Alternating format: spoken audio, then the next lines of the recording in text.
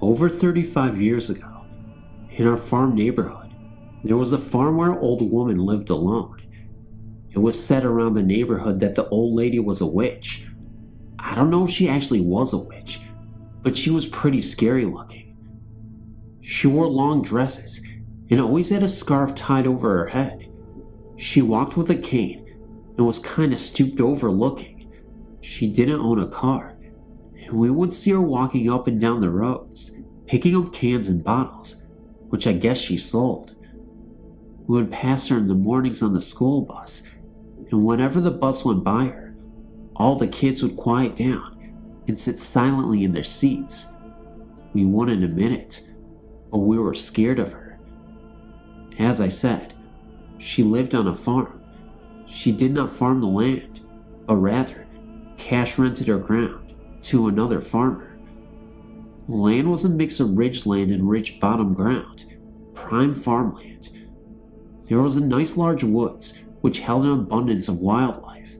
The farmstead itself consisted of a large, 2-story farmhouse, 2 barns, and a spring house.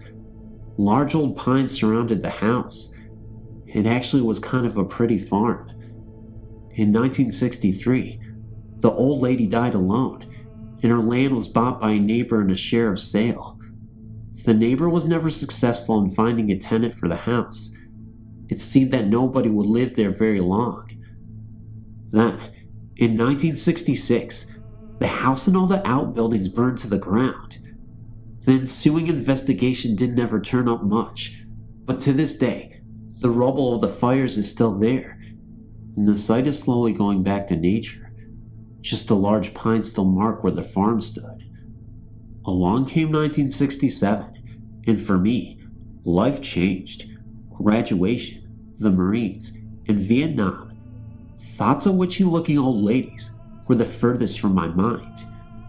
Presently, after 2 tours, I returned to the good old USA, and for a while, traveled around, seeing the country. Soon, I became homesick and moved back home to Indiana.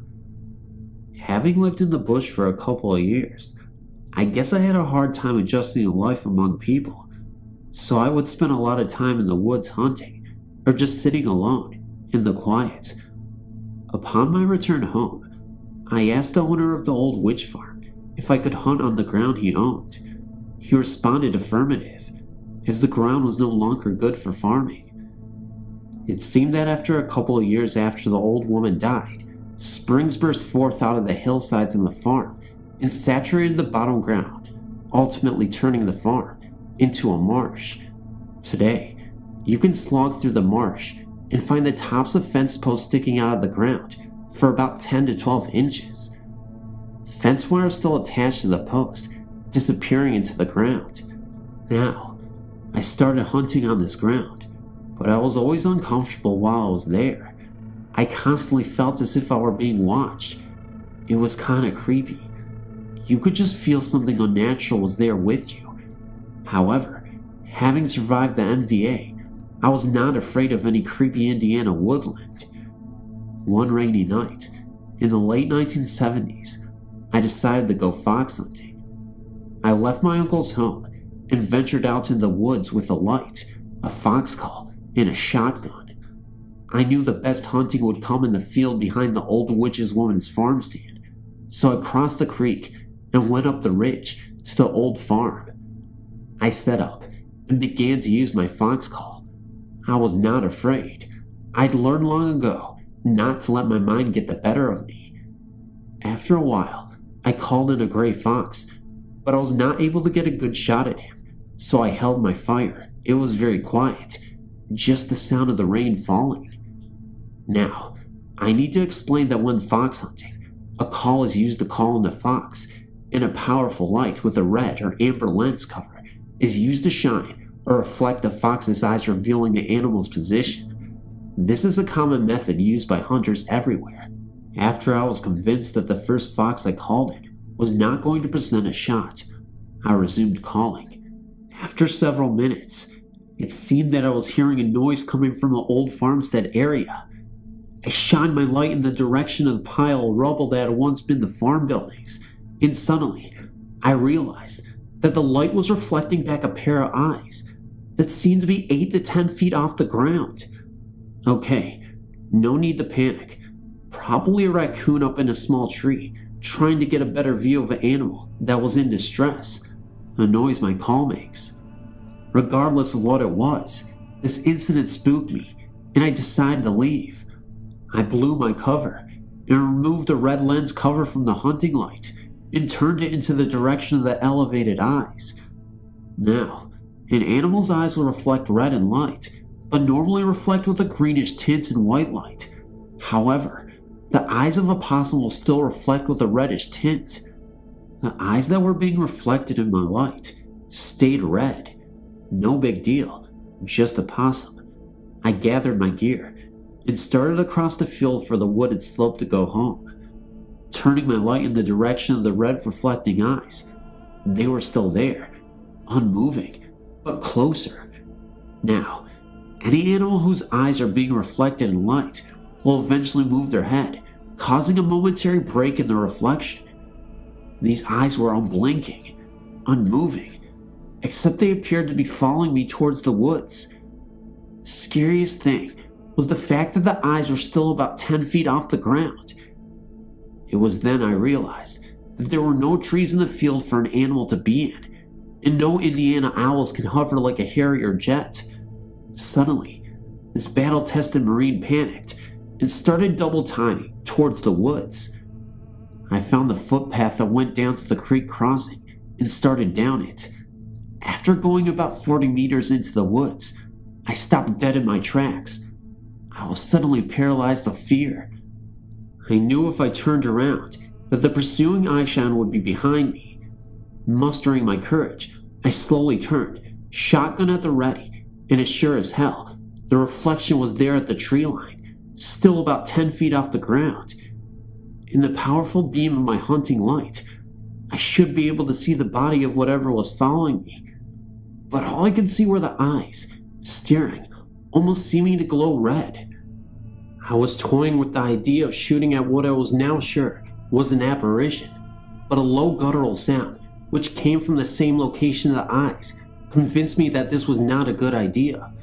I was overwhelmed with the feeling to get the hell out of here, so finding the feeling in my legs, I broke and ran like I never had before. I did not even use the stepping stones at the creek crossing. I just splashed through the water. I continued my pace through the scrub timber until I finally found safety in my uncle's farmyard. At this time, I heard a cry coming from the timber that I cannot duplicate or describe accurately, but it had a mocking quality to it. What did I see in those woods that night? I don't know. It wasn't anything indigenous to the Indiana woods. It was something that scared the hell out of me more than an NVA B-40 rocket ever did. I know that I will never go into the woods again at night. This incident happened over 20 years ago, but I can't shake the image from my mind.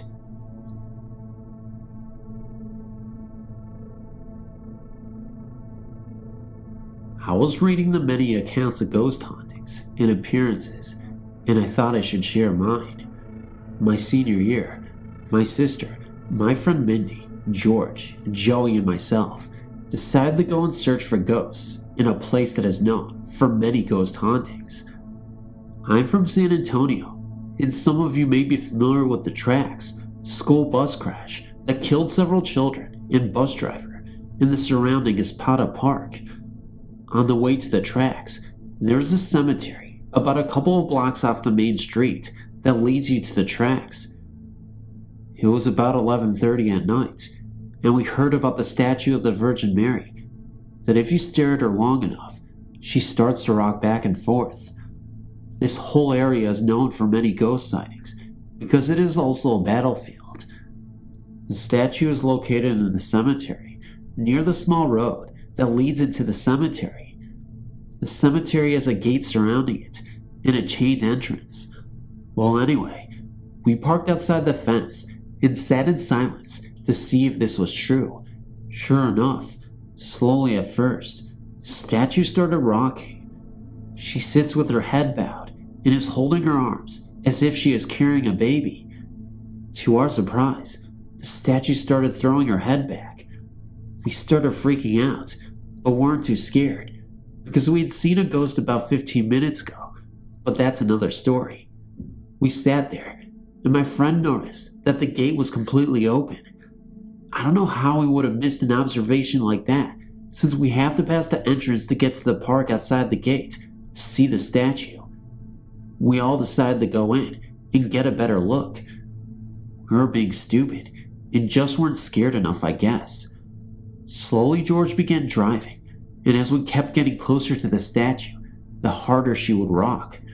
When we got to where we were aligned with the statue, about 10 feet, the most horrifying thing happened. The statue lifted her head and stared at us, but with no eyes and no face. It was completely black, and what made everything worse was that as soon as she looked at us, the car shut off entirely. We were in hysterics, screaming as if we were being murdered.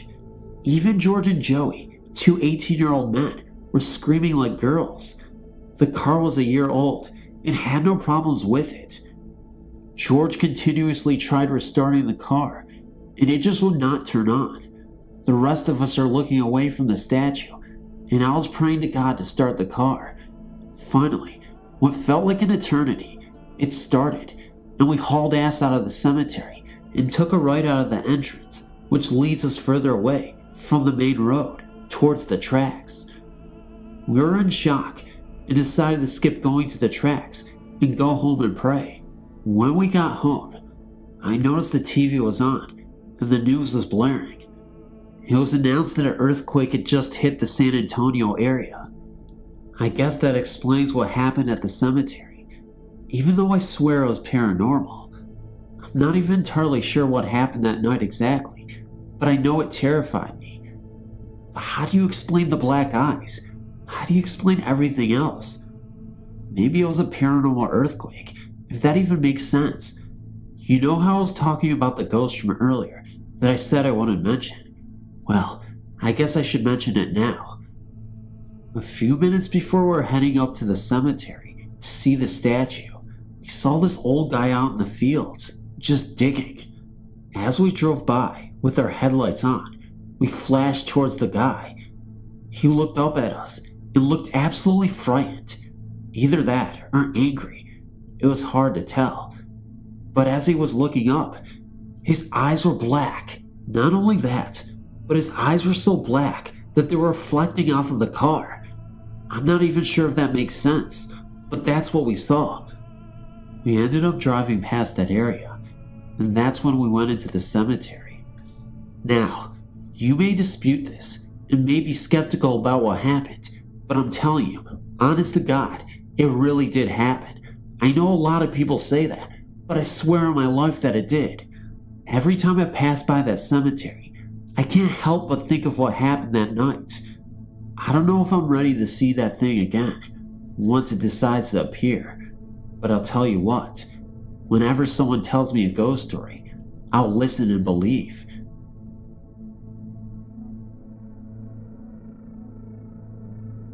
We moved into a house that was about 100 years old and had not been lived in for about 20.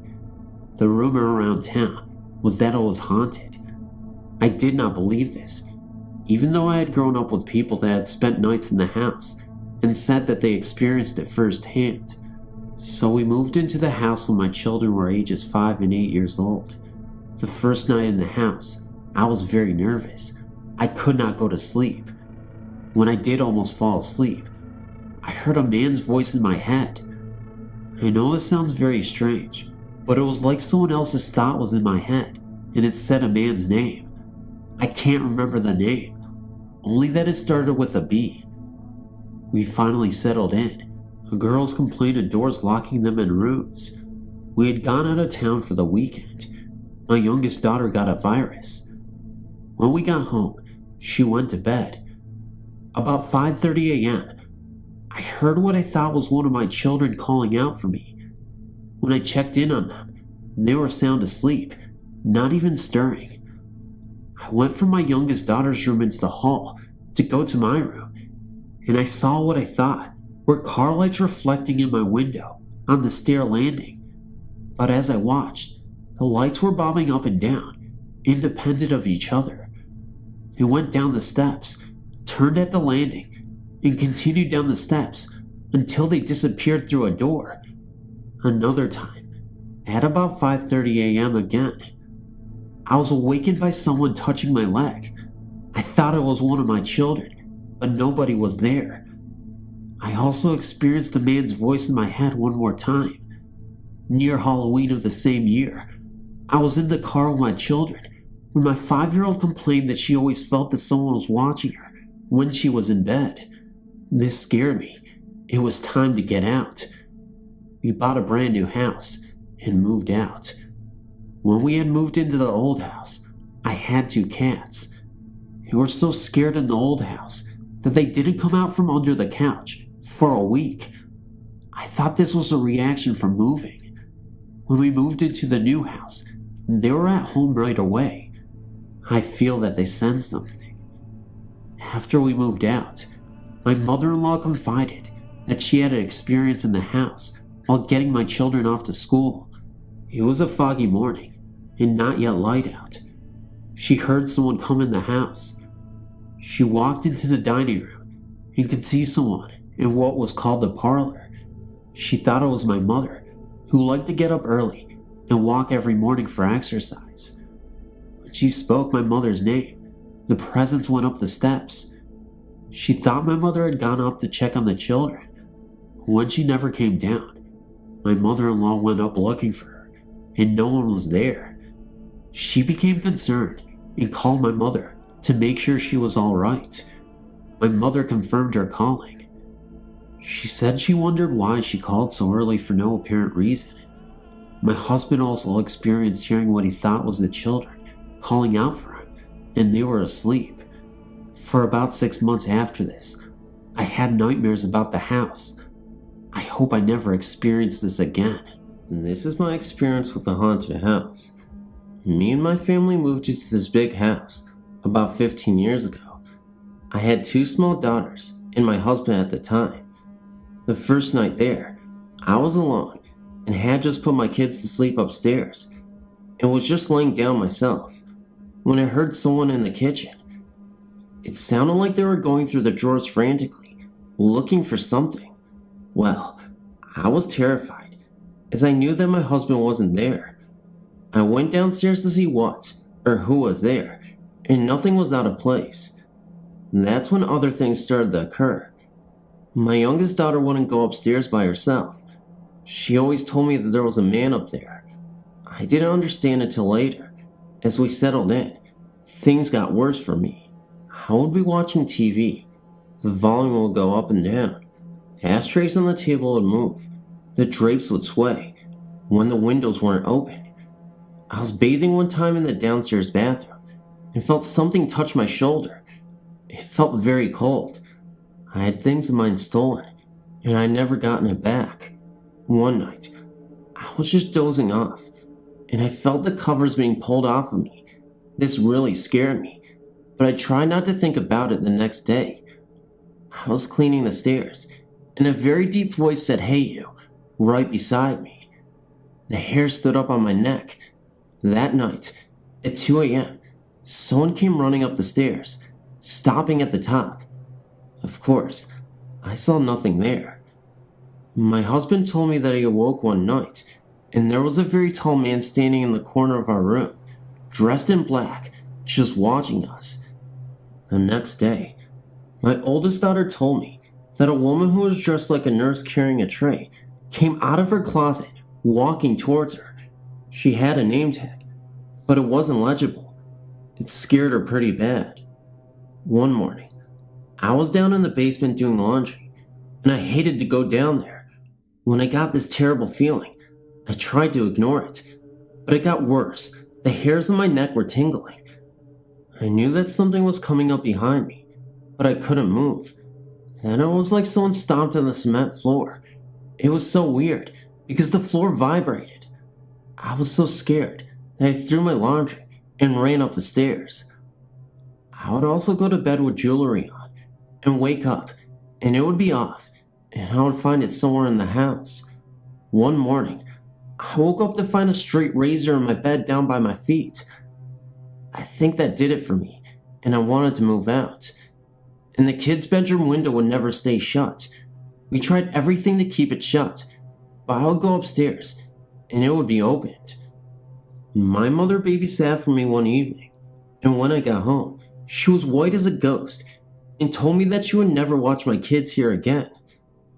We also had a dog that we kept tied in the corner of the yard, right by the area of the basement that scared me the most, and I saw him digging and didn't think anything of it until I returned and saw that he dug a hole waist deep and was still trying to dig.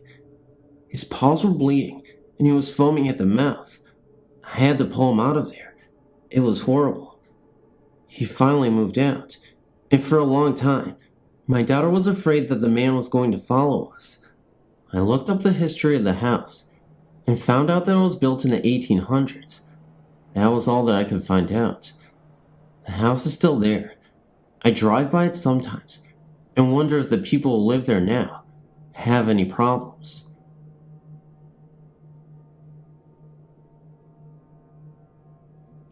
There's a lot of ghosts in my family, so I'll just tell you a few.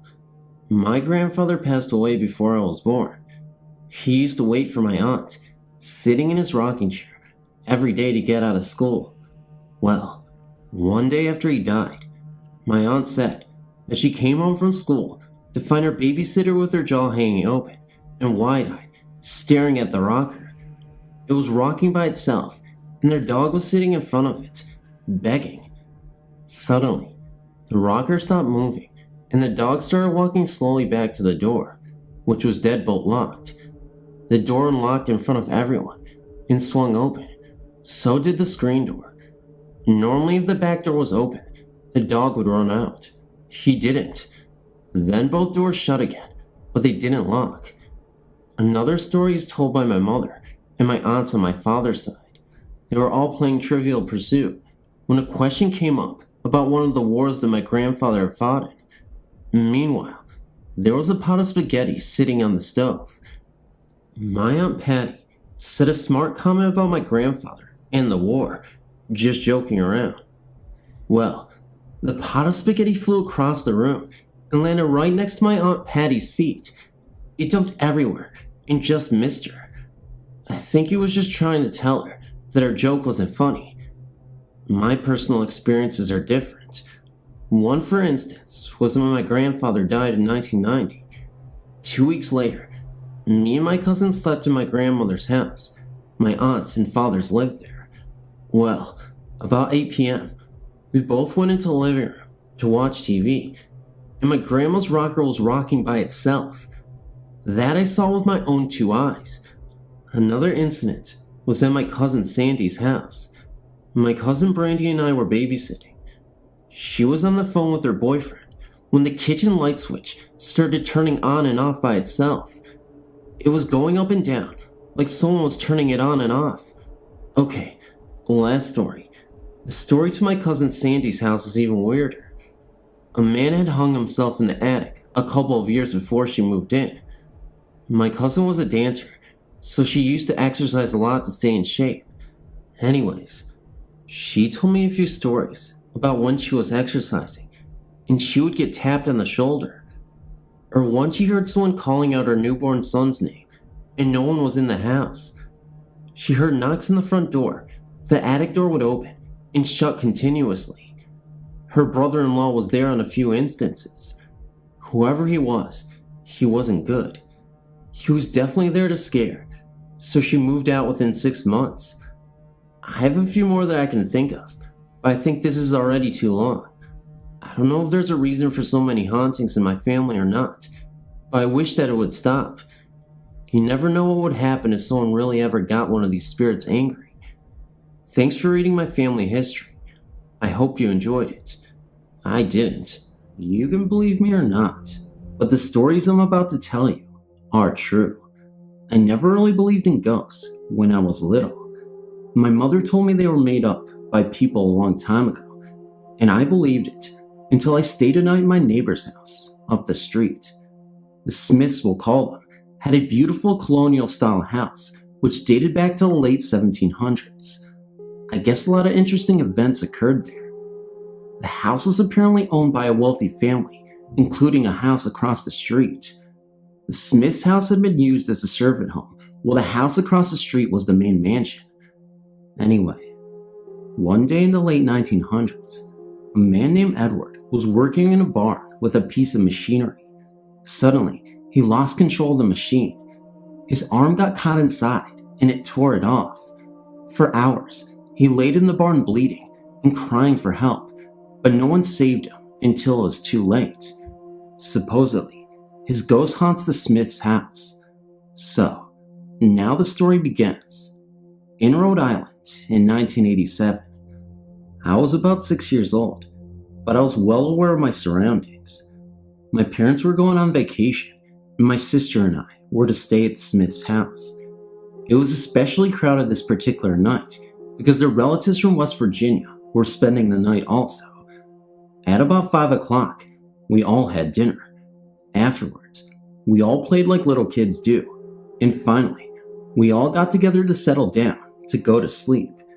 Since there were a lack of rooms, one of the Smith's sons, John, and I had to sleep in the attic. Their attic wasn't the stereotypical spooky attic. One half of it was made for occupation, and the other half was for storage. John and I settled on the floor with our sleeping bags, and within 10 minutes, we were fast asleep. Sometime in the middle of the night, I woke up. Forgetting where I was, I looked around the room until I realized where I was sleeping. Slowly, I looked to the right to see if John was sleeping.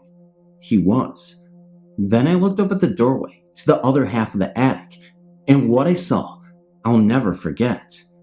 In the darkness was a dark figure with an incredibly light face, crouching down in the doorway. The face was so white, it looked like a mask. It looked like his head was just floating there, without a body. I became so frightened, and I couldn't move. The only movements the figure made was the blinking of his eyes. Suddenly, I threw my blankets over my head and screamed for help while I cried uncontrollably. It must have been 10 minutes before Mrs. Smith ascended the attic stairs in a rush to see what had startled me. I told her I needed to go home, but I was stuck at the Smiths. Mrs. Smith's only resolution was to put me to sleep with my sister. So, the rest of the night, I slept with my sister safely. Some people I know told me that I probably just saw things since I was young and still questioning everything around me, but I wasn't the only one who saw things there. Miss Smith had many experiences with the entity. One night, while the rest of her family was away in Cape Cod, she got ready to go to sleep. Before she fell asleep, she decided to read the rest of one of her books. While she was reading, she looked up at her bedroom door. She became immediately startled at what she saw. There was a man in clothing that looked old-fashioned, standing in the doorway, just staring at her. Slowly, she got herself together and asked the man what he wanted. Without a word, he turned around and walked down the hallway and into the wall, disappearing. Miss Smith, scared out of her mind, ran down to her house for some comfort. Another time, Miss Smith had an incredibly strange dream. In her dream, she was walking around her house aimlessly. She opened her front door and walked around the perimeter. As she turned a corner to where there was a black stairwell that led to a deck, she saw an old man standing on the steps, repeating the word "here" and pointing to the stairs. Miss Smith then woke up and thought nothing of the dream, but during the day, she started to clean the house. She stood at the bottom of the stairs and started to walk up. As she looked up, she saw a window in the room, and she was walking up to it. As she walked closer, she could see a face pressed against the window. It was the old man that she dreamt about. Miss Smith couldn't believe it. She just stood on the stairs and watched him. He was mouthing something through the glass, but she couldn't make it out. It was like he was trying to talk to her. Naturally, she ran downstairs and stayed there. But even stranger about that was that the window was on a second-story window. Another story about the Smith's house was told to me by accident by a girl named Jen who used to live up the street from me. She told me that one Halloween, her sister, and her mother went trick-or-treating up the street. They reached the Smith's house. You would always get excited when you reached the Smith house because they put on the most frightening haunted houses. So, Jen, her mother, and sister all went up to the Smith's front door. All the lights in the house were out, but the front door was wide open.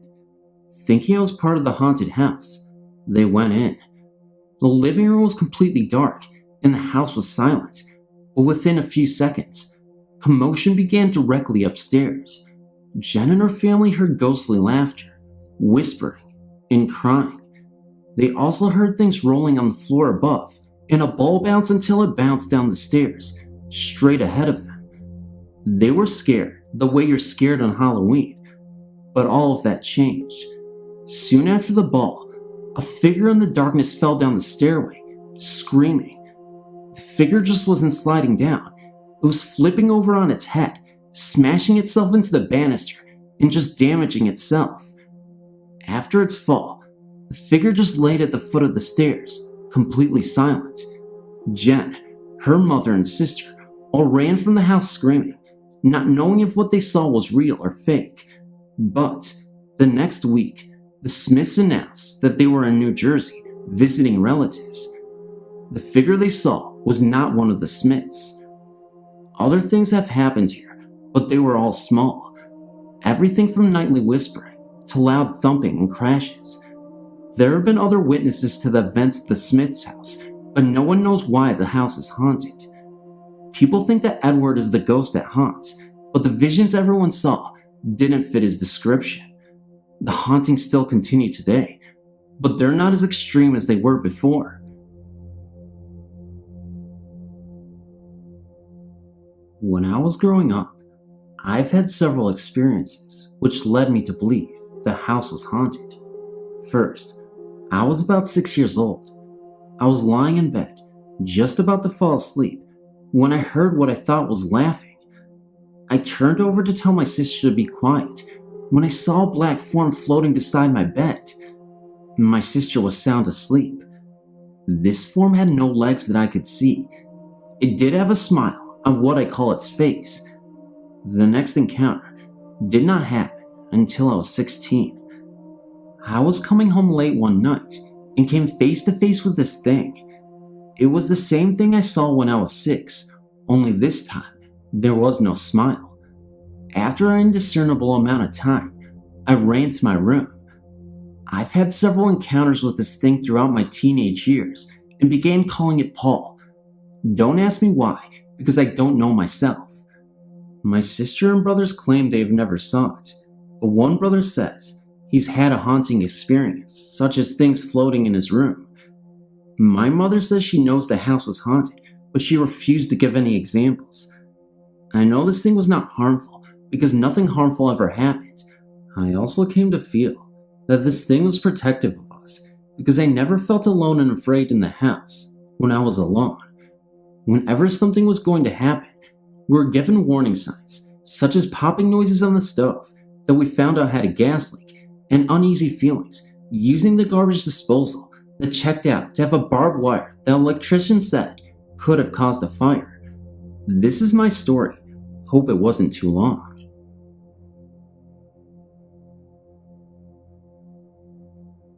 From the time I was 4 until I was about 16, my grandparents lived in a house on Cloverdale Road that had a poltergeist in it.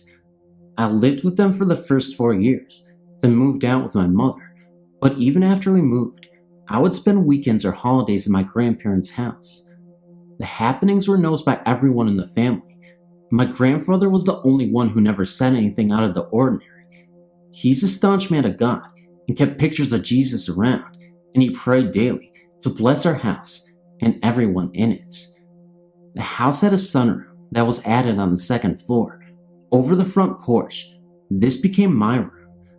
The wall between my bedroom and the master bedroom, where my mother slept, was brick and had 2 small windows on either side of the door.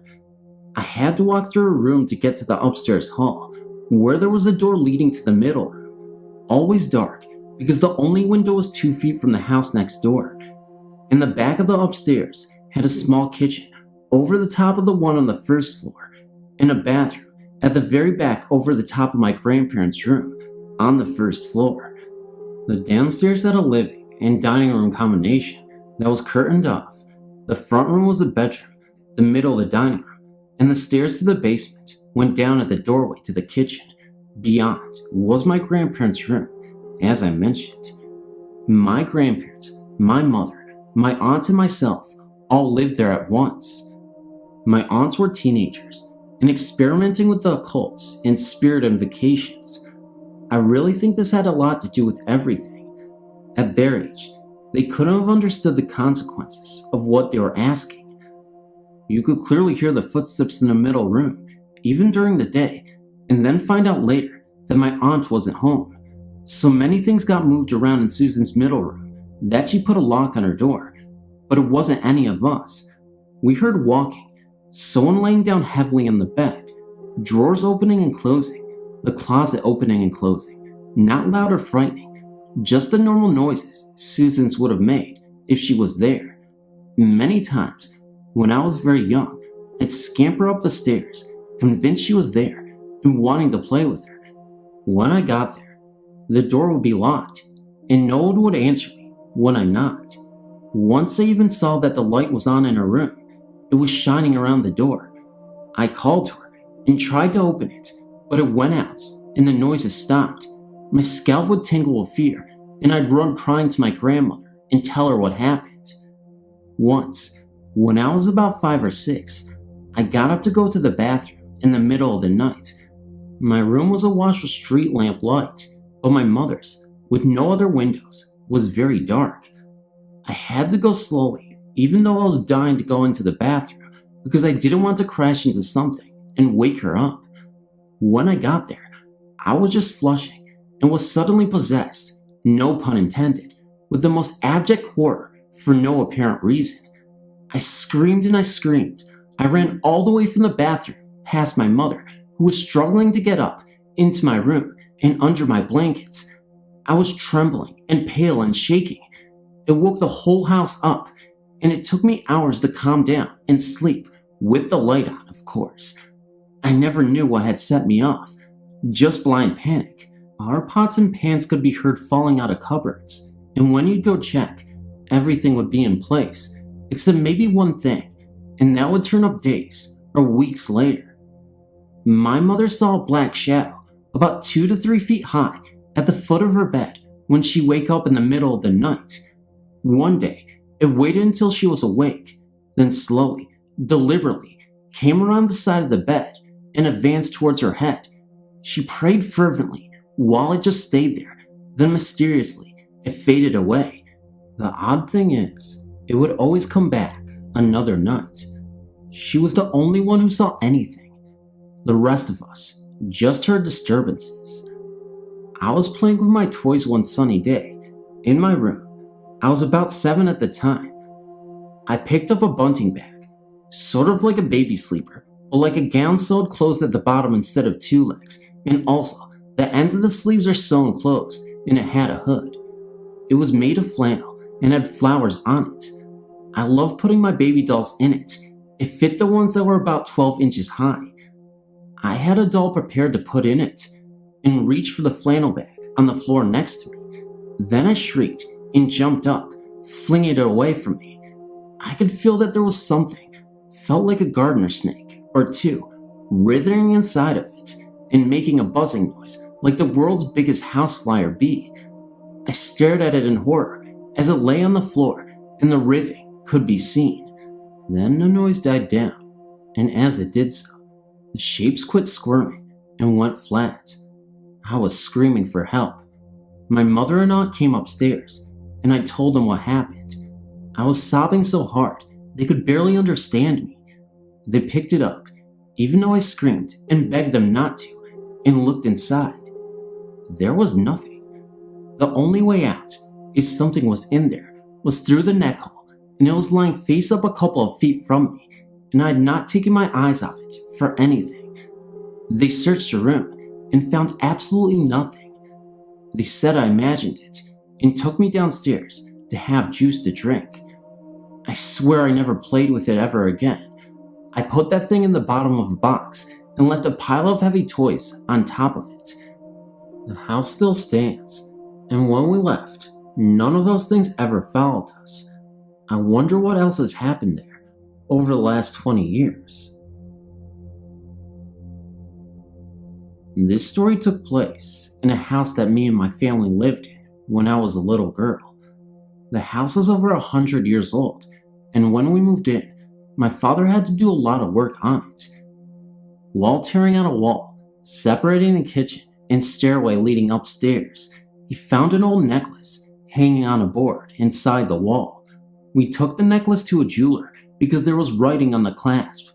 The jeweler told us that the stamp on the clasp was from an old jeweler in Ireland, dating back at least 100 years. He also said that it was an old custom back then to hide something in the structure of newly built houses to bring good luck to the owners and keep bad spirits away.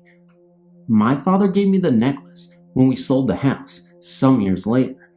Well, anyway, to get to the point of the story, after finding the necklace and finishing the work in the house, some family members started hearing things when one of us were in the house alone. At first, we just chalked it up to noises in an old house, but there was this one bedroom upstairs, the only bedroom on the backside of the house. Well, my father didn't get to fixing that room up right away because it was always so cold in there, so he used it for a storage room for many years, until my mother got the great idea to redo the room for me. Well, she put shag carpet in it and beads on the closet door. You know, it's a teenager's room. That room always kinda gave me the creeps for some reason, but to please my mother, I made it my domain. When I would be sleeping in the middle of the night, I would wake up and have this great feeling that there was something in there with me.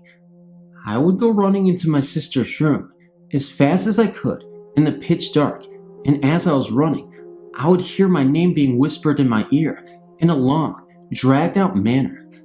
I don't mind telling you, it scared the hell out of me. I started sleeping with my sister more and more until I just couldn't use the room at all.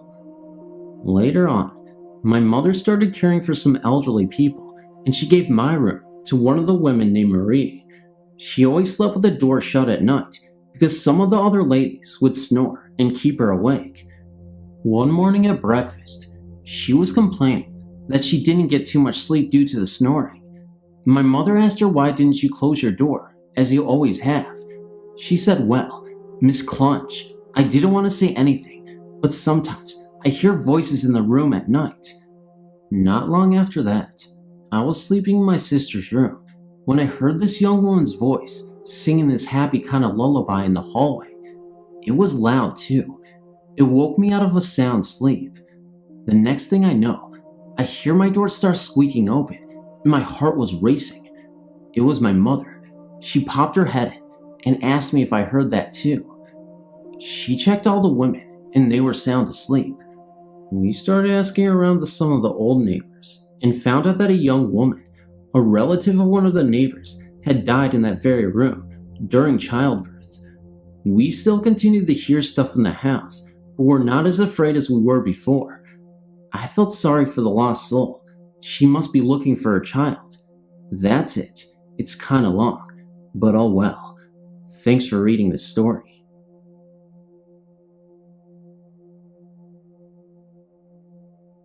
Some years ago, I lived in a 3-story house in Penzance, UK. The house is about 100 years old, granite construction in a terrace of 11 houses. The house had 5 bedrooms, 2 of which were on the top floor, i.e. attic bedrooms. One overlooked the front of the house and the other the back. My brother, who was a couple of years younger than me, claimed the front bedroom as his own. A few years later, he married and left home. I had a bedroom at the back of the house, on the next floor down. One night, my girlfriend slept over in the front attic bedroom. At the same time, our neighbor's daughter and her friend slept over in another spare bedroom. In the very early hours of the morning, my girlfriend heard someone at her bedroom door It was as though someone was trying to open the door, finding it locked or stuck, and then using more and more force to try and open it. The sound stopped abruptly, at which point my girlfriend grabbed her bed, clothes, and ran down the stairs and spent the rest of the night with the neighbor's daughter and friend. She staunchly refused to sleep in the room again, even refusing to go back up to get her clothes the next morning.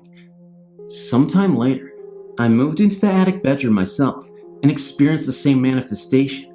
However, there was just the one occasion.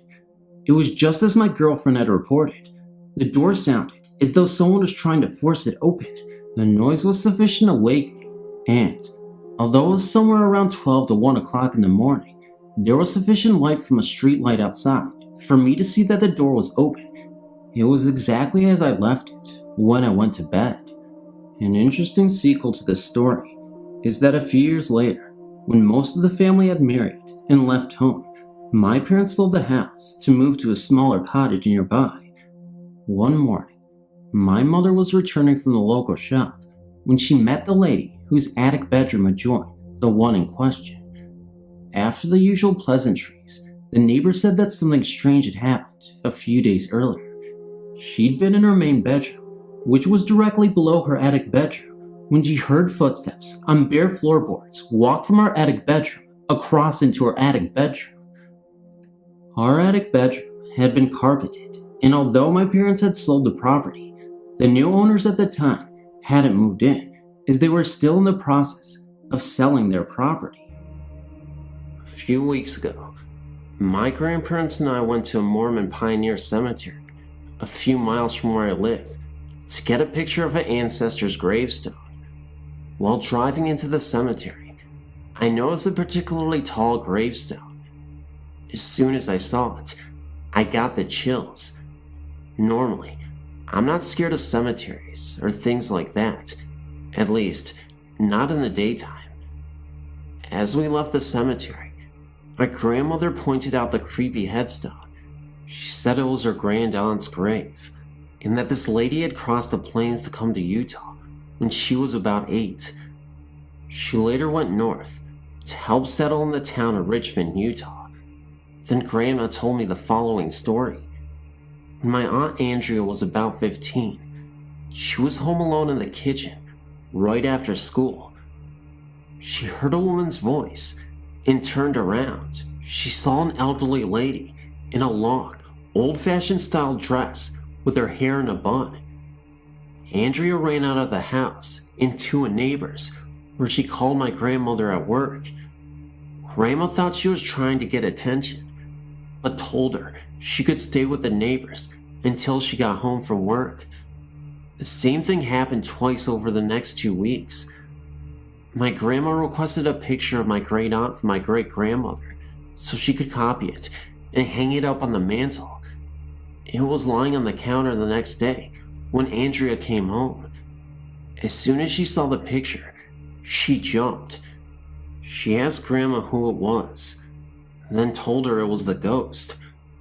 Andrea never saw the woman again, but says it wasn't scary, more like a lady that wanted to help. I know this one's kinda short, but thanks for reading.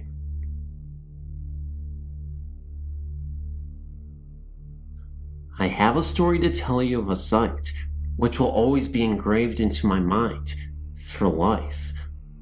A friend of mine and I were avid hunters, and we were returning from a duck hunting trip in a place called Dunmurry. We were trying to remain as quiet as possible so that we could catch and hunt as many of those ducks as possible. As time wore on, we weren't able to find too many, but still decided to have a look by the river to check for those elusive ducks. Before we crossed the fields back to the house, we made our way across the M1 motorway at Dunmurry and had our guns loaded as well. It was then when my heart thunderously stopped and noticed something far more terrifying than a simple duck. I put my last shell up the spout and noticed a tall, light tan colored figure to the right of me. It seemed to be about 7 feet tall and off of the ground by about 2 feet, and scared the crap out of me. I couldn't speak, and I warned my friend to stay away. At the time, my friend was right behind me when I saw the figure, but didn't quite understand what I was so terrified about, since he didn't see it himself. I told him to start running, and running as fast as possible, so we could be as far from this mysterious figure. My first instinct was to point my gun at it, but I urged my friend to stay away from this thing. I thought by pointing at it with my gun, I would scare the figure away. Of course now, looking back, it was a ghost, so it sounds silly now. We eventually made it out of there without incident, and explained to my friend what I saw. He called me crazy, he called me insane, but I swore to him that is exactly what I saw. A 7-foot figure floating directly at me from the distance. This happened about 14 years ago, and neither of us went hunting at night again. I told a friend of mine this story, and he explained that a figure not unlike a monk had been reported on the motorway from as far back as 30 years ago. Huh, wish someone could have told me, then I wouldn't be as spooked.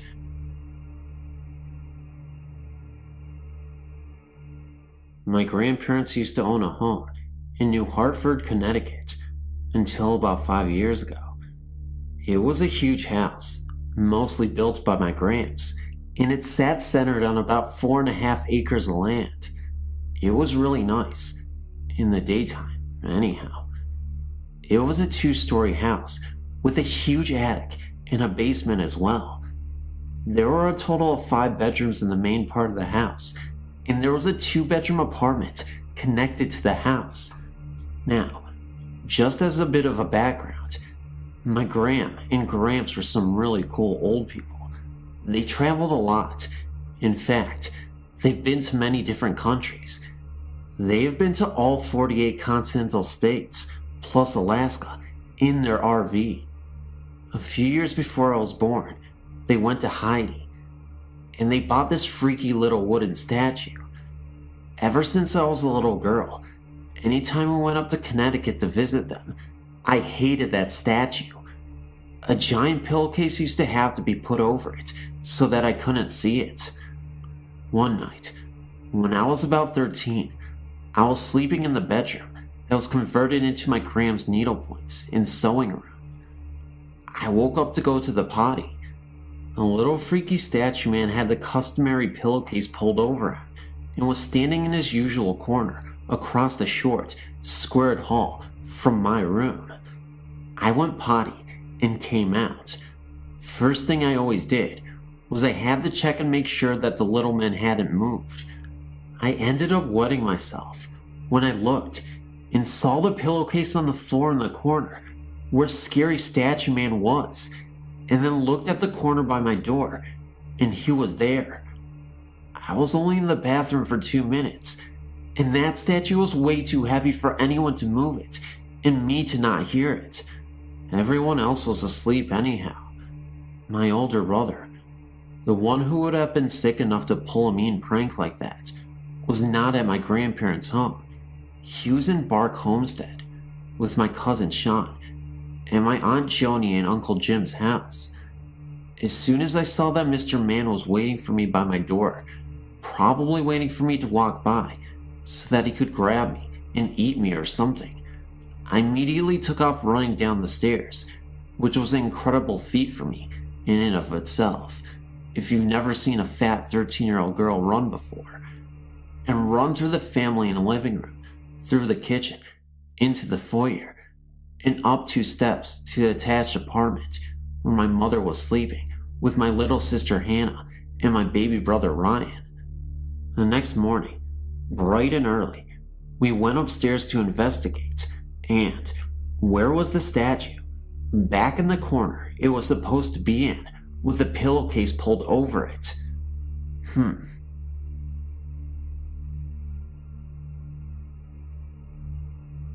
I've had many encounters with the paranormal since I was about 5 or 6 years old, and I've seen ghosts, and I've even heard and seen the presence of demons. I wanted to share 2 of these experiences with you. People can think what they will, but I take these things very seriously and know beyond a shadow of a doubt that they are real and walk among us. First ghost to ever cross my path was that of a woman. I was 5 at the time and had gone to the kitchen to get a drink while my family was watching a movie on the hydro bed. I was standing there, drinking my water, when I see in my peripheral vision a woman in a white dress floating down the hall from my aunt's room right into the room occupied by my mother and myself. Being as I was a child, a thought only that this lady didn't belong in our house surfaced in my mind. Well, for some reason, I decided to throw a kitchen knife at it, and you guessed it, the knife went through it. I always believed that she was hiding in my closet as well. There would be numerous instances where I'd be sleeping in my room in the middle of the night. That's when I would hear the closet door and see it open a crack. It was very terrifying, and I didn't know what to do but to stare in absolute terror. There were more than a few instances where it felt like something was trapped inside there and was trying to claw its way out. So much so, in fact, that actually the door was splintered in a few places. My second encounter was with a phantom miner. Sounds weird, huh? But let me just say that this was in Sacramento, California, where gold was discovered. Sutter's Mill was about 10 to 15 miles from our house. I saw the specter in our backyard, digging in the ground.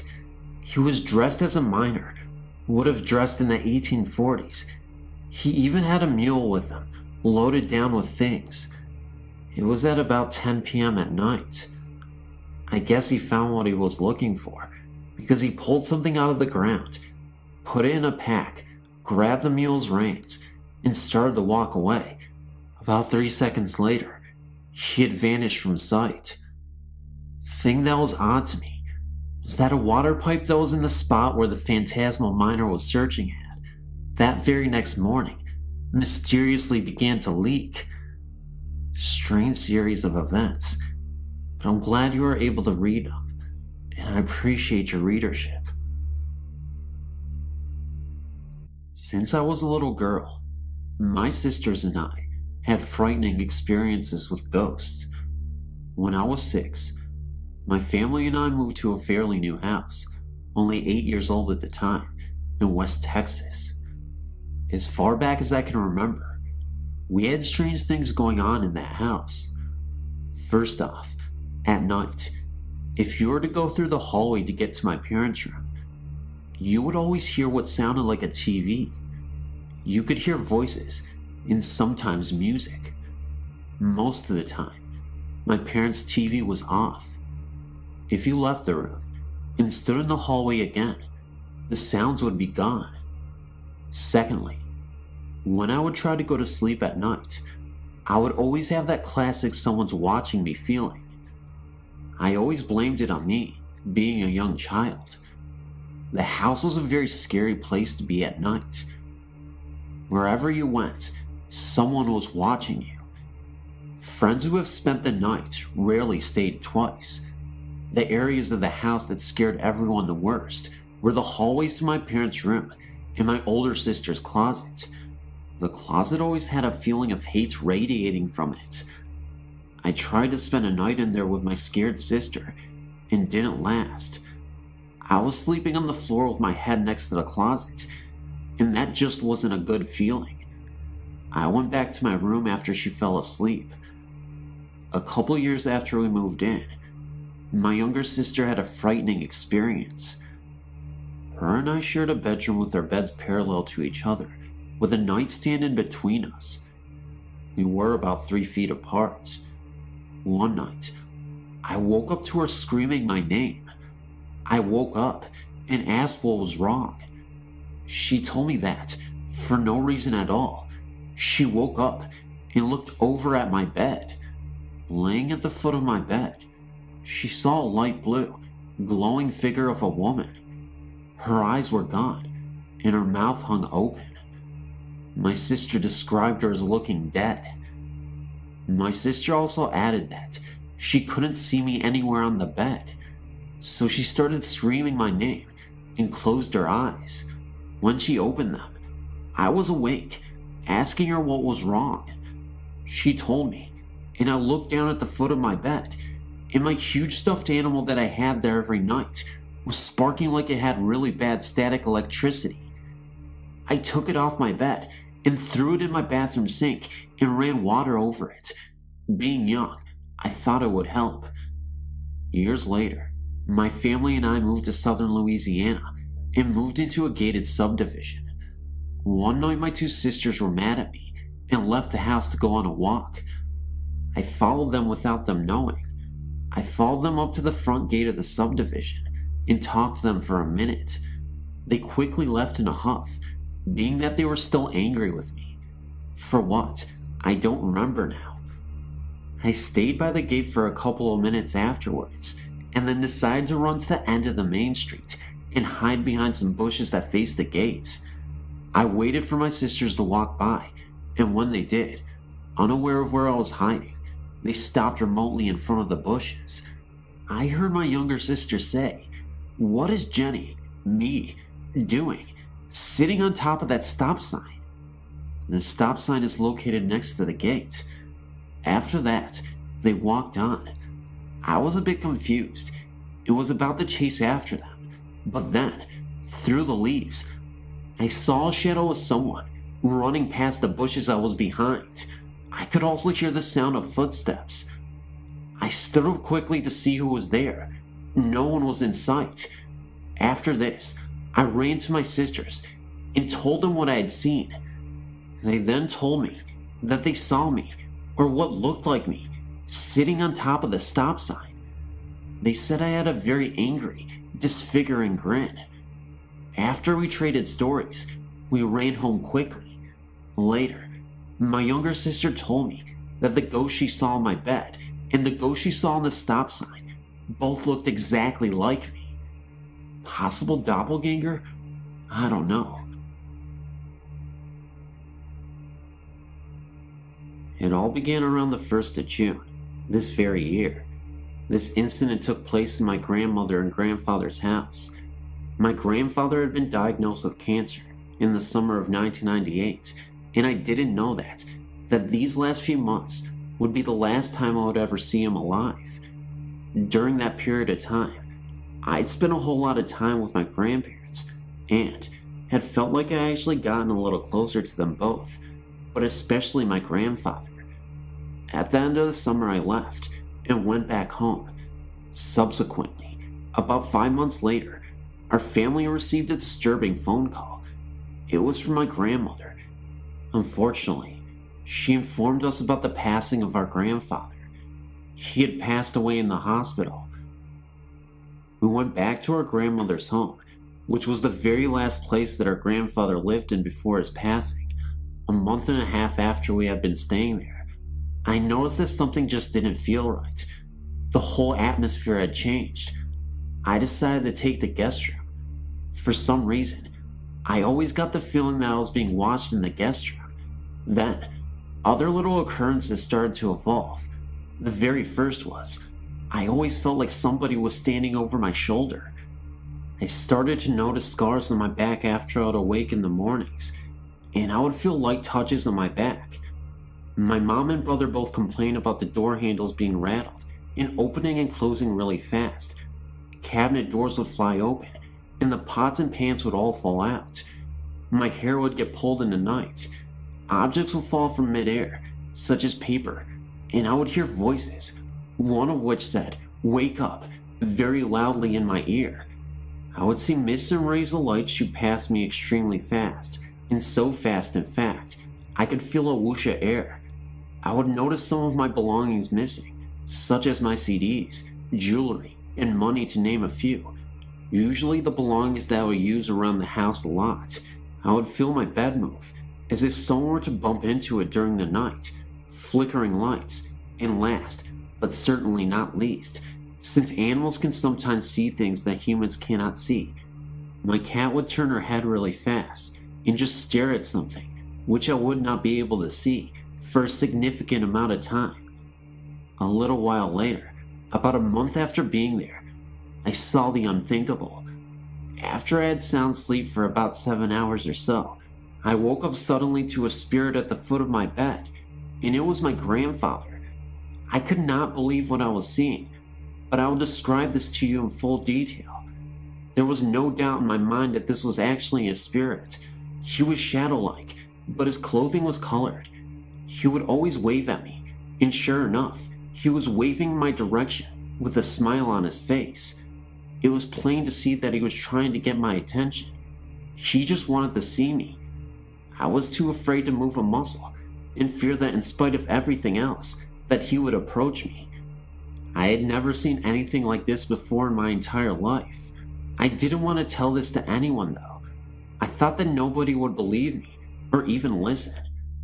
About a week later, I was in the kitchen with my mom, and she told me that the guest room was where our grandpa had stayed before he died, because he was too ill. That explains the reason why that very room felt like the most eerie room in the house. I almost fainted whenever I discovered that, but I knew that a spirit can travel anywhere in the home, even outside or in back of the house. But it wasn't until a month later that I decided to come out with the news. I first confided in my mom and brother, and my mother believed me, because she said that before I brought up anything that I had said. Our grandmother had experienced the exact same thing, that he was at the foot of the bed watching over her and smiling. I had a phone conversation with her, and I let her do all the talking fast, and everything that she told me measured up with my experience. And it only happened to my grandmother and I, whom he was the closest with, before he passed away. Everyone was wondering why I didn't scream or attempt to run out of the guest room as soon as I saw him, but I was too afraid. Whenever you're that close to something like that, it just takes your breath away completely. I was in my own little calm. I felt very uncomfortable. It wasn't until I started sleeping in the living room sofa that I felt appeased. Albeit, this has not been my first experience. Ever since I was the age of 5, my family and I started traveling around a lot, and we would move here and there. I've went to 9 different schools total. I'm 17 now. In previous homes, I've experienced a whole lot. I lived in a haunted house for a total of 3 years. Not only by all the experiences that I've endured, I've been doing many researches involving the paranormal. I'm really good at picking up on things too, which I've found out. There was this one house that we went into that we were thinking about purchasing, but I felt like something was wrong. There were many rooms in the home that I could just not stop venturing off into. The main ones were the master bedroom and the study. After I left the house, I told my parents that someone from the house must have passed away, someone that used to stay in the master bedroom. So, my mom went to go look up the history of the house, and sure enough, the owner and his wife, on a trip to California, got killed in a car wreck, and they lived in the master bedroom, and the owner spent most of his time in the study. After I was enlightened with that information, I was in disbelief. I still am, even to this day. My mom told me that it goes back to her being Jewish and Indian. She said that she can pick up on and see things too. She claims that it's an Indian thing, but I don't know. Maybe it is. Anyways, God bless everyone, and thank you for your time. Great website, by the way. I'm a current visitor.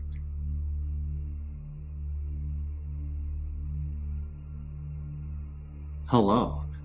I have a lot of experiences to share. I've been told that I'm more in tune with the spiritual world, and that's why a lot of stuff happens to me. Anyways, I'll just share some that I can remember. One night, my friend Amanda was having a sleepover with 3 other girls, and someone brought along a Ouija to play. We were playing and having fun because it was spooky. After that, we went to sleep at about 12, and we slept on a trundle that came out of the couch. We were the only ones in the house because her mom was out. Anyways, I woke up and shook everyone awake because I had a bad feeling, and I heard the closet door slamming all night. It was pitch black, so I told for my friend to turn on the light. She did, but it blew out. She tried it again, but it blew out once more. I thought bulbs can only blow out once. We were really scared, and we saw this black mass approaching us and closing in on us. We jumped up and all ran out of the house. We were really spooked and didn't go back inside for like 2 hours. One time, when I was about 7, I'd been staying at my grandparents' house for Easter vacation. I'd got up to sleep in this one room, but for some reason, I didn't like it. Well, one night, I woke up because I felt someone watching me. There's a door that leads to my room, and right next to it is a door that leads to the backyard. I sat up in bed, and right in front of the back door was this figure. It was about 6 foot, and they appeared to have armor on. I was afraid because I knew it was bad, but I wasn't able to run away because the door to get out of the room was right next to where the spirit was. I just looked at it, and it wouldn't let me go. Finally, after like 2 minutes, it faded away, and I ran out of the room and refused to sleep in there again. Another time, at my mom's house, I was home alone, and I was watching TV in the living room. I heard the bath water running, and so I ran to the bathroom to turn it off. I thought it must have been loose or something, so I tightened it. I closed the door and resumed watching TV again. It somehow turned on again, so I tightened it again. This continued on for another 4 times, and I still didn't know what it was. In my dad's house, an old lady supposedly died there. I never sleep with the light off because I like to be able to see who and what is in my room. Anyways, I always get knocks on my door, even though it's open, and one night, I felt like someone was sitting on my chest while I was sleeping. My older sister seems to get bugged more. Someone tickles her feet, pokes the bottom of her mattress while she's sleeping, and breathes behind her when she's on the computer. In the same house, in my bedroom, I hung this picture about 6 inches across and 3 inches wide of this rapper Dr. Dre on my wall. The next day, there were scratches that had torn through the picture, although it was still on the wall. This freaked me out because I was the only one visiting my dad that weekend, and he doesn't have any pets. I put tape over it just to cheaply laminate it and see if she could or would scratch it again. The morning after that, I was surprised to find it scratched again. It freaked me out, but I left the picture there. I don't think she likes rap very much, and I think she and they take and hide things. These may not sound scary, but when they happen to you, it is. I have many more, but I can't remember anyone right now. Thanks for listening, and I'm sorry it was so long. I had a couple of strange experiences at a cemetery in Vancouver as a teenager, about 15 years ago or so. Everyone I've told the story to over the years seems to get a chill run down their necks from hearing it, so I thought it would make a good addition to your website, which I enjoy reading through on occasion, as I'm interested in hearing about other people's experiences with the unexplained. Back in the late 80s, I hung around with a group of friends who I'd hang around with and mostly get into trouble with.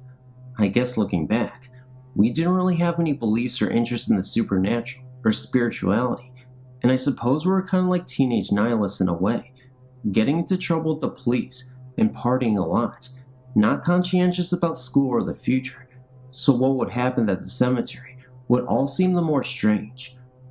Well anyways, one school night, we were out looking for something to do at around 10 or 11 at night, and we couldn't really think of anything as it was midweek, and most people our age only went out on the weekends. We ended up just driving around with no destination in mind, and at one point, someone suggested we go to a local cemetery, just because we had nowhere else to go. This cemetery is cut into the forest on the side of a mountain, and is basically just a giant field, surrounded by trees, and all the headstones are just flat plates on the ground, so that if you didn't know it was a cemetery, it would just appear as a big empty field upon entering it. The point is that there's absolutely nothing to obstruct your view or cast strange shadows in the cemetery. To get into the cemetery, you have to drive through a 40-meter winding road that runs through trees and bushes, etc. And this road eventually branches out so that cars can access different parts of the cemetery. There were 3 of us in the car, with myself driving, a friend in the front seat, and one in the back. As I pulled the car into the small entrance road, I slowed the car right down and put on the high beams and drove the car at a snail's pace towards the cemetery. As we made the last little bend in the road and entered the cemetery, the high beam suddenly illuminated the entire field, and it was at this point that I suddenly and violently jammed my foot on the brakes, because about 15 meters in front of us stood a group of about 30 to 40 people. I think I recall my friend sitting next to me, saying something to the effect of, "What the hell is going on here?" I don't know. I answered maybe some kind of midnight burial or something, and then cracking some joke that maybe they were druids. I remember my friend, in the back seat, suggesting that we back the car the way we came in, so as not to disturb whatever was going on, which I declined doing, saying it would be a better idea to make the first turn and come around, as it's a narrow road. At this time, probably about 20 to 30 seconds might have passed, and I took my foot off the brake, and we proceeded forward. After the car had moved forward, maybe 15 feet, and I was staring intently at the group of the people the whole time, there strangely now seemed to be less of them, which confused me. Although I remember slight movement within the group, they didn't seem to be bothered by the headlights, and I don't recall any of them looking directly at us. Well, by the time the car had reached about half the distance to where they were standing, and this is the odd part, there was no one left standing there, just an empty field, and it was at this point, when I hit the brakes again, I can remember the intense feeling of my scalp feeling like it was covered in goosebumps and shrinking, because it was only at this point that it clicked into my mind that something ghostly and unnatural had occurred. I drove the car up to a spot alongside where the group was standing and rolled down the window to have a closer look, but there was no explanation for what we had seen. At this point, someone suggested that we get the heck out of there, and we did, quickly. I can think of no possible explanation for what happened, and even went up there a couple weeks later with the same car, but a different friend, to see if maybe we could duplicate the feat and try to come up with some explanation, but we were unsuccessful. Strange thing was that all 3 of us saw the same thing from different vantage points, and there was nothing that the headlights could have refracted off to cause an illusion against the windshield. And anyways, the groups were clearly standing at a distance of 50 or so meters in 3-dimensional space, so there's no way it could have been a reflection. When I tried to duplicate the experience in the same car, nothing happened. I suppose it was this experience that has caused me to have a belief in a greater reality than we see in our everyday lives. Something else happened at that cemetery months later, not quite as strange, but strange nonetheless. But this email has turned out longer than I intended it to, so perhaps I'll submit it another time. I've had a family member who was buried at that cemetery since that time, and the experience has helped me to believe that perhaps some of them is still with us in some way.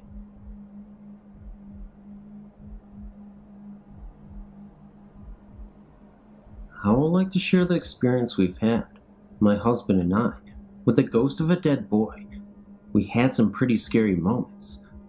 A few years ago, we moved into our new home. An old lady had lived there for years and had passed away 2 years before shortly after she moved into an old people's home. The house had been left empty since she moved out. We were the first ones to move in. It was the beginning of springtime, so it was a little cold inside.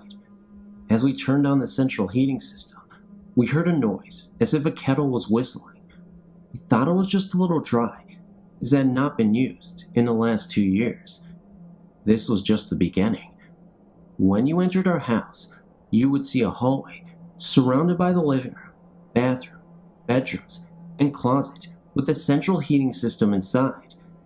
As time passed away, we did not take any notice of the heating system making noise. I must say, I felt kinda awkward when I passed a particular closet. Next thing happened was on our clock. The pendulum would stop at different times. I would give it a swing, and it would keep going for days. It happened many times, and looking back on it, our cats were always looking at things we weren't able to see, especially into the direction of the clock. Then our candles. We used to burn them every night, at 2 places in our living room. We never had any problems with drafts, but suddenly, we noticed our candles were burning unsteadily. All these things happened in our living room, and we never thought anything of it until one evening, the pendulum stopped, the candle started flickering, and a cold chill went through the room. The temperature dropped instantly, and suddenly, the noise from the central heating system didn't sound like a whistling kettle anymore, but like a stream drain running right through our living room. We looked at the TV, and suddenly, we saw the display changing numbers, and the screen turned to snow. It looked like it was trying to find a channel to display something we did not want to see. My husband rushed to the thermostat to turn it down, so the central heating would stop making noise. The TV went back to the channel we had been watching before, and everything went back to normal. Except for the two of us, we were scared to death, and we realized that something was haunting us. As we thought back at all the times the pendulum stopped, the noises from the central heating, the uncomfortable feeling we got from that closet and the candles, something or someone was trying to scare us out of our home. I told my husband that it was time to take some action, or things could get worse. As we decided to go to bed, the central heating started whistling again, and as I passed the closet, I yelled at it, "Stop it, and shut up!" Believe it or not, it did stop. Relieved as I was, I rushed into the bedroom to find the halogen lamp flickering heavily, and the whistling started again. I decided to take a run through the hallway, back into the living room, to turn the thermostat off, so the noise would stop. My husband was too scared to get out of bed, and I'll tell you, I wasn't happy either, but I managed to do so, and I was glad to return to bed, hiding under the sheets. The next day, I decided to call a psychic called Jan, who's well known for leading ghosts into another dimension with the help of his guide, Layla. Through Layla, he was told that a young man in his early 20s had been living here before we moved in. He had died, jumping or falling off a bridge in Rotterdam. We were never told his name, so we could not do any research on this guy. Layla led him into the light, and all went quiet and peaceful. We moved out of the house a few years later, and we're glad we never encountered anything like this again. It still gives me the creeps just thinking about it. Kind regards, and good luck with your website.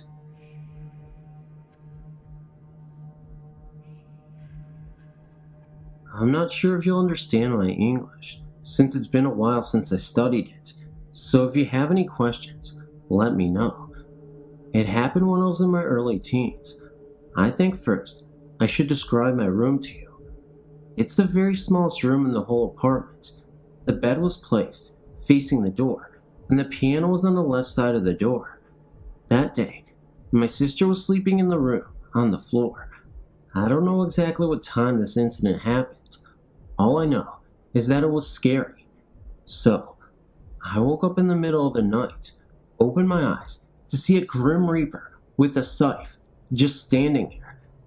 His face was hidden under the hood, but the face under the hood was glaring with a very weird greenish light.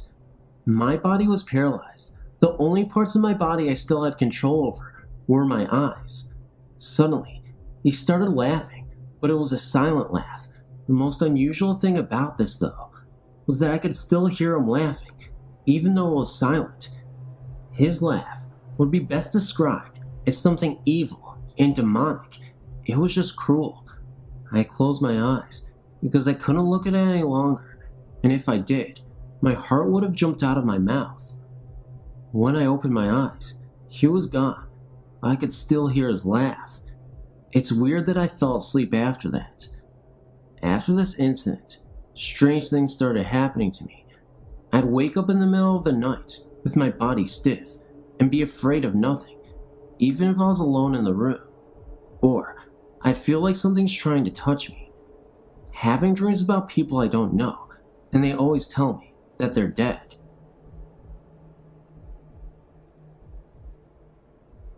This happened some 7 years ago, in 1996. The office building where I worked then used to be a hotel. I was told there were 2 ghosts in the building. One, on the 7th floor, was supposed to be the ghost of a murdered hotel maid. but no one could tell where or what the second one was supposed to be. I shared an office on the corner of the third floor, and my colleague and I would often look up from our work, expecting to see someone, but there was never anyone there. We both felt that someone had walked through the office door, which we kept open for ventilation. An old office building such as this one did not have air conditioning. We talked about this and discovered that we each had this experience on several occasions. Sometimes we were alone, sometimes when we were both in the office. We eventually decided that we must be hearing someone walk along the corridor past the office, and after this, our imaginary visitor did not make their presence felt nearly so often. Then one morning, as I came back from the small area known as the tea bag after making myself a coffee, I distinctly saw a man enter our office doorway. When I followed a few seconds later, there was only my colleague there. He insisted that no one had come through the door, and he said I must have been seeing someone going around the corner. I maintained that I had distinctly seen someone in the light coming from our doorway, and that the corridor beyond our office was dark at that time because the lighting was being replaced. A few weeks later, I saw the same man going into the tea bag, which is no more than an alcove with a water heater, refrigerator, and cleaning facilities, and when I got there, it was empty. There was no way he could have come out again without passing me. There was no other exit. I told my colleagues, and they said I must have seen someone going into either the men's or the women's toilets, which are on either side of the tea bag. I maintain that I saw someone going into the tea bag. If they had gone into the toilets, I would have heard the doors closing. There are none on the tea bag.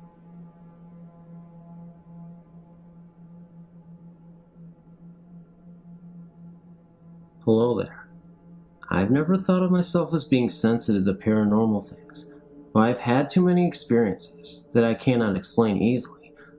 I would like to take this time and share two memorable experiences with you. Mind you, most of my experiences were feelings of not being alone, hairs of my neck rising, feelings of being watched, getting overwhelmed with sadness, hatred, and anger suddenly. I'm going to start off with my brush with the Martin House, listed in the Haunted Places Index under Panama City, Florida, at the age of 8 years. In 1978, it was owned by the paper mill company that was located across the street from the house. The Martin House sat on a huge amount of land and was surrounded by trees with moss hanging from them. There was a waterway running past the right of the house, looking at the front porch. The paper mill would rent this house out to various groups for parties. At the time, my father was in the Air Force, and his maintenance group rented out the house several times. I kind of felt safe on the lower floor and around the house grounds. I always made sure that my sister, 7 years old, and I stayed with a group of people at all times. For the most part, kids were running all over the lower section of the house, and we had plenty of places to explore. We were told from the beginning not to go upstairs because it was not safe. A group of us, me included, decided to explore the upstairs area after we ate some food. I led the way up after the first 5 steps and stopped.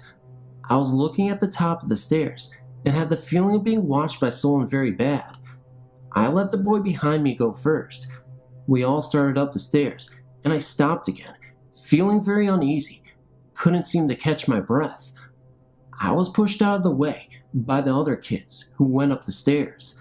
I went back down a ways until I was in the light that was shining from below and waited there still uneasy. Then the kids started to scream and came running down the stairs with me in front and told their parents that a very scary man was staring at them. Our parents went up to look around and could not find anyone. We all got punished. Each time we went to find that house, I was always looking up at one set of windows overlooking the waterway. I felt like I was being watched by something. Last, the ankle grabber. I was 23 years old and visiting my sister in Marietta, Georgia. She lived in a 2-bedroom apartment. The 2 bedrooms were located on the left side of the hallway, with the bathroom right across the room. I would be staying in with my mom. This room had a faint, nasty odor that got stronger towards the closet. My first 2 nights there in the room, I felt uneasy, like I was being watched, and fell asleep watching the closet door. I had a restless sleep, and I always woke up looking at the closet door. The third day, I helped my sister get some extra boxes put away in the closet. It smelled like rotting flesh. It was extremely cold and unpleasant being in there. My sister said that she had tried everything to get the smell out, but nothing worked. That night, my mom decided to sleep out in the living room. I fell asleep the same way, eyes on the closet. I suddenly woke up to the feeling of someone rubbing their thumb down the length of my right foot very hard. It then went into spasms. I looked around the bed, thinking it might have been my sister. Nothing, but that closet door was slightly opened, and it was not how I left it before I went to bed. I wasn't able to go to bed the rest of the night, and my daughter slept soundly. The next day was uneventful, except when my daughter was taking a nap. Strange sounds were coming from her baby monitor. I went down the hallway with a feeling of dread, and went into the room to look around. Nothing was out of place, and I even checked my daughter for marks.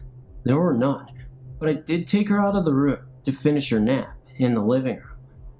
That night, I was hot and decided to sleep on top of the covers. Again, my mom slept in the living room. I placed my daughter's playpen in a safer part of the room. I slept in the middle of the bed, with my right hand on the middle of the pillow. I woke up in terror when my ankle was grabbed and I was jerked 6 inches off of my pillow. My right leg was hanging off the end of the bed, and my left leg was bent. I got up, picked up my daughter, and went to sleep in the living room. In the morning, I asked my mom about any unusual experiences in that room. She said she didn't have anything funny happen to her. Just then, my sister let me know that her former roommate had complained of hearing footsteps in the room when no one else was in there. The room, by the way, was carpeted. Unusual sounds, bad smells, and being watched. I asked my sister to move out of her apartment. My daughter and I spent the rest of the visit sleeping in the living room. On the last day, I went into the room, threatened if it ever hurt my family members, I would be its worst nightmare when I died, and called it every dirty name in the book. I figured I'd take my chances and say it anyway, even if I sound ridiculous and yell at nothing. I would like to thank you for your time, and thank you most of all for allowing me to share my experiences with you. I know the paranormal can bring a lot of skepticism into this world, but I also know there are things you just can't explain. I believe in the paranormal. I believe in the things that go bump in the night, and I certainly won't dismiss something just because someone thinks it's something crazy that may not be existing. Keep an open mind. Don't be so dismissive, because you never know when something may lurk on you, and you never know when you're being watched. This happened while I was holidaying in Florida, at a motel we had stayed at several times. The first time we stayed here, we were in room 12. While in room 12, we would always hear arguments from next door, and the occupants would always check out, usually within 1 or 2 days, never staying longer. My husband loves America, especially Florida. As it happens, I was to have an operation in Florida, and this was a good time to visit. We checked in at the same hotel. My husband wanted the room in which we had stayed in before, room 12. Unfortunately, it was taken, so we had to take the room next door. This motel does not have a room 13, so the room is numbered 14. I did feel uneasy about staying in that room. Let's just say a nagging feeling, an intuition which I always trust. By the way, I come from a long line of witches. The reason why I was so uneasy about this was not because of the number, but from remembering the countless couples that came and went from that room. My husband insisted we stay there, since it was next to room 12, and the happy memories of the last holiday we had there. I gave in, and we checked in. We unpacked our things, and from day one, we had an argument the whole entire time we were there. I thought to myself, maybe it was me subconsciously dreading the operation and taking it out on him. We would be at each other like cats and dogs, to the point in which I walked out of that room a couple of times. The atmosphere would be charged and depressing, and as soon as I walked out, the sun would lift my spirits. My husband is not superstitious, nor does he believe in ghostly encounters. After having my operation, I would have to be bedridden for a week or so, and heavily under the influence of painkillers.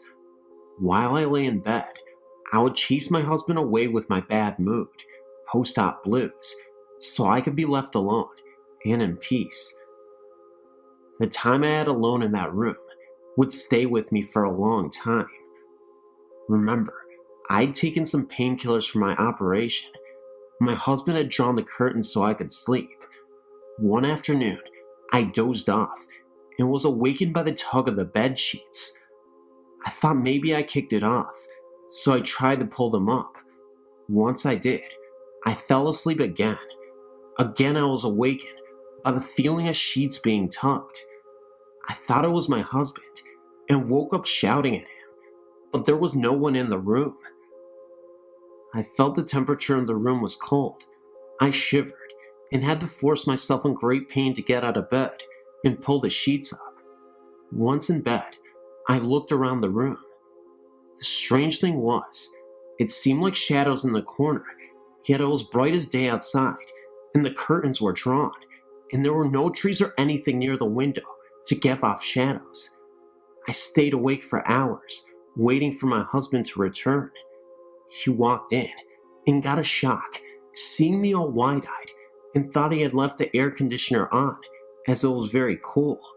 He walked over and noticed it was off, and blamed that the damn thing was broken. For the whole week while I recuperated in that room by myself during the day, my bed sheets would come off. I would wake up in cold sweats, looking around the room. There was no one there. I felt something brushing my skin, and always felt the shadows in the corner.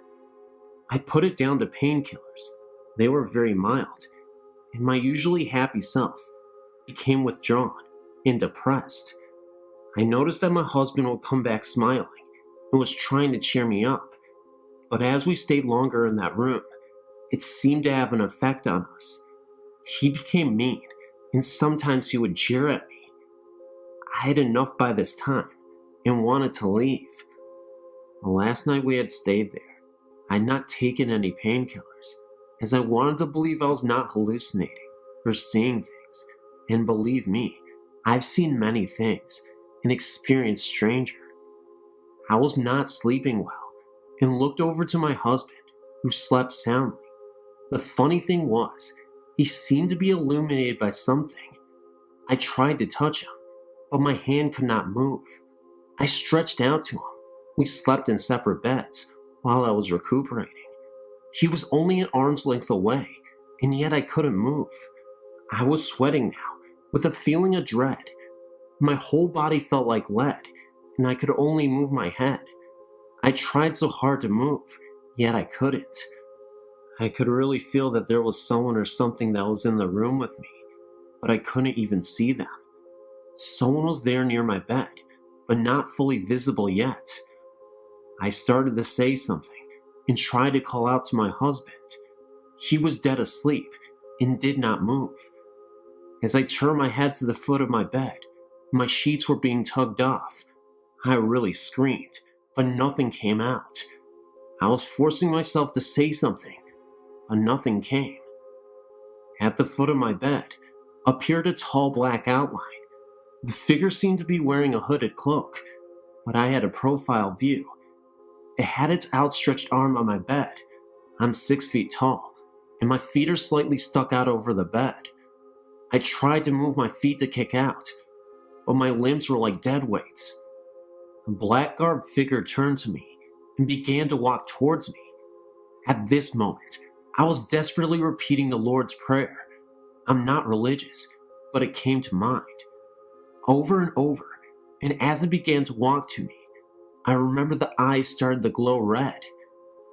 At this stage, I was turning my head to and from the figure to my husband, as well as stretching my arm out, trying to touch him to wake him up.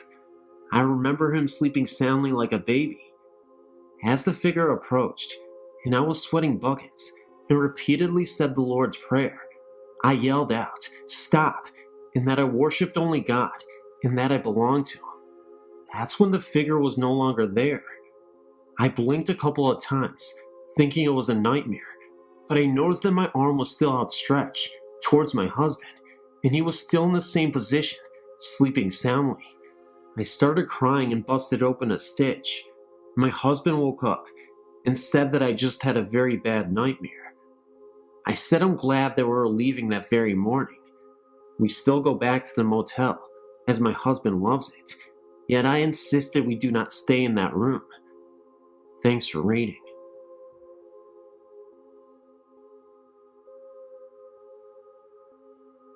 I grew up on a farm in Missouri. The house we lived in was built around the turn of the century. It was a big 2-story house with a wraparound porch. I shared a bedroom with my brother on the bottom floor. In the summer of 1975, something happened that had a long-term effect on me. It was a clear moonlit night, and you could easily hear crickets and bullfrogs singing in the night. I was sleeping very soundly when something woke me. I had the impression that someone was pushing down several times on the foot of the bed. I looked up and was startled to see the shadow of a short, plump figure watching me. Horrified, I immediately went for the light, but there was nothing there. The figure I'd seen had no face, but seemed to have a soft glow. It was definitely trying to get my attention. I never went to sleep the rest of the night, leaving the light on and reading. The next night, about the same time, I was awake and witnessed a small ball of light zipping around the room. This time I left the light off and watched a tiny orb for about 15 seconds when it finally zipped out of the room. I talked to certain family members later and found out that apparition that I had seen was probably my great-grandmother. She had died in the same corner that my bed was sitting. In her later years, she began to lose her mind, and instead of putting her in a nursing home, the family decided to take care of her at her home. They hired a male nurse to help her, and at night, the night I saw her, my uncle said she was probably looking for him. The incident disturbed me deeply, and it was years before I could finally sleep well at night. I'm now married and live in another old house, but this one seems to have no past to disturb me. Thank God.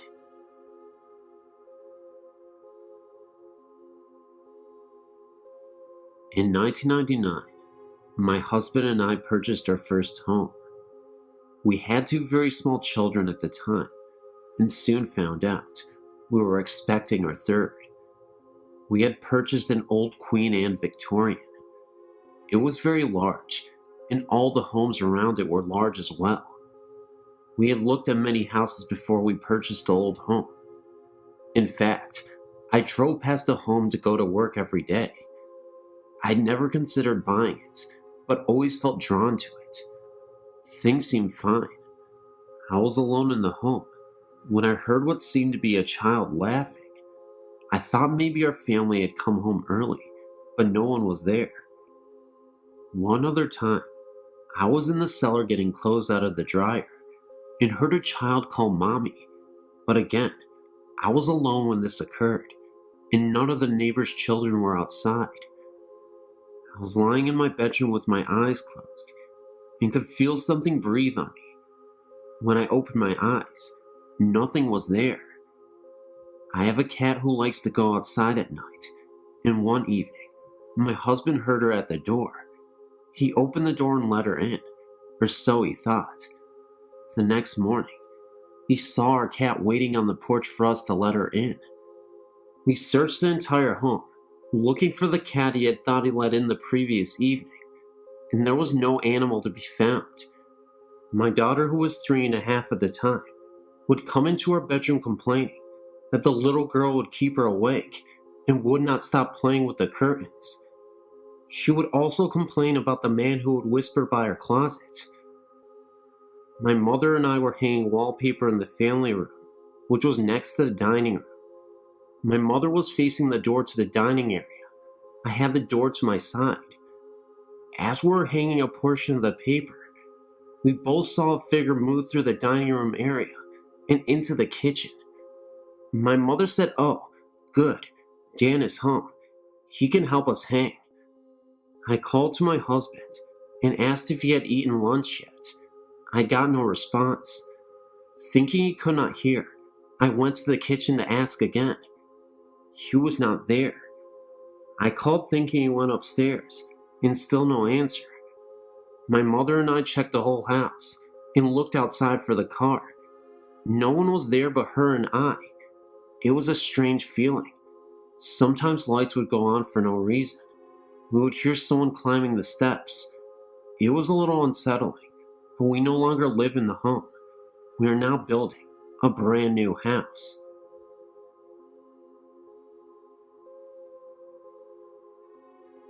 The story that follows is a true account of an 11-year experience that I will never forget. When I was 6 years old, my family moved into an old Victorian home in Pontiac, Michigan. The house still stands today. It has changed owners several times, but is in a state of disrepair. The house had been built in 1892 by a Mr. Newsbringer for himself, his wife, and children. My parents had purchased the home from Clara, the last living daughter, in hire. I remember moving in that day because even as a young child, I felt a sense of uneasiness. That feeling was soon to be validated. At first, it was more of just an uneasy feeling throughout the whole house. Soon I discovered, though, that the feeling intensified while in my room. It was a large, 4-bedroom home, and us 3 girls all had the luxury of having a bedroom all to ourselves. Mine was in the back of the house, next to my parents' room, and across the upstairs foyer from my other 2 sisters. When alone in my room, I began to feel as though I was being watched. It is a universal, primitive feeling. I'll be sitting at my desk doing my homework, or just laying across my bed listening to my stereo, and I would feel it. I felt that a presence was emanating from one corner of my room, up at the ceiling. I had not seen or heard anything up until this point, but that was soon to change. As I was alone in my room again, one day after school, I heard a voice call my name. It was a male voice, and I thought it was my father. I went into the foyer to answer his call, but since he was not home from work yet, it could not have been him. I went back into my room and soon heard the voice again. I say that I heard it, but it occurred to me several years after the fact that I only heard it in my mind. A sort of telepathic communication, I think. It wasn't long before this voice became an everyday intrusion into my life. It would call my name repeatedly. It would assure me that it was okay, and for me not to be afraid. It also told me to come closer to the corner from where it was coming. I remember now that I would be so drawn to it, and would just stand there transfixed, staring at the corner. I never went close to it. Call it instinct, fear, whatever. But I somehow knew better. As I was staring at the corner one day, a huge void opened up in the corner. It was the blackest black I'd ever seen. I saw nothing in the gaping hole, but it seemed to go on forever, and I would grow lightheaded and lost blocks of time staring into it. Now, I had told my younger sister all about this, but she never saw or felt anything until we actually moved out of the house. But I'll get to that later. I was afraid to tell my parents, and had been warned by the voice that this was our secret, no need for me to tell. The voice began to torment me. Even at night, as I lay in my bed sleeping, I could feel it there in the dark, beckoning. It invaded my dreams, becoming ever more insistent that I succumb to its wish, that I come into the void. It was angry at me, growling insults and obscenities, but I never would give in. Towards the end of the stay in our house, I began arguing back, telling it that I was stronger than it and would not be overpowered.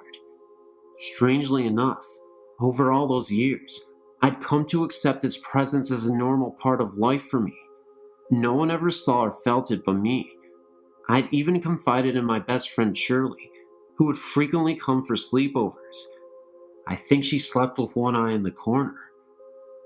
The day we moved out, I experienced the most intense terror I will ever feel for the rest of my life. I was then 17. I was in my room, packing up the last few items.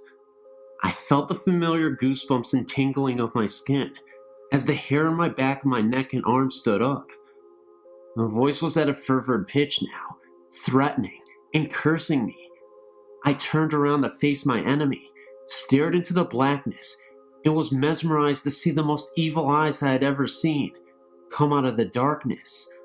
I could see the whites of his eyes, and the center was like black coal. The whole began to turn, and I heard a deafening roaring sound, not unlike that of a huge waterfall, in close proximity. I dropped what I was doing, ran down the steps, and got into the family car. I left the rest of my things in that room and never looked back. I never heard or saw anything like that again. After we had moved out, my younger sister began having nightmares about something dark and heavy chasing her in our old house. No coincidence, I think. I still get the chills when I think about this. I assure you, this was real.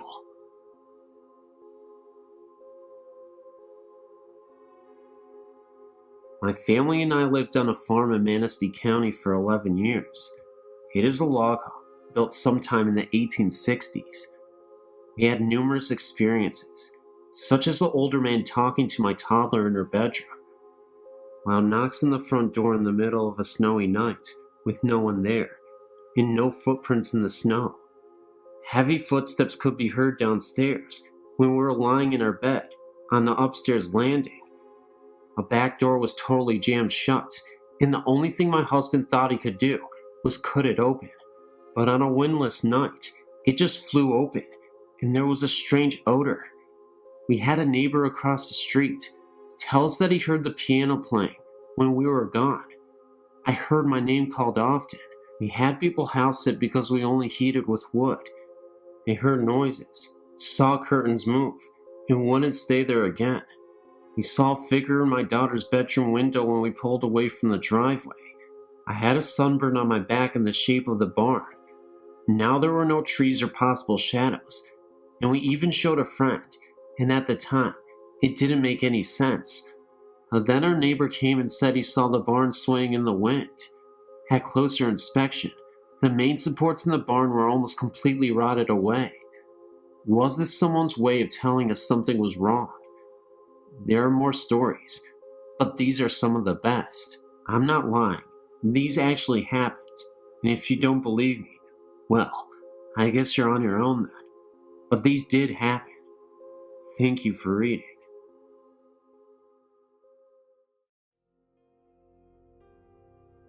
As a child living in our old cotton mill house, raised by my grandmother, great aunt, and her daughter, my cousin, I had many frightening paranormal experiences.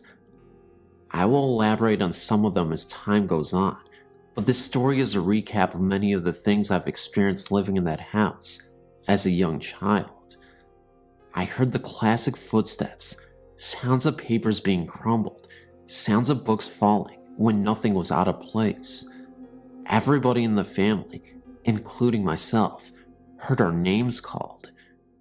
Once, I woke up and heard a soft, echoey female voice say deep magic. By way of explanation, deep magic was a facial moisturizer. I once woke up to see a tiny pinpoint of light in my room, which expanded until the entire room was bright as day, and then faded quickly back to darkness. Once I crawled under my grandmother's bed while everybody was outside, something I was not allowed to do, and heard a gruff voice beside my ear say one word, gray. I had then, and still have no idea what that could have meant, but I got the heck out of there from under that bed, and never went back under there again. I had an encounter, a long conversation in the house with a strange unknown elderly woman who called herself Granny Grunt. I saw a little black imp, the shadow of a skeleton, and a handless arm which came up from between the bars of my iron bedspread, and saw blood drip from the ceiling. When I was about 4, I saw a shadowy figure that at the time I thought was the Easter Bunny walk through the living room and disappear into the wall. I now suspect there might have been some sort of gateway in my cousin's room, because much of the activity seems to come from or disappear in that direction. One night, I'd gone to bed early and had a dream that a being, who looked what UFOologists nowadays call an alien gray, was trying to force a full-sized apple down my throat. I awoke, gasping for breath, crying and choking, with that feeling still lingering in my throat of something big being forced down it. My grandmother had an old rocking chair with a woven cane bottom, which creaked loudly whenever you would sit down in it or get up. When my great aunt broke her hip and later died of cancer, for 2 nights in a row, I heard something sit down in that chair, squirm around a little bit, and then get up. I once heard the sound of the chair rocking in the night. Additionally, while my great aunt was in the hospital dying of cancer, I was awakened 3 nights in a row by something banging on the front door. Of course, nobody was there, but my great aunt died 3 days later. Later on, when I was in my 20s, still living in that house, I awoke to see a short woman with her hair in a bun and a white apron over an old-fashioned dress standing by my bed, who quickly vanished. I had many experiences of being in that half-awake and unable to move state, while hearing voices talking and people moving around in the house. Once, while I was in that state, I felt and heard something leap quickly into the bed beside me and lie there, growling menacingly. It vanished, of course, when I was able to fully wake up. I finally got married when I was 28 and moved away. After my cousin passed away, I inherited the house and my husband and I moved back into it. Strangely enough, I never heard or saw anything in those days we lived there together. The house was totally quiet and peaceful.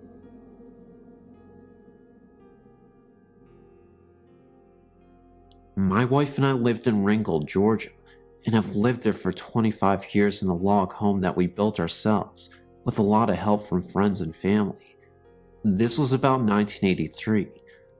About 3 or 4 years after we moved into our log home, some strange things began to happen.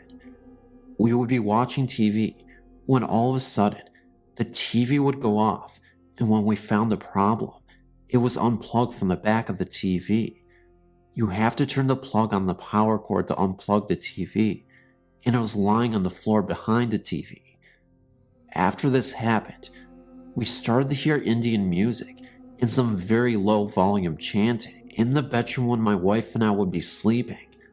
I would see the outline of a body on the wall, like a shadow moving, and it looked as if it was a stereotypical Native American. There was a moment where I went into the bathroom. In the mirror, I saw the presence of some dark face behind me. At times it would get very chilly in the house, even when it was warm outside, but only in one bedroom. We have a big wall clock hanging on the great room wall, and has 3 chimes hanging down from it for the doorbells. When you push the doorbell button, the chime plays a short tune. At times, for no reason at all, the chimes would start to move and ring like someone had pushed the doorbell button, but there would be no one there. Our commodes would flush, and there would not be anyone out there to flush them. We have found human bones in Indian pottery, arrowheads, and lead bullets. We do know that a Civil War battle was fought on our land, and we checked with a university in Alabama, They told us that this was an area that had a Cherokee Indian village back in the 1700s to 1800s. We reburied the bones in the pottery shards, and the strange happenings have not been as frequent as they were. We still live here and intend to stay, and the strange happenings have not been a threat or harmed anyone in any way.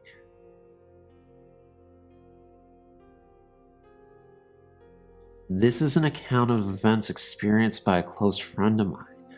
I've changed the names to protect the identities of the people involved. These events took place in Manchester, England. I met Charlotte some 2.5 years ago when we both signed up for a course of ice skating lessons. We got on well from the start and stayed in touch afterwards.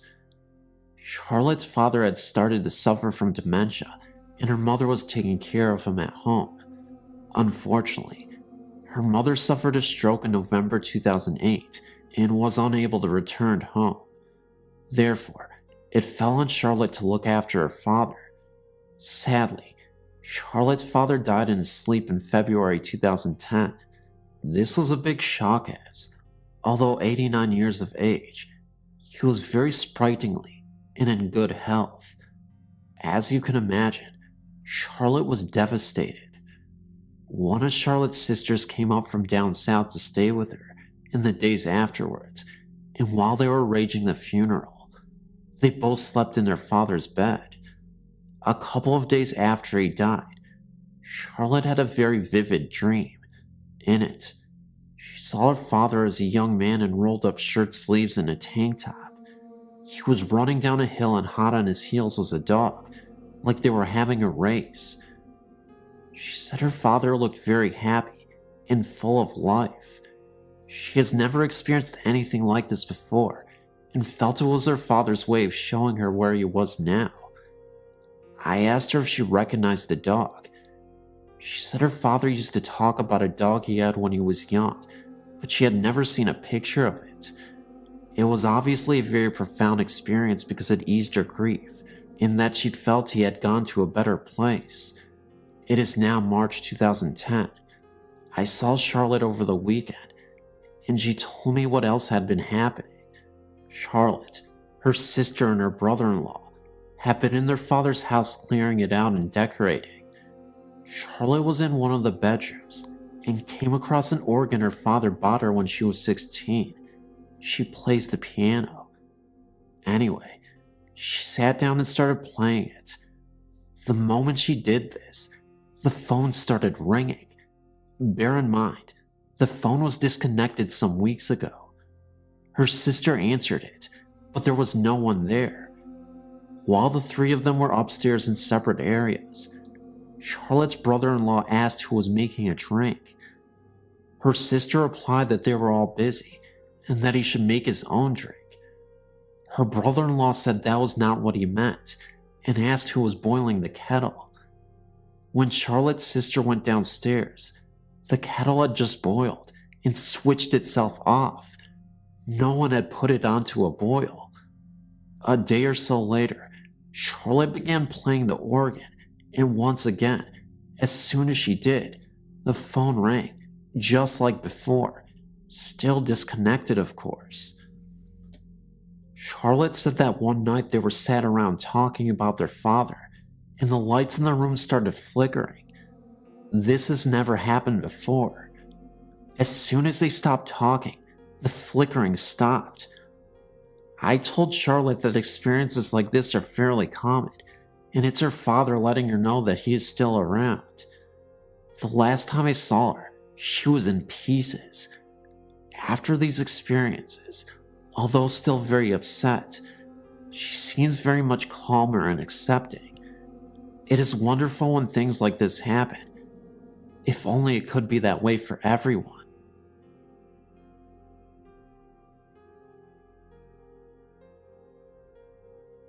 Hello. I wrote to you a while ago about the house I grew up in, but I had something happen to me back in 2005 that I could never explain. My husband and I were going through the immigration process back in 2005, and while our case was being reviewed by the INS, my husband had to stay in Mexico. This was a very stressful time, and we were facing a lot of uncertainties. So we packed up and moved to his family's house down in Samoa, Mishashoan. At the time, my oldest son was only 2 years old, and my mom had driven down with us to help with the INS appointments and to help us get settled into our new home. Well, so when we finally arrived to my husband's family home, we got unpacked and settled in to await our verdict. We would hear from the INS 6 months later. The house is basically two homes together. The building is L-shaped. It has the original house, and then you have to go outside into the courtyard to access the second house. This area had a bathroom and a store, and a supply room for the store, and above this was our apartment. This area had not anyone stay in it for maybe 10 years. This area was like a duplex attached by a door through the living rooms, so we took the left side and closed up the right side.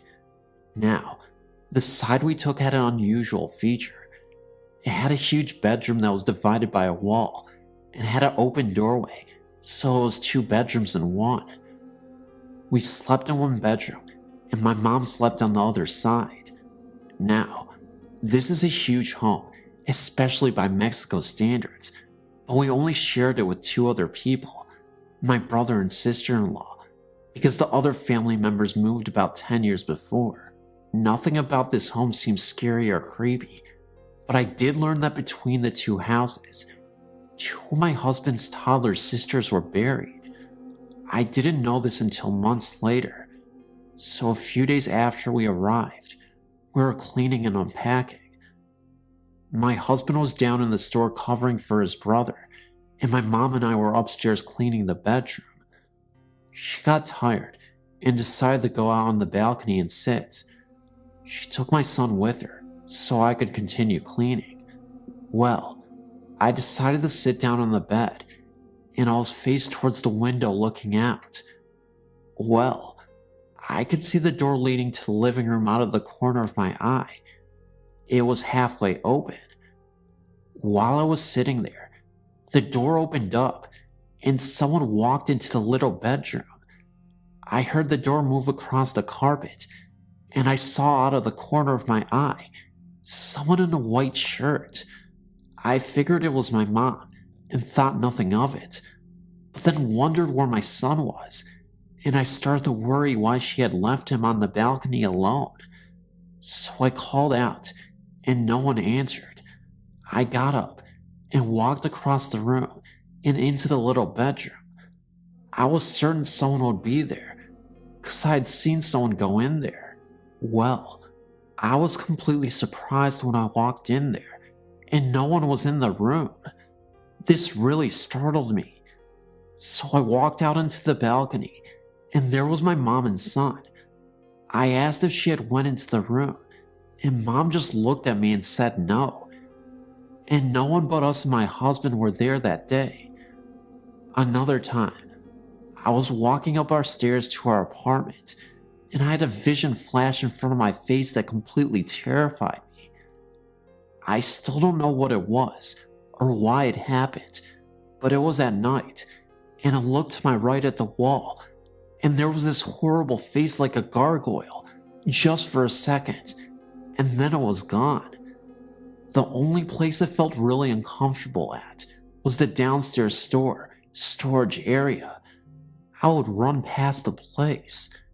It had a weird feeling to it. Nothing ever happened around there other than that feeling. The other times involved my son. During this time, he developed an imaginary friend. He would call it the baby, or baby sometimes. He would be in the hallway of the kitchen playing, and say, "Oh, come see the babies." Or he would be talking, and I asked him who he was talking to, and he would say the babies. I didn't think anything of it until my husband told me about his sisters. Then I felt some kind of uncomfortable with it. One day, we were sitting in the living room, and he comes in crying and tells me that the babies are hiding under the bed. Well, I didn't want to look under the bed, but I did anyways, and of course, there wasn't anything there, but it still made the hair on the back of my neck rise up.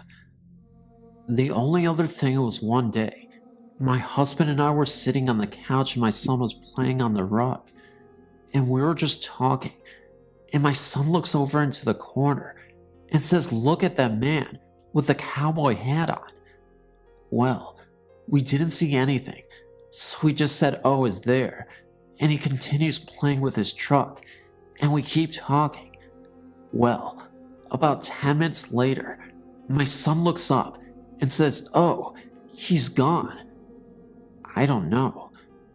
We had left 6 months later, and were able to come back to the US, and have just experienced all these stories that have occurred. It was weird, to say the least. Later, I was talking to my sister-in-law, a different one, who had grown up there, and I told her about her experiences, and she got really defensive and didn't want to talk about it anymore. So who knows? Thanks for letting me share.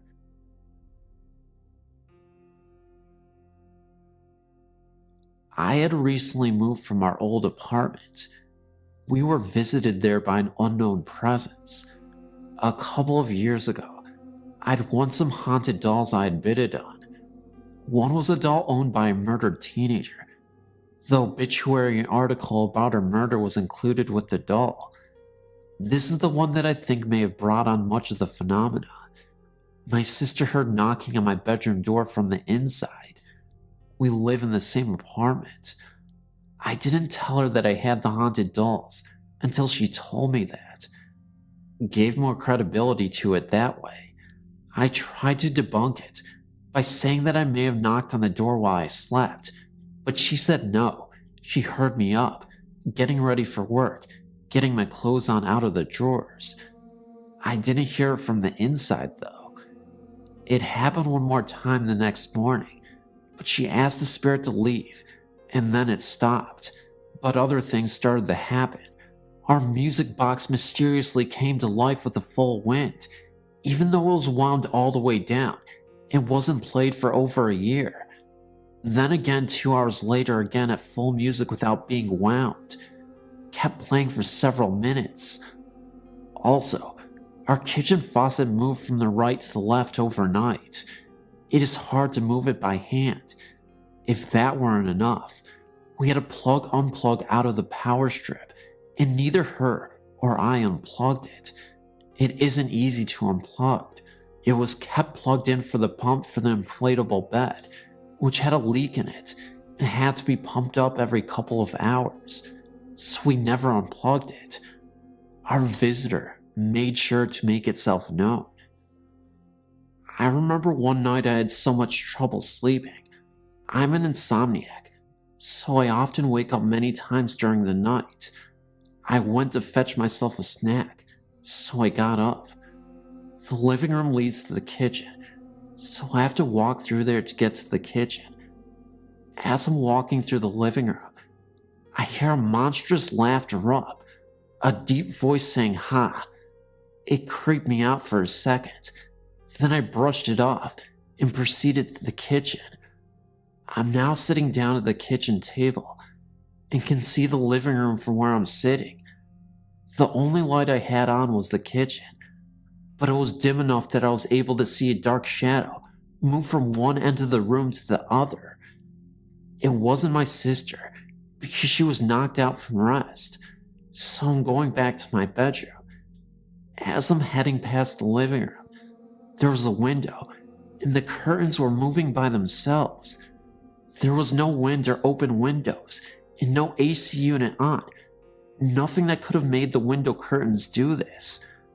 A second after this, I feel a pain on my arm, and female laughter, once again this time. I check to see if my sister is up, but she is still asleep. I dismiss it, and say it's just me and my imagination, so I finally get tired enough to sleep when I'm laying down and staring at the ceiling. That's when I see it. A face that looks like a witch, much like the witch from The Wizard of Oz. It appears only for a few seconds, but it really made me paranoid. For some reason, I was able to sleep. How I did so, I can't even say, but I did. When I awoke in the morning, I looked back at my arm, and there was a red imprint of a hand there, as if someone tried to twist my arm. I know it sounds crazy, but I wasn't too afraid, even after all that. I investigate places now and then for people, and I'm very much used to activity. My meter readings some nights were very high in some areas that are usually in the green area on the meter. Many times, I would ask for a sign that it was there, and then it would spike into the red zone. I sort of missed that activity after moving out, but perhaps someday it will return in the new place I moved into. I wanted to share a story with you about something that happened to somebody I knew when I was a young man in Minnesota that always sends chills down my spine. When I was about 12 years old, which would have been 1977, my brother Royce was working in a town named Worthington, Minnesota, about 30 miles from my hometown of Jackson, Minnesota.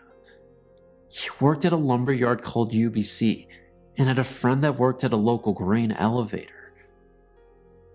The silos for grain elevators in that part of the country rise hundreds of feet into the air and have the capacity to store tons and tons of grain, whether that be corn or soybeans, whatever the silo is being used for at that time. Occasionally, the employees of the elevator climb a ladder on the outside of the silos and get into the silo via an access door at the very top in order to inspect the grain inside, making sure it's not too wet, rotting, or whatever. Inside the access door, there is a catwalk that circles around the entire circumference of the silo. My brother's friend climbed the outside ladder, opened the access door, and lowered himself onto the catwalk that circled the inside of the silo. After walking halfway around the silo on the catwalk, my brother's friend, I don't even recall his name any longer, observed what he thought was an excessive amount of moisture on the surface of the corn, which was what the silo was being used for at the time. So, being an industrious young man, he jumped over the catwalk rail and walked out onto the surface of the corn to roughly the middle of the silo to take a closer look. After inspecting the corn, he decided to just continue his journey across the surface of the corn to get back to the catwalk on the other side of the silo.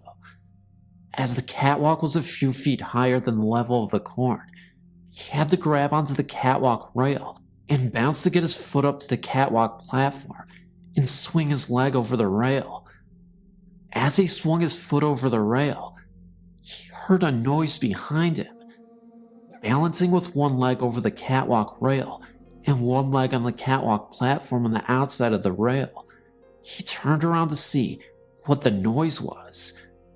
Much to his horror, the corn that he had just walked across was falling straight down, hundreds of feet to the bottom of the silo, which was cement floor. It landed with a crash a few seconds later. Instead of walking on solid surface of corn, as he had assumed, he had actually walked across a crust of rotten corn that had formed on top of the silo when corn had previously stored in the silo. The remaining corn had been removed from the silo the previous week. He spent a few months sitting on the catwalk, staring down into the depths of the silo, and then silently got up, went out across the access door, made his way back down the ladder on the outside of the silo, and took the rest of the day off.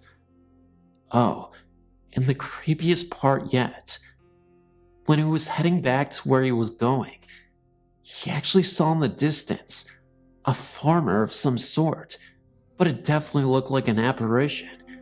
As he was getting closer and closer to the man who was standing there, almost as if he was lifelessly stoned out of his mind, he disappeared. His face looked so rugged, disfigured, and he looked like he was emanating pure evil. He later awoke in the evening in his own bed to a man choking him out in his sleep. He woke up immediately, and the man was gone. The man, the same guy who we saw, the farmer in the fields. He was described as having the most bulgy red eyes he had ever seen in his life, in the face of evil. Something was going on there, and he couldn't quite place his finger on it, but it was definitely demonic of some sort.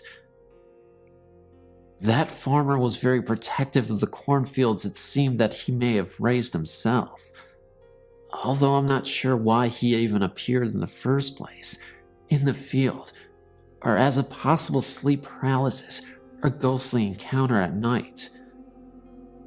Nevertheless, it gave me nightmares for a long time.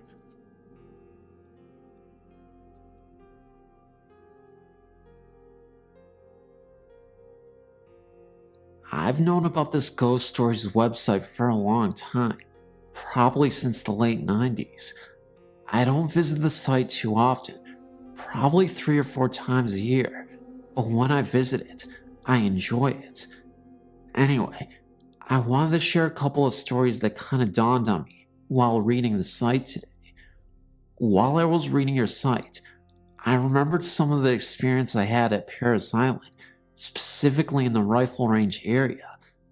Well, when I searched on the internet for Paris Island haunting, I came across this story. This same event in regards to fire which happened to a friend of mine. He was so spooked that he woke me up early for fire watch duty because he couldn't take it. He saw a figure in the mirror in the bathroom. The difference between his story and the story from the link is that he saw the figure in the mirror, but to him, it looked as if he was in the bathroom. The bathrooms were in the large area we call the squad bay. The drill instructor's office was typically there. My friend had me go in the bathroom, but I didn't see anything. I took over his shift and worked mine. I recall hearing sounds like someone was moving in the bathroom. I checked a few times, but I didn't see anything. If I'm being honest, I was hoping that I would, which is why I didn't mind taking a double shift. My second story is an interesting one, because it was an experience we all witnessed. Again, this was in the same barracks where we stayed for the rifle range. We had all entered the barracks after lunch, and we were all standing in front of our foot lockers as our drill instructor, Sergeant Minix, was yelling at us over something. He was standing right at the door that we always used to enter and exit the barracks. We're on the second floor of the 3-floor unit. Well, while he was yelling, there were 3 distinct knocks on the door. It was the 3 knocks that all recruits had to do in order to approach the drill instructor at his office, or when a recruit has to enter another squad bay. By knocks, they were not traditional knocks on the door, but more like hand slaps against the door. As soon as the 3rd knock was heard, he flung the door open. Now, if someone was standing there, they would have had a door to the face. There was no one there, and there was absolutely no possibility that someone could have jumped out of the way or hid. They would have had to run up or down the stairs, or jump over the railing and taken a very high and nasty fall, and would have been obvious just hearing footsteps. Looked up and down the stairs and said, "Must have been a ghost." It was the time of day where all platoons would have returned to their barracks, so it wasn't some recruit falling behind or a drill instructor late. That just doesn't happen. Paris Island is very orderly in everything. Of all the ghost stories I've heard, I've never read or heard one where a room full of people experienced the same thing. For all of my life, I've lived in this average-sized house outside in the countryside. It's one of those places where nothing bad seems to happen, and the people all seem pretty normal. So, you can understand I don't share my story often. It started when I was young, around 5 to 9 years old, and continued until last year. When I was young, we had a dog, always barking and making noise about the littlest of things. He was one of those knee-high dogs, a West Highland Terrier, and he tended to get up in the middle of the night for various reasons. The first incident, I think, occurred on a mild summer night. I was living upstairs at the time, and just down the hall from my parents' room. As I was laying on my back in bed, I heard the sounds of footsteps around me and assumed it was the dog. I was wide awake at the time and listened to it walking from one side of the bed to the other. It must have lasted for almost 5 or so minutes. I told him to leave. The steps proceeded to go around me another time, stopping on my left, and I finally turned to look over the bed, telling him to get out of my room. There was nothing there. I got up looking around the sides of my bed. Nothing. My room was a small rectangle, so small that the bed was pressed up against my wall, and I still smacked a knee on the corner. There's only one exit on my right side, so there was no way for him to get out, and there were boxes under my bed. I thought I had just gone to sleep and imagined it.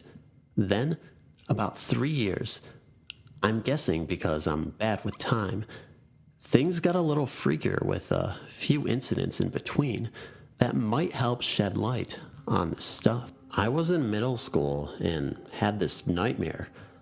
I awoke in the dream and heard my parents screaming for my help. I jumped up and ran out into the hallway.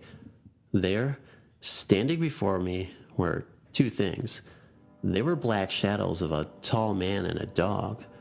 The dog looked like something that I would draw if I was 5, and the man had grossly elongated limbs. Still creeps me out to this day. Anyway, my parents kept screaming in agony, and I approached the figure. The dog walked up to me and passed me in the hall. It seemed disinterested in me, but the man stood there. I tried to run around him, and he reached down around my waist. The pain felt like something stabbing and cutting under my skin, and I woke up in the middle of the night, eventually falling asleep again. That morning, I went downstairs to take a shower, and when I removed my heavy plaid pajamas, I saw a thin scratch that ran from under my tricep, down through my armpit, and across my stomach. It was nearly unbroken, and that's what scared me the most. I guess that's why I pretended it never happened. Maybe a year later, 8th grade, the footsteps came back. With our basement recently finished, I was living downstairs, and one morning during the week, I got up and started to play video games on my computer. I heard the footsteps start to walk around, just like they did before. It was like they were exploring my house. First off, we have no pipes over my room, and we have soundproof tiled ceiling above, so those footsteps had to be loud. Secondly, the dogs and cat were all out of the house, and so was my family. The footsteps continued, and at first, I thought maybe someone had broken in or one of my friends was playing a joke, so I waited. They would go all around my house and stop just at the stairwell and then walk again. They repeated this for about 5 minutes. A little freaked out, I grabbed my putter and went upstairs. If someone broke in, I would whack them. If one of my friends broke in, I'd whack them too. I went from room to room and, as you can guess, found nothing. When I went downstairs, I listened. Silence. As soon as I sat down, the footsteps began again. Not faster or slower, just an even, steady pace. I sat there, listening, and it would walk to the stairwell and stay just out of sight. I decided I would ambush it at the stairs and grabbed my putter. As soon as it came back, I stormed the steps. The way our house is shaped, it'd be impossible to get to the back bedrooms before I got up there. And of course, there was nothing. I searched every room, every closet, under every bed before I descended back into the basement. I thought how pissed I would be if the footsteps returned, because I always thought claims of physical events and the like were nonsense. Sure enough, I sat down and they came back. From 9 a.m. until noon, the footsteps kept going, trying to pretend it wasn't happening. I ignored them and continued to play video games. When my father came home, they stopped altogether. I have never heard them upstairs again. After that, I started looking to the paranormal more and more. I became interested in tarot cards, crystal balls, and all that stuff. I made a few friends in high school and left for college and came back home to work. After a year or so later, I started talking to this girl I had been friends with in high school. Let's call her Cass. Cass and I had fought and stopped talking to each other, mostly because she had feelings for me, and I didn't have any for her. She's coming to my house all the time after I let her back, and we have a few great times, but I still can't shake the feeling that she still likes me. Anyways, I finally let spill. I have tarot cards and stuff. She tells me that she has the ability to feel and see spirits, and I found that interesting. She was my friend, so I had no real reason to doubt her, but I will admit it was pretty dumb to just blindly accept what she was saying out of thin air. It started one night after I had a crystal ball out and she was in a trance. She pulled out her hair, pretending to be possessed, and then broke her trance. I started to get ill. My stomach just felt like it was churning, and I got up for the bathroom. As soon as I left the hallway, I felt better immediately and came back. As I turned the corner, the metal folding chair shifted and she seemed scared for a moment. It was dark and I thought she kicked the chair. I sat down in it and we talked for a moment, and then she left. I say pretend to be possessed because I talked to her mom privately and found out she would rip her hair out all the time as a kid. Eventually, she started making threats about demons taking her, especially when her new boyfriend came into the picture. He was one of my best friends, and we used to tell ghost stories together. Anyways, I told her his ghost story, and she used it to make him believe her. Her claims became much more wilder as we went on. On one particular claim, she stated that there had been a strange ceremony done in the basement, and I went down with her boyfriend to investigate. I didn't believe her at this point, but it was kind of fun, so I kept with it. We were in the room and I touched the floor where her boyfriend claimed his father did some sort of ritual. I could believe it, to be honest. There was no pentagram or anything strange at all. It was the same cracked blue floor when I first came over years prior. I double-checked to make sure there wasn't a double coating of paint and stood up. I told him I couldn't see anything that would indicate what she said, and he told me it was true. At that moment, there was this growling sound, and I thought it was from the vent above us or behind us. Then he jumped and swore, pulling up his sleeve, and a red mark started to appear. I'm not sure if this was faked. It would be fairly hard to time, or not, because I have always been skeptical by nature. Finally, the footsteps made their grand return after we started to part ways. I was lying in bed one morning, sprawled out under a heavy blanket, and pulling back the covers. I saw something at the foot of my bed. Had to be 5.5 feet tall, or taller. Black streaks in gray fur and a distinctly canine face on a humanoid body. Being a 23-year-old man, I probably covered my face desperately, trying to convince myself that it was my blanket. The colors were very similar. Then, There were footsteps around my bed, like when I was a kid. They got really quick, side to side. I finally decided to attack it. Throwing back the covers when I was at the corner of my bed, I jumped forward, nearly off the bed, but there was nothing there. On all fours, I was dazed, and I was trying to figure out what the hell had happened. There was the thunder slap, side to side down the hall, up the steps, and the front door banged hard. A few minutes later, my father came in, and I was still in shock. I yelled up to him if he had heard anything or did anything. He didn't, and eventually, I got back to sleep. Later, I called Cass and her boyfriend, telling them about the events, and they called back later that night, reporting the sounds of scratching all over the house. There have been no events since then. Seeing as these incidents have been happening 3 or 4 years apart, I may be due for another visit this year or next.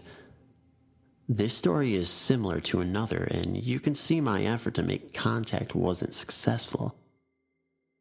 I was around 4 to 5 years old, living in the same house where I saw my first ghost, my guardian. I could write an entire volume about my love for that house and garden.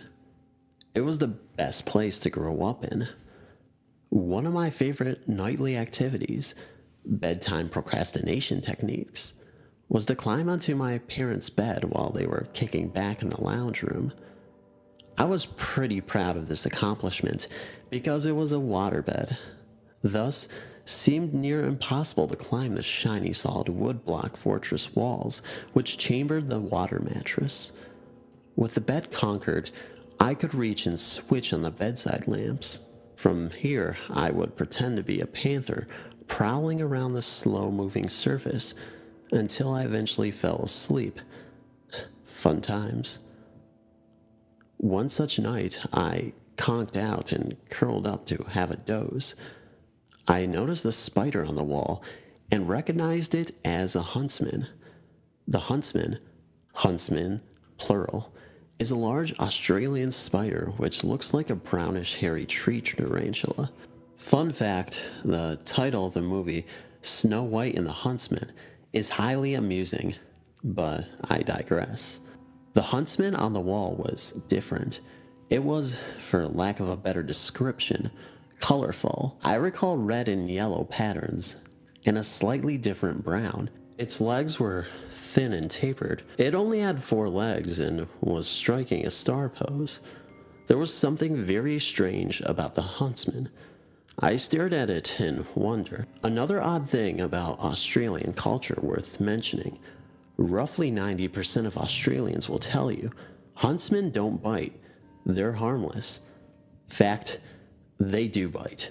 Fact, they're harmless in the sense that they want to get away from you, after or before biting you. Either option is cool with Mr. Huntsman. I pay no mind reaction to the huntsman was based on wacky Australian conditioning. As I gazed upon this peculiar huntsman, my attention broke to a sound of murmuring voices, clear and deep but muffled. At first I thought it was Dad from the lounge, but the muffled voices were coming from a much closer source. I glanced around. Nothing. I looked at the huntsman. He's still there, chilling out. I was looking to the left when I saw out of the corner of my eye my parents' curtain wardrobe move. The curtain wardrobe was a wardrobe without a door. Dad put a curtain on the front as a makeshift door. This fabric had moved. I looked to the wardrobe curtain. The voices were still murmuring. Then came light, quick footsteps on the seagrass matting floor. I don't know if I could hear or understand what these voices were saying. What I can remember is one saying, "Quick," and "Hurry up." These 2 statements were particularly clear and deep. They sounded closest. I was in the middle of the bed. Slowly, I edged to the end of the bed to where the wardrobe and voices were.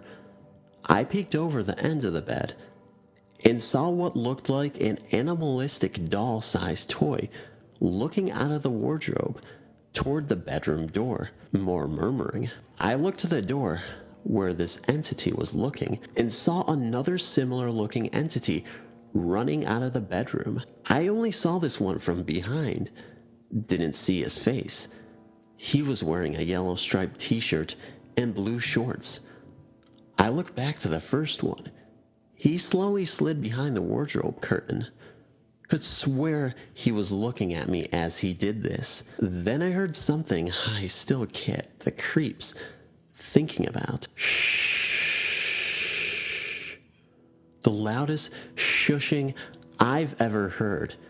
It decayed like the acoustics of a church, not a furnished average-sized suburban bedroom. Everything fell silent for the TV in the lounge. I made haste to the other end of the bed, as far away as possible, and hid under the covers.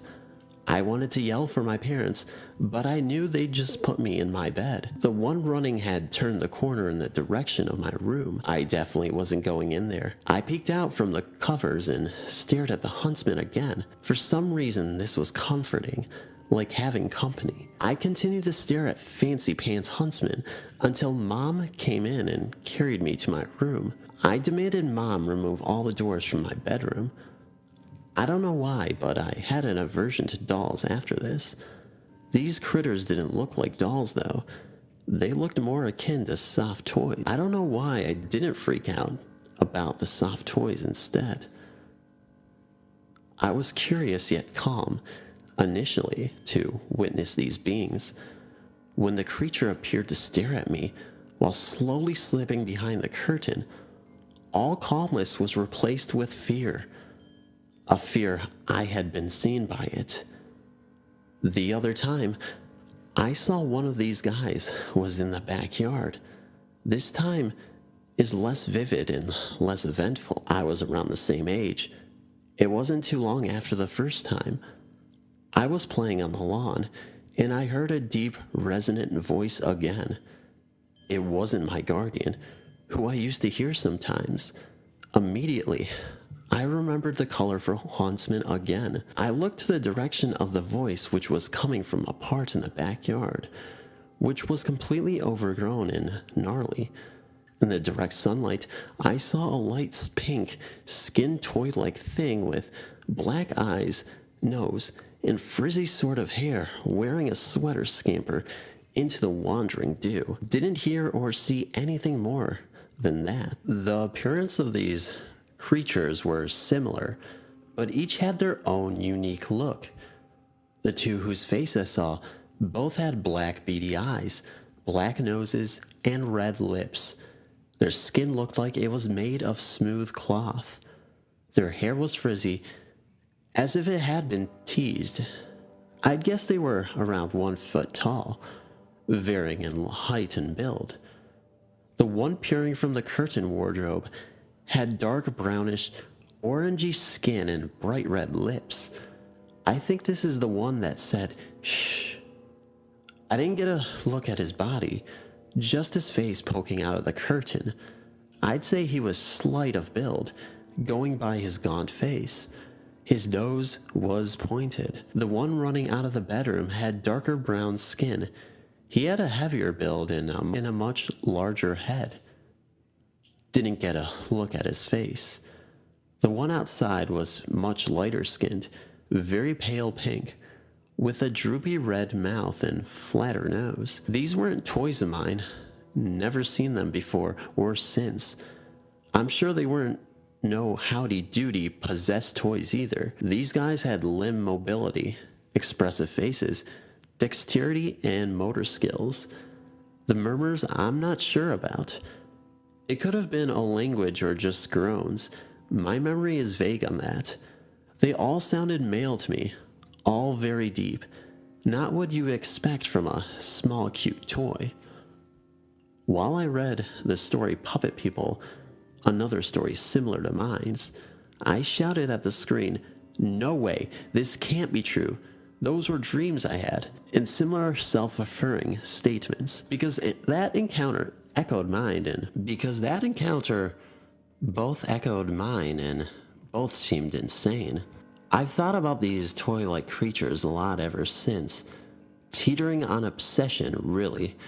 I decided to look into the huntsman from the first time. There's no such thing as a colorful four-legged huntsman.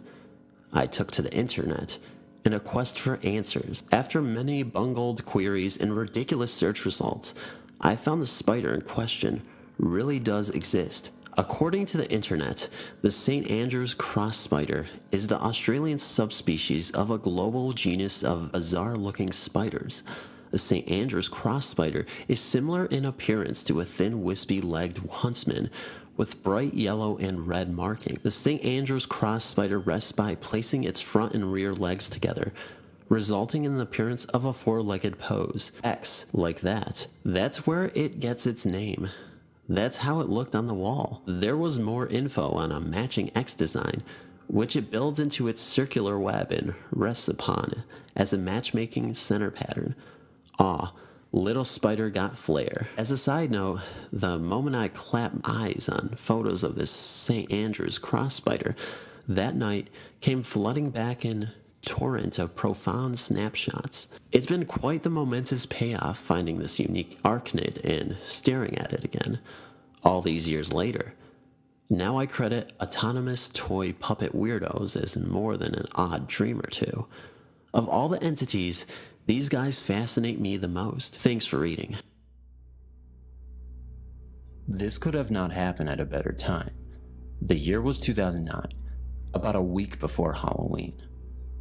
My sisters and I got a call that our grandmother's health had taken a turn for the worst, and that the doctors were calling the family in. My grandmother was in the LaGrange hospital, and we were in Newnan. It would take us 30 to 45 minutes to get there. Each of us 4 girls took off from work, and we all met at my house, where we would ride together to the hospital. Being in such a hurry, neither of us took the time to use the bathroom, so by the time we got to the hospital, me and my baby sister were about to burst. We got parked, and Kelly, my baby sister, and I ran into the hospital looking for a bathroom. The entrance that we took, we had to walk through double doors and turn slightly to our right, then slightly to our left before heading down a long corridor. The corridor led us to a gift shop that sat on the right.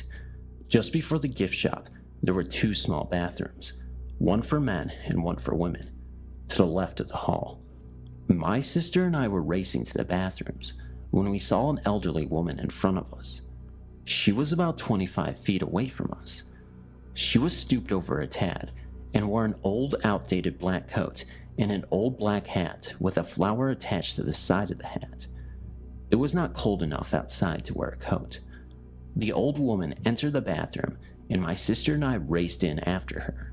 The bathroom was so small that it only had 2 stalls and 1 sink, and 3 people would be considered a crowd. My sister beat me to the second stall after she saw the old woman enter the first stall and heard her lock the stall. My sister and I were laughing at each other, and we were talking to each other while my sister was in the stall. I was play fussing at her for beating me to the only available stall. So here I was standing outside the first stall, waiting for the old woman to come out. All of a sudden, the door to the first stall slowly creaked open, and I stepped to the side so that the old woman could get out. Told you the bathroom was very small. After a few seconds, no one came out, and I peeked around and pushed the door open a little bit more. I was scared that I may find the poor old lady sitting on the toilet, and she had let the door come open on her or something, and we would both have an awkward moment. I looked into the stall, and no one is there. My sister was still in the second stall, and I said, "Kelly, wasn't that old woman in this other stall?" My sister replied with a yes and why. I said, "Kelly, she's not here." Kelly asked, "What do you mean she's not in there? I saw her go in." And I replied with, "Well, she has either gone down the toilet or she has disappeared."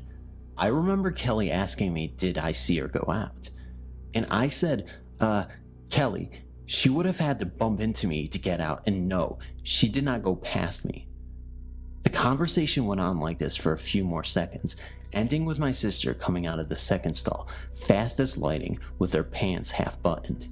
Flying towards the door, she turned to me and asked if I was coming, and I responded that I had business to take care of.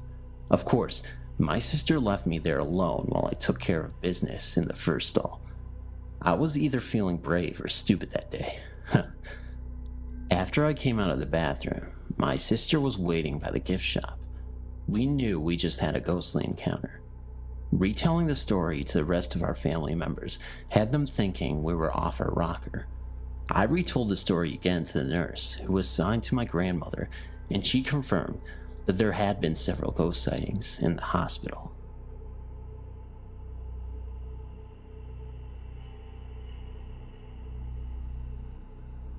One day, I had an appointment at Clark at noon. I finished the meeting with my client early, and being near Orchard Road, I went shopping. By the evening, I got ready to go back to the flat. The same flat which is in my story, an invisible housemate. I was filled with dread due to the previous experiences there, and as I boarded the train for NS from Orchard Station, my friend Louise called me on my cell phone. We talked for a while and she invited me over for a movie and dinner at her house. As we were longtime childhood friends, I was delighted to spend some time with her. And with that, I changed the train. Earlier, I was going in the opposite direction in the NS line, and now I boarded the train to Semebwag on the same NS line. I reached Toapeo station and loads of people rushed to catch a seat. While the train started, I could see from the window a middle-aged woman standing at the platform, just looking inside the compartment. She was wearing a kamba, kind of a bluish-grayish-white clothing. She had unkempt but jet-black hair. I kept on staring at her because she looked pale white, as if she had severe anemia. I think her face looked almost the same as her blouse. I kept staring at her, as I thought it was very unusual for any woman to be so pale. And then the train sped away, and I got back to playing Subway Surf on my cell phone. I was distracted by the people getting up to get out at Bishan Station. As the train halted, I saw the same woman on the platform. I got shocked as I clearly saw her on Toapeo platform, and she was here again at Bishan at the speed of the train. It was highly unlikely that she reached Bishan Station so fast, and I kept looking at her. But she just stood on the platform without fidgeting when people passed her by. The train doors closed, and she didn't board the train again. And I wondered why she traveled from Toapeo to Bishan without any intention to board the train and just stand at the platform. I kept staring at her. She was still standing at the platform, from the window, and the train started in full swing. I again went back to another game of Subway Surf, when the lady sitting right next to me elbowed me while opening her purse. I looked at her and she apologized, but that's when I looked towards the right side of the compartment, and to my surprise, the pale woman was standing inside the compartment, near the door. Now, at this moment, I still can't explain to myself how that woman defied the laws of physics, as last time I saw her, she was outside on the platform. The train doors are obviously closed shut before the train starts to speed away. Then how on earth is it possible for her to board the train? And she was clearly standing outside on the platform and no way in the train. And I could see her outside, except when she disappeared from my view, from the window's edge, while I sat there in total shock, rethinking what I am seeing. I still kept staring at her. The passengers near her seemed indifferent about her presence, and she had the same expression throughout the time she was standing there. And her hair, which seemed unkempt from the front, was nicely tied in a loose hanging bun, which came until the center of her shoulder blades at the back. But from the thickness of her hair bun, it seemed like she had long hair. Except for when she caught me staring at her, she moved her head to left to look at me. Her movement seemed as if someone was turning a puppet's head on its neck. At that time, when our eyes interlocked, I felt the dread that I have never ever felt in my entire existence. Her eyes' color were the lightest shades of gray. It was like the meanest of all the eyes I had ever come in contact with. I was filled with the emotions of grief, or something on the lines of envy. I lowered my eyes and fixed it on my cell phone and tried to refocus my mind. But I kept looking at her dress's bottom, and then another electric shock ran through my body. I couldn't even see her feet. Normally, someone who's wearing a kabaya, you can see their feet. But it seemed she didn't have any feet at all. And then the train halted at Ongmo Kyo Station. I managed to look up to find out whether the incoming passengers can see her or not. And as I looked up, she already left. She was gone. It looked like a nanosecond for her to disappear, even before the train doors had opened. At that moment, realizing that it's impossible to get out without the train doors opening, and that she vanished in the moment, I rolled my eyes up to look at her. I just froze in terror. I looked around to see if anyone else also saw that or not, but nobody seemed to be influenced by the woman. Or maybe they couldn't see her. At this point, I was horribly scared. This was the second incident for me in which something, in this case someone, vanished in thin air. Though I didn't see her vanish, but she was there at one moment, and like a microsecond later, she wasn't there. It wasn't even humanly possible to get out of the train or get into the train in that moment. So I put on my headphones and music and closed my eyes shut so as to not see anything else. I got out at Semabwag Station. At first, she joked that I rode with a Pontiac, and I gave her a smack on her arm. A Pontiac is a bloodthirsty ghost of a woman, and quite popular ghost in Southeast Asia. But after calming me down and realizing that I was actually frightened to my core, she told me that the pale woman could be the white ghost of Angmo Kyo MRT station. And when I checked it on the internet, I found out that almost all the stations I crossed today on my way to Semabwag are supposedly haunted, and yes, White Woman is one of them. It was rather amusing, as how can ghosts haunt a train and station for that matter, but it was written that white ghosts targets lonely people. But I was in a filled compartment, so why did I only see her? Paranormal is a part of everyone's life, but not everyone noticed it. My first encounter was around 18 years ago, when I was 10. It was Christmas morning when I lost my father. It was a devastating loss for all of us. Since then, I don't want to celebrate Christmas. Anyway, let's get to the point. The day after the funeral, I was sitting in my room. I was bummed. I didn't want to accept the truth. And then it happened. I heard my father's voice, calling my name not once, not twice, but 3 times. I couldn't believe my ears, and I raced out of my room into the kitchen. My eyes were starting to water because I didn't see him. I started to cry and headed back into my room. Then I realized that it was very bright winter's day. I mean, it was freaking December 26th, and then I saw him. My dad was standing before me, smiling, surrounded by that light. I stared at him for what seemed to be hours. Then suddenly, light started to flicker, and I heard him talking directly to me.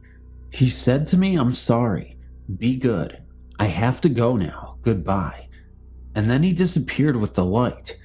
That was the last memory I had of him. The next experience was 4 years ago, when I was in my neighbor's house. My neighbor, let's call her Z, lived with her father, let's call him A, who by the way was a creepy guy. However, Z was gifted. She could see the future through cards. I was stunned when she told me things known only by me. I went there often times, but every time I took even the slightest look to A, my head started to hurt like hell. When I shared that to Z, she told me that I was sensitive. Every time, when I get a headache, I was in a way cleansing the negative energy. I shook it off because that couldn't be true. After the seance, you know the cards, she told me that I have a big hole in my heart, a hole full of pain and sorrow. She started to cry and told me that soon, very soon, I will lose someone very close to me, and I needed to be strong at that moment. After that, I stopped going there, and a week later, she died, leaving behind her awful father. I know it's a terrible thing to say, but he was evil. I can't explain how I know. I just do. 10 days after Z's death, A got ill and died. I know my stories aren't as exciting as the others, but they are true. Just letting you know that the person who I was supposed to lose was my mother, who died a year after Z and A. You may say it's a coincidence, but it's not. Every time I pass Z's house, I get the same headache, and I get the feeling that someone is watching me through the second floor windows where A lived. I'm 28 now, and I still get that feeling.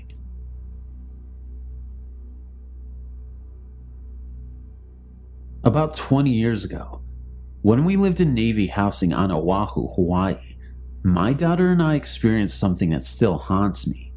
Honestly, I'm not sure what it was, and that I'm not sure if it was a ghost. At the time, we, my husband, our 2 daughters and I were living in Navy housing. I never believed in ghosts or the supernatural, and we didn't entertain such stories or thoughts in our home. It was a summer sunny day. My husband was at work, my oldest daughter was out surfing with her friend, and my youngest was at home with me. We had just finished lunch and decided to watch some TV. The TV room was just off the living room, dining room, and filled with windows and 2 doors, one to the kitchen and one to the backyard. There was a wall composed of 2 large sliding doors that separated the living and dining room from the TV room. Against that makeshift sliding door wall was a love seat that my daughter was sitting on. I was sitting on a chair opposite the love seat. The TV was to the side of us, on a low bookcase below a bank of windows. While sitting there watching TV, something shimmery, a staticky, sparkly, flashing sort of mass passed between us and the TV. It had entered from the living room into the TV room and then moved across the room and out the back door. Within seconds of seeing it, we turned to look at each other. She then jumped into my lap, and we sat hugging each other tightly for a bit before either of us could speak. I knew by her actions and the panic on her face, she had seen what I had. With fear in her voice, she asked me, "What was that?" I had no idea what it was, but I tried to reason it away. Staying as calm as I could, I told her it was probably the sun reflecting off a car passing the house. With a trembling, soft voice, almost a whisper, she replied, "But all the blinds are down." Not wanting to give in to the panic, I told her that the shades don't fit the window so tightly that light can't find its way in between window frame and shade. I then changed the subject to picking up my oldest daughter and going for shaved ice, a Hawaiian snow cone, but better. Other than telling family and friends for the next few weeks, we didn't and haven't talked about it since. We put it behind us. Fast forward 2 years later, my husband, reassigned back to Rhode Island, had moved back to the mainland to open our old home and get it ready while the girls and I were still in Hawaii. The girls still had a few months of school to finish, so he went ahead without us. The last few days on the island, I spent alone, cleaning our base housing.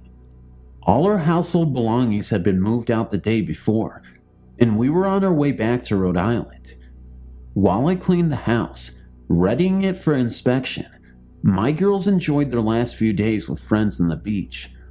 I had cleaned the kitchen and laundry the day before and was now cleaning the bedrooms, bathrooms, and on into the living room and dining room. The whole house was floored with floor covering, which I had to sweep and mop spotless.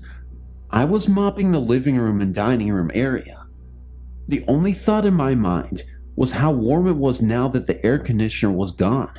Then, out of nowhere, appeared that same shimmering, sparkling, wild flashing mass. It crossed the room right in front of me. Being all alone and startled by what I was seeing, I packed up and left. I still hadn't mopped the TV room, nor finished the living or dining room. I didn't care. I was out of there. I grabbed my cleaning supplies, my purse, and locked the door. I left the mop and bucket with the curbside trash and got in the car and didn't look back. I have never ever seen anything like this before or after Hawaii. I've also since become more open-minded to ghosts. Once back in Rhode Island, I started watching the many supernatural and ghost hunting shows that had since started appearing on TV, and although I am open-minded now, I haven't seen any real proof. I say that because I'm still not sure what I saw in Hawaii. I still feel like there might have been a logical explanation. I'm still waiting to come across someone, somewhere, who has experienced the same thing. Someone who can tell me what it was that my daughter and I saw.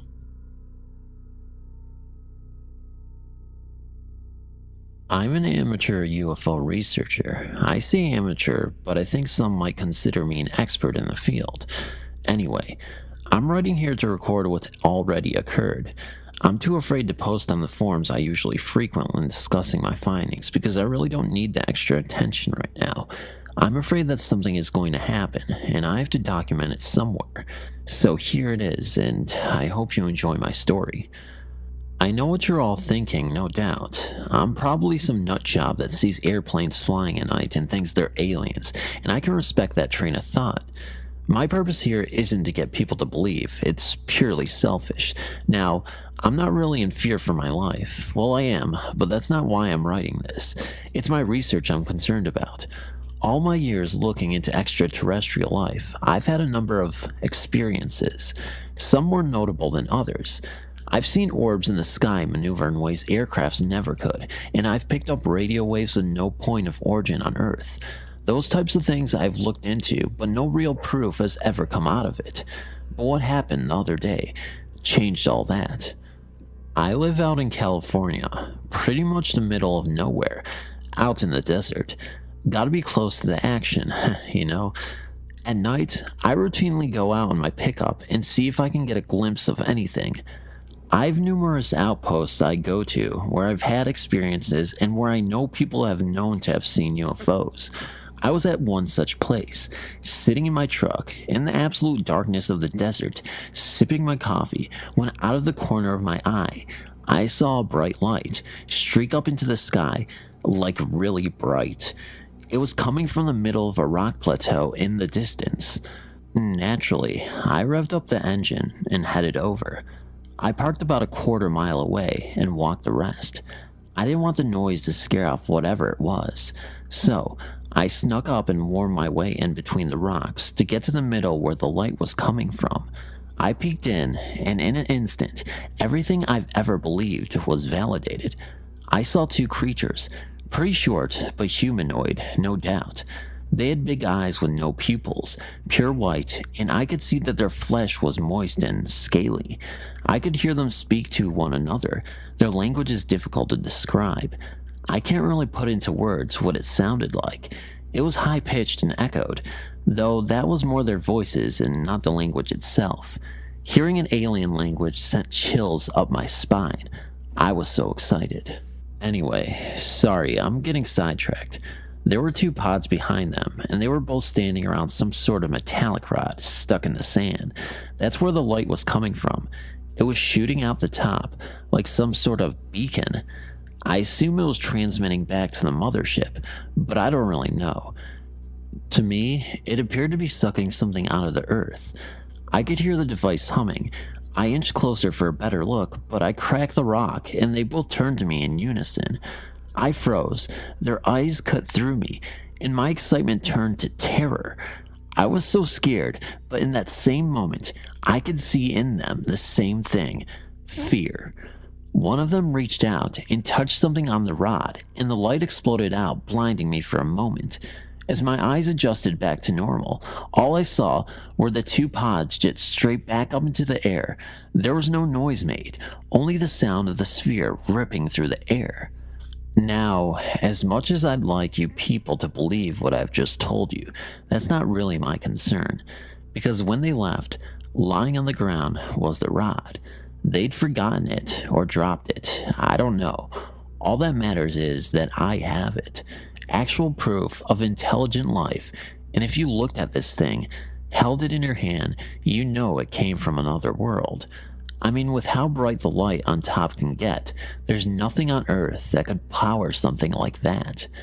You'd think I'd be on top of the world, and believe me, I was. Until the next day. I woke up to a knock on my door. It was early that afternoon, but naturally I was sleeping in. The knocking was persistent. It didn't stop, just a slow-paced knock, over and over, until I finally got to the door. I opened it to see two large men standing in front of me. They were both bald and pale, with no eyebrows or eyelashes, and they were wearing crisp black suits. Everything from their ties to their shoes appeared to be brand new, like it was the first time they'd been worn. The man on the left was the only one who spoke. He introduced himself as Agent Quinn and his associate as Agent Reed. Then he addressed me by name, my full name. I didn't think it was odd at first. I mean, he was at my house. I'd buy he knew who I was. But then he asked me the question that almost made my blood freeze. Where's the rod you procured last night? There was no emotion in his words at all, almost robotic in tone. I immediately looked at both their sides and noticed they didn't have guns. I thought it was strange for government agents not to carry weapons, but I was also sort of relieved. I denied knowing anything, saying I'd been at home all night. Agent Quinn, however, didn't seem to have any interest in talking about whether or not I had what he wanted. As far as he was concerned, I had it.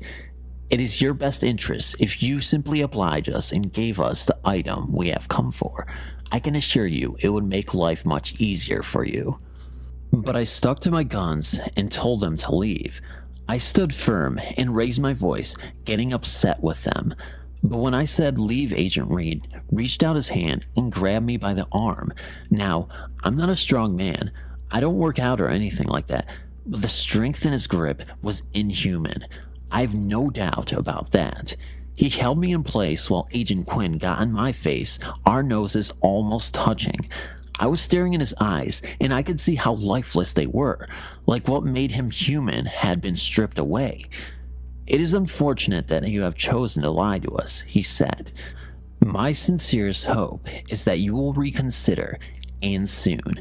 Agent Reed then released me, and the two of them walked back to a black van that was parked out on the street. That was the other day. I'm freaking out. How could they know that I have it? How do they know about it in the first place? I've heard the stories, stuff similar to this, and I'm afraid of what's going to happen to me because I'm not going to compromise myself and give them what they want. I was smart enough the night before to hide the rod, but I'm hesitant to say where. But I do want to. I want someone other than me to know where it is, but I have no family or friends, so I've turned here. I'm not really looking for advice as to what to do, but I'm not adverse to it either. I only want to have what is happening to me be out there. I can't let them cover this up too. As long as they don't find these posts, I'll keep posting about what's happening. I need it documented. Alright, things have gotten pretty crazy. I'm not much of a drinker, but I've since took up the habit. I'm 2 drinks in as I write this. I appreciate the comments and advice I've been getting, but I don't really have any intention of handing the rod over. I've dedicated years and years to investigating UFOs and extraterrestrial life, so to finally have something and just hand it over just isn't an option for me. I left a good job paying and another life to come out here to chase my passion, and that's what I intend to do. After posting the other night, I waited a few hours until a little past midnight and decided to head back out to the rock plateau where I originally encountered the life forms. It had been a few days, and I wanted to get a second look at the site, but after the agents came to my door, my mind had been in a different place. But I refused to let fear change the way I live my life. I went out and crept out, got into my pickup, and headed towards the desert. I half expected to be followed, so I couldn't help but glancing back to my rearview mirrors the whole time. But it seemed I was alright. I got out into the desert, no problem, but as I got closer to the rock plateau, I could see it was illuminated. Not by some extraterrestrial technology, but like the lights you see when they're doing construction late at night on the highway. The entire thing was encased in what looked like a white quarantine tent. I parked quite a distance away and got out my pair of binoculars to take a closer look. The tent seemed to be surrounded by black vans, the same that I'd seen the agents leave in. There were men similar to the agents all around, no hair and in the same fine suits. I've no idea what they were doing, but I got extremely nervous as I watched them. Some were going in and out of the tent, while others stood motionless, as if they were on guard like statues. There was no way they could see me from the distance I was, so I decided that even though it wouldn't be that clear, given my range, I thought I'd record what was going on. I got my phone out and zoomed in as far as I could. It wasn't good enough to see what exactly they were doing, but I could see one thing that didn't show up in my binoculars. The eyes of every single person there were glowing, like some sort of bluish white, but I could see it very clearly through the screen. It sort of disturbed me, but I didn't really know what it meant. Some of you have commented that you have thought that the agents were themselves aliens, and I didn't really think that until seeing that.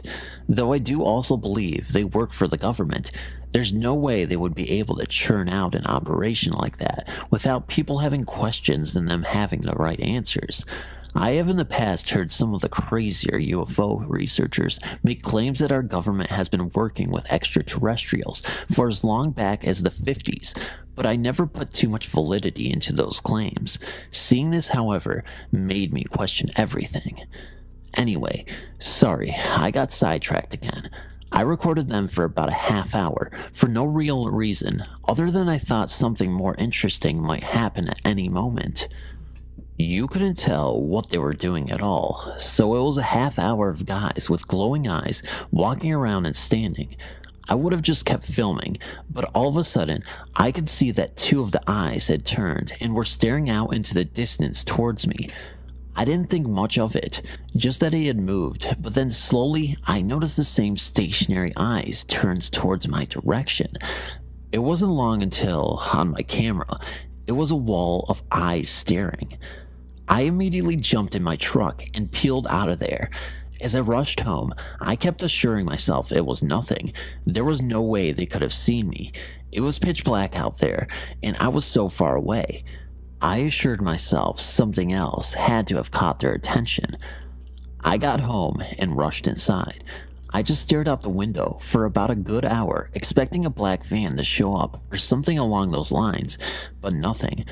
I breathed a sigh of relief and opened up my laptop to transfer the footage from my phone. I hooked it all up and opened the file, and much to my dismay, the video was fuzzy. And not like a normal fuzzy video. This was like the black and white fuzz you'd see when the VHS tape stopped running, something I'd never see on digital video. To say I was pissed is an understatement. It had recorded so smooth, it makes no sense that it was corrupted like that.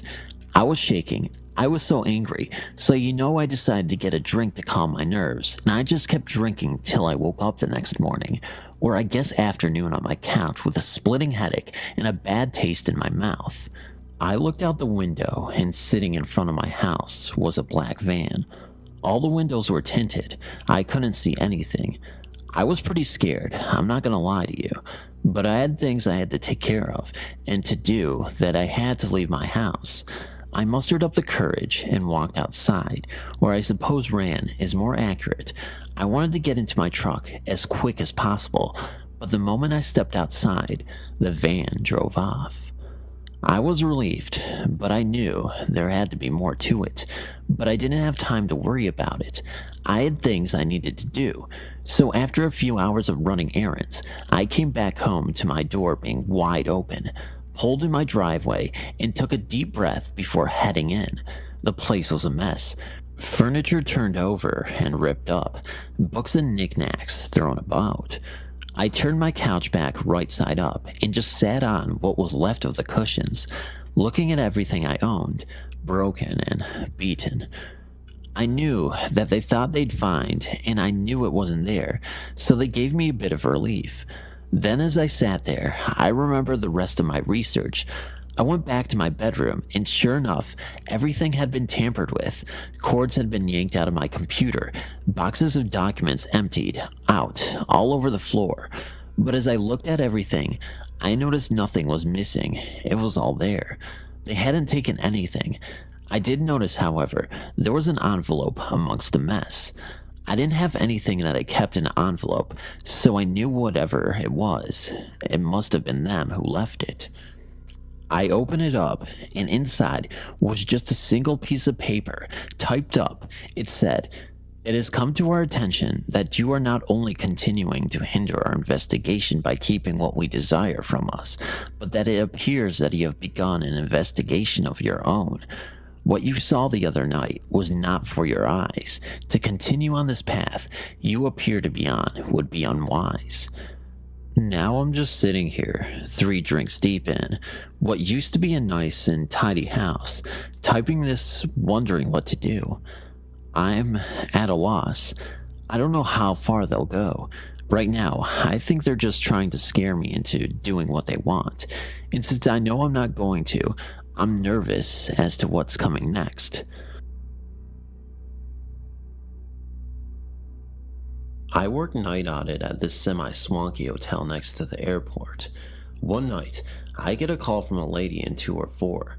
She says there was arguing, loud banging, and crying coming out of 206. Check the computer. No one has checked into that room due to maintenance issues. What the fuck? Called my supervisors to see what to do. She tells me to call on site security and follow them up with a key. I decide to be the bigger man and go up anyways. As we get off the elevator, we can hear the crying. It's loud. My heart starts racing as we near the door, so I hand the key to the security guard. The next 5 minutes seem to happen in slow motion. He opens the door and immediately flicks on the light. Keep in mind 206, we're on the 2nd floor, only door was by me, and this is at like 3 a.m. and there was no one around. As we enter the room, the shower is on, steam is coming from under the door. There is only one lamp on in the room.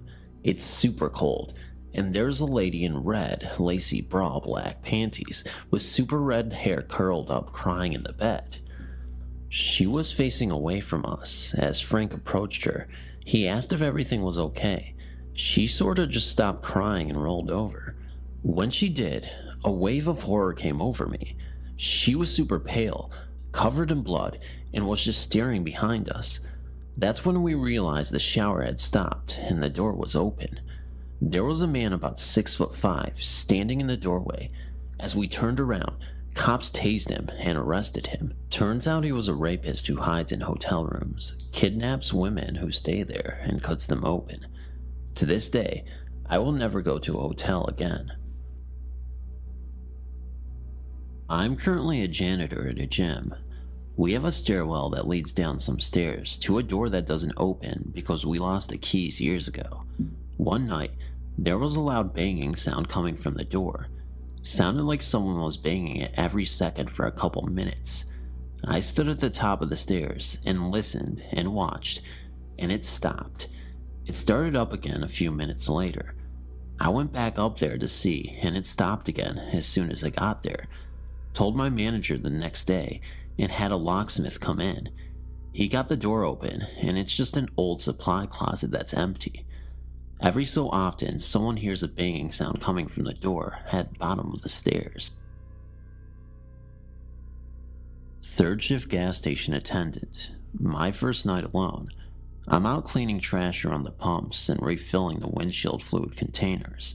Cop pulls in, drives by really slow, staring at the store, doesn't see me standing near pumps, parks, and walks into the store really fast.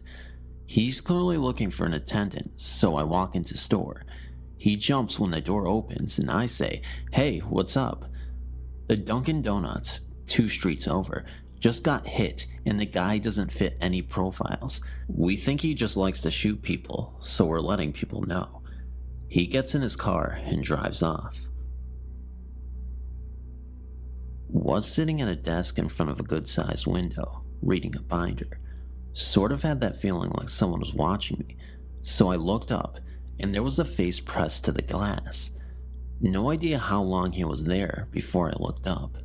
Ran out to the foyer where there was a glass door on the porch that should be locked. It wasn't. He started shaking the door trying to get in. Ran to the next room and he just followed me around the house while I was on the phone with the cops. Watching me through the windows. They didn't catch him. That night, he came back the next night. They caught him. Creepy as fuck.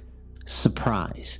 Sometimes patients come in for other problems and don't mention that they sleepwalk. There have been a few occasions where I've been sitting in my office, watching vitals and writing reports, when I turn around to get something and a patient has sleepwalked into my office and is standing right behind me. At 2 a.m. in the dead quiet, that gives one quite a shock.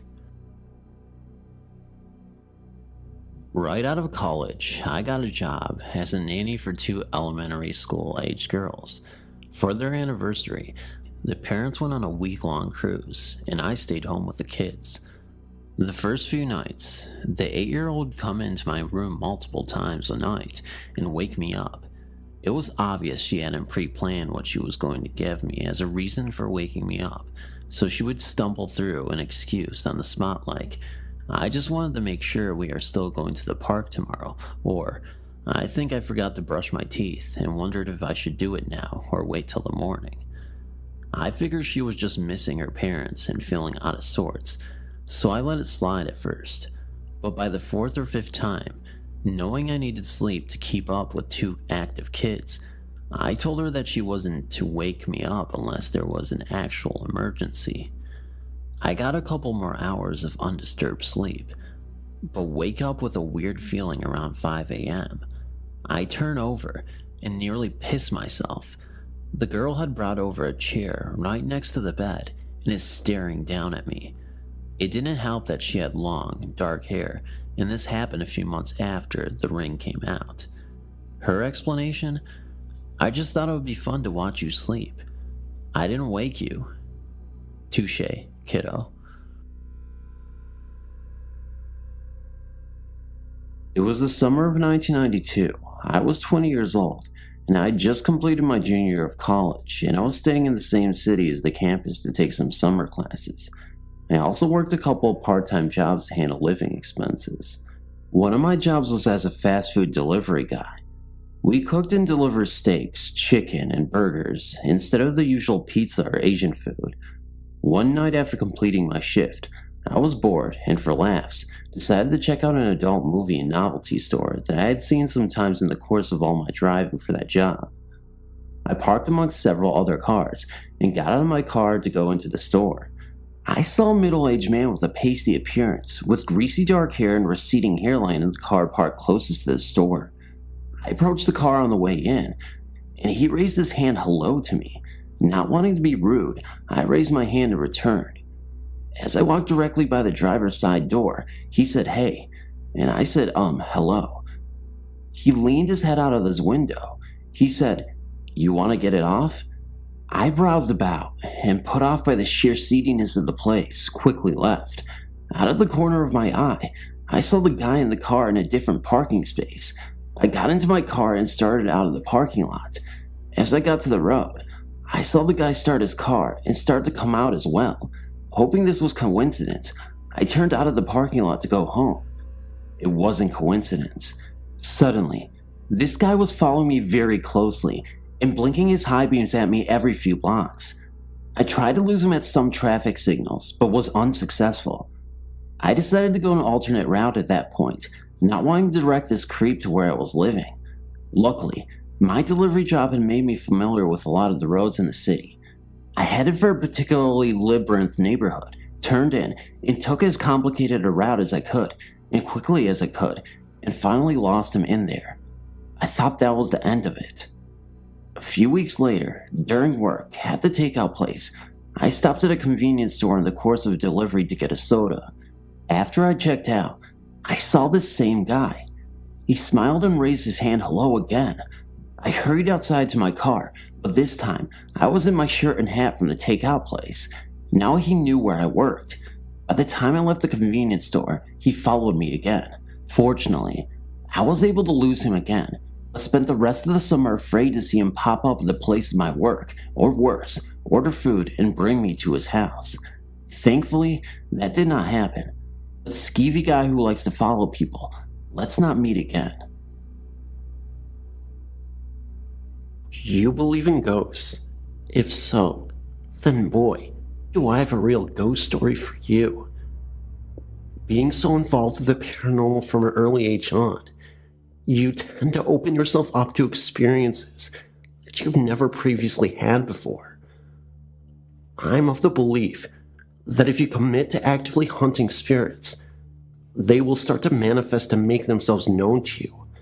However, if you close yourself off to this realm, the chances of finding yourself in a paranormal situation are slim. A lack of commitment will result in most spirits ignoring you. Just think about it for a second. If you have absolutely no desire to see paranormal activity, why would a ghost waste their time trying to communicate with you? It would be just like talking to a wall. Just like the saying goes, seeing is believing, or in this case, investing is believing.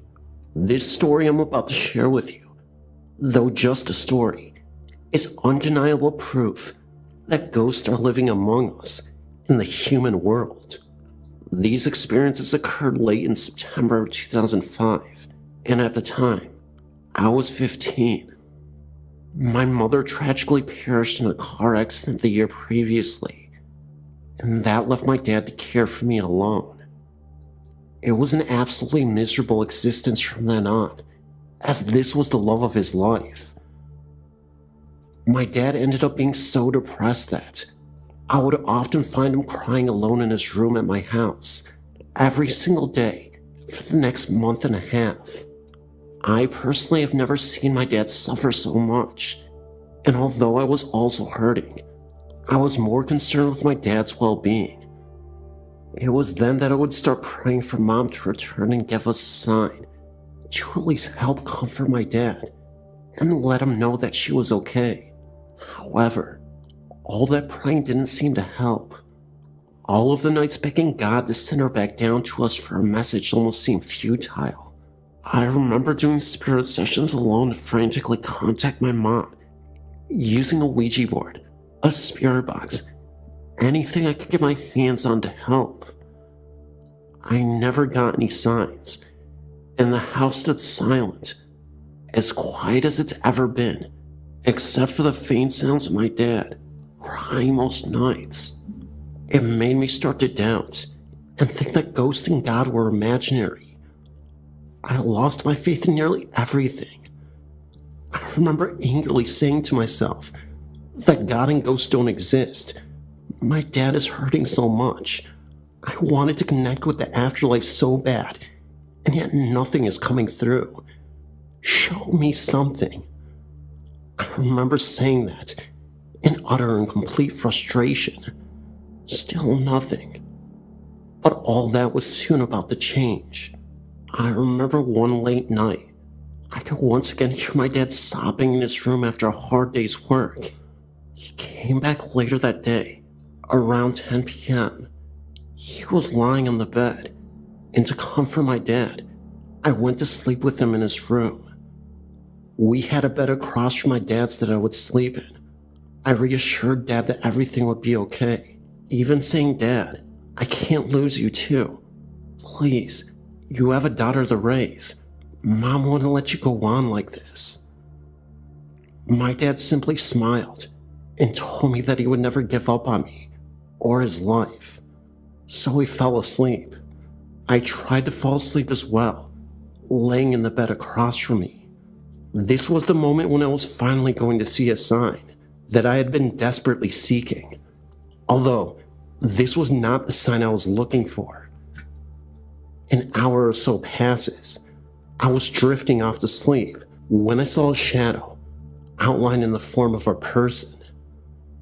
This wasn't a good shadow because I felt a very negative energy. There were no features except a shadow person looming over my grieving father. I then got up, turned on the light, and that shadow was gone. I went to wake my dad, and he wasn't waking up. I screamed so hard for Dad to wake up, but nothing. I went and called the ambulance immediately. They rushed him to the hospital. This nightmare just couldn't get any worse. I had already lost my mother, and I was on the verge of losing my father as well.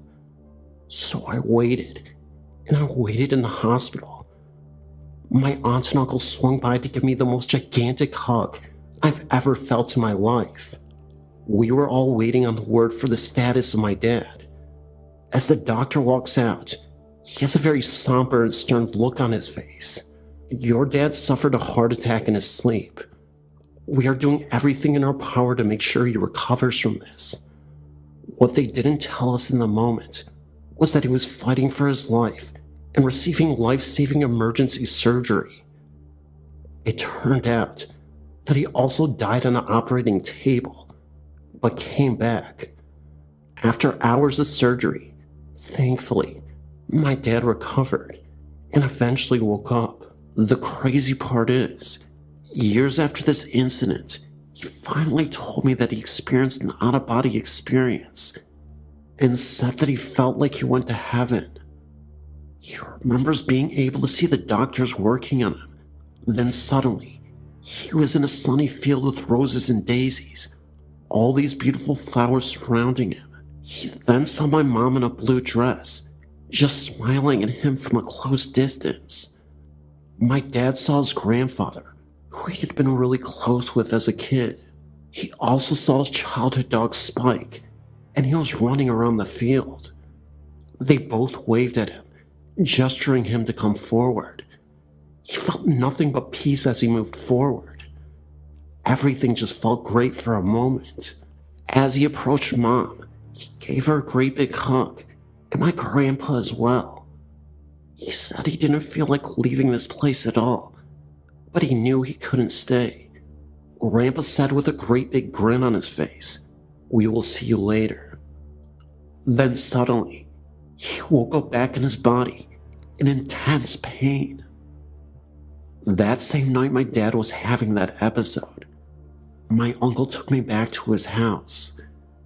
As I waited for my dad to recover, I had a dream. I dreamt of the Grim Reaper, and he was literally trying to drag my dad up into this dark room with red wallpaper. I remember screaming, "No, I need you, Dad," and trying to physically pull my dad away from the Reaper so he wouldn't take him through the door of the strange room. Eventually, the Reaper gave up and disappeared. My uncle rushed in to hug me, and I told him I had a nightmare. Years later, when my dad told me about what happened to him, I told him my nightmare as well. My theory is that the whole incident, the black shadow, the heart attack, the out-of-body experience, and my nightmare, they were all connected. Something dark and sinister was trying to take my dad away from me. And I feel like my dad's grandpa and my mom were somehow stopping this from happening. My uncle believed that my dad was just so worn out and hurt by the loss of my mother that it caused him to have a heart attack because of a broken heart. He does admit, though, that what my dad told us in the nightmare were very eerie Too coincidental to be one. The fact that I was praying for a sign, then challenged something from beyond, and then demanded one, made me feel like I really angered some sort of evil entities. I also believe that in those dark moments, good and evil were fighting for my dad to stay alive. My theory is that these dark forces are trying to take him away from me.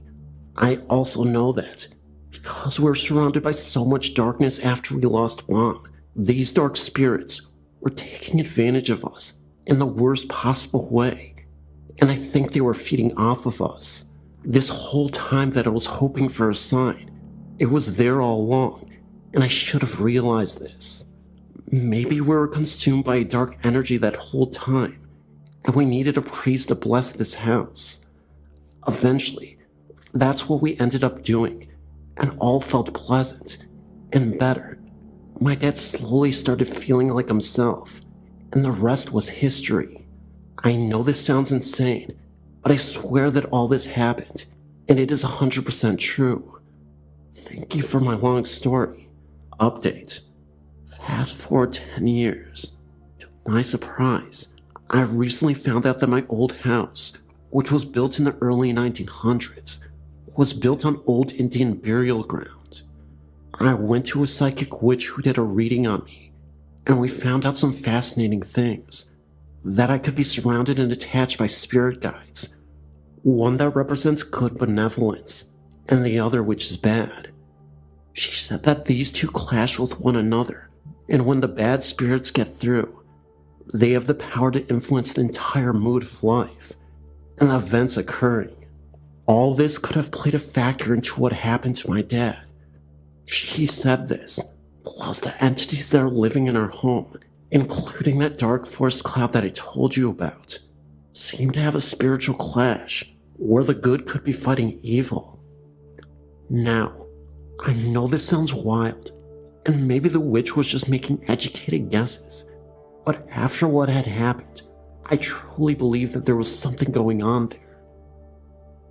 She suggested that she come to the house to perform positive rituals with her group of witches as sort of a good omen, to ward off the bad spirits, even though we seemed to get rid of them.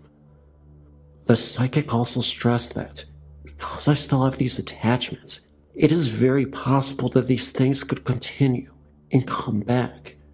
She also suggested that the road my mom was driving on when she passed may have been cursed. She told me that just in case, they could go to the area of the accident to perform a positive healing ritual for the road.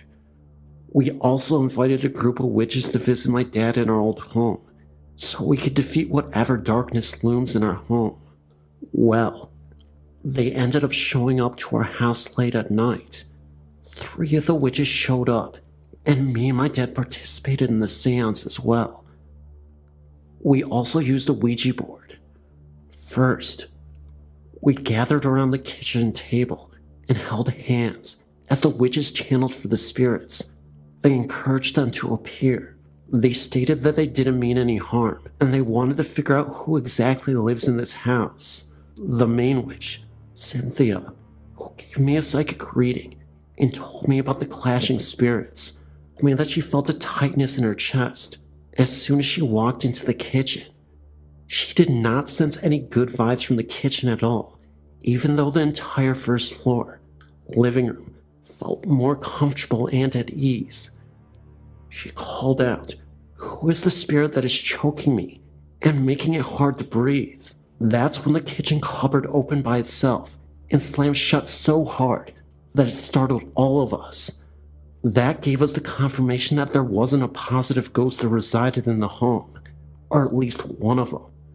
It was only seconds later that I heard a voice say "go away" in a very low and guttural tone. It was more of a whisper, but it immediately sent shivers down my spine.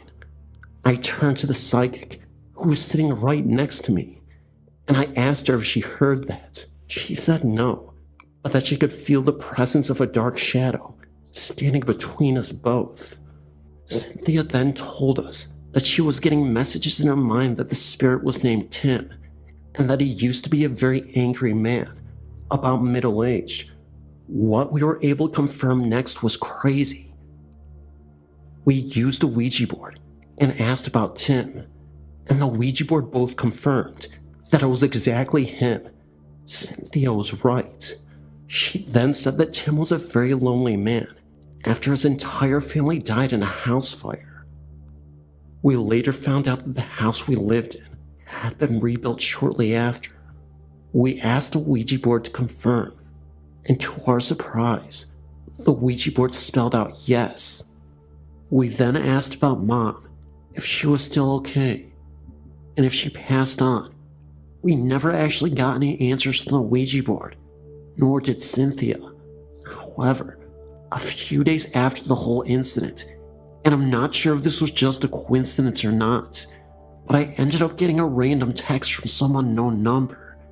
The text literally showed up with a YouTube link to the song Found Out About You, a song by Gin Blossoms. That was my mom's favorite song. The song is also about grieving for the loss of a loved one, so it really seemed to be a direct message that tied into me and my family and what we experienced.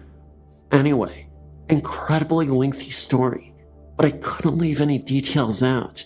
Thank you so much for reading. Today, me and my dad are doing great. Stay safe, everyone.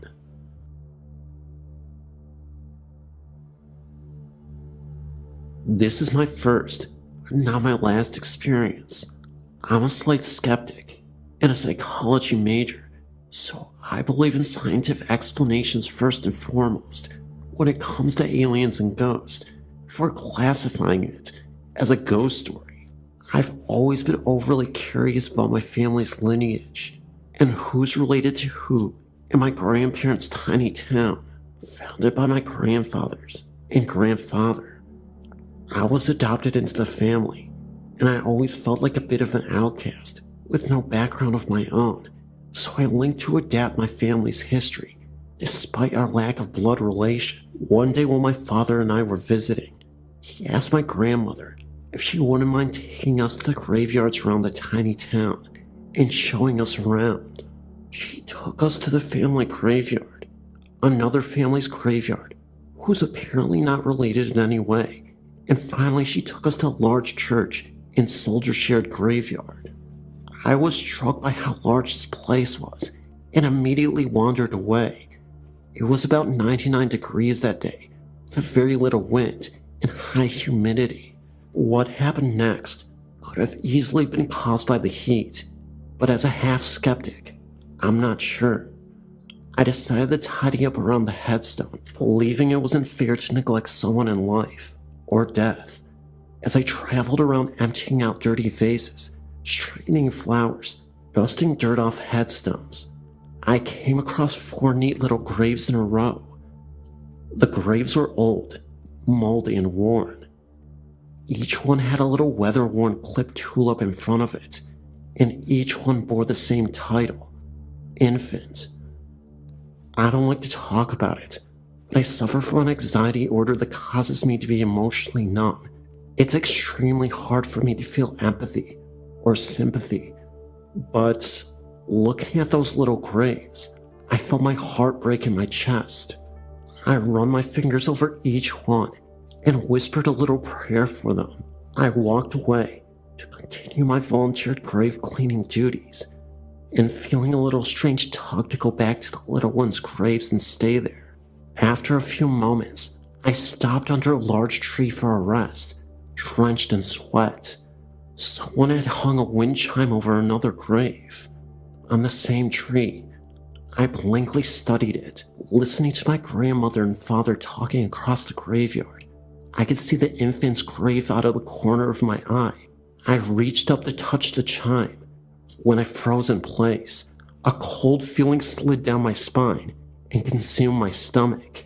Without thinking, I turned quickly towards the infant's graves and stopped cold. A woman was standing beside the second stone. She had ebony black hair down to her thin waist, and she was wearing the old-fashioned blue dress that looked straight out of the 1900s. But that wasn't the most remarkable thing about her. Her face was smooth, round, and pale, and literally blank. She had no eyes, lips, nose, nothing. I gasped, involuntarily took a step backwards, flinching at the sight. When I recovered, she had vanished without a trace. The last thing I wanted to mention about the cemetery is another night I actually went back to the cemetery on my own, and I noticed something that was really alarming. What I noticed was something so alarming that it literally made my face turn pale.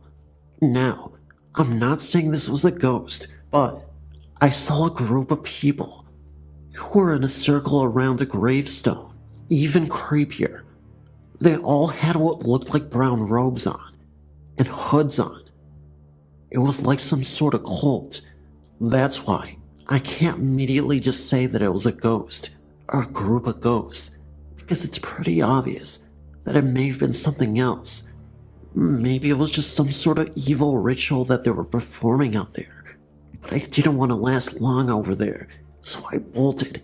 How's that for a couple of crazy encounters with some spiritual entities or some cult-like figures? Anyway, I really hope you enjoy these pair of stories. They weren't the longest in the world, but I think they were very effective. What do you think? Let me know. When I was 4, I shared a room with my mother. I slept in a toddler bed that was low to the ground. If I laid on my side, I could see under her bed. One night after she turned out the lights and got into bed, I happened to look over and see these red eyes staring at me from under her bed. I was so scared that I couldn't move and just continued staring at it. The eyes were close to the ground and did not blink. I finally started to scream and cry. My mom jumped out of bed and turned on the light. She looked under the bed, and so did I. There was nothing there. She turned out the light and got back into bed. The eyes were there again. This happened 3 times that night, but never happened again. This is where it gets really freaky. When my oldest daughter was 4, she was playing in her room alone. When she started screaming, I ran in and asked her what was wrong. She told me that there were red eyes looking at her from her toy box. I had never told her what had happened to me. Well, I completely flipped out, and we ended up running from the room. She never slept in there again. I recently asked her about this, and she told me that their eyes were looking back and forth, but didn't blink. I wonder if this is some kind of demon or something. When my middle daughter was 4, she told me that angels talk to her at night. She's 5 now, and it doesn't happen anymore. My son is about to turn 4 next month, and I'm terrified of what supernatural thing will happen to him. My only consolation is that it should only happen when he's 4. This is not my actual personal experience. The house that I currently live in is extremely old and has a lot of history. My aunt had once lived in this house before me and my family. She had never experienced anything out of the ordinary. She had just come back from the hospital, having just given birth to her newborn daughter. The night she had returned home, she had done everything as normal and had gone to bed. The baby's cot stood just across the room. She woke up in the middle of the night, simply terrified by what she saw. A ghost with a small figure at its side stood looking into the cot holding a knife. My aunt first lay frozen in her bed, not knowing what to do. She finally worked up the courage after several minutes and ran to grab the newborn baby and ran out of the house. The room in which this occurred is now my room, and I can honestly say I've never seen an apparition, But I've heard many things during the night, such as when I once heard the banging footsteps of someone climbing the stairs. This had really frightened me, so the next day, I'd asked my sister if she had heard the noises. She replied yes. The weird noises continue up until this day, but we are now used to this, so we never really get scared, as we had done years ago.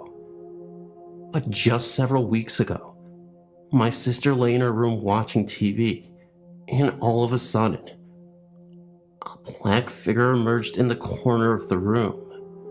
The figure vanished, and we have never heard or seen anything unusual since.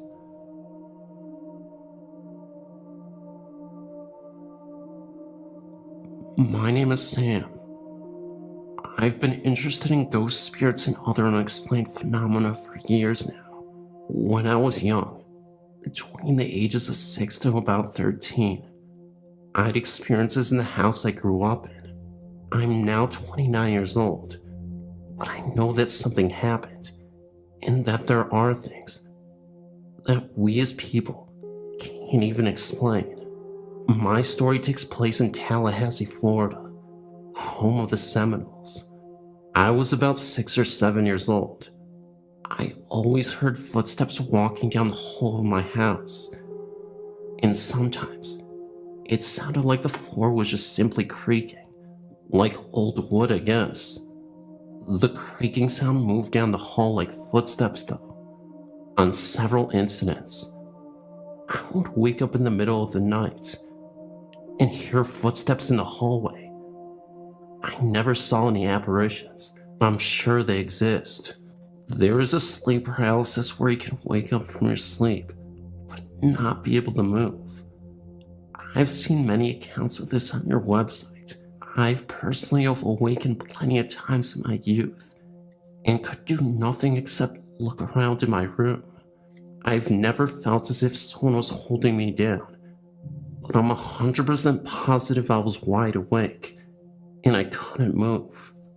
On one occasion, a Saturday morning, I woke to the sun shining through my window. I wasn't scared, mainly because it was daytime, about 10 a.m. in the morning, but I was frozen solid. I tried my hardest to move my legs, my arms, and just talk, but I couldn't do anything. In the past, I would just lay there, and in time, the paralyzing feeling went away. This morning, I decided to lie in bed and just wait. What seemed like minutes was only seconds when I heard whispering just above and behind my head. My bed was against the wall, and my dresser was a foot or two away from the head of my bed against another wall. In the corner, the whispers came from that corner. It sounded as if two people were telling secrets just behind me. At this point, I snapped free from my frozen state and immediately jumped out of bed and dashed into the kitchen where my mother was cooking breakfast. I know something was there, but I was so scared that I didn't look back. I clenched my mom's legs, and she asked me what's wrong. I explained to her what had happened, and she kind of blew it off. There is no solid evidence that anything had happened, but I know what I experienced. That wasn't the only thing to happen. If you live in Florida, then you've experienced a hurricane. Hurricane Kate hit Florida in the mid-1980s. My mother was a single mom at the time and was trapped at City Hall during the hurricane. She worked for the city, so during the bad storm, they didn't want to let them drive in the weather and asked the workers to stay until the storm let up. My brother is about 5 years older than me, so my mom called and asked him to watch out for us until she could get home. The hurricane soon knocked the power out in the entire neighborhood, and probably in several parts of the city. She called again and asked my brother and I to sit in the hall where there were no windows or doors until the storm stopped. I, being the younger of the two brothers, felt comfortable with my brother and soon dozed off to sleep. When I fell asleep, my brother said he began to hear footsteps walking up and down the hall. Sometimes the footsteps walked right past us. He also said, no matter how hard he tried to wake me, I wouldn't wake up. So we had to endure the steps and freaky sounds alone. He said it sounded as if 3 or 4 people were in the hall walking around. When I woke up, city workers were outside working on the telephone pole, trying to restore electricity to the neighborhood. My brother was curled up by the front door, almost relieved to see light, even if it was just lights from the work truck and light from the sparks of labor to the transformer on the pole. At this time, my brother told me about the footsteps he had heard and how happy he was the lights were coming back on. Other incidents happened, but nothing really worth talking about. I just wanted to share my story because the site is very interesting.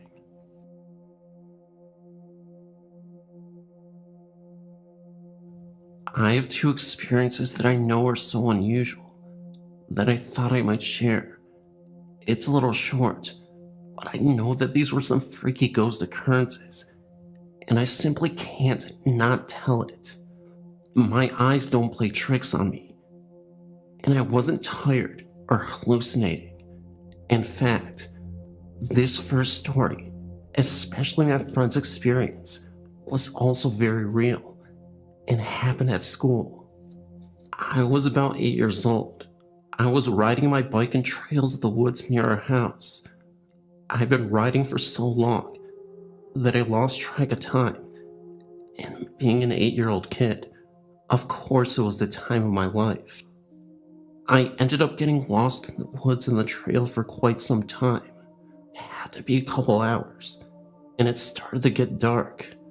So as the sun was setting, I tried to make my way back the way I entered. As I was going through the woods, I ended up going through a cornfield, and from a distance, what I saw couldn't be ignored. I saw a short figure of a man just standing in between the cornfield bushes. It almost looked like a leprechaun. Obviously, I know leprechauns aren't real, but it was the best way I could describe this ghost.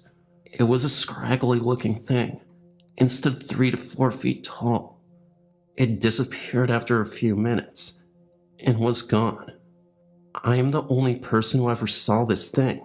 There was never any mention of a ghost near these cornfields. For a while, I didn't even want to say anything for the fear of looking crazy.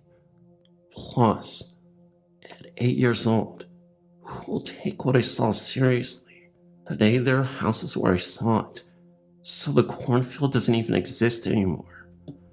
Another weird thing that happened to my friends at school. Between the Christian middle school and high schools in town, there are some woods here. I never saw this, but some of my friends at the time did.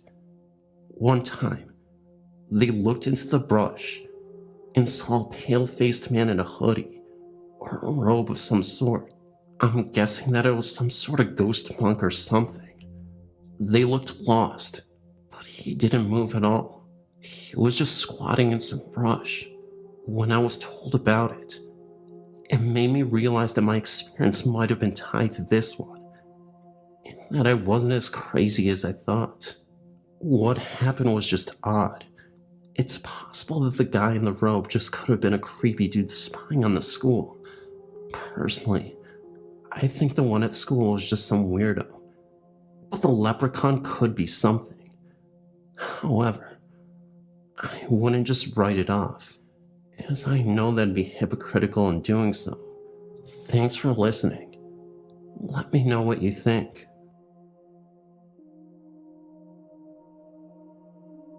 A couple of months ago, I was living in a house with my friends that had a history of strange sightings and stories. I personally had never seen anything there, but had somewhere else. That was about to change. I was standing in the kitchen with one of my friends, and we were the only two people in the house at this time. The kitchen door was slightly open, and all of a sudden, I heard what sounded like a gentle whisper in my ear. As I looked towards the door, I saw a lady walk past the door, wearing jeans and trainers towards the front entrance of the home. At first, I thought it was my friend Laura, who always used to wear jeans, so I popped my head around the corner to try and scare her, but there was no one there. I wasn't scared because it was in the middle of the day. I actually found the experience quite exciting, but also unexplainable. We bought my father's-in-law house with the understanding that he was to stay with us so we could take care of him.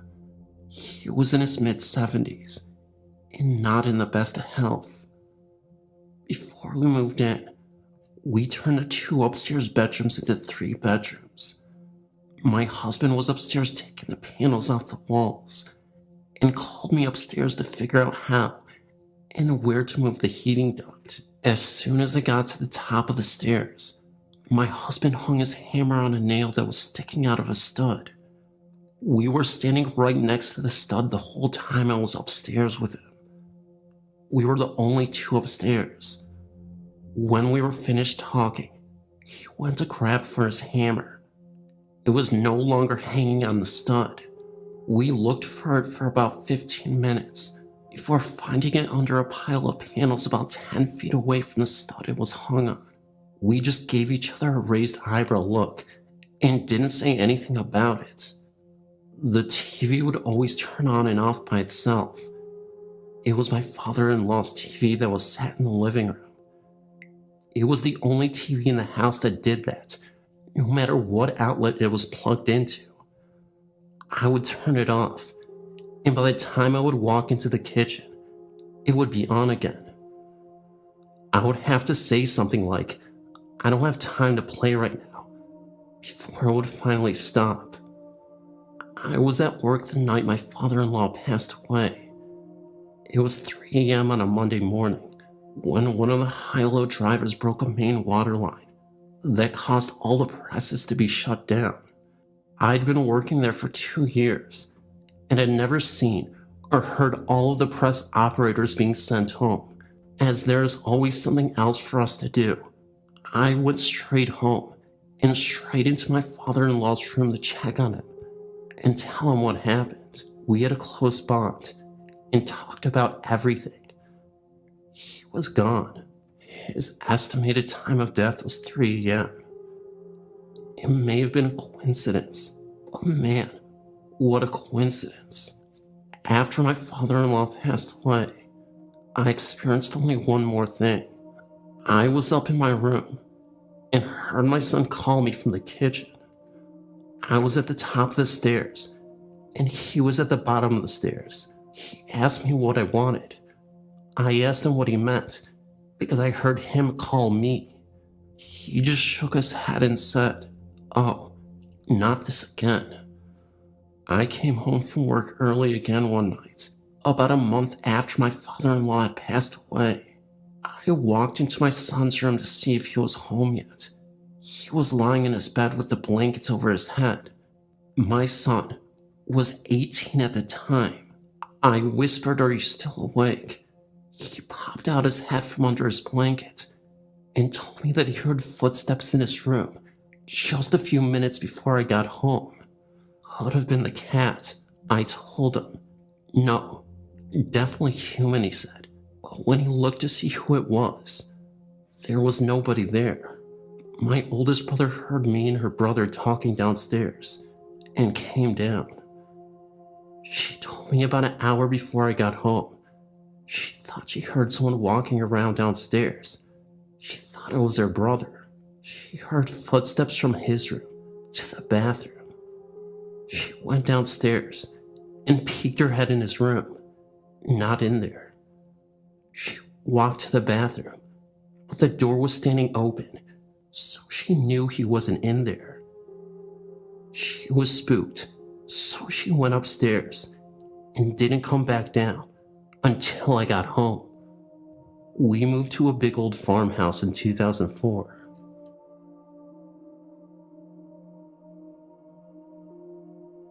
In my former residence where myself, my husband, and my teenage son lived, there were lots of paranormal happenings. All three of us experienced strange things, but the one that was the most bizarre happened while I was asleep in my bed. My husband had gone away on business for a few days, so I was alone this particular night. My son was asleep in his room down the hall. I owned a large male cat named Bing, who almost always spent the night on my bed. I also had a hamster that was kept in a cage in my son's bedroom. The cage door was broken, so we tied it up with baggy ties. She had escaped once or twice, so I had planned on buying a new cage the next day.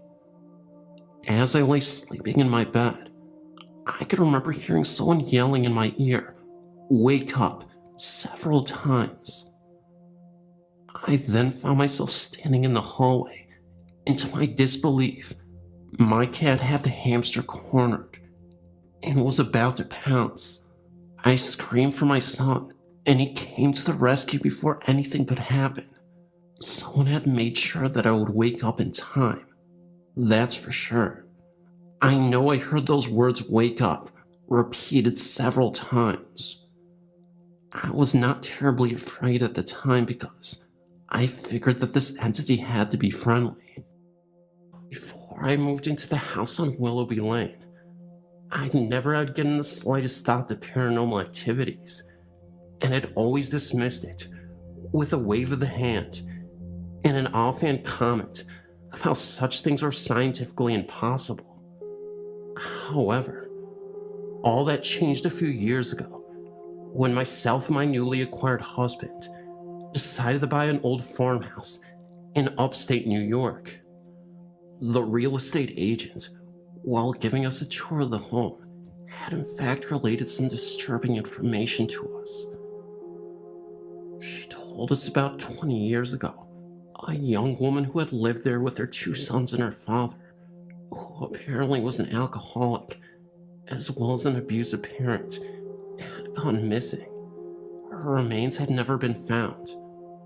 There had been almost certain proof that her father had murdered her, and was shortly thereafter tried and sentenced to 10 years in prison, where he had almost died.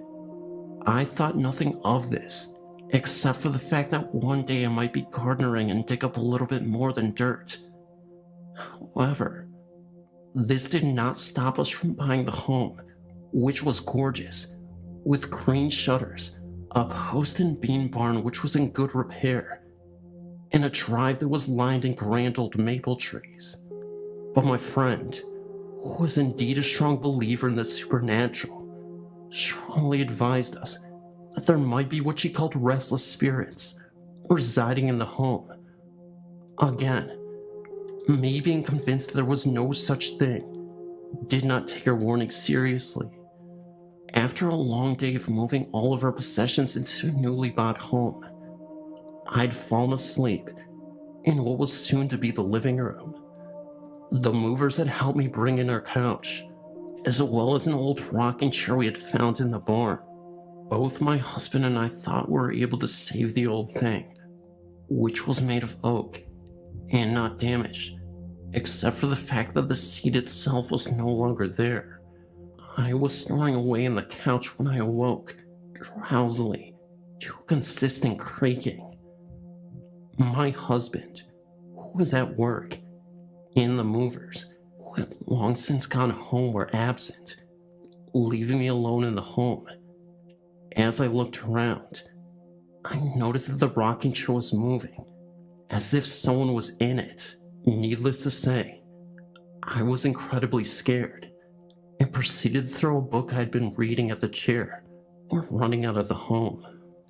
As the weeks passed, More and more of these types of things would happen, all ending with me rather frightened. Things would disappear and reappear without notice, some of which would never be there in the first place. Some of these items consisted of a wide collection of women's jewelry that I occasionally would find in what we found out later used to be a bedroom. Though we converted it into a study, I would hear knockings. Doors would open and shut for no apparent reason. We would occasionally hear the faint creaking of the rocking chair, even though I had insisted it be placed back in the barn. Occasionally, I would hear hushed voices and see flashes of what appeared to be figures out of the corner of my eye.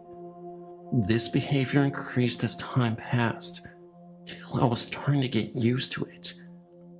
I even admit to talking with the spirit whenever I was alone in the home. I would always be rewarded with an abrupt cease in all abnormal activity. On the evening of the housewarming party me and my husband were holding, one of my friends came to me in a state of anxiety.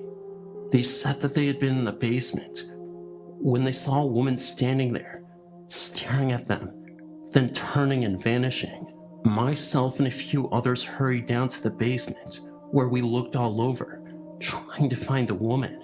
What we did find was a hidden cupboard with what was later confirmed to be the remains of Sue Hoover, the woman who disappeared nearly 20 years ago. After this finding, the noises and sightings immediately stopped, and we have yet to hear the slightly disturbing creak of the old rocking chair, which we eventually moved back into the home and repaired.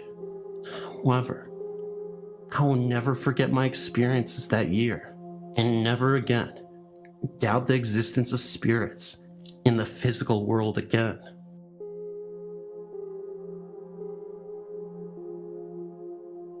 I'm a great fan of your site, and I've submitted some of my own stories. The other day, I remembered an experience my sister Christy had many years ago. Although I was not a direct witness to this, I was there when she came home in hysterics.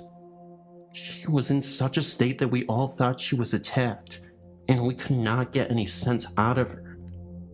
The story goes like this. Christy had been walking home from a friend's house down a long lane called Langley Lane. On the right-hand side of this lane, there was a field which was used for cattle from a local farm. There was also a book with a large tree hanging over it. The summer before, I think this happened later in the year, as it was quite dark early, a young man had hanged himself from this tree during a fit of depression. I recall that other people have hanged themselves there too, at least one other one that I know of. I think I was about 16 at the time. I'm now 36, and Christy would have been about 11. Anywho, myself and my brother were sat in the house one evening, and that's when we heard Christy loudly banging on the front door to be let in. She was crying hysterically and was trying to talk but couldn't. She was obviously very distressed, and we thought that she had been attacked. When she eventually did calm down, which was sometime later that evening, she told me what had happened. She said that she was walking down Langley Lane when she looked over at the tree and saw a figure hanging from it. She said that the figure was glowing white and had a bend in its neck, like its neck had been broken. She then proceeded to run all the way home, which was a distance of about 1/4 mile. She did not want to tell her brother, as she thought he would not believe her. Having had experiences myself, I am open-minded and certainly don't feel like she made it up. She has always stood by her story. I was looking at your haunted places in Houston, Texas. I grew up there. I came across the Jefferson Davis Hospital, and it reminded me of something. Once, after a good night of hanging out, a group of friends and I decided to go and check it out. When we got there, I immediately felt unwanted. My skin crawled with fear. I kept telling everyone that we were not welcome there. We were only equipped with several lighters, so the shadows were unbelievable. We kept hearing people talk, thinking it was someone else in the hospital. Someone would call out, but nobody would answer. I kept feeling something touch my back, thinking it was my boyfriend.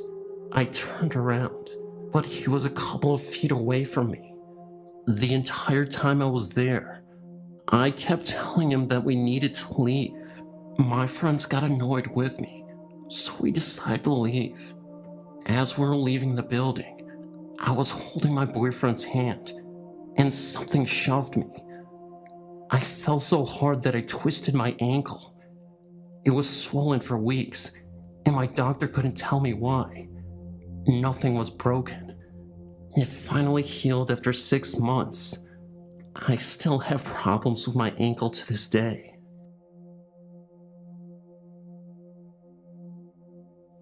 I have an experience that I would like to submit to the website. I've attached it below. After my encounter one late night in August with my sister, I found out that we'd always been around ghosts. My family has moved 5 times, and in every place, there had been at least one ghost there with us. When I lived in Texas, I moved from Houston to San Antonio. In that move, a ghost that we'd had for a year followed us to our new apartment. After living there for about a year, we discovered a new ghost. This one would hold the bathroom doors closed and knock over items we had on display. The event that completely changed my view of the paranormal happened in August of 2001. It was the early hours of the morning, about 4 a.m., and for some reason, I couldn't sleep. My older sister was on her computer, and she found a bunch of old music files she had downloaded for her history of rock class.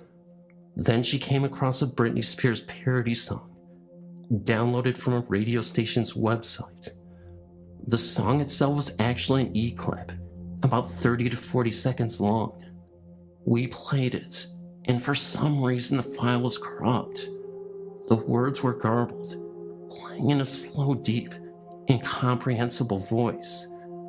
I had chills listening to it play, and when I looked at the counter, it had been playing for over a minute.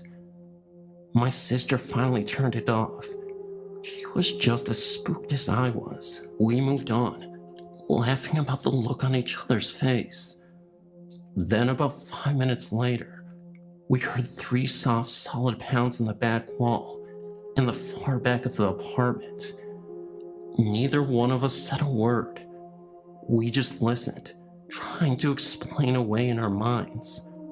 We lived on the 2nd floor and shared only one wall, and that was not it. Another couple seconds passed by, and the banging jumped to the one long wall we shared, still towards the back of the apartment, but getting closer. We couldn't help but to stare at each other. After that one, we finally decided to ask others if she had heard that. Of course we heard the same thing, and not a minute later, the banging jumped to the room next to us, on the same wall. 3 solid bangs escalating in amplitude. My heart was racing, waiting for the next set, afraid of where it would jump next. A couple of minutes passed, and just as it began to calm down, and blame the banging on the maintenance worker that we shared the wall with, the banging suddenly jumped forward to the wall behind the computer. I looked above me to see the ceiling light shaking. Moments later, the banging shot across the room to the balcony. It sounded as if the entire wall was pounded on with one giant fist. 3 echoing pounds later, everything stopped. I checked the sliding doors, and they were locked, thankfully. We both ran into my mother's room and somehow she was still sleeping. She hadn't heard a thing. That was something I never understood. My baby brother was in the same room with her, door closed, and he heard a soft rumble, and my mother heard nothing. After that experience, I've always been a little on edge. I always think about what would have happened if I had left the sliding doors unlocked that night, and what the thing was trying to get in. One thing I know for sure is that my ghost from Houston left that night, and the one already there seemed to get more active. Everyone started to hear their name being called, even when no one was around. Luckily, no one ever attempted to communicate with whatever it was. As a matter of fact, we rarely began to answer unless we saw the person who was calling us. 2 years later, after I finished high school, we moved to Iowa when I was accepted to college, and so far, we have not had any strange paranormal occurrences.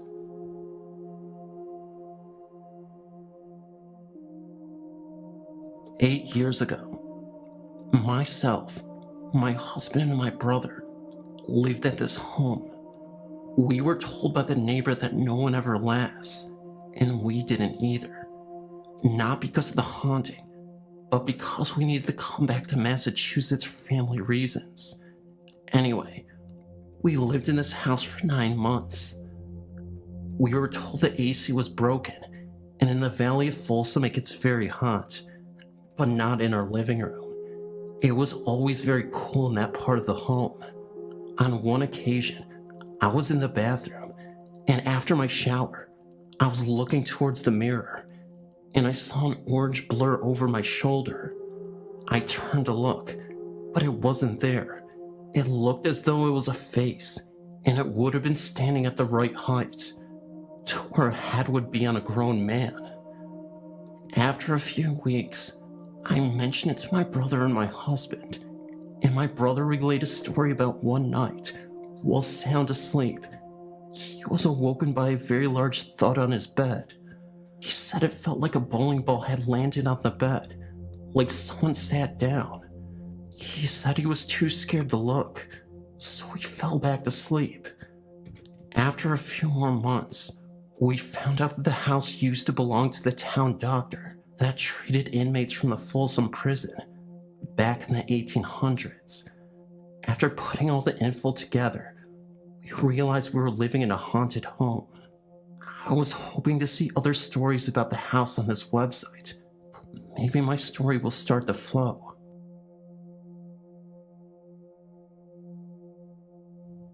When I was 11, my father died from a heart attack in our home. Because of the trauma on my little sister, she witnessed people trying to resuscitate him. Our mother decided to move.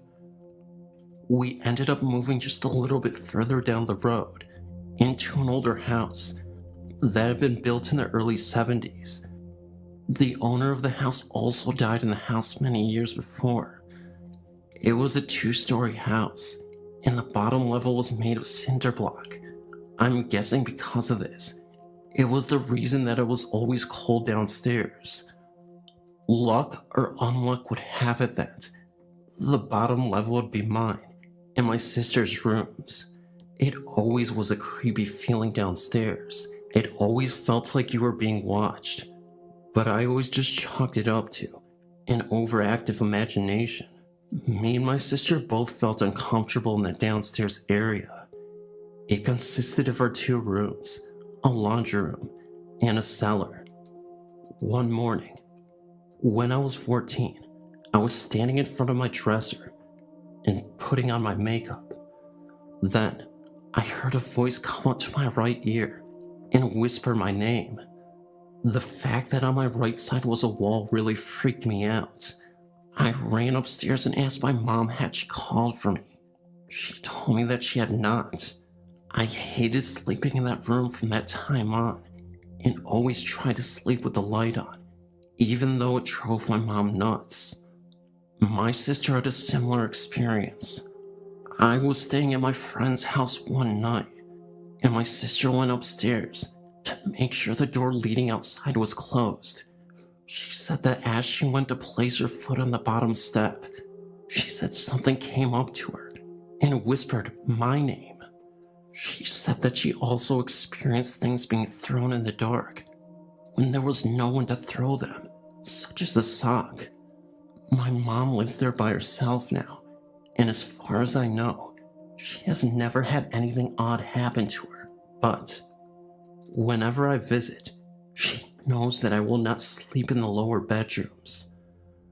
I still feel odd in the lower level, but not as bad as I used to. If anyone has any thoughts or suggestions on this, I would love to hear it. Feel free to email me. Hi, I'm 40 years old, and this story is very true. When my brother, sister, and I were young, about 7, 8, or 9, maybe even younger, we used to see what we would call the brown man. He was brown from head to toe. We came to the conclusion he was a shadow spirit, but with a literal brown look, not tucking skin, but visibly brown. His hat, his face, his clothes, and his shoes were all brown, different shades, but all brown. We would see him periodically and take off running when we did, but our parents never would see him. We'd walk from the kitchen and turn the corner, and he'd just be standing there. Sometimes we'd hear the toilet set drop, just little things. After we grew up, my sister was about 25 when she had her first child. She had a girl. My sister's daughter used to what we thought talk to herself when she was about 2 or 3 years old, and my sister decided it was time to ask her who she was talking to, and her daughter told her, Mr. Burgess. This went on for some time. She would play, have tea parties, and sing with him just about every time she was in my parents' home. Well, one day, my niece asked my sister why Mr. Burgess wore brown all the time. Needless to say, that really shook us up because we thought we saw the brown man. We would tease each other and say, the brown man's behind you, and get a real kick out of it. I've since had 3 children, and my sister another daughter, but they've never come in contact or ever seen the brown man. We live in a haunted house. It is really not bad once you get used to it. In fact, at times, when there's no activity, you can actually get a little lonesome for them. We moved here in 1982. It wasn't long after we settled into our new house that we bumped into the former owner at the local church. She asked us if we had seen the ghost. We didn't know what she was talking about. She said it sometimes appears in the front bedroom, our daughter's room, as a shadowy figure of a woman in a rocking chair. Our daughter overheard us talking about it and she said, "Oh, that must be the lady who sits in the chair at my desk at night. She doesn't bother me, just sits there kind of watching after me." We had noticed some strange things in the house, but put them off to natural causes such as the reoccurring footsteps in the hardwood floors after we went to bed, the strange way the television would turn on and off by itself, other electric appliances doing funny things, and objects disappearing then turning up somewhere else, but we dismissed the idea of it being ghosts until one late night. My wife woke up thirsty in the middle of the night, so she went to the kitchen to get a drink. When she got to the living room, she saw someone in the shadows in the middle of the room. Thinking one of the kids had gotten out of bed, she hollered, "Get your butt back in bed." The figure streaked off and disappeared. It didn't go around the sofa, it went through the sofa. It didn't walk, it glided. It was the figure of a woman with long black hair. The kids were sound asleep in their beds. My wife came back to bed without her water. My first experience with her was about 10 p.m. one night. I was walking home from next door, and as I approached the driveway, I saw a figure of a woman walking in the drive. She was cutting across the edge of the lawn on the north side of my shop about 20 feet away. The light on the north side of the shop was on, illuminating her faintly. I could make out no details of her, only a dark figure of a slender woman walking briskly towards our house from the west.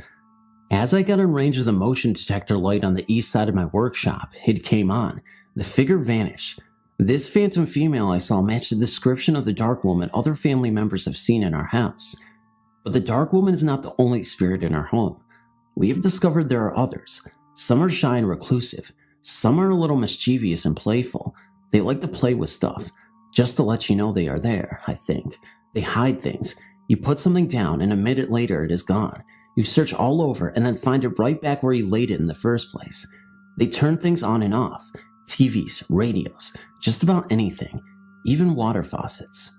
One morning, my son went into the kitchen to get a drink of water. Dad, come here. I went into the kitchen to see what was wrong. What's this all about? My son asked. He was standing back from the sink, pointing to the faucet which was running full blast. My wife was standing beside him. The knob is turned off, but it's still running, he said. We stood and watched it for a minute. Figuring a faulty valve, I started to walk towards the sink to try to turn it off by myself, and suddenly, it just stopped. Turned off all by itself. I looked it over, turned it on, and then turned it back off again. It worked fine. I checked the valves the next day, and everything was functioning properly and has worked fine since. TVs are a real favorite. I was waking up from a nap one evening when I heard the television on in the living room. I assumed my son was home and was watching a movie. As I arose, I heard the television turn off. When I went into the living room, the lights were off, the television was off, the door was still locked, and my son was not there. My wife and I were the only people in the house, and she was still sleeping. I turned on the television, and the same movie I had heard from the bedroom was playing. Radios are popular with them too. On another occasion with my wife, my daughter and I were watching television in the living room. All of a sudden, the CD player comes on and starts playing a CD at high volume. My wife got up and turned it off. Reaction from all of us was very casual. Go to grandma's if you want to listen to music. We are watching TV, I jokingly said out loud. At the time, my mother was living in a mobile home behind the property. My sister was staying with her. I found out the next day they took my suggestion to heart. My sister called. I went out to go to work, she said. The radio in the van was playing. I thought someone left it on. Oh great, now the battery will be dead, I thought. Then I realized the radio doesn't work unless the key is on. I was holding the key in my hand. That's weird, I thought. I unlocked the door and I reached in to turn off the radio and it was already off. It quit playing when I touched it, so I put the keys in the ignition and turned on the radio and it came on. I turned off the ignition and it went off. Ignition on, radio on. Ignition off, radio off. Does not work without a key. How is it playing without the key in the ignition and the knob turned off? She asked. We have all gotten used to our ghosts now. Our children have grown up around them and have their own stories. Their friends and ours have all been scared out of their wits a time or two, but are accustomed to it now. New friends take a little time to get acclimated though. My son was in his teenage years and most of his friends knew about our house. His new friend Jason did not though. My wife and I had gone out for the evening, and my son was having a party. All his friends were over. Everyone was having a good time but Jason. He was tired. Jason was new to Tommy's parties. Jason was also new to our house. If he had known about the things that happened here, he might have not left the main group and gone to the game room where it was quiet. Most of our friends know and have experienced eerie things while here with enough frequency that it really doesn't surprise them. But Jason was new. Ripe picklings from a mischievous ghost. So Jason left the party and went into the game room by himself, where he laid on the floor to get a little rest. My son and his friends were only a little surprised to see Jason run into the living room pale and frightened. The pinball machine, Jason said. Flash Gordon, it came on all by itself and started playing itself. There's nobody in there, and it just came on and started playing. Yeah, so? Responded my son's other friend, who was so accustomed to such things here. Flash was Philip's favorite machine, my son explained casually. Philip was our nephew who died in an accident a short time before. He was probably just enjoying a round of pinball, said my son. He is a nice guy. He won't bother you. Everyone went on about having fun, except for Jason. He stuck close to the group for the rest of the night, but he never came back to our house. There have been times when these spirits have saved the day for us. We once awoke to find a fire had started on our patio by a candle left burning when we went to bed. About 15 square feet of one wall covered in rattan was charred from the flames, but somehow, mysteriously, It had gone out by itself. The dry rattan, though very flammable, had just stopped burning. This was not the only time. It had only been a couple of weeks since we buried my wife's brother, Virgil. Tragically, he was killed by a car while walking home. My wife had been cleaning out his mobile home next door. A terrible task, but she faced it with courage and fortitude.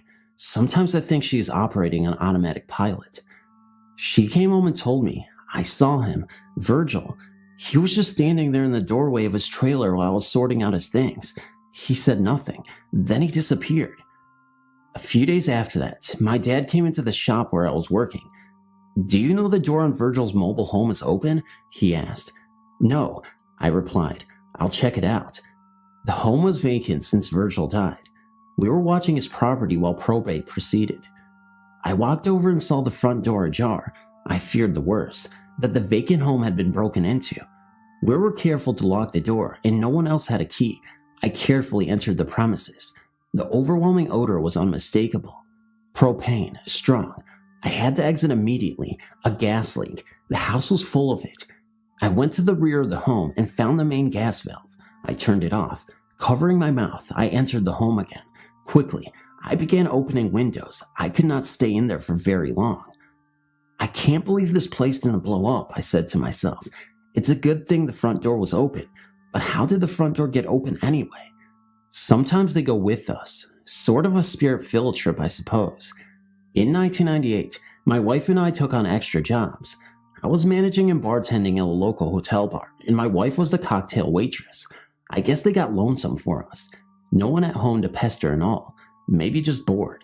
So they started going to work with us. We were at the lounge. It started out small. TV on, TV off. Glasses doing funny stuff. That sort of thing. We had closed for the night. It was clean up time. I was walking to the kitchen when I heard a noise from the juice box. The pages of cards, which show the selections, were flipping on their own. Page after page flipped, all in one direction. Then it would switch and go back the other direction. This was just the start. They seemed to prefer after hours at the bar. We were cleaning up one night when we decided the small table and chairs would look better if I moved them farther away from the pool table. I moved them over near the dance floor. I proceeded to clean the rest of the bar.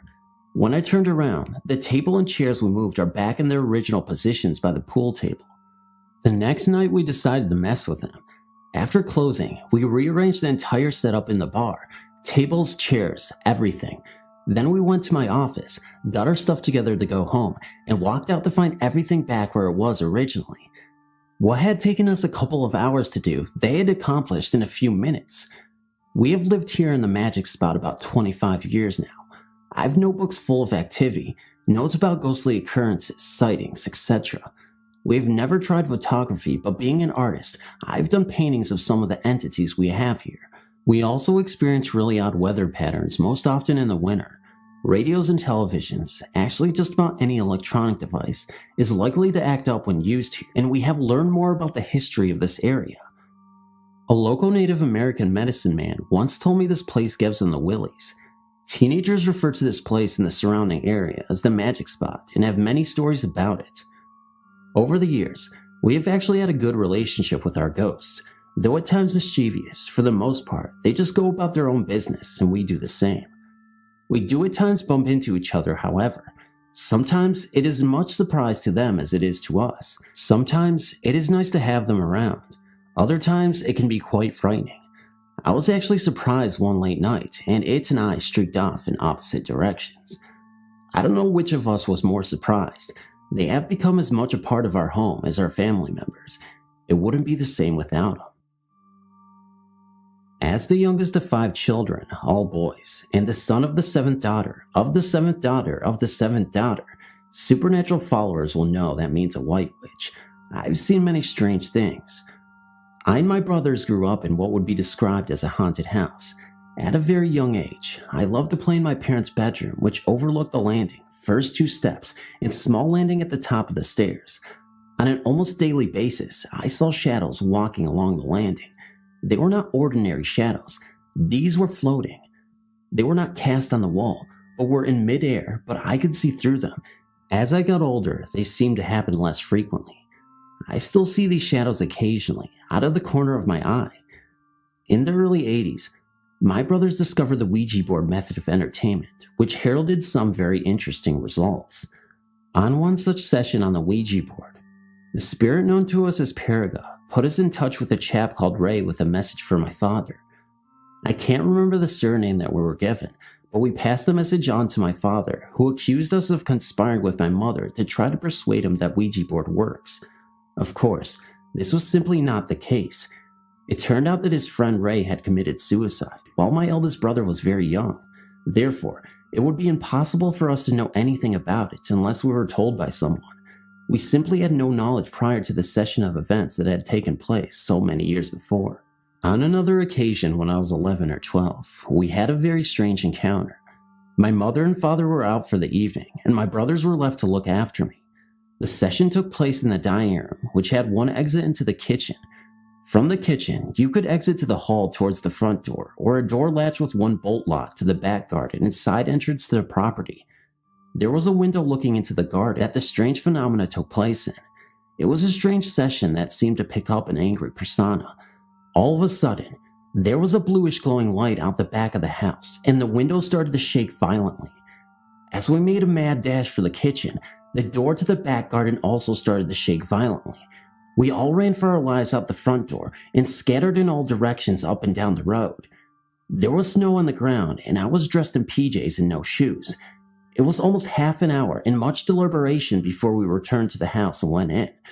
There were no signs of any strange happenings. We used playing cards with letters drawn on the back and yes and no written on separate cards and numbers in the middle of the table in a row, and some excellent shaped wine glasses that were virtually impossible to push. In an early experiment, the glass zoomed round and round with great speed. All of a sudden, it left the table lifting up to the top corner of the room and smashing into small pieces.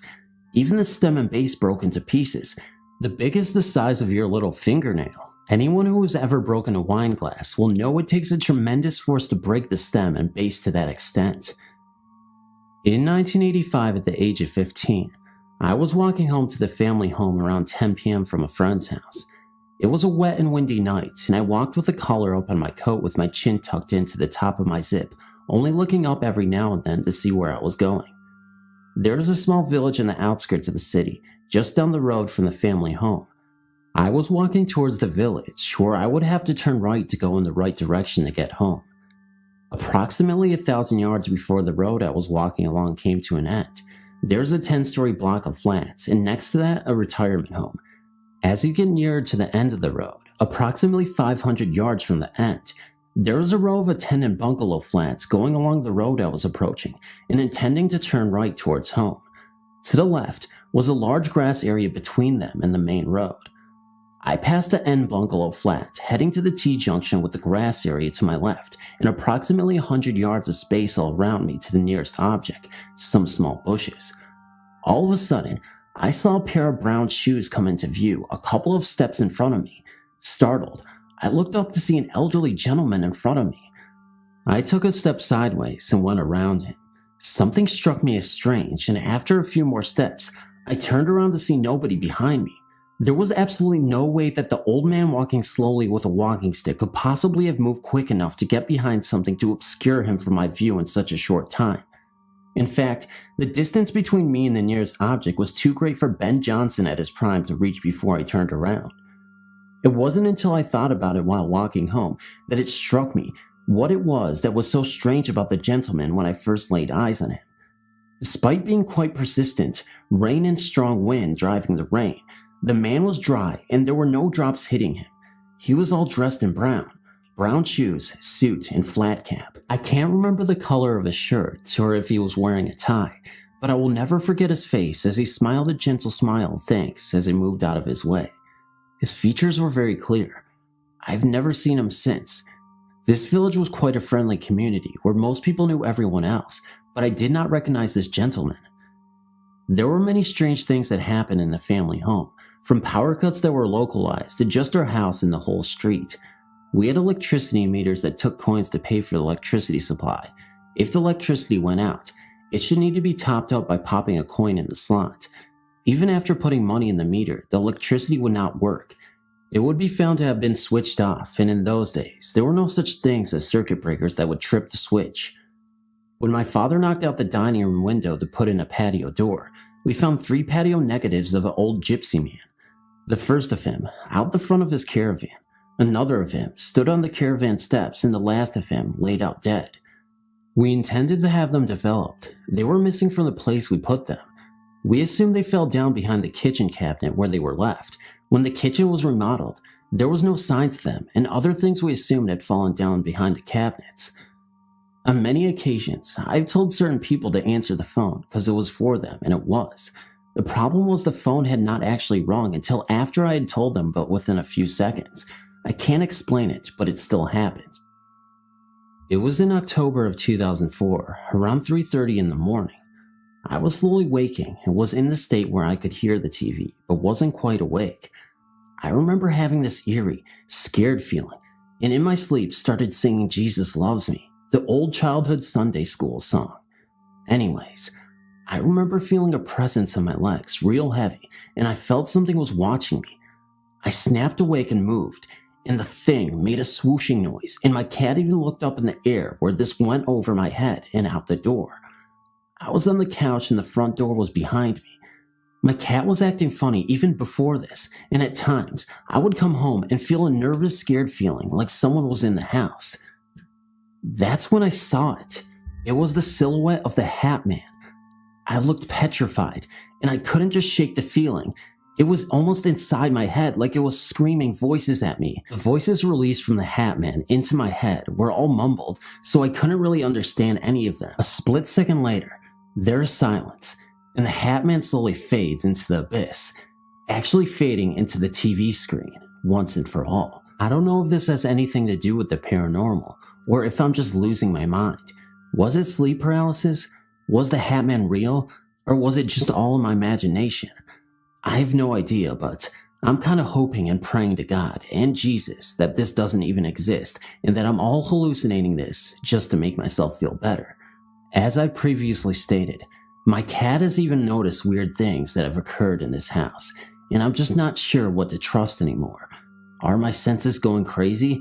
Am I just in touch with the paranormal? Am I opening up another portal to the paranormal dimension in which beings and spirits, including the Hat Man, come to greet me with demonic images and voices in my head? I don't know, but I'm just hoping that I will never find out the true answer to this mystery. Thank you so much for reading. I know it's short, but thank you. In my life, my family and I had numerous paranormal incidents.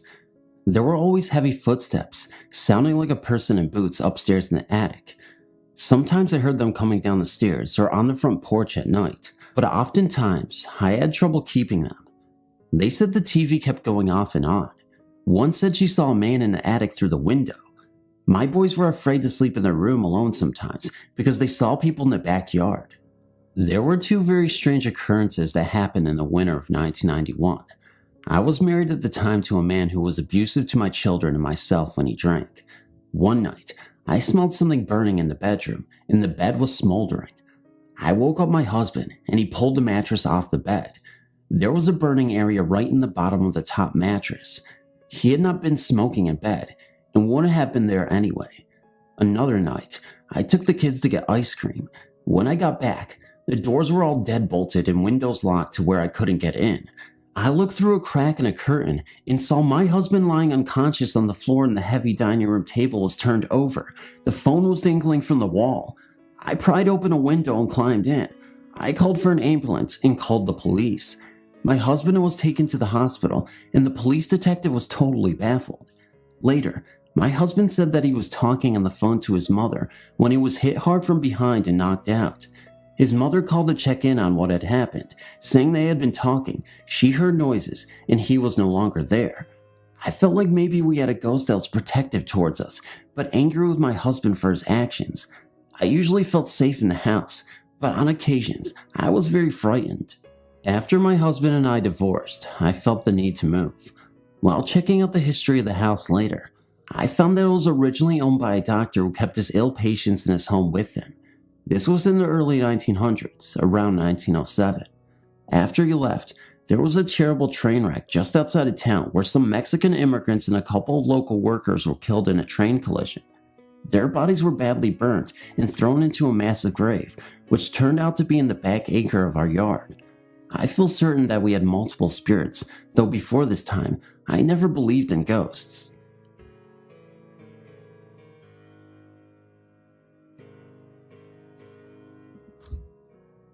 I was visiting California on a school trip. My friends and I were hanging out in the hotel's hot tub. We were playing Truth or Dare. I was dared to leave the hot tub and dive into the cold pool, then run back to the hot tub.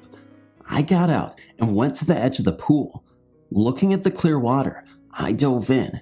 Next thing I knew, I was face to face with a dead body. He was face down at the bottom of the pool. It was like it was slow motion. He turned to me with his eyes closed. He slowly opened his eyes and stared into my eyes. He was missing his left eye. I was scared. I breathed in to scream and breathed in water. I pushed through the dead man on accident, and in my struggle to get to the top, I was thrashing around quite a bit. A friend came and helped me out. Panting, I said I didn't feel like playing anymore. Me and my two friends went back to our hotel room. One friend was taking a shower, and my other friend was watching TV. We noticed our phone blinking. We checked the messages. We had 362 messages. We were only out for an hour. We had no way to trace the calls. No one even knew our hotel phone number. We listened to the first few messages. They seemed like they were all blank. Finally, we heard something. One word, hell. This freaked me out. I haven't told about the man at the bottom of the pool. I tried to downplay the message. Later that night, we went to sleep. I don't recall any of this next part, but my friend said that at 3 a.m. I got up, turned on the curling iron, and turned on the faucet. I then hit my head really hard on the headboard of the bed and went back to sleep. I woke up that morning with nothing but an eerie feeling, which was soon forgotten since the next day we went to Disneyland. A week later, we drove home. The thought of this man still terrified me. I just pushed it to the back of my mind and continued on. I did not believe he wanted to harm or scare me though. Weeks went by. I remember doing chores around the house. I was putting laundry away in my mother's room. Her dresser has a huge mirror. After placing the clothes in the drawer, I looked up into the mirror. Standing behind me in the back of the room was this man. I could see him very clearly. He was young, long blondish hair. His skin was grayed and almost green, waterlogged, and a little wet looking. His good eye was brown, and where his other eye should have been was just a hole. It seemed to go on forever. It was almost hypnotizing. I noticed this all in an instant, because when I turned around, this young man turned and walked away. I sensed that his name was William. I didn't see William for a very long time, although I felt him following me. Our house began to change. Radios would turn on when they weren't even plugged in. A music box would start to play randomly. Shelves would fall off the wall. Everyone noticed it. Everyone was afraid. I wasn't. Years went by. I started to feel a difference over me. At night, I would wake up to voices in my room, like a crowded room where you could hear only a few words that made sense. I tried to ignore the voices. Sometimes, I would wake up with a single voice in my ear talking to me. They seemed to never make sense. It was like the end of a sentence or the beginning. I remember waking up one night. I felt scared for the rest of the time. It was very late at night. I knew no one was awake. A blue light was outside my closed door. My door began to shake very violently, but the beads on my door didn't even sway. I kept all of this to myself. Who wanted to tell their friends and family they heard voices in their head and see people in swimming pools? I don't think so. Later that year, I moved out and started going to college. My family said that since I left, the strange happenings seemed to have moved out when I did. Strangely, my roommate said that since I moved in, strange things started happening. Pictures falling off the walls, TVs turning on, shadows, and the feeling of being watched. I still heard voices at night, but never anything scary. I learned to live with it all. Now, in 2009, I'm married. I still hear voices at night, but they're making more sense now. Sometimes the voices say things to me like, "Get out. I'm not kidding. Get out." And laughing followed. Evil laughing. I tried to go back to sleep. One night, a few weeks ago, I woke up feeling like someone was in the room with me, a different energy than my husband's. I looked up and saw a dark figure standing over me. My dog started barking and growling like crazy. The dark figure turned his head and walked out the closed door. I went back to sleep and woke up to a voice telling me, "Your destiny will be at the Valley of Thunder, then all the voices shall be heard." I haven't ignored that one. Sometimes I will go to Yosemite National Park, Valley of Thunder, and see what my destiny is. It just doesn't seem right yet. 2 nights ago, I had a dream. William came to me. He didn't say anything, but I sensed he was telling me it was okay, not to be afraid of him. I feel as if since I've met William, I've become sensitive to spirits and energies. I've met other spirits beside William. I feel as if now I have the ability to read energies and sense thoughts. I almost regard William as a friend. As an avid EVP researcher and long-haul truck driver, I've had many opportunities to get EVP recordings from all over the country. My research has revealed some startling results lately. On the 20th of January this year, an EVP has attached itself to me somehow. Now, no matter where I am or where I go, this EVP named Desmond Heathers is in every recording I make on my Olympus digital voice recorder. Even when I'm traveling down the road at 65 miles per hour, Desmond is there ready to talk when I turn on my recorder. I know a lot about them and where he is now.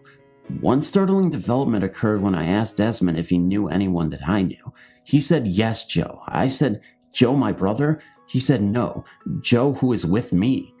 I asked him if Joe was with us now, and he said, "He is in you now." So I asked, "Joe, are you there?" And I got this voice in the recording that was very deep and gruff sounding. I can only say it sounded like Mr. T from the TV show The A-Team. Joe said, "Go away, leave me alone."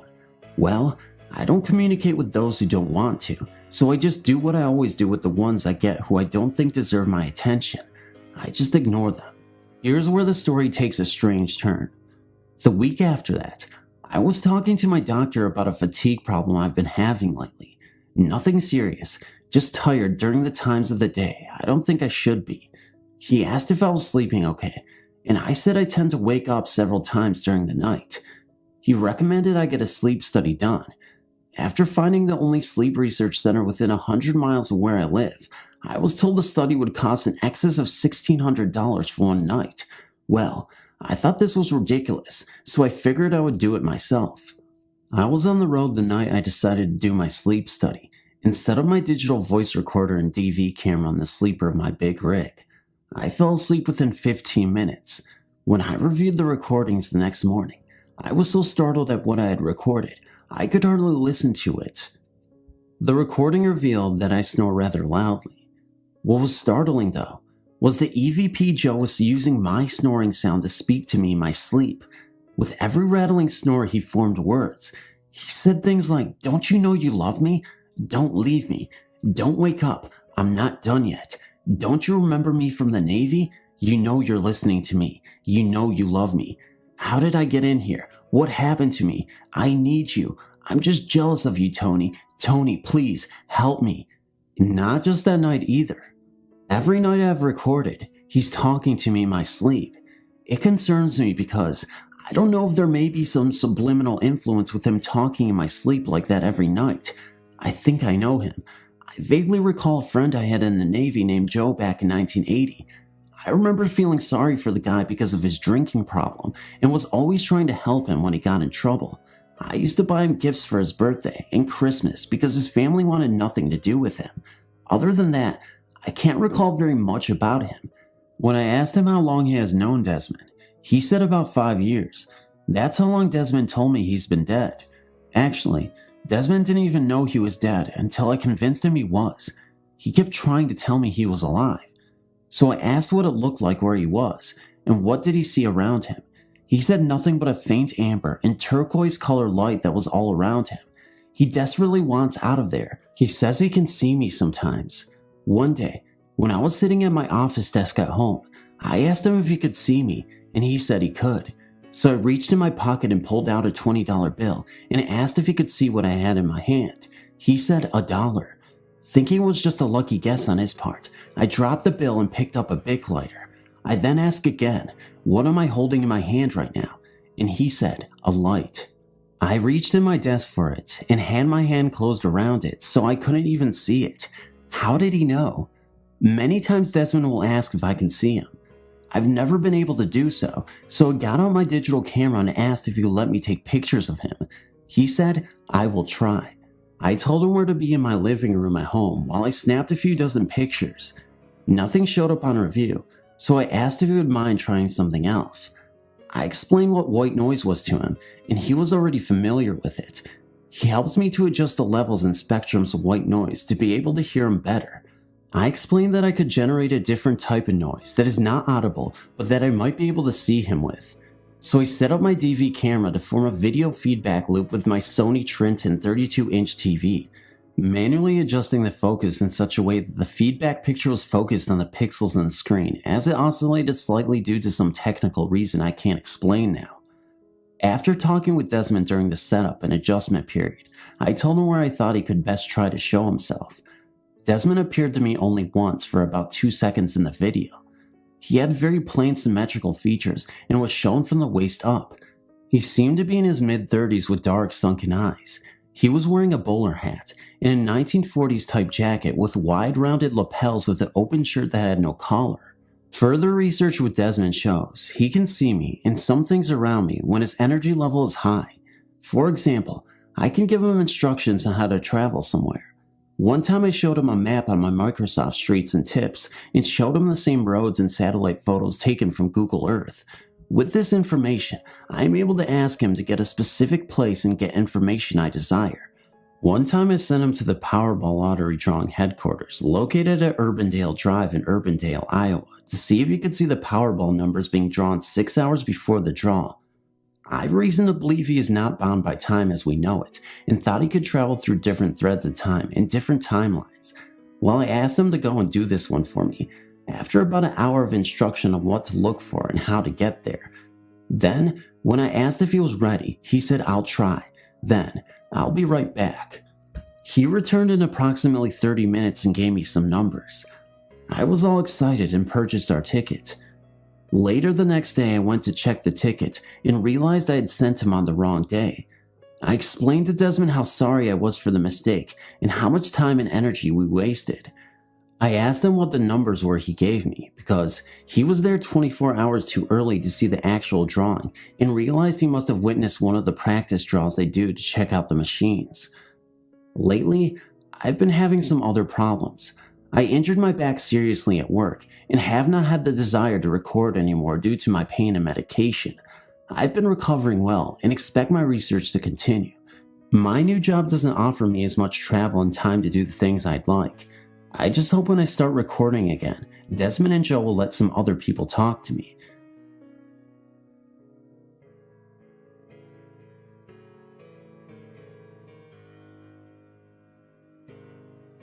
I wanted to share my experience with you guys. I'm not sure what it means or anything, but if you do make it to the end of the story, you can decide for yourself and let me know what you think. One night when I was 13, I couldn't sleep, so I tried to turn the other way, on my side, to try to get myself comfy. As I turned around, I saw a figure of a woman against the wall in front of me. She was kind of a black figure, and she seemed to have a hunchback and a hump on her back from the way she was standing. This, of course, freaked me out, especially since I was only 13 at the time. I lay in shock and not knowing what to do, and after like 2 seconds, I put my head under the covers and called for my mom. She came in, and I was really afraid to tell her in case she thought I was crazy, so I just told her that I had a really bad dream. I was definitely not asleep. I couldn't sleep for a few nights as it freaked me out so much. This kind of went away after a few weeks, and I was gradually able to sleep again. However, a few weeks after this had happened, I was getting pains in my back and I went to the doctors to get scans and things. I then found out I had sclerosis, curvature of the spine. I eventually started getting a slight hump in my back because of this. It has been 10 years since I saw this woman, but I can never get it out of my mind. I've since told my mom about this and she seemed freaked out about it as well. I'm not sure what this means, or if it was a ghost or spirit trying to tell me something. I've no idea, but it really did freak me out. This is just a short experience I had at about 17. A group of 4 friends and I were sitting at my house, bored out of our minds. My buddy Joey, not his real name, was literally banging his head against the wall out of boredom. Tommy, also not his real name, was reading a book he brought. His sister Alexis, of course not her real name either, was teasing my dog with a flashlight. Henry had his earbuds blaring. Finally, my friend Annie was on my laptop looking for something that might be fun. Annie came across a story a few guys had posted on a ghost website about an abandoned local farm. They posted how they went exploring the farm and got the hell scared out of them by a black figure. Annie is into the paranormal and asked if we wanted to investigate it. I said sure, better than sitting around waiting for my dog to bite Alexis for teasing him. The others agreed, so we hopped into my truck. It's a single cab with 3 seats. The girls rode in the cab with me, while Henry, Joey, and Tommy rode in the truck bed. I didn't believe in ghosts. If someone told me they saw a ghost, I would have to say stop watching Scooby-Doo and return to reality. Annie told me how to get there with the directions the guys posted on the ghost site. When we arrived, we all hopped out and walked up to the gate. We hopped the gate and started talking about where to go. We agreed to split up. Tommy and Joey were with Alexis. They went to the old barn, while Annie was with Henry and I. We went into the 2-story farmhouse. I looked in the upstairs window. All the glass looked like it had been smashed out of the windows. The house looked wrecked. It looked like whoever lived there had been a hoarder. While Henry and I were exploring, we heard what sounded like footsteps upstairs. We were intrigued, so we took off upstairs. When we got to the 2nd floor, it was empty. While walking down the stairs, I felt like someone had been pushing me. I was mad. My right shoulder was cut thanks to the old wooden steps I had twisted my ankle on. I asked Annie and Henry, "What the hell are you guys trying to do? Are you trying to kill me?" Annie said she and Henry were in the bedroom to the right, looking through some of the old junk when they heard me scream, and they came running. Henry held me up, and we were about to leave when we heard something slam hard in the kitchen. We went in and saw a toolbox we had seen on the table on the floor with various tools around it. Henry said no way in hell that toolbox had a damn padlock on it. We all looked around the lock. It was on the table now, besides where the toolbox used to be. Henry tried to get in the toolbox earlier, but the lock prevented him. We heard footsteps upstairs again. Annie said screw this and ran outside along Henry while I hobbled out. The jerks left me behind. When we were out of the house, we saw Alexis, Tommy, and Joey. They were panting out of breath and looked terrified. We asked what happened. Alexis said that they saw a black figure with red eyes and it charged at them. We all heard a loud snarl like a big dog, and we took off towards my truck on the way there and said, "Look." In one of the upstairs windows, we saw 2 glowing eyes go from the middle of the window to the top. Then they separated. One went left and one went right. We all hopped the fence and peeled out of there as fast as everyone could.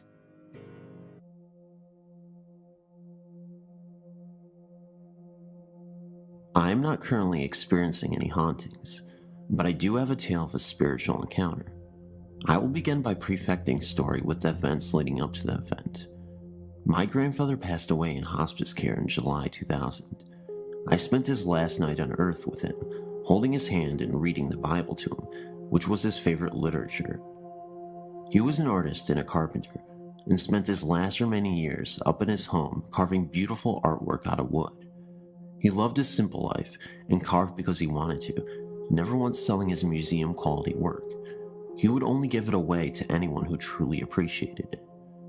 At 88, he was about 80% deaf and completely blind in one eye, and nearly blind in the other. After a stroke 6 months earlier, his health declined quickly, and he simply gave up on life. As he lay in the bed, I sang to him, although he probably could not hear me or even knew that I was there, and he was in a coma-like state with his eyes open. He had stopped eating, and he was severely underweight, and it was hard for me to see him like that, knowing how much he loved life and living. Many times he cried in his last few years, saying that he loved his life and didn't want to die. During his last living moments with me, I looked down into his distant, foggy eyes, knowing he couldn't hear or see me, and told him that the baby goose that he held at my house the last time he visited had grown up now and had 4 babies of her own. His eyes filled up with tears and turned red, and his mouth began to quiver as if he was trying to say something. He hadn't spoken in nearly 2 weeks. His love for animals and nature transcended through his limitations that night. I knew he would probably die that night, so I sat next to him with my hand on his chest, feeling his every breath and heartbeat. He didn't pass away until the next day, after I left. He was alone, which is what I didn't want. I didn't want his spirit to leave his body and to look down at an empty room. That bothered me for a long time. In an attempt to comfort ourselves, we turned to his Bible. He was much more dedicated to the word than we were ever, but knowing that it was so close to his heart, we thought it would ease our minds. My mother said to read something that he had underlined or highlighted, which is something his Bible was full of. I read the first thing I opened that was underlined. You do not have to understand the Bible to feel the power behind these words, which read, "For the Lord himself shall descend from heaven with a shout, with the voice of the archangel, and with the trump of God, and the dead in Christ shall rise first. Then we who are alive and remain shall be caught up together with them in the clouds, to meet the Lord in the air, and so shall we ever be with the Lord. Where there, comfort one another with these words." We all felt a chill run through us. At his wake, I waited until everyone left, and I cut a small lock of his beautiful, thick white hair and placed it in an envelope. As myself and my friend walked to the vehicle to leave, I opened the door, and a mourning dove flew into me as if trying to enter the truck with me. It injured its wings, and I brought it home. I rescue and rehabilitate small animals all the time, so I mended its wing and let it go about a week later. I took that as a sign from my grandfather, as we had that bond of loving all creatures, great and small. A couple of weeks later, in August, my best friend was at my house, and I was showing her videotapes of Pawpaw, that is what I called him, because she had never met him. I wanted to share with her the kind of person he was. For nearly 2 hours, we watched him talk about God, Leonardo da Vinci, his childhood, his 24 brothers and sisters, his beloved mother, and we saw him play his guitar and sing old, sad songs about homeless children and hobos, songs that made grown men cry, including himself. After the tape was finished, I got up to go to the kitchen for something to drink, and my friend went to the restroom. At that moment, we both heard a loud musical tone that sounded like a doorbell. Since I do not have a doorbell, we both said, "What the heck is that?" We both re-entered the living room where we had been watching the tape and searched everywhere where the sound had come from. My heart sank as I realized what it was. About 2 years earlier, I had one of those cheap doorbells that you plug into the wall, using a battery-operated button at your front door to operate the sound. I became so irritated by all the neighborhood kids ringing it that I just took the button off and put it in my piano stool. The battery had gone bad anyway. I never unplugged the part that rings. I'd forgotten it was there because it was hidden behind a chair. That was eerie enough, but what really got me thinking was when I explained to my friend that I had the ringer set to only ring one long tone. To change it to the traditional 2-tone ding-dong, you had to take the back off of the unit and set the switches according to the manual. Needless to say, it did ring in the ding-dong fashion. Oddly enough, it was my friend who said, "Maybe it was your grandfather saying hi." It hadn't even occurred to me. Shortly after that, I was explaining what happened to my mother on the phone, and it happened again. She could hear it, and we both fell silent. He was letting me know that his fears of leaving his family behind were pointless, and that he was with the rest of his family in heaven. I believe he was thanking me for being there for him when no one else could. It has been 3 years since his own death, and the doorbell has not rang since.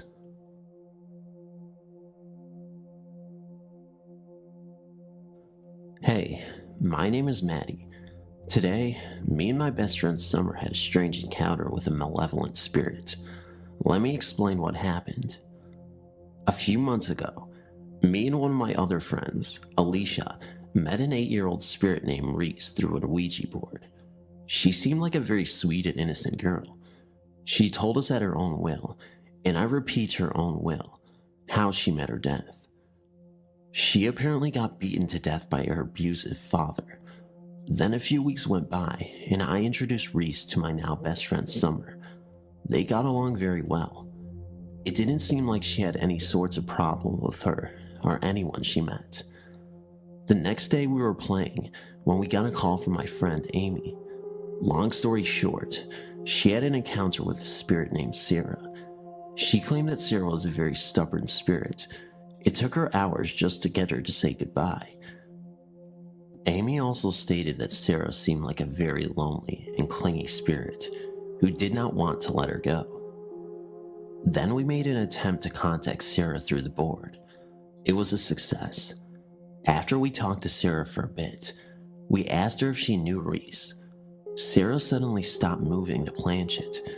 We asked her if she was alright. She answered no. She also said that Reese isn't Reese. She said that Reese is actually a man named Roger.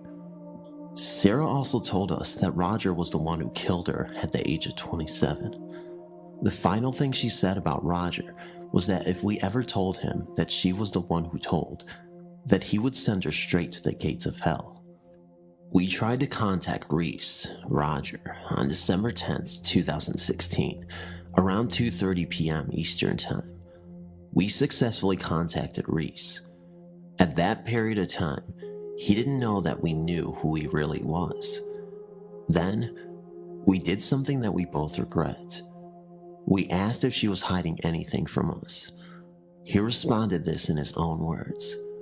"Fine, you fucking caught me." Then right after that he said, "Who told you two idiots?" We simply responded the internet in hopes to keep Sarah safe.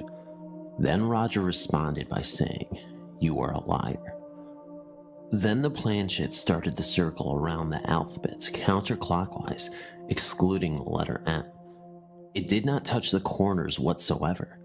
Summer and I started to panic, wondering what it was trying to do.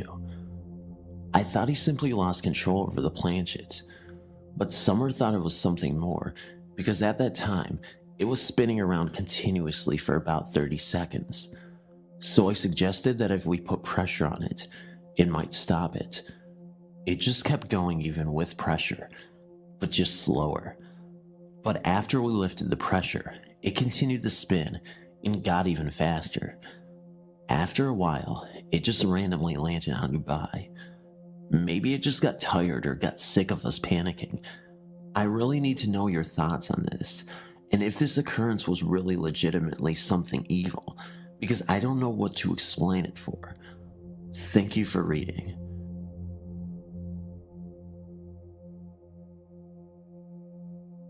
I didn't believe in the Ouija board because they sell them at Toys R Us, so I didn't think they would sell something dangerous to kids and adults.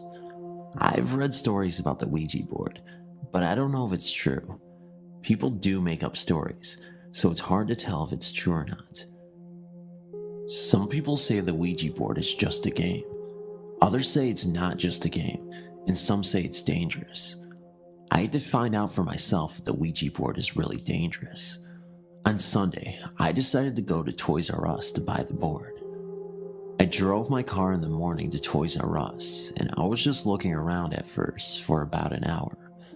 After looking around, I went to the game section and I purchased the Ouija board. I drove back to my apartment and put the board in the closet. The same day, about 10 p.m., I decided to try it out. I took it out of the box and put it on my bed. I didn't have any candles, so I just dimmed the light. I put the board on my lap and the planchette on the board. I put my fingers on the planchette and I started to round in circles for about a minute. I stopped, and I started saying, "Is anybody out there?" I kept saying it for about 15 to 20 minutes, and then, all of a sudden, I felt a strange presence right above me. I was so scared that I ran out of my room, and I threw the board in the garbage. I was very shaken. I went back to my room and turned the lights on, and I didn't sleep at all. And that's why I don't mess with Ouija boards.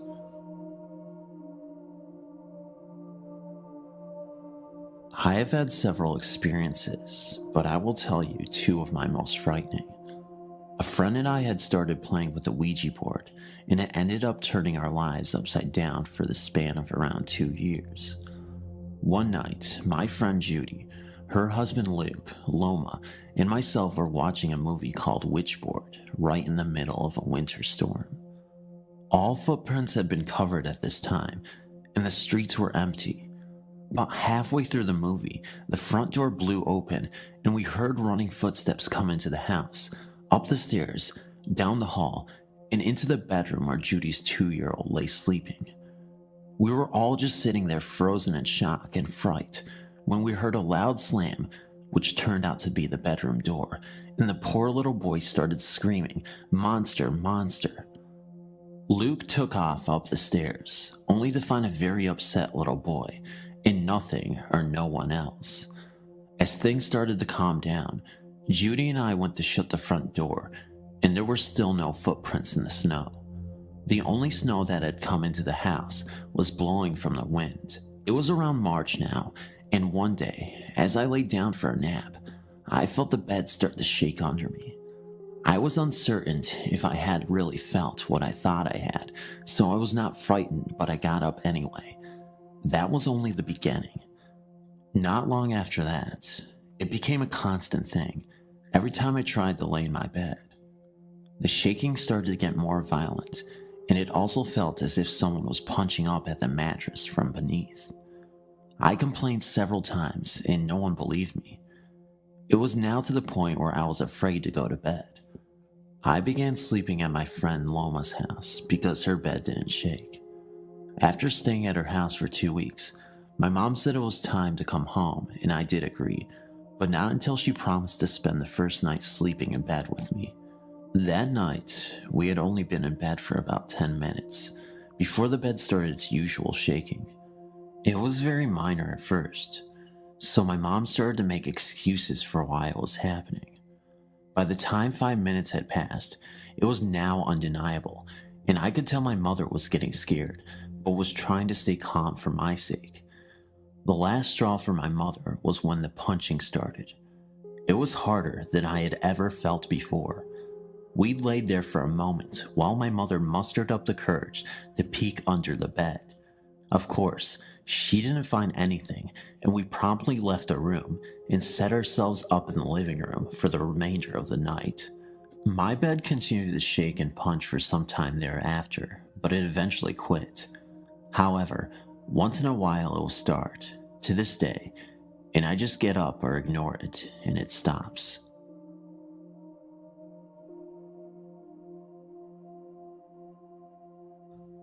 This encounter involved a Ouija board, and possibly my guardian angel. Years ago, a friend and I were goofing around with a Ouija board. Being a bit ignorant of the unknown, I mistakenly asked it how old I would be when I died and how. It replied that I would be 16 and that I would die in a car accident. A month or two after I turned 16, I was asked if I wanted to go out with my parents the next day to run errands. I said yes. That next morning, I woke up to discover that my parents left without me. I was annoyed. An hour after I woke up, my mother called me from the hospital. They had been hit by a transport truck an hour before.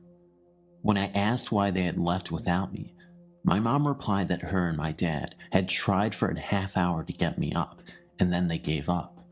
What makes it so scary is where the truck had hit.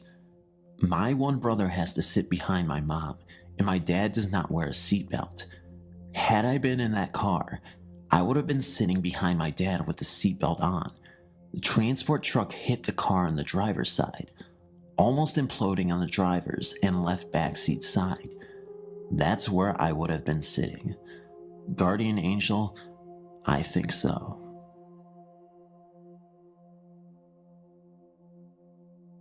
I was celebrating Halloween around my best mate Felicity's house.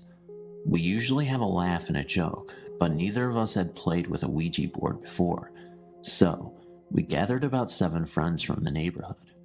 First, we lit candles, 1 black, 1 red, 1 green, and 1 clear. Fliss had purchased the board from an old shop in the Stoke Town Center. We sat down in her dining room and placed the board right in the middle of the dining room table. We all placed our fingers on the gold planchet. I was the reader, so I asked the questions. At first, we did not get any response, so we all giggled and made fun of the silly people who got themselves worked up about these silly boards. About 5 seconds after we stopped giggling, we heard a massive bang on the floor. I thought it was one of the boys playing a trick, so I suggested that we all sit legs crossed on the chairs. I made sure we were all cross-legged, and I said, "If it was a ghost that made the bang on the floor, can you please do it again?" And it did. I spoke again. "We will now try to communicate using the board." So we started to use the board again, and I again asked if anybody was present who wanted to communicate with us. The planchet moved to yes. I asked for a name, and it replied, "I am unclean."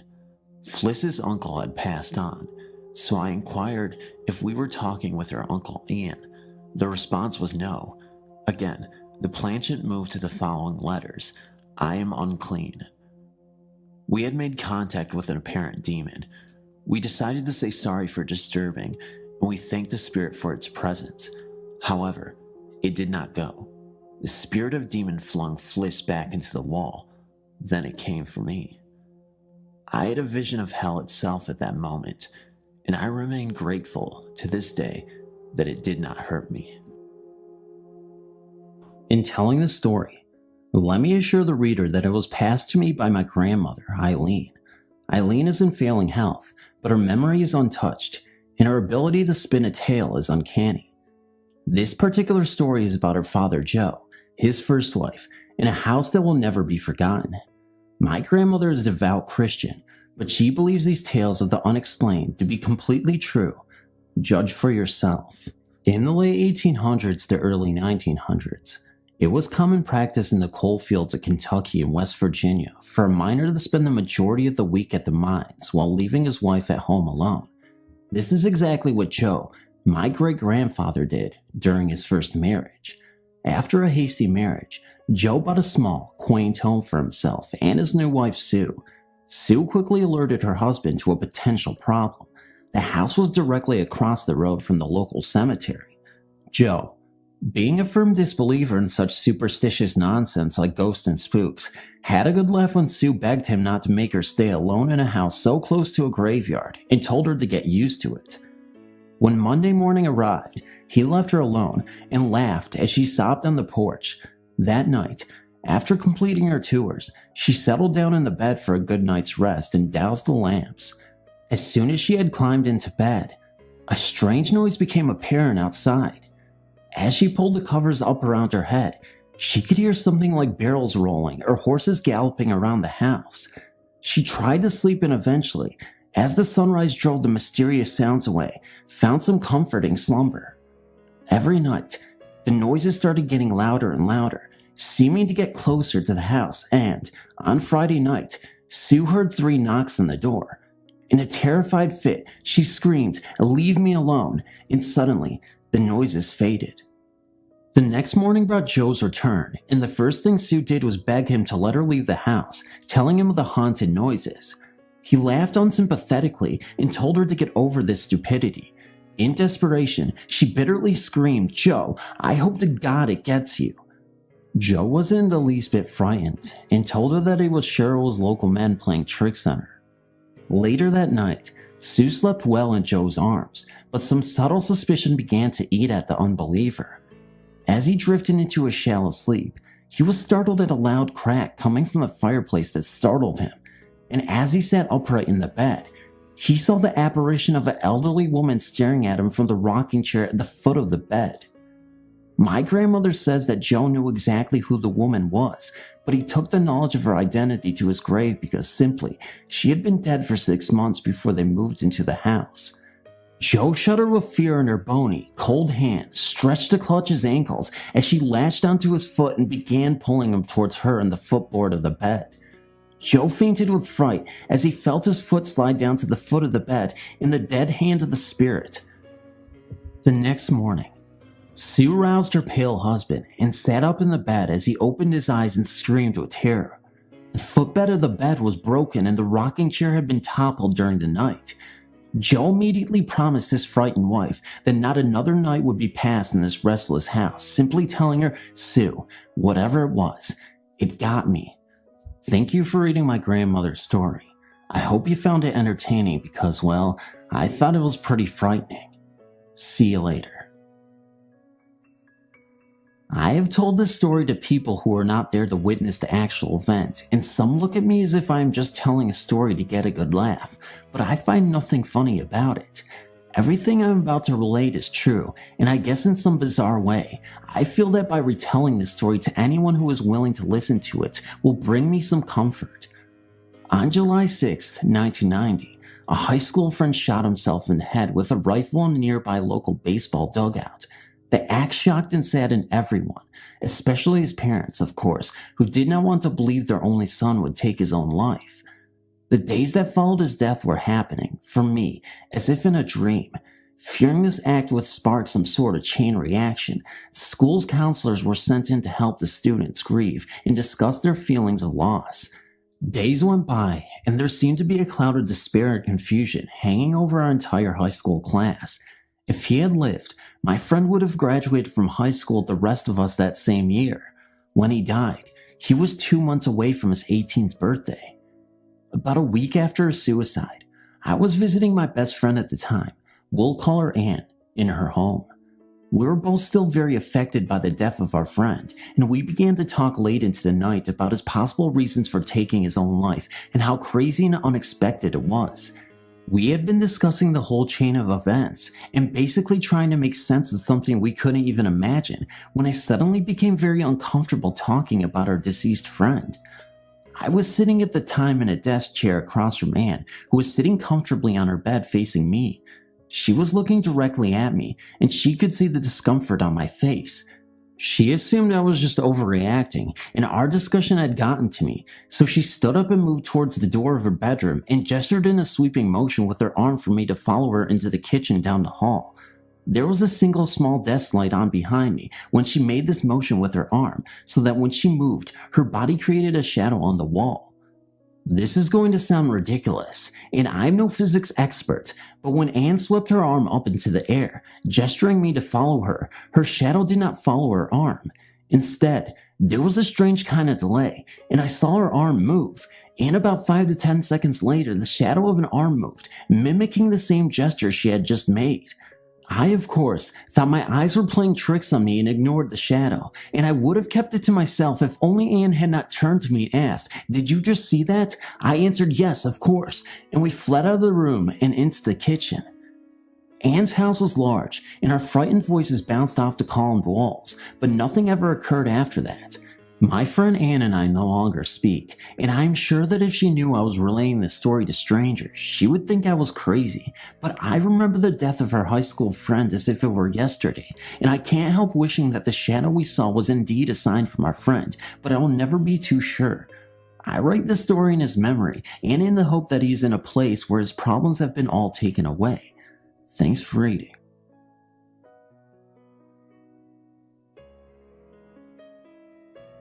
This story I'm about to tell you has been talked about in my family for years. Now it has been passed down to my own daughter, who tells it to her friends at slumber parties. It begins with the first time I ever saw anything when I was around the age of 7.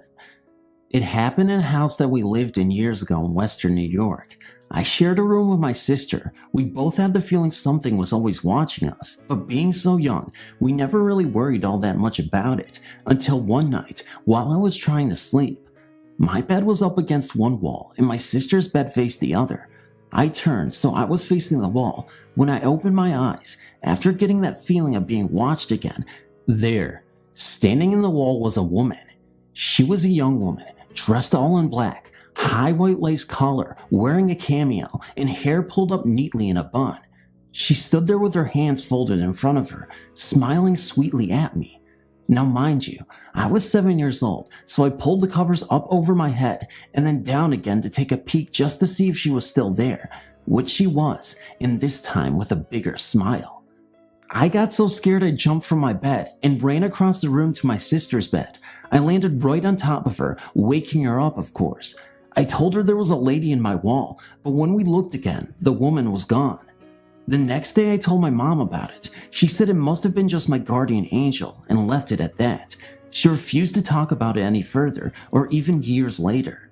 Then recently, my brother and I got to talking about that house. He said, "Don't you remember what the neighborhood kids used to say about our house?" And of course, I didn't remember a thing. He told me that apparently a couple had died there years ago.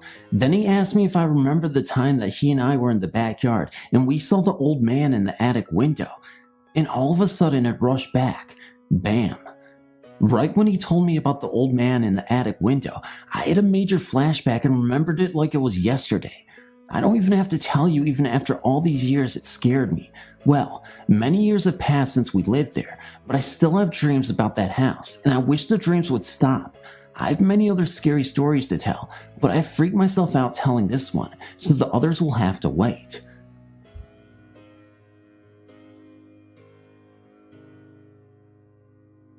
This incident happened about 2 years ago.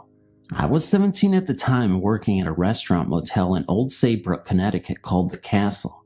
The scariest thing about this place, besides the low pay, was the old story of what happened to one of its original owners.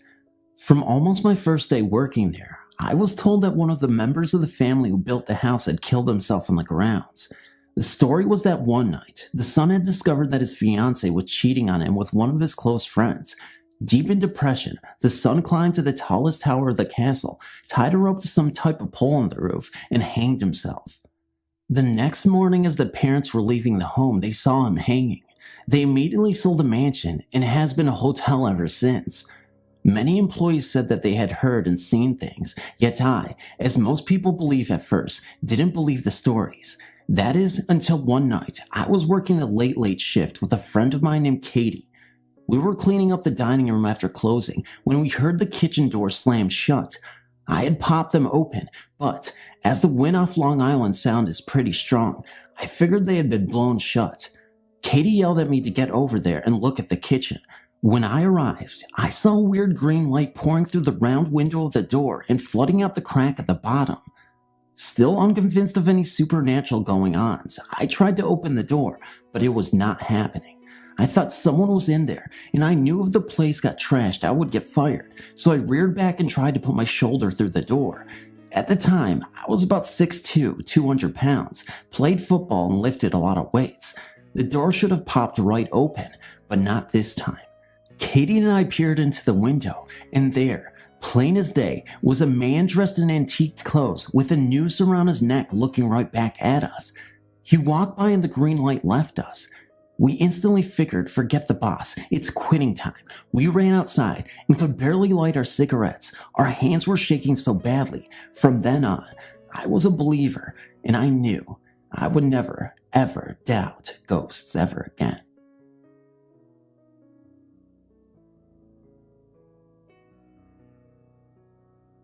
My aunt and uncle had a passion for restoring old country houses, the last of which had been at an end at the turn of the century. The house sits on 50 acres at the top of a hill, next to a historic old church with an equally historic old graveyard. I can't claim to recall for certain, but I think the church was used as a field hospital during the Civil War. My uncle would tell us the stories about the months after they moved into the house. Their bedroom was on the second of 3 floors, near the large, almost spiral staircase that emptied into the foyer to 2 sitting areas. Late in the evening, while they were in bed, my aunt and uncle would hear what sounded like a distant crowd of people in conversation. Living in quiet country houses most of their lives made them fairly light sleepers. The local volunteer fire department changed that over time. I'll get to that. My uncle would get up to check out the noise and find nothing, but since it was an old house with a boiler, and that it was more or less near town, there were many possible rational explanations for the noise. Still, over the course of a few months, the noises grew louder and louder until it sounded like a party was being thrown in their own house, and my aunt and uncle weren't invited.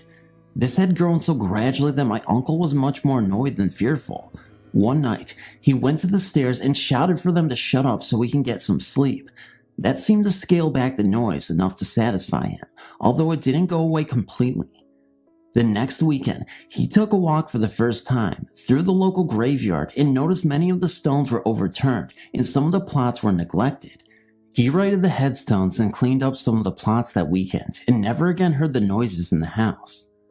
My uncle passed away in that house 1 year ago this October.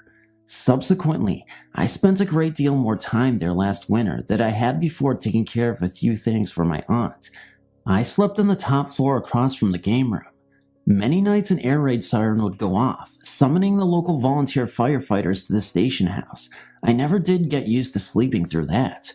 Then one night, the siren wailed at about 2 a.m., and I was having a hard time going back to sleep. I was wide awake when I heard something. It lasted only an instant and seemed to me to be a crowd in the distance that had just been told the punchline to a very funny joke. Whatever it was, it reminded me of one of my uncle's stories. As an epilogue, I should mention that my aunt is trying to sell the house. So far, the most likely buyer is the local funeral home.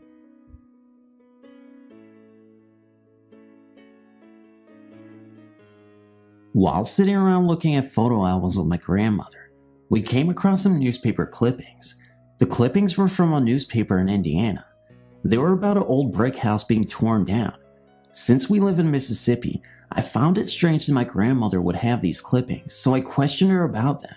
She then told me one of the eeriest stories I have ever heard. In 1946, my grandmother lived in Mobile, Indiana, with her husband and their child. They lived in an old brick house that was built before the Civil War and stood on the outskirts of town. It was a large house with very high ceilings and wooden floors. In the master bedroom was a closet with a heavy wooden door that did not have a knob, only a wooden latch to keep the door closed. My grandmother would shut and latch the closet. When she would leave the room and return, the closet door would be standing wide open. She would shut the door again and go about her chores. When she returned, the door would be open. She did this several times a day. She said the door stayed open more than she could keep it closed. She was more annoyed than scared by this strange event. About 8 months later, she and her husband divorced and she moved to Mississippi with my grandfather. The house she had lived in did not cross her mind until 10 years later when her Aunt Bonnie wrote her a letter and sent her the newspaper clippings. The clippings talked about her old house and reported that it had been torn down. While they were tearing down the house, a hole was discovered under the closet floor. They had found the remains of a man in the hole. It was believed to be the body of a soldier from the Civil War.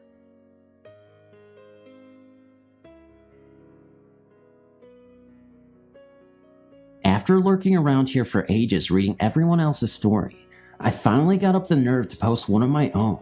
My story isn't as dramatic or interesting as some of the other stories posted here, but I feel confident enough to post it because 3 other people have had experience in this particular house, so here it goes.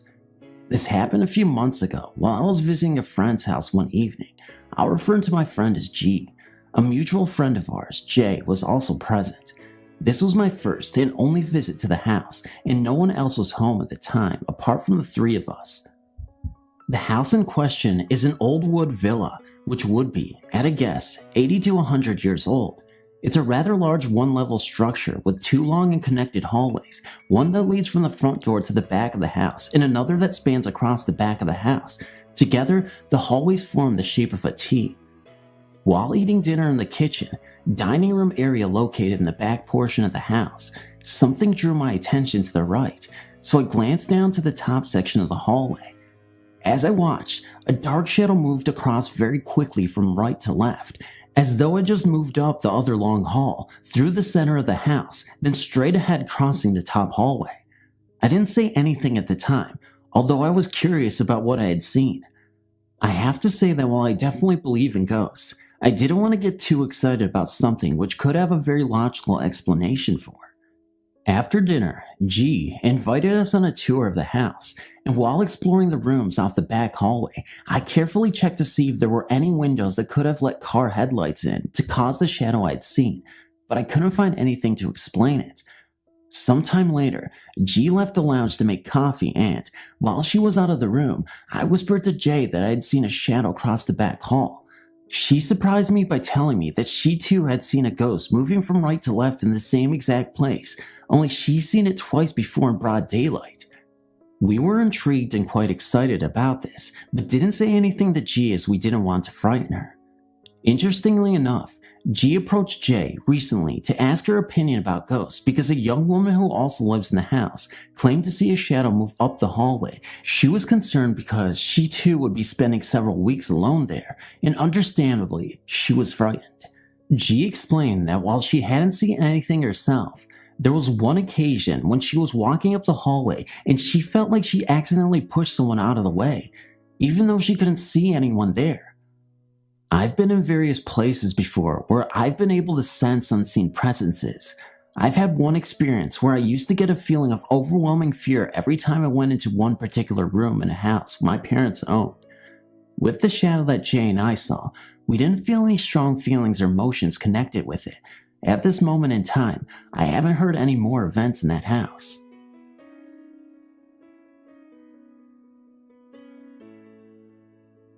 When I was about 12 years old, my brother, sister, and I moved into my grandparents' house.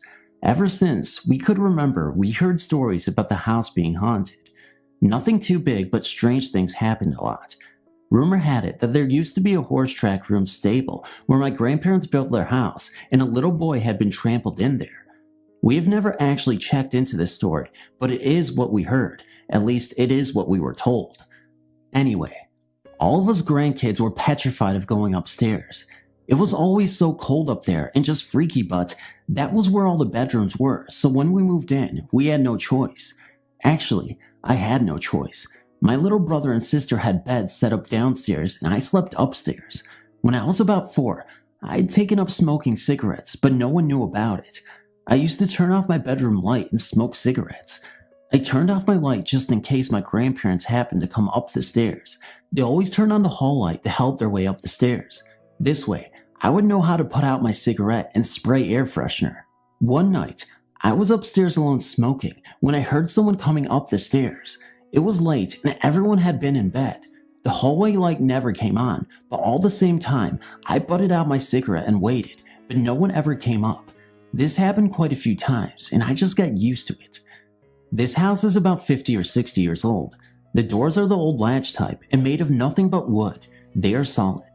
To close the door, you have to lift the hook and latch it onto the other part of the door. To open the door, you have to lift the handle and pull the door open. On my bedroom door, I also had an eye hook lock to keep my room locked and my little brother out. I would be laying in bed at night watching TV and my bedroom door would just pop open, but it would never open all the way because of the lock on my door.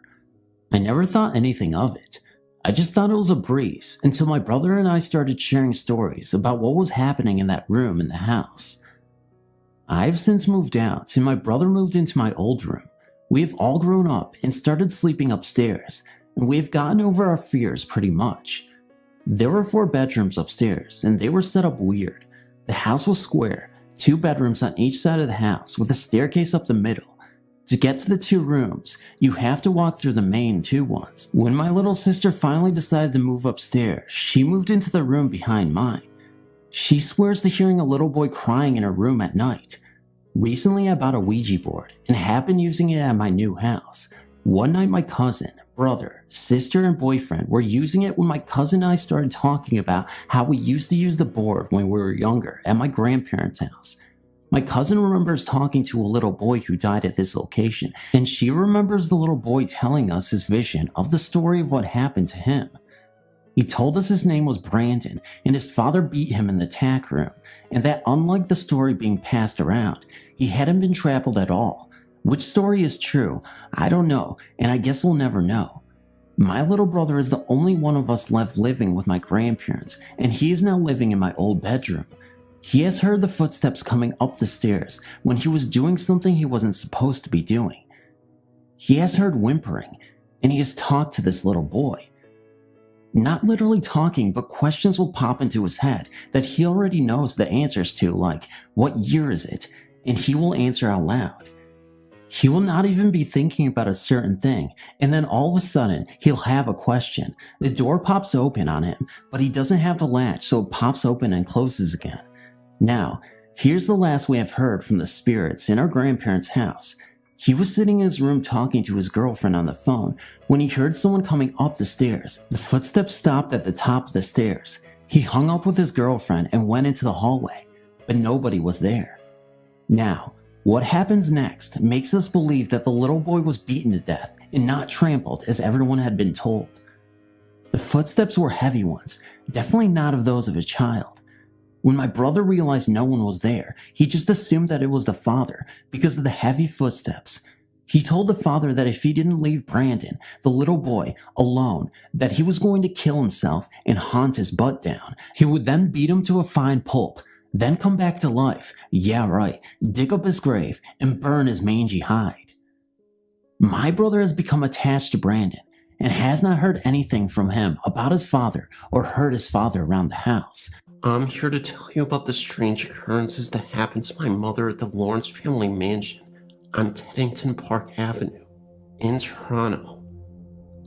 The first thing you need to know is that my mom is a down-to-earth, no-nonsense type, and she believes that the house was, as all its tenants have believed in the past, that it is haunted. My mom lived in an apartment, dirt cheap because it was haunted, at the top of the mansion. It was, she says, extremely beautiful. High vaulted ceilings, many rooms, and spacious too. In the kitchen, there was a mirror called the talking mirror. This was because anybody who stayed in the kitchen long enough started randomly talking to themselves in the mirror. My mother says no matter who passed it, they started to babble. My mom even talked to herself without realizing it, until something brought her attention back to where she was and what she was doing, making her realize that she had been talking to herself. On the bottom floor, a German man named Hans, I don't know how to spell it, he was the most serious man my mom had ever known. My mom visited him sometimes, and oftentimes she would go into this bathroom that was there and just study the CLW footed tub that dated back to the 1930s. She got the most creepy feeling looking at it, like she could almost see a body lying in it. She compared it to the Portrait of Murder of Merit, which is a painting of a man with his throat and wrist slit. She told the man, and he said that he heard noises coming from it at night, and that he knew it must have been haunted, because he said you could almost see the outline of a body in it. They looked into the history of the home, and sure enough, somebody had hurt themselves in the tub around the 1950s. Another thing near the bathroom was a hall, where people would say they felt a deep desire to run to get down it, and that before going down it, you had to stop and brace yourself, getting up your courage, like there was a wall there stopping you from going that you had to get through. Another place in the house was a great living room. It was in the apartment of a policeman and his girlfriend. They always argued, mostly in that room. And one night, the girlfriend took the man's gun and held it to his head as they argued. People always reported that happy couples would always go into that room and just start arguing. Cold spots were numerous in the house. I could tell you many other stories about various spots, but I have to get going. My mom says the house is sold for over $5 million, and that she suspects that someone tore the house down to get rid of the hauntings and build a replica.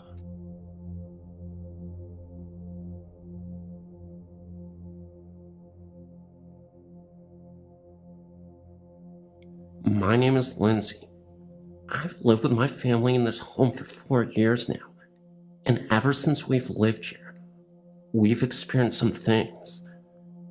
It seems though that most things have happened in my bedroom, and I often thought my parents did not believe the things I had told them about. The first month of living in my home, my mother awoke in the morning to find a painting of a woman. This painting was lying on the floor in the closet. It appeared overnight. She had questioned all of us in the home, and nobody had seen it before. The music boxes would play randomly in the middle of the night. Doorknobs, turning seconds before turning them yourself. My bedroom door always sounded like it was opening by itself, when it was really shut. It wasn't for a while when I actually started to see people, or should I say ghosts, in my room while I was sleeping. I have seen a translucent woman wearing brown rags several times. The first I'd ever seen her, she was standing at the foot of my bed with her mouth wide open, as if she was screaming, but I never heard a sound. It felt as though my heart had stopped. I was frozen with fear. I had rolled over and told myself it wasn't actually there, and that I was seeing things.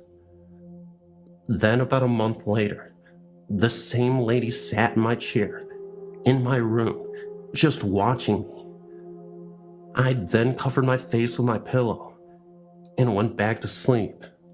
In the morning, I told my mother about both times this lady being in my room, and she just mocked me.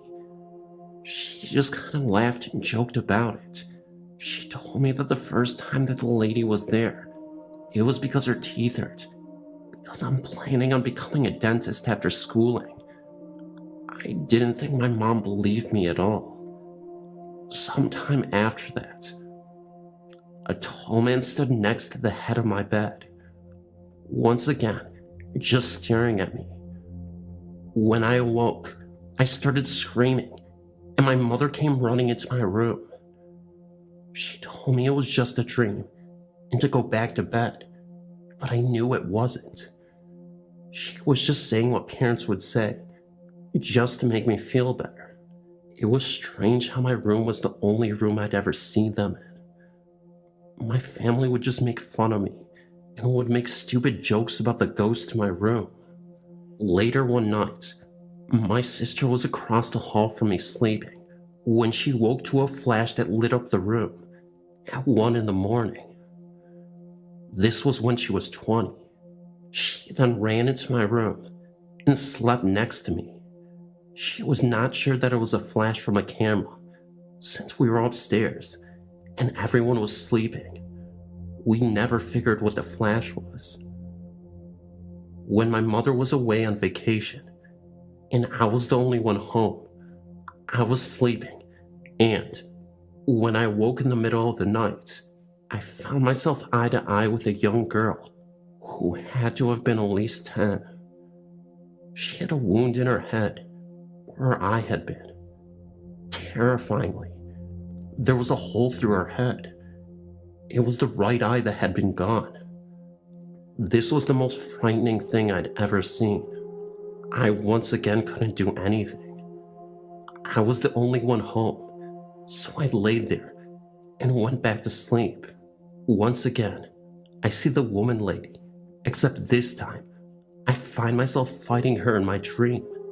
The weird thing was, a mobile that was hanging above me on my ceiling had fallen and hit me in the stomach while I was sleeping. I still found that my parents didn't believe me until one night, my dad went downstairs for a drink at 1 a.m. That's when he heard some girl humming a song. He thought it was me, until he realized that he and my mom were the only ones home that night. Later the same night at 3 a.m, my mother awoke and had to use the restroom. While she was walking down the hall, she heard a lady talking. My parents told me about this when I arrived home the next morning, and now they believe me. We don't know about who these ghosts are, but we are trying to find some history about our house, as it was built in 1890. Maybe the history will reveal who these ghosts are, and why they are there.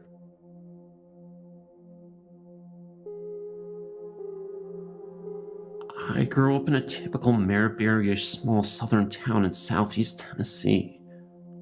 Our home was less than 80 feet from a Norfolk Southern Railroad line. The tracks were on a rise in the hill, and from the second-story window of our home, you would be parallel with the tracks. The town I grew up in was once a coal mining camp, and then grew to be a coal mining town. Point of fact, the town's name came from the original proprietor of the first train depot.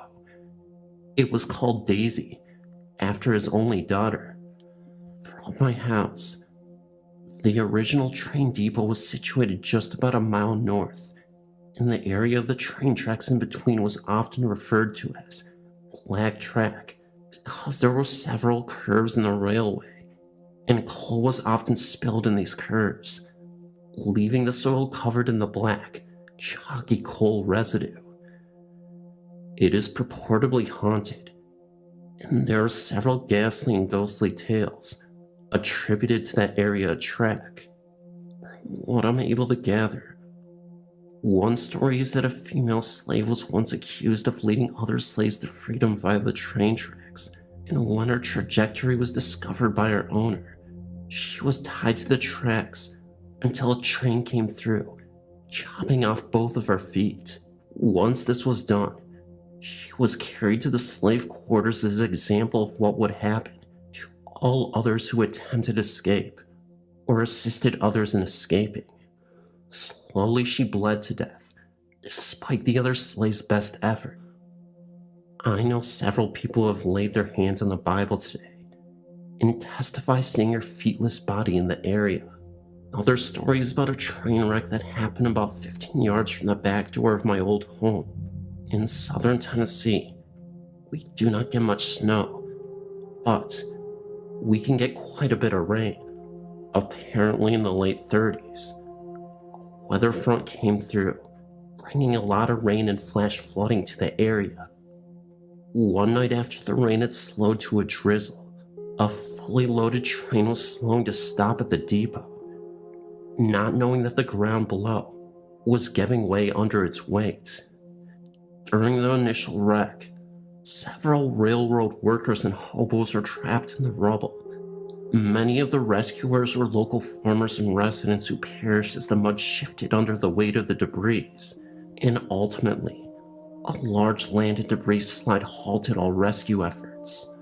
As many as 50 people perished, and the old-timers would say that they could hear people moaning and screaming for help for days after the wreck, and how help never came. Some people swear that they could hear the sorrowful screams and moans of the trapped on bright, still nights. Lastly, another story about the area tracks has to do with teenage hormones and stupidity. Along the section of track is an old paved road that weaves back and forth across the tracks. In the 50s and 60s, this area of road was used by teenagers to prove the muscle in their machines and the guts in their drivers. More than one person has perished in their efforts to outrun the train. Many people say that those untimely deaths are the culprits of strange flashes of light that are often seen in that area. I am new to this site, and I've read many of the stories posted. I wanted to share my experiences. For the past 5 years, myself, my son who is turning 6, and my daughter who will be 2 this fall, have lived in a small cottage-style house with a full basement. The first weekend that I moved in, I of course had a party. My son stayed with my parents for the night. I also had a roommate for the first 2 months that I moved into the home. She had a cordless phone in the basement, and I had a regular phone upstairs. After our guests left for the evening, I took the cordless phone upstairs to make some calls. When I went to bed, I left the phone on the floor in my room. The next morning, I heard someone walking up the basement stairs. My bed was on the other side of the wall that led to the basement. I heard the footsteps walk through the kitchen, small dining room, and into the living room. I had my bedroom door shut, and I tried to call out to my roommate to tell her to come in. I thought that she was looking for the phone. It was then that I realized that I couldn't open my eyes, move, or even speak. I heard the footsteps pass through my doorway. The door never opened. I noticed that the closer they got to my bed, that the floor appeared to be shaking, hence the shaking ghost. The only auditory comparison I can give is it sounded like when my dad would do laundry and try to cram 20 pairs of jeans in a washer that had 5. The whole machine would shake, and you could hear it all over the house. The bathroom floor would even vibrate. That is what it felt like to me. I realized that whatever it was standing over me, and soon I felt a hand resting on my hip. It was just a gentle pressure. I think that he was trying to see who was in the house. At that moment, I was extremely terrified and still couldn't move, speak, or even open my eyes. There was a banging on my window. The noise stopped, and whatever had touched me let go. I jumped out of bed, and there was nothing in the room. Apparently, my dad had been standing outside for 10 minutes banging on the door. I never heard him pull into the driveway, which is right outside my window, or knock on the door. He also said that he tried to call us, and I'd never heard the phone ring. I never had this happen again, until just 2 nights ago. My daughter and I share a room, and around 2 in the morning, she woke up. I could hear her cry out, "Mama," and I tried to get up. I was paralyzed. I couldn't move anything but to lift my head off the pillow briefly. I realized that the floor was shaking again. I tried to open my eyes to look at it, and I couldn't. I believed that it was looking to the crib at my daughter. I didn't feel anything evil, but I don't think it wanted me to see it. After about 5 minutes, the shaking stopped, and my daughter was back asleep. It all happened so strange that I even considered that I was maybe dreaming it all. When I checked the crib, my daughter seemed fine, and nothing was out of place. Some other just normal haunting things I've experienced are footsteps in cabinets open when I know that I'd left them closed. The ghost seems to like my kids, and likes to check up on them. I smoke, so during the winter when it is cold, I go down into the basement and smoke by the back cellar steps. I have often heard footsteps go from one bedroom to another, but they never go back out of the last room they entered. Also, when my daughter was in her baby swing, anytime I went downstairs, I would hear footsteps walk over to the swing and stop. They are always too heavy and slow to be my son's. Also, whenever I hear them and go back upstairs, he is soundly asleep in his room, so I know that it was never my son. There have been a few times, though, that I felt that I was unwelcome in the basement. I feel like I'm being watched in there, and that something doesn't like me to be there. I have also felt that feeling walking past my kitchen at night. It's like something is standing there watching me, and this thing seems very cold. I've never been harmed or felt completely threatened by anything. My son has complained of being scared, but if he has seen or heard anything, he doesn't tell me. I just wanted to share my story. We are moving in a month, so it'll be interesting to see if the people that end up renting my house have any experiences too.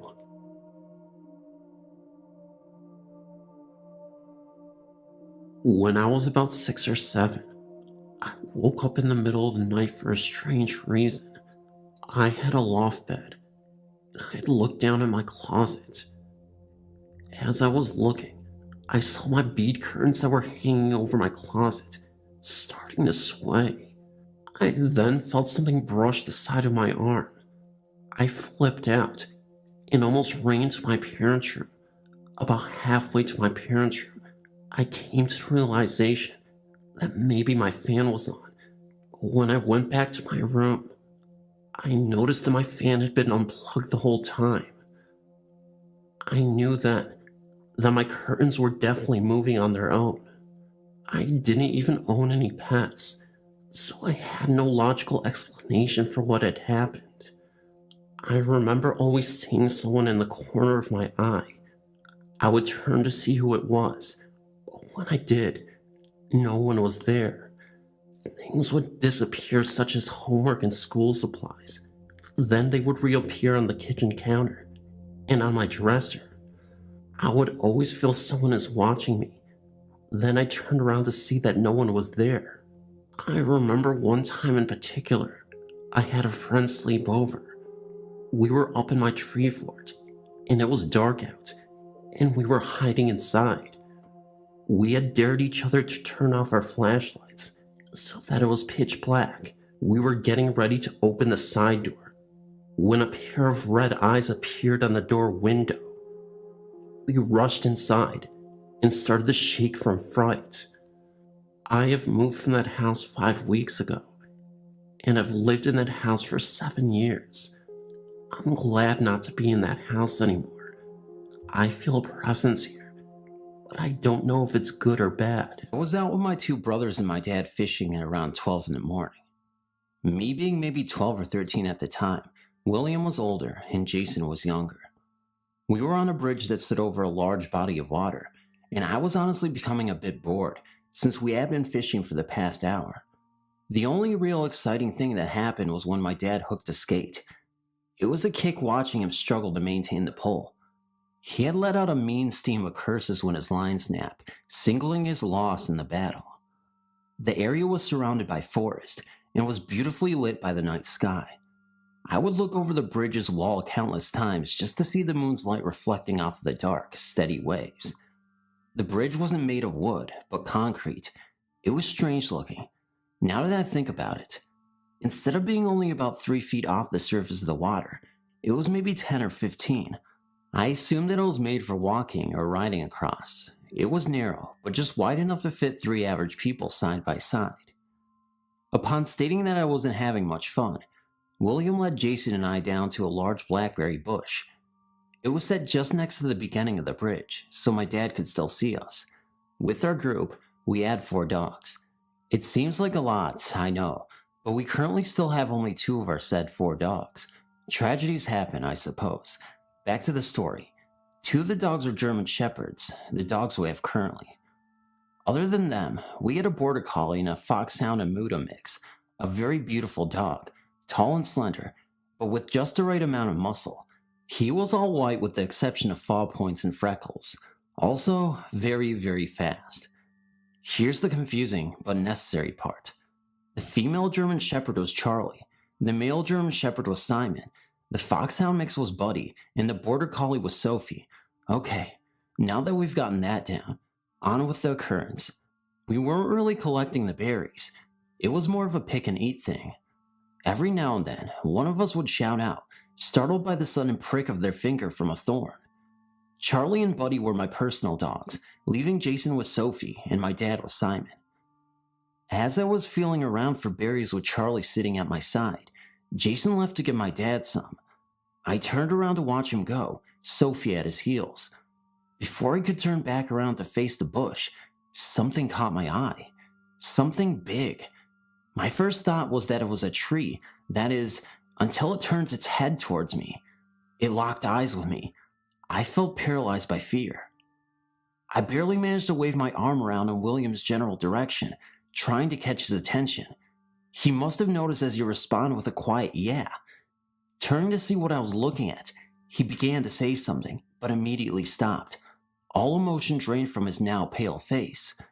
"Who is that?" he would ask me. I could only mumble what. Not that I didn't hear him, no, I was correcting him. This thing was massive. Really, the only color you could see on the creature came from its eyes. They were wide, human-like. From where I stood, they almost looked orange. The rest was basically a silhouette. I could feel the presence of the dog next to us. Charlie snarled, stalking closer bit by bit. I wanted to jump at her, do anything to keep her away from it. Simon was staring intently, as was Buddy, but kept his position in front of William and me. The thing was standing on its hind legs, but looked like a big, hairy dog, at least something with long, pointed ears. It had lengthy fingers, or more than likely, claws. It leaned forward a bit, but not much, almost as if it wanted to intensify its glare, or maybe just to get a better look at us. I jumped at the sound of Charlie snapping her jaws at the thing before bounding towards it. I nearly choked on my breath as Buddy followed her. I frantically looked around for Simon, who was cowering behind William with his head bowed down, growling. William started to run faster after them, and I started to cry, from both fear and slight anger. I heaved a breath and willed my lungs to run as fast as I could. William was on the track team and played baseball, but he was the least of my worries, because I was too. It was the fact that we were chasing two dogs, and a terrifying animal-like creature. Now that I think back on what I did, I must have been insane. Nevertheless, I chased them in the woods. We eventually slowed to a stop as we saw the dogs ahead of us. They were standing defensively, barking and snarling the cryptid. I couldn't see exactly, but it looked as though the creature was now on 4 legs and smaller. The dogs fell back, as though they had been pushed and scurried away from it as an ear-piercing scream sounded. Buddy took off back to the bridge, where we later found him, and Charlie crouched in front of William and I. The scream sounded strangled, unlike anything I'd ever heard. I had let out a fearful shout before I felt something grab hold of my wrist, which, believe me, did not help my situation. William was trying to pull me along, trying to get us the hell out of there. All 3 of us ran towards the bridge. The whole way there, it felt as though the creature was on my heels, me being in the back by maybe a foot. Once we were free from the trees, we didn't stop. We bolted into the water, William and I. Charlie merely followed, not knowing what to do. I whipped my head around as we stopped and saw nothing but pine. I choked on my tears, feeling both relieved and terrified of what had just gone down. Back on the bridge, we told our dad. He called bullshit, that we were just playing a prank. But you heard the scream, right? We would ask him. He would blow us off completely and continue fishing. He was, and still is, a skeptic. Gotta see it to believe it, is his paranormal motto. I honestly don't know what that thing was, and I don't think I want to. Part of me is curious, but all of me wants to know what I'm dealing with, so I have more information on the subject. I can't be the only one who's seen it. Today, I'm going to tell you a story I haven't told anyone before, simply because they will think I'm crazy. I don't know why all this even began, but what I do remember is when. It was 7 a.m. in the morning. I was all alone in my house, which I share with my family. I was sitting in the dining room while reading a book. I knew that I was alone. I heard someone. I heard my brother's voice. He was calling my name and asking me where I am. I was extremely confused because I checked his bedroom and saw that it was empty. I stood up and walked towards the voice. It was in the hallway. There was nobody there. I suddenly saw someone's shadow. I was so scared I ran out and waited for my bus outside. For the next 2 years, things moved in our house. My bed moved. My bedroom was also colder than everybody else's. I always had a feeling somebody was watching me as I fell asleep, but yesterday, there was something far worse. I fell asleep with a huge feeling of being watched, but I also smelled some kind of cologne, a man's cologne that I have never smelled before. I shook it off and soon fell asleep. Around 3 a.m. in the morning, I woke up gasping for air. I couldn't move, breathe, or even scream. I felt my arms touching my head, neck, my belly and legs. I heard some kind of language being spoken in my ear. I tried so hard to scream, but I wasn't able to. That went on until the morning. They would let me go for 5 minutes and then continue their torture. After they finally let me go, I had a huge panic attack. I didn't sleep. Today I'm scared. I don't want to eat. I see them. I'm scared. I don't know what to do. I'm afraid to sleep, and I'm afraid of the dark. My husband and I moved into a house built on an old battlefield ground. This field goes on for miles and miles, then there's nothing but graves. Such a bloody massacre happened a long time ago during the Civil War in Nancy, Kentucky. When we first moved there, strange activity immediately started happening. We began hearing voices outside mumbling to each other. Note that we have no one that lives close to us for miles. We go outside to investigate and find nothing. We go back inside. It starts up again. We try to fall asleep and hear old music, kind of like an old music box. This keeps us awake for some time. We were never able to pinpoint the location of the music. Every there on out, activities increase. We go on outside on our porch and sit. At night, we see shadow figures moving along the trees within the woods. We'd also be in the living room and hear something walking on our front porch often.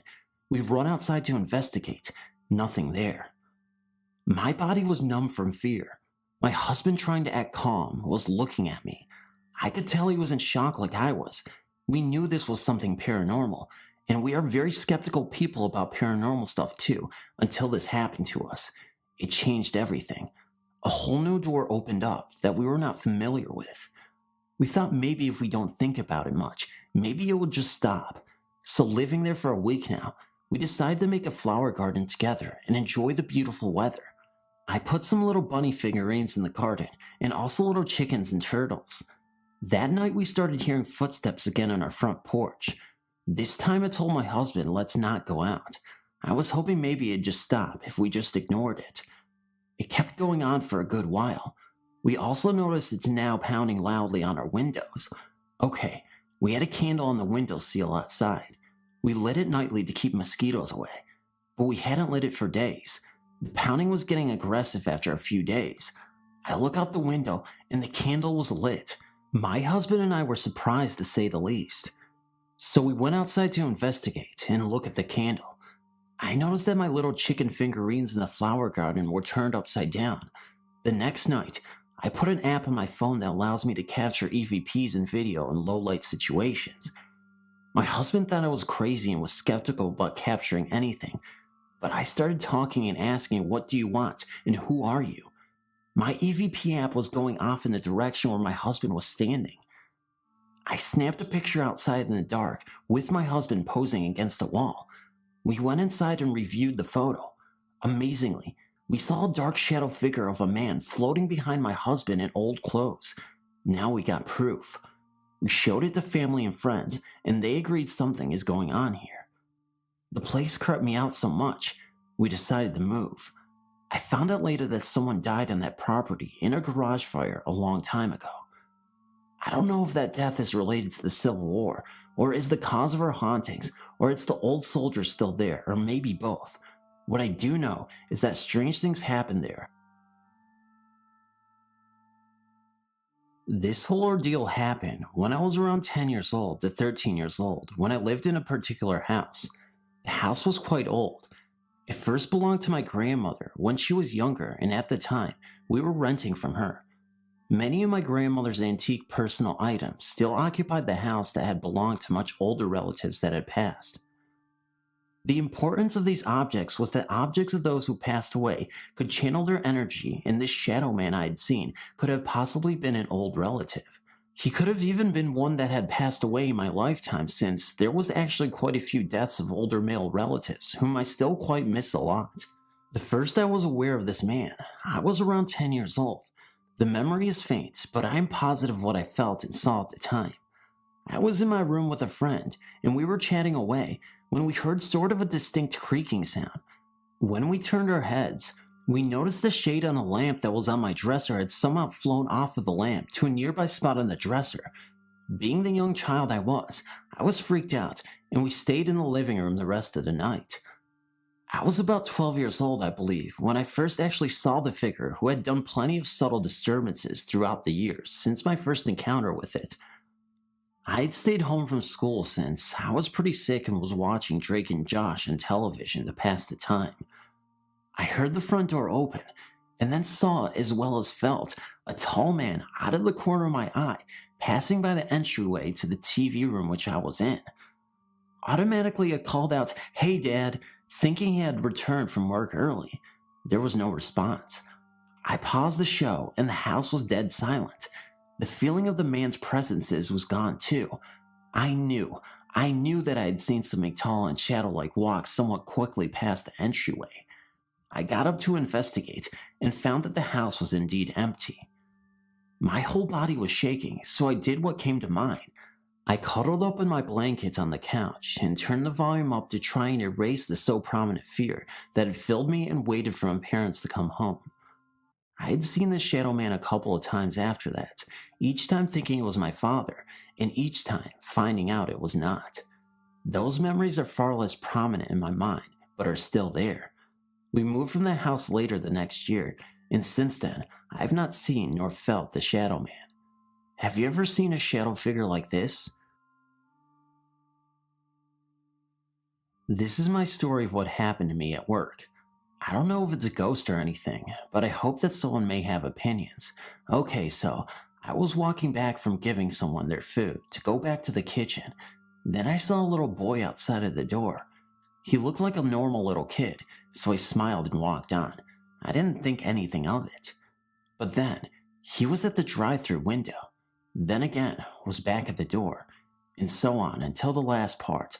I saw his head at the same time in the door and the window, with a little smile.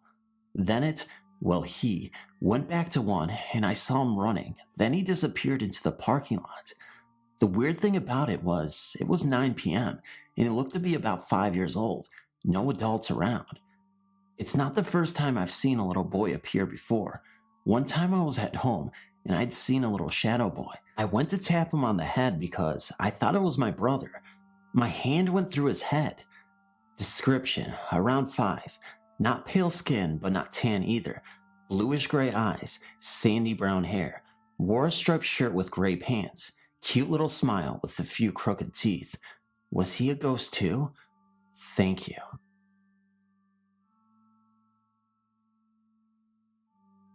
New Orleans, the Bayou, cemetery tours. Witnessed the devastating effects of Katrina, and right on time to watch my son play college baseball. Then my guest entered into my experience. My first experience started when I captured the most beautiful sunset from home plate facing the swampy area where we were playing. As I looked at the picture, I noticed 2 orbs. One was quite noticeable, as it was a small ball of light in the bottom of the photo. The second was the strobe of light coming from the sun behind the clouds. Okay, I'll get to the best part. So I checked into the Whitney Hotel, located in Midtown New Orleans, rich in history. An old bank that is still in use, but is also the hotel that has been renovated with 9 floors of winding halls, leading one to get very confused and turn around, so to speak. Let me mention, the entire time I stayed at this hotel, there was not one other guest ever spotted by myself or my parents. In fact, the only people you saw were the same 5 employees that all seemed to be interacting amongst themselves in an odd sort of way. They were always there. One was the chef, yet never saw one person sitting, eating, or drinking in the restaurant and bar. These same characters were always around, out of nowhere. They were eager to share stories of the hurricane, history of the hotel, and the architecture and other tidbits of the city. What I thought so peculiar was there was nothing ever mentioned of ghosts or hauntings. I will preface this by saying there was a strong sense of something, but I could not quite place my finger on what it was exactly. I finally put it out there and asked, "What about ghosts?" The 2 staff members shared a look and stated, "Oh, you can say that." They shared hearing silverware falling in the middle of the night, sounds from the 100-year-old basement, and the bank vault closing and locking when no one was around. I retired to my room, 6:11, at around 8 p.m. I noticed the complete quietness of the floor. Again, not one other room guest was around. I laid down and fell asleep. Approximately 2:13 p.m., I became aware of a feeling between my legs, as if I had been punched.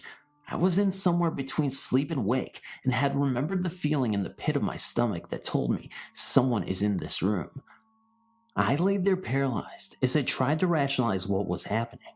Was there someone in my room?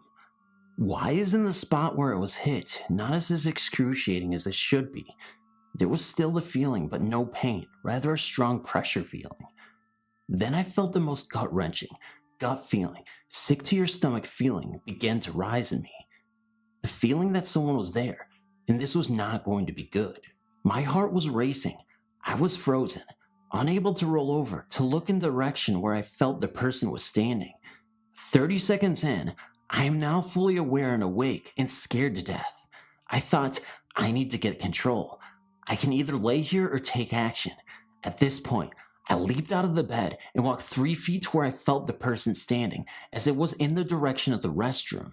It was at this point that I swear there was a figure, see-through, dressed in black and white, streaks on the face area. It wasn't a pleasant presence. This feeling I had was of sheer terror. Then it was gone. As I gathered my bearings, slowed my heart, and tried to rationalize what I just experienced, I felt a sort of calm presence come over me. I laid back down, and I instantly fell right back to sleep. I awoke refreshed and wondered why it was so easy for me to fall back to sleep. In the past, with nightmares, it's always been difficult. Not this time. I didn't mention this to anyone for a few days, but that feeling of complete terror, dread stayed with me. I returned to work and shared the experience with a coworker.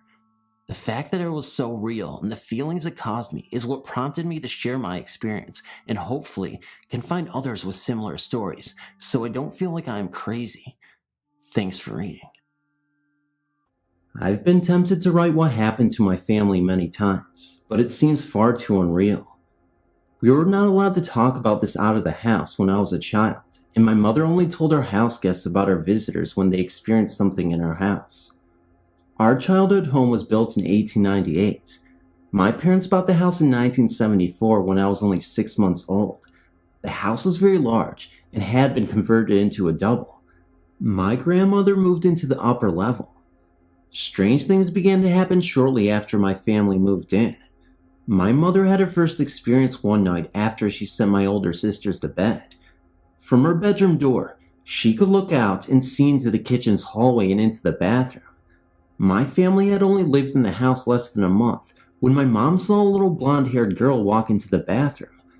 All of my sisters have very dark brown hair, and this was clearly a blonde-haired child. My mother panicked and yelled to the little girl, but the door shut. My mom jumped out of bed. In her mind, she was thinking that this little girl was a neighbor's child that my sisters must have snuck in the house.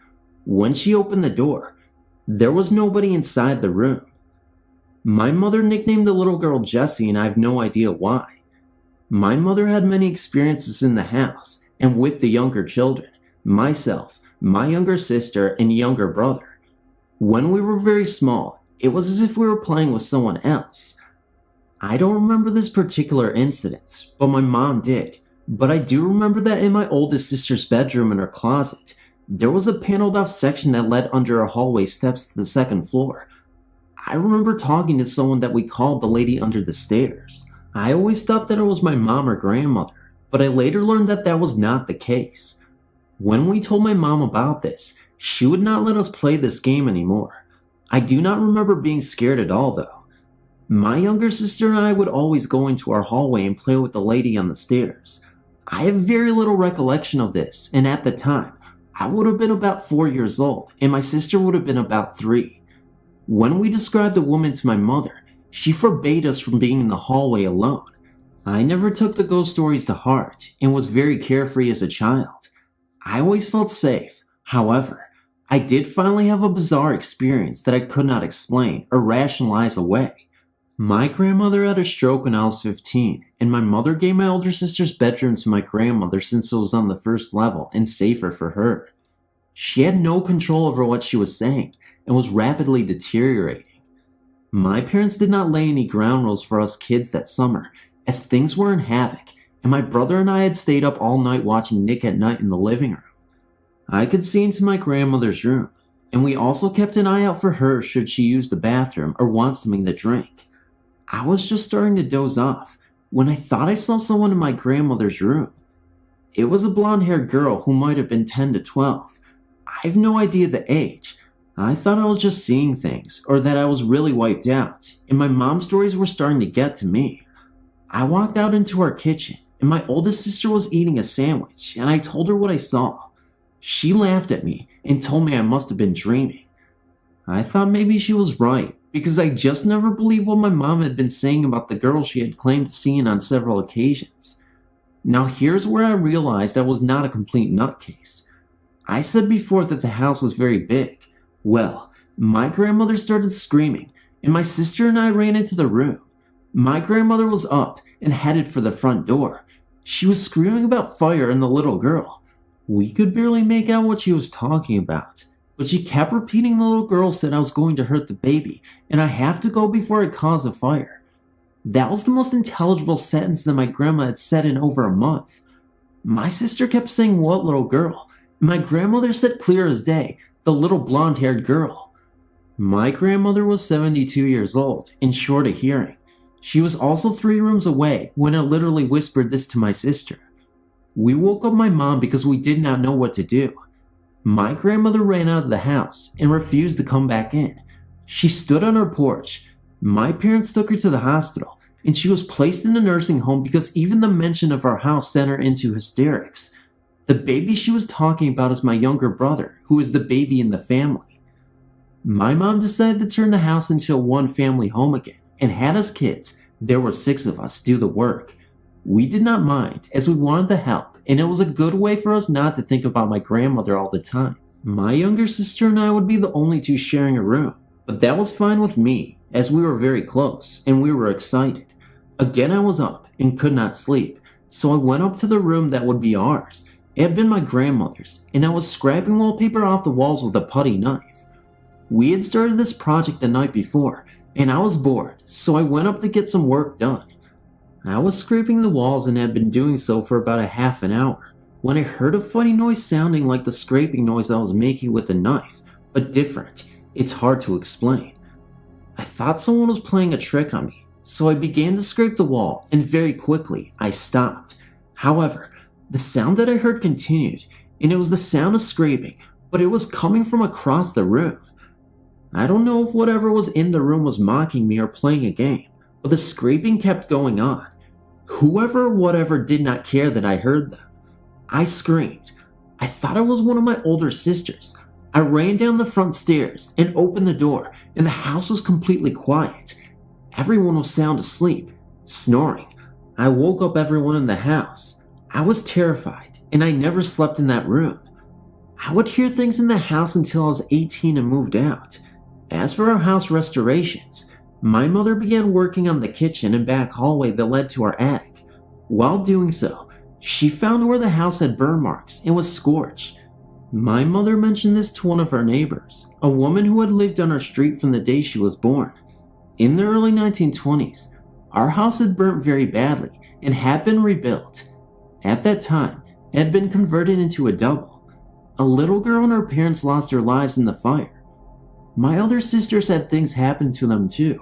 One of my older sisters was looking out of the living room windows. Something grabbed her shoulder and called her name. One more thing. Please don't think I'm nuts, but I have not had this happen in any house or apartment I've lived in since. And one thing I did notice was that whatever was in the house was not frightening to me in my youth, but only became frightening when each of us hit a certain age. Why? I have no idea. This was also something I thought that was weird.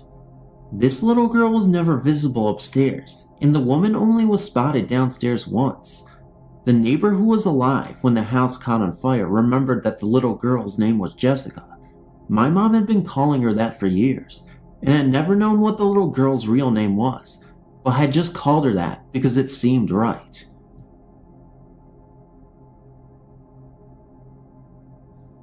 I've been reading the stories on your site for a while now, and decided to share experience of my own. I'm afraid it's not particularly exciting or dramatic, but I feel it's a good example of the attitude you need to take when dealing with spirits. I've been told on more than one occasion, by people who claim psychic abilities, that there are spirits present in my house. This really comes as no huge shock, as the core of the house is a farmhouse that is over 120 years old. Although I've never seen a ghost myself, I'm familiar with the sort of chilled feeling that people describe when they are in the presence of spirits. It is not truly the same feeling as normal reaction to temperature, but something that seems more internal and comes and goes independently of environmental changes. I've very commonly experienced this sensation, usually beginning before someone else remarks about their perception of something otherworldly. Several years ago, one summer morning, I'd come home in the early morning from working the night shift. I was getting undressed for bed and placed my bedroom door in a 3/4 closed position that I usually keep in to provide some cross ventilation. Let me explain that my bedroom is a rectangular room, approximately 10 foot wide by 16 feet long. There's a set of double windows on the far end of the room. My bed is crossways in front of the windows with the head on the longer wall. The door was on the other end of the room, and due to irregularities from different additions to the house, there was an approximate 4-inch step down when entering the room from the hallway. At the time of this incident, there was no central air in the house, so the only cooling method was to open windows. As I was getting ready for bed, I saw the door swing shut rather firmly from the 3/4 position. At first, I dismissed this as just being the breeze, as I was feeling a slightly chilled feeling on what was a rather warm morning, even though I didn't really notice much in the way of the air current. I was very tired and somewhat groggy, and only wished to get to bed as soon as possible.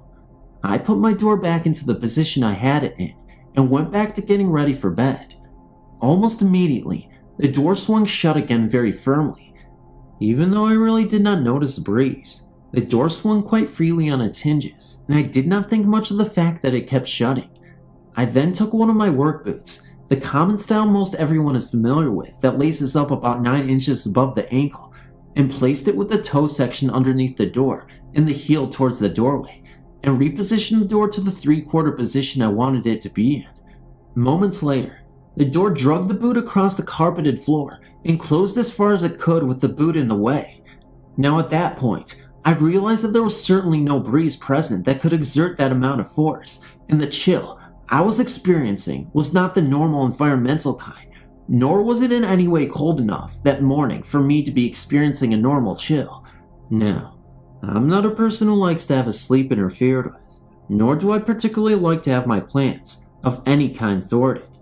Besides, all of my reading and conversations regarding the supernatural and hauntings have always indicated that you have to assert your rights to control your domain when challenged by spirits.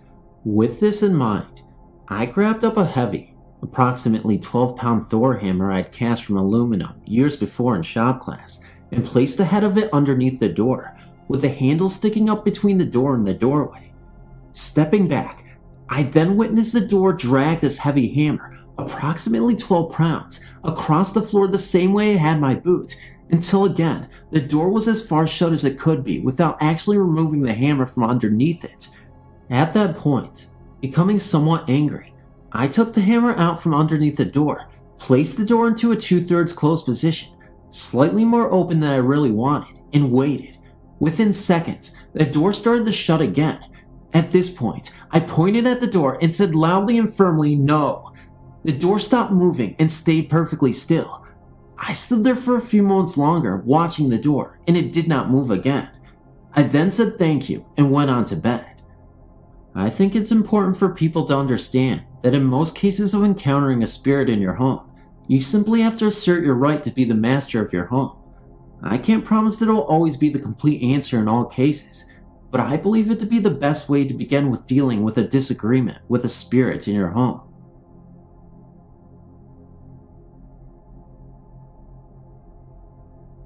Many years ago, my family and I lived in a lovely Queen Anne style home. We lived in it for 13 years, 11 of which we experienced paranormal phenomena. 2 years after we moved in, we had our first of many odd occurrences. My daughter was in the kitchen and I was upstairs when I heard her call out that the upstairs toilet must have overflowed because water was running down the outside of the staircase. I ran to the top of the stairs in bare feet, only to feel water on the surface of the carpeting. I looked over the top of the railing to assure that the toilet hadn't overflowed, and that was when I felt the wetness on my feet, but there were no water pipes in that part of the house. When I got down the stairs, I found water running in rivulets down the wooden molding. My daughter reached up to turn on the light under the stairway alcove, and as soon as she did, the water stopped. We had to wipe the trom down, and we never found any reason for that activity. Months later, while preparing for bed one night, I heard footsteps running down the attic stairs. The door crashed against the opposite wall, and then nothing. I was terrified thinking that someone was there. They would have to pass my room to get downstairs, but nothing happened. When we finally went to look, the door was against the wall. We even thought that maybe a ball had bounced down the stairs, sounding like footsteps, but there was nothing. Strangely, when we started to think our house had unseen guests, we were no longer frightened. As time passed, we had many more experiences. I heard a woman crying softly but pitifully. Two of my daughters saw images of old-fashioned children dressed in long white nightgowns and mob caps. A visitor to my house saw the same thing and asked me who the little girl was. On another occasion, my nephew was spending the night and thought he saw me standing at the top of the stairs in a long white old-fashioned nightgown, and then supposedly I went down the stairs and didn't come back. My nephew was 16 at the time, and we hadn't told him about the house. My husband thought we were all crazy because he didn't believe in this sort of thing. My daughter came home late one night and was just lying in bed, going over her evening, and looked up to see a male figure suspended over the bed, and as she watched the image dissolve from the bottom up, as if it were sand falling. There were other things that happened there, although nothing dangerous, and finally, we sold the house and moved on.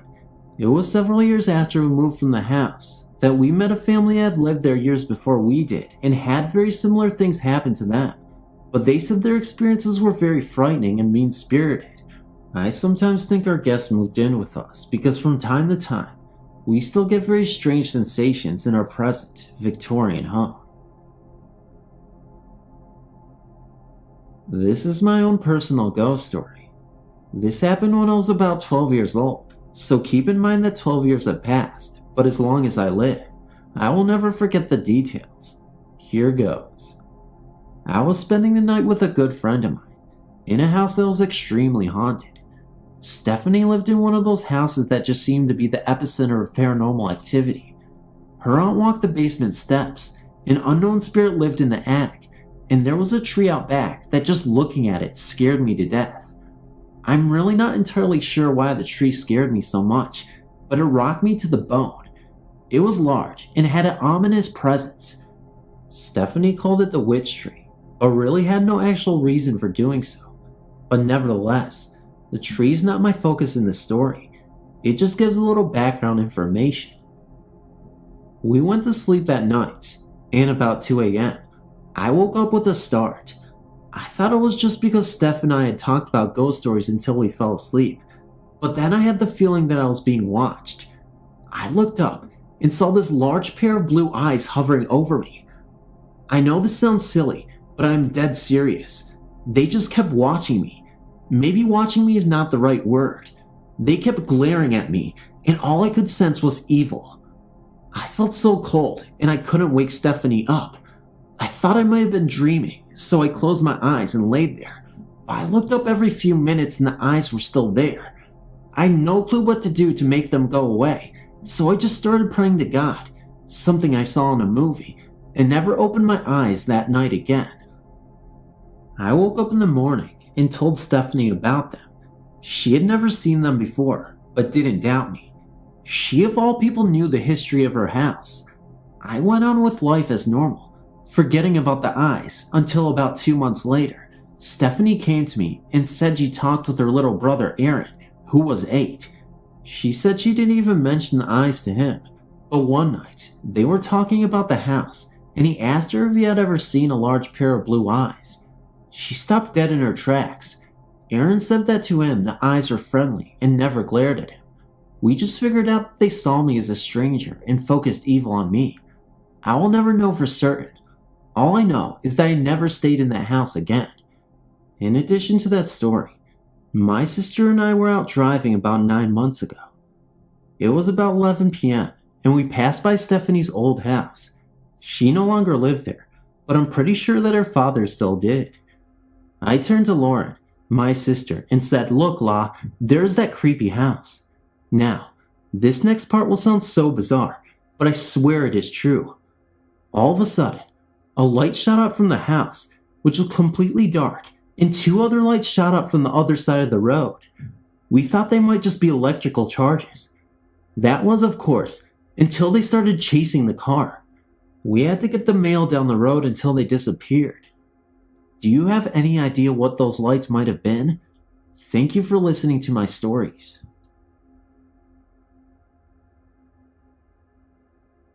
Back in 1996, my Uncle Wayne passed away in a tragic auto accident on the interstate near Neenah, Wisconsin, between Appleton and Oshkosh. He had been pulling a load of sod with a small pickup truck that he borrowed from a coworker. The truck must have been too small to carry the load because the truck flip killed my uncle instantly. Needless to say, my father flew out to Wisconsin from our home in Pensacola, Florida, to attend the funeral of my youngest brother. My father is the oldest of 7 children. The story I'm about to tell comes from the mouth of my father. The afternoon before the day of the funeral, my father took his mother and father to the funeral parlor to finalize the arrangements. On the way back to my grandparents' home, my grandmother noticed that her family ring was missing a stone. The stone that was missing was my Uncle Wayne's birthstone. They looked everywhere for the stone and could not find it. Everyone kept saying it was Wayne's way of saying a final goodbye to his mother. The next day, the day of the funeral, everyone left my grandparents' house to go to the funeral except my Uncle Stan. Stan stayed behind to wait for that cousin that was running late. A few minutes later, Stan heard a car pull into the driveway. At the bottom of the driveway was a car that looked exactly like Wayne's, a green Spitfire. My Uncle Stan thought how strange it was that their cousin had a car exactly like Wayne's. His car was still parked outside his old apartment at the time. He looked out the window again and saw a man sitting in the driver's seat with a beard. My Uncle Wayne had a beard when he died. My Uncle Stan opened the door to walk outside, thinking it was their cousin, who also has a beard. When he opened the door, the car reversed out of the driveway and quickly drove away. A few minutes later, their cousins pulled up in a totally different car. My Uncle Stan was so shocked that he told everyone at the funeral about what happened. Since this time, no one else had been visited by my Uncle Wayne.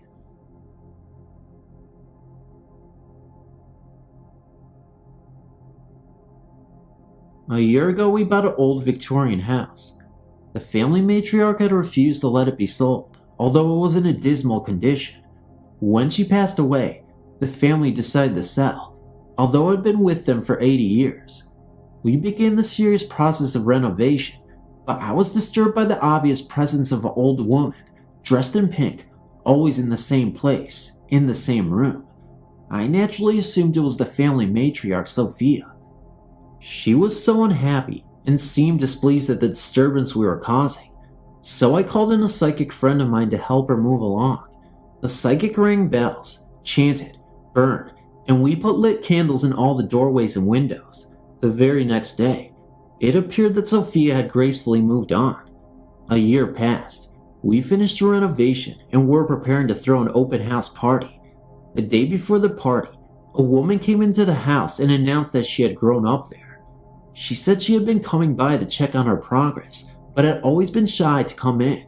Something had drawn her courage up to come in on that day. We were very pleased and immediately invited her and her family to come to the open house the very next day. They all came. At one point, I couldn't resist, and I asked this woman if there had ever been ghosts in the house. "Oh yes," she replied. "My great-grandmother was so persistent, we had to call in a priest to exorcise her." Feeling confident, I then told her about Sophia. The woman began to tremble and cry. She said that her mother, Sophia, had always worn pink, and the room and place I described would have been between the beds in the children's room. Rest in peace, Sophia.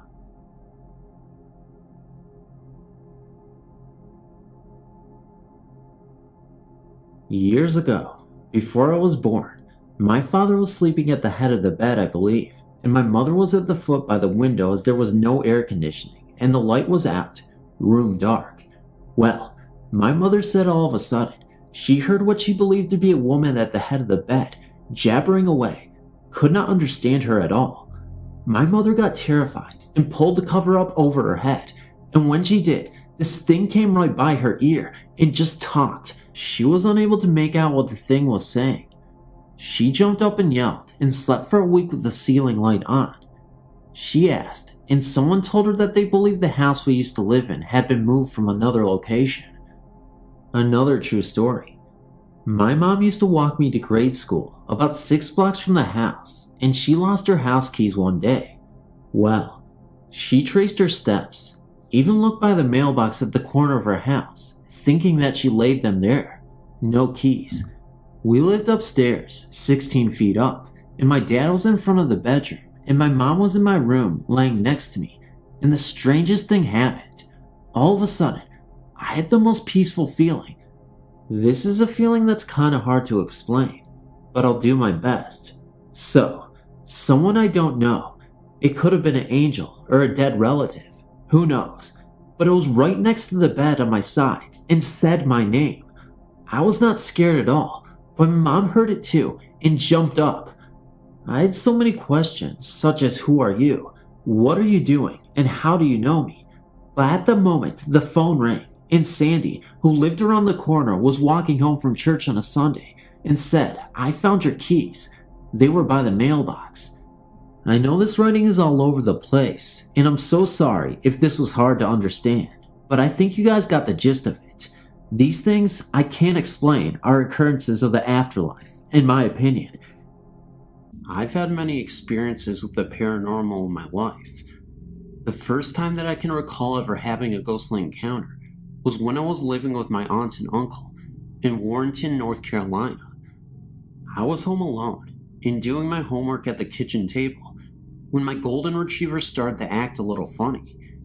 He kept jumping in front of me and growling at the back door. It was a glass sliding door leading outside to the deck. I got up because I thought that maybe he wanted to go outside, but instead, I saw the transparent head of an Indian just moving across the deck.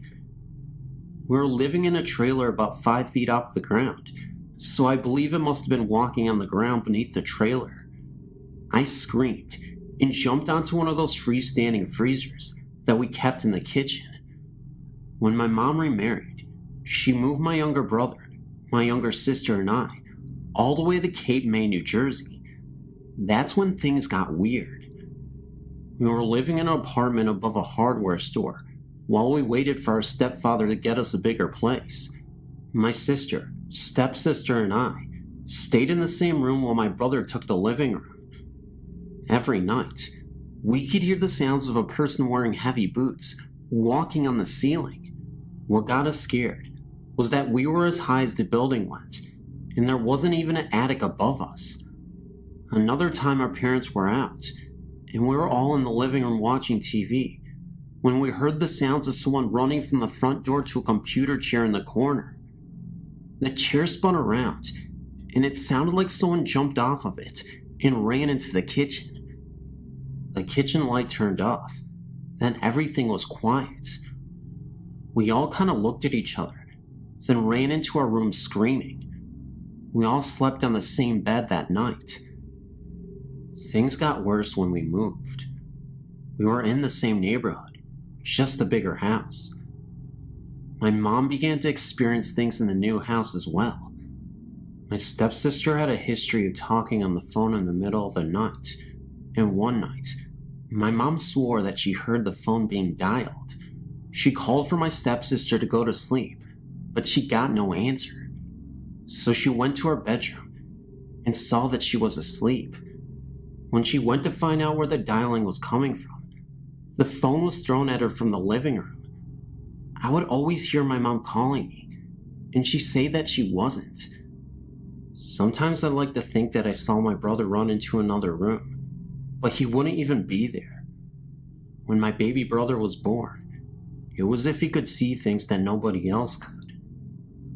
Sometimes he would follow things with his eyes and laugh until whatever it was went towards the basement door. Then he'd cry as if someone was hurting him. Sometimes we'd see and hear people in my brother's room, and then they'd look at us and vanish. My mom wanted to move, so we ended up moving a half an hour away from that house. first thing that happened to me in that house was after my baby sister was born. Now there were 8 people in my family. I was babysitting her one night and was changing her diaper in our very cramped bathroom. Out of the corner of my eye, I saw my brother enter the bathroom, and I could feel him standing behind me. When I turned to tell him to get out, nobody was there. I thought it was strange, but didn't really think much of it. I accidentally dropped the diaper onto the floor, and when I bent down to pick it up, I saw my brother's feet and legs. I jumped back, but nothing was there. I grabbed the naked baby and ran out. Then one day, I stayed after school for a party with my club. I was talking with my teacher, then I wandered off with my friends. About 5 minutes later, she came to me and asked where I went. She said that she asked me to go and get food from the back, and that I had followed her in there. But when she turned to hand me the food, I wouldn't take it. Then when she turned around again, I was gone. She didn't see me leave, even though the door was right in front of her. I thought it was probably a different girl, because I had been with my friends the whole entire time. After the party, my friend had to use the bathroom, so I went with her. When she was done, we both stood and fixed ourselves in front of the mirrors. A girl walked in and went into the stall behind me. We were going to leave, but I had to spit my gum out, so I pushed open the stall behind me. It jumped back and said sorry, because the other girl was supposed to be in there. Nobody was there. She couldn't have left, because she would have to pass both me and my friend to leave. My friend looked at me, and I knew that I wasn't going crazy.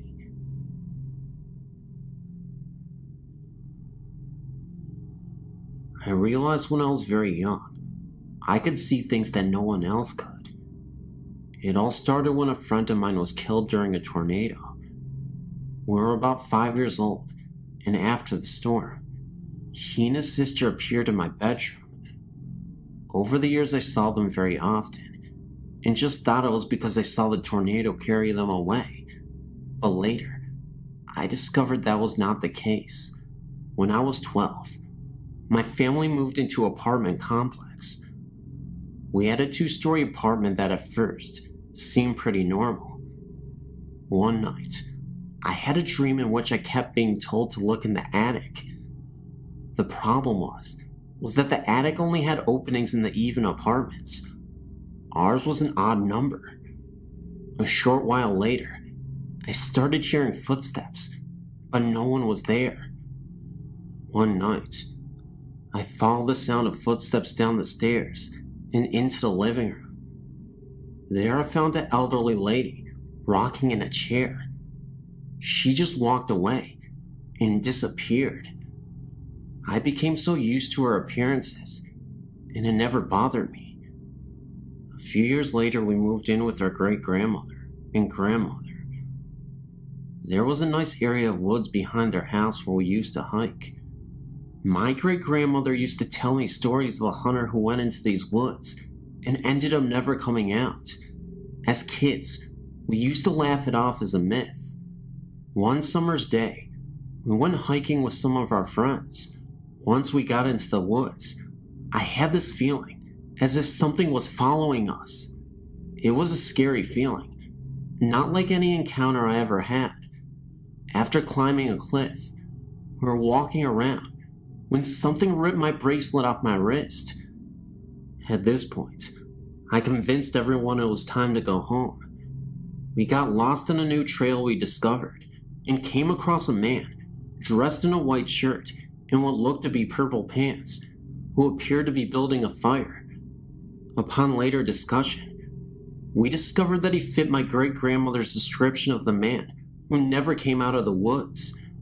While this scared everyone else, I kinda knew he was just stranded. For many years, I experienced many strange events. Something would move items and then put them back, or appear before I was outside. I became used to it. It happened all my life, but in 1995, My husband and I moved into a house in London, Kentucky. This house seemed normal at first, but after a few months, we began hearing footsteps throughout the house. Then a shadow chased my sister up the stairs from the basement. It seemed to be just because it was an old house, until one morning, someone said hello to me. I was the only one awake. Everyone said I was hearing things, until one night, we left town to visit family and left our roommate home alone. As night fell, it began to storm. When the storm knocked out the power, our roommate began hearing footsteps. Then she heard someone say hello and ask where I was. At this point, she left.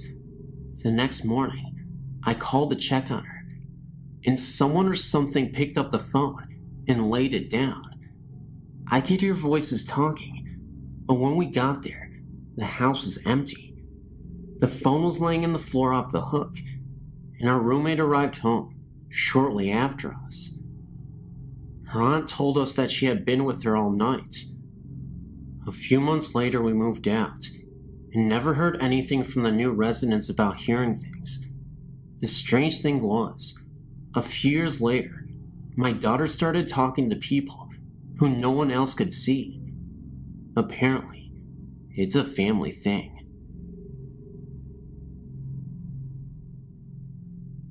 I would like to tell you some of my personal experiences with the paranormal. When I was about 10 years of age, we were living in Trinity Springs, Indiana. I lived with 3 other sisters and our mother.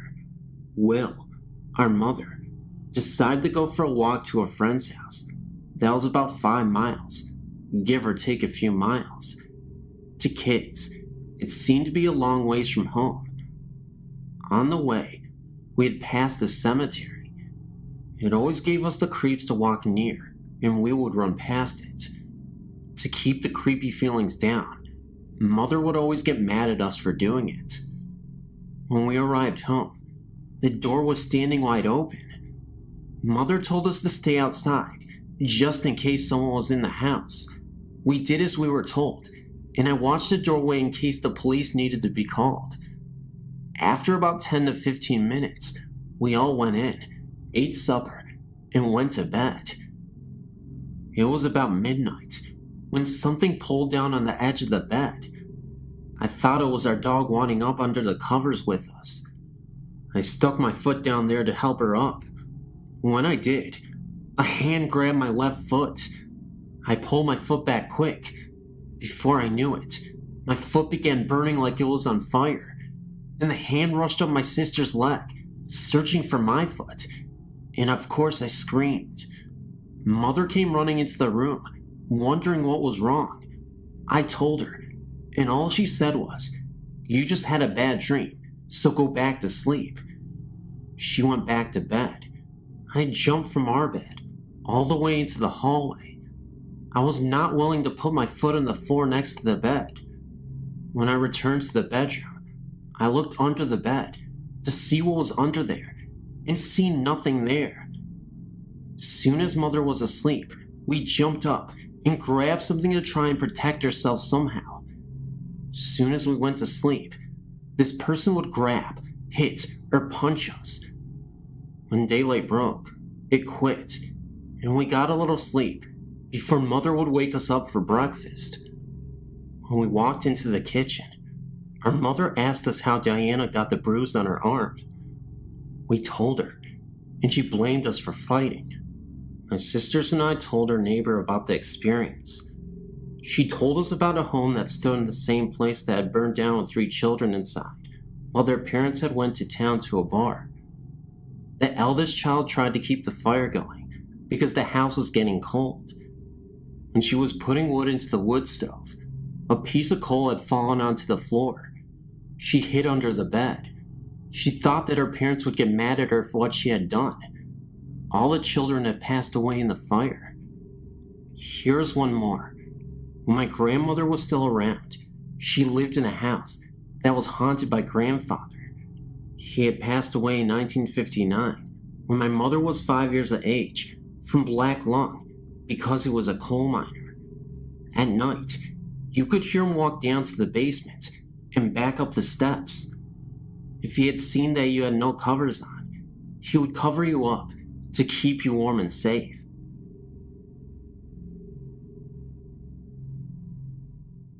My friend, his girlfriend, and myself were all sitting around watching a scary movie one night in his apartment.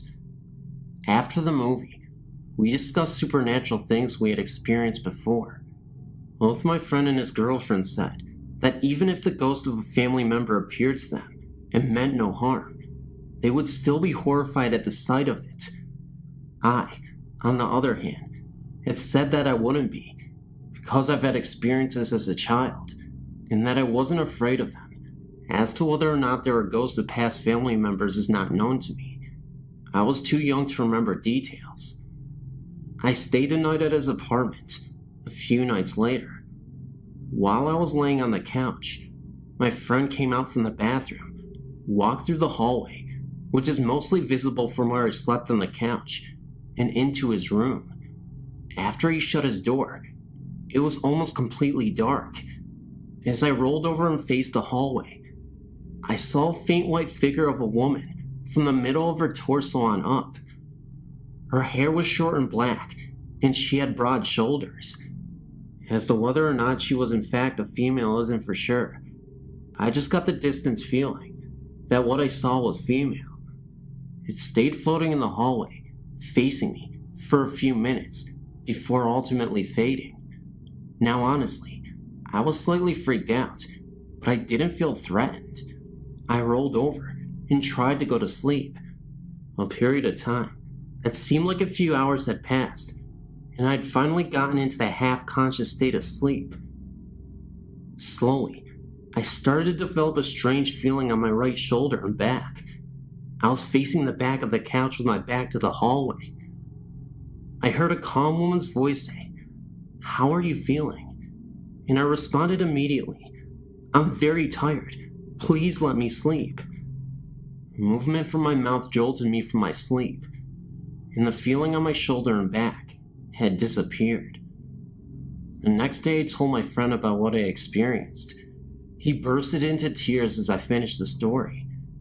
To my surprise, the night was the anniversary of his mother's death. After discussing it with my friends, I wonder if it was in fact his mother. Then why would she appear and speak to me and not him? They suggested that the fact that I was not afraid of the paranormal, and that I had admitted it a few nights ago, was why she came to me. This was about a month ago.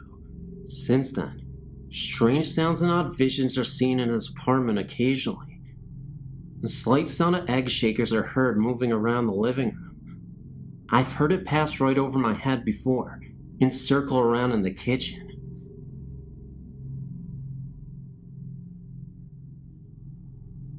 Santa Cruz, California, the Red Room Restaurant. This is the site of the old Santa Cruz Hotel. This is an old house, now converted into a restaurant and lounge. I had the experience there back in August 2007. I went to use the women's restroom. I went into the first stall and noticed that the toilet paper cover was opened, so I went to the next stall and noticed the same thing. So when I went back to the first stall, I closed the door. I heard footsteps, as if someone had entered the bathroom. The footsteps got louder, and it almost seemed as if someone was pacing back and forth in front of my stall. I looked under the door and realized there was no one else in the restroom other than myself. Being the logical person I am, I thought maybe it was someone walking upstairs, not even realizing there was no upstairs. Upstairs would be the roof. That's when I looked back down again and noticed the fog move past. As I was ready to open the door to my stall, I could almost feel a presence, as if someone was standing right in front of me. I couldn't see anyone, but I felt someone there, very close. I left and went back to join my part for dinner, and never said anything about it. The waitress, who was very chatty, started talking about the restaurant and the history behind it. It was an old brothel house in the 1800s. She then revealed that there was a ghost there. She said it was a ghost of a young prostitute who was very unhappy and decided to hang himself in the back room, which was now the women's restroom. I almost fell out of my chair. I just couldn't even believe it. The waitress claims that it's a friendly ghost and that she likes to mess around with people. She also claims that the ghost constantly opens toilet paper covers, and they're always having to close them. Hence, why the covers were open when I went to the stalls. I quickly told the waitress and the rest of my party what I experienced. The waitress believed me, but the rest of my party thought I was nuts. If people want to go there and experience it themselves, they should go in alone. She won't show herself to groups.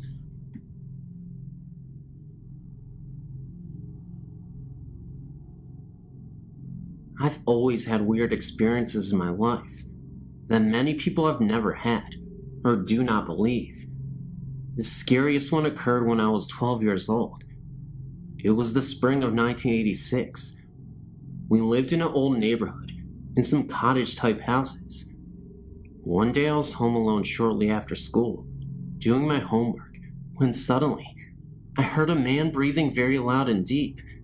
It sounded like he was struggling for air. I was in my room, and the restroom was across the hallway from the room, and that's where the sound was coming from. I immediately turned off the square electrical fan that I had on, thinking maybe it was malfunctioning. As soon as I turned it off, the heavy breathing got louder. There were no open windows, so it wasn't coming from the outside. I became very scared, because I knew I was the only one at home, and there was certainly someone breathing very loud right outside my room. I ran out of that house as fast as I could and waited outside until my parents got home from work. My brother and sister were due to arrive as well. When my mom returned, I told her what I heard, and she totally believed me. She said that when we were into the house, they were told that a man was stabbed to death in that house. Could it have been his echo of his last moments? Guess we'll never know for sure. My name is John, and I've been a Civil War reenactor for about 4 years now, attending living history events and reenactments throughout the mid-Atlantic states. I'd like to tell you about an experience that my reenacting group had at Antietam National Battlefield, Maryland. My company, Company G, 96 Pennsylvania Volunteers, annually has a living history event at this famed Civil War battlefield. It was here that in September of 1862, one day's casualties amounted to 23,000, more killed, wounded, or missing in one day than the casualties in America's previous wars combined. At one point during the battle, one American was injured with every second ticked by. I'd like to note that this was the ground upon which we were camping on. To continue my story, we traditionally take a walk into the battlefield to a small lane known as the Sunken Road. Here, Confederates hunkered down on a road that had been worn down by years of wagon travel, holding off wave after wave of heroic Union soldiers advancing upon them. Eventually, the Union forces swarmed over the Confederates' right flank and fired into the rebels from down the road, driving them off. This is where we annually took a midnight tour, hoping to catch a glimpse of energy left from 1862. Please note that even though the park closes around 10 p.m., the rangers often allow us reenactors to walk around. This is because if we found anyone defacing a monument or even shifting a pebble, that person will be praying for a ranger to come by and save him. So this night, about a dozen of us strolled down the sunken road and eventually came upon a monument located in about the center of the lane's length. We sat down along the banks of the road to relax and take in the atmosphere. About 20 minutes passed with silence and a few pictures taken here and there of us around the monument. Soon, 4 of us, myself included, chose to walk the remaining distance of the road to an observation tower, climb it, take a few snapshots, then head back. So we decided to walk down to the tower, ascend a few flights of stairs, and took a look around. Meanwhile, back at the monument, our captain decided that everyone had better get back to camp, so he sent 2 men to go retrieve us from the tower. No sooner had those 2 begun to walk down the road, when the remaining few men heard shoes and heel plates, horseshoe-like plates we wear on our leather shoes, on the gravel and earth down the road. First 2 pair, then 4 pair, then 6, and so on. Equipment could be heard rustling around on the body: knapsacks, canteens, cartridge boxes. If anyone knows what it sounds like to have men marching on a dirty road with full gear on, it's us. The sounds continually crescendoed until one man sat up, looked down the road, and stirred the other men to listen. Just as they began to sit up and peer into the darkness down the road, the sounds faded away just as quickly as they came in. Another man jumped up, went down the road and looked over the fences and banks, only to find weeds and small shrubs. He figured that if this was some sort of ghost regiment, it may have followed those 2 men who had begun to walk down the road to the tower to fetch us. I also had another story I experienced firsthand during a sleepless night in an old gun mill. We also used to have an annual event at Jacobsburg State Park, Pennsylvania. On the land is the Henry homestead, including a mansion and a house whose basement was the gun mill.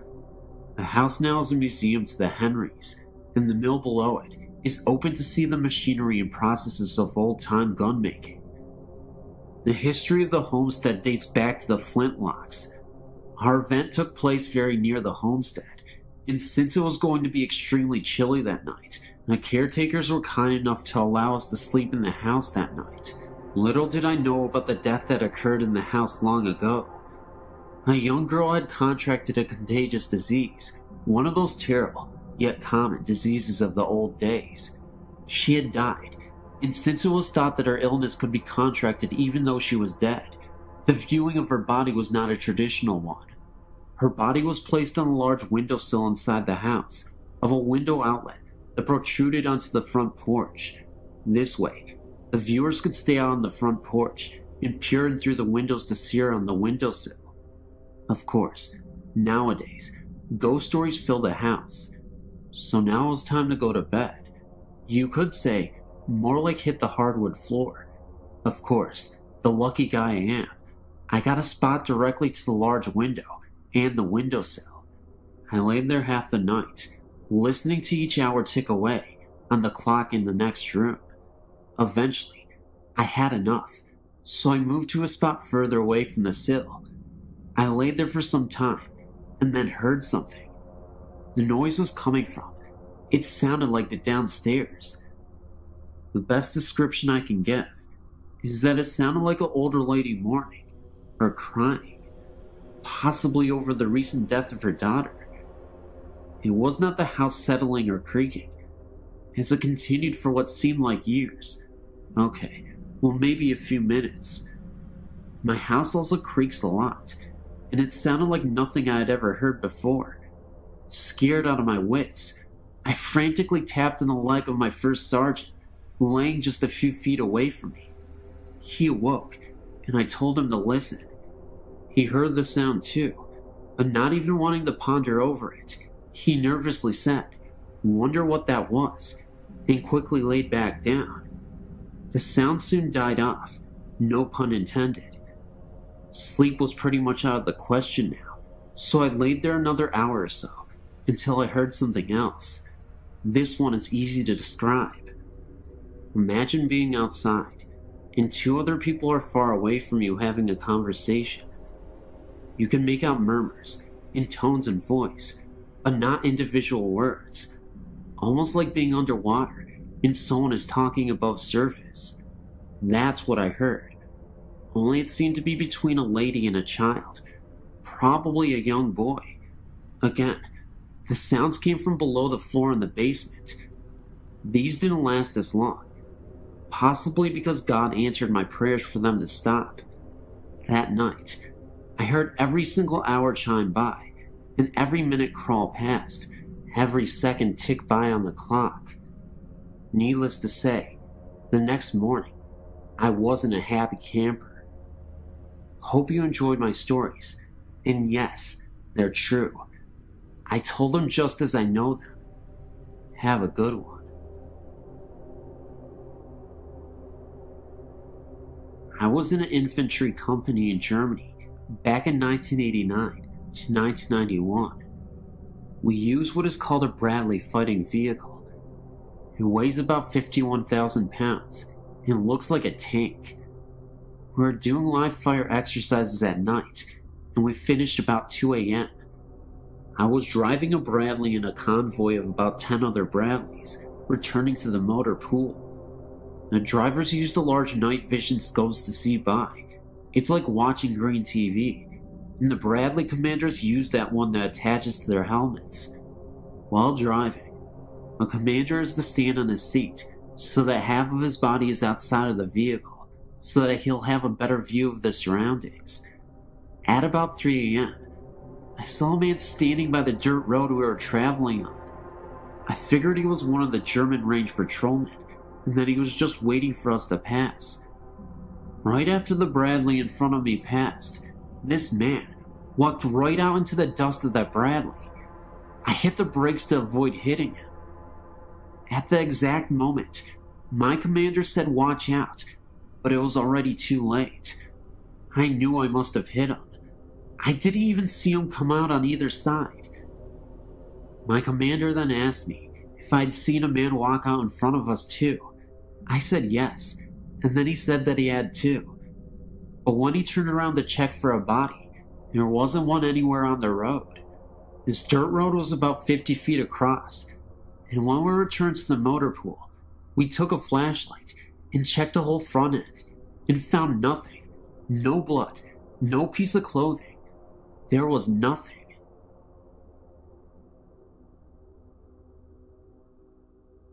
My name is Heather, and I live in Omaha, Nebraska.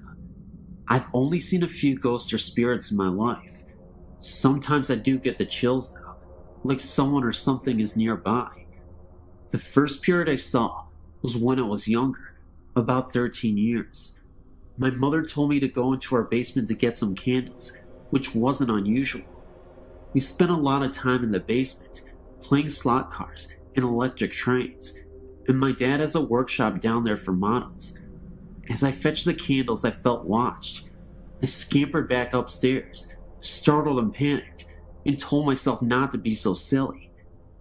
I give Mom the candles. I don't remember why she needed them, and felt the nagging, watching feeling again. I opened the basement door, and a round, green-white light was bobbing slowly up the steps, I think about 3 to 4 feet off of the ground.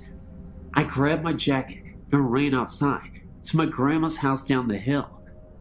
I never saw it again, whatever it was, and everyone laughed at me for it, but I remember it clearly.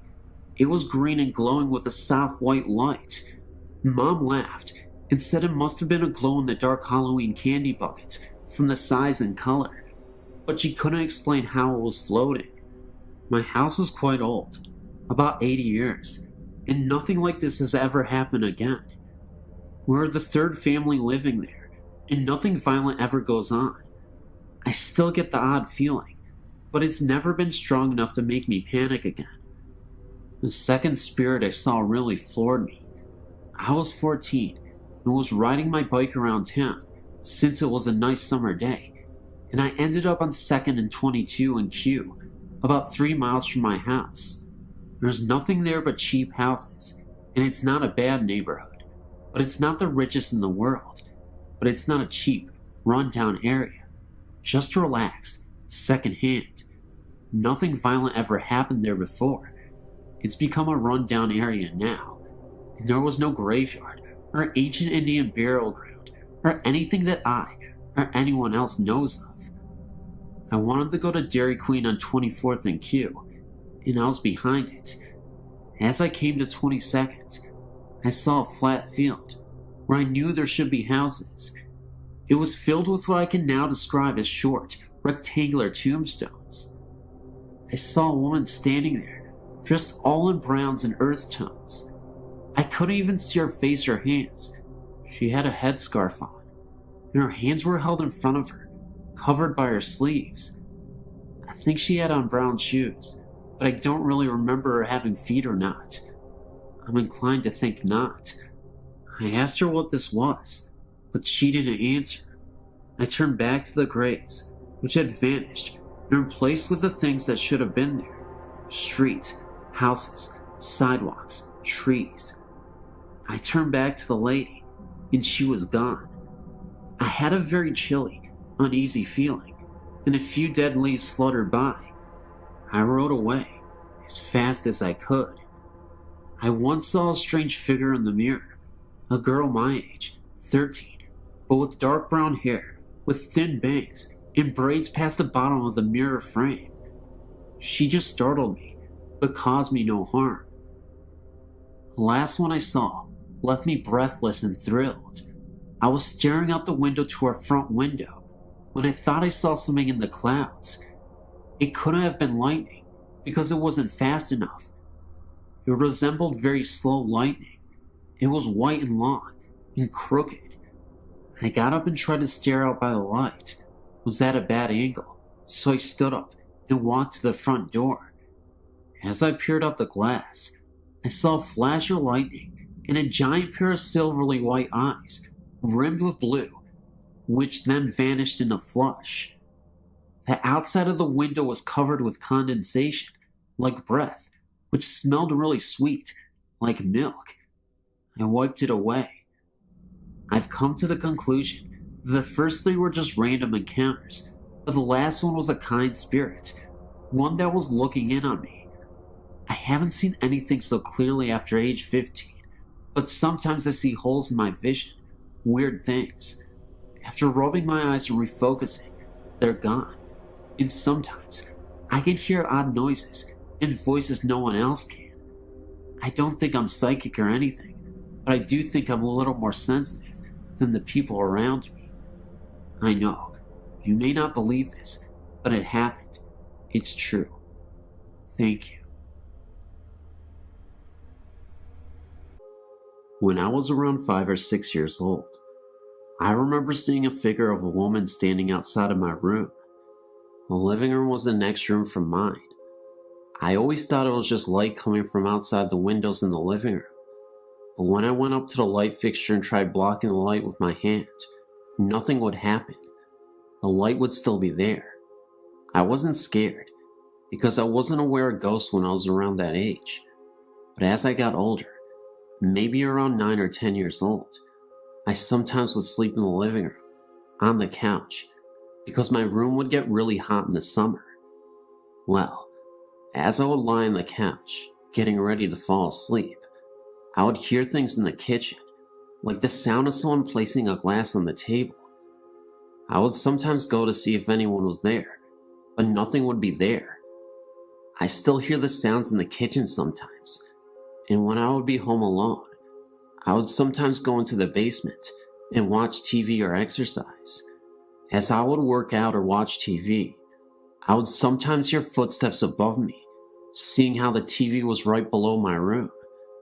But what happened to me 2 months ago terrified me. I'm 17 years old now, and it was raining harshly in the middle of April, and I was working on an art project in the dining room, which was the room after the living room.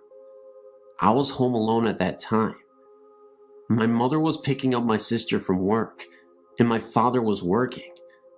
As I was working on my art project on the table, the lights went out, and as soon as they went out, in front of me, I saw a woman sitting across from me. I couldn't see her clearly, but she seemed to be smiling. About a second later, the lights turned back on. I was so scared, I ran into the kitchen and stayed there until my mother and sister came back. When they finally returned, I told them about what I saw, and my sister kind of freaked out because she hates hearing about things like ghosts and other things related to that. My mother told me it was probably just my nerves, and I've been working too hard on my project. I believe what I saw was real. I don't know what this ghost lady is doing in my house, but she seems to bring attention to me only.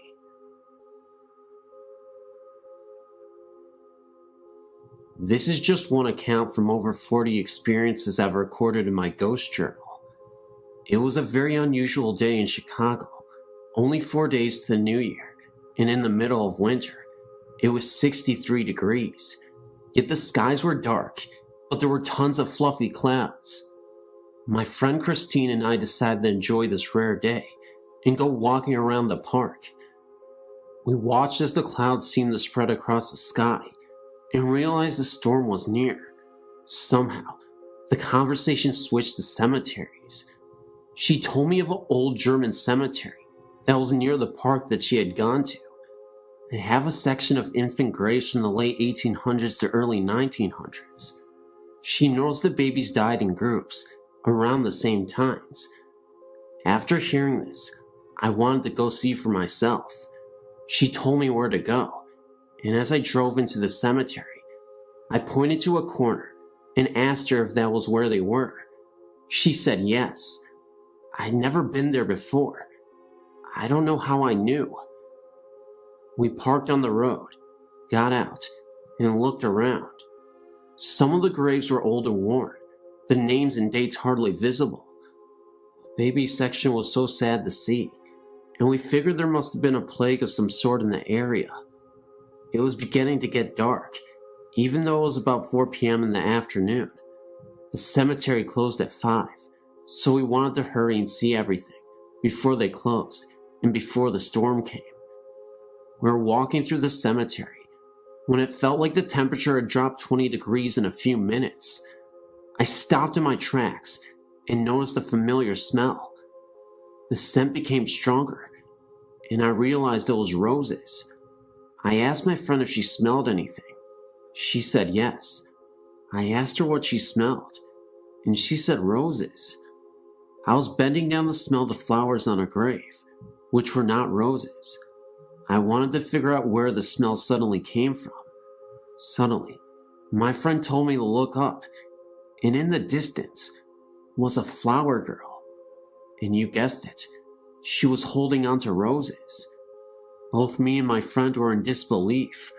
We couldn't even fathom what we were seeing, but yet here was this flower girl holding onto a rose, which had a strong perfume smell. Her attire was in a Victorian-style dress. She looked absolutely beautiful, but it was also really scary because it was in the middle of a cemetery and we were really spooked. Even though it felt like forever, she momentarily appeared and then she was gone, just like that. It must have been about 15 seconds, if that, but we both saw her, and we're not making this up. We're totally sane individuals who actually go out and try to see these things on purpose. I know that sounds crazy to some of you, but we get such thrills about ghost hunting. Anyway, we're not even done with the story yet, because right after, we heard the most blood-curdling scream I've ever heard in my entire life. It was a scream right after she disappeared, and I'll never forget it for the rest of my life. It sounded like a human trying to imitate a wolf, as in, a human howling, but in a wolf style. I know that sounds ridiculous, and maybe it could have been a real human being trying to play with us. However, we did not stick around long enough to find out, and we bolted all the way home. I guess the moral of the story is, yeah, you can be interested in ghosts and whatnot, but even if you are interested, be very wary, and just remember, ghosts can't hurt you. If that was real, I have no idea what to say, but if it was a human being, I guess you gotta stay clear of the cemeteries. I'll tell you what though, the roses, the girl, and the scream, they were all very real to us. We did not hesitate to leave, because we did not know what to expect if we stayed longer there. Just remember to be very careful. Ghosts are crazy, but humans can be just as crazy.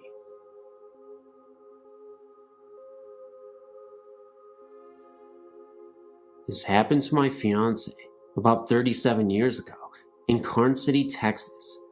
He was about 5 years old and was attending a church function with his grandparents at the St. Paul Lutheran Church there.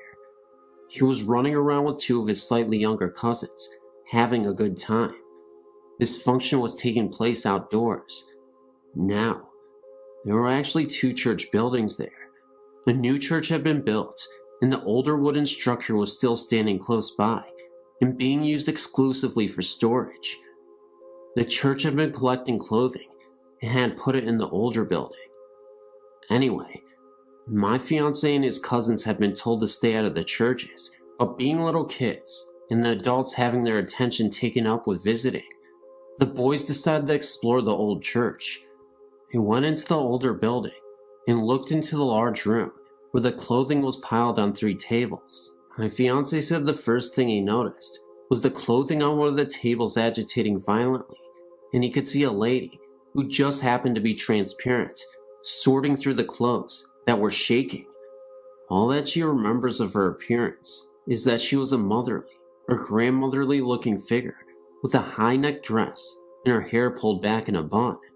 She did not pay any attention to the 3 little boys, but they ran out of the room as fast as their feet could carry them.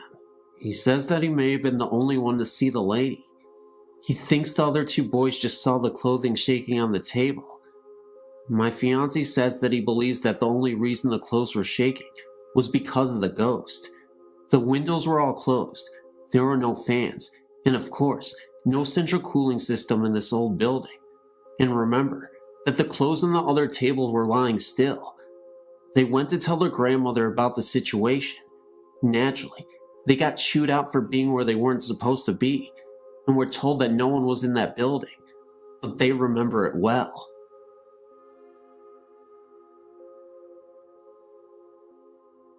This story is one that may or may not scare you. It's more of a mystery to me and my friends. When I was young, me and my cousin were always together and trying to scare each other. It just so happens that there was an old house which my grandfather had built in the early 1900s, which we thought may be haunted. It should be mentioned that I am from a small town in Virginia, and in the early 1900s, it was a pretty isolated town from the rest of the state. My grandfather was a pastor of the local church. Being that the church was very big, and my grandfather's house was, he would have wakes and funerals in his den. The house was very big, and there was plenty of room for people to attend these funerals. Anyway, my cousin and I used to see things through the windows which we could not explain. The house had not been lived in many years, when we would see these unexplainable lights. They were blue in color, and they seemed to go from window to window when we were looking at them. We finally got the nerve to sneak into the house, which probably wasn't too smart. Anyway, we had to enter through the basement in order for my father not to see us trying to get inside. This was very scary because there was no electricity, and we had to try and make it through the dark and up the stairs to the entry of the den.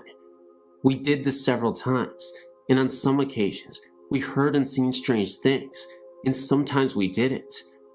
On one occasion we lived in the house, and we heard a tapping on the ceiling upstairs, as if someone was hitting it with a cane. This was very odd, because my father lived in the house as a child, and said his uncle lived with them, and he had a cane. When he needed something, he would tap on the floor for someone to come and help him. This scared the living daylights out of us, but my cousin was a little more courageous than I, and he persuaded me to go up the stairs. When we got there, he asked whatever it was that we were seeing and hearing to leave us alone in the name of the Lord Jesus Christ. The sound stopped, and we left the house. My father was a little skeptical about the whole thing, but he felt that there may be some truth in it. He himself now saw a ghostly apparition which he can't explain. This is coming from a man who himself is now a preacher, and I don't think he doubts seeing this at all.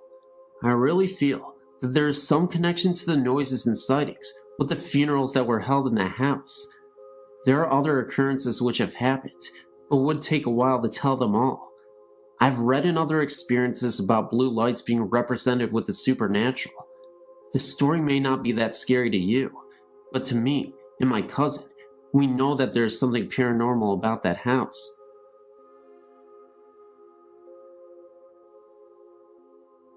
Myself and a friend recently moved into a house in Belmont, Massachusetts, right outside of Boston. The place is about 100 years old and retains much of the original woodwork, ceramic doorknobs, etc. I even found an old ceramic liquor and med bottle in there. It's a third-floor apartment with an old aluminum speaking tube to the second floor, which leads us to believe this may have been servants' quarters at one time. We never get anything but good vibes from the place, but a few things have happened which make me wonder, and I write asking your opinion. Firstly, the former tenant was an elderly alcoholic who, according to the landlord, used to heat only one room in the house, the dining room, with a space heater. She kept the whole place closed up, according to Miss Richardson, who also tells us the former tenants didn't die, but moved to a nursing home. We aren't sure if we believe her. Well, that room seems to have a door problem. Often when I return from work, all 3 doors to the room will be slammed shut, even the one which is tied open with a string. These are doors which don't close easily, being old and paint covered and wrapped a bit. While we hang out, sometimes doors slam. It happens in fits and starts. One week it happened every day, but it hasn't happened for a while.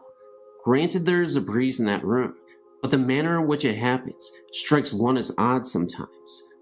Also, we have both seen a white figure in a long dress, and perhaps a veil, always in the hallway into our place, or in the doorway of the dining room. It is a peripheral vision thing, which leaves one looked at directly. I've seen it standing in the door several times, and I saw it seemingly walk down the hall once. It kind of bounced up and down like a person would were they walking. Mike tells me he usually sees it moving past the door, either coming into or exiting the apartment, and he has used the words wedding dress to describe its clothing. I didn't get that detailed a look, but I've definitely seen the shape. Visitors have seen a similar shape, but hesitate to call it a ghost. Lastly, and this is not so much an experience as a creepy coincidence, when first repainting the place, we decided to do the kitchen in blue and white. I proposed that we paint only the panels on the kitchen doors blue. We haven't done this yet, which both of us thought was a good idea. Later, when exploring the basement for the first time, I found an ancient door of the same style as our other doors, removed from the hinges, and brought downstairs years before. It seems to be the one door from our apartment, which has been taken off the hinges, the kitchen door, and the panels painted years ago in cracked blue paint.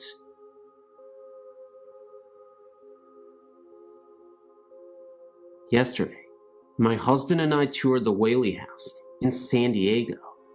I think I may have been present to a supernatural occurrence of sorts, but I wanted to ask you about it. Initially, I started out on the first floor, not part of the tour, and I felt a markedly weird sensation in front of the dining area that I can only describe as having a sinking feeling that bordered on nausea. I felt fine walking around Old Town and coming into the house.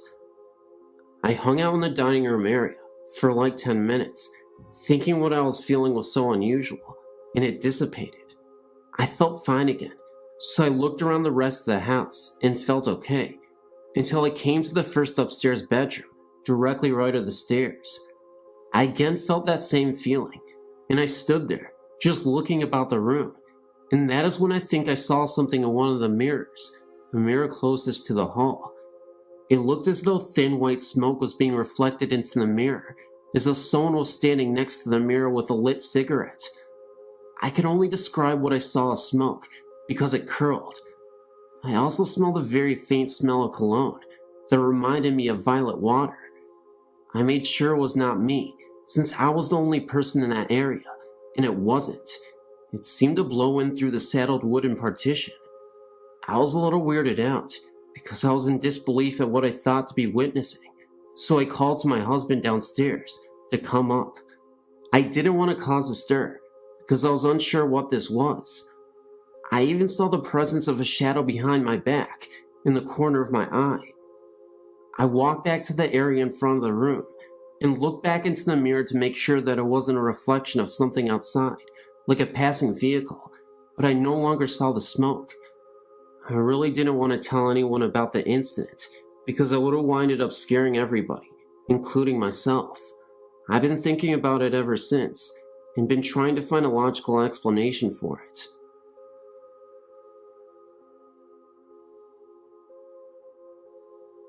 I've always been very interested in the subjects of ghosts and the paranormal, but never thought I would have a direct experience with them. Although I'm currently part of a theater group that is renovating an old theater, and we definitely have some spectral energy in the place, but that's another story. This story is about the first time I had something strange happen to me. I'm originally from a small island off the coast of Italy. The community dates back to 700 BC, so you can imagine they have their fair share of ghost stories. I was 15 and staying at my aunt's house with my sister. Our grandmother had died 3 years before, and as part of our week-long stay, we went to visit her grave. The experience was unsettling to say the least, and I think I was most affected emotionally by the visit. Trying to remember a woman who I love very much now, reduced to nothing but a picture in writing on marble mausoleum. Although it was a very hot and humid summer day, the cemetery seemed to have an unsettling chill about it, and I couldn't wait to get out of there. However, anyone who is Italian or knows of Italian cemetery visits is that they are family events that take a long time. Feeling very sentimental and depressed and somewhat bored, I couldn't help but look around and read more grave sites. With each name and picture that I saw, I thought more about the people behind them, their lives, and who they have been. The atmosphere seemed more oppressive, and I started seeing flashes out of the corner of my eyes. Nothing definite, but it was almost as if something had passed in front of me very quickly, and the experience left me somewhat disturbed. We left not long after, much to my relief, but still with this heavy, depressed feeling. Later on that night, I had fallen into a deep sleep, but was awakened at 3 in the morning by a male and female voice arguing. I was very groggy, but I immediately thought the voices were strange because they didn't sound like they were coming from anywhere, in particular at least. They sounded as if they were right in my ears.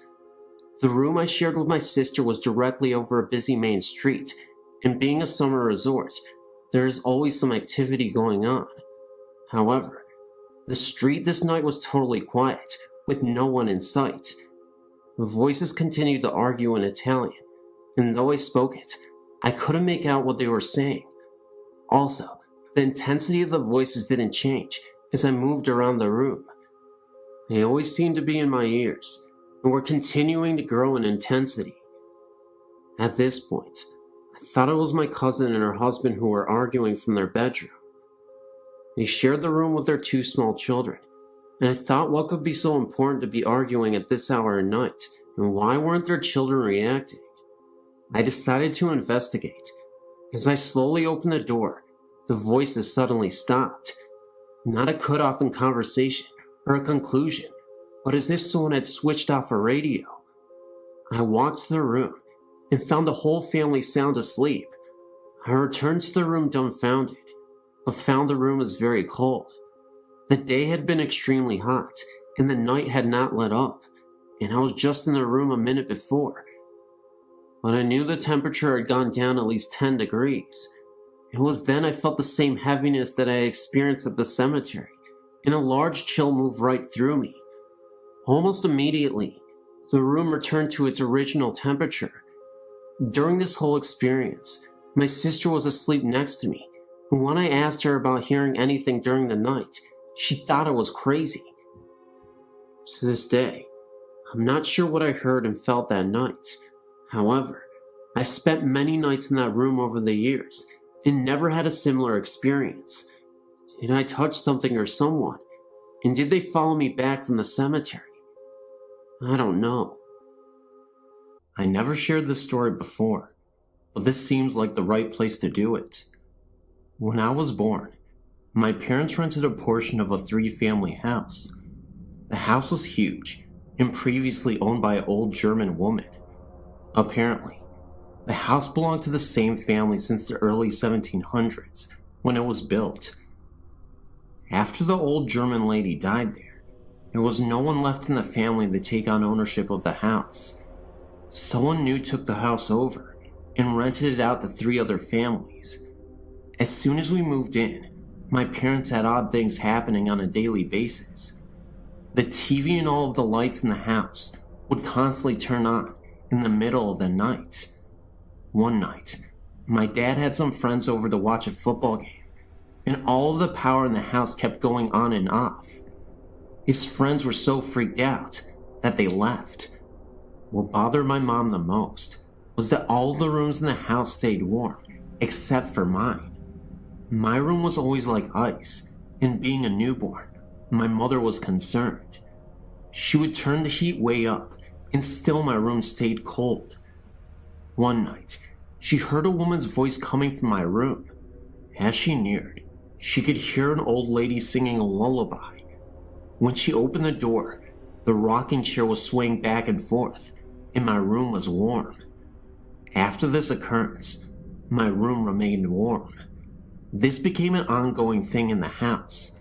The rocking chair would constantly rock, no matter where in the house my mom moved it to, and oftentimes she would hear a soft voice coming from my room.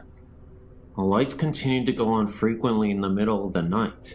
As I got a little older, into the toddler years, I can still remember certain things happening. My parents found it odd that I am able to remember things so clearly. I can describe my bedroom in distinct detail, as well as the other rooms in the house. I only lived there from newborn to 2.5 years. One night, I woke up and felt absolutely terrified. I remember climbing out of my crib onto the little table and chair set, and stepped onto the floor and dodged for my parents' room. As soon as I climbed into bed with my mom and dad, I heard my aunt, who was asleep on the couch, screaming. My mom woke up and ran into the living room to see what all the fuss was about. My aunt kept crying, I saw her, over there by the lamp." Apparently, my aunt says that she saw the old lady standing at the foot of the couch by the lamp. When my mom reached over to turn the lamp on, she disappeared.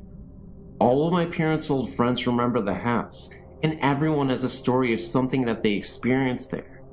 We know that the old lady died in the house, probably in the section where we lived. At first, I think she was angered that the house no longer belonged to anyone in her family. She was harmless and just wanted to make her presence known. We only lasted there for 2.5 years. Sometimes we drive by the house and contemplate stopping in to see how the current owners are making out, but I never had the courage to go back. Here's some spooky experiences that I remember from my childhood. The first one didn't happen to me. It's something that my mother told me about. Her mother died in 1959. A few years later, she remembers waking up in the middle of the night and hearing her mother calling her name. This always gave me the chills, especially if I thought about it at night. When I was maybe 6 or 7, something happened that scared the living daylights out of me. I can still picture it in my mind. A short time after I went to bed, I was lying there awake, and I looked up at my bedroom door, which was closed. There was a window across the room from the door. The curtains were open, and the moonlight was shining through the window, making a square of light on the door. In the middle of this square of light, I saw the shadow of a hand slowly moving back and forth. I was so scared that all I could do was just stare at it. I was trying to scream, but no sound would come out. Finally, I managed to get my voice to work, and I yelled as loud as I could, "Mom!" My mother came running in, and I told her what I saw. I don't remember if she saw the shadow too. Probably not. She didn't see anything outside, and she shut the curtains.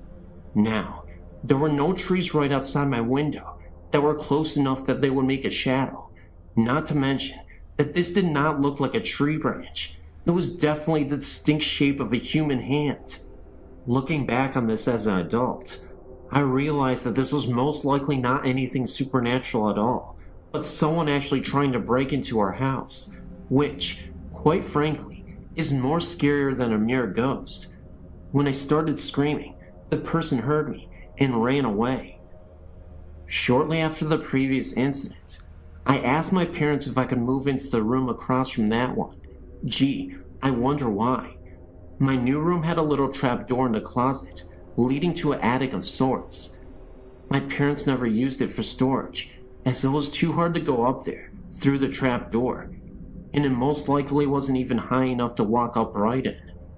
When I was about 10 or 11, my best friend and I were playing in my room, and we noticed that the trap door was open about an inch or so. We slid it closed. Every once in a while, I'd look up there and find that it was open again. I'd keep sliding it closed, and then a few days later, it would be open. My friend and I naturally assumed that we had a ghost in the attic. I really don't remember if I actually heard anything up there or not. Around the same time, this same friend would occasionally spend a night with me. Several times, we'd be lying in bed and hear the sound of a newspaper or some sort of paper being crumpled up in the living room when we knew no one else was up. We called this the newspaper ghost. Another time, I think I was about 7, I was riding my bike around in circles in the street. This was in a housing development where there was very little traffic. My aunt, uncle, and cousins were visiting, and I recall looking at the bathroom window on the side of our house and seeing my aunt's face looking out the window. Later, I mentioned it to my aunt, and she said she hadn't been looking out the bathroom window, and neither had anyone else.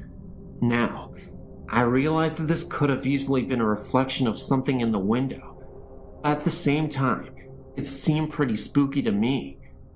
In the summer of '69, I was about 13. We had some relatives staying at our house for about a week. One evening, after everyone had gone to bed, I was still awake. As a child, it always took me a long time to get to sleep. I was always too wound up, I guess. Anyway, all of a sudden, there was this loud crash that came from my closet, like something metal or aluminum falling on the untiled floor. The thing that came to mind was a metal vacuum cleaner hose. There was no vacuum cleaner or any other large metal object in my closet that could have fallen and made such a noise, and even if there was, what would have made it fall off the shelf? I was too scared to get up and look in my closet or go and ask anyone if they'd heard it. Now, this was a small 3-bedroom house in Levittown, Pennsylvania. If anyone is familiar with the houses, if a loud noise occurs in any part of the house, it would be impossible not to hear it all over the house. The next morning, I asked my parents, aunt and uncle and cousins if they heard a loud crash in the night, and no one else had heard it. And by the way, I looked in my closet in the morning, and nothing was out of place. This has always puzzled me. Here are a few things that have happened in the last few years, in the house I live in now. Nothing blatantly scary, just weird. I thought I'd share them just for the fun of it. One night, I was asleep, and all of a sudden, I screamed and woke myself up. My husband came running in, and I couldn't for the life of me remember what I had dreamed that had scared me. But I had a vague memory of looking beside the bed and seeing something in the form of a human being, made up of little points of light. There have been a few occasions where I've woken up in the middle of the night and heard a kind of electrical humming that sounds like it's coming from our bedroom closet. My husband said he could hear it too. I could never figure out what's causing it. It sounds like it could be the refrigerator running, except that the kitchen is not right next to the bedroom. And if it was the fridge, wouldn't I hear the noise every night, since obviously the fridge runs all the time? I haven't heard it in over a year. Just as well, it gives me the willies.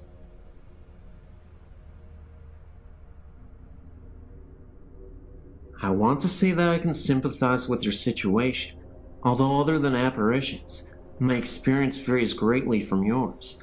I do want to share what happened to me with you, but I do want to warn you ahead of time. I used to be a reporter, so I can get lengthy. My first experience happened when I was a child. I was 7 years old and lived a completely normal life. My parents didn't smoke dope or dabble in the occult, so I really had no knowledge of ghosts, other than the traditional Halloween experiences every child encounters. When I turned 7, my family moved from Metro Memphis, Tennessee, to rural Independence, Mississippi.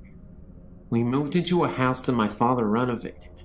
Rather than trying to draw a diagram that may get scrambled in transmit, I'll try to describe the layout of the rooms involved. The way the home was originally laid out, you walked in the front door into the living room. To the left was the kitchen, open without walls to the living room. To the right was a bedroom door. Straight ahead was a hallway leading to other bedrooms, laundry room, and bathroom. After my father was finished, the front door was added onto a new wing of the house. The living room was enclosed into a bedroom. The bedroom now directly led out into the hall, which now led to the kitchen also, and had a new doorway to the bedroom that previously opened up to the living room. Is that confusing enough? We moved into the house, and I immediately was terrified of my sister's bedroom, the one that had previously opened up into the old living room. I just felt that something was there, and it was watching me. I felt like it wanted to possess me or something stronger than a mere presence. Also, I never found out why, but hers was the only room with security bars on the window. No other family member noticed anything strange in the house. I ended up in the new bedroom, and sometimes at night, I'd hear noises. Being so small, I don't remember exactly what they were, but frequently, I'd see an incandescent, glowing form in the shape of a human walking across my room. What made me know that it had to be a previous occupant of the home was that it would walk from the bedroom I was so scared of, through my room, into the kitchen, the way the house used to be laid out. Once when my grandmother came to visit, my parents forced me to sleep in my sister's bedroom. I was so terrified, but I finally went to sleep. When I woke up, I saw what appeared to be an ectoplasm swirling above my head. I spent most of my childhood years terrified of sleeping. Being a middle child of an older sister and a younger brother, I'd hide my prized possessions, jewelry, money, whatever I thought I didn't want them to get a hold of. Almost every time I hide something, it would disappear and reappear later in a different location. Thinking my siblings had discovered my hiding place, I'd find a new one, each time to have them disappear and reappear once again. The really strange part came later. We sold the house when I was 13 to another girl's family I went to school with. After she'd move in, I'd asked her one day if she noticed anything weird in the house, and she said no, but her sister refused to go into the bedroom that scared me. Sister's explanation was that someone was watching her, and she was a middle child also. I guess there must have been some connection to middle children. I said something years later about the house being haunted in front of my aunt. She said she'd always had a feeling that something was wrong with the house. I'd appreciate your input as to what you think my experience meant. I had a person tell me one time I was a demon that wanted me, but I'm not even sure. While I lived there, although I was the only family member that had strange experiences inside the house, I wasn't the only one who had strange experiences in the area. In the fall, between the hours of 10 p.m. and 12 a.m., my mother would see balls of light floating in the field and wooded areas across the road from my house. She would always ask me to come look, but I had enough terror inside the house, and as far as I was concerned, the woods were my only safe haven while at home. So I never looked and never witnessed the lights myself, but both my sister and my mom did. When I was 19, I started dating this guy who was friends with a neighbor from that house I'd lived in. Basically, they lived catty corner from me, with their house backing up to the woods mine faced. My new boyfriend asked me if I ever saw anything strange in the woods. I said no. He told me that his neighbor's kid, who was a friend of his, told him that he'd seen balls of lights in the woods. I then told my boyfriend about my mother and sister's experiences. So apparently, it wasn't just restricted to my family. Another experience I had was when I was in my early 20s, when my grandfather passed away. We'd always loved each other very much, but didn't have a close relationship because of my grandmother, whom I didn't get along with. I was present when he passed away and was devastated. 3 months passed, enough time to allow me to grieve and get on with my life. I was asleep one night, and awoke to find my grandfather sitting on the side of my bed. He told me not to be scared, that he had a message for me. He told me I needed to get my life straight, or I was headed for trouble. I remember he held my hand and told me that he was going to tell me what heaven is like, but I'm not allowed to remember what he told me. I remember him being present for a while longer, but can't remember a word he said. Now that I'm an adult and have some time and distance between me and these experiences I had as a child, I'd like to try to discover what these experiences meant, or why I was chosen to have this one. Do you have any suggestions? Also, even now, I can drive by a place or house and tell that it's haunted. Does that mean that I'm psychic or paranormally gifted? Usually I just get kinda jumpy and frightened, but one night, I was out repossessing vehicles, something I did part-time for a while, and my partner pulled up to this house. I was so terrified of that house that I told him he better turn around immediately, or I was getting out of the vehicle and running. Please help me to understand what is going on with me. I'm finally getting to a point I accept it and want to understand it, rather than how I've been so terrified in the past that I didn't even want to talk about it.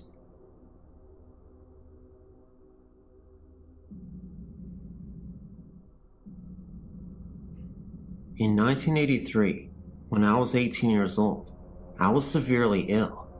I woke up one morning and my face was badly swollen. My mother took me to the emergency room. I was placed in the ICU the next day as I went unconscious. It would take a team of doctors over a week to finally diagnose me.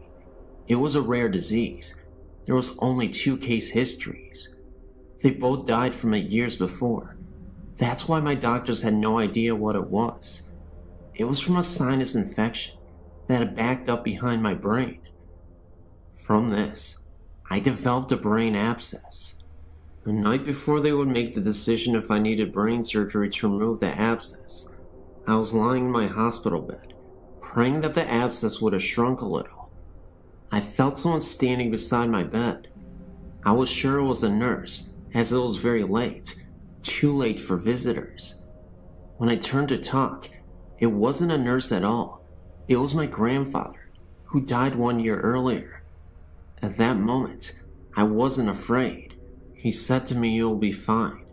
When I asked if you were sure, he then replied, "Do you doubt me?"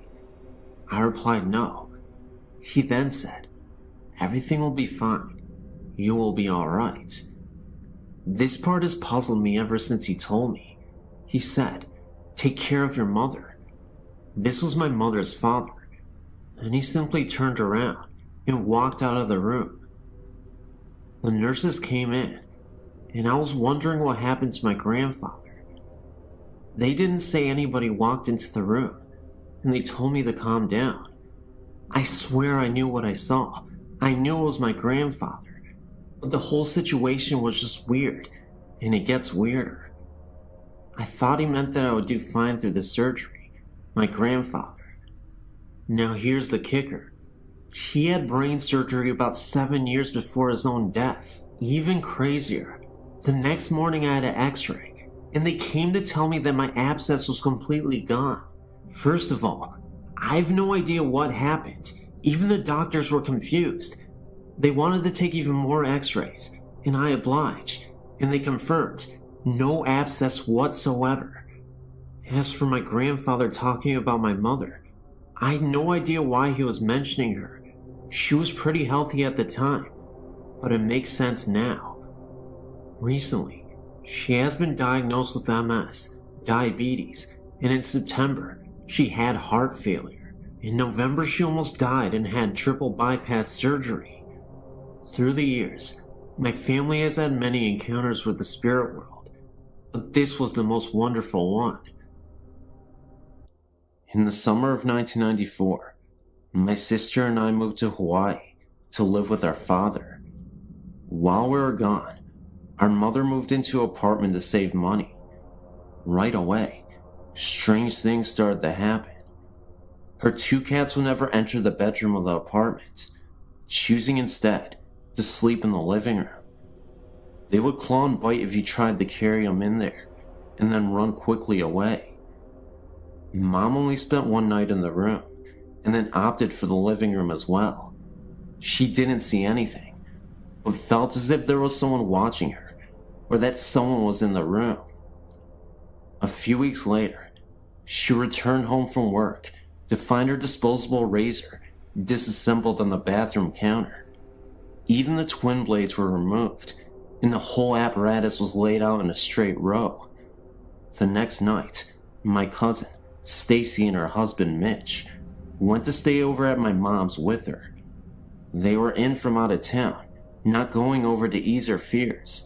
She wasn't scared yet. The two of them argued with Mom over sleeping arrangements, and she assured them that they never slept in the bedroom anyway.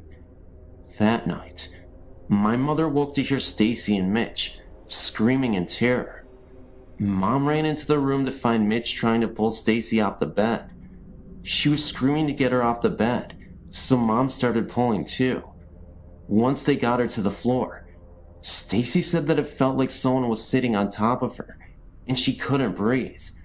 And while it was going on, she said she could see a teenage boy in the corner, laughing uncontrollably. The three of them decided to drive to my grandma's to spend the night. Fast forward to Christmas break, when my sister and I came home to visit. Our first afternoon at the apartment, we heard a loud crash from the bathroom.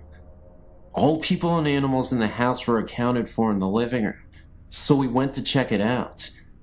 Everything from the cabinet under the sink was out on the bathroom floor. It wasn't all tipped over, however. It was lined up in a straight row. After that, Mom told my sister and I about all the strange things that had occurred. My sister and I were thrilled, thought it was really cool. Mom said that we were more than welcome to sleep in the bedroom if we wanted to, so we did. Early the next morning, I woke up and thought I saw someone standing in the walk-in closet. The sun was just starting to come up, and I thought for sure it was my sister playing a trick on me. When I looked over in bed, she wasn't there. Instead, there was a guy, maybe teens or early 20s, with shaggy black hair and no face, in bed with me. He reached out for me, and I literally wet my pants, running into the living room. I woke my mom and sister, who had moved during the night, said she had the creeps, and attempted to tell them what happened. Mom told us to get our stuff, and we left. Later that afternoon, I recited the story to Stacy, and she said the guy I described was the one she saw laughing at her. Mom went to the leasing office a week later and asked to be moved to another apartment. All the leasing agent had to say was that no one had lived in that apartment longer than 4 months.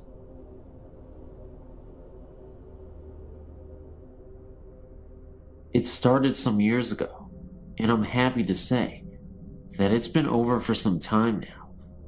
I'm confident that I'm no longer being followed by Mage, but I would like to share my experiences with you, and if you can provide any insight or better understanding of what happened to me, I would be most happy. Some years ago, I was sleeping over at a friend's apartment. I went to bed and lay there alone with my thoughts until I think I fell asleep. I was awoken by 3 sharp knocks, similar to someone knocking on a solid wooden door, and turned my head to the bedroom door, which was 3 yards away to my right. The door was closed, yet within the doorframe was a figure.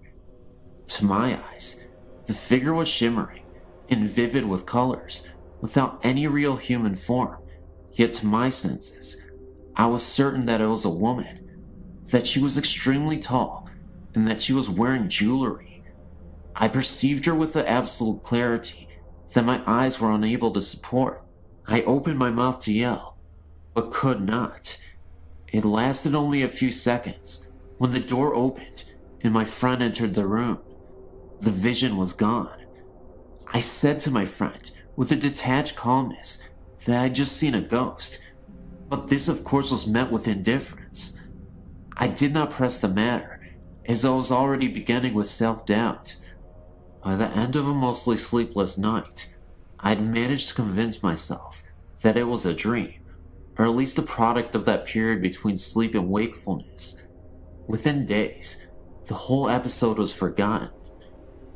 Some 6 months later, I was at home with my parents and decided upon an early night. I had a lot on my mind that night and needed some space and some quiet for contemplation. I was lying on my single bed in my small bedroom, lost in thought, when I heard the 3 knocks again. My heart leapt. From my bed, I could see ahead of me, and to the right, the bedroom door, which was open, and the landing is accessible by 3 ascending steps. Through the door, I can see about 3 yards of the landing until the angle of the door frame cuts off the view.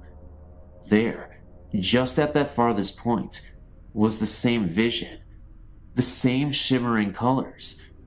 She was much clearer this time, and there was no doubt that my eyes were seeing a woman. She was so tall that she had to bend her head to her left until it was almost resting on her shoulder, like a body hanging without the noose. But she was looking at me. Her eyes, although I couldn't actually see them, were fixed upon me, and there was a malice in them, I had no doubt. Then, in an instant, she came along the landing, down the 3 steps, and right up to my face. So quickly and so aggressively, she brought her face to within an inch of mine. I could make out her eyes and nose, but to this day, I cannot be sure if I saw them or experienced them. I could not separate her emotions from her visage, which seemed to be one and the same in my mind. It is difficult to describe, but I saw her face and features, along with her hatred and despite. I opened my mouth to scream, but nothing came. Eventually, she disappeared. I've never been so terrified in all my life. Never has fear removed any capacity to utter or to move a single muscle, and yet this was the case. I lay rigid for some time, at least until the room was light from daybreak. I was absolutely sure that I had not fallen asleep, but yet over time, I managed to convince myself that this was indeed the case. This is how I came to terms with it. Over the next year, I saw no more of her, and she was reduced to an entertaining story for friends. Then I married and moved to set up house with my wife. The third, the last, and the unequivocal sighting was during the early days in my new home. It was a bright, warm Sunday afternoon, and I was sitting on a chair to watch a television program, an old episode of Bonanza, as it happens, when I became aware of another presence in the room. I turned to the door behind me, fully expecting my wife to be there, but she was not. As I turned my head back to the TV, to my right was a settee, and, sat in the middle, was the woman again. This time she was sat on the edge of the settee, with her hand forward, cupping her chin in her hands, and her knees were also together under her chin. She was leaning forward in this position, contemplating me amusingly, or mockingly. I cannot decide. There was so much clarity about her features, and the room was bright, which she seemed to reflect. There, in front of me was a woman, about 25 years old, very sharp features, very tall, and very thin. Her bright colors, her hair and her jewelry, reminded me of a punk rocker, although this was not so. I'm sure she was from a long time ago before that era. I was not afraid, and emboldened by the daylight, I simply and calmly asked her what she wanted. There was no response, no answer. She simply faded away, and I have not seen her to this day. Compressing my research into a short paragraph, I went back to the place of the first sighting and asked my friend some questions. It transpired that she was haunted by a spirit many years previously who would disturb household objects. An expert was brought in, who ascertained that they were being haunted by a malevolent spirit who was called Mage. It was not possible to get rid of her, but to hope that she leaves of her own accord. This happened in my friend's hometown, some 300 miles from where I live. My theory is that Mage came with my friend to my hometown and took a liking to me, thereby following me to both my parents' home and onward to my married home. I don't know who has provided the vehicle for her to leave my house, but I hope that she has been gone for good.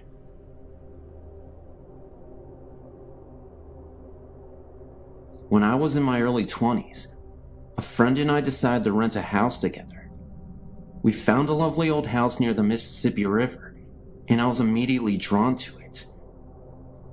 After we moved in, we both began to notice banging on the walls and lights blowing out constantly. The lights we attributed to bad wiring, and the banging, I truly believed, was my friend, and she truly believed it was me. The layout of the house was one we had never seen before. There was a hallway that led from the front living area to the back bedroom areas that was at an odd, slanted angle. I always felt uncomfortable going down this hallway and found myself going around by way of the kitchen. After months, my friend and I decided to take in a third roommate to help with expenses. During the next month or so, after this third roommate moved in, we noticed an increase in frequency to the noises, banging, and lights going out. We also began to notice that every month, and this is really weird, right around the time that all three of us began our menstrual cycles, a very large stain began to appear in the middle of our living room floor. We tried constant shampooing, but it would always reappear immediately.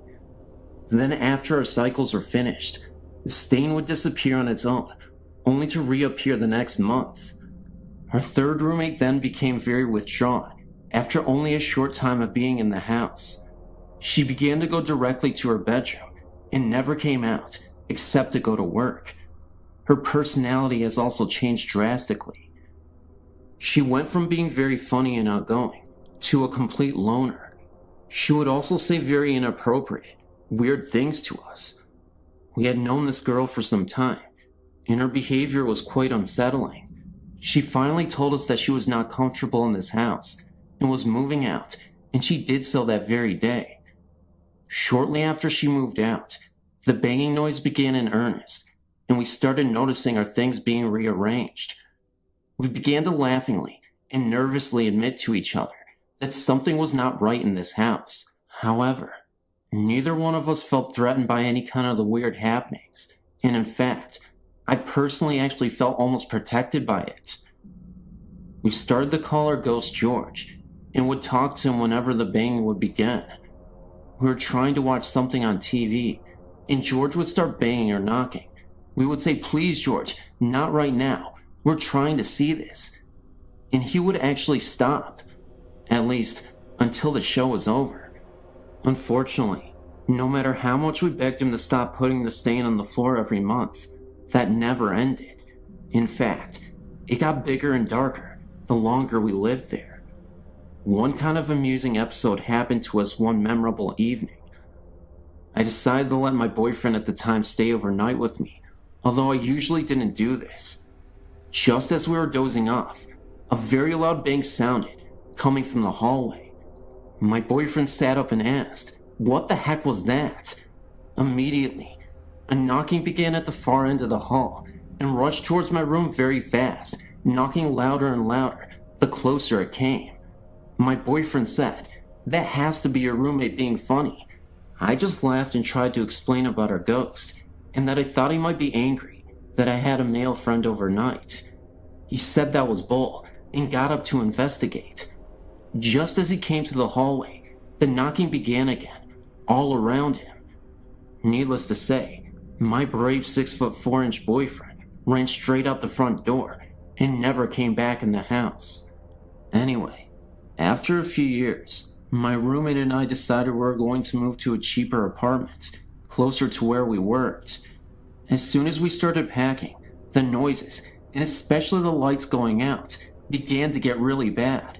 I was even starting to get a little frightened. One day, as we were finishing up packing, we decided to go check in the basement and see if we had anything left down there. While we were down there, we decided to go in the old fruit cellar, since neither one of us had actually looked in it. We found some old fishing equipment. We also found an old shirt box that was sealed with tape and felt kinda heavy, so we brought it upstairs and opened it up. Inside was a bunch of old pictures. Most of the pictures were of a young man of about 25 or 30. In many of the pictures, he was in our house and standing on the porch of the house. There were also some antique glass slides with pictures of him in the military uniforms. We dated the stuff around World War II. We decided to call our landlady, an elderly woman, around 80 years old, to tell her we had found the box. When we called her and told her what we had found, she hung up on us. We called back, and her daughter answered and said that they didn't want that stuff anymore, and we could have it or throw it away. We thought it was very strange, since normally our landlady was a sweet old lady, so we decided that some of the stuff in the box might be worth more money, and we would sell some of it. Some war medals, and even an old stock certificate. That night, I put the box on the kitchen table, and we went to bed. In the morning, we were going to move the last of everything, and as we were preparing to go, I asked my roommate what she had done with the box of stuff. She said she hadn't touched it. We looked everywhere, and couldn't find it. Finally, around lunch, we got hungry, and decided to cook a frozen pizza. We turned on the oven, and immediately began to smell something burning. When I opened the oven, there was the box. Okay, I swore my roommate did it, and she swore I did it. So we left the box on the table again, and left to move some things to the new place. When we got back, the box was gone again. This time, we found it immediately in the kitchen pantry, so we kinda laughed it off, and put it back on the kitchen table. About 10 minutes later, I walked into the kitchen, and it was gone again. I decided the heck with it, and decided to just go finish the bedroom closet I had just minutes before been working on. When I stepped up on the chair to wipe off the upper shelves, there was the box. That did it. I said out loud, "Okay, George, we promise not to take your stuff," and put the box back in the fruit cellar, where we had found it. We left that day, and have never been back, but I've always wondered if the next tenants ever heard from George.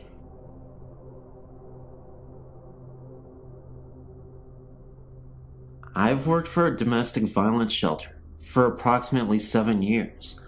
While I personally have never seen anything, there are always odd sounds and unusual occurrences. Let me start at the beginning. The house is 2-story with an attic and a basement and over 100 years old. I really don't know much else about its history. The local domestic violence center purchased the building, which had been uninhabited for a number of years, did some renovations, and began operating an anonymous shelter for battered women and their children. Over the years, there have been numerous sightings of a young couple. A woman in a long flowing dress can be seen periodically walking up the long staircase. A man in dark, old-fashioned clothing has been seen in the living room and at the top of the stairs outside the attic door. It is usual for all who went into the attic or the basement to feel uneasy, and not alone. Recently, the sightings seem to have increased. A church group came over to the holidays to sing Christmas carols to the residents, and a young boy pointed to the ceiling and said, "Look, there's an angel." The only thing seen by the others in the room was a hazy, grayish fog that wasn't in any particular shape. A few months later, one of the employees' daughter was in the living room, alone, working on a school project, and looked up to see a gray, transparent figure looming in the doorway. She screamed, and her mother raced in to see the figure moving slowly upstairs. It was as if the ghost was checking in, and didn't mean to frighten the young girl. Perhaps the most interesting aspect of this haunting is that the couple together, fitting the same descriptions of the man and the woman seen in places of the house, have been seen in one bedroom upstairs. To my knowledge, at least 3 residents in the last year have been awakened at night to see the woman sitting on the edge of the bed with a man standing behind her. The couple has been described as comforting and reassuring to those who have seen them in this manner. And these apparitions have seemed to know when these residents were about to face a particular trying experience. One woman was going to court the next day for an order of protection. One lady was facing a decision about the custody of her new little baby, and one woman was about to embark on the dangerous underground trying to change her identity in order to hide from the husband who tried to kill her.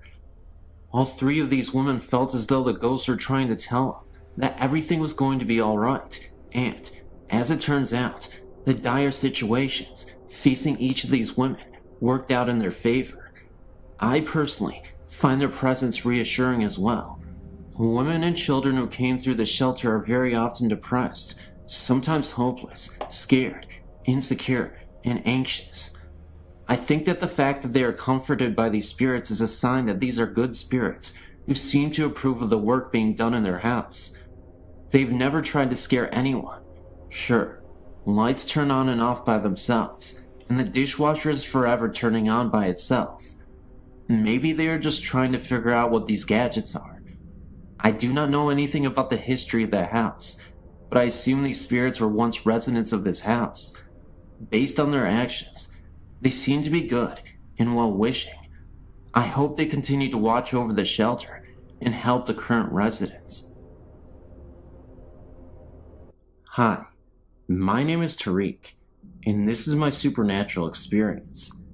It happened to me when I was about 5 or 6 years old. I seem to remember it was quite a sunny afternoon. Nothing particularly unusual about that day. My mother asked me to go upstairs and wake my father, who often took afternoon naps. I remember feeling quite lazy, and I could not really be bothered going all the way upstairs to attempt to wake my dad sleeping. However, my mom insisted, so I did. I was about to walk up the stairs when I suddenly was overcome with fear, as what I had saw made no sense to me. There, at the top of the stairs, was the biggest dog I'd ever seen in my life. It appeared to fill the whole space of the landing and was near the height of the ceiling. The dog appeared to be aggressive and was barking and growling so loud that it could have woken the dead. I was so shaken and scared that I just froze in the spot. I shouted for my mom. I said, "Mom, I can't go upstairs," and she told me not to be lazy. I told her no, there was this big dog at the top of the stairs, and it would not let me pass. My mom came out to me, and she said, "Tariq, we do not even have a dog." Of course, this is what I already knew. I quickly told my mom to get over here and see what I was seeing, but by the time she arrived and looked up the stairs, it was gone.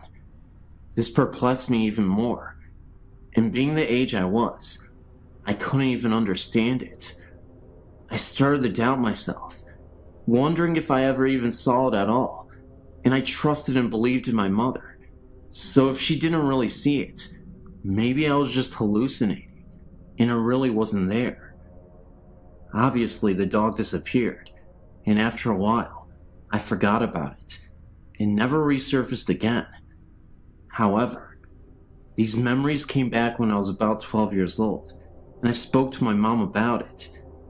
Looking back on it, I do believe I saw something paranormal, but any ideas on why my mom or dad could not see it or hear it, and why was the dog being so protective, beats me. I don't know, but it was sure a scary sight. It just sucks that I feel like I was the only one who had saw it, and it makes me crazy. But what can you do? I don't know.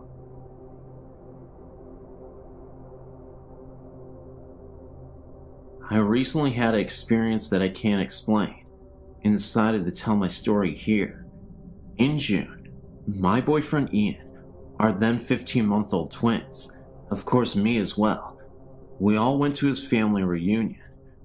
While we were there, we had a wonderful time meeting his family and getting to know everyone really well. We stayed at his father and stepmother's home with the immediate family. One night, while everyone was asleep, one of the girls started crying, most likely from being in a new place or losing her pacifier. I woke up, and still groggy, I sat up in the bed. I looked over to the crib. Next to the crib, there was a little old woman standing there looking into the crib. When I saw her, she didn't scare me, and I thought nothing of it. She looked at me put her finger up to her mouth, kind of bent down, and whispered, "Shh."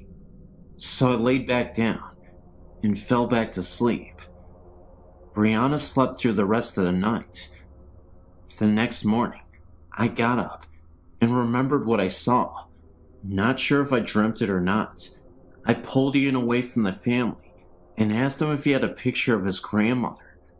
The family had spoken a lot of her the previous day at the reunion, but I had never met her. Ian was very close to her and was very upset at the time of her death. It would have been almost 9 years ago. They found one, and after I saw the picture, I felt this warmth, the only way I can describe it, and it filled my body. It was the lady I saw the night before. I wasn't sure if I should tell anyone, for fear of them thinking I was insane, but I decided to tell Ian. When I told him, he kinda gasped. Like I said, he was very close to his grandmother. I'm glad I told him. Well, later, as we were talking to the family, someone said, "Oh, it would have been so wonderful for her to be here and see all the family together." Speaking of the grandmother, Ian looked at me and asked me to tell everyone what I saw. I'm still new to this family and wouldn't want to be dubbed as the crazy one just yet, so I kept it to myself. Thanks for giving me a place to share this.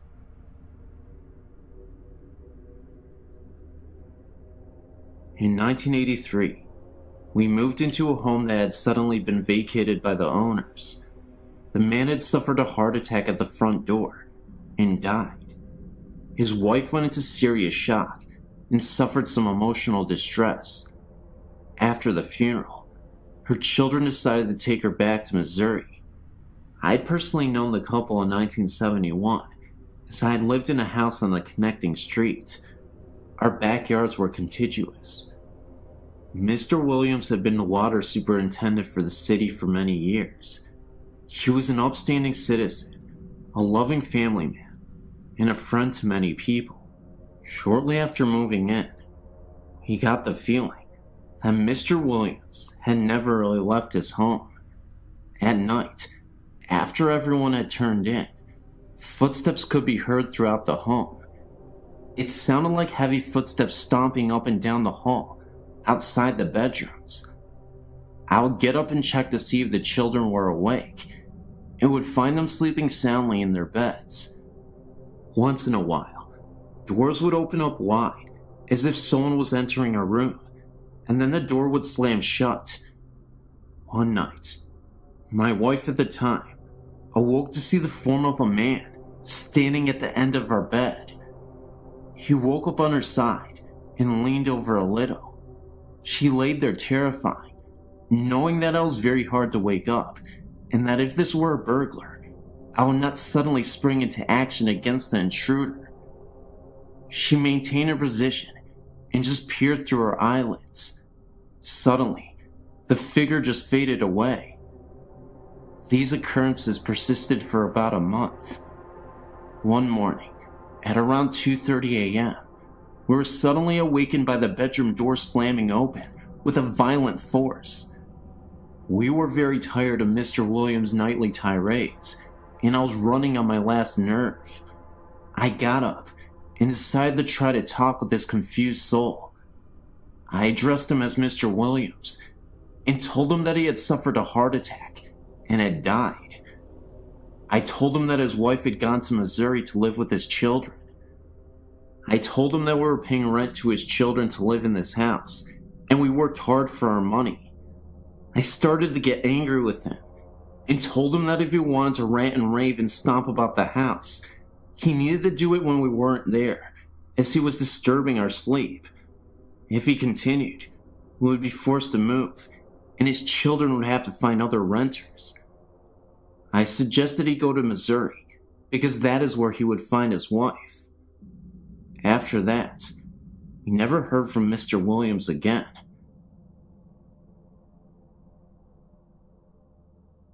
In August of 1997, I was helping a friend deliver some things for a post-funeral reception that was to be held in the officers' quarters number 1 at Fort Concho in San Angelo, Texas.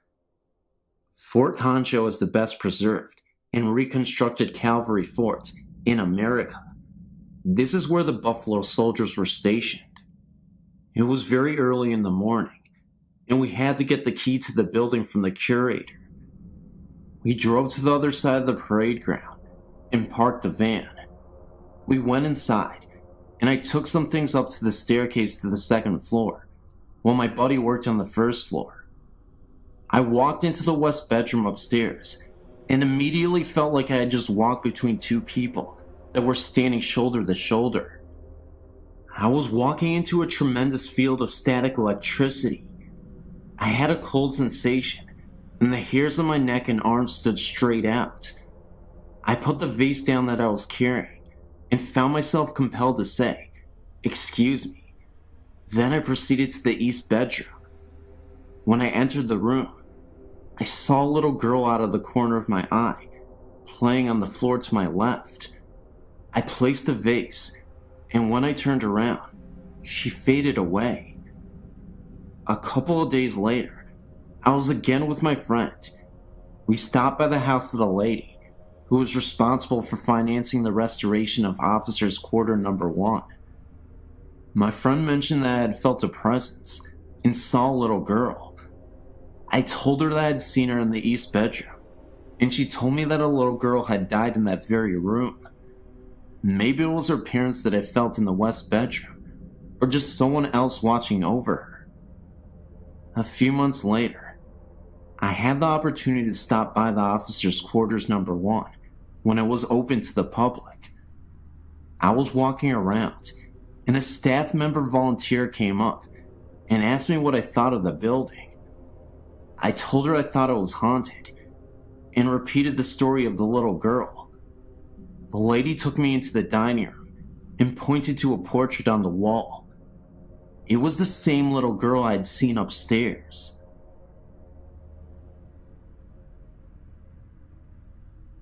I would first like to say, I was not a believer in ghosts or spirits. I was in the Navy at the time, and had been just transferred to Japan. My family and I arrived there in August of '91. I felt very lucky, because the Navy had just opened Harrio, a new housing complex about 9 miles from the naval base. This meant that my family and I would not have to live off base. My wife and I were taken out to the Harrio to pick out a house. Being newly opened, we basically had the pick of the litter.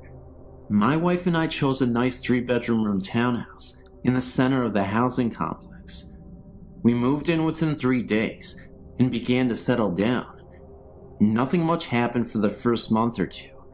Then one night, my daughter, who was 3 at the time, started waking up at night crying. She would point at the wall and tell me to make the snake lady go away. This happened about once a week. Of course, I thought she was just having bad dreams. We would let her sleep in her bed when this happened. My wife became pregnant at the time, and we were allowed to move into a 4-bedroom house. I was hoping this move would solve the snake lady problem. As we moved into the new house, I assured her the snake lady was gone forever. Boy, was I wrong. It was about 2 weeks before our encounters with the snake lady started again. This time my wife and I could actually feel some sort of electrical charge throughout the house. These encounters intensified, and my daughter started to see more and more apparitions. She would tell me that the snake lady wanted to take her away. I, being a skeptic, thought the electrical charge was sort of funny, but never gave much thought about my daughter's nightmare being real. Then one night, my wife and I were awakened by my daughter screaming at the top of her lungs.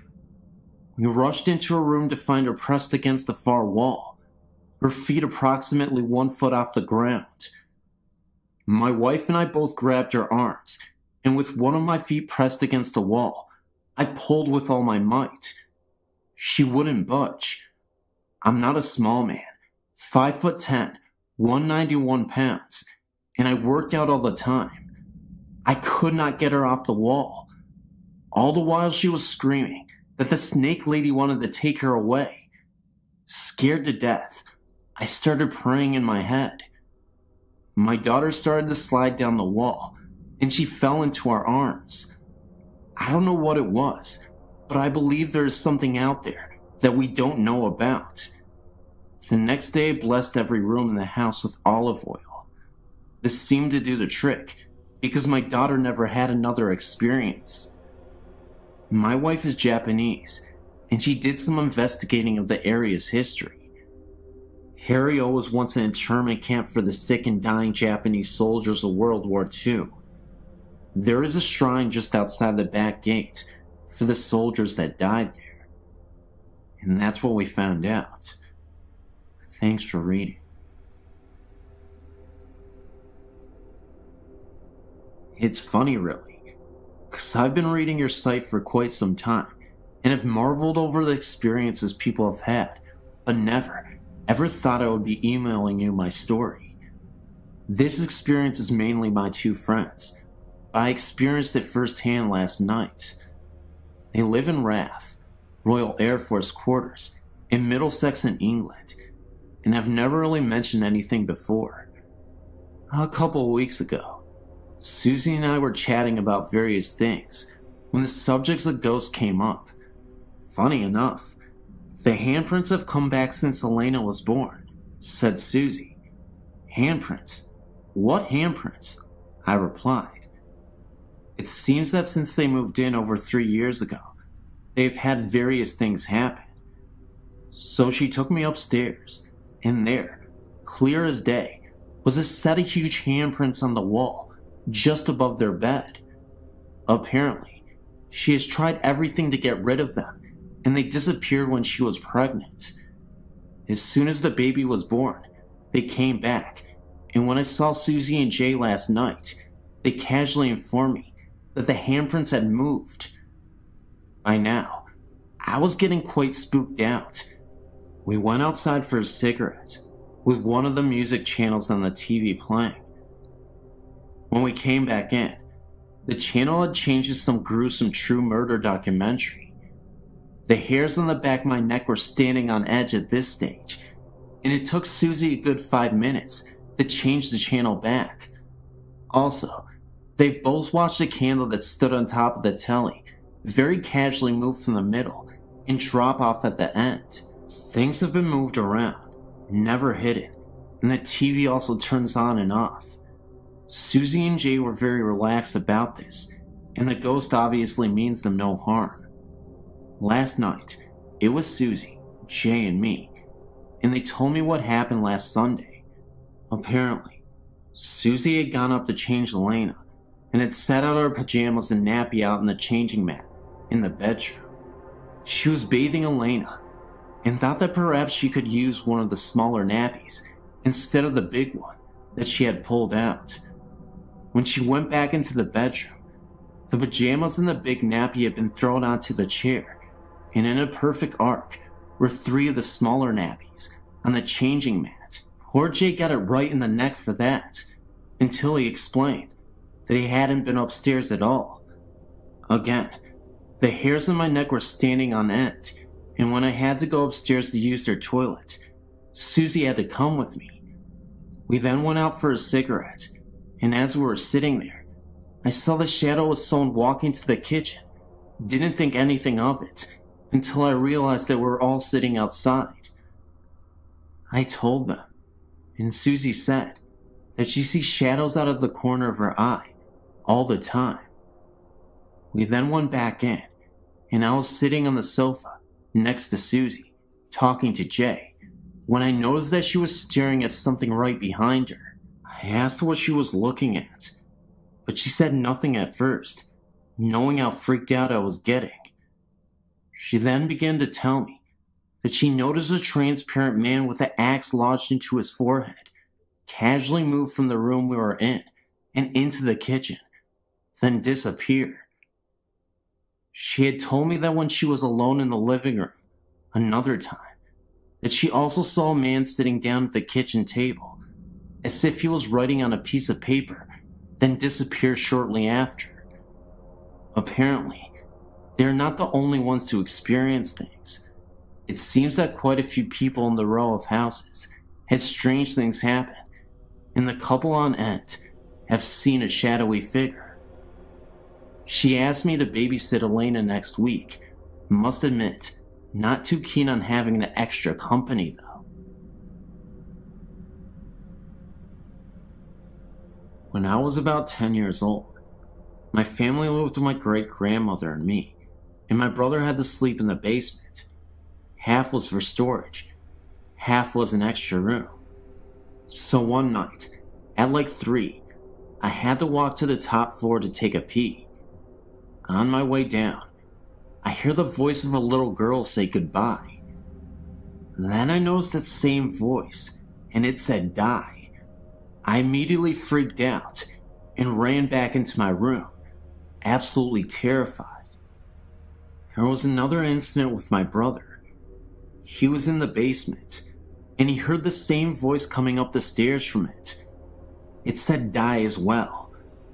And he turned back, looked down the stairs, and the apparition of a girl was standing right there, and then materialized and disappeared in an instant. When I was 15, we moved out to New Jersey. When I was 16, I heard horribly violent screaming. It sounded like a woman, and it sounded like it was coming from behind me. 3 days later, my brother, he was 19. He heard the same screaming coming from our bedroom closet. Nowadays, we don't hear any mysterious voices, but we both know they had to be ghosts. And not only that, they had to be evil. And I don't want to experience that ever again. I'm sure my brother doesn't want to either. Thanks for listening. I first became aware of a presence in our home when I was a child of 4 years. When I was 4, my brother was born, and my parents moved him into the bedroom next to theirs. I was moved into my very own room, upstairs. My older sister occupied the room next to mine. It did not take me long to realize that there was something odd about this new room I was in. I would wake up in the night, chilled, with the overwhelming feeling that someone was watching me. Sometimes, I caught fleeting glimpses of what looked like a shadow on one particular wall. When I mentioned the shadow to Mom, she attributed it to light play from the moon and other rational explanations. I tried very hard to believe her explanations and to make the shadow sightings go away, but I simply couldn't take the vision of a man in an overcoat, wearing a fedora. I could never actually see this man, just an outline, a shadow, but I knew he was there. I can't even say I felt threatened by this figure. I just felt watched and not alone. I suppose I should describe our family home. It is a large, Cape Cod-style home, built in the 1940s, just after the war. The family that built the home were obviously influenced by World War II, as was the world, I would think, and they built a secret room, which I would imagine was designed to hide the family if war ever broke out on home soil. This room was only accessible via a trapdoor in the kitchen floor, and it led to the secret room in the basement. My dad sealed this room off before I was born, although I know exactly where the trapdoor is. There is also a secret passageway that leads between the closets of the 2 upstairs rooms. This passageway has been sealed before my parents bought the home. This house was the second built on the foundation. The first was a farmhouse dating back to the late 1800s, which burnt when my mother was a child in the 1930s. The family that originally built the Cape Cod didn't live there long, and it became a rest home for the affluent elderly in the community for many years. My parents bought the home in 1954, and I was born 11 years later. There were other strange occurrences in the house in my younger years, such as doors opening and closing by themselves, and doors locking when there were no locks and the piano playing by itself. But I'll fast forward to 1974, when my older sister got married. I took the opportunity to move into her larger room, and that is when the strangeness went into overdrive. I hadn't actually even moved completely into the room when the weirdness began. I'd moved my record player into the room, along with a student desk. I was showing the room to a friend one afternoon when the door slammed shut behind us. When we turned to look at the door, the shade in the opposite window flew off the hinges and landed at our feet in the middle of this room. We both screamed and ran to the door, only to find it locked, and there wasn't a lock on the door. We managed to finally get it open and run down the stairs. My friend would never even go into the room again, let alone spend the night with me. I didn't let it bother me, however, and moved the bed into the room and took up residence. The room always stayed incredibly cold, even in the heat of an Ohio summer. My dad installed triple the insulation into that room to try to help with the chill, but it remained downright cold. There were countless nights when I would awaken to knocking on the walls. Sometimes I would knock back, and it would knock back at me. When I told my parents about the knocking, my dad said it was a tree limb scraping the house. The knocking became so intense that he ended up cutting the tree down, but the knocking continued. My parents installed an intercom system into my room next to my bed, so I could page them when the knocking started. Dad seemed convinced that it was the neighborhood boys throwing rocks at my window. It didn't sound like that though, and the knocking was coming from an inside wall, not an outside one. One afternoon, I was lying on the bed reading, and I got the overwhelming feeling that I was being watched. I sat up on the bed and said out loud, "Stop it! There's no such thing as ghosts!" And no sooner had I uttered the words, a figurine on a shelf began to wobble, and then flew off the shelf and across to the bed, hitting me on the forehead. I slept on the sofa for a month after that. My family was even beginning to notice strange things happening by this time. The television would turn itself on and off, or alternatively increase the top volume, without anyone being in the room. Dad said we had a bum set and bought a new one, but it did the same. We had the wiring replaced, but it still happened. My mom declared that if it was a ghost, it certainly wasn't going to run her out of the home she loved. This is true. She still lives there with the ghost. Other things that would happen in the house included radio switching on and off, lights flickering, the washing machine switching on and running a cycle, and of course the shadow wandering around upstairs. It was all beginning to frighten me quite a bit, especially the knocking noises. If the knocking started, I would buzz Mom in the intercom, and she would race upstairs, but as soon as she reached the top step, the knocking would stop. I began to think perhaps I was going a bit crazy. I went away to college, and something strange happened in my old bedroom about a week after I had left. I still had the same clothes hanging in the closet, and there were a few posters still hanging on the wall, but otherwise, it was empty. My mom heard a funny noise upstairs one afternoon and went up to investigate. She checked the first bedroom and saw nothing amiss and went down the hall to my room. She opened the door and discovered that the mirror tile on one wall had exploded all over the place. There were shards of glass sticking in the opposite wall and had scraped across the ceiling like claw marks. My posters hung in shreds. She noticed my closet door hanging open and shreds of glass sticking in the clothes, still hanging inside. She shut the door and waited for Dad to get home from work. He decided that it must have been a freak lightning hit, although the day was sunny and cloudless, and rang the insurers to come out and investigate. The investigator noted that the point of impact seemed to be the upper corner of the wall, where the mirrored tile met the adjoining wall. Oddly, He also noticed that the broken wood in the corner was pointing outward, as if the lightning had been inside the room and went out, instead of the lightning hitting outside and coming in. The insurance company still paid for the damages, although they could never find the point on the outside of the house where the lightning had come in. When I heard about it, I came home to view it, and noticed that the wall in question was the one where I had always heard the knocking. As I said, my mom still lives in the house, and strange things still persist. She keeps the washing machine unplugged, but unless the water is cut off, it still fills up. This is the third faulty washer we've had. The TV still plays tricks too. My dad passed away in the house 2 years ago, and on a night after he died, I was staying with Mom, although I wasn't about to go upstairs ever again. And in the middle of the night, we both heard faint music playing upstairs, bluegrass music, to be precise, which was Dad's favorite, and we reckoned that there must have been a party going on to welcome Dad to the other side.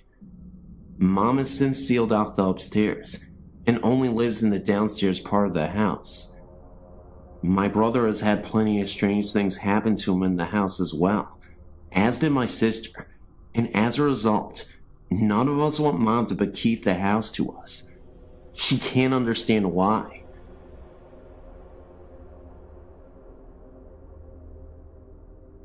Every single night in my home, when I was 4 years old, my parents would come in and put me in bed, mostly my mother, because my father wasn't home much.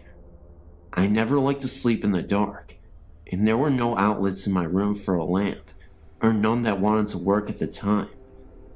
As I laid in bed, almost every night, I'd look out into the hall, and I would be able to see the hall light on. Almost every single night as I lay in bed, a boy would walk past my door several times and then stop. It was a white glowing type thing that I remember perfectly well. It scared me a bit, but I never got an evil aura off of him. A thing about the boy is that he had died a long time ago, before we had moved in. It scared me all the time to recall it though, even though he isn't bad. I've only slept with the door open once. Since then, my parents got the outlets working. I was sleeping in a different room, but it was across the room the boy had died in. I looked outwards from my slumber, my glasses still on my face, because I always fall asleep watching TV. I saw the boy, and he went into my brother's room. That night, my brother got really sick. I don't know what happened, but the boy had died of a sickness. Another thing that happened.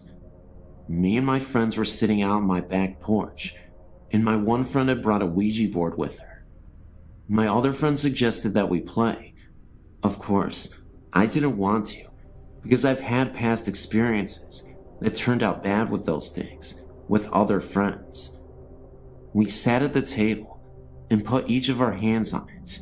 Before we started though, we read something that had said you must finish a question. We thought we would. Beside the porch is a pool. This will fit into what happened as I go. We didn't believe that the board would actually work though, and so we tried.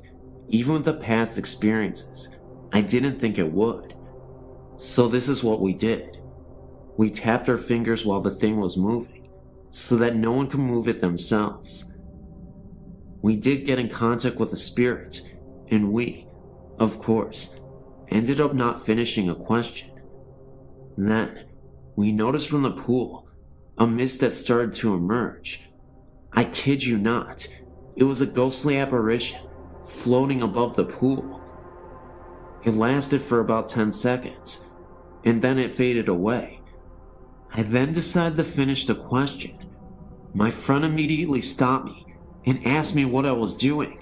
"You're conjuring up evil," she said to me. It was clear that she didn't want to do this anymore, so we stopped, and we never returned to that Ouija board again. In fact, we went out to the fireplace and we burned the Ouija board so that we would never have any bad omens attached to us. Yet another incident occurred. About a year ago, I met up with some different kind of people. Wiccans to mostly say, and I still am Wiccan now.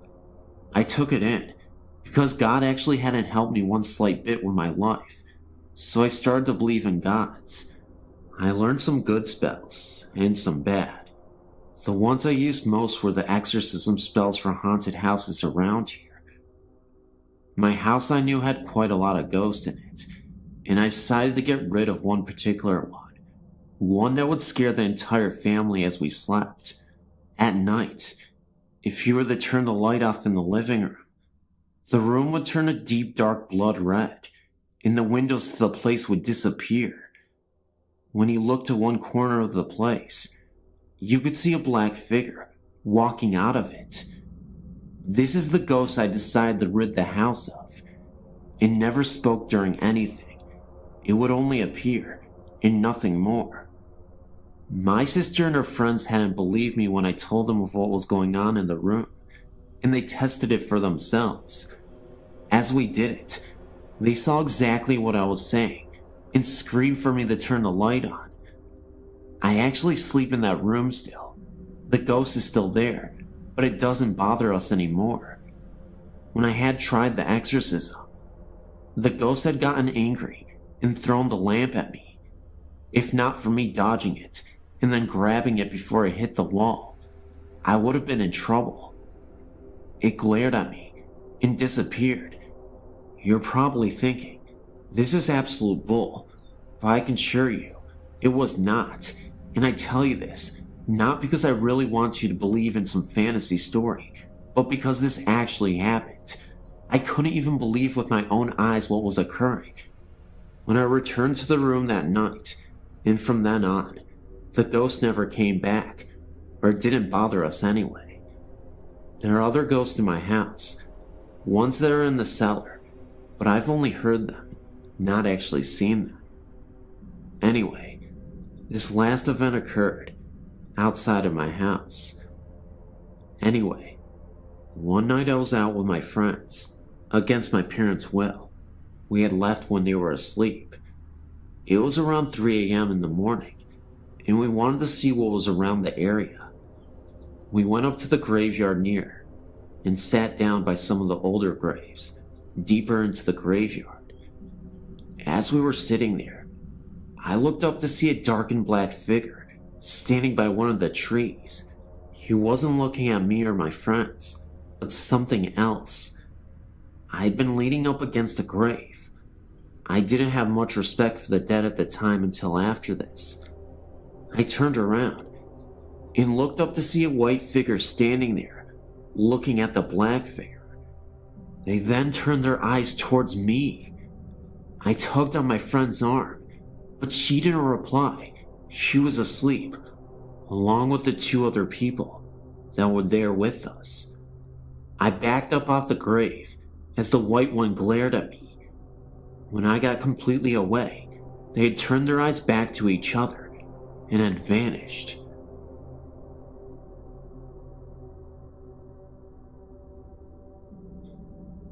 Before our marriage, my husband purchased a home built sometime previous to 1870 in the center of a small town in Michigan. It is a lovely house, we still have it, with high ceilings and wide archways between some of the rooms. When we moved in, we had very modern furniture, which really didn't look right in the house, so our friends would bring us antiques whenever they could find them, very cheaply or for free. One friend bought us a very large round antique mirror that he had found in a house his company was hired to tear down. It was the kind with a gilded wood and molded frame with a medallion at the top. The glass, while it had some dark spots and shadings, was in exceptionally good condition. This was back in the mid to late 70s, and we had parties almost every weekend. In the summer when the doors were left open, no one bothered knocking. They just opened the screen and came in. Late one Friday or Saturday evening, shortly after receiving the mirror, I was sitting on a low sofa against the east wall of the living room. Also on this wall was a large archway leading into the dining room, which is where the main entry door that we used was located. There was also a door leading into the living room from the front porch, but no one used this one. The mirror was hung on the north wall, right next to the couch where I was sitting. Everyone else was sitting in the middle or at the opposite end of the room, large room. I was looking to my right and noticed in the mirror that a young man was walking through the archway into the living room and stopped right at the threshold. At first glance, I did not recognize him, so I turned on the couch to look at him directly, and there was no one there. I looked over at the mirror again, and there he was. He was not a big guy, about 5'8" or 5'9", thin build, dark hair, short for the times, and wearing what looked like one of those blue-gray work shirts. I looked towards the archway again. No one was there. I shot off the couch and into the dining room to see if anyone was playing a trick on me. There was no one in any part of the house other than the living room. It made me very uneasy, and I could never sit in that area again. In fact, I moved that couch a week later, and even though the mirror still hangs there all these years later, I tried to avoid looking at it. A couple of years after this happened, I joined the local historical society. I met a wonderful tiny old lady in her 90s. She told me that she had been in my home many times during her youth, and I found out from her that during Prohibition, the people who owned a house would have parties with bootleg liquor. There was an argument late one evening, and a young man was killed by a blast from the barrels of a shotgun at close range in the area of the front entrance to the dining room. I'm not sure if it was him or not, but for 3 or 4 years after that, every night at 3:10 a.m., I would hear slow but steady footsteps on the creaky wood floors walk from the archway through the living room and up to the bedroom door. They always stopped right there, thank God, and I tried to make sure they would come no further by hanging a crucifix on a hook inside of the bedroom door. After a few years, it either stopped or we grew so accustomed to it that we didn't notice it anymore. So, do you think my spirit came with the mirror, or that the mirror just enabled me to see him? I don't know. I guess we'll find out sooner or later. Early March last year, my husband and I had the most terrifying night of our lives. Avid campers, we had never been scared sleeping out in the middle of nowhere in our tent. We went to a campground called Weldon Springs in Illinois, about 45 miles from our home. We stayed at the backpacking area, which at that time of year is isolated except for a few deer and birds. I felt fear the minute we walked into our spot. We had camped in that spot several times before, with no weird occurrences. I felt like we were being watched. I tried to pass it off as dead trees and grass, and a lack of other people around. By evening, sitting around the fire, I was scared. Our friend came along to stay with us, had a sleeping bag with him, ready to camp. Oddly, he decided not to stay. When we got settled in our tent, hell broke loose. We laid there a minute, and I heard an odd stomping noise in the trail leading to our site. It got louder, like it was getting closer. I asked my husband after we discussed it ourselves, and he said he felt an evil presence there. Even though we were absolutely terrified, I told him to take a peek outside the tent, just so we could ease our minds about the situation and prevent our imagination from running wild. This was a terrible mistake.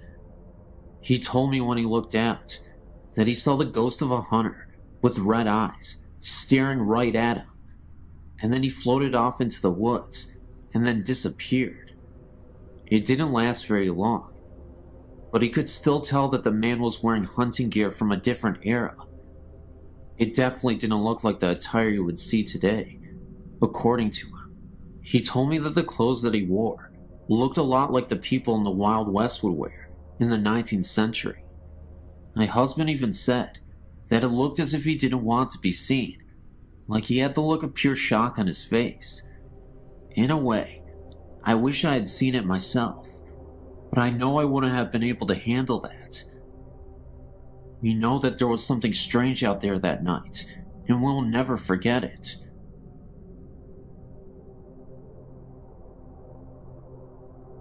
There is this camp that I know of. It's referred to as Camp Connecticut, and it's a run-down camp. It's called the Run Camp because of its deadly history, where a group of men were once gathered, said to be a cult, and eventually the town had exiled them and were forced to stay at this camp outside of town. When abandoned, the caretaker's daughter was found brutally murdered in the camp, and all members of the camp denied any knowledge or participation in the murder. Whenever I go back to the camp, I've always experienced unsettling events that could be tied to the events just described. Experiences included voices. For example, a young girl screaming, which we thought could have been the young murdered girl. We have seen figures pass among the trees while walking through the narrow paths along the woods. In pictures that I have seen, there are many orbs near the main gate and near the large sign within the camp. Examinations shown not to be a photo error or bad development. There was also this insane experience that my brother's best friend and his friends had. He happened to take a trip here, and while walking the main entrance pathway, he came across a man standing there in all white clothing. They called to him, and there was no response, so they turned to go the other way, and when they did, this presence in the white was standing right in front of them, with eyes that were completely black. As they turned and ran, it seemed as if the presence began to run after them.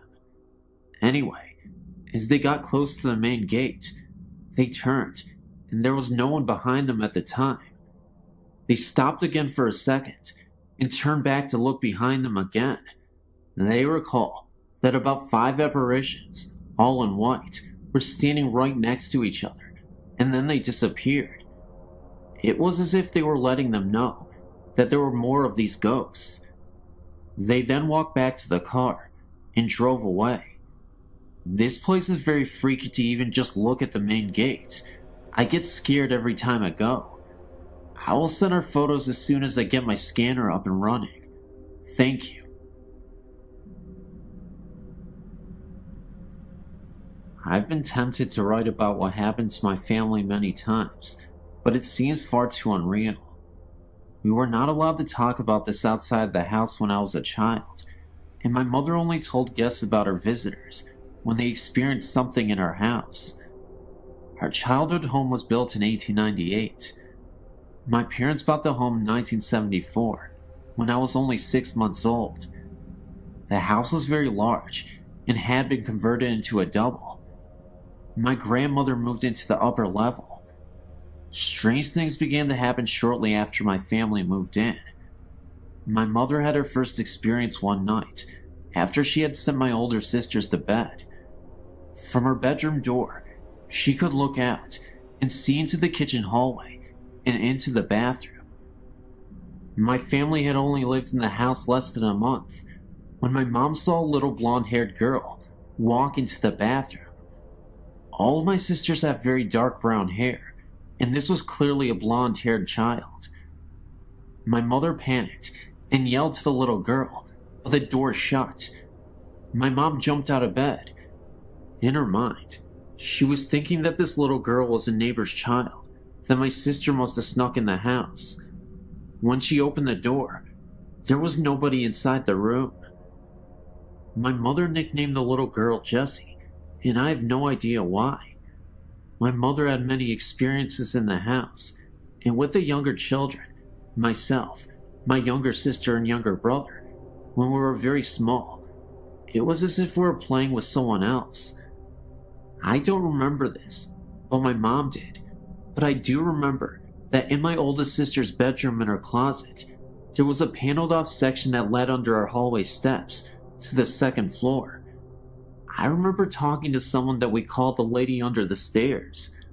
I always thought that it was my mom or grandmother, but I later learned that this was not the case.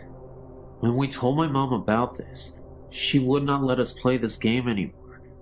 I do not remember being scared at all.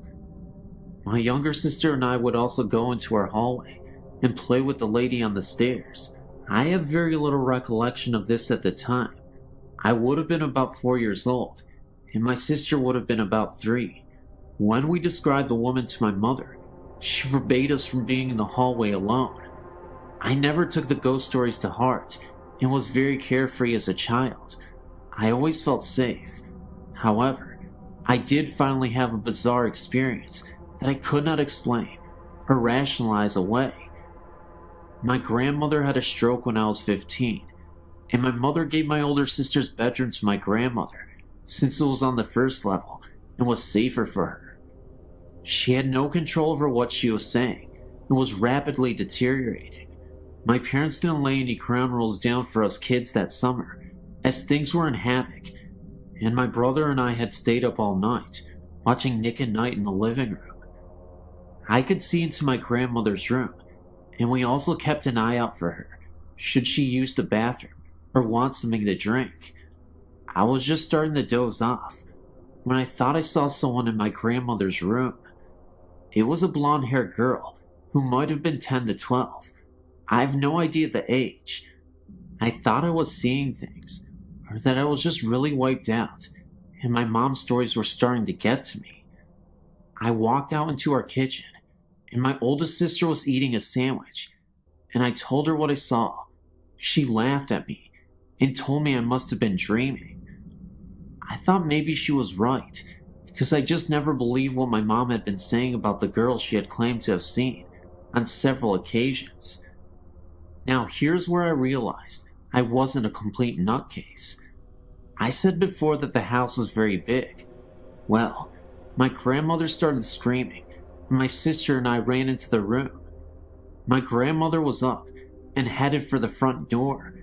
She was screaming about fire and the little girl. We could barely make out what she was talking about, but she kept repeating, "The little girl said I was going to hurt the baby, and I have to go before I cause a fire." That was the most intelligible sentence that my grandma had said in over a month. My sister kept saying, "What little girl?" and my grandmother said, clear as day, "The little blonde-haired girl." My grandmother was 72 years old and short of hearing.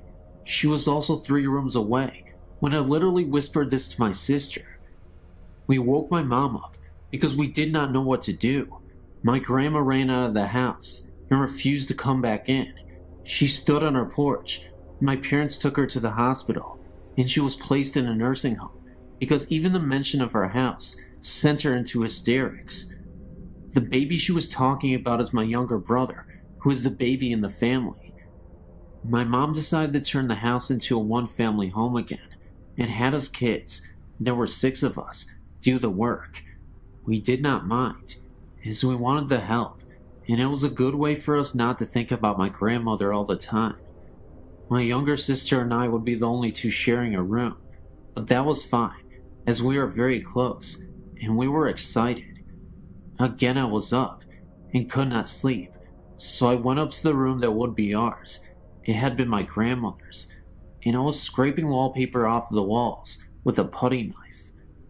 We had started this project the night before, and I was bored, so I went up to get some more done.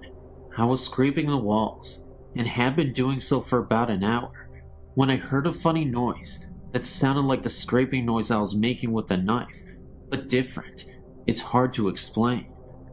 I thought someone was playing a trick on me, so I began to scrape the wall, and very quickly, I stopped.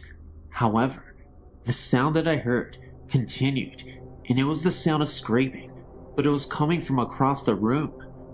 I do not know if whatever was in the room was mocking me or playing a game, but the scraping kept going on. Whoever or whatever did not care that I heard them. I screamed. I thought it was one of my older sisters. I ran down the front steps and opened the door, and the house was completely quiet.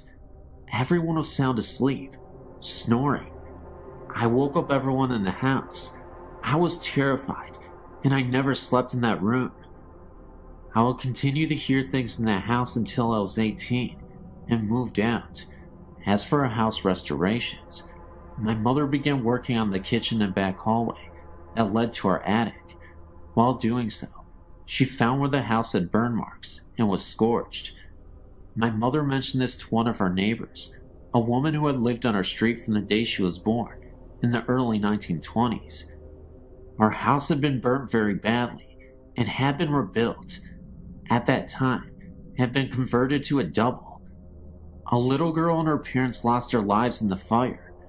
My other sisters had things happen to them too. One of my older sisters was looking out the living room windows. Something grabbed her shoulder and called her name. One more thing, please don't think I'm nuts, but I've not had this happen in any house or apartment I've lived in since. And one thing I did notice is that whatever was in the house is not frightening to me in my youth, but only became frightening when each of us hit a certain age. I have no idea why. This was also something I thought that was so weird. The little girl was never visible upstairs, and the woman was only spotted downstairs once. A neighbor who was alive when the house caught on fire remembered that the little girl's name was Jessica. My mom had been calling her that for years, and had never known what the little girl's real name was, but I just called her that because it seemed right.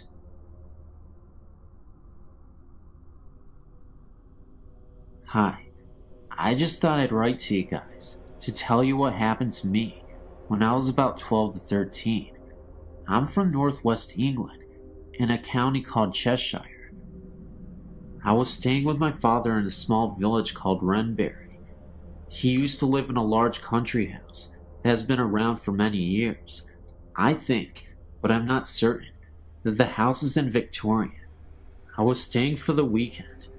The house does look spooky, but I never felt any kind of presence there until Sunday afternoon when my father popped out to the local store. He was only gone for about 15 minutes. It was about 9:30 p.m., and I decided that I needed the toilet. There was a downstairs toilet, but that was full of boxes and tools, so I had to go upstairs. I walked upstairs and went to the toilet.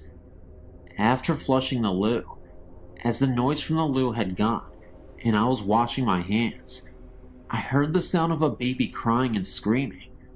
Sound was coming from a nearby bedroom. This scared me a lot because I knew there was nobody in the house, and it was not coming from the outside because the house is stuck in the middle of nowhere, just miles of farm fields around. I walked out of the toilet and headed towards the direction of the crying. As I opened the bedroom door, the sound flew past me, but no one was there. It was almost like the sound traveled through me. I was rooted to the spot with complete terror. I then turned to face the sound, which was now sounding like it was coming from one of the other bedrooms across the hall. I don't know why, but I headed to the other room. The crying baby was really, really loud, and I was sure that someone was hurting a baby. Looking back, maybe that's why I went to see. As I opened the door, I saw something I will never forget.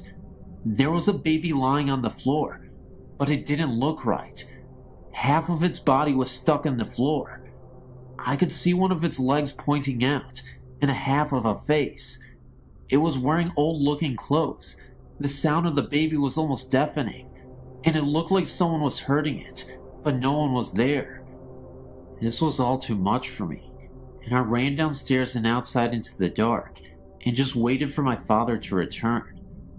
I never told my dad anything. This is the first time I've ever told anyone. I thought I was going crazy, because I've never believed in ghosts before. My father no longer lives there now, but I did go back once when he was visiting an old friend that now lives there. But I never went up their stairs on my own again. Well, I just thought that maybe you would find that interesting. Nail me back if you wish. Hope you don't think I'm lying, because it was all very real to me. I'm 20 years old now, and I have access to the internet. I spend my time looking for other people who've had similar things happen to them. Thank you for reading.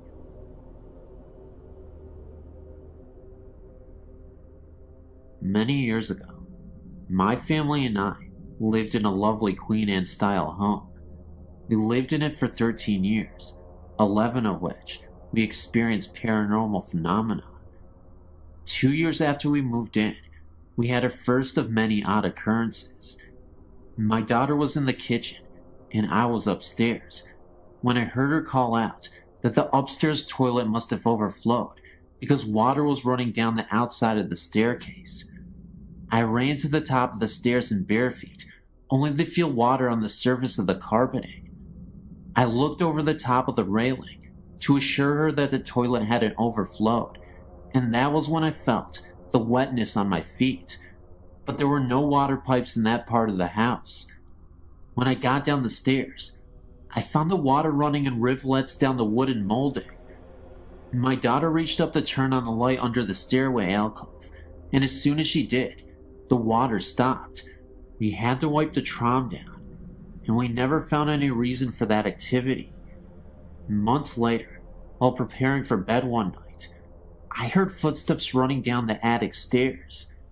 The door crashed against the opposite wall, and then nothing. I was terrified, thinking that someone was there. They would have to pass my room to get downstairs, but nothing happened. When we finally went to look, the door was against the wall. We even thought that maybe a ball had bounced down the stairs, sounding like footsteps, but there was nothing. Strangely, when we started to think our house had unseen guests, we were no longer frightened. As time passed, we had many more experiences. I heard a woman crying softly, but pitifully. 2 of my daughters saw images of old-fashioned children, dressed in long white nightgowns and mob caps. A visitor to my house saw the same thing, and asked me who the little girl was. On another occasion, my nephew was spending the night and thought he saw someone standing at the top of the stairs in a long white old-fashioned nightgown. My nephew was 16 at the time, and we hadn't told him about the house. My husband thought we were all crazy because he didn't believe in this sort of thing. My daughter came home late one night and was just lying in bed, going over her evening, and looked up to see a male figure suspended over the bed. She watched the image dissolve from the top, as if it were sand falling. There were other things that happened there, although nothing dangerous, and finally, we sold the house and moved down. It was several years after we moved on from the house that we met a family that had lived there years before we did, and had very similar things happen to them. When they said their experiences were very frightening and mean-spirited. I sometimes think our guests moved with us because from time to time we still get very strange sensations in our present Victorian home. I've had quite a few ghostly experiences over my life, all of which have been rather benevolent, except for one that happened a few years back. I was 24, living with my mother, my sister, and my 2-year-old niece. One night, I woke up and looked up into the darkness. This thing flew down from the ceiling, straight at me with its arms out. I can still see it. It looked like a cross between a gargoyle and an alien. It looked so evil.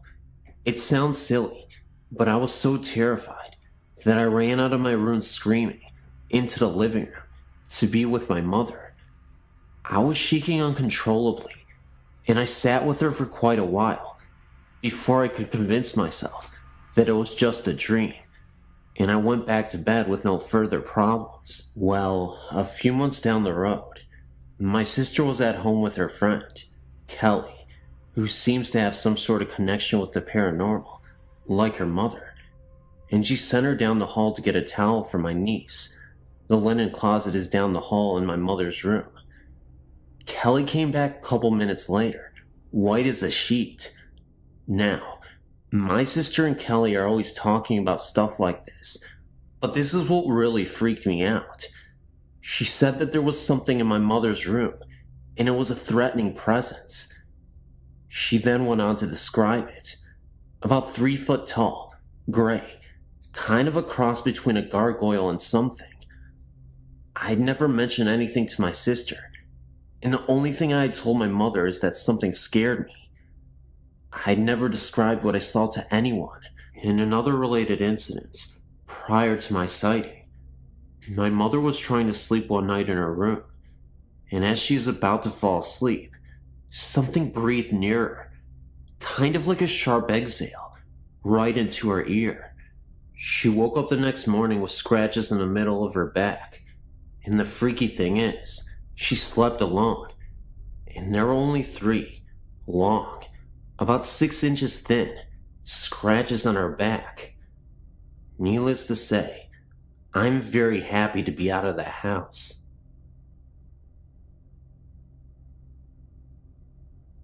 I'm not sure if this qualifies as a ghost story, but it was more than an ordinary dream.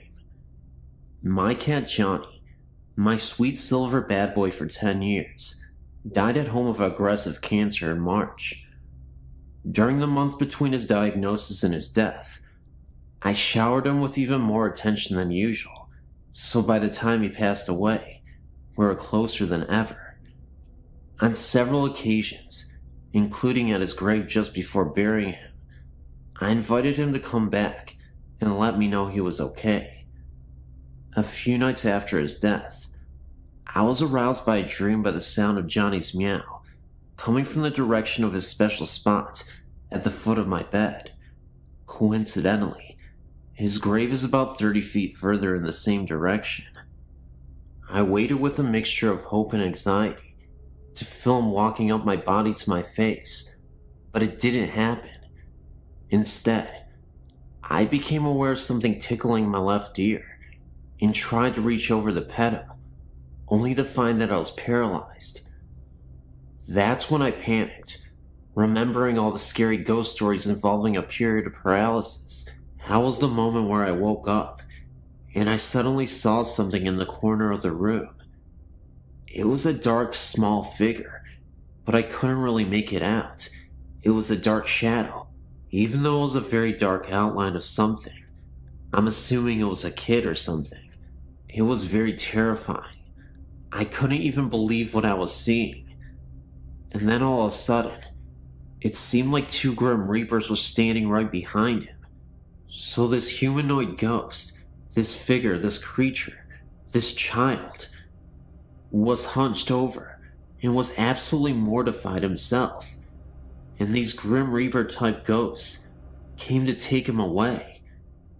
And just like that, within seconds, they were all gone. I guess you can say that my cat didn't return.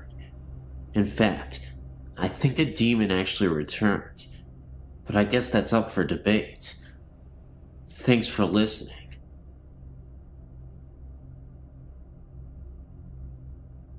After you read this experience, you might think I'm crazy or something, but believe me, it was the most terrifying night in my life. It has taken me a lot of time to get over it. Before I moved out, about a year ago, I lived in a 100-year-old house. It had 2 floors, and my family only lived on the top floor. We barely ever went into the basement, because the floors were all rock, and there were no lights down there. One day, when I was about 15, I had a friend sleep over, and we thought it would be cool if we slept in the basement and told ghost stories. We gathered up our sleeping bags and our candles and went down to the basement. As soon as I entered the room we were going to sleep in, I immediately felt as if we were being watched, and I told my friend that I thought we should maybe sleep upstairs. She just told me to quit being a wimp and to set up my sleeping bag. As soon as we stayed up and talked and laughed, we never did tell ghost stories. I felt more comfortable and fell asleep easily. In the middle of the night, I remember this so clearly because this scared the crap out of me so bad, and I'm absolutely positive I wasn't dreaming. I woke up to knocking coming from one side of the house, and slowly getting louder and closer, and right when it was so near, that it was shaking the ground. There was a big crash, and it went away. I sat up straight in my sleeping bag, and my whole body was trembling. After I calmed down a bit, a figure appeared at the foot of my sleeping bag, and I froze. I couldn't move. I couldn't scream. I couldn't do anything. The figure was of a man dressed in rags that were covered in coal. He stared at me as if he recognized me from somewhere, and then his eyes widened, and he exclaimed with a gasp, "Mary Beth, Mary Beth, help me." He then disappeared with a flash of light. Apparently, my friend had woken up right when he disappeared and saw the flash of light. The next day I told my parents, and they said that they had felt a presence down in the basement earlier. I read up on the history of our house and found out that the mistress of the house was named Mary Beth, and her picture resembled myself. One of her servants had been trapped in the basement and tried to climb out of the coal chute without succeeding, and after being trapped for about 3 days, he died in an unexplained fire accident while in the basement. Thank you for taking your time to read this.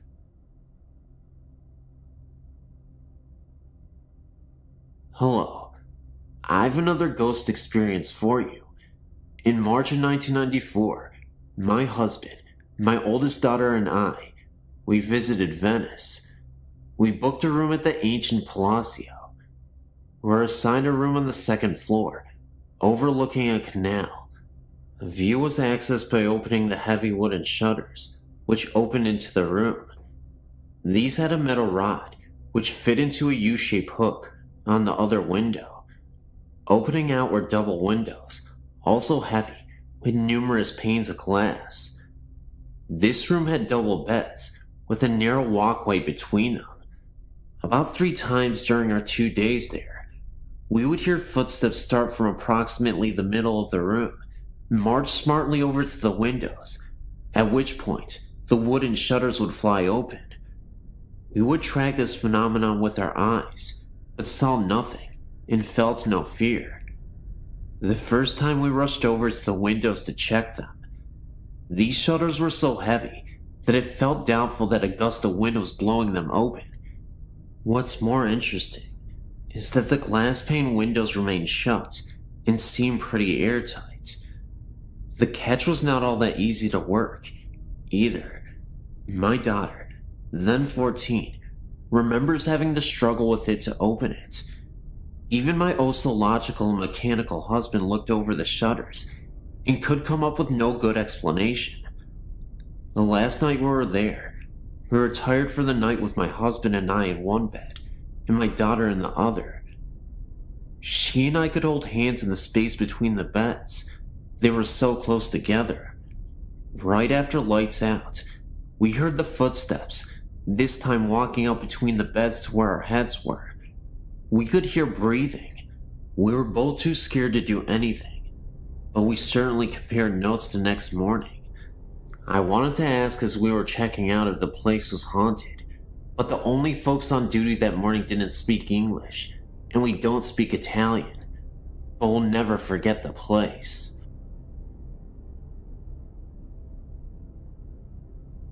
About 10 years ago, when I still lived in Pennsylvania, a group of friends and I took a joyride out to the Quaker Cemetery, just for a good night's scare. It was a chilly, full moonlit November night, and there were 6 of us there, 5 guys, and me, the only girl. It was the perfect setting for a ghost. Now, I don't know how many of your readers have ever been to this cemetery, but to describe the first time I saw the place, I screamed and just about curdled my boyfriend's blood. The crematorium scared me the most. I don't know, something about the way it looks and what it was used for.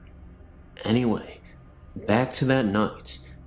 2 of the guys were acting like morons and jumping all over the place and around the markers inside the cemetery. I was angry at their pure disrespect for this old place, and so I tried telling them to stop. But of course, as excited as they were getting, they wouldn't listen. Me and this other guy were too chicken to go along with them, especially because of the way they were acting. They were bound to disturb peace in the cemetery, so we stayed by the car. We kept hearing a fake bird call coming from the trees along the opposite side of the road, and then I started smelling the lilacs. The lilac scent somehow wasn't disturbing, even though it was November and none were blooming. And also, there weren't any fresh flowers placed on any of the very old graves. The fake bird call almost scared the life out of us, because it just sounded so unnatural, and with each chirp, sounded closer and closer. We decided that we really needed to get out of there, so we both sat inside the car, waiting for the others. I got myself in such a worked up state that when I found a quarter on the ground, I swore, "In blood we trust," was written on it, rather than the usual "In God we trust." My friend just laughed at me.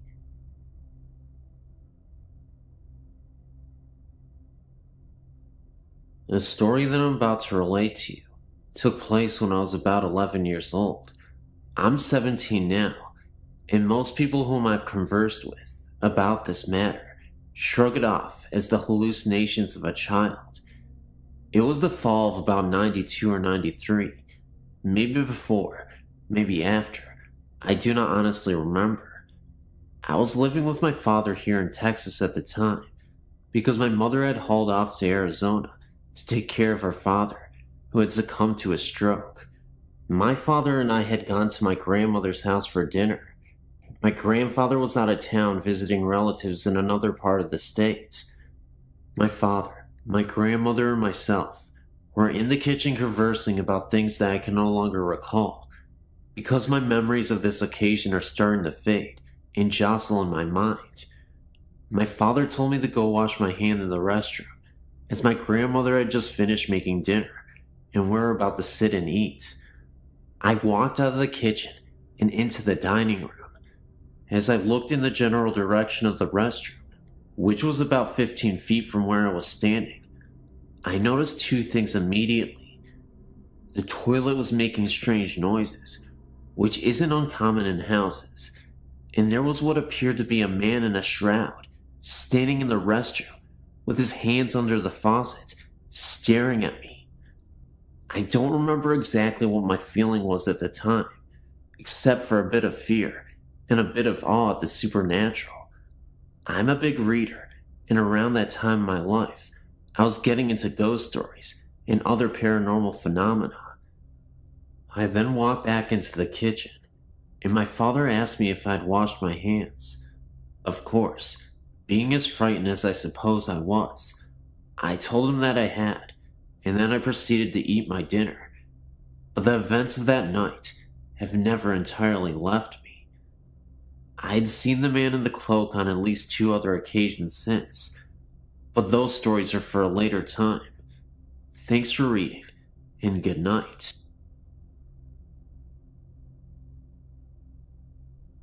This story was told to me by an ex-boyfriend, Mike, when we first started dating. We were still getting to know each other, so when he told me he was very afraid of spirits, I believed him, because it's not the type of thing you'd say if you were trying to impress a girl. I asked him why, and this is what he told me. Mike's first encounter with ghosts was about 10 to 12 years ago, when he and his family, mom, dad, little brother George, and Mike, were living in a house in the northwest side of Chicago. This particular house had an attic, which was used to store the items that came with the house when before Mike's family bought it. Nothing too unusual, mostly furniture and such. At this time, Mike was probably 15 years old, and his brother George was probably 9 years old. They were up in the attic one afternoon, goofing around, pretending to be acrobats and wrestlers. Eventually, they got tired, and George collapsed on the floor, while Mike sat in the old recliner that came with the house. The brothers continued talking until their mother called from downstairs, announcing that dinner was ready. The boys had worked up an appetite, so they bolted out of the attic. Mike was the last one out, and as soon as he shut the door behind him, he remembered that he left the light on. Knowing his mother would be mad if he didn't turn it off, Mike opened the door to the attic, took one step in, and froze. The recliner that Mike had been sitting in was slowly turning towards him. Mike tried to command his body to run, but he was so scared he seemed rooted to the floor. The recliner turned enough so that Mike could see the form of a knee, and it was at that point that Mike got the strength to bolt out of the room and down to the kitchen. He told his parents what he saw, and of course they didn't believe him, but Mike refused to stay in the house any longer. He was so upset that his parents made arrangements for him to sleep at his aunt and uncle's house that night. Furthermore, this was the last time Mike ever stepped foot into the house. He stayed with his aunt and uncle until his family sold the house a few months later. Of course, his parents objected to his imposing on his relatives' hospitality, but they were too afraid to force him to come back, fearing he would have some sort of breakdown. The next house Mike's family moved into was still in Chicago, and not too far from the old house. Everything was going fine until one night, when Mike's family had friends over for dinner.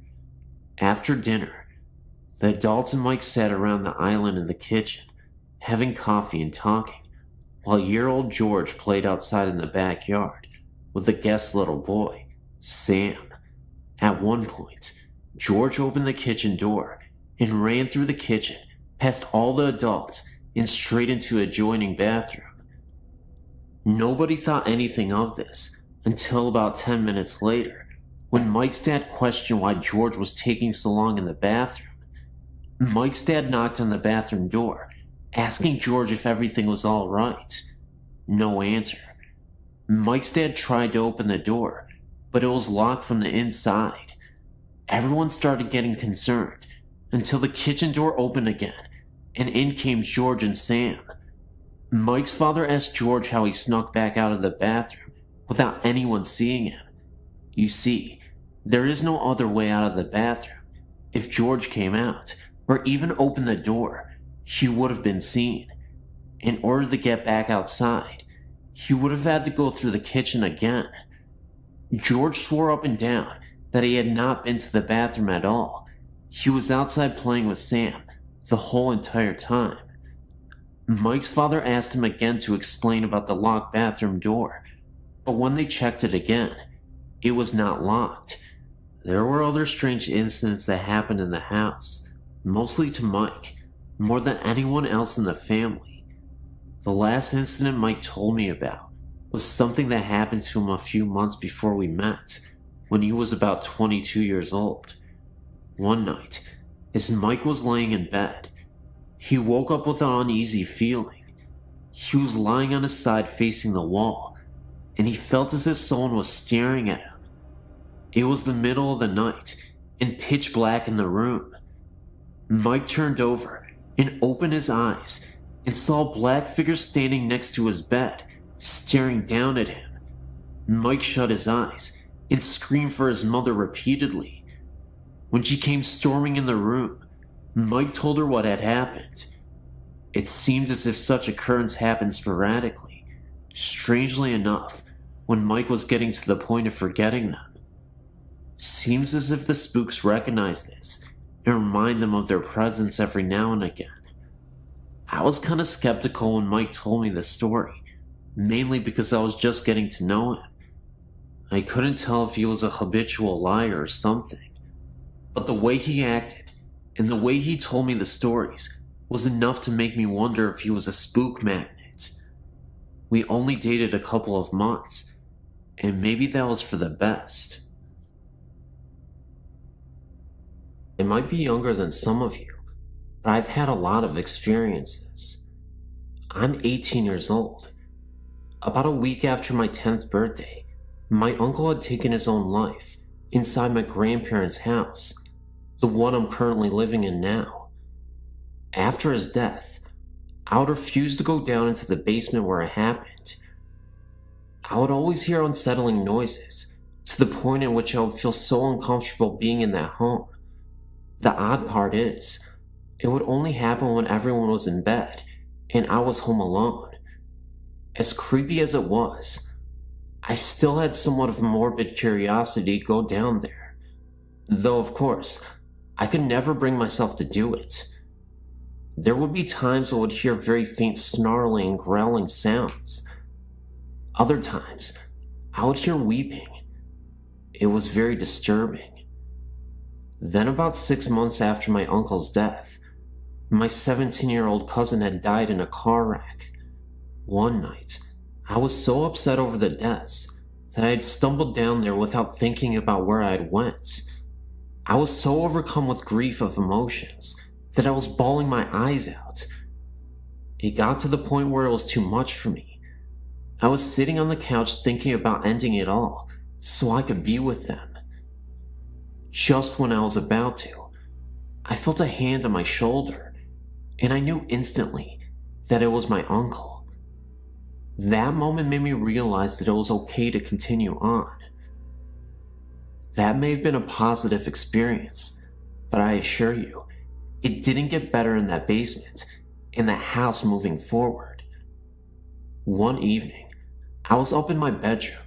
My parents were again fast asleep when I heard a disturbing wailing again coming from the basement. I have a vent in my room, and it connects directly down to the basement. I could hear these cries coming from the vent. I listened closer through the vent, and I could have sworn I heard my name being whispered. Like an idiot, I thought maybe my uncle had returned and wasn't feeling well, so I swallowed my pride and went down into the basement so I could at least tell him that everything would be okay. As I opened the basement door and looked down the steps, at the end of these steps, I saw a figure for a moment's time. It wasn't my uncle. In fact, it was a black misty shadow, and it slowly evaporated. It seemed to be there for a few seconds, then it was gone within a blink of an eye. I then turned around, heard a distinct growl, then ran back up the rest of the steps and back into my room. Sometimes when I walk around the house, I can feel something watching and even following me. It's not always my uncle, but it definitely feels like something evil. It wasn't too long ago that me and my 21-year-old cousin went to go see her dad. Now, this is the cousin that was in the wreck with the one that passed away. Jean, the 21-year-old cousin, had told me that she had felt her sister's spirit with her before. While we were up late at night talking about her, we suddenly felt her presence with us. It was like she was sitting there and listening to us. Then, not too long ago, I was over at a friend's and was going to stay the night. We were in her room, talking about how she thought that maybe she had a ghost living in her house. Of course, I'm sitting there nodding my head. Then I felt something grab my necklace that I was wearing. So we got freaked out and ran to the living room and checked out my neck. Whatever had touched me left a great big red check mark on my neck. Then about 5 to 10 minutes later, it felt like something was grabbing my legs. I pulled up my pant legs, and it had red marks all over my legs. So me and my friend decided to get out of the house and go bowling. Over at the bowling alley, the marks had turned white and disappeared. Well, anyway, when we got back to our house, the marks returned, and I kept feeling things grabbing me and following us occasionally. But the weird thing is, nothing was happening to her, and she told me that nothing like this has ever happened to one of her friends before. I was beginning to think that this bad presence in my home was starting to attach itself to me. So we decided to go to bed. While we were laying there, it felt like someone had come up and sat down on the bed between us. So I looked over, and no one was there. I haven't been over to my friend's ever since.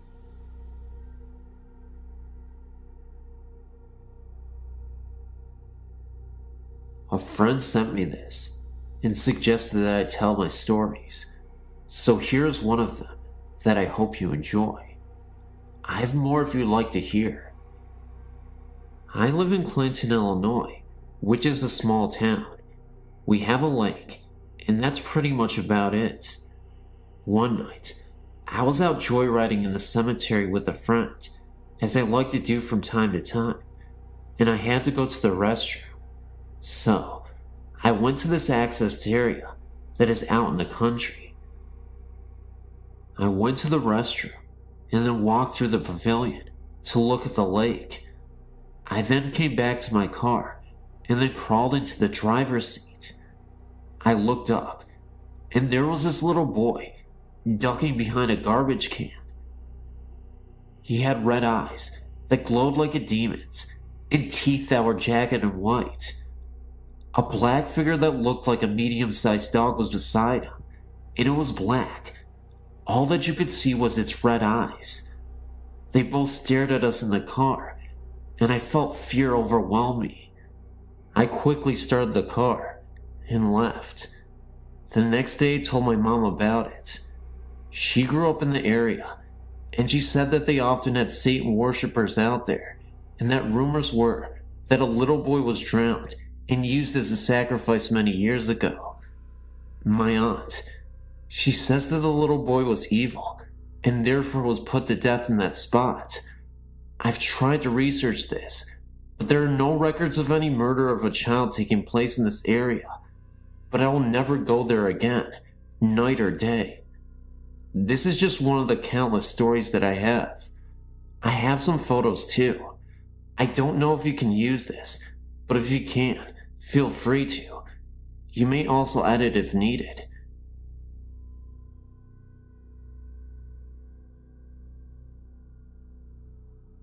Have you ever stayed at the Holiday Inn? You should, because this story is outrageous. In early of July 1999, I spent a work week there for a regional curriculum camp. I had originally been slated to share a room with other teachers on the first floor. However, the room was a smoking room, and the odor was causing my asthma to flare up, so I was transferred to a room on the fourth floor. Buggered if I can remember the room number. When I retired on Monday night, I had not heard yet of the ghost or any legends. I was awoken 3 times during the night by the phone ringing. I was really ticked because no one was ever there. I vowed to speak with someone at the front desk about it. In the morning I learned about Tanya, the ghost. We all laughed at the story, thinking it was something to amuse tourists. Being WNY natives, we weren't going to be suckered by any such nonsense. I forgot to talk to anyone about the phone and decided not to bother. I fell asleep very quickly that night. I was awakened that night by the sensation that someone was staring at me from the left side of the bed. I have small children. My son often wakes me using the stare method. Now, I might have thought the ghost story was crap, but I wasn't going to test the theory by looking to see what was next to me. I said, "Go away. I'm not going to look at you. I need my sleep." The sensation immediately left me, and I slept the rest of the night quite peacefully. I awoke and went to my morning sessions without anything remarkable happening. However, I had to return to my room mid-morning to fetch some papers I needed for the next session. The curtains were open on the doors leading out to my balcony, which was not unusual. Housekeeping always opened the doors after cleaning. What was unusual was the number of small, sticky handprints all over the outside of the doors. These were no higher than my waist. I shook my head at the poor cleaning job. I was sure that the previous guests must have children with them, and that the maid had failed to clean the prints off the glass. I wonder how hard it was to open the doors and give the glass a good cleaning, and then I hustled off to make my session. As the day progressed, I heard more tales of Tanya, like how she throws the poolside chairs into the pool during the night, etc. We giggled amongst ourselves, like good campers should when hearing ghost stories. None of us was going to admit we believed any of it, especially when our principals were listening. So, I was half joking while I was in my room, getting ready for bed, and said out loud, "Listen, Tanya, I don't know how old you are, but I think you'll enjoy the books in the Falls room. If you can read, you'll really like them. Even if you can't, lots of them are full of beautiful pictures that I bet you'll like to look at. Go there instead of bugging me." I slept like a log, without any interruptions that night. When I went to breakfast the next morning, I told a colleague about my chat with Tanya. I mentioned that it must have worked because I had slept so well. I stopped talking when I saw my colleague's jaw drop and her face go white. I asked her what the matter was, and she took me over to the professor who was leading the sessions in the Falls room. My colleague said to the professor, "Tell us what you found in the room this morning." I listened in stunned silence as the professor described what a mess the room was. Books were thrown all over the place. The display table was in shambles, and her boxes of supplies had been unpacked and poorly repacked. In her own words, she said it looks like a kid went through everything and tried to put things back together, but couldn't manage.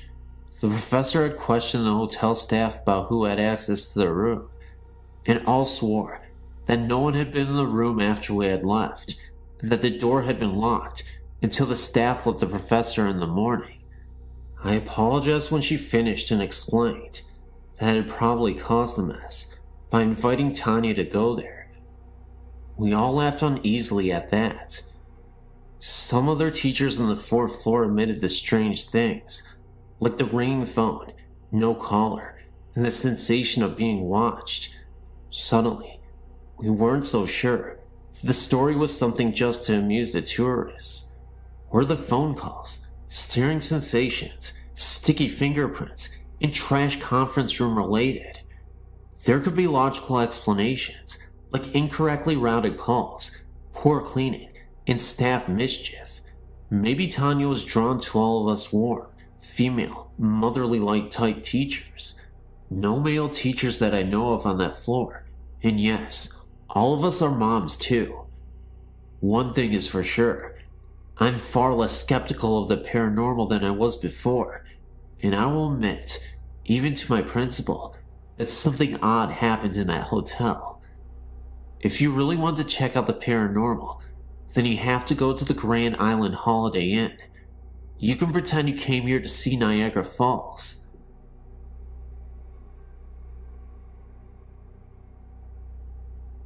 I've had many experiences with ghosts and hauntings, all beginning around age 3. I'm now 28, and my connection to ghosts and spirits has only grown stronger with time. I suppose I should start with my earliest haunting. I was around 10 years of age. My parents had just divorced, and I was feeling alone and angry. I don't like to sleep with my bedroom door open. When I did, I felt I was being watched. One summer night, the air was hot and humid, and I had no choice but to sleep with my door open to get a cool cross breeze. I remember waking up sometime around midnight or shortly thereafter, feeling I was being watched. When I looked out my bedroom door, I saw a frightening sight.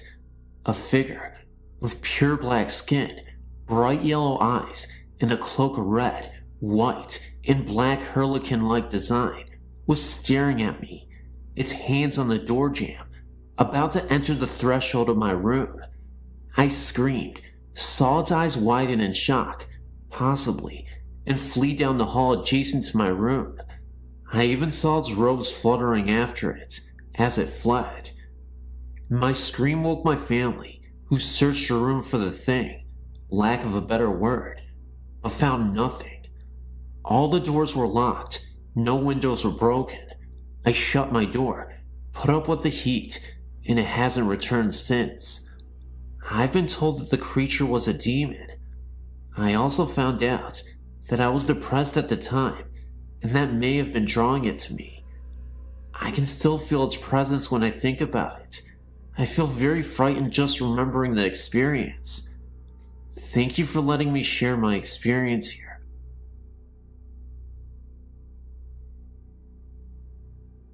I wanted to share my own personal experience with you regarding my beloved Nana. She passed away in 1984. I took her death very hard and would go to visit her grave often. After my now ex-husband and I married in 1998, I became pregnant within the year.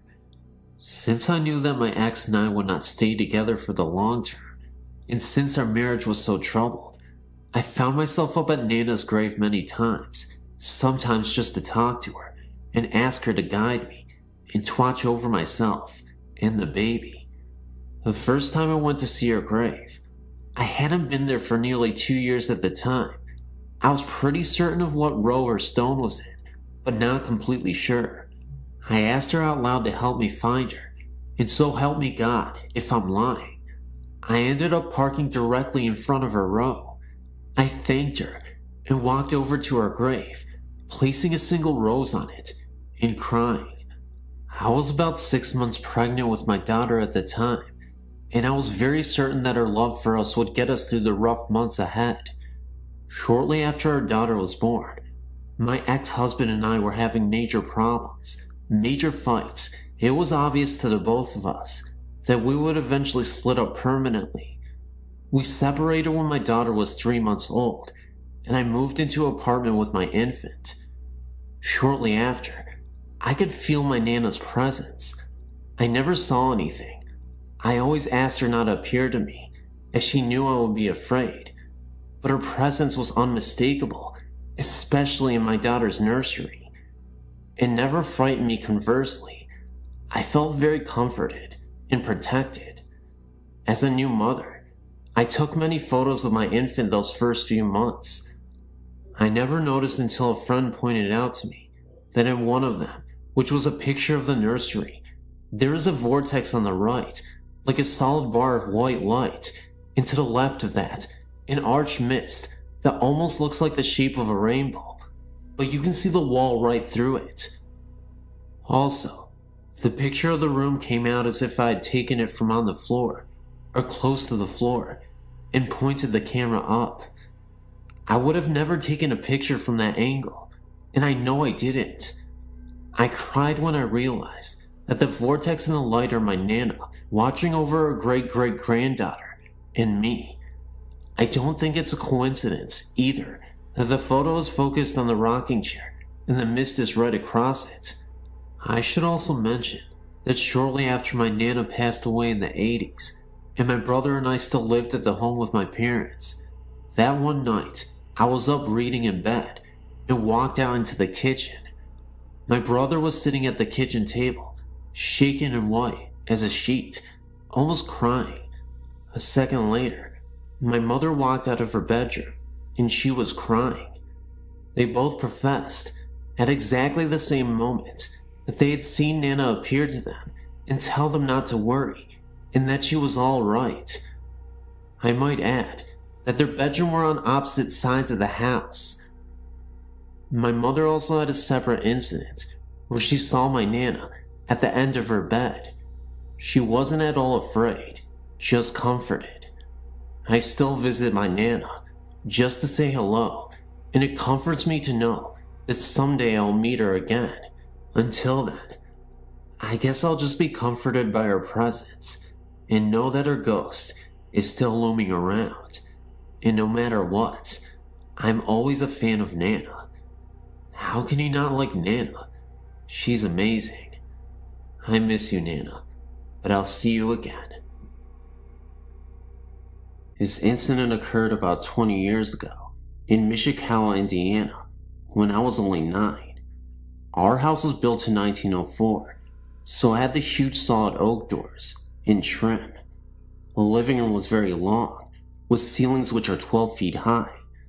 I hope you got the idea of the architecture of this house. The basement was a full one, divided into 2 rooms, and this is where most of the presents seem to be. I'll get to that later. Back to the house though. The master bedroom was downstairs, with its entrance being oak sliding doors.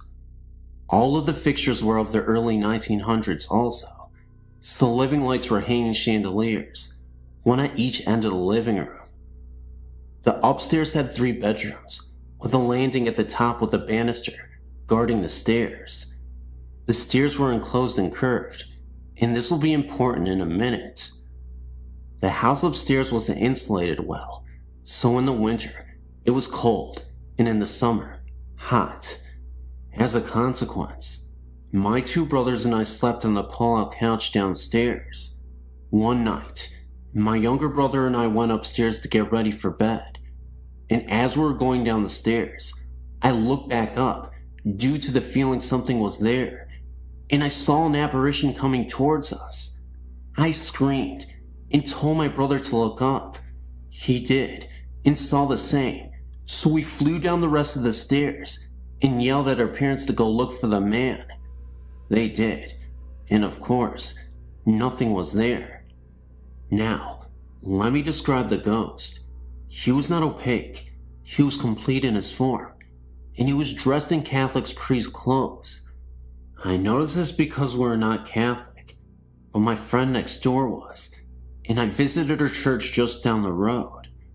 I thought this was very peculiar, but what I thought was even more peculiar was the fact he was holding a gun, and he pointed it directly at us, or so what I thought was a gun. Of course, my parents told us we were young and had very vivid imaginations, and it was nothing. Years later, however, my mother confessed that she knew the house was haunted, and also because when she was the only one home, she would hear something walking up the stairs and on the stairs. We always had German shepherds, and our dog would growl at the ceiling. It would never go in the basement. Now, onto the basement.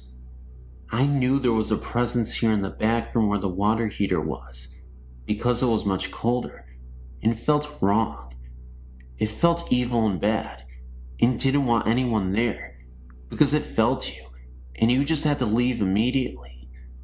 I want to say that the upstairs didn't have this feeling to it, even though this is where we saw the man.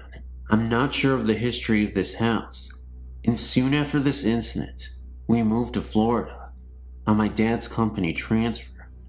I just want to give my opinion on this. After researching different types of hauntings, I feel that this was a replay of some kind, and I was a witness to it.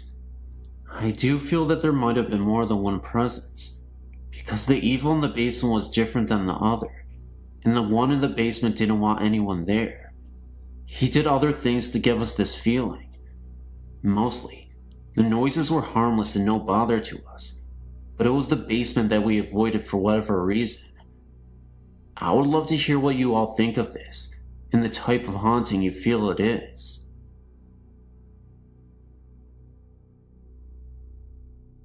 I used to spend a lot of nights driving around in my youth.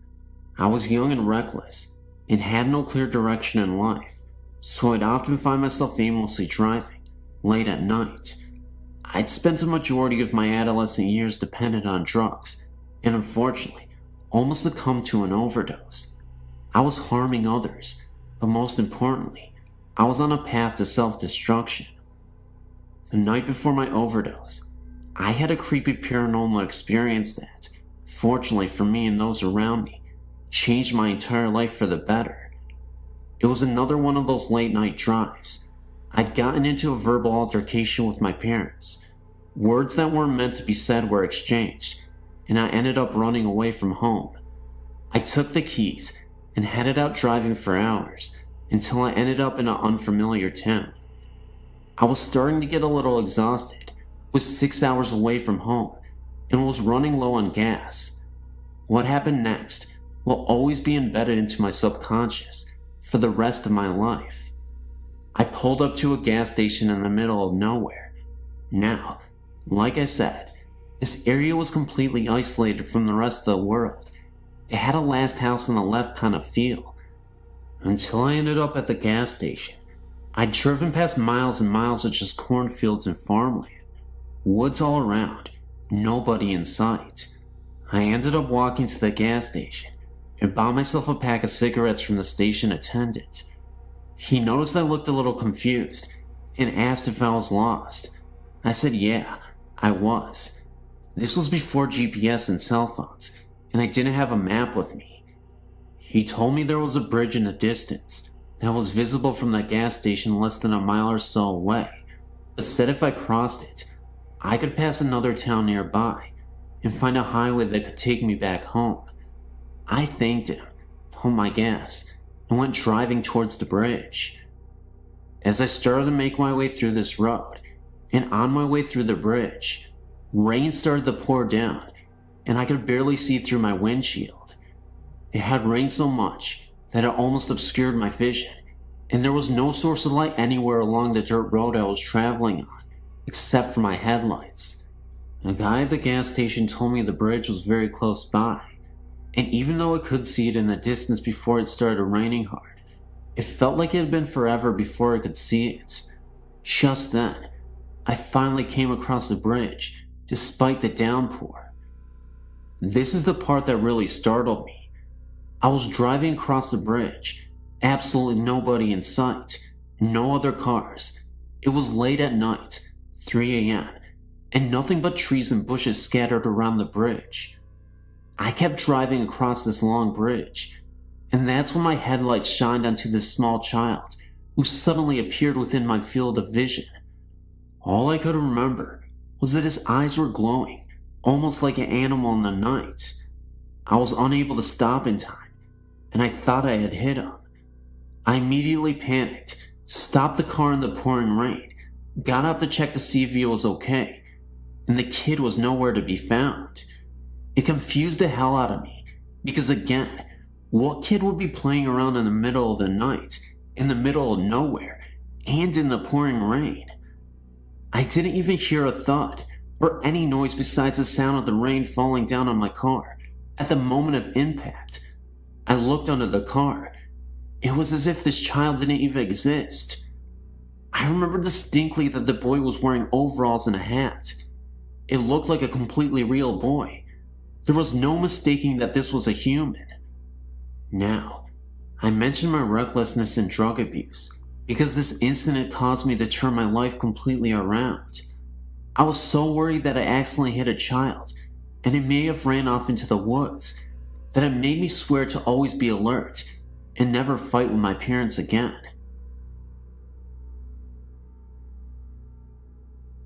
This happened when my brother was around 5 years old. It was around 2 a.m., and he went into my parents' room to get in bed with my mom. My mom's bed was right by one of the bathroom doors.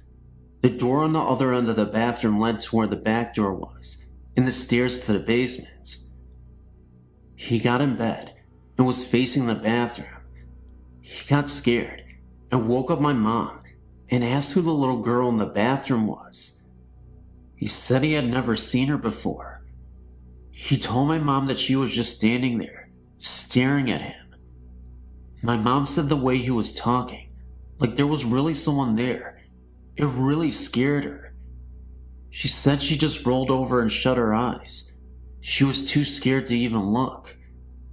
I don't think a 5-year-old imagines things like that. While we were in the same house, my mom's cousin was hunting in the mountains and accidentally fell on his gun and killed himself.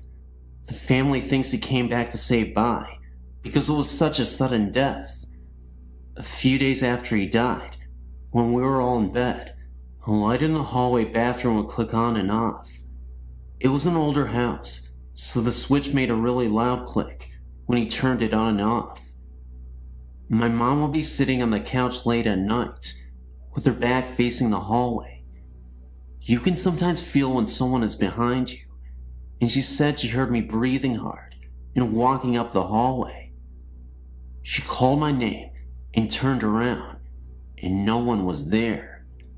At the same time, at her cousin's parents' and sister's house, similar things were happening.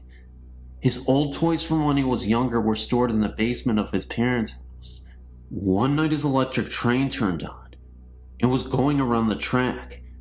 No one knew this was happening to other family members until my mom called his parents and told them what was happening to her. The next day they went somewhere and tried to contact them. They all said they loved him and it was time for him to move on. They think he was trying to contact the family because he died suddenly. After they talked to him, everything stopped.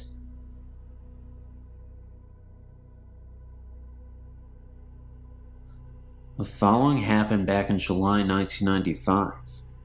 Me and a friend traveled around the UK by train. It was about 4 p.m.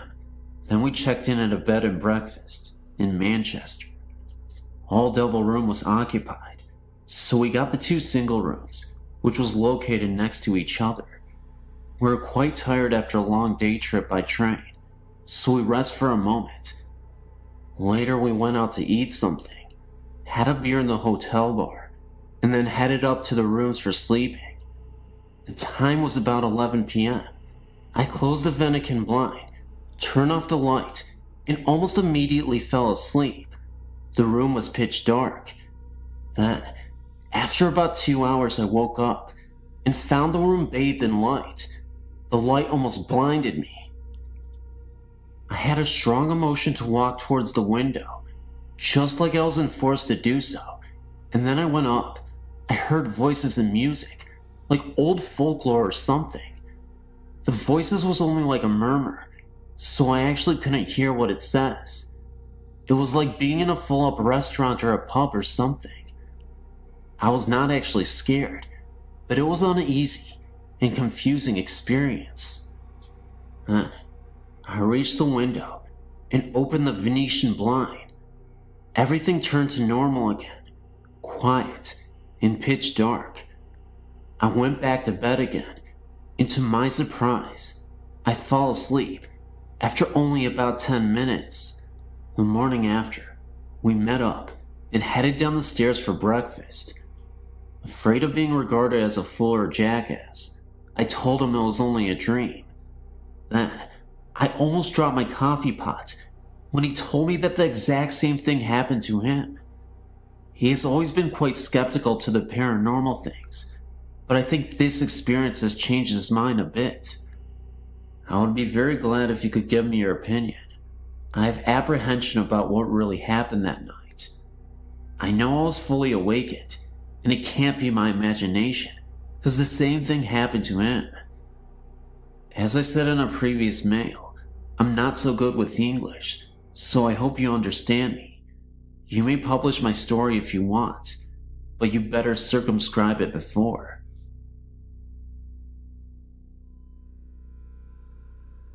Hi there, my name's Joe. My friend Colin probably wrote you recently about some recent activity. For the past I don't know how many years, I've been able to feel, and to an extent see ghosts. I can sense what they are feeling and what their intentions are. However, for about 3 years, my friend Colin started having sleeping problems. I already knew his house was haunted, but what was haunting it was the spirit of what I think is a 5-year-old child. For Christmas the year before, a friend of ours that lived in Thailand sent us all gifts. However, Colin was the one that received a house that you would leave tokens and gifts in to help ward off evil spirits. Over time, it stopped doing that. Trapped in the house was some kind of creature, like a demon. It was huge, dark, and very menacing. I still don't know how to use all of my abilities very well, but at the time, I sure as hell didn't, but I attempted this anyway. We attempted to destroy the house, and everything in it. It took 45 minutes just to get it to catch fire. During this 45 minutes, I was attempting to immobilize the creature inside the house. After 45 minutes, I was able to trap it, by pure luck. After I trapped it, I was able to see what was being stored in the house. It was a large field, fire everywhere, dead bodies on fire, blood everywhere. It reminded me of what hell would look like when described to you as a child. After that, I was drained. I couldn't do much of anything. I thought I lost all my abilities, but after 2 months they started coming back, very slowly.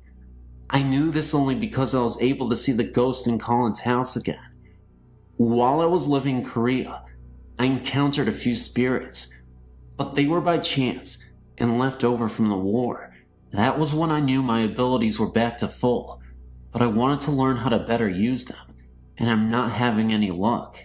Well, to end the story on a bad note, last week my friend Jess asked about any ghost encounter any of us have had, so Colin and I talked about this one. So Jess got curious and wanted to see where it happened. Reluctantly, we took him there.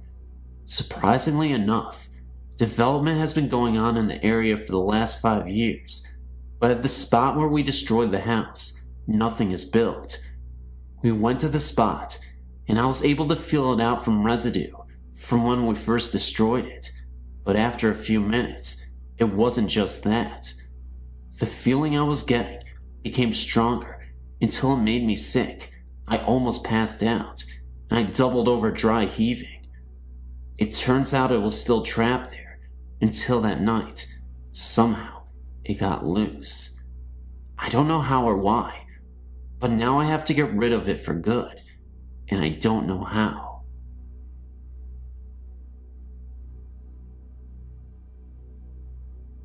In 1989, I moved into a government apartment in a small town containing 7 units. The last apartment was occupied by a single mom with a small child and her boyfriend. The previous year, they, man and woman, were murdered and shot to death in their bed, in their first bedroom by the woman's estranged ex. No one wanted to move into the apartment because of the history surrounding the apartment. I was a young mother and had 2 children and needed a place to live, and thought nothing of this.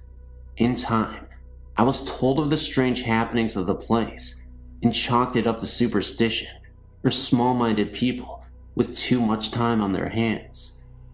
Things were pretty quiet for me and my little ones for the first few months. Then small things started to occur. Light over the sink area in my kitchen would mysteriously come on in the middle of the night. Being the only adult in the house, and the only person who would actually reach the switch, this had me worried that I had electrical short or something, and promptly had it checked out. Nothing. Perfectly normal. Kitchen cabinet doors would be halfway open in the mornings when I awoke. I scolded my oldest daughter, 7 years at the time, for climbing the counters and getting snacks out, and she told me that she was asleep and she didn't do it. My youngest daughter, 2 years old at the time, was starting to make a habit of getting up in the middle of the night and getting into bed with me.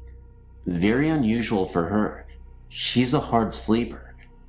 At one point, I was having trouble sleeping, so much so, to the point I went to a doctor and got sleeping medication, all to no avail. I always woke up at 3 a.m. and had a difficult time getting back to sleep. Nothing worked until I rearranged my bedroom furniture and moved my bed from one end of the room to the other. Once, while my oldest daughter was visiting her grandmother overnight, myself and my youngest daughter decided to take a bubble bath together in the late evening. While we were in the tub, I heard jingle bells rattling around in the cup on a shelf not 5 feet from me. All of my windows were closed, and no one else was in the house. Couldn't explain it at the time. After 3 years, I chose to move in with a man to a better neighborhood. My landlord chose that time to tell me the complete history of my apartment. He showed me the newspaper articles on what happened, and after reading all of them, I understood all. The ex climbed through the bathroom window and shot them both dead at 3 a.m. and took the child, which was sleeping between the two. Her bed was in the exact position as I had my bed when I couldn't sleep. The mom was a stay-at-home mom and was always in the kitchen fixing stuff for her little child, making homemade cookies, snacks, and such. She always left the kitchen sink light on for her boyfriend when he came in late at night. My daughter always getting into my bed late at night was quickly understood by me. The other bedroom was never used by the child. She always slept with her mother and the boyfriend. No other tenants have reported any activity in this unit. Of course, they didn't have a smaller female children either. Time will tell if this ghost will ever find peace or her final rest. Before moving out, the last night there, I made my peace with her and told her I understood why she did the things she did. I understand she wasn't trying to scare me or my little girls, and I wished her peace. One afternoon of 1995 or 96, I was dusting our bedroom, the master bedroom, in our apartment. Right beside our bedroom was a small hallway leading up to the bathroom into the other bedroom. I remember being in a very good mood. I'd been doing a few changes in the decoration of the bedroom and was now dusting. I was happy with the results, and as I was dusting, I was talking about the changes with my husband, or what I thought was my husband, standing in the hallway. All smiling and happy, I started to tell him, or what I thought was him, "Hey Frankie, look at what I've just done. Isn't that nice?" I advanced in the hallway to bring him in the bedroom, and as I neared him, he disappeared. I nearly jumped. Now, as I was dusting, I happened to turn my head towards the hallway, which was on my right, and there stood a man who very much looked like my husband and who was dressed in modern clothes, a short and a t-shirt. When I saw him, I was sure he was my husband. That is when I started talking to him, and as I was cheerily and happily explaining the changes to him, he had this most beautiful smile of encouragement. He seemed to be happy for me. What a surprise when I realized that I had been speaking to someone or something else than my husband, and when I saw it, it disappeared. It is when this being disappeared that I realized that my husband was lying on the couch and watching TV. He was very surprised when I told him what happened.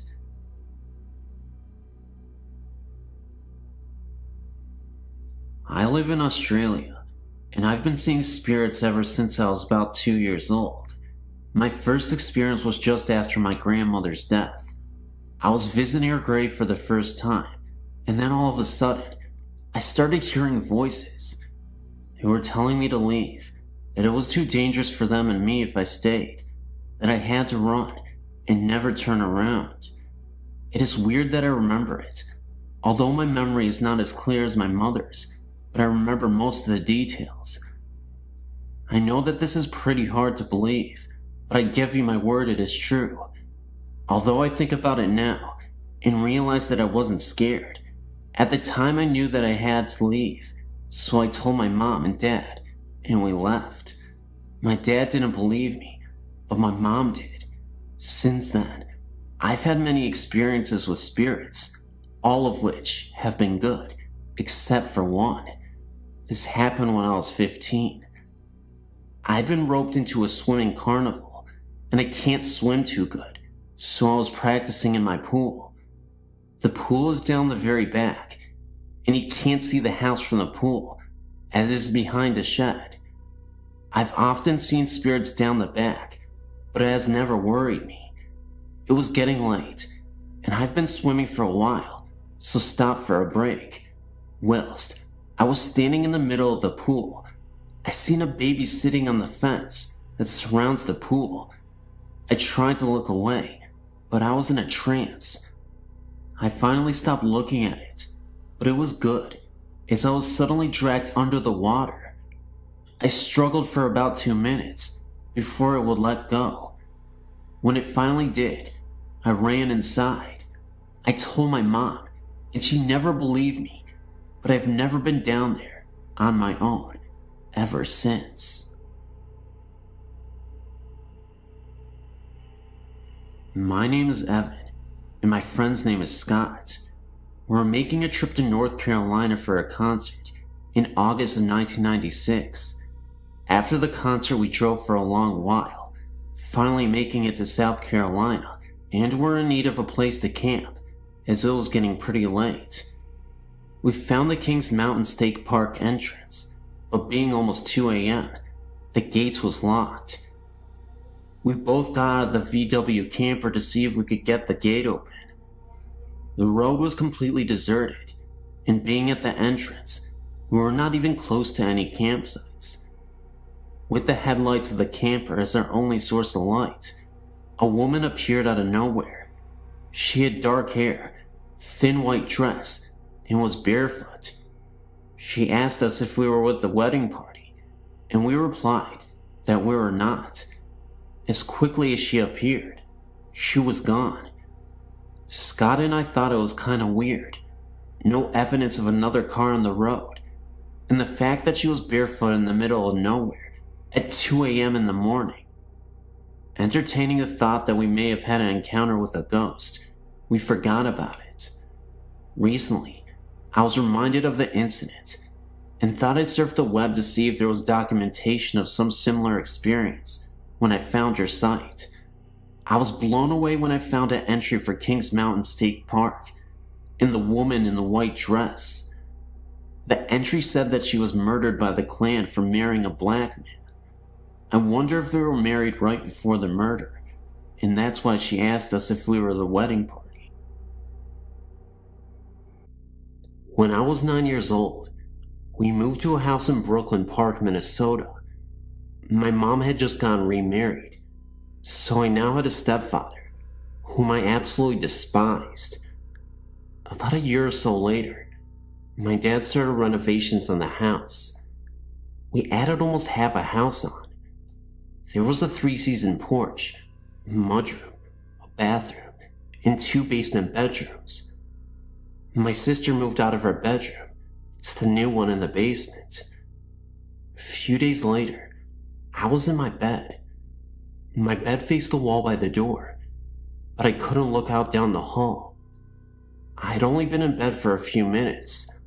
I looked up because it felt as someone was in the room with me. That's when I thought there was my stepfather standing at the foot of my bed. He was wearing what appeared to be a hooded trench coat and appeared as a dark silhouette. Looking back, it didn't really initially terrify me because I just thought it was my stepfather playing tricks on me, as I said. Boy, was I terrified. I yelled, "Ken, get out of here."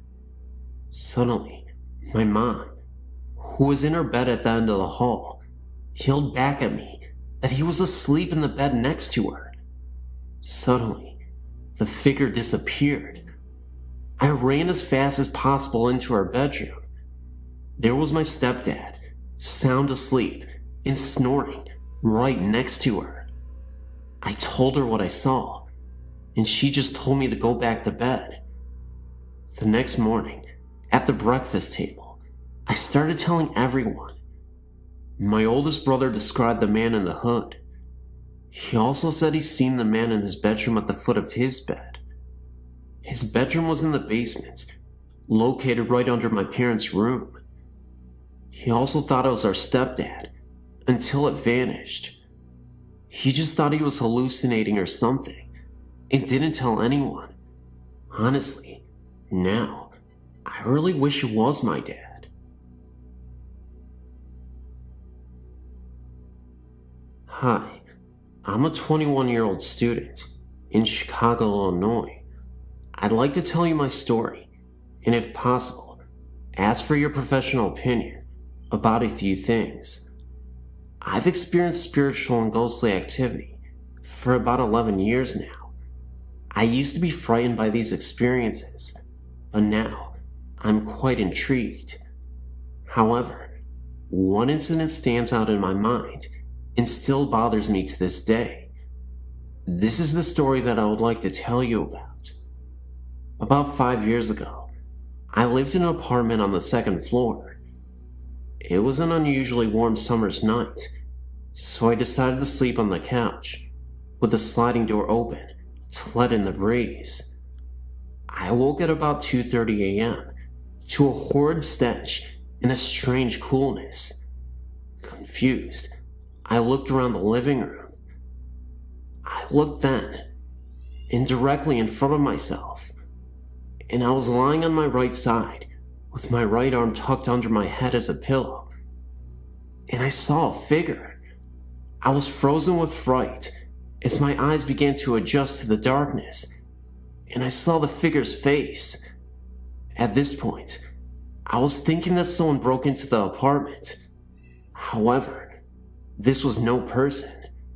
This ghost had a human-shaped face, but it was a grayish-white color. Its eyes were darkened, and what I remember the most was the huge prominent cheekbones. Furthermore, this thing only had a torso and a head, nothing else. Suddenly, with great quickness, its head descended, positioned its face directly in front of mine, stared at me for a moment, and as quickly as it descended, it pulled its head back to the original position. I began crying at this moment, and that's when I felt a sort of punch on my chest.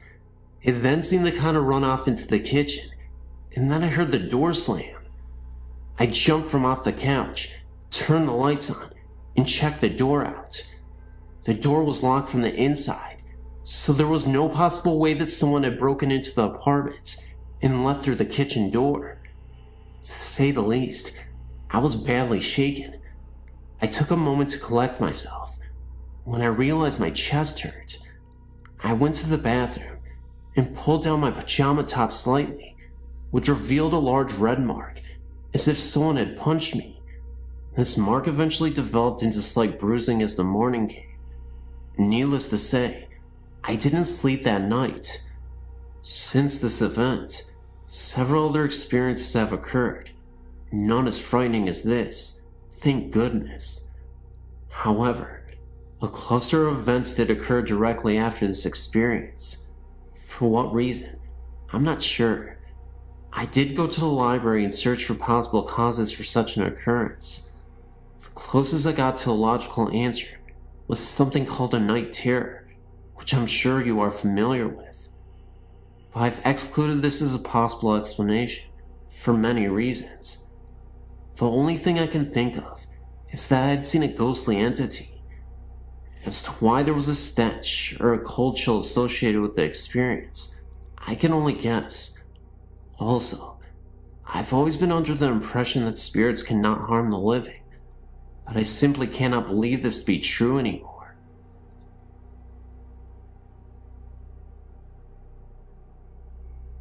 And this is an experience that I had when I was younger.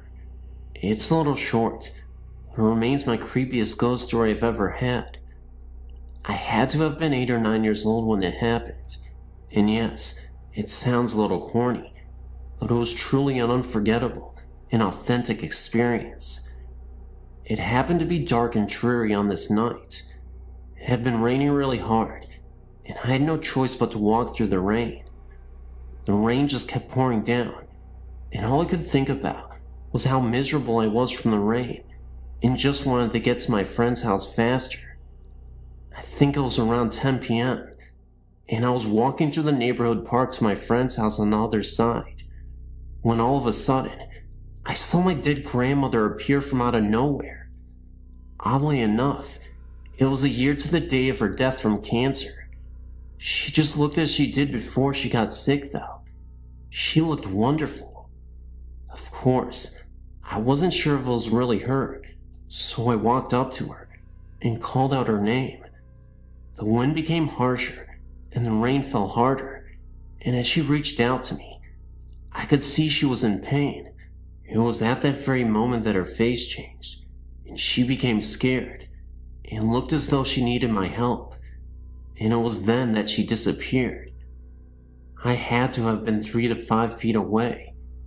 Needless to say, I ran as fast as I could to my friend's house, and didn't say another word that very night.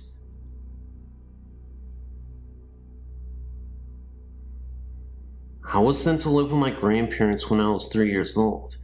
I loved my grandpa with all my heart, and he and I became very close because he could not work, due to a serious heart condition. We took wonderful care of each other. Even at the age of 5, I've always been very responsible due to my grandfather's ill health. One day, when I was 9, my grandma kept me home from school to look after Grandpa because he was not feeling well. About 9:30 that morning, he went to lay down because he said he did not feel well. I went in about 10:30 to take his temperature and discovered his fever to be 103.4. I rushed and called my grandma and mother immediately. In turn, my mother said she was going to call an ambulance, so I was to get Grandpa ready and wait for them. As I did this, my grandpa called me into his room and told me, "Pumpkin, I love you very much and you know this. Even though you are young and in time will forget different things about me, just always remember my love and the way you feel. I promise you this. I'll always be there with you, and you'll always be in my heart." I will always remember him saying this, because that was the last conversation he ever had. I never got to say goodbye, because he fell into a deep coma, and they wouldn't allow me into ICU to say goodbye. He then died on May 26, 1983, at 5:36 a.m. I know this for a fact, because he had given me his watch to hold on to while he was in the hospital, and it stopped at that very second that they pronounced his death. Now, while that is odd enough, the best part is yet to come. 3 weeks after my grandpa had passed away, my grandmother became very ill and was put into the hospital, so my sister, brother-in-law, and myself stayed out at my grandma's house. My sister had a cat that whenever someone came down the stairs, it would run to the basement door and cling to the screen to be let out. Well, one night, at about 11:30 p.m., the cat was sleeping with me on the couch in the basement when it jumped down and ran to the door to cling onto the screen, when all of a sudden, we heard footsteps. Now, the house is locked, my grandmother is in the hospital, and we are all in bed, downstairs. My brother-in-law grabs his baseball bat and tells us to call 911. At first I was very scared and was crying. And then they went upstairs. The footsteps stopped, and all of a sudden, my grandpa was standing in front of me, holding the note I had put in his pocket the day of the funeral. He had a tear in his eye and told me not audibly, but I could see his lips move, that he loved me and would always be there with me. Ever since then, any major life event, graduation, marriage, the birth of my 2 children, anything, I felt this love at one time or another, and have felt a huge sense of calmness.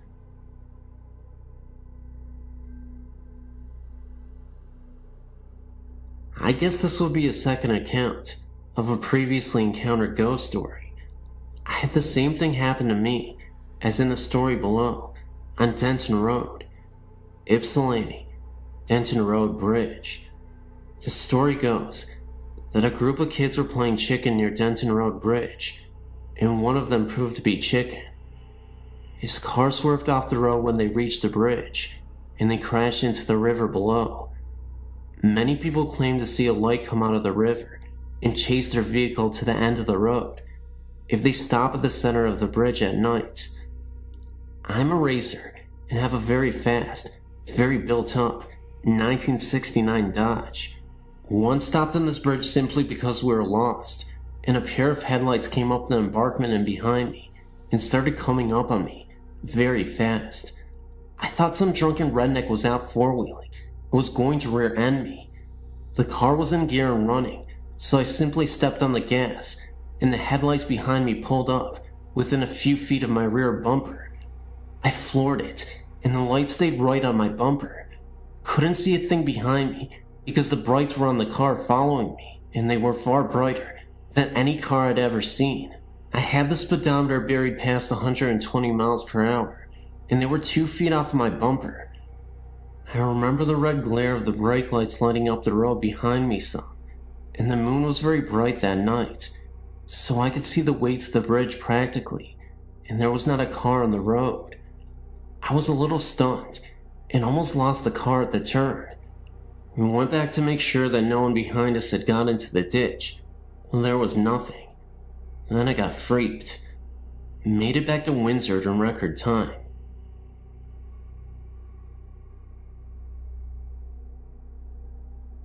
I don't know how to start this, other than saying several years ago, when my children were small, we moved out into the country on the Washington side and lived in a home that I feel has some strange paranormal or ghostly things going on in it. I would have to say that during that time, there was something in there causing all havoc in our home. To make it short, I used to on a regular basis have something come to me, and I'm not sure what, but let me explain what it looked like. I would wake up from a sleep most of the time, but sometimes I was fully awake in bed when it would happen, but for the most part, I would wake up from a sound sleep and notice this lavender-colored smoke, or whatever you want to call it, coming from the corner where my closet was, and it would do different things at different times. It would wrap around my perimeter of my room, and then go to the end of my bed, and separate into 5 different lines, and then dart at me, and then would go away. Sometimes it would wrap around the room, and then come down from above, into 5 different lines. The first few times that this happened to me, I was very frightened, and would wake my husband up, and of course by the time I could wake him up, there was nothing there. He slept very hard. This went on for a whole 7 years that we lived in this home. During that time, my husband also became very mean and violent.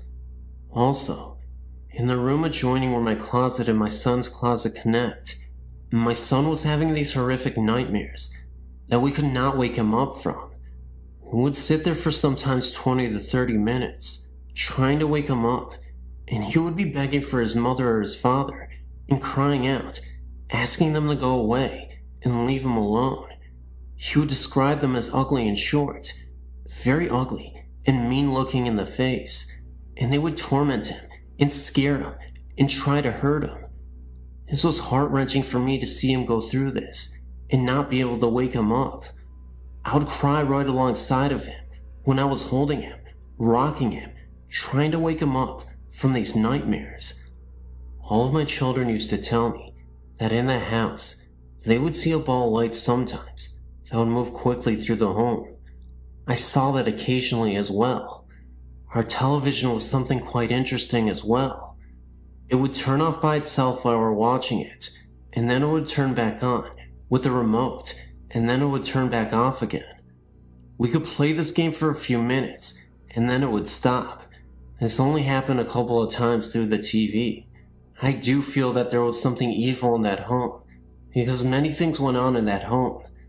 What the lavender-colored smoke was, or the ball of light, or even my son's terrifying dreams were, I have no clue. I don't have a great deal about that kind of stuff. I do feel that I have many experiences though, and had some in other homes as well. Who knows, maybe they follow me, but the home in Washington was not a good ghost, if that is what it was. Our family went through some of our hardest times in that home. Can you tell me what the lavender smoke was, or what the ball of light was? I would be very interested in knowing. You could respond to me. Thanks so much.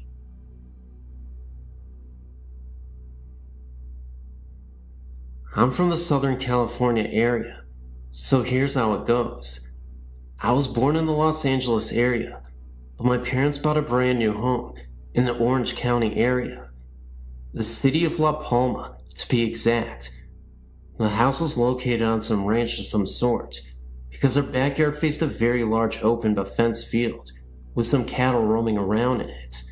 Mind you, these are tract homes, as we know it today, and at the time, it seemed like we were living in the boondocks. I mean, looking back at it now, it was a rather very lonely area, but it all had these new tract homes. You know, one supermarket, one library, one hospital, fire station, and police station. You get the idea. What the funny thing was, we were only 4 blocks west of Knott's Berry Farm. That is, if you stand at the main entrance as you get closer to the park. Anyway, the house was well built, new carpet, plumbing, the whole works with upgrades. But on some occasions, I was very scared downstairs in the family room. I was even scared in my own bedroom. I mean, my room looked like a toy room display, so there was no reason for me to get scared just out of the blue. I mean, I was playing in my room, and it seemed as if evil walked in the room. I got this incredible feeling of hate towards me, as if I shouldn't have been there. It's happened to me several times in the house, and at 7 years of age, I didn't know anything about the supernatural or paranormal activity. Another occasion was during a Saturday afternoon.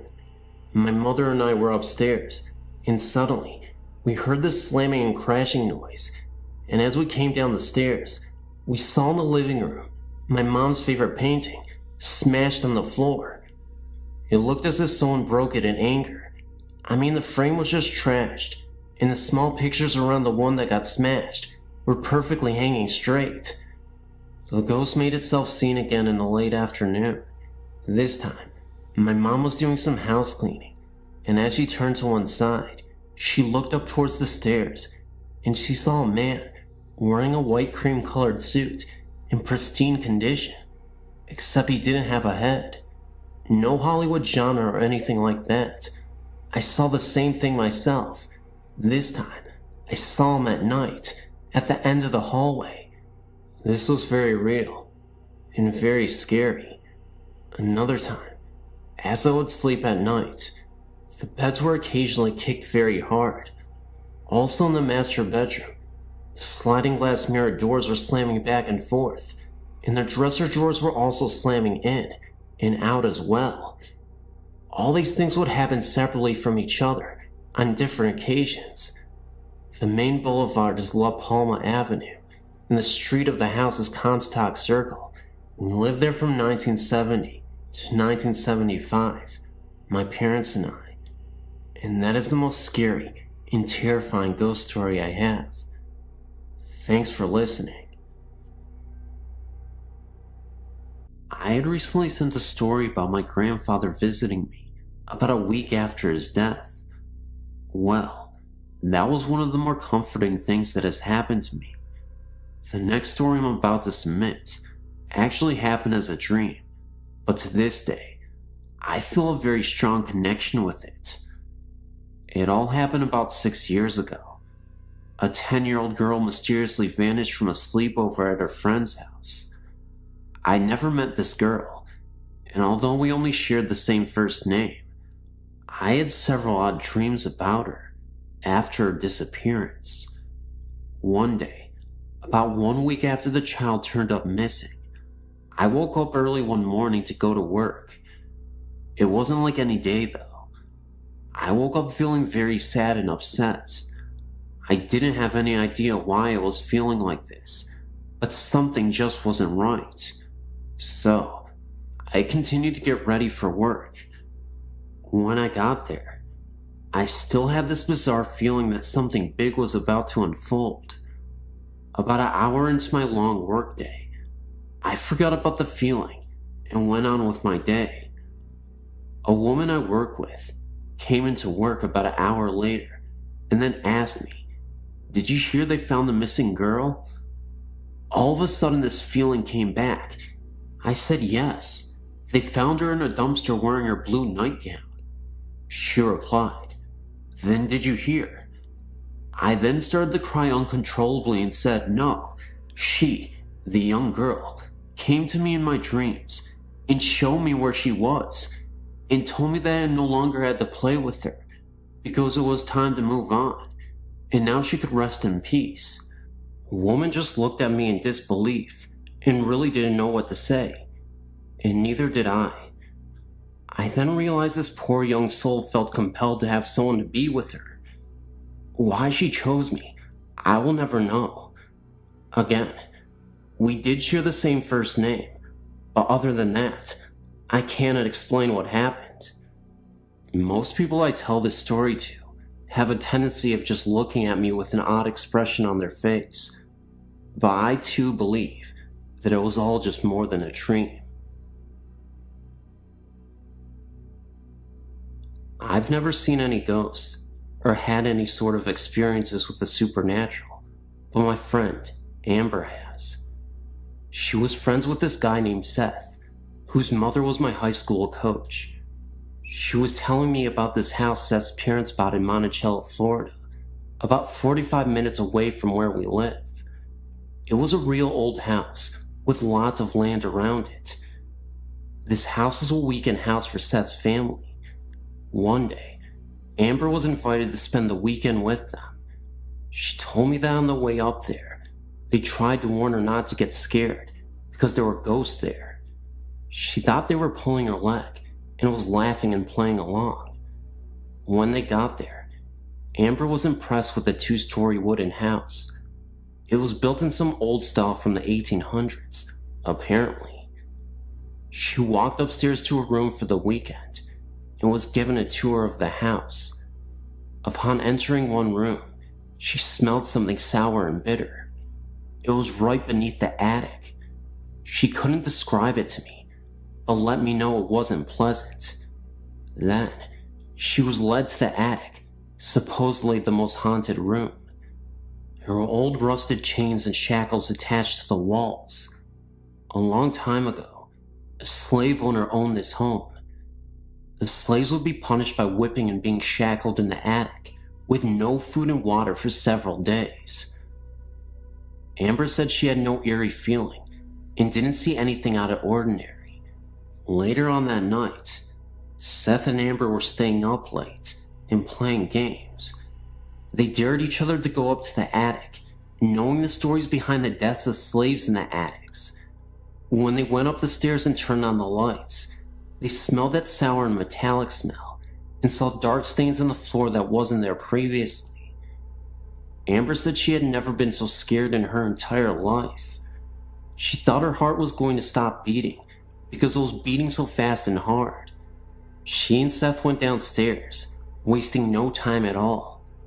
Amber couldn't sleep at night because she was certain she could hear the groans and cracking.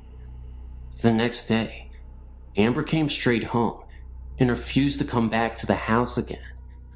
I talked later on with Seth's mother, my high school coach, and she said it was true. She gave more stories about how she'd find things moving or missing, how she smelled cigar smoke when no one smoked. She told me how she would come home at night and all the lights would be on in the house. She told me she had not seen any ghosts or even felt threatened. She actually thought of them as her friends because they would turn on the lights for her at night when she came home. I wouldn't be able to stand it. Weird, huh? It makes me leery of my own house, even though my parents originally built it.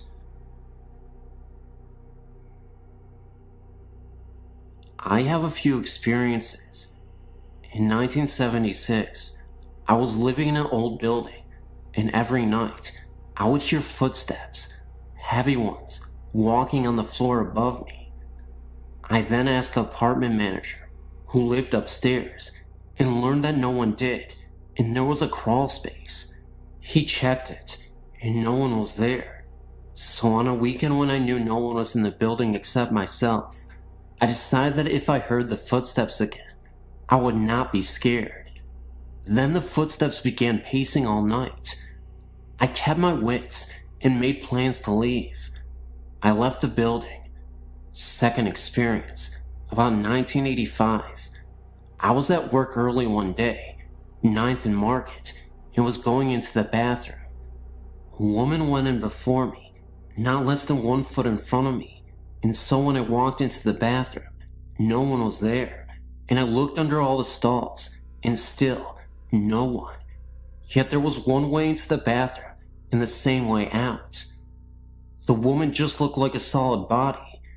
The same thing happened once again late one evening when I was going into the bathroom, and I just rushed in just behind her to see her, and when I got in 2 seconds later, no one, not even in any of the stalls.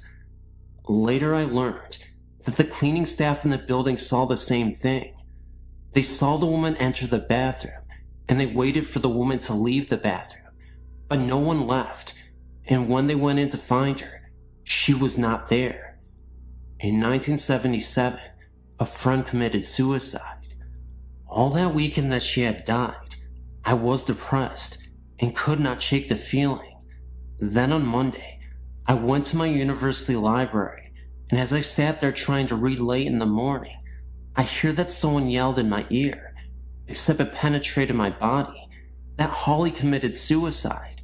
I jumped and looked around, but people were quiet and no one was saying anything, and I thought, where did I hear that? And I must be thinking negatively. I became uncomfortable and left the library to shop. When I returned at about 6 p.m. to read, a woman came up to me and said, "We're looking for you this morning. We're talking about you and wanted to tell you that Holly committed suicide." I said, "So this is true what I heard?" I was told to call Holly's husband, and he verified it and said he searched for me the whole entire weekend. The next day, a strange thing happened. In my grief, I meandered my way to work in a different direction, passing a funeral home where I noticed a coffin in a hearse, and my heart and love went out to it. Then, after I got to work, I checked the obituaries for the funeral home where Holly was. It was the same place I passed that very morning, and so I invited a friend to come with me to pay my last respects to Holly at noon. I met my friend at the funeral home, and we were told that Holly had been sent out that morning for cremation.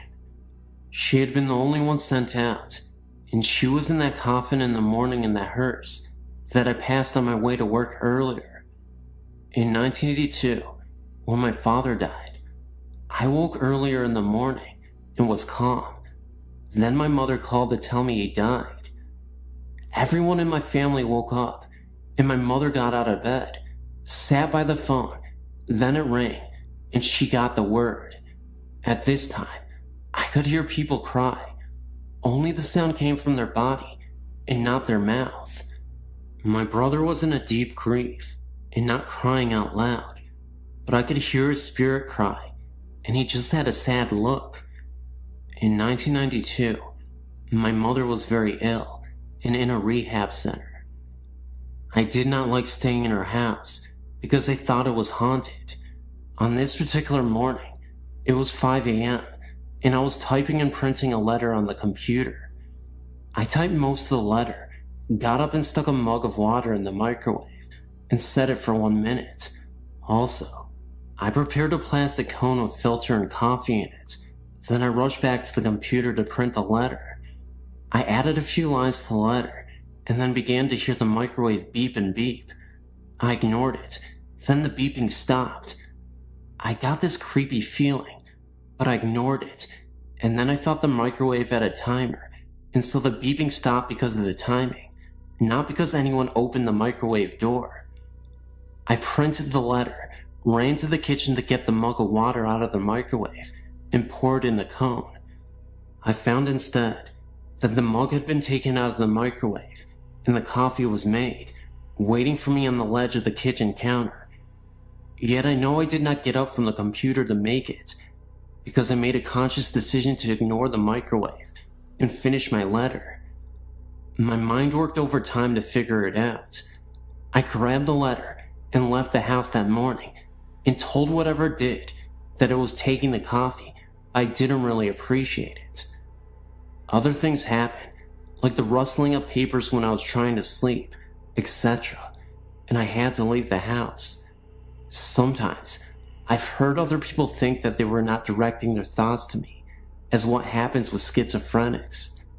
Enough for now.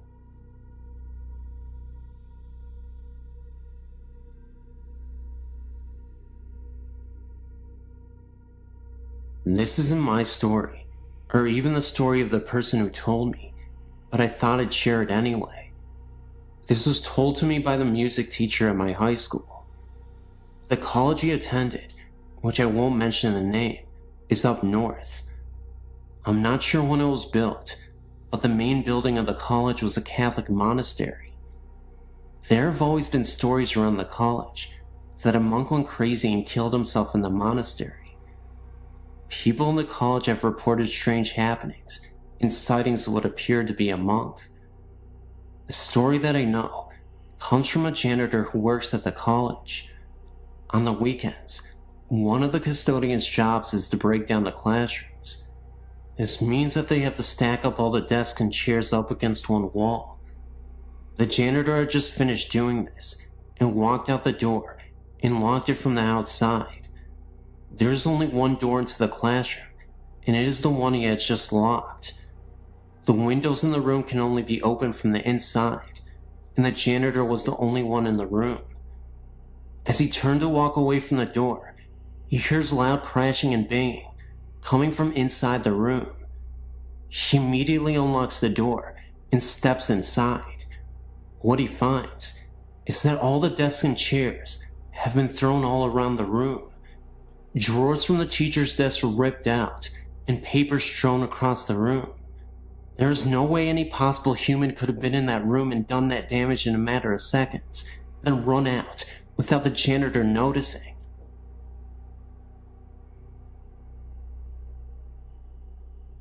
As I was reading your website, I was recalling my own happenings.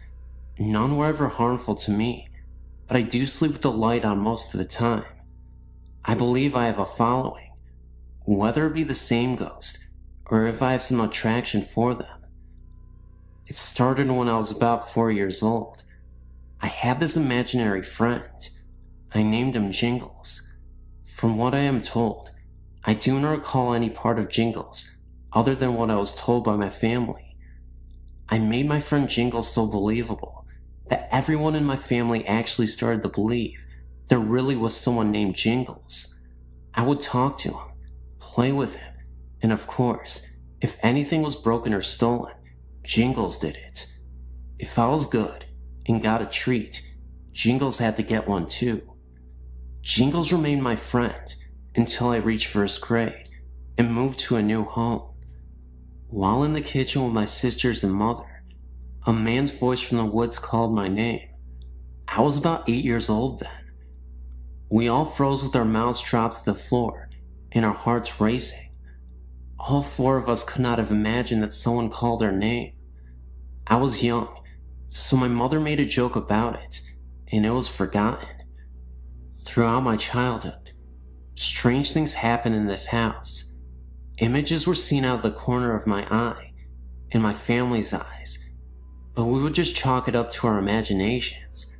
Certain toys would flip in the air, stuff like that. I was scared for the moment, but never afraid to be in the house.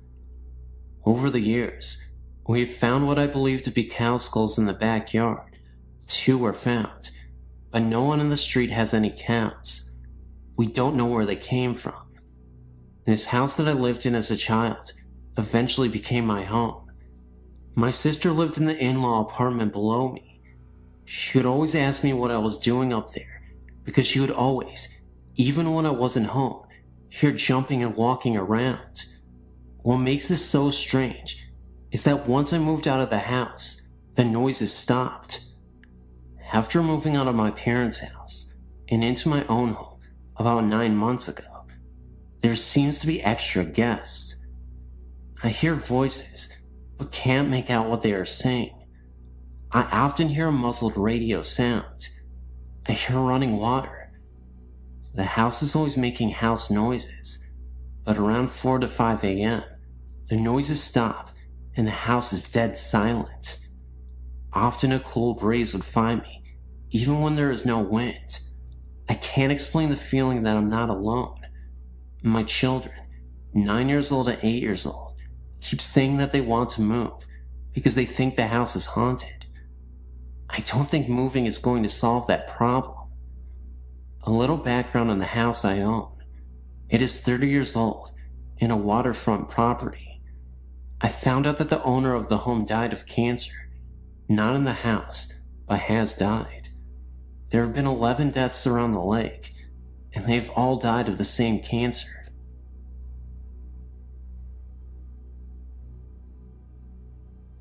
When I was 9, my grandfather died in the dining room of his house.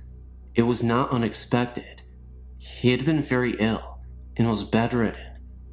Shortly after his death, we moved in with my grandmother due to the fact that she was also ill.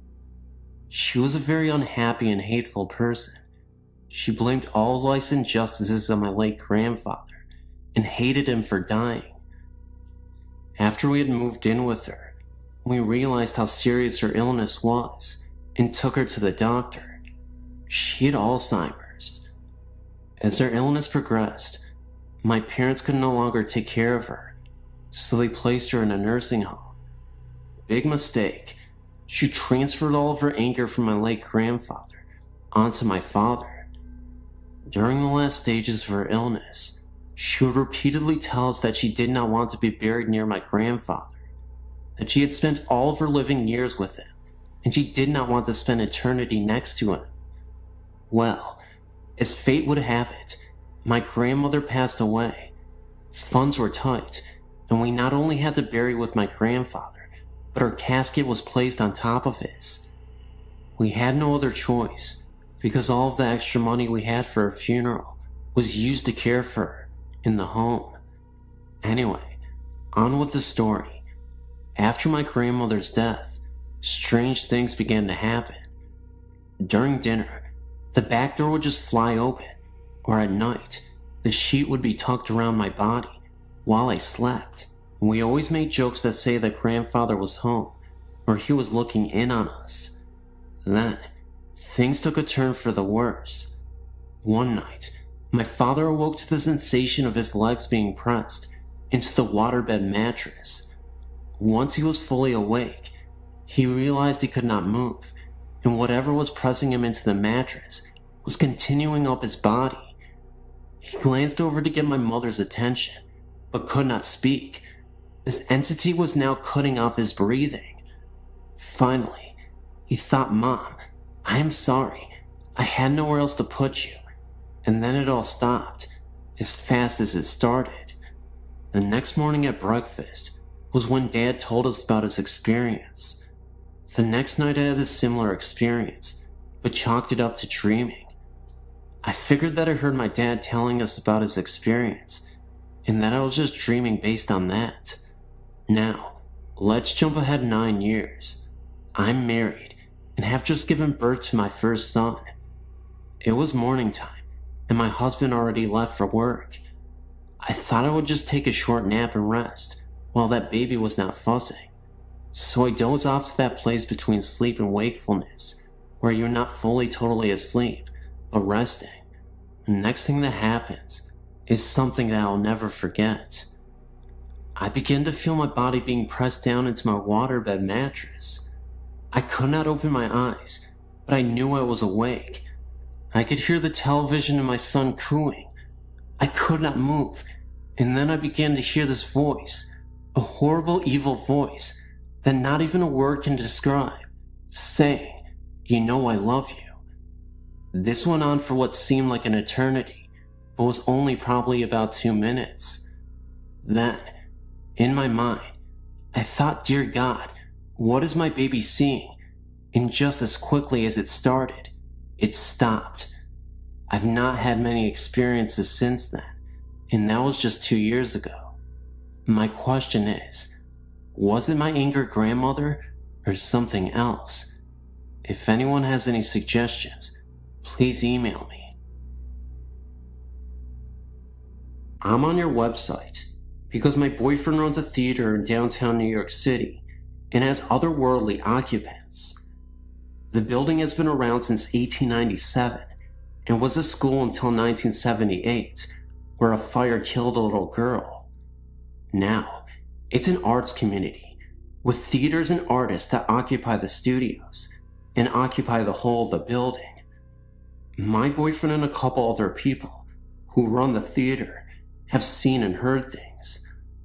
I myself have felt the cold associated with presence in a particular room. All my hair stood up on end, and in my gut, I felt we needed to leave the room. These are 2 particular events which solidify my suspicions.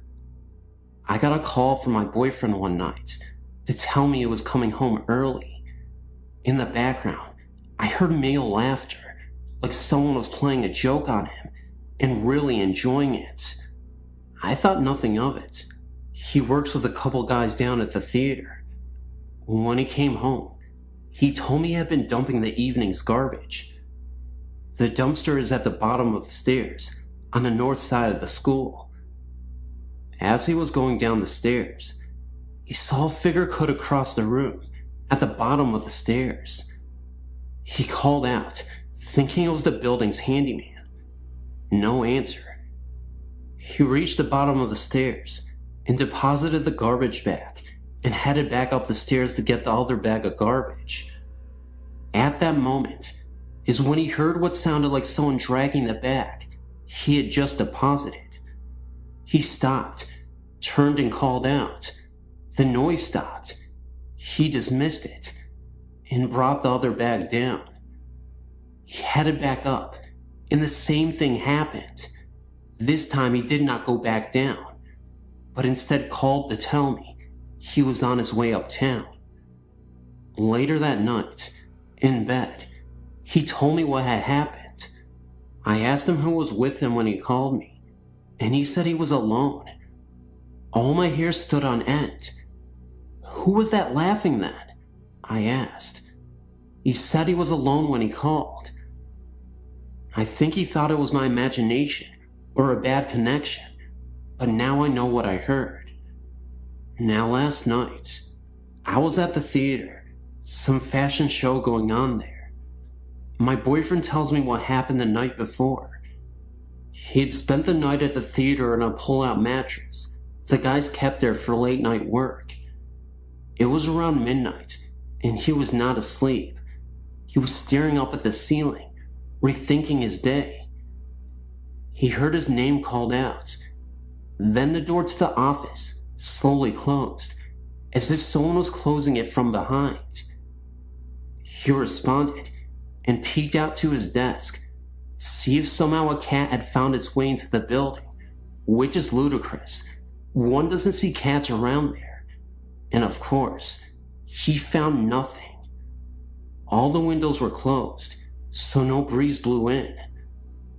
He said he then heard what sounded like whispering outside the office door. Lots of whispering, stage whisper, of gibberish with some strong hissing sounds, almost like a snake. He called out again and banged on the door. He went back into the adjoining office and went towards the door. He then felt a cold coming in from under the door. He placed his hand in the crack at the bottom of the door and felt no breeze. Then, a scratching sound, fast repetitions, like a dog scratching to get in, started. This was too much for him. He packed up and calmly walked out. He said he was a little afraid to walk back once he left the theater office, afraid of what he might see. I think being a theater, and many actors who love the space, left parts of them when they died. The founder died of leukemia, and loved and lived for this theater company. The little girl who died in the fire also stands my hair on end.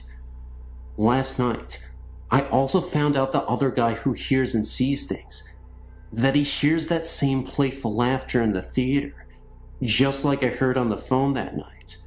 Also seen figures sitting at the bar, footsteps heard. And that's my story. Thank you.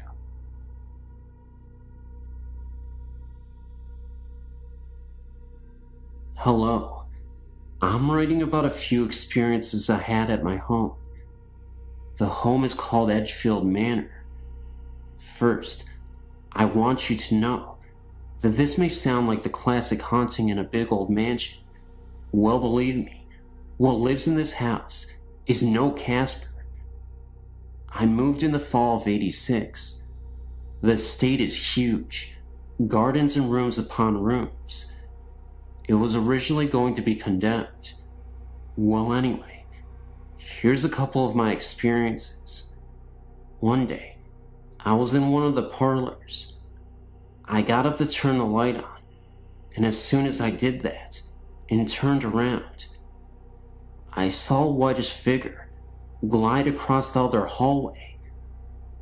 Another thing there is poltergeist activity. Explain this to me. The home has a ballroom. I went inside like usual. The grand piano was in the same place as it has been when I moved in. I walked out for 5 minutes and then came back inside. The grand piano was moved across the floor, pushed to the other side of the room. No indication of any noise. It was just moved. There are many others, and I have pictures. If you want more stories or pictures, just email me. I know this is kind of short, but it's always terrifying.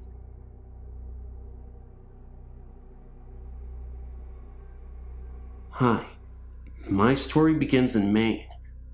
Our family owns a cottage in Castine. We go there every year. We're going next week, actually. The house belonged to my great-grandfather. The house dates back to the Revolutionary War times. People have died on the front lawn. The house is a 3-floor tower. This is a story about a crazy lady who used to live in that house. She used to scream out of the tower at people. Well, I think I saw her in the tower one night. When my great-grandfather lived in the house, he claimed that he saw it a few times when he would read on his rocking chair in the living room. He said it would walk in front of him. 3 other people in my family saw the same thing. I never heard the story about the crazy lady until I brought up my experience to my parents after we got back from vacation. The funny thing was, this ghost, it was wearing a maiden's outfit. When my dad told my grandfather, he said that I experienced it exactly as he saw it. I've never heard the story until I saw it. I am no liar.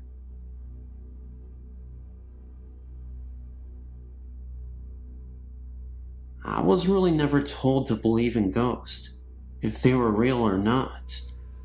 This started when I moved to Missouri with my family in 1995. The first home we rented when we arrived, something was very uneasy about it. I not only felt it, but my eldest son did also. One evening, when the 3 sons were in bed and my husband was working late, I was up watching TV late. When I decided to go to bed, I left a low light on in my bedroom. As I was walking down the hallway, past my son's room, there was a blur. I thought it was because my eyes were tired, and there was a mirror on the back wall of the hallway. But as I continued walking, my left eye got real blurry, and I felt a cold chill go through me. There's a basement to this house. I had my washer and dryer down there. I also had my kid's Sega game there. I felt very uneasy every time I went down there. My eldest son heard something pounding on the Sega controllers. He said at one time, he saw some kind of figure down there. The figure was bent over, blurry blackish gray, and it had no real face or features. He said it stood there, and it was shaking its head. He would be downstairs playing, and hear someone coming down the stairs, and no one would be there. My son was very uncomfortable when he first walked in. He said he felt sick to his stomach. When he saw the figure, he felt sick also. We have since moved, same town. We have moved into another house that has been lived in by many people, but not for long periods of time. Someone told me that the reason nobody stays in this house very long is because it is haunted. Again, me and my eldest son have been the ones noticing everything that has been happening here. I hear feet scooting across the floor at night, but no one is there. My son has seen a bright light flashing in the corner of his room. It is in the upper corner of his room, where no lights shine on the wall. I've also seen this myself. He has also seen 3 lights, spinning lights, beside his bed. There was also a time that he felt his bed shake. My son has cancer, and he had been going through a time that he could not sleep. It was right around the time that he felt his bed shake. We do not have an uneasy feeling about these experiences. They are quite comforting. I had an uncle. He was killed on a head-on accident when he was riding a motorcycle, and he was hit by a drunk driver. This was around maybe 20 years ago. I think of him very often. I was just wondering if it was him that was there with my eldest son and me during this time that he, my son, is going through this cancer. We aren't scared of his cancer, even though it's rare. My uncle was a very spiritual man. I feel that this is his way of letting us know that my son is going to be alright. We will get through this year, and his cancer will be done. I have 2 other sons, and they've not experienced anything. Neither has my husband. I told him, and felt foolish. I felt he thought I was crazy.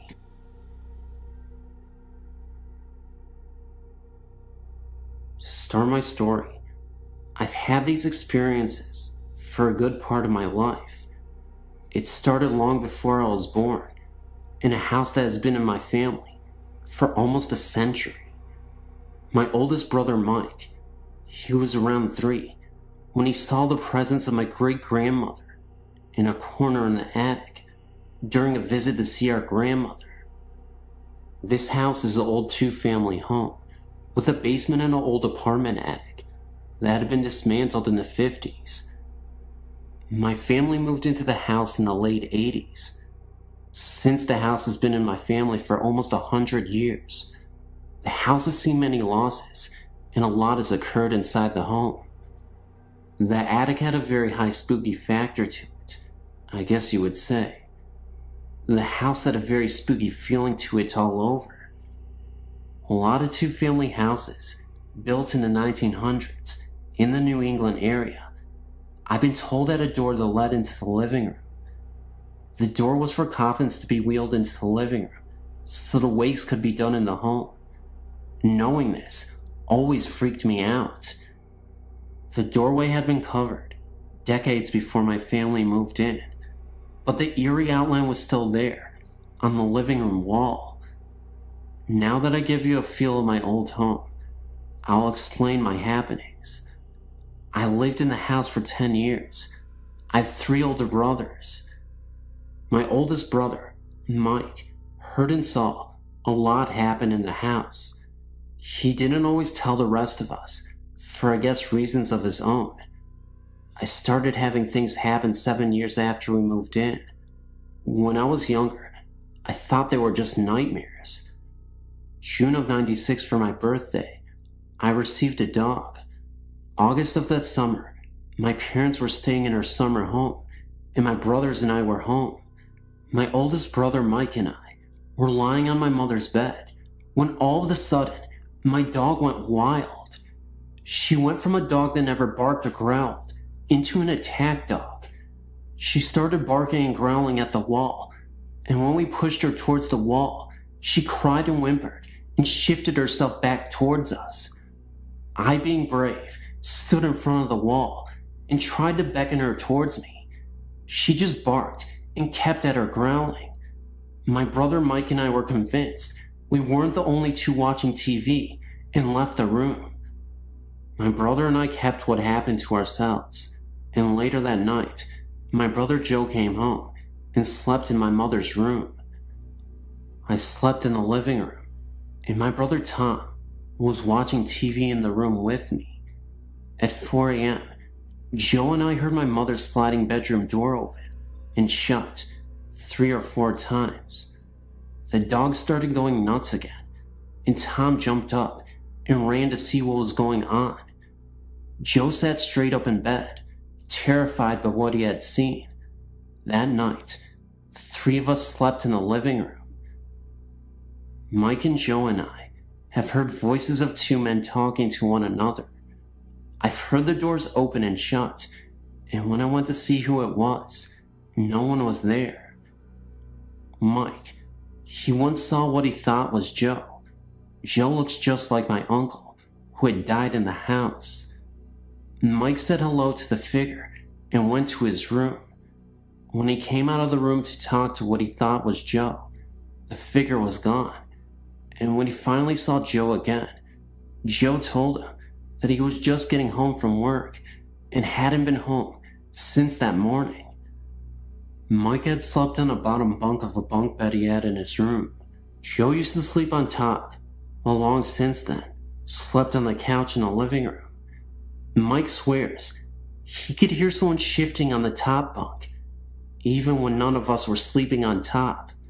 Mike would hear two men conversating on the top bunk, but he could never understand what they were saying. These are just a few of the experiences we've had. My mother, father, Tom, and I, we all moved out of the house in '97. Joe and Mike still live there. They still experience things happening at the house.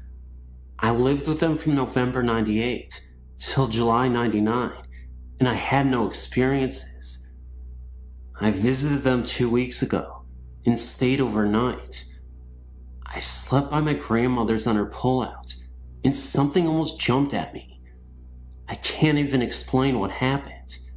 It was pitch black in the room, and my mother was next to me.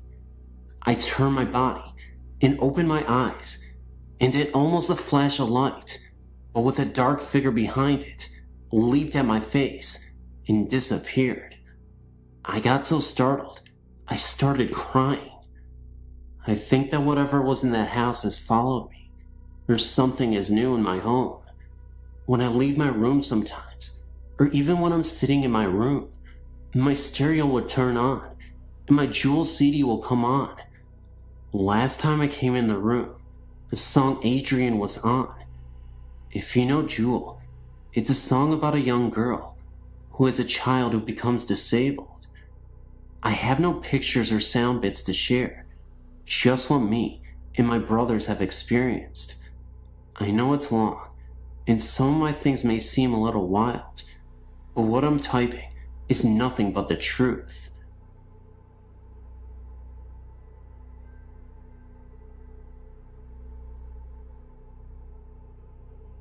I don't really know where to begin with my story.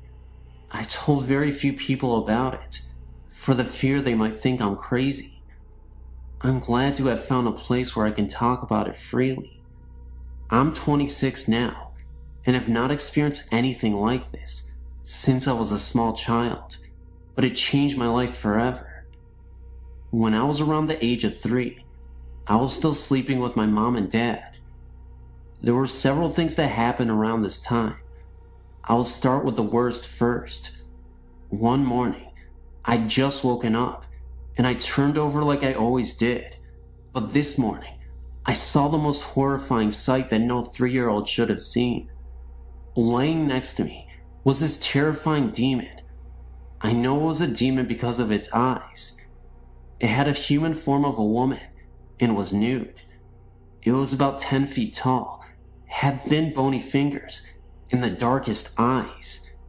It was like you could almost see through them. You could just feel the pure evil. It had the most wicked smile on its face, like it was taunting me. I stared at it for a few seconds, and then turned back, hoping I was dreaming. Then, I felt the bony finger poking me in the back, as if to say, "Hey, you." I turned back over, and it was still there, grinning that sickening grin. I watched it get up to go to the window, which was closed and about 20 feet off the ground.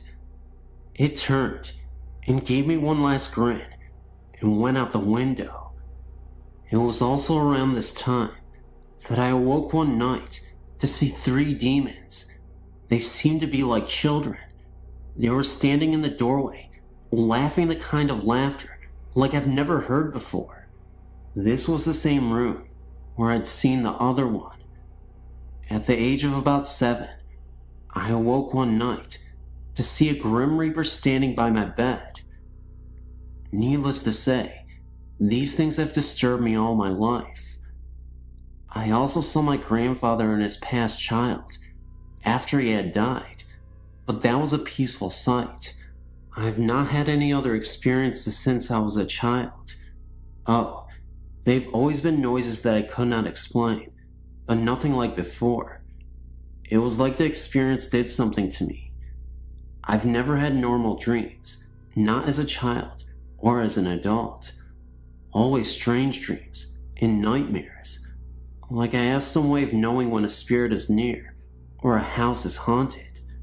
Some people call it a gift, but I just wish I could understand it and what happened to me as a child. Thank you for letting me share my story. And this is a true story.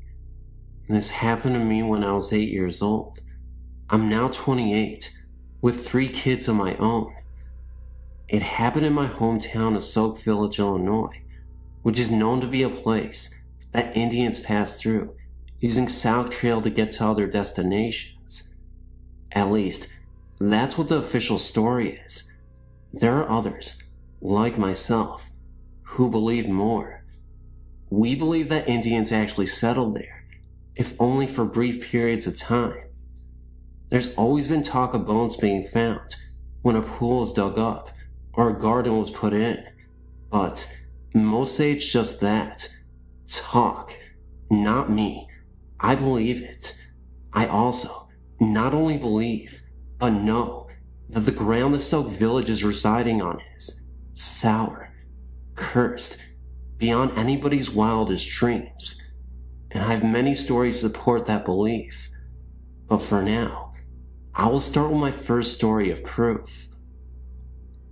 It was a cold, normal night in the season of autumn, cold enough to keep you inside your house and snuggled under a blanket. I was doing exactly that. An 8-year-old can only do so much during these times, and I chose to do my homework so I could read later. I'd been listening to a Rick Springfield album on 8-track. I was playing it on my 2XL robot toy. This was a toy that you could put 8-track cartridges in that was made by the company to be a sort of trivia game. You'd play the cartridge, and it would ask you questions and tell you jokes. It had 2 big red robot eyes that flashed red when you were correct. It had 3 buttons you could push to answer your questions.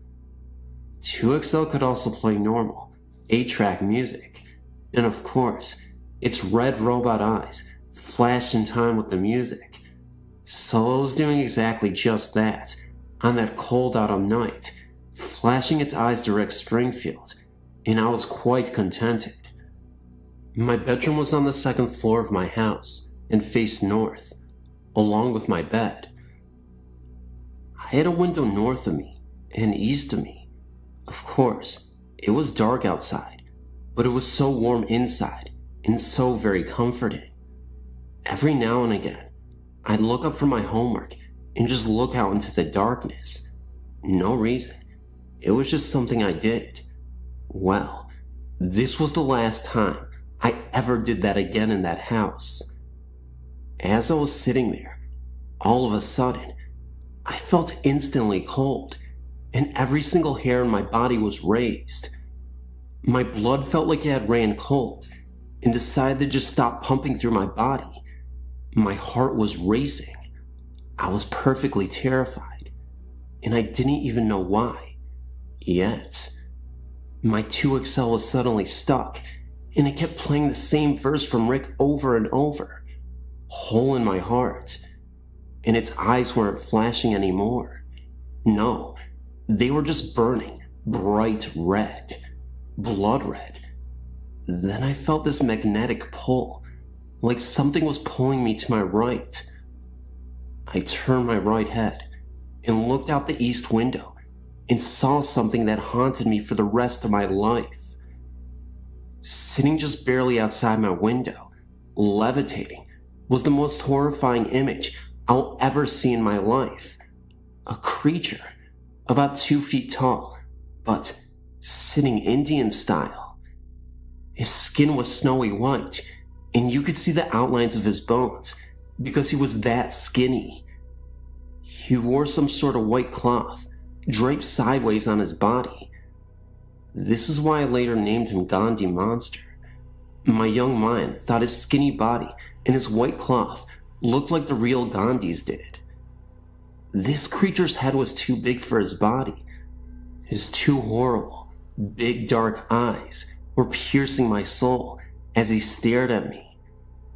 He opened his mouth and grinned a grin at me that haunted my dreams for years. His mouth was full of long, snarly, razor-sharp looking teeth, dripping with blood. I don't know how a mouth could fit so many nasty teeth into it, but it did. I watched as the blood dripped from his teeth and slid down his chin and onto his white cloth diaper shorts.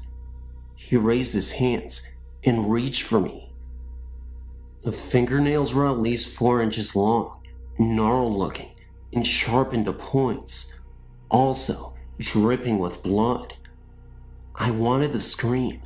I wanted to run, but I was locked into place by his piercing eyes. I couldn't breathe. I felt as if my brain was being scrambled and my soul was being raped. His grin became larger, and he opened his mouth wider. He kept looking at me, as if he knew me, as if he had been waiting for me. He started to lift his arms, and it looked as if in seconds he would actually be inside my room, and not just outside my window. All traces of reason disappeared, and my mind snapped. I still don't know how I did it, but I managed to tear my gaze away and leap off the bed and out my bedroom door, screaming with every inch of my soul, all in like 2 seconds. I could feel him pulling me. I could feel that horrible stare penetrating my back as I screamed down the hallway to my mother. Of course, when her and my father and younger brother came back, it was gone. But they knew I saw something, and they did not try to tell me it was my imagination. They comforted me and taped up all the windows in my room. They actually had to pull down all the shades and seal all sides with duct tape. I couldn't even sleep in that room for almost a year. My brother even remembers coming into the room with my parents afterwards. The Gandhi monster was a story we didn't often tell, but it always brought fear to speak of it, to us and to others. My parents never spoke of it again either. As I grew up, I tried to face my fear and sleep in that room, but never did I sleep with my back to a window. Never.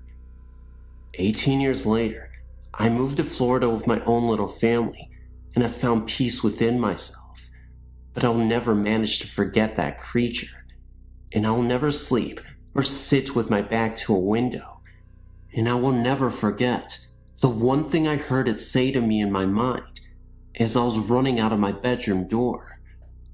Someday, I'm coming back.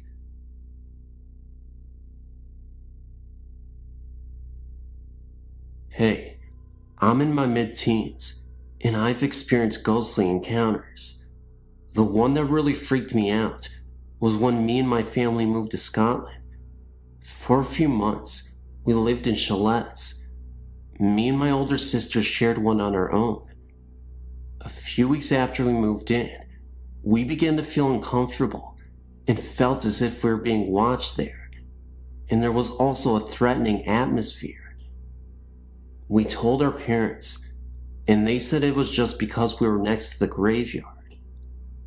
A few weeks later, I was lying in my bed with the door open when a tall, dark figure stood, leaning over me. I didn't think at that particular moment, but it wasn't until my sister asked me if I felt somebody was in my room the previous night. We started to talk, and she too felt as if somebody tall was leaning over her. I then started to sleep in my sister's room, and the figure didn't return, so I moved back into my own room. But then again, the figure returned this time. It was kneeling beside me. The next morning I told my sister, and again, she felt the presence of a tall man. Our dad told us that the large house next to us was where the Vikers used to stay until the house was sold. One night, my mom came in, and she was holding 2 necklaces with crosses on it. Me and my sister aren't religious, so her mom thought it had something to do with that. So we went to bed, holding the crosses. That night, it was very uncomfortable in both rooms. After that, we haven't felt the presence of the tall man. The figure that visited did so on a few occasions. Each time, it felt as though it was getting closer and more angry. When the crosses were given to us that night, the figure seemed very angry. Its face was literally pressed into mine, and it felt as if he was gritting his teeth at me. My sister also had this very uncomfortable, menacing figure who was pressed into her face. All you could do was hide under the guilt, closing your eyes really tight, and hope you'd fall asleep quick. Since that last visit, nothing has returned, and we've since moved then, and nothing.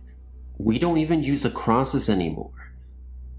Other things that we didn't think of as being connected at the time now do seem connected, such as the chalet that Mom and Dad were in, although the same, was different in feeling. Because Mom and Dad's chalets always had a comfy feeling, yet ours didn't.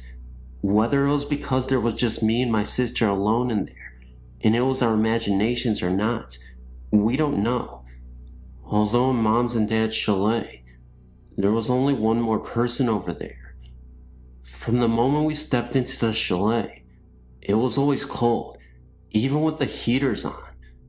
Plus, there was often a bad smell wafting around, a lot like fish, rotten. This was only in my bedroom, possibly me, my sister says. Also in my room, there was a strange noise of scratching, as if someone was sketching or writing. This noise accompanied the presence of another figure, smaller in stature and of the female sex. My sister also felt the smaller presence, but not the noise. She only came once, very different, not menacing, quiet in nature, and much older. She was almost a comfort. But it's still not nice to be watched over at night by ghostly figures. It's strange, because we didn't actually see anything, yet you get so much from these feelings, the sex, age, angry, happy, etc. Plus, we get almost exactly the same feelings. But is it just our imagination? Are we certifiably insane? Are we demented? No, we definitely feel we had a visitor. Previous to this experience, my sister had not really believed in it, ghostly visits and such, but now, I think she has had a change of mind. Me, myself, I've always believed. My mom's granddad often visits, a kind presence, bringing good luck, such as when she was having problems. He visits to let us know everything will be okay. He often visited when we were babies, watching over our cots. Our dad also saw what appeared to be him. Whenever he visits, we know him by the distinct smell of putty. He used to repair windows. So really, we are used to the visits, although my sister had never experienced any until now. Unfortunately, it wasn't a happy experience, one not to forget.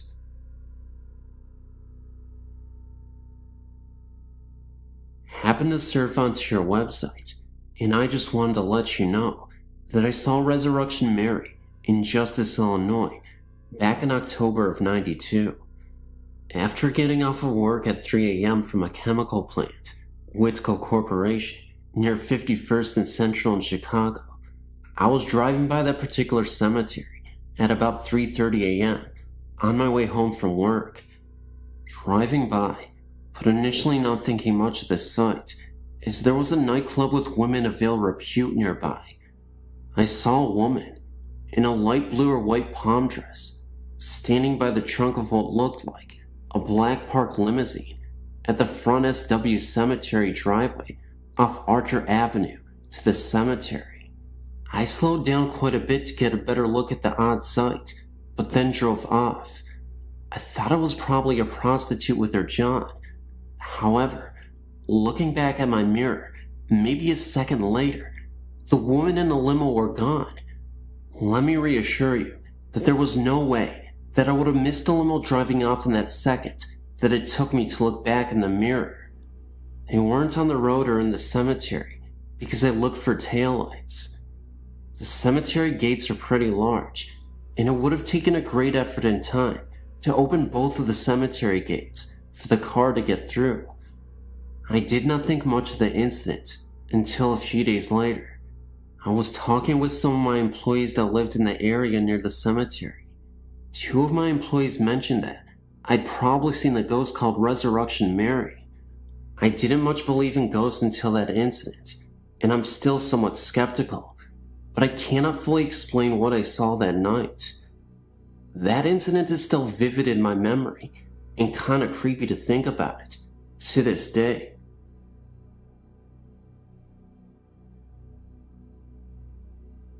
Ever since I can remember, I've always had an interest in ghost stories. That is why I'm writing you this letter. No, I don't have a ghost in my house. A friend of mine told me about this place at least 10 months ago. I was so amazed at this story, I asked if he would take me to this place. No one really ever goes there. I guess because it's so creepy and dark looking at night, but during the day, it is okay. Nothing strange happens. Well, first, before I tell you more about this place, let me tell you the story of why it is so unusual. The city is called Lake Forest, California, and they call it Canyon Creek, I guess, because it is nothing but canyon and wide open spaces of nothing but rocks and wildlife. The story goes back 30 years ago of a lady who was in her 40s. Nobody knew what her name was. She lived alone with her two Great Dane dogs. She was very rich and owned all of the canyon, which is like miles and miles of land. This lady never married and had no children. It was just her dogs and herself. She lived in this trailer park home, and it was not a pretty house by any stretch of the imagination. Well, about 6 years later, the story goes that a police officer got a call about the lady and her dogs. The officer went to the lady's home and knocked at the door, and no one answered. The officer ended up breaking down the door, and what he found next was horrifying. It is said that the officer found the lady dead. Nothing was left but her decaying body, and her bones were visible. Worst of all, laying right next to her were her dogs. They had both died as well. Now, on to the paranormal part. People who have never been to this place don't know what to expect if they come into this place. It's unpredictable. Sometimes, when you go back to the area where she passed, you'll notice paranormal phenomena. Other times, you won't.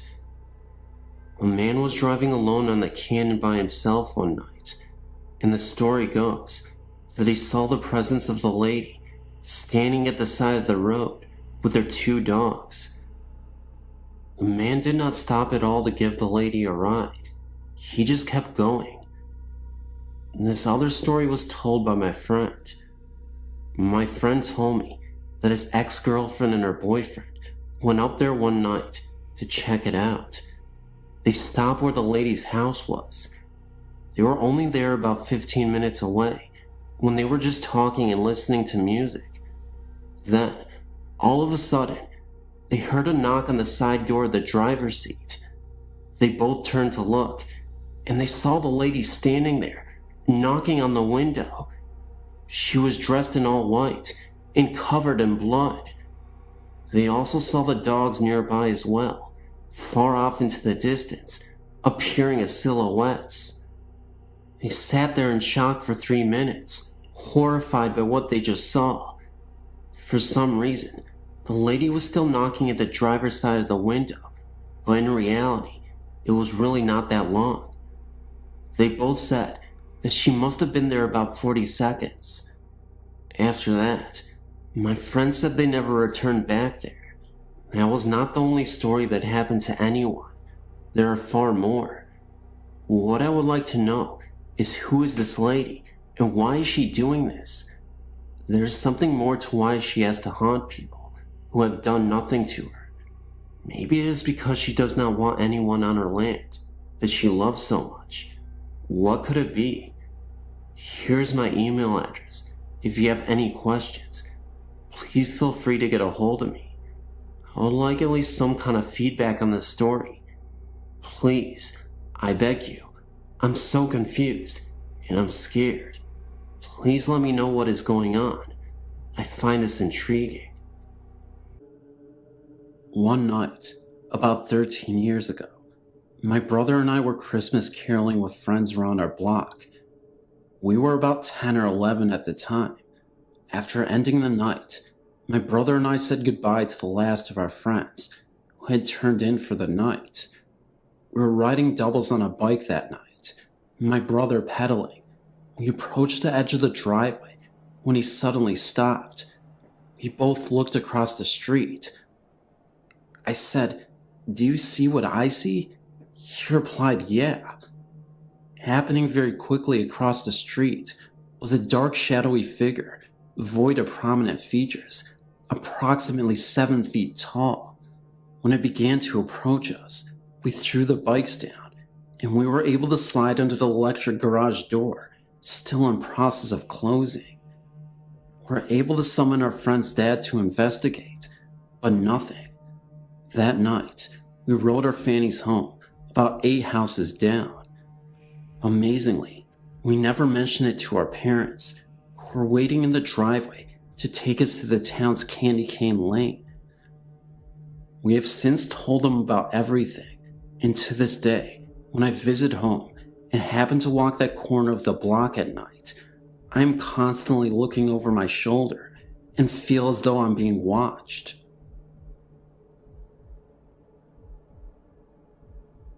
Akenesi East Pine Log Road now houses Riley's Whitby Bull Restaurant. This house was in my wife's family from the late 1960s until it was sold to the present owners, operators of the named restaurant. My family and I moved there in 1993 and lived in the house for 2 years after we moved back here from Atlanta. This house was in my wife's family from the late 1960s until it was sold to the present owners, operators of the named restaurant. My family and I moved there in 1993 and lived in the house for 2 years after we moved back here from Atlanta.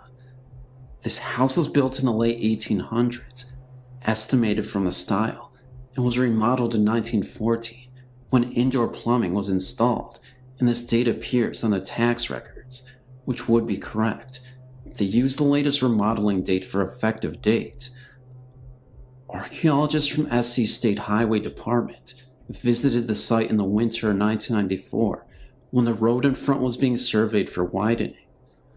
I took them under the house, and they showed me where the curve marks in the big supporting beams evidenced that the original part of the house was either built before the war between the states or wood from that era, which was recycled into the house. In any event, the home is an old, large, rambling affair of an old southern home that, like I said, is now a restaurant. It's unusual in that it is the Second Empire style, with a mansard roof and a large wraparound porch with Doric columns. On to the story. We frequently heard footsteps when no one was there, and had strange feelings that we were not alone.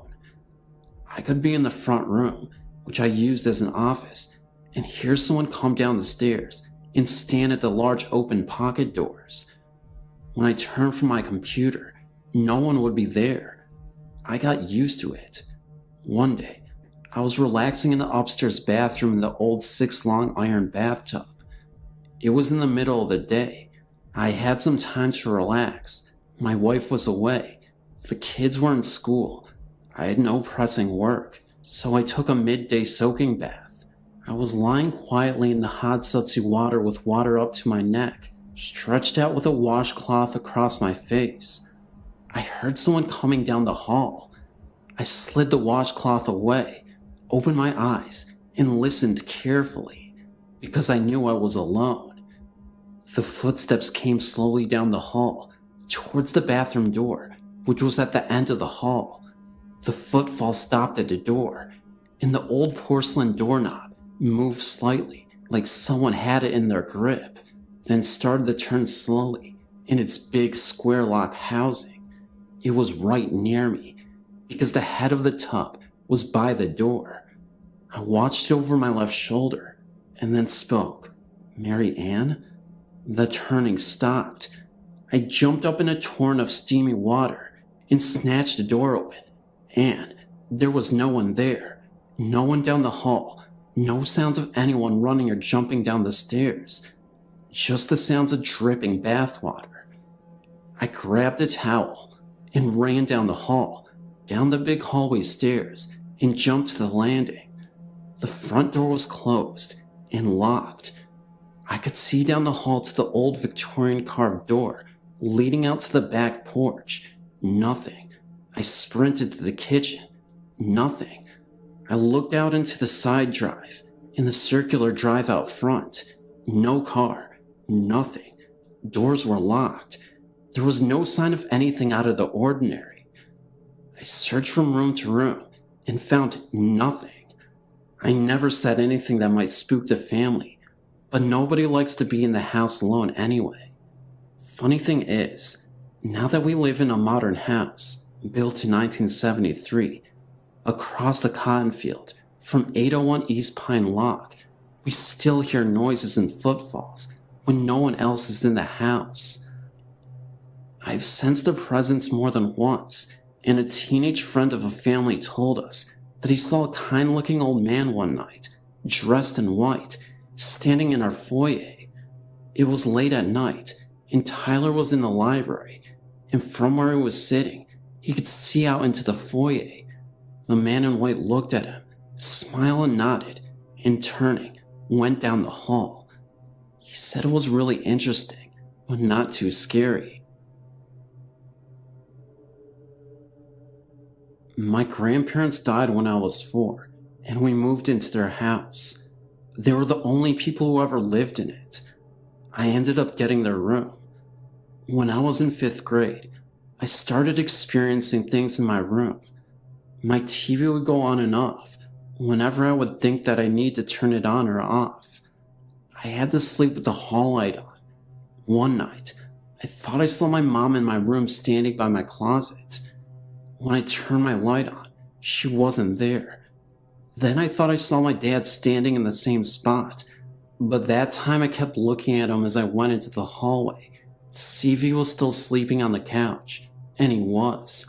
I was looking at him in the living room, in my room, and when I turned my light on, he wasn't there, but still on the couch. It always felt like someone was watching me. Then, my last experience of seeing something was in the same spot, but just ahead looking at me. He looked like he was from the 1700s. When I tried to tell my mom, she wouldn't believe me. I'd wake up at night not being able to breathe, and my sister would run in. Then my mom started to believe me when she'd hear heavy breathing in her room when it was just her in there. I'd be walking, and it would feel like someone was trying to trip me. So I told my mom's mom, and she gave me a cross to hang in my room. When I put it up, I didn't see anything after that, but it always felt like I wasn't alone in my room. Now, years later, I found out that the guy staring at me from the 1700s looked just like a picture in our living room. He was an old relative. When I still go by the house, it still feels like something evil there, but at our new house, it feels like a household. Now that I'm 21, I think that it was my parents' dad still in the room that I had. That's the only reason.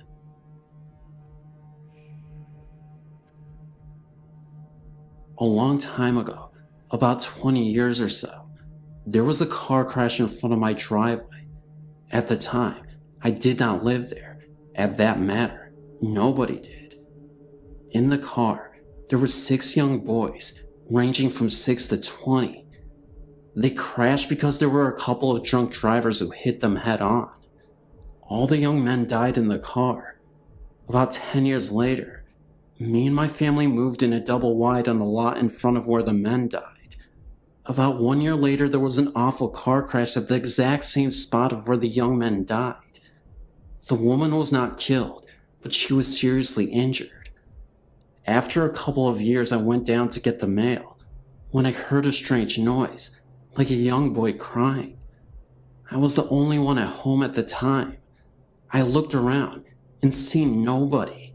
The crying became fainter and fainter until I could hear no more.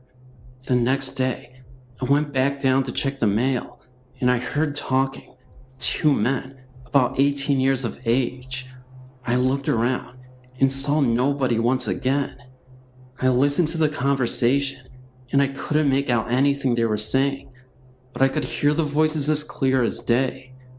Soon after, the voices began to fade away. I talked to my grandmother, who lives just up the road. She told me that the accident happened about 20 years ago, and everyone in the car were killed. I asked her what time it was that they wrecked.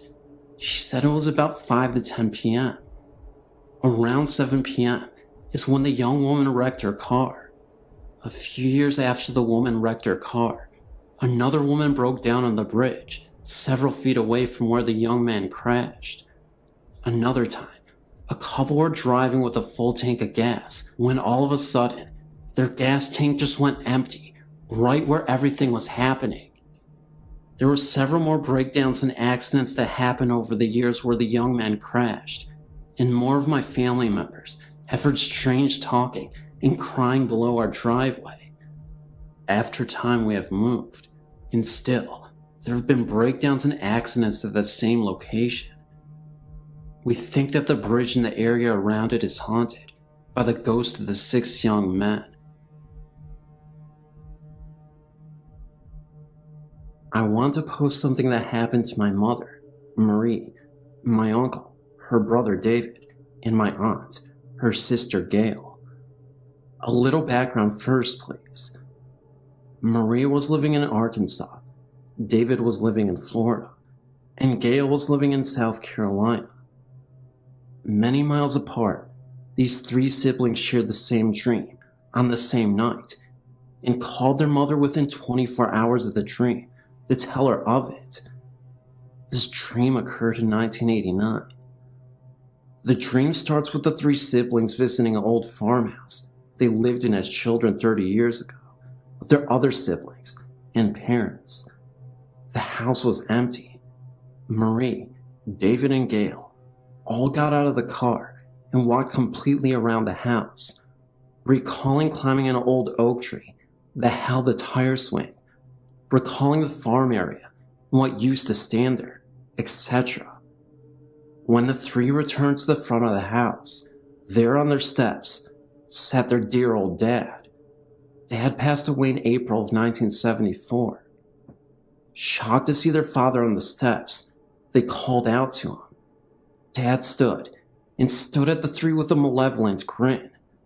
He motioned for his kids to follow him into the house.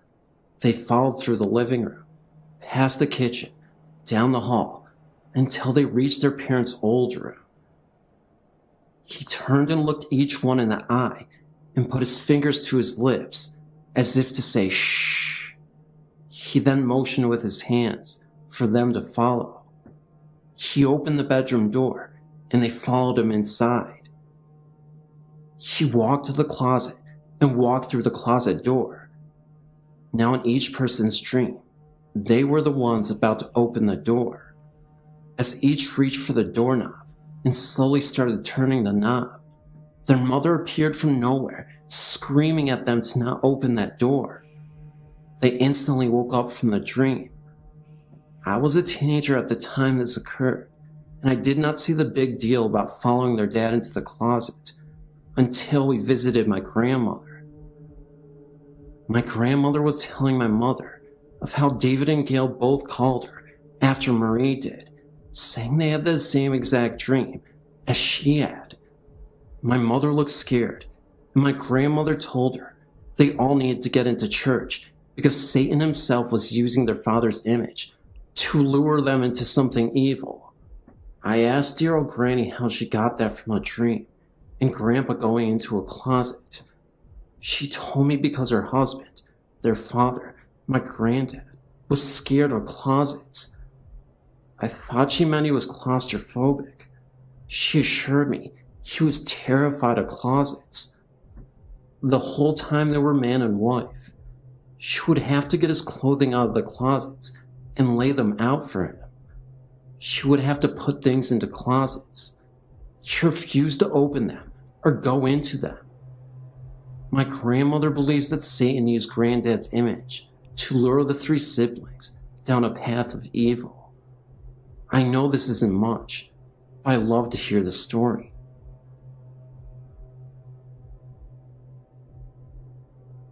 Within my years, I've had many ghostly experiences, but the most recent experience seemed to scare me the most.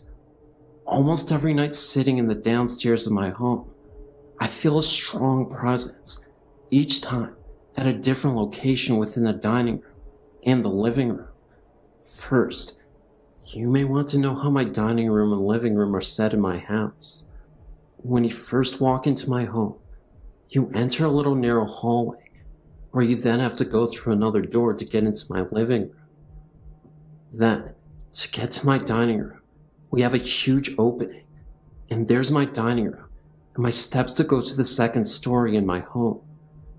The other night, I was sitting on my couch closest to the two living room windows, but something just kept telling me to look over at the window in the dining room. Sure enough, I saw a black mist that looked as if a face was watching me, but then it disappeared. I passed it off if it were nothing, and that I was seeing things, because it was around 11:30 p.m., and I was quite tired. For some odd reason, my shades were semi-open for 5 blades, and then the rest were closed, so no one can see. I then moved my brother to the other couch, and we sat together, and I just could not keep my eyes off the window in the hallway entrance. Within an hour, I was getting finally comfortable. My brother was sleeping. My mother and stepfather were sleeping, and my older brother was home upstairs, with his car parked outside. I gazed at the window, and the black mist was back, but this time, it was more clear and bigger. It seemed more like a body and a face, but turned to gaze out of my window. Then it sounded like someone was trying to open my front door. It's a big steel door, and when it's locked and somebody tries to open it, it sounds as if someone is pushing against it. It happened at least 6 times before it stopped. I held my little brother close to me. Within the next 15 minutes, it sounded like someone was walking in the hallway and jiggling keys. Well, that was enough for me. I woke my brother up and sent him into my room because I had my air conditioner on in my room. But the jingling sound seemed to follow us to right outside my bedroom door, then stop for the night. My mother recently saw the mist and told it to go back to wherever it came from. It then seemed to glide to my basement door and disappear. My home is about 150 years old, and back then, people couldn't afford to have a proper funeral, so they buried people in the walls in the basement or in the floor. We recently had a dirt basement floor and a cobblestone wall, but we had the floor cemented over. My grandfather, whom I can safely say is a ghost expert, senses something in the walls in my basement. Around my house, but mainly in my room, I know for a fact there is a ghost in my room, but she's a sweet woman, and she just seems to watch me until I fall asleep. There are several ghosts in my home, but recently, I feel as if more are residing here. Just the other night I was drifting to sleep in my room, and I heard the sound as if someone was breathing.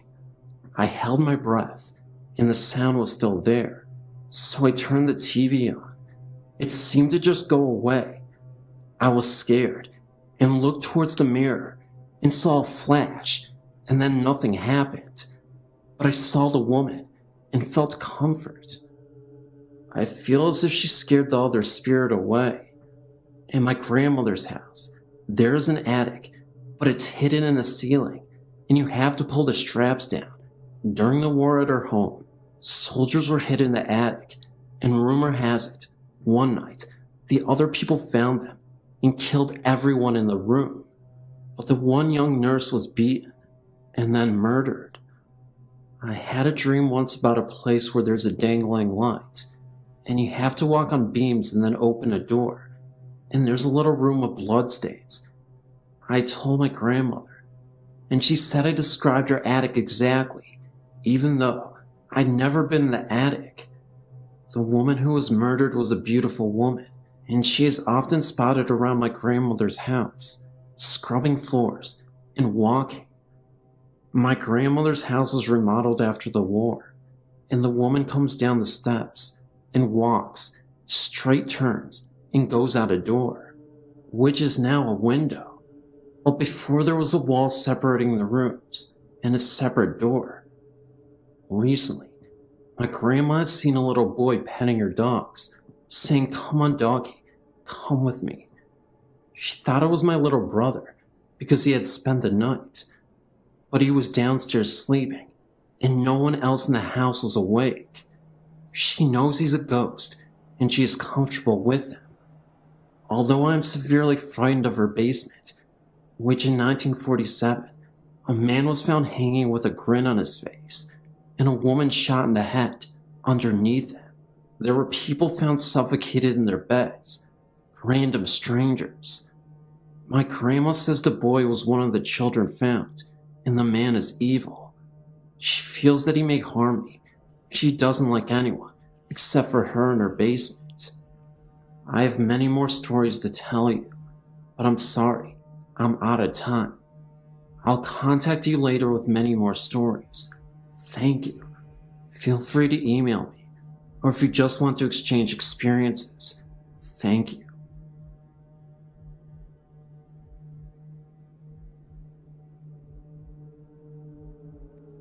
Although this is a true tale, it's not one of your spine tinglers, just something odd that cannot be explained. It was told to me several years ago by a colleague and happened to her mum Jean and some friends. Although Jean lived in Romford, Essex, she regularly went to a Keep Fit class in a small school hall in Upminster. The class had finished and her friends had piled into her car and drove around the corner, parking near the chip shop, and they all ordered fish and chips, like you do when you've just had a good workout. They were all sitting in the car quietly eating, when one person noticed something odd and nudged the person next to them. Eventually, they were all mesmerized, mouths agape, chips forgotten as their attention was focused on the activities in the churchyard over the road. Quite clearly, they could see a silent nighttime funeral procession of a coffin being carried on the shoulders by 6 pallbearers, all decked out in long black-tailed coats. They silently watched the procession walk from one side of the church and disappear around the other side. St. Mary's Lane, for anyone who lives nearby. Of course, they all asked the other, "Did you see what I saw?" Knowing full well they did.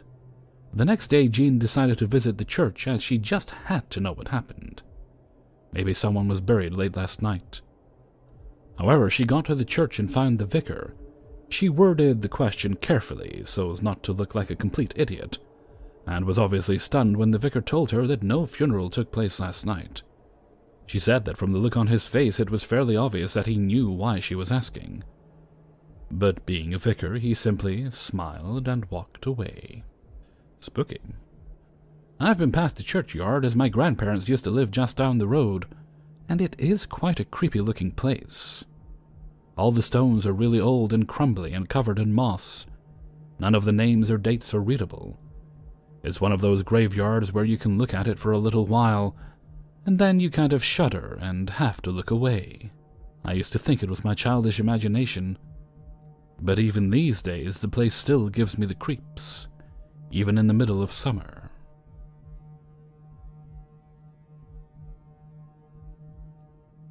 My story has to do with things that happened to me as a child.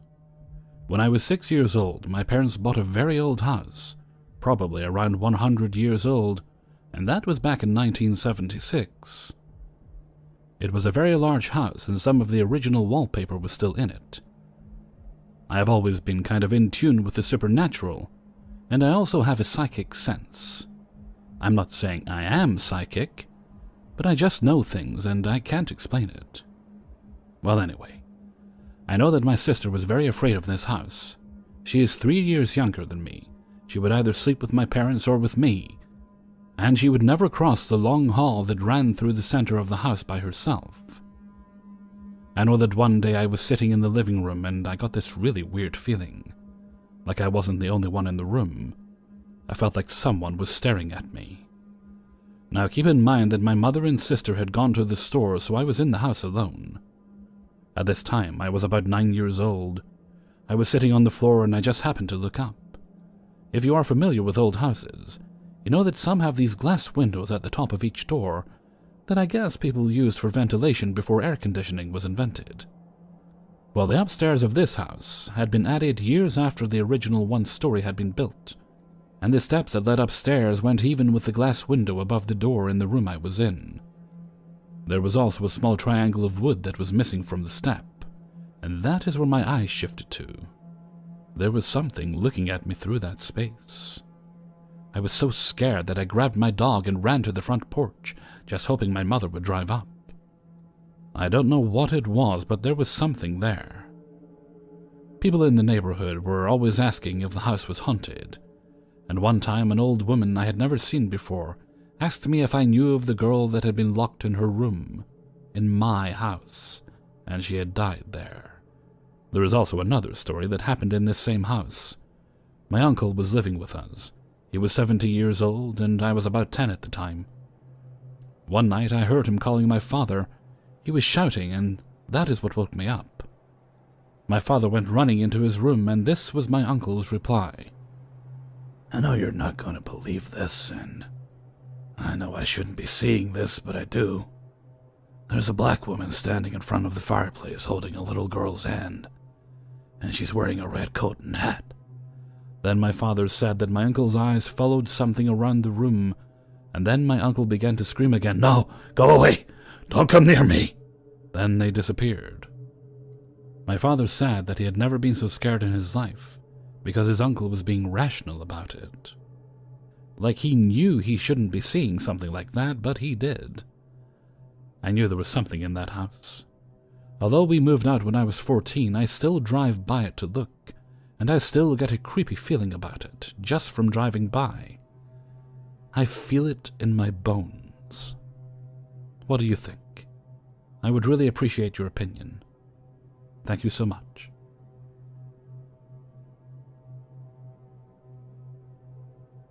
In the summer of 1999, I bought a house in a small town in Washington state. I'm a California native, so as you can imagine, I had a difficult time adjusting to the calmer settings. It was almost too quiet for my liking. About 3 weeks after I moved into my new home, an old colonial-styled house, I decided and began looking for a roommate. Soon after I placed the ad, I got a phone call from a very willing young lady who said it sounded like the perfect location for her.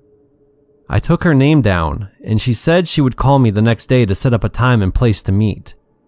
I waited all day for her phone call, but it never came.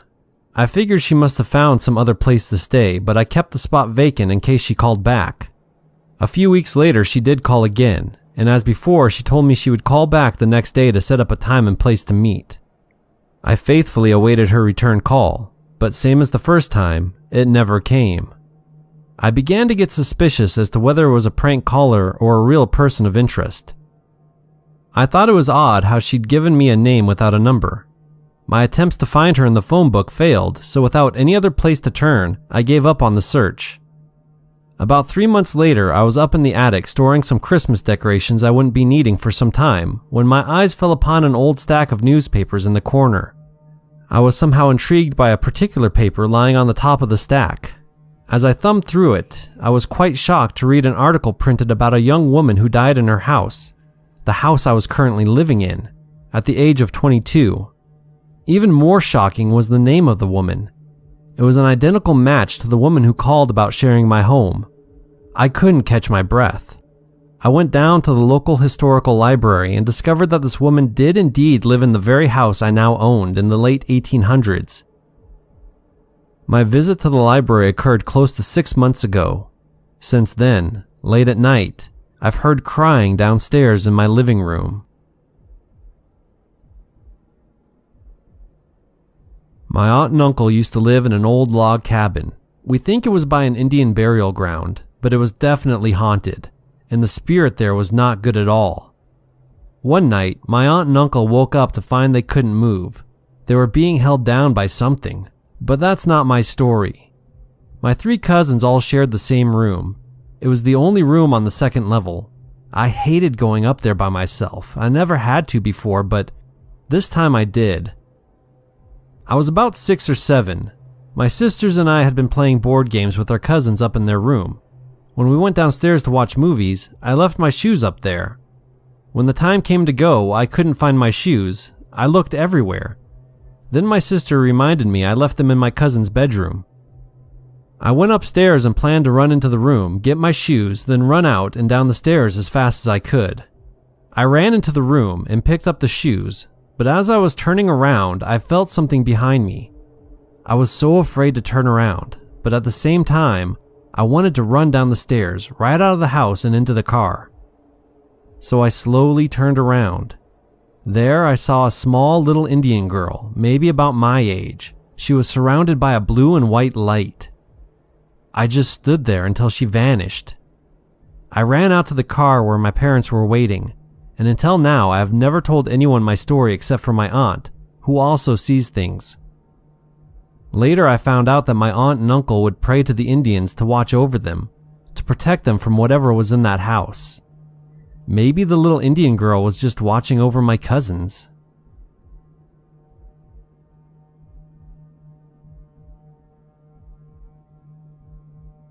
My wife and I had moved to the naval station at Mare Island of Vallejo, California. I was attached to the personnel support office. About 4 months after reporting, I was sent to the Combat Systems Tech School's command to process new students. I hadn't heard about the school's past until my encounter.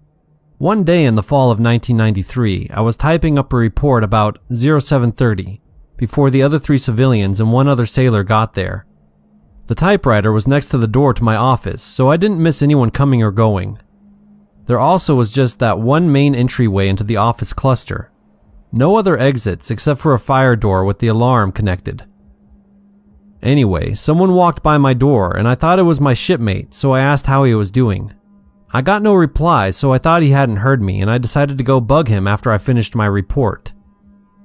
I went to his office and found it locked. Then I noticed the light on down the hall. The light was moving ever so slowly and getting closer to me. It was then that I realized that it was actually a translucent figure of a sailor. It terrified me so much that I ended up passing out from a panic attack. One of the civilian computer programmers walked into the hallway at work, noticed I passed out and shook me awake.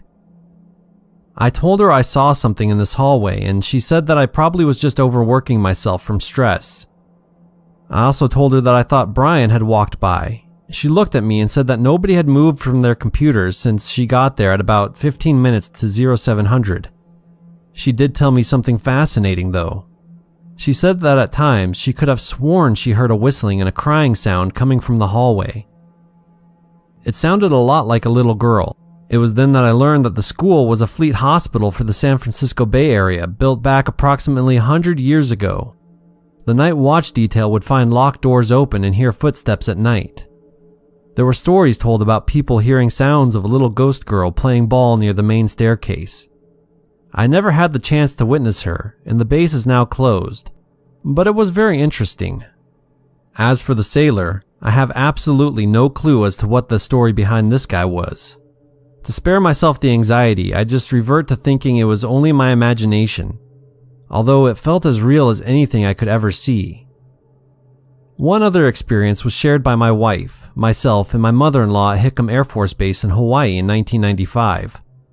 My wife had been flown to Tripler Army Hospital due to complications with her first child. My mother-in-law arrived a day before I got there from my ship. Anyway, we were put up in the guest house at Hickam for a couple of nights before being moved temporarily to an officer's quarter in the corner of the base. It was a well-furnished room and had a pleasant air about it. That was until the night arrived. My wife was awoken that first night where she heard multiple whispers. She then went to get herself a cup of milk in the kitchen of the house when she saw the presence of two figures crouched down as if they were praying. They both wore brown robes like they were monks. This whole ordeal must have lasted 30 seconds and they faded away quickly. In the morning, we both got up and discussed what we had felt that night. That's when she told me about what she witnessed. The crazy thing was, while she was experiencing that, I told her that I could have sworn I saw the face of an elderly man just staring back at me in the mirror when I used the bathroom. He had scars on his face and was balding. I'll never forget the sight of it. It was an extremely uncomfortable feeling. This is a story that will always live with me for the rest of my life. My mother and father used to always take lengthy trips over the weekends to visit my grandparents in Ohio when we had lived in Michigan. We would drive about 4 hours, and we usually would get there by the evenings. My grandparents lived in a huge Victorian estate on top of a hill, surrounded by woods all around. The house had 6 bedrooms and was extremely spacious, so whenever we slept over, I got a room to myself on the second floor.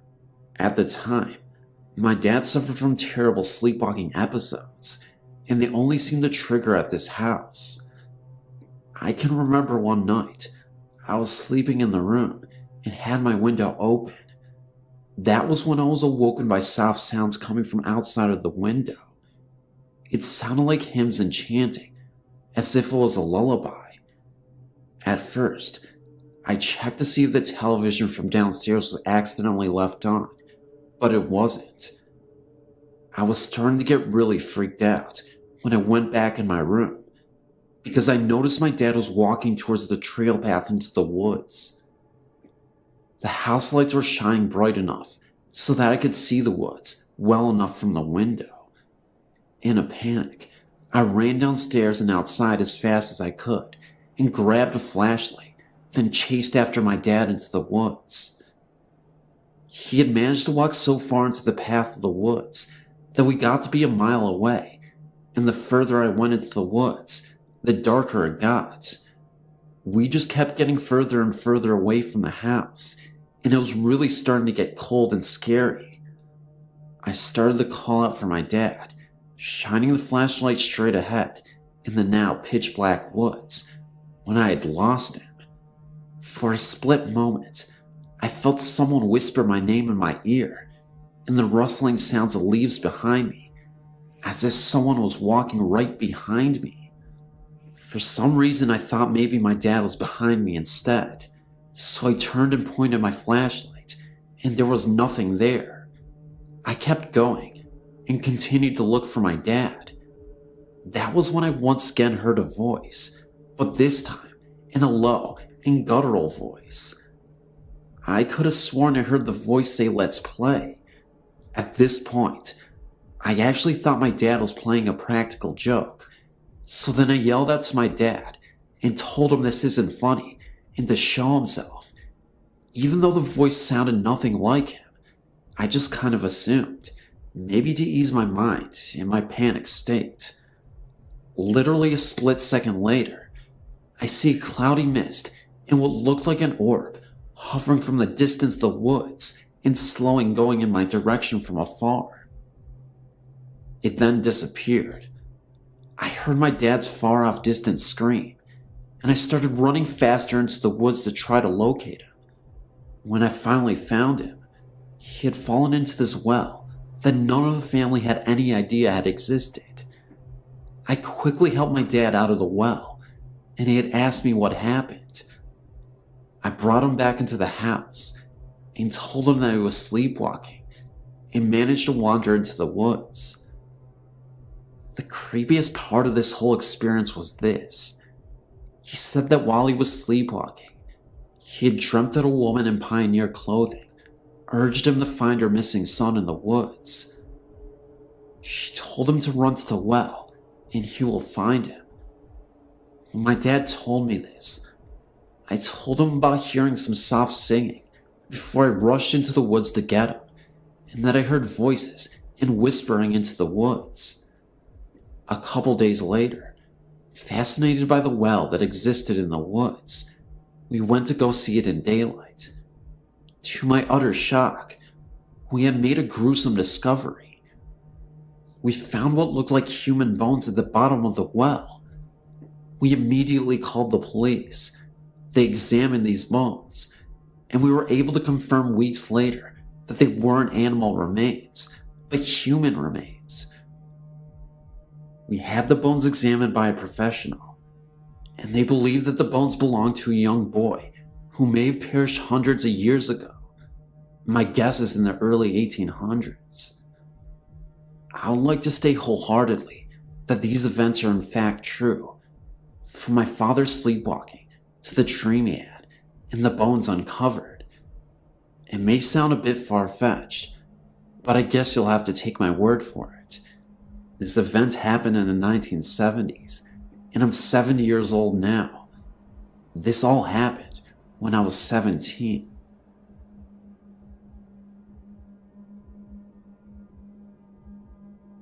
I have a rather bizarre ghost story, or maybe it just appears that way to me, since I've never experienced ghosts before. It was many years ago, when I was 14 years old, and spending a few weeks at our lake home. One night my friend and I decided to spend the night in the den, rather than our bedroom. The den has a lonely view of the lake, and has a wall of windows. It is a very large room. As we were in our sleeping bags, I noticed what looked like a man sitting in the armchair. The apparition was black. You could not distinguish any features, but you could see a bowler hat, or a similar hat, on his head.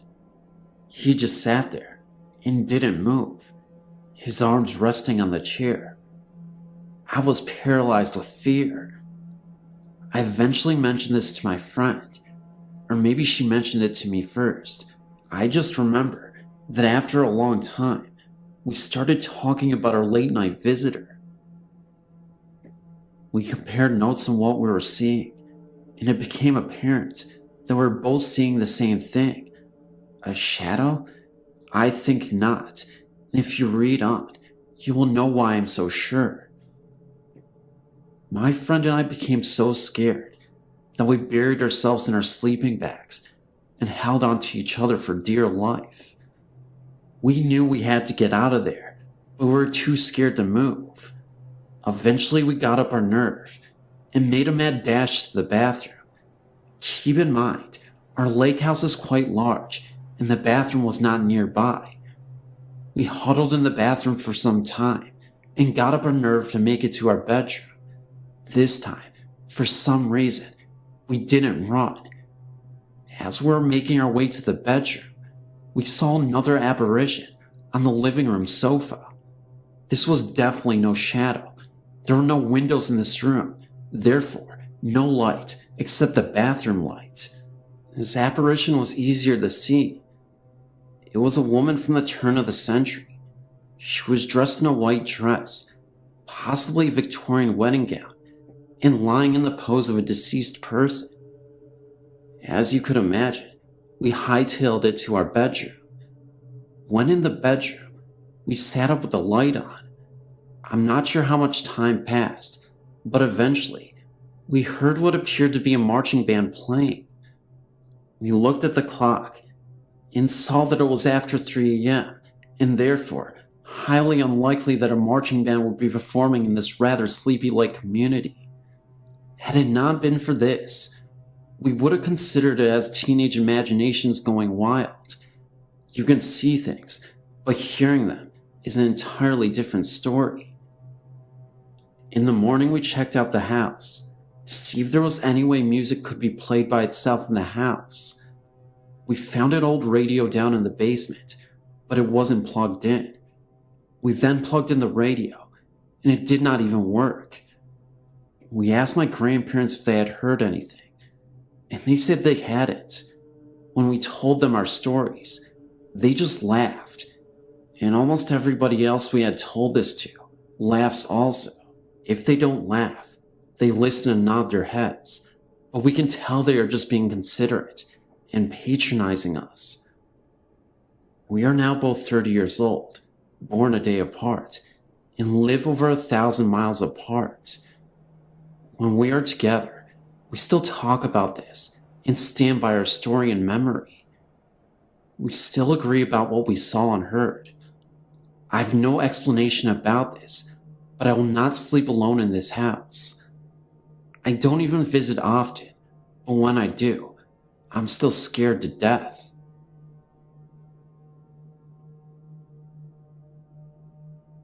Seabrook, Toddville Road, the former Toddville Mansion, which has recently been torn down. The property turned into apartments or condos. Reports of a strange creature roaming the grounds, noises, feelings of being watched, shadowy figures. Actually, this mansion was the List Mansion. The story of this place was well known to the people of Seabrook, who lived there at the time. I lived near the List Mansion for many years. Several acres of land were bought by a Houston business owner in the late 70s to early 80s, right on Galveston Bay, near the intersection of Toddsville Road and East Meyer Road. Bill List was his name, and for the most part at first, no one knew who he was, only that there was a major construction project going up near the bay. Bill List owned a trailer manufacturing business, and with the success of his business came great wealth. The mansion was a massive undertaking, built up on several feet of soil. The 3-story brick structure dwarfed the modest home surrounding the property. The brick foundry, where Bill was buying the bricks for his mansion, was unable to keep up production of bricks for the mansion and bricks for other products, so Bill just bought the brick foundry so all the bricks made could go into his construction for project. Month by month, the mansion began to take shape. The stark brick structure was 3 stories tall, 4 if you count the massive garage on the ground level. All the windows on every floor featured wrought iron bars. It was divided into 2 separate sections, with a large glassed-in garden and pool. Catwalks on the 2nd floor crossed from the front of the house to the back part. The rooms were arranged into 2 separate apartments, with kitchens, bathrooms, and living areas. The entire property was surrounded by a brick wall from Toddville Road. The List Mansion, as it was called, resembled a prison, which was not far from true. When construction was completed, me and some friends were in the Kroger parking lot in Seabrook when 2 guys a little older than us invited us to a big party to celebrate the opening of the List Mansion. We talked to them for a few minutes, and then they left. We did not go to the party. For years after that, you rarely saw anyone coming or going from the mansion, even though several families could live there at the same time and never see each other. The guys we saw at Kroger that day never showed up anywhere in town. Then one day, Bill List was dead, murdered, and the whole story came out in the Daily Citizen, the Bay Area newspaper. The List Mansion was built like a prison, not to keep people out, but to keep people in. As it turns out, Bill List had a preference for younger men and would cruise the alleyways in parts of Houston where runaways would frequent. He would offer them a place to stay and drugs in return for his indulgence for the young men.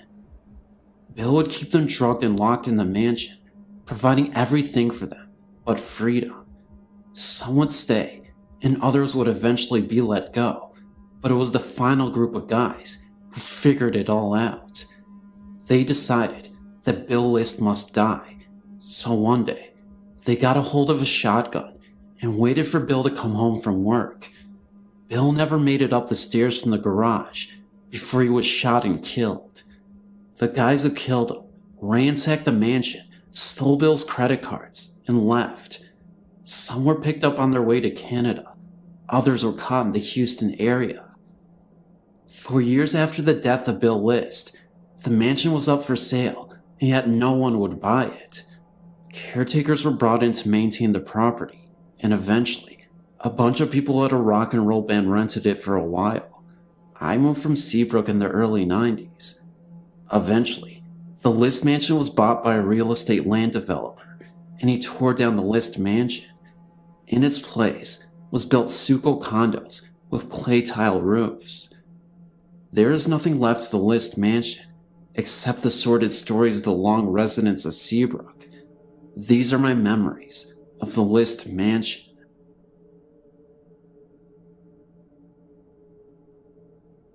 I grew up in a small town, and for about a year, we lived in a haunted house when I was just 2 years old.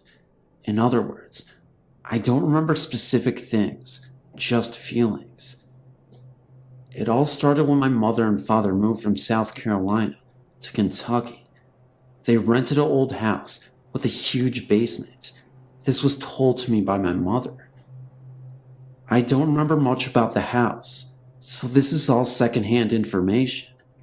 They had lived there only about a month when my mother and older sister started to notice things. They told me that I was the focus of the spirit, as it would do things to me or around me. Here's a few of the things that happened to me when I was little. One time, my mother and sister was sitting in the living room watching TV. I had a little wooden rocking chair that I loved to sit in.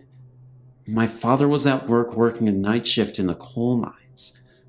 Mom said, all of a sudden, things got very cold, and my little rocking chair started rocking very fast, and the rocking tossed me out onto the floor.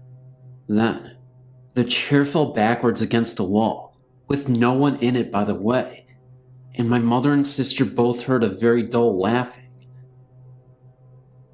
My mother said that the thing in the house would push me, and a few times when she was watching me play on the front porch, would pick me up and drop me down hard on the ground.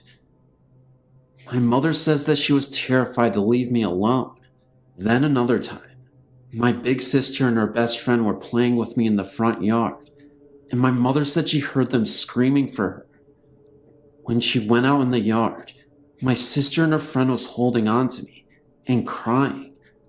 I was trying to go down the little hill into a little field below our house, begging to go play with it.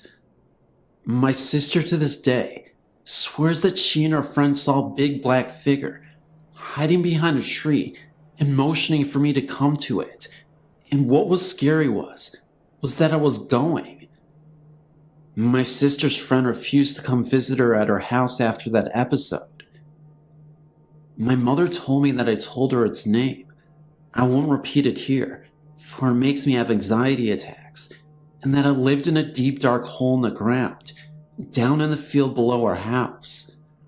My mother went looking for a hole in the ground, and she found an old well that had been boarded up, and the weeds grown over it pretty bad, so it was very difficult to see. She didn't tell me if she experienced anything there or not, but she wouldn't talk about it with me. She kept begging my father to move. My mother said it would laugh at her, and she was constantly scared. Finally, one night when my dad was home, something happened that made my dad rethink and take my mother seriously. My parents were in bed, and it was pretty late. My father looked up and noticed the shadow of someone staring at him in the darkness. My dad at first thought it was my sister, so he raised up and asked her what was wrong. The thing laughed, and my mother screamed that it wasn't my sister because the shadow was too big to be my sister. When she screamed, my dad jumped up to turn on the lights, and it laughed again and disappeared. From then on, my dad took what my mother said seriously. After a while, my dad was able to buy a piece of land, and we moved, and according to my mother, not a minute too soon. To this day, my mother refuses to talk about it. I didn't find out about this until years later, when I was watching TV about 15 years old or so. I saw a commercial for cat food with the same name of the thing that had haunted us for years before. I had no idea about this because my mother didn't tell me about it until afterwards. As soon as I heard the commercial and some of the cat food, I had an anxiety attack. When I told my mother what happened, she turned very pale and told me some of the story. Some history of the house after we moved out. There was a man and his daughter who moved into the house. He was a single father, so he had his mother move into the house with him to help him take care of his daughter while he worked. Within 2 years of them living there, the man went crazy and one night killed himself with a gun. The daughter and her grandmother moved out of the night of his suicide and moved away to another state.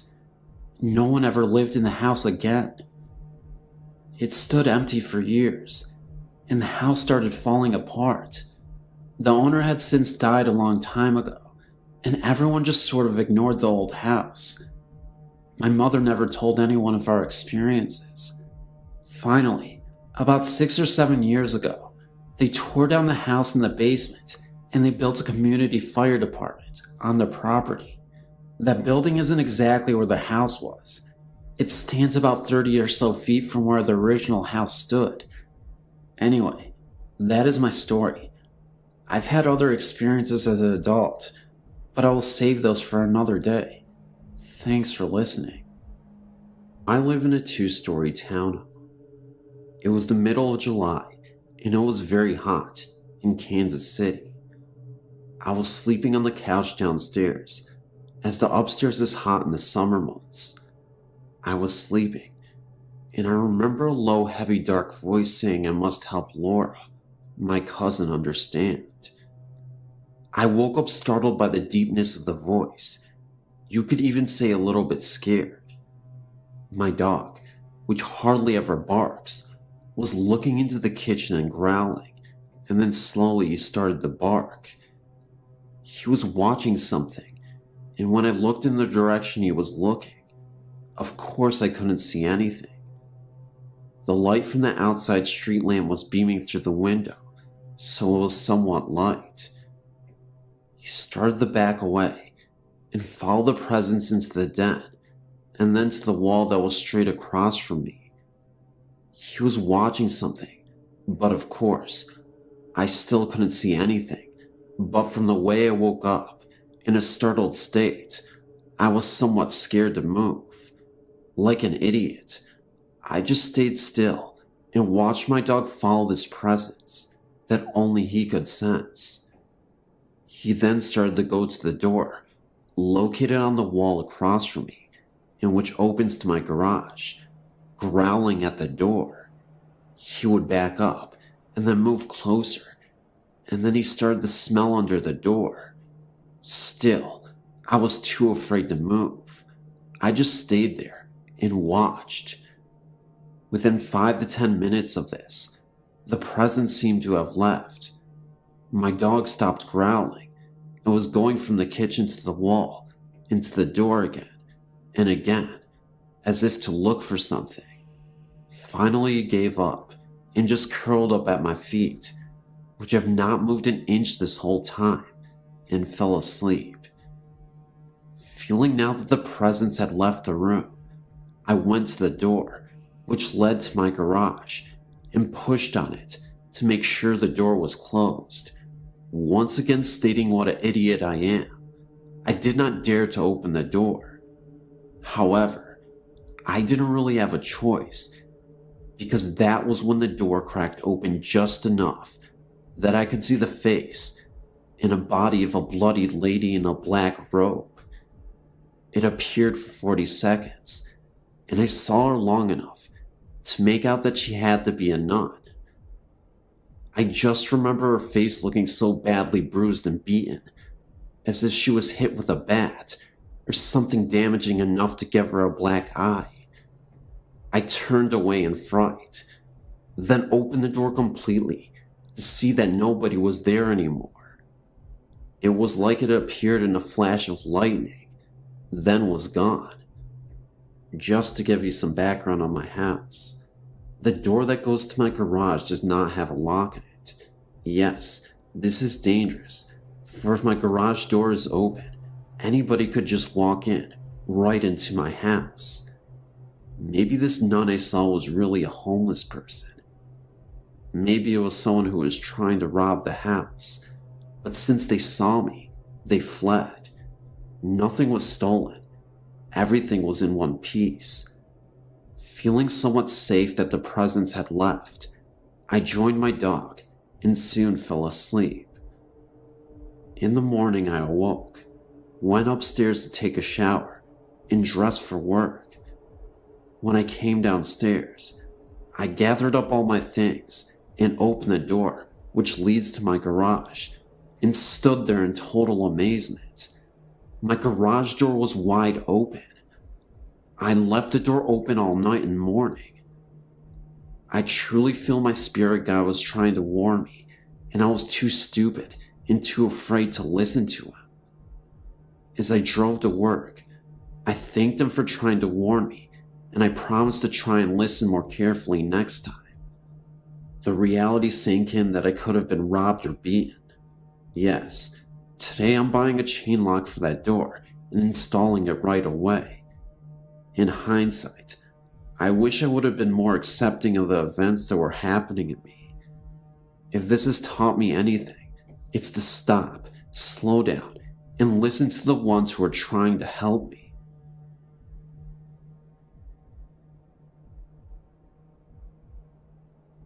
As a youngster, I was playing with my toys in the lounge, and suddenly, I had this great feeling of fright around me. So I went running into my mother, who was washing the dishes. She told me not to be frightened, as there was nothing to be frightened of. So she assured me, and took me back into the lounge to carry on playing. But as she walked back to carry on washing, she saw a figure standing still in the hallway. It looked as though it appeared to be a monk in a brown habit, with his face covered by his hood.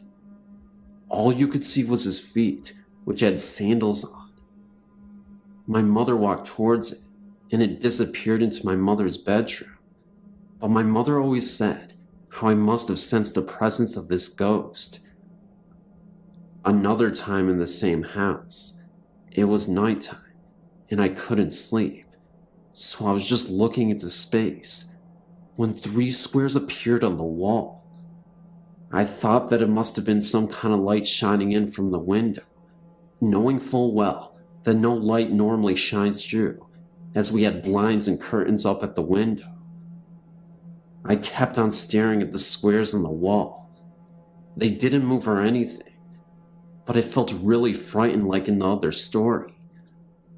I must have fell asleep, thinking about the lights on the wall.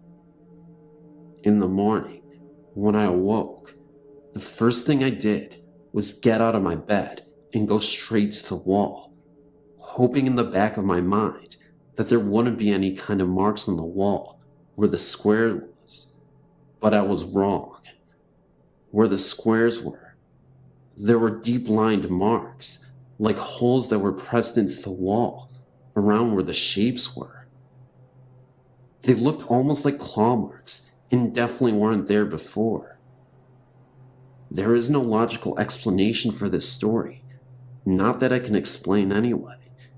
It was not possible for any light to come through the curtains, and there were no other kind of lights or anything on in the room or in the house. I've tried to come up with some sort of explanation, and I don't have one, and that happened about 23 years ago.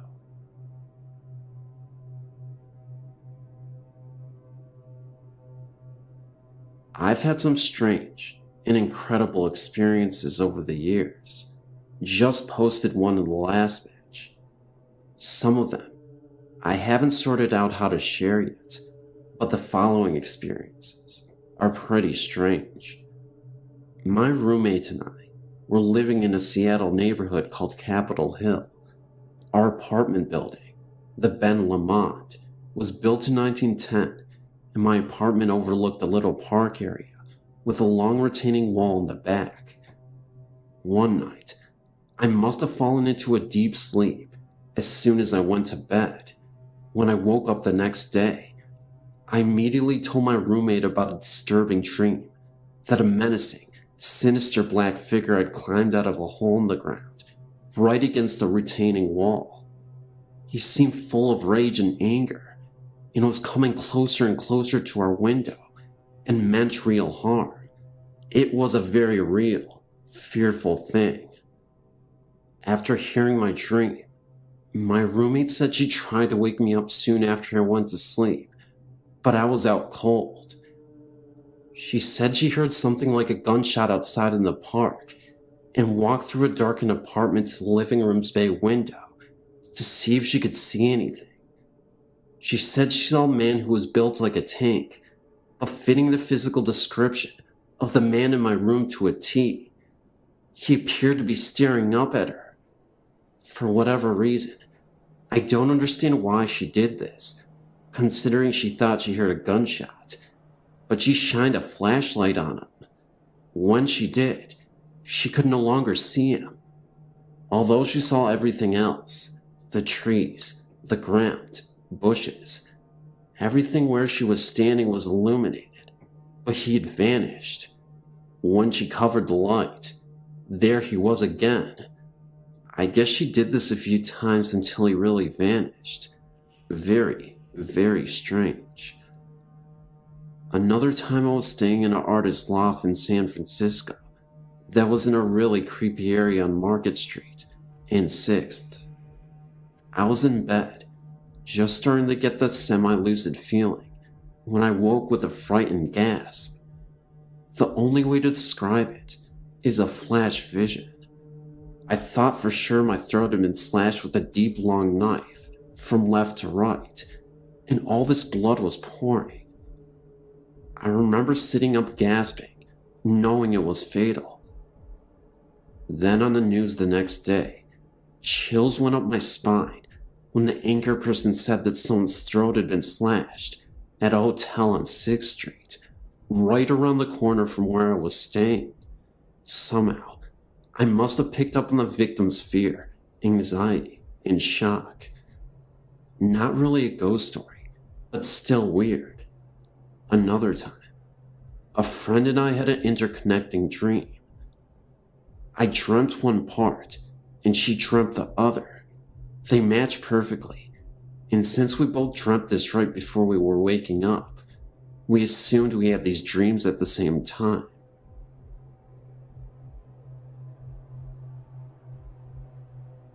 I think I was about 7 when I first started seeing things in my house and around my neighborhood. The first time I saw something was when my sister and I were sharing a room. I knew that I always felt something in the room, but I never saw anything, so I really paid no mind. Then one day, while I was sitting in my room, I looked up and saw an image by my door. I don't know exactly what it was, but I know that I was scared. Over the next couple of days, I would hear things in my room, like people walking, the doorknob would jiggle, and things would just tip over. When I talked to my mom about these things, she told me not to be scared of them, just tell them to go away. The next night, I was sitting on my bed, and I heard somebody walking around. I did what my mom told me, and told it to go away.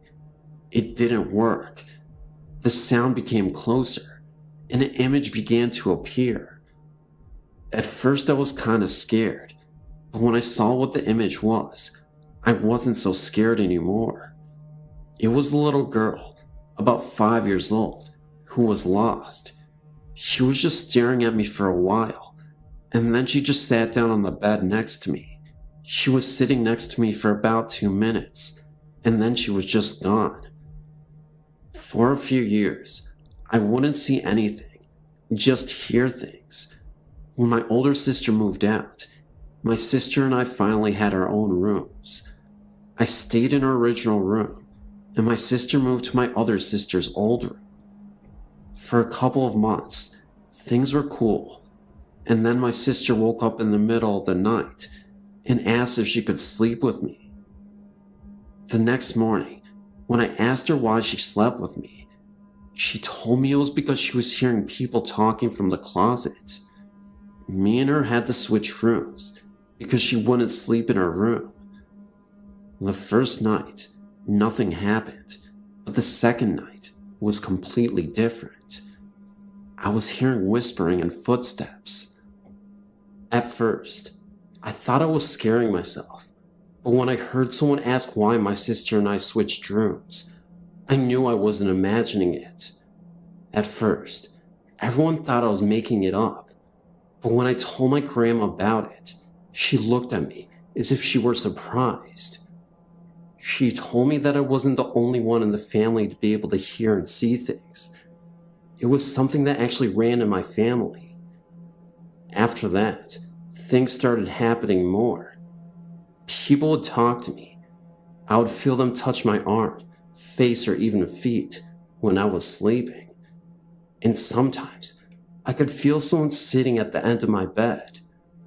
I think when I really got scared was when I decided to sleep with my light on so nothing would bother me. But when someone said turn the light off, that was it. I ran to my mom's room and fell asleep on the edge of her bed. That was the last time anything happened to me for about a year. I thought it was just something I went through, but when I turned 14, it got bad. Not only was I seeing things at home, but I was seeing them outside occasionally. I learned not to say anything, because when I would, people would just laugh at me.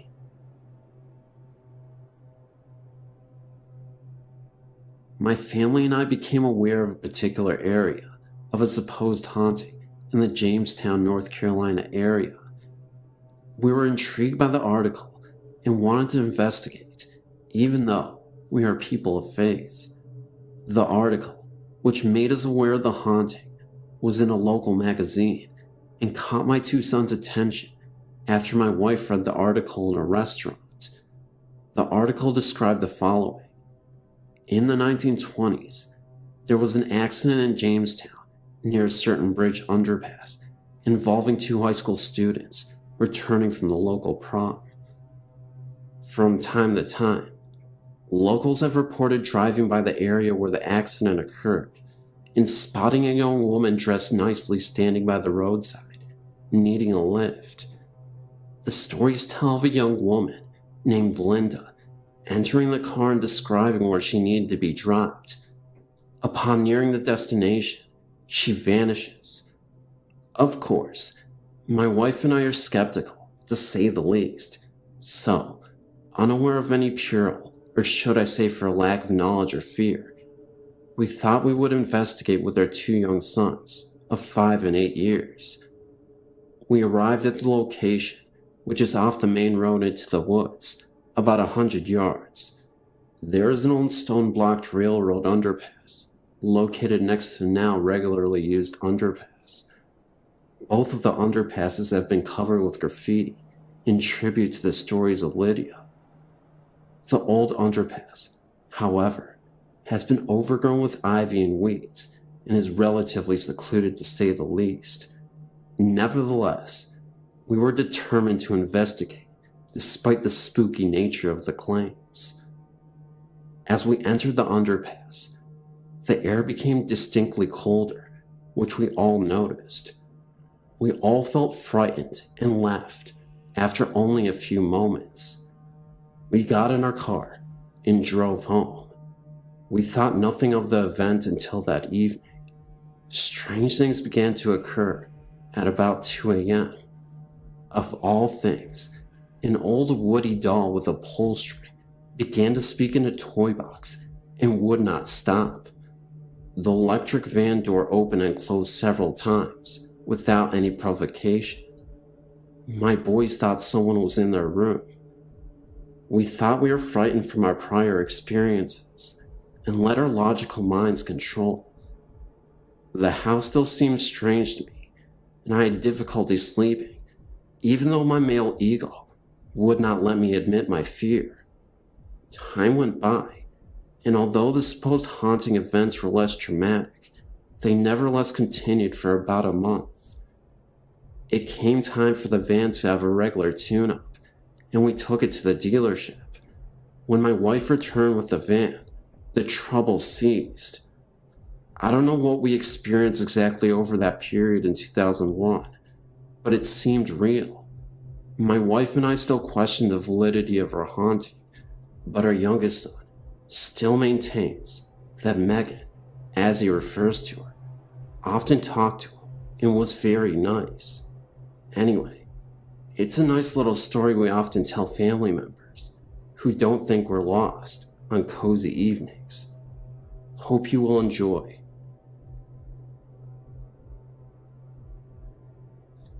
I used to work at this daycare center that only stayed in business for 2 years. The building that we worked in had many owners and many businesses, but never stayed in business for longer than 2 years. Usually, bankruptcy would follow. Anyway, I had worked there for about a year and had always been scared of the back of the building. There was a long dark corridor that always gave me the chills, and I always felt like I was being watched. I had the early morning shift, so I had to be there at 6:30 and get ready for the kids to arrive. One morning, I had an infant who was only 4 months old and was asleep at the time of the incident. We were in our room, and I was writing out papers for the rest of the day when I saw a toy out of the corner of my eye being thrown across the room. I didn't think anything of it and played it off as my imagination until a week later when another coworker told me what happened to her. She was in the sleep room changing a child's diaper when she looked right and saw a little girl standing there staring at her. She looked back at the child she was changing and back, and the little girl had vanished. There were no children besides the one she was changing in the room with her. It freaked her out, and when she told me, it freaked me out, because then I realized that the toy that I saw thrown across the room wasn't my imagination. It was just after 11-ish at night in the Christmas holidays. Everyone had gone to bed. Some were still up reading, though. I was feeling a bit tired, so I thought I would try to sleep. I turned off my light and laid down, but try as I might, I could not get to sleep. It got to about past and I was still awake. It was like my body was asleep, but my mind was racing. I could hear footsteps down the hall. I thought it was my sister coming home from work. My bedroom door opened slightly. Maybe she was checking in on me, although she didn't usually do this. I then felt something on the bottom of my bed, next to my foot. My original thought was it's only the cat, but then I felt pressure on the other side of my feet. By this time, I was done convincing myself it was my sister or my cat, and was at the point of freakout. I clenched my jaw and didn't dare to move. I felt the original pressure be taken off, but quickly put back down. Only this time, it was around my knees. The same happened with the second place and continued alternating faster and faster until finally I felt a weight on my chest, but I didn't want to open my eyes. It felt so heavy that I couldn't breathe or move, and I had to do something. I opened my eyes and looked. Green eyes looked back at me. I couldn't help myself. I screamed as loud as I could, and my grandmother came running. My door flung open on its own, and my grandmother stopped in the cross-section of the hall in front of my room. She waited a moment and came in. I was sitting up in bed, and I felt so hot, and I asked my grandmother if I had a fever. She put her hand on my head and said, "No, your skin is ice cold." I don't think I'll ever forget those eyes, or how hot I was. When I was younger, my parents and I tended to move a lot, mainly because my mom despised staying in one place for too long. As she often said, there are simply too many things to do and see, so why settle? I was 7 when we got a job offer in Springfield, Missouri at the primary school. Of course, she jumped on the opportunity, and we said goodbye to Lebanon, packed up our few belongings, and were off. She had found a nice apartment for us. It was a 2-story, 3-bedroom, 2-bath, and cozy yet spacious, with lots of children for me to play with and only 5 minutes from the school she would be teaching at. Within a week, we were settled, and Mom was pushing me outside to socialize. I was always a socially awkward child, mainly because I was shy, making it really hard for me to relate with other kids, nonetheless communicate. I hopped on my bike and started riding the sidewalks, watching for someone close to my age to play with. Oddly enough, for a sunny Saturday, there wasn't a lot of people out and about, so I headed towards a small playground that was between the 2 apartment buildings. It had a large tire swing and a slide attached to what looked like a clubhouse, so I parked my bike and started swinging. I decided to get lost in my thoughts when I heard a female voice from behind me. "Hey, mind if I swing with you?" I turned startled, toppling over the tire swing into the sand. A tall, thin girl with long, wavy brown hair, wearing a buttoned-down yellow sleeveless shirt and white capris was staring at me, trying not to laugh. "You all right there, Jumpy?" She chuckled, extending a hand towards me. "Yeah, you just startled me," I said, brushing the sand off my back. "What's your name?" "Rebecca, but you can call me Becca. And you?" "Elena. You still want to swing?" She smiled and climbed on the tire swing, waiting for me to join her. "So are you new here? I don't think I've seen you around." "Yeah, we just settled in not long ago. How long have you lived here?" "A pretty long time, I guess." I looked at her puzzled. How could she not know? I shrugged it off and changed the subject. We talked for the longest time about anything and everything that came to mind. For the first time in a long while, I had finally found someone that I had something in common with. Maybe I've actually made a friend, I thought to myself, smiling, as I watched the little boy and his mom heading towards the playground. "You want to come to my apartment and get a drink? It's kind of hot and you can meet my mom," I said, stopping the swing. No sooner I had finished my sentence, the little boy's mom walked up and placed a hand on my shoulder. "Sweetie, who are you talking to?" I turned around and Becca was gone. I looked around to see what direction she had ran, but she was nowhere in sight. "I was talking to Becca. She's the girl that was swinging with me. Did you see the way she went?" The woman studied me and shook her head. "She's loco, Mama," laughed the little boy. I thanked her, blushing with embarrassment, and got on my bike to look for Becca, but I never saw her again, nor did I ever mention her until now. I'm not sure why she approached me, or why she was lingering around the apartment complex, but I will never forget my disappearing friend. My story took place in Colmar, France. It's a town near Germany. My grandparents were quite young during World War II and told me many stories about that town. When I was 4, my parents and my mother's parents bought a 2-story house in Colmar with a beautiful garden. My grandparents lived on the first floor, and my parents and me on the second floor. There was a basement, which was separated in 3 rooms, a storage room, a room for my father, and a laundry room, an attic, and next to the attic, a small storage room at the time. I loved the basement. I always played there or in the garden. I never was afraid of the basement, but the attic terrified me. I remember I was 4 and my mother put some boxes in the attic. I followed her and felt very uneasy. It was dark and I felt eyes on me. I looked in every direction, but I never saw anything. I was little and I thought that there was a beast up there. Not a monster, a beast. I don't know why. Fast forward. I'm 8 years old. In the summer of 1991, I played every Saturday with a friend, Melanie. I had this genius idea of searching the house to find a secret passage. I had read a book about a girl finding a secret passage in her house, and I was sure there was one, because my house was quite old. We searched the basement, but found nothing, so we eventually went to the attic. It was such a strange place. It was L-shaped, but the left part of that place was totally dark, so we had to bring a flashlight.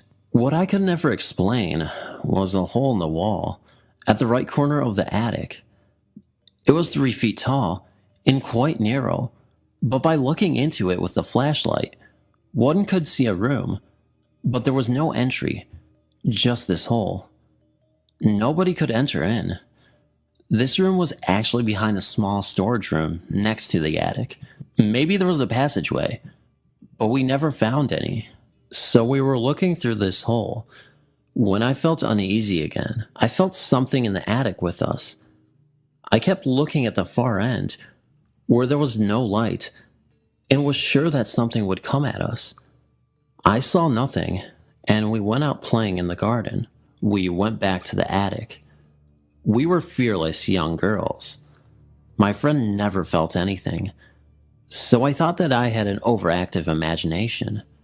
So this time, I was looking through the hole, and my friend had the flashlight. She was standing at the far end of the attic, and suddenly, she asked me, "What's that?" I looked in the beam of the flashlight and froze. There was a young man sitting on the floor, his knees against his chest. His arms were crossed on his knees, like he was hugging himself. He turned his head towards us and smiled. We bolted out of the room and went to the storage room. My heart was pounding. I was out of breath.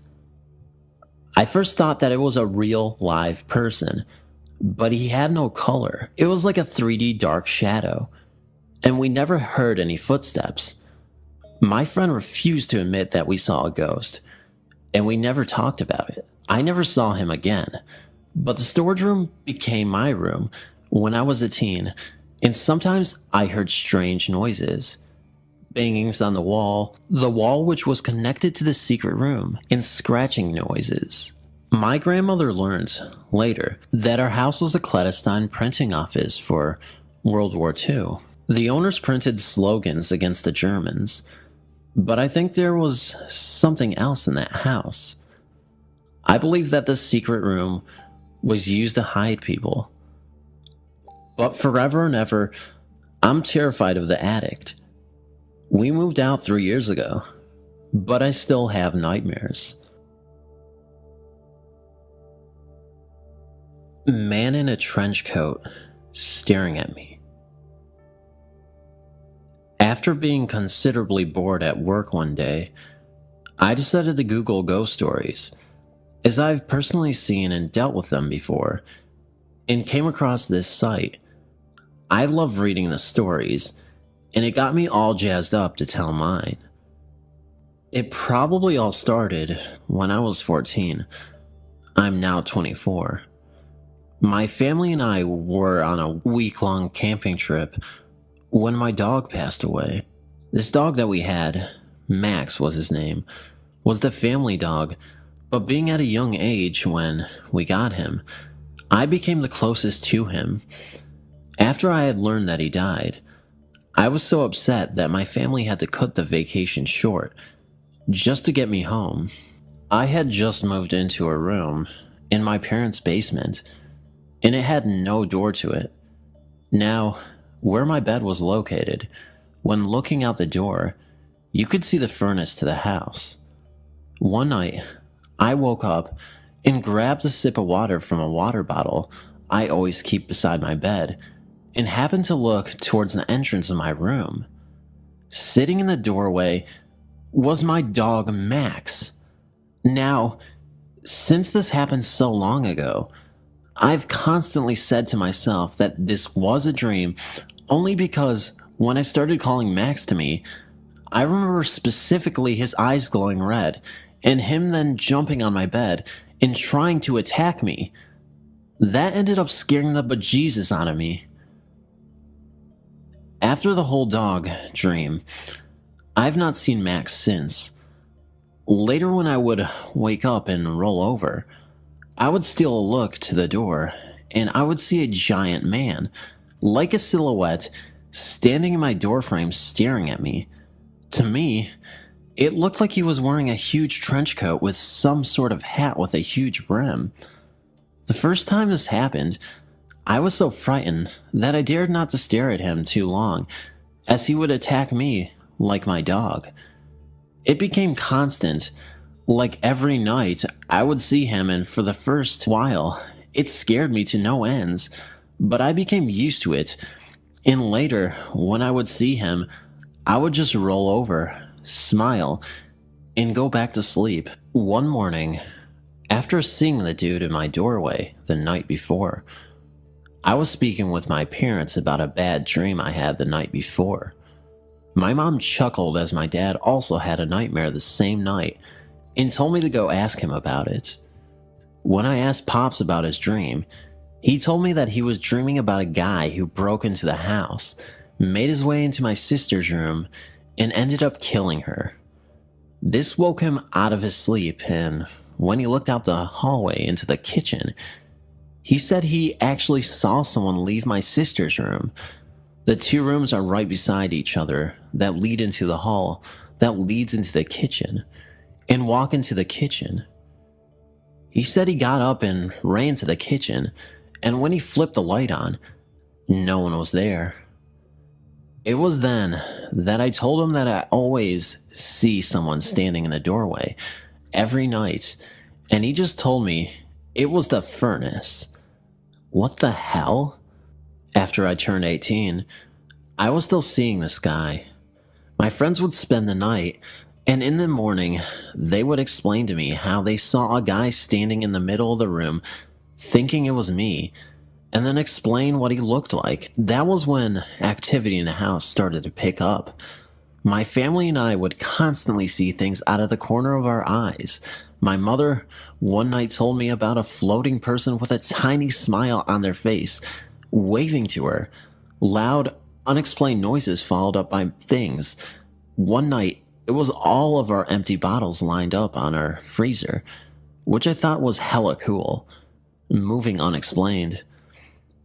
I feel like I might be dragging this on, and I have a bit more to talk about, so I think I will make a part 2 about my experiences in the future. Looking back to them, I think things only get worse for me. Nightmares with ghosts and demons. And we ended up getting the house blessed. But like I said, that will be another story. Thanks for listening and reading my story. Indonesian Black Magic. I was reading another story here about black magic, which reminds me of an incident that occurred almost 20 years ago. It's probably not as scary as other stories on here, but it's definitely odd. My family immigrated to Canada when I was 9. Years later, I was living with my mom, brother, grandma, cousin, and an Indonesian houseworker. My maternal relatives are all Chinese Indonesians.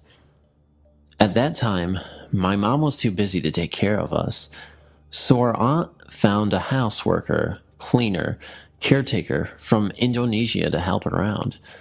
I can't remember her name. We always changed houseworkers, but let's call her Mia. She is quite an easygoing person. I was probably the only one who casually talked and joked with her the most, regardless of our status. One day, when I returned home from school, I didn't see Mia. She was usually in the kitchen or somewhere on the first floor at this hour, so I asked my grandma about it. She told me Mia was in the basement, resting in her room.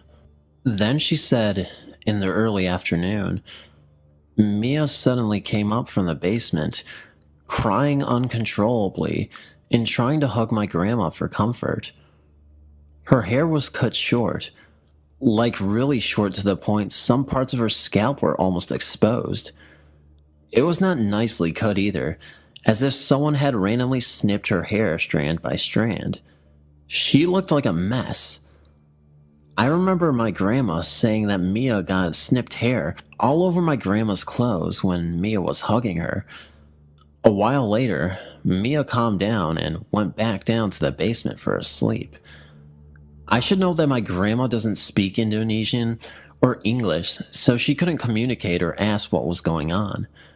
One thing for sure is, no one else was in the house except Mia and my grandma.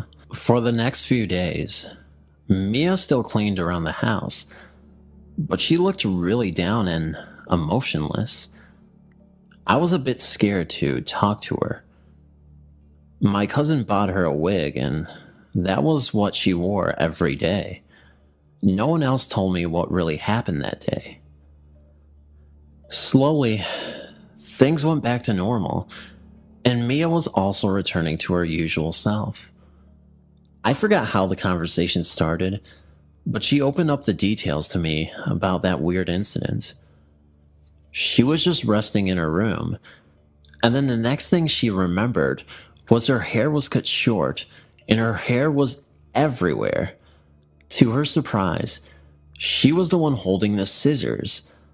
By the time she realized it, she broke down and rushed upstairs. The rest was what my grandma told me. Then she was telling me about her life back in Indonesia. She had a boyfriend back home and had often dreamed about him, always telling her to come back to Indonesia. Her parents hate him though, and instead wanted her to marry another rich man. She doesn't like him at all, which was why she left home to work in Canada, so she could avoid him. She suspected that man probably hired someone to cast a spell on her and made her cut her own hair as a punishment for running away from him. At that time, I didn't know much about black magic or voodoo. Actually, even now I still don't know much about it. I just had an idea that it's something similar to cursing someone and causing them to have bad luck. Weeks after the incident, my mom said Mia had returned to Indonesia. I asked her why. All she said was because her contact terms had ended with us, although I really didn't believe that. My mom was probably afraid more unusual events might somehow get us all involved. Thanks for reading. Now to start with a little background, I was 5 years old at the time this occurred, living with my mom in an apartment.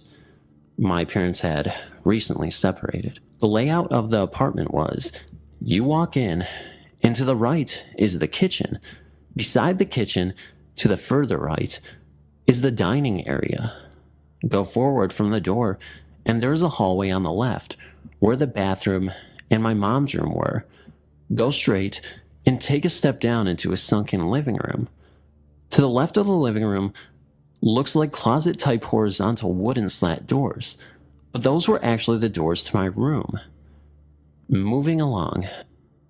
That day, I was at home sick, had a terribly sore throat, and could barely speak.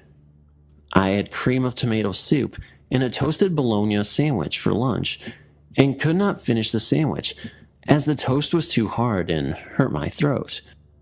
The point of me telling you this is so that you know that I remember the details of the day leading up to my experience. I digress. I spent the day with my mom and cuddled with her while we watched Young and the Restless, a movie, of course.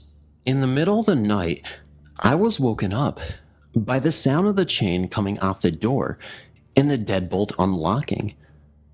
I thought that it was my mom letting her boyfriend into the apartment as he worked until late at night. I heard footsteps coming through the hall and down into the living room, stopping right outside my door. At that point, I was terrified. I didn't hear my mom talking to her boyfriend or him say anything at all, and it was completely silent. The wooden slats in my door shifted and opened, and I saw a 6-foot cartoon clown standing outside the door, looking in at me. I know it might sound funny, that it was a cartoon, but I guarantee you that it was terrifying. It opened the door and came into my room. It walked over to me, standing above me in my bed. I was trying to scream, but because my throat was so sore, I couldn't make any noise. It had a teapot or something in its hand and was holding it over me and was starting to pour something onto me. I started thrashing around in my bed, trying to make it go away. It worked. It was like I hit rewind on a video. A slow rewind, but a rewind nonetheless. The clown backed out of my room, closed the door. The slats closed again. I heard the footsteps retreating through the apartment, the door open and close, and the deadbolt and chain go back on the door. I tried calling my mom, but my voice still wasn't working. I finally got up the courage to go and get my mom, and she came and slept with me. She didn't believe me, and her, along with the rest of my family, laughs hysterically and brings up my little story. I know more than anyone how ridiculous it sounds to have a cartoon clown torment you. I also know that most of you will not believe me and say that because I was a child that I was just imagining things. But I wasn't. I know what I saw, and I know it was terrifying. The Joker. I was 8 years old when my Aunt Wendy, who lived in Tennessee, gave me a porcelain Joker doll that had what looked like a red teardrop. We were getting ready for bed, and since we were staying with them, we didn't have anywhere to put it. My mom set it on the shelf in the front room. While my mom and I were lying there talking, we got the feeling that something was watching us. When we looked around, no one was in there, and everyone was asleep. My mom looked over to the Joker doll and noticed it was pointed towards us. Knowing she had faced it towards the door, my mom got up and turned it to face the wall. We laid there talking for a few minutes when we heard a scratching noise on the shelf, like something heavy was being turned around. When we looked over to the shelf, the Joker doll was pointed towards us again. Thinking it was my cousin, we went in her room to see. She was asleep. I knew this as I hit her leg, and she was never a good faker. After realizing she was asleep, we went back into the front room and laid the Joker flat on its face. Later that night, with everyone still asleep, my mom got up to use the bathroom and realized that the Joker was lying on its back. So my mom got it and put it in the bag with our clothes, and the feeling as if something was watching us left. The next morning, we got a call about a house. In the process, my mom told my dad that she wanted to get rid of the doll. My dad said no, because my aunt gave it to me. We were unloading some stuff, and my mom put the Joker doll in her hallway closet, hoping my dad wouldn't find it. Much to our dislike, my dad watched my mom put it there. My dad brought it in my bedroom and put it on my dresser. He said, "This is where I want it to stay." The feeling of being watched returned.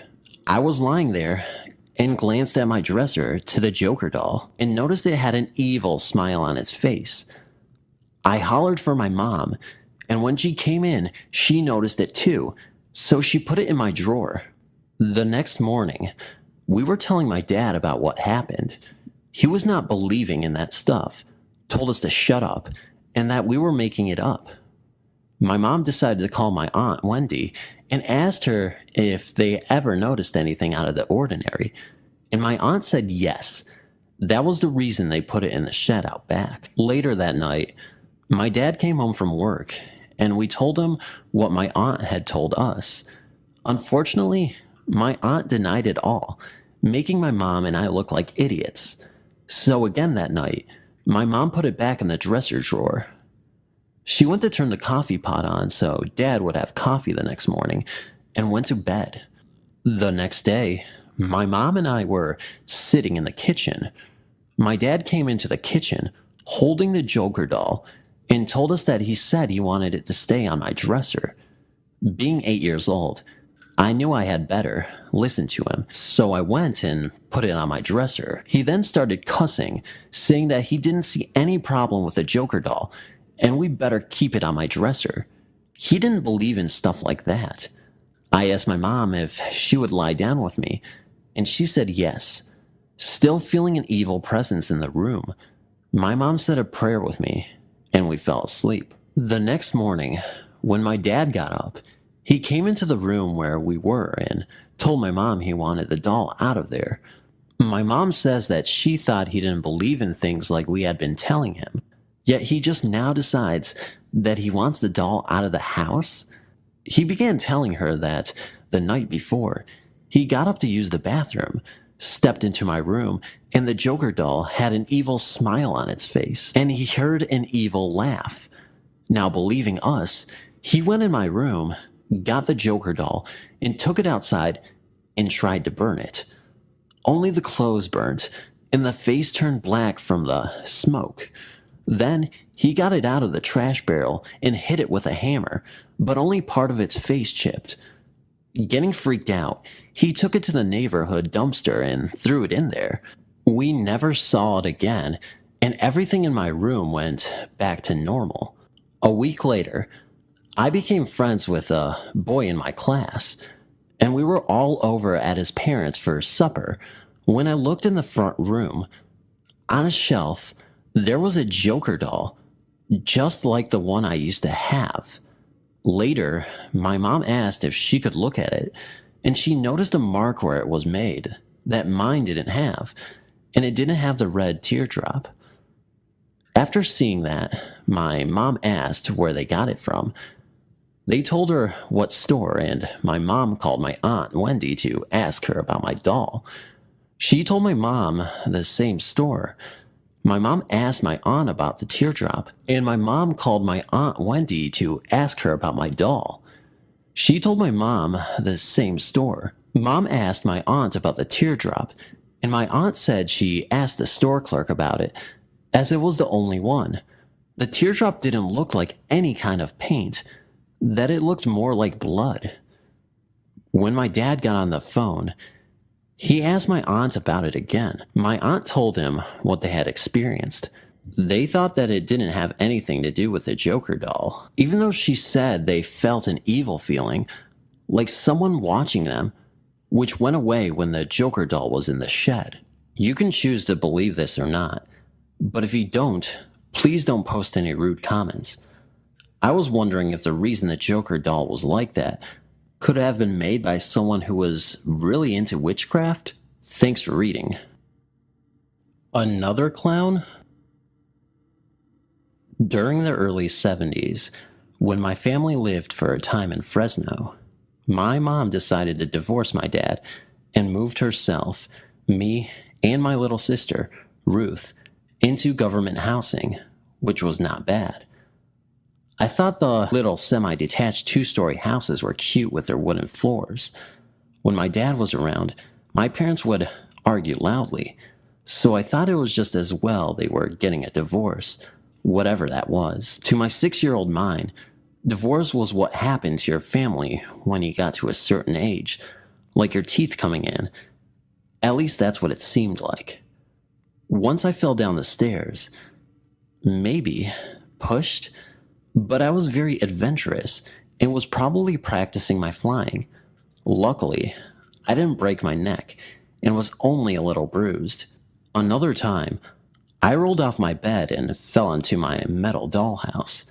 There were no lawsuits back in those days, so the manufacturers of metal dollhouses were at liberty to produce razor-sharp objects for small children to disassemble and play with. But nothing supernatural ever happened that I knew of.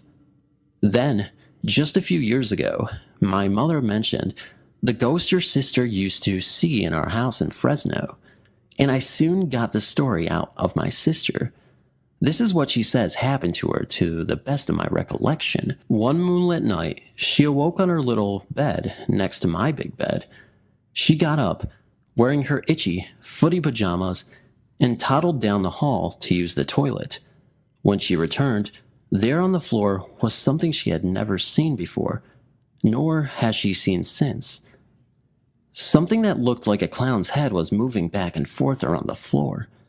It was slightly larger than a volleyball and had a painted look, white skin, wide, grimacing reddish lips, and huge yellow, googly eyes that were rolling around in their sockets. She remembers nothing definite after that, which I have read indicates a possible nightmare in children. She says she may have run to our mom's room and jumped into her bed with her, but she's not sure. "You left me in there with that thing?" I asked her. "You were asleep," she answered. I asked her how she felt this experience affected her life. "You become very open-minded about certain things," she said.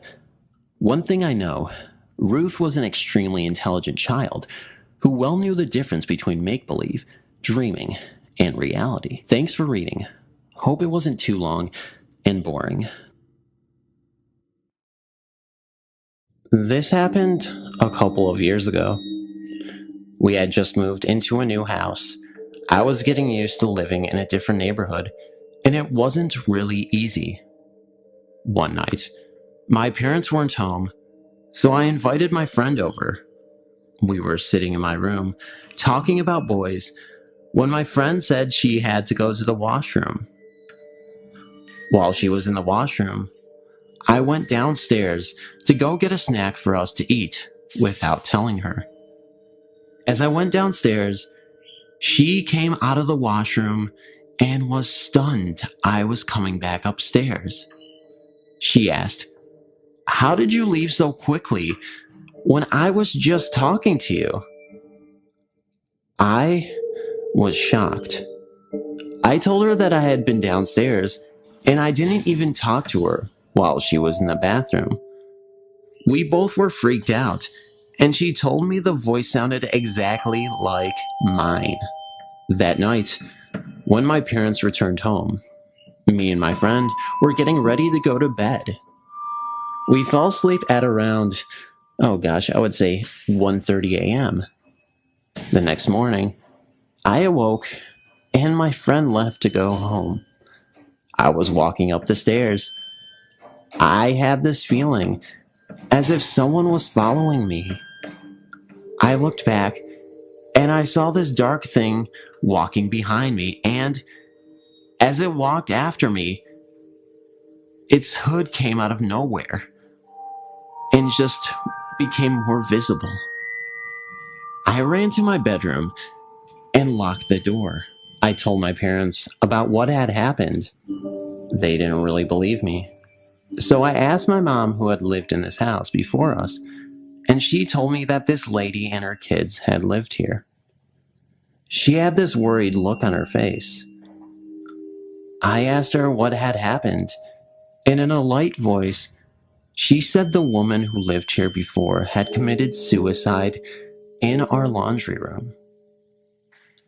I was terrified. Sometime after that, I went to do my laundry when the door had slammed shut. I was scared to death.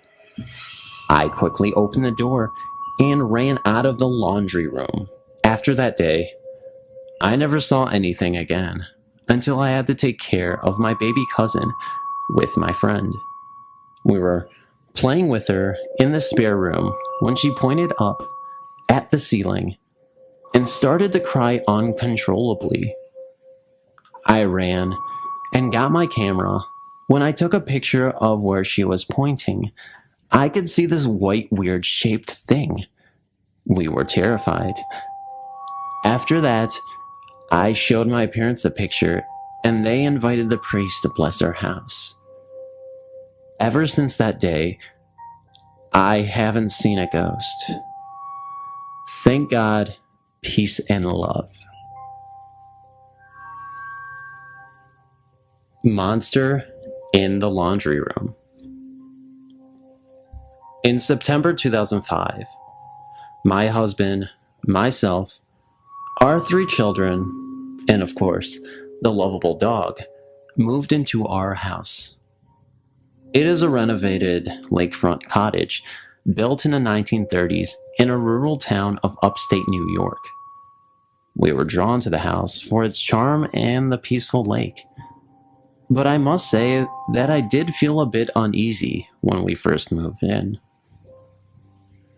Within the first few weeks of living there, I experienced some strange happenings. The house is a ranch style with a partially finished basement, an unfinished laundry room, and workshop. There is also a dirt floor, crawl space that you can only access from an outside door. I still can't bring myself to go in there. One night, while carrying a basket of laundry up the basement stairs, the stairwell light flickered out. I tried the light switch at the top of the stairs a few times, but could not get it to work. I told my husband that we needed a new bulb, and when he flicked the switch, the light went on. It happened again the next night, and I made him change the bulb. Well, this flickering continued for a couple of weeks, even after the bulb changed. While this was happening, my dog was also acting bizarre. After I would get up to the top of the stairway, he wouldn't follow me up like he normally would, but instead would sit at the bottom of the stairs and bark at me as if he didn't know me, almost as if he was staring right through me. He did this every day. A short time later, I woke early one morning before my husband left for work and found the front door wide open.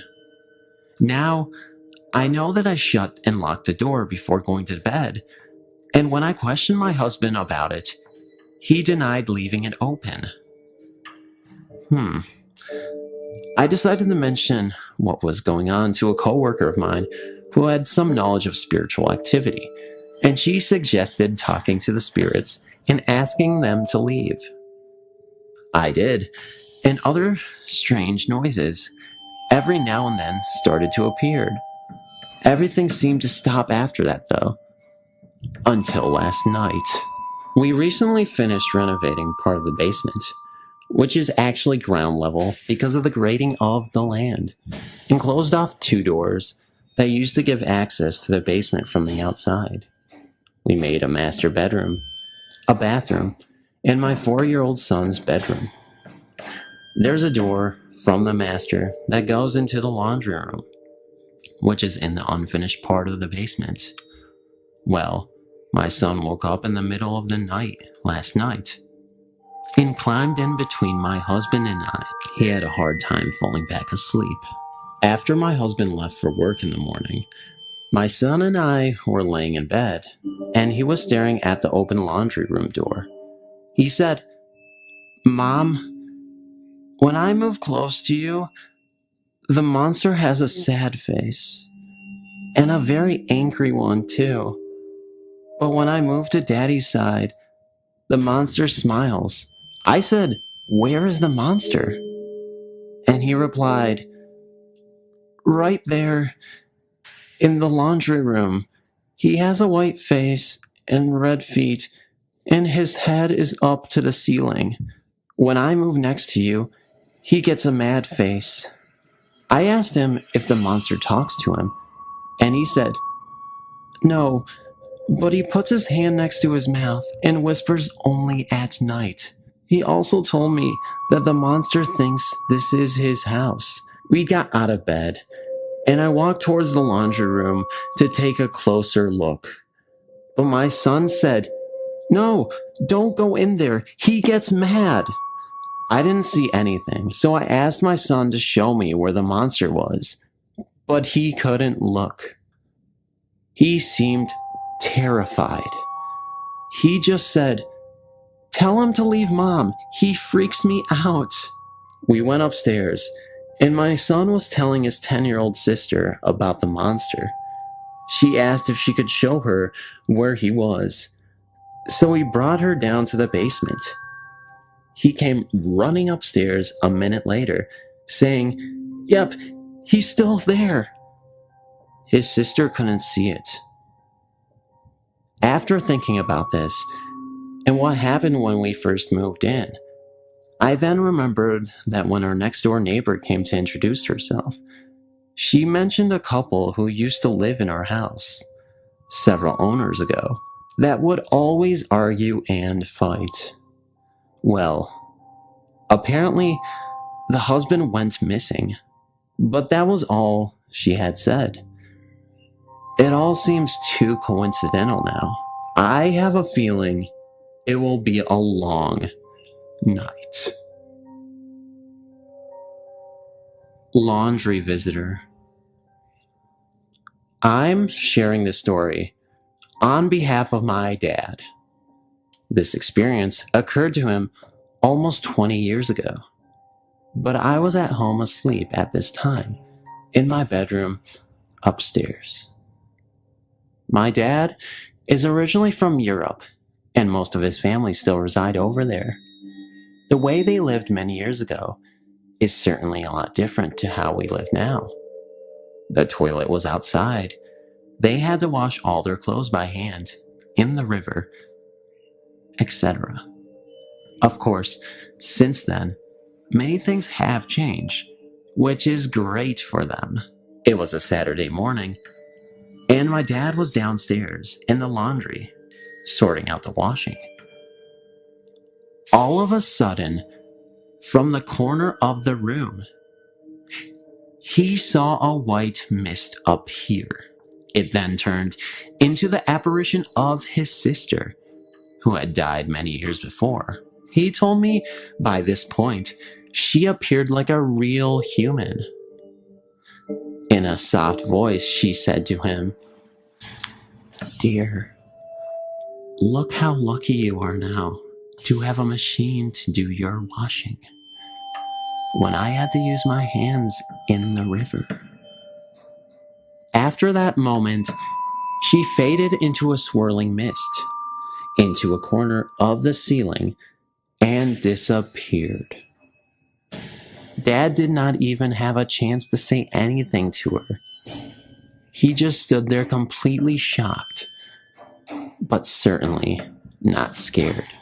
After that moment, he tells me to this day, he could not believe what he had seen, and he felt very at peace with their presence there in front of him. Needless to say, he says he made himself a very strong cup of coffee after that experience. Has anyone had any experience where a loved one who has passed has gone to greet another loved one before they could get a chance to speak in such a manner and respond, before evaporating into the cold air?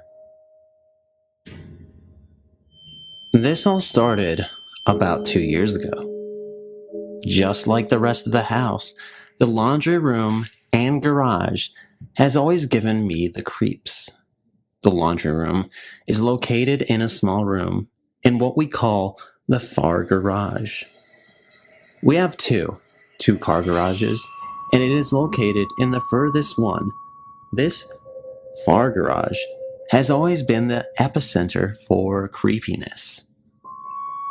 One day, I was going out to switch the laundry from washer to dryer, and as I got there, I saw that both the washing machine and dryer lids were open mid-cycle. I just thought, okay, someone came out here looking for something and forgot to close them. I asked my mom and boyfriend if they had been out there. Both said no.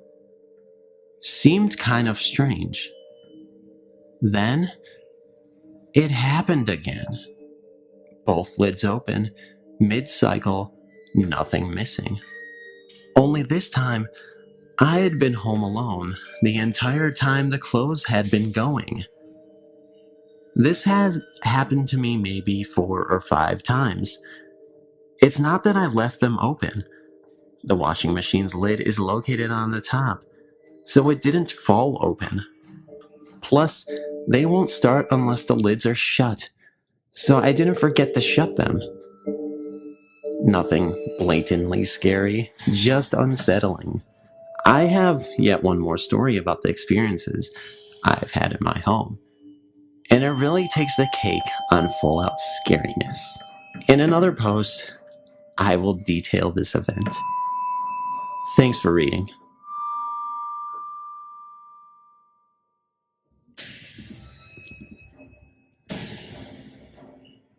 The washing machine. Just a short story here, and it is true. I'm not a believer in ghosts, and not an easy guy to scare. But this did the trick.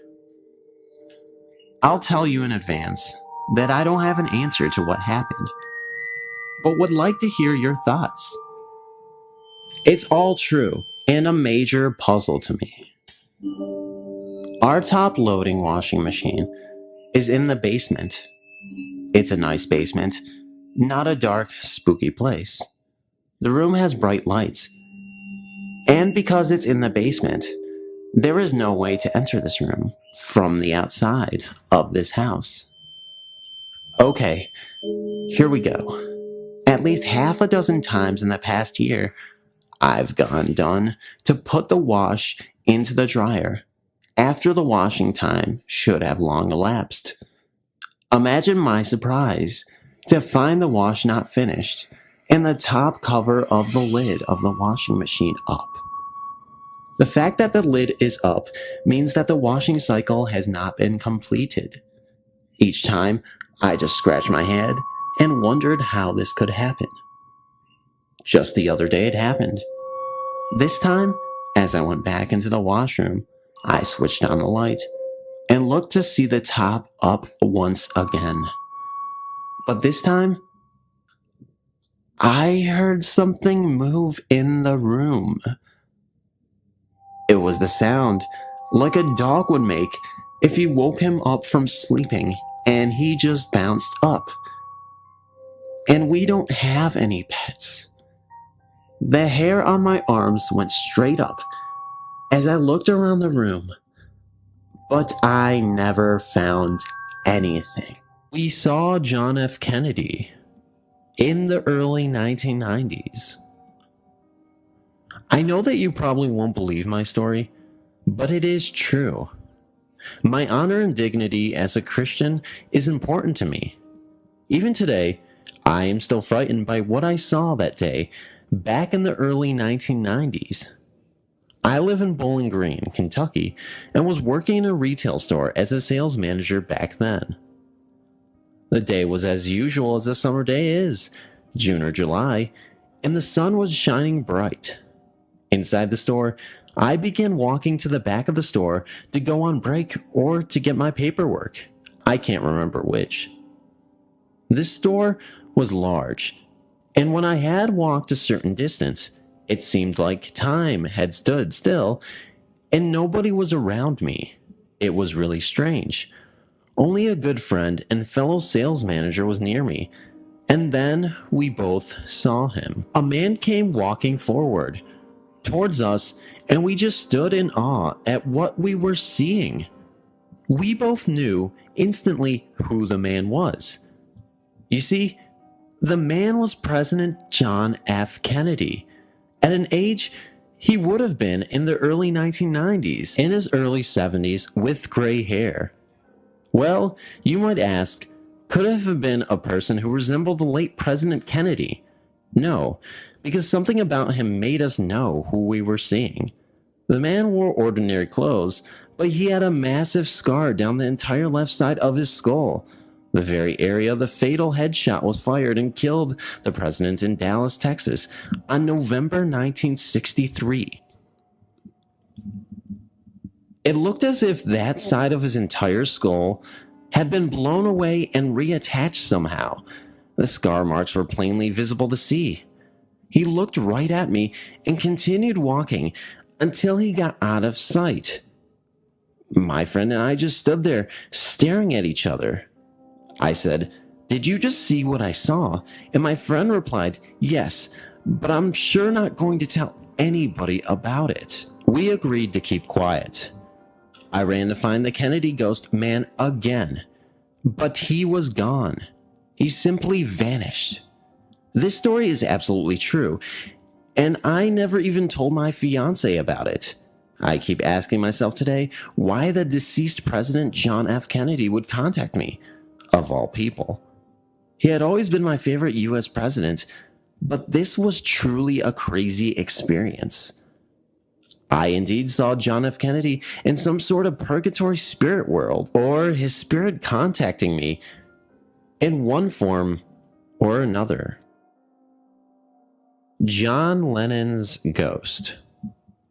On December 8th, 1980, former Beatle John Lennon and his wife, Yoko Ono, were just returning home to the Dakota, a luxury apartment building in Manhattan, when a deranged fan shot Lennon 5 times in the back near the entrance to the Dakota. En route to Roosevelt Hospital, John Lennon died. John Lennon was 40 years old. Lennon had an open mind when it came to the paranormal.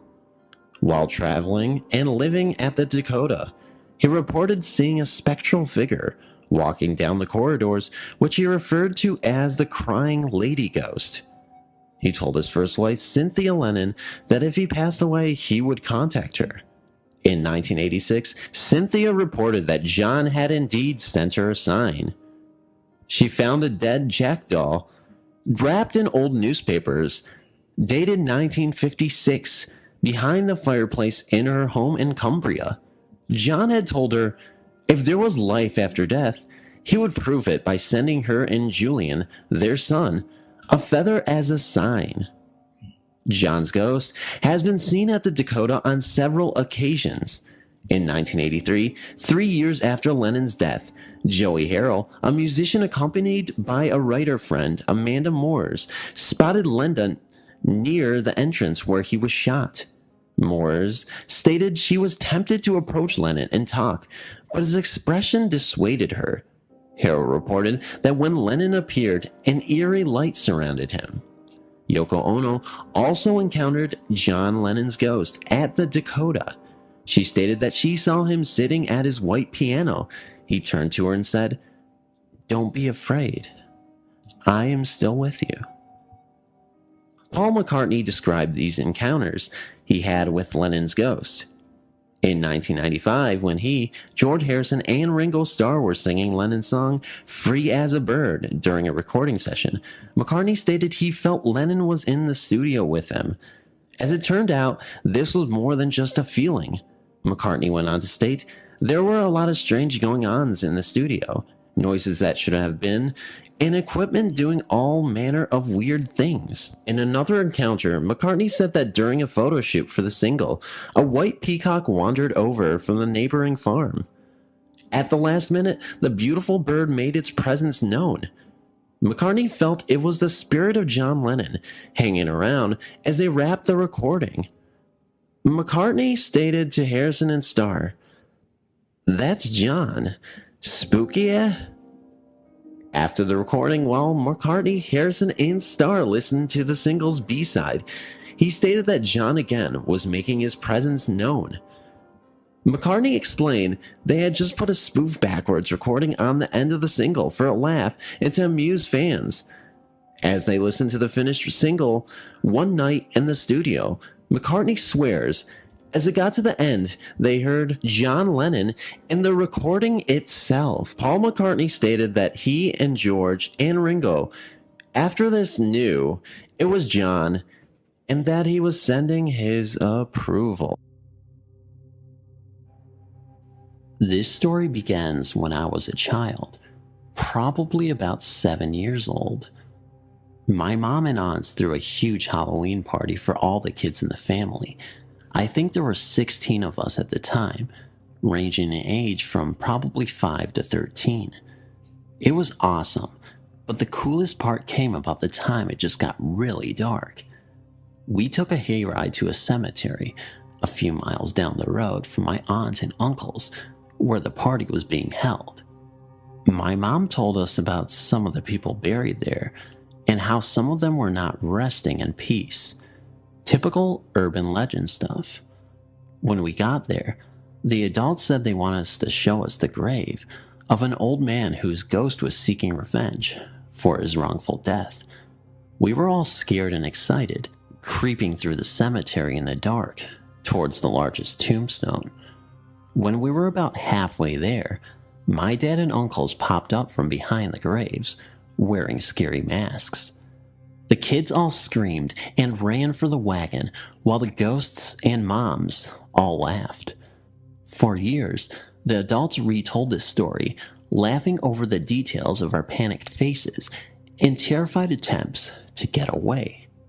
When I was a teenager, my sister and two of my cousins decided to get our moms back for this prank. Our parents got together once a month to play cards, so that October, we made sure we were around for card night. We waited until our fathers went for a beer run, which inevitably meant an hour or two at the bar.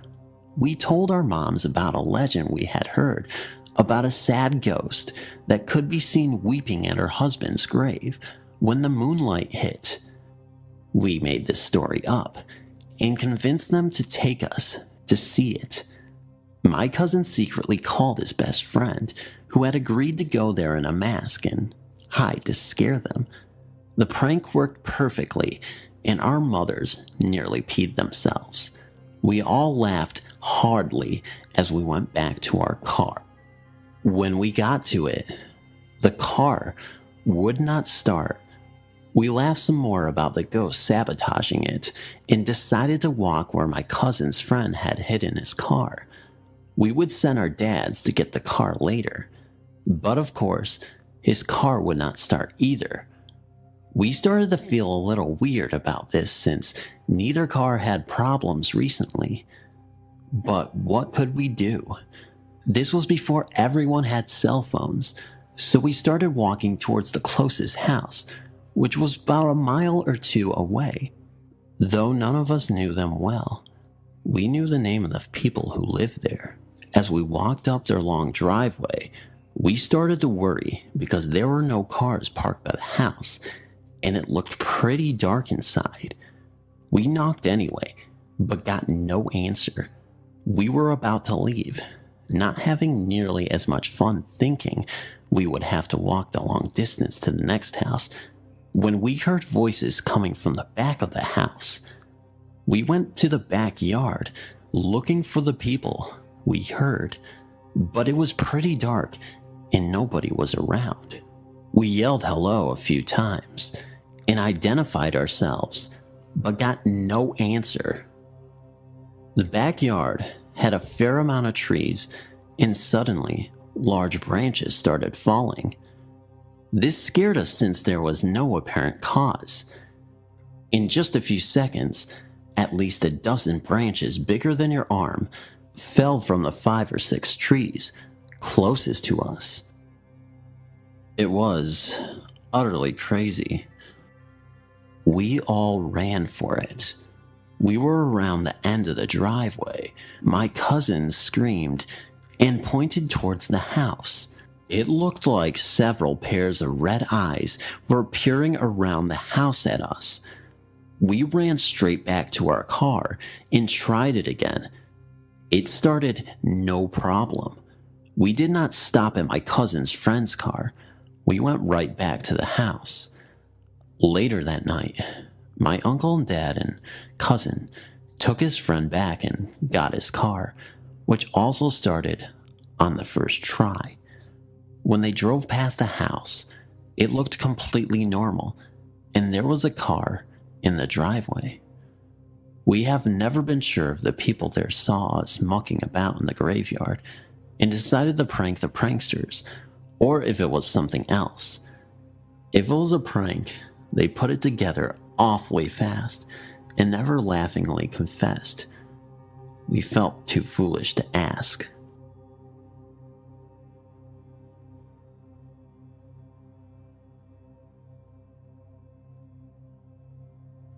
It was in 1971. I was in my late 20s. I was then staying in Rose Hill, in a different country, not married yet and staying at my folks'. One day, my dad came home with a South African couple. He met them while coming back home, and they were tourists visiting Mauritius with their bags, tents, and sleeping bags. Mauritius was still safe in that period, but independence was given by Great Britain in 1968, and a civil war had just come to an end a few months before. Two communities had fought for some political reasons. Anyway, my dad invited them home to sleep over for a few days. I remember the guy had a big blonde beard. He was very kind. His wife was as well, but I forgot her face. We decided to organize camping during a weekend on the west coast of Mauritius. This place, which is now pretty developed, was at the time very wild with just a few houses. We went on a Saturday morning, found a nice place to put a tent, and organized the day. The South African man and his wife were very good swimmers and divers. We spent a lot of time in the sea, catching fish, crabs, some lobsters, which were getting scarce then. We don't find them anywhere by the coast, and cooked all these goodies on a small homemade barbecue set. All of us, Mom, Dad, the couple and I, really enjoyed the day. The sunset was beautiful. It was warm. We were in summer, and everything was perfect. When night came, we prepared a nice barbecue with chicken, beef, and pork, and a few shrimps we had caught earlier. The night was starry. My dad was happy and drunk, and the couple was obviously having a great time. Since we were not fluent in English, I was improving then. Communication was a bit difficult, but we could make ourselves understand with gestures and sometimes drawing on the sand. It was a great fun seeing my dad, trying to converse with them with a very limited knowledge of English. Anyway, it must have been around 9 p.m. We were all seated on the beach, watching the ocean as well as the starry sky by the campfire. It was so beautiful. Then we started to hear like a complaint. We couldn't determine the origin of the sound, but it was like a woman wailing.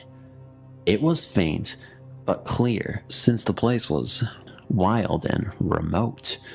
The wailing was not constant, but would be heard from time to time. We put it on the sound of some sorts of animal, since we were not people living on the coast, thus being ignorant of animals, which could be active at night. We were seated on the beach, facing the ocean, when suddenly we noticed someone coming out from the sea on our left at about 30 to 40 meters away. It looked like a woman with a long white dress just walking from the sea to the beach. We could not see her face, but could guess she had long hair. The only lights were the stars and our bonfire. She silently walked straight and disappeared from our view in the vegetation. We found this very odd. I knew it was not normal, but did not know what the others were thinking. My dad was drunk and watched the scene with a little smile on his face. I think he was lost in his thoughts. We all looked at each other and did not know what to think. I tried to check if there was a house where the woman walked to. I just stood up and walked towards the sea and looked on my left to see where she went. There was only green, bush, and trees. There were no lights or any constructions around. I was now scared because I was realizing that we must have seen a ghost. I walked back to the bonfire and sat and told everyone that I did not find any house there. We stopped talking, and everyone kept alert. We could now hear all the little noises of the night. We heard faint crackling, like someone or an animal quietly walking on dry leaves.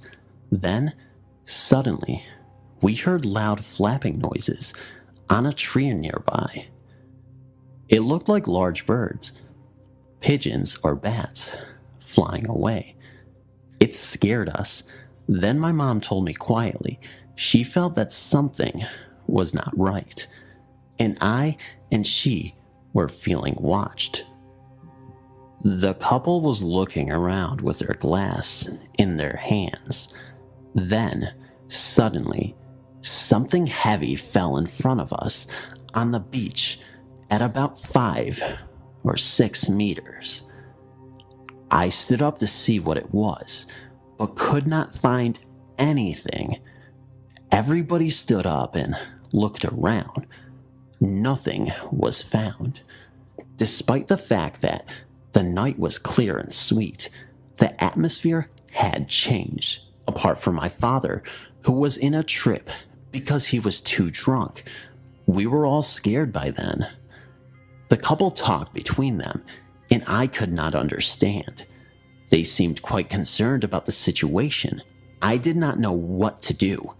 Could we stay there, or maybe go to sleep, or maybe we had to leave? That was a pity. We were enjoying such a nice time before seeing that woman. Then, in the middle of the night, we heard this bone-chilling scream, like a woman being attacked. It seemed close to our camp. We were on our feet, with eyes about to pop out from our sockets. My heart was pounding so loud that I thought others could hear it. The couple started to pick up their stuff, and my dad followed them. Mom and I packed away everything quickly.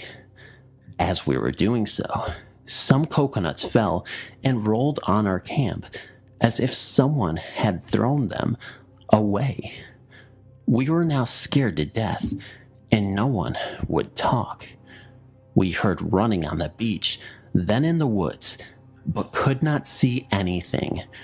We quickly put stuff in the car, and it was not easy because we did not have a big car, and we had taken time to pack things so that they could fit in when we came down. Now we had to pile up things. The worst was the barbecue. It was hot and dirty, and we did not want to leave it.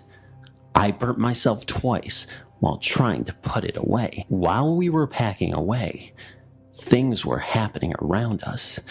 The screams seemed to originate from different places, and there was a lot of noises going on. We all got into the car practically one upon the other with stuff on us. I decided to take the wheel because my dad was too drunk. As we moved away, we got a shock. We saw a woman dressed in white standing by the little lane, looking at us. It was bone-chilling. I stopped the car. She was standing about 4 to 5 meters away. I didn't know what to do. I was too scared to move closer to her, but it was the only way out. We waited a few minutes as she was standing there, staring at us. I heard my mom praying and the South African couple mumbling something between them. Suddenly, we heard a bang, like something hit the car behind. We all turned to see what had happened. The atmosphere was very tense, and I think my dad was becoming sober very quickly. He was now swearing. We did not see anything behind, but when I looked forward, the woman was not there anymore. But the scariest thing happened. She was now standing by my door, looking at me. I can't describe the utter fear which took hold of me then. I released a scream. My throat was sore several days after, and pushed the gas pedal. I think everybody screamed then, but with panic, the car choked and the woman was still there, looking at us. I remember not seeing her eyes or features because it was dark. I switched on the car again and drove off as fast as I could. The poor car got shaken on the dirt road. We reached the main road, relieved and shouting. What the hell had we seen and experienced? Fortunately, Rose Hill is not far from that area we were just at. But when we reached the town, the car broke down. The fan belt of the car had broken and the engine stopped from overheating. We were in the 70s, no cell or anything like towing services available a Saturday evening. The couple and my mom walked home, which was not far. My dad and I stayed by the car. At home, Mom phoned a friend of my dad, who was not staying far, to tow away our car. We finally reached home at around 11:30 p.m., completely exhausted. My dad's friend who had helped us was invited to have coffee, and we told him what had happened.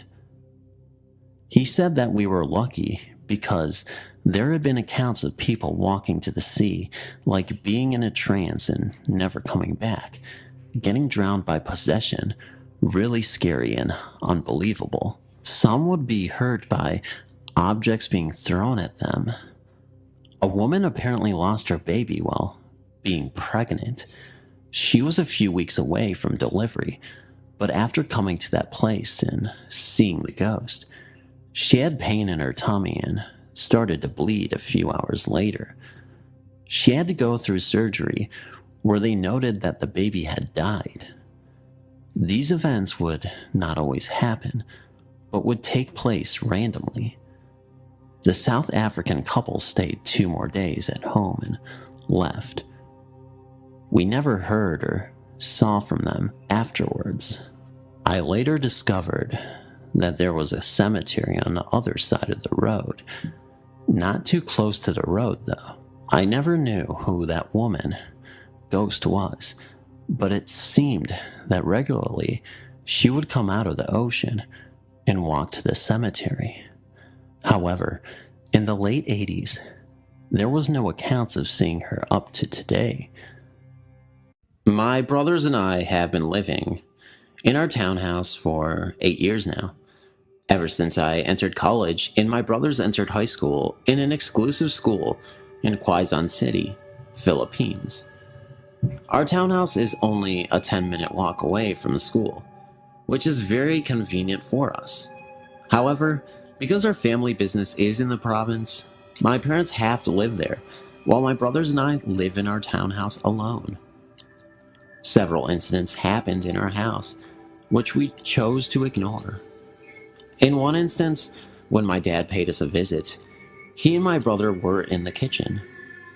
My brother was washing dishes, while my dad was chopping vegetables for lunch. They were both facing the wall, their heads turned away from the door leading to the washroom at the end of the kitchen. From behind them, they heard my voice say, "May I use the restroom?" My brother answered back, "What's wrong with you?" Because he was surprised I was asking permission in our own house. They both turned around and saw no one. They checked the bathroom. It was empty. They went around the house. I wasn't there. I received a call in my cell from my brother that day, asking where I was. I was at work the entire time. But my brother and father were both certain it was my voice they heard. Now, the second incident was more creepy, because I myself experienced it. I was leaving for work. My youngest brother was already in school, while my younger brother was in his room. I stepped out the door and stood by the front steps, locking the door with my keys. Suddenly, I heard my voice in the living room calling my brother's name. "Rap, come down here." I fumbled my keys and tried to open the door, except this time, the locks won't open. I heard my brother running down the stairs, so I went to the window to see what will happen. The living room was empty.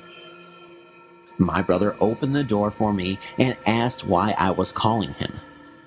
I told him it wasn't me calling him, and he couldn't believe it. After telling the story again, I left him to go to work. The third incident happened in my room, more than a year after the second incident. I woke up in the middle of the night, which always happens to me. The first thing I did is check my bedside clock, which I always check when I wake up in the middle of the night for comparison. It was 2 o'clock in the morning. At the corner of my bed is a full-length mirror, which normally faces and reflects the image of my bedroom door. After checking my clock, I checked my mirror and saw myself standing and staring at myself in a deadpan way. At first I thought I was looking at my reflection, and I even asked myself in my mind, why the hell am I sleeping standing up? But then I felt the bed, and I knew I was lying down.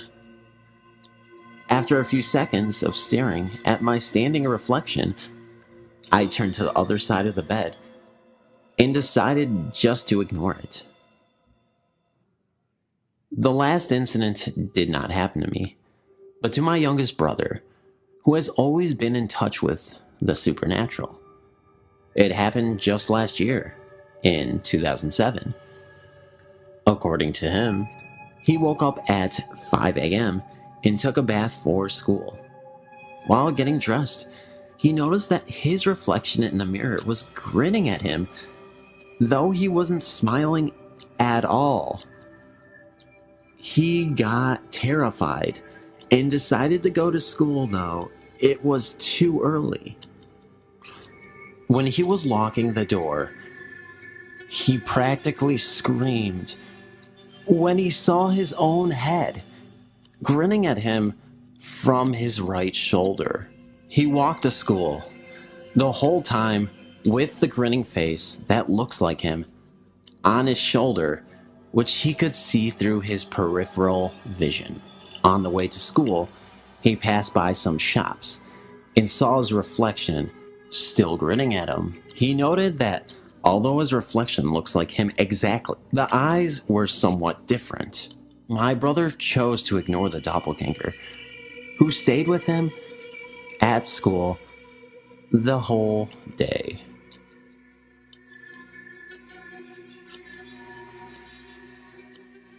A doppelganger of my classmate.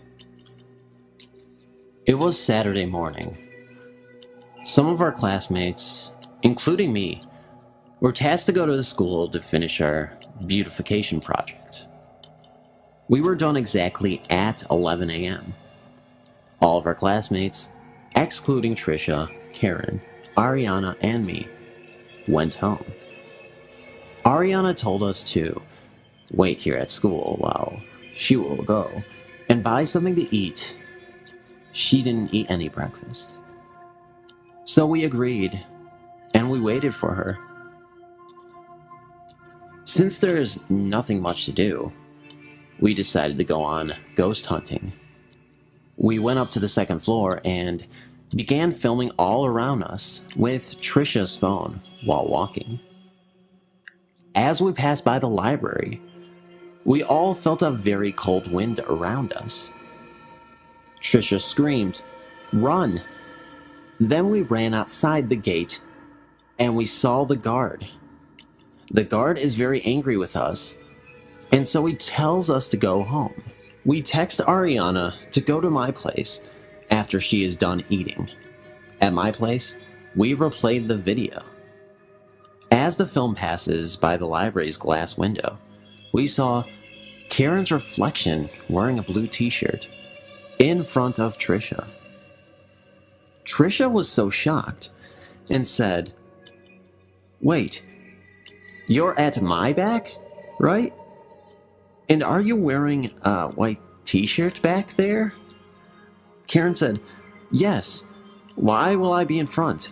Clearly you're the one who is in front, right? And I'm still wearing the exact same white t-shirt." We tried to replay it again and again, and still the same. I really want to know what you think, because I'm still baffled by this whole situation. If anybody has any idea as to what this could be, please put it in the comments below. D is for doppelganger. As would be expected, a lot has happened since I was last on here. In due time, I'll explain my absence. But for now, I'll start with what is troubling me the most. I have been with my partner, whom we'll call Michael for privacy reasons, for nearly a year now, and this started happening in November of 2012. Now, before I delve into it, at all times when these sightings have occurred, he has not been on any medication, drugs, of any kind, nor had he been consuming alcohol. To better understand the story, I better give you a layout of the house. Walk through the front door, you are greeted by the dining room, with an open plan kitchen at the end of it. Take 4 steps forward, and to your left you have the lounge, which is connected to the dining room by 2 doors which are kept open at all times. Next to the lounge is a small extension of the house, which is Michael's little sister's playroom. The playroom is separated from the dining room by a glass wall and a glass door. Keep walking straight from the front door, and to your right is a door leading to the garage and laundry room. Next to the laundry door is the hallway. The hallway is L-shaped, and the first room to your right is his mother's and sister's room. Go to the corner of the L, and you'll find the main bedroom, which his grandmother resides in. At the corner of the L, and slightly off to the right, is Michael's room, and at the very end of the L is the bathroom. Michael has been seeing my doppelganger.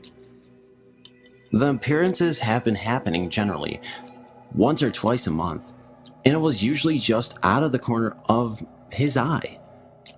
My doppelganger has usually been seen in and around his room and up and down the hallway.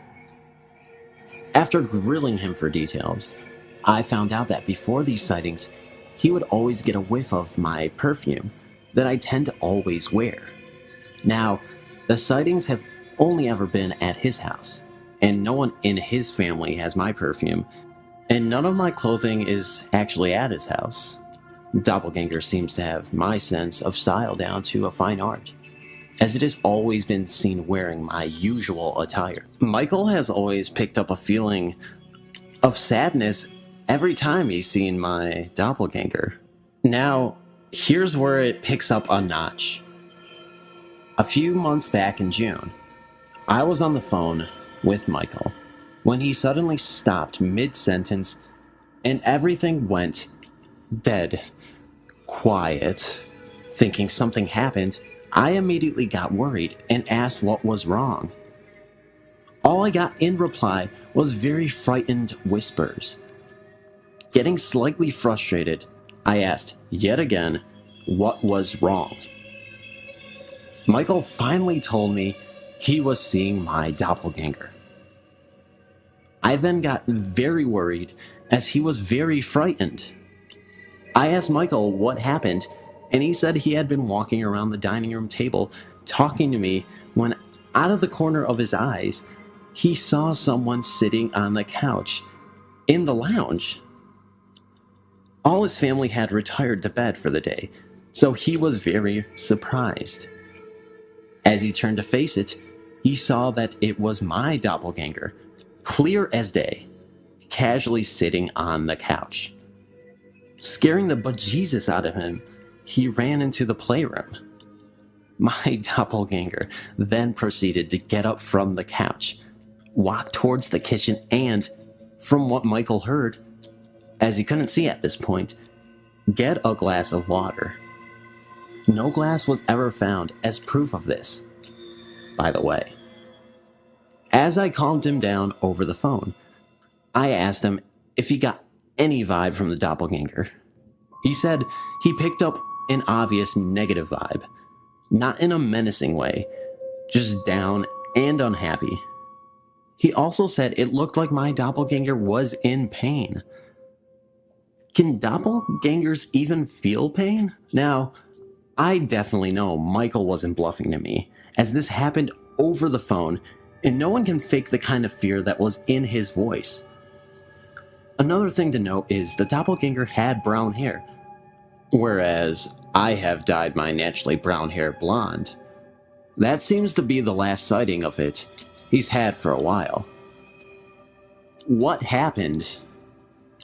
Help would be greatly appreciated here, as I'm going out of my mind with questions. What is this thing? What does it want? Why imitate me? No one else in his family has seen it other than Michael. Thank you for reading. Doppelgangers, oh my. I can't say I've ever seen a doppelganger. However, some of my family members have. 2010. At this time, the family members residing in our home were our oldest daughter and her husband, our youngest son, and our youngest daughter. My husband saw the first one sometime in 2010. He came home from work at midnight. I was asleep on the couch in the living room. He was on his way through our room to the bathroom to take a shower when he saw our youngest daughter sitting at my computer. He called out to her. She didn't answer or even move. He assumed she had earphones in and didn't hear him. He realized he had forgotten to grab a towel from the laundry room, so he turned around and headed that way. Our bedroom is on one end of the house. The laundry is on the opposite end. He walked down the hall, though the dining room and the kitchen were in between. Just as he was about to open the laundry room door, Em, our youngest daughter, stepped out. My husband asked if she had just been on my computer. She said no, she had been in the laundry room this entire time. We all picked at him about getting old and seeing things. That's before I did some research on doppelgangers.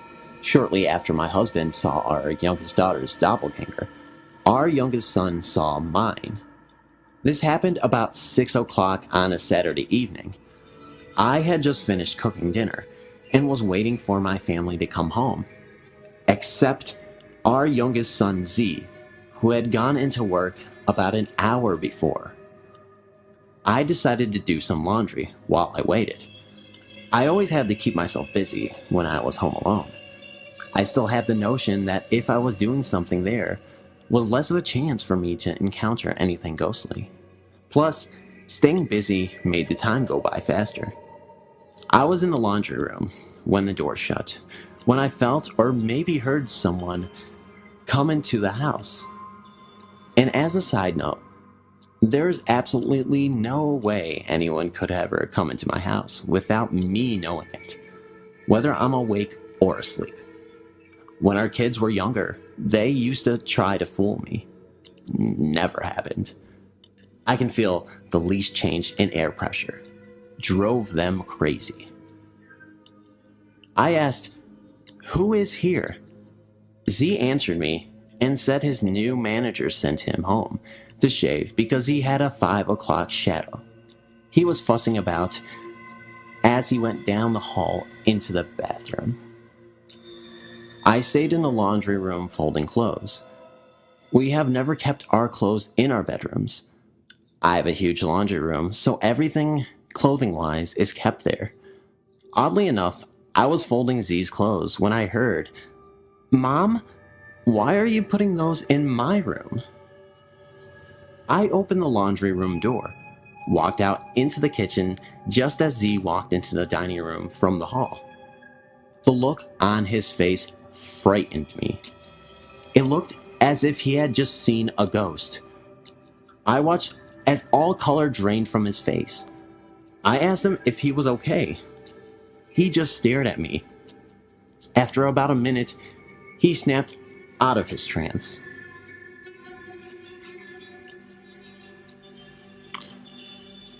The following is what he told me. He was standing in front of the bathroom mirror shaving when he heard a shuffle. He looked up and out the door. He saw me dressed in a red robe, walking really fast, holding a stack of clothes. I entered his bedroom, so he stepped out of the bathroom to ask me what I was doing. I didn't come from the direction of the laundry room. I came from the opposite end of the house, from the other bedrooms. His is the first bedroom in the hall before you get to the bathroom. I did own a red robe at that time. However, I was fully dressed in jeans and a t-shirt. Nothing red. Before that day, Z was a non-believer of the paranormal. For years, he swore he still was. He refused to talk about that day. About a year ago, he and his wife bought a house built in 1940. He's now coming around to the fact that there are some things that have no other explanation. Last week, April 22nd, 2016, my oldest daughter was visiting. She and I were laying on my bed talking. I fell asleep. She got up to get a drink from the kitchen. As she was leaving my room, she saw M's, the youngest daughter, boyfriend coming from her bedroom, which is directly across from mine. She said he had a faraway look in his eyes. He was laughing as if something he and M had shared moments before was extremely funny. He walked down the hall into the bathroom and shut the door. S continued on to the kitchen. She got her drink and started back down the hall. As she was right outside of the closed bathroom door, she noticed Jay was stepping out of M's bedroom. He looked as if he was half asleep. He asked her if someone was in the bathroom, to which she replied, "You." She reached over and opened the bathroom door. It was empty. It was the vacation of a lifetime. Just my best friend Nicole and I going away to Ireland. I was very excited as we were going to stay in a famous castle, which of course had some history of its own. I believe it was Capra Castle, of something to that effect. I recalled as it was yesterday. We were in room number 71. We left our room to go through the courtyard to the main castle for dinner. We then proceeded to go look for this haunted bridge or something. We made a few jokes about how we were going to hang each other from the bridge. We had a bit of fun with that, hit the bar, and then went back towards our room. After returning, our luggage was messed up on the floor. We thought nothing of it. Could it have been the maid for all we know? I'm not sure. But we noticed that the dog that went around the hotel courtyard was outside of our room. Was an Irish wolfhound. So we got to bed about an hour or so after we had got back, and we locked the door, and the dog got up and went away. So it was now about 1 a.m. I was sleeping through the night, and around 3 a.m., I had a rude awakening. I started freaking out because I felt like someone was on top of me, and that I was being scratched at.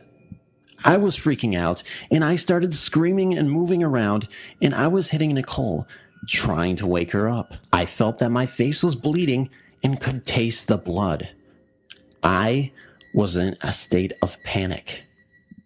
I managed to get Nicole up, and she was trying to calm me down. I was telling her I was bleeding and to get help right away. As she felt my face, she felt the blood. She was in shock. So she said she would turn on the light and call the desk for help. She reached for the phone and light, which were right by one another, and she got, as she described, brutally pushed aside, hitting her head on the floor. She reached for her pocket keychain light to search for the light. She crawled over to the light switch and came running back to the bed, where I was still feeling as if I was pinned down. She got on the bed to check on me, and I felt as if I could freely move up. So I sit up. I was feeling pinned down this whole time, hence my freaking out. She checked me for blood, and there was no sign of blood. We went to open the door and checked to see if there was any sign of forced entry into our hotel room in case it was something else. There we saw the dog walk back to the front of our door, and he laid down there. We couldn't get back to sleep after all of that. The whole thing freaked me out, and I'm not sure why exactly that did happen. Why was the dog back after the attack? Why could I taste blood and then be fine? I couldn't move, and I did not shove Nicole off the bed. It was one of the most freaky experiences ever. Did I anger a spirit and they were being spiteful? This isn't my first encounter with strange beings, just the more physical. Woodsford Castle. I've had a few weird experiences, but this is by far the scariest. Me, my sister, my parents, and my grandparents all went and stayed in a natural trust place called Woodsford Castle. It was really old-fashioned with the decapitated stags and stuff mounted on the wall along with chandeliers. In the visitor's book, there was loads of questions about whether the castle was haunted or not. The room me and my sister stayed in was the oldest room in the castle. It was always quite dark and cold in the room, even if we had the lights on, and you always got a chilled, prickly feeling when you were in there alone. Whenever I went into the room, I felt a huge urge to leave and felt like someone was trying to make me get out. One night, I went to the toilet, and as I was coming back up the stairs, I heard footsteps clicking up the steps, which sounded like high-heeled boots. This confused me a bit, but I passed it off as my imagination and walked back to the room me and my sister were staying in.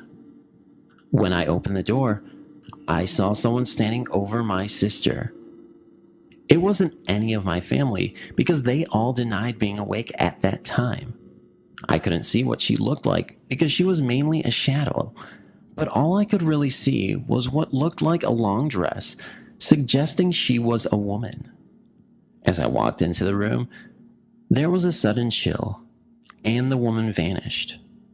I told my mom, who was a real believer of spirits, and she said that the woman may have wanted me out of the room so she could be with my sister alone. But we don't know why she wanted my sister.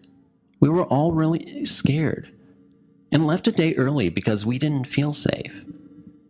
If anyone has any idea why this woman wanted my sister alone, it would be really helpful to know.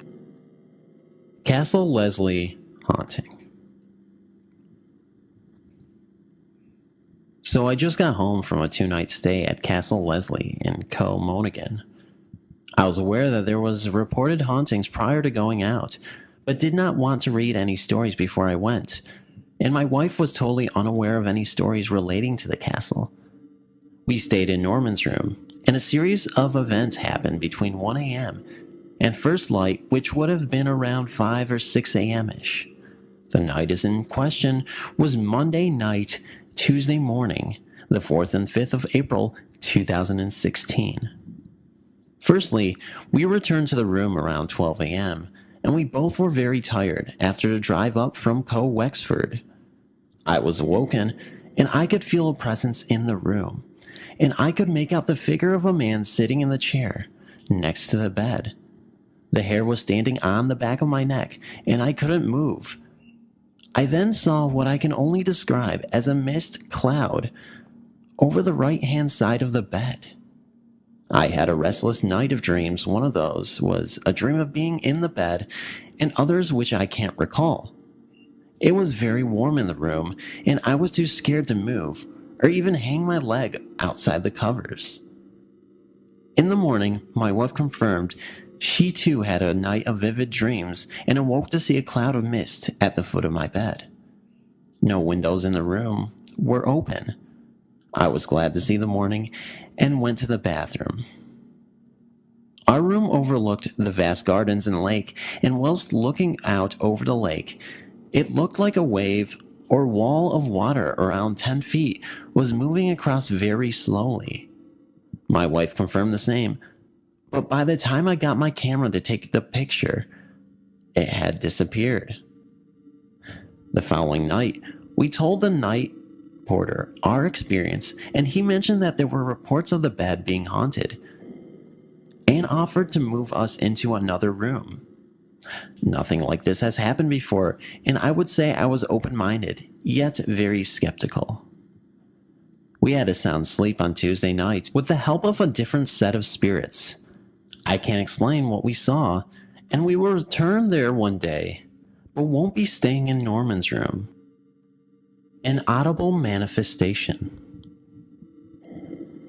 My only ghostly experience came in the fall of 1986. I had lost most of my vision from diabetes and had entered a residential rehabilitation facility in the capital city of a southern state. Rumors had been shared among clients about odd things that occurred on the campus that encompassed an entire city block. Because many clients came to the rehabilitation facility with secondary medical complications, there had been cases of clients passing on in their dormitory rooms. Odd things had been reported, such as the elevator engaging and moving from one floor to the other, when only one person, the business officer manager, sat in his office in the administration building. More than once, he had charged out of his office into the elevator doors to see who was coming from the second floor, but the elevator was always empty when the doors slid open. That to me could be easily explained as an electrical glitch versus something paranormal. But that same office manager was in the small first floor reception area of the training hall with two men who were hired as security guards during the week-long Christmas closure. One of the guards was a regular member of maintenance and the other a part-time staff member, and both fully knowledgeable about the entire campus. The clients and all staff had departed except for these three men. They stood quietly, chatting when they all heard a sound. It sounded like someone had dragged a heavy pile of furniture across the floor, directly over their heads. They rushed to the second floor, but nothing was moved or out of place. This they could not explain. My experience took place in the hall, where my room, along with three other rooms, were located. There was a fire stairway at one end of the short hall that led either upstairs to the women's second floor dorm rooms or outdoors and into the courtyard. Double swinging doors on the other end of that hall opened into the first floor women's lounge and then either led out the courtyard or through a second set of swinging doors that led to the counseling hall. It was a Friday night and I had just finished supper. Using my white crane, I made my way out of the cafeteria, into the training hall's reception area, and down through the hall, up the short set of stairs, and through the counseling hall. I passed through the first set of swinging doors and walked across the first floor women's lounge and through the second set of doors and into my hall. My room was the first door on the left.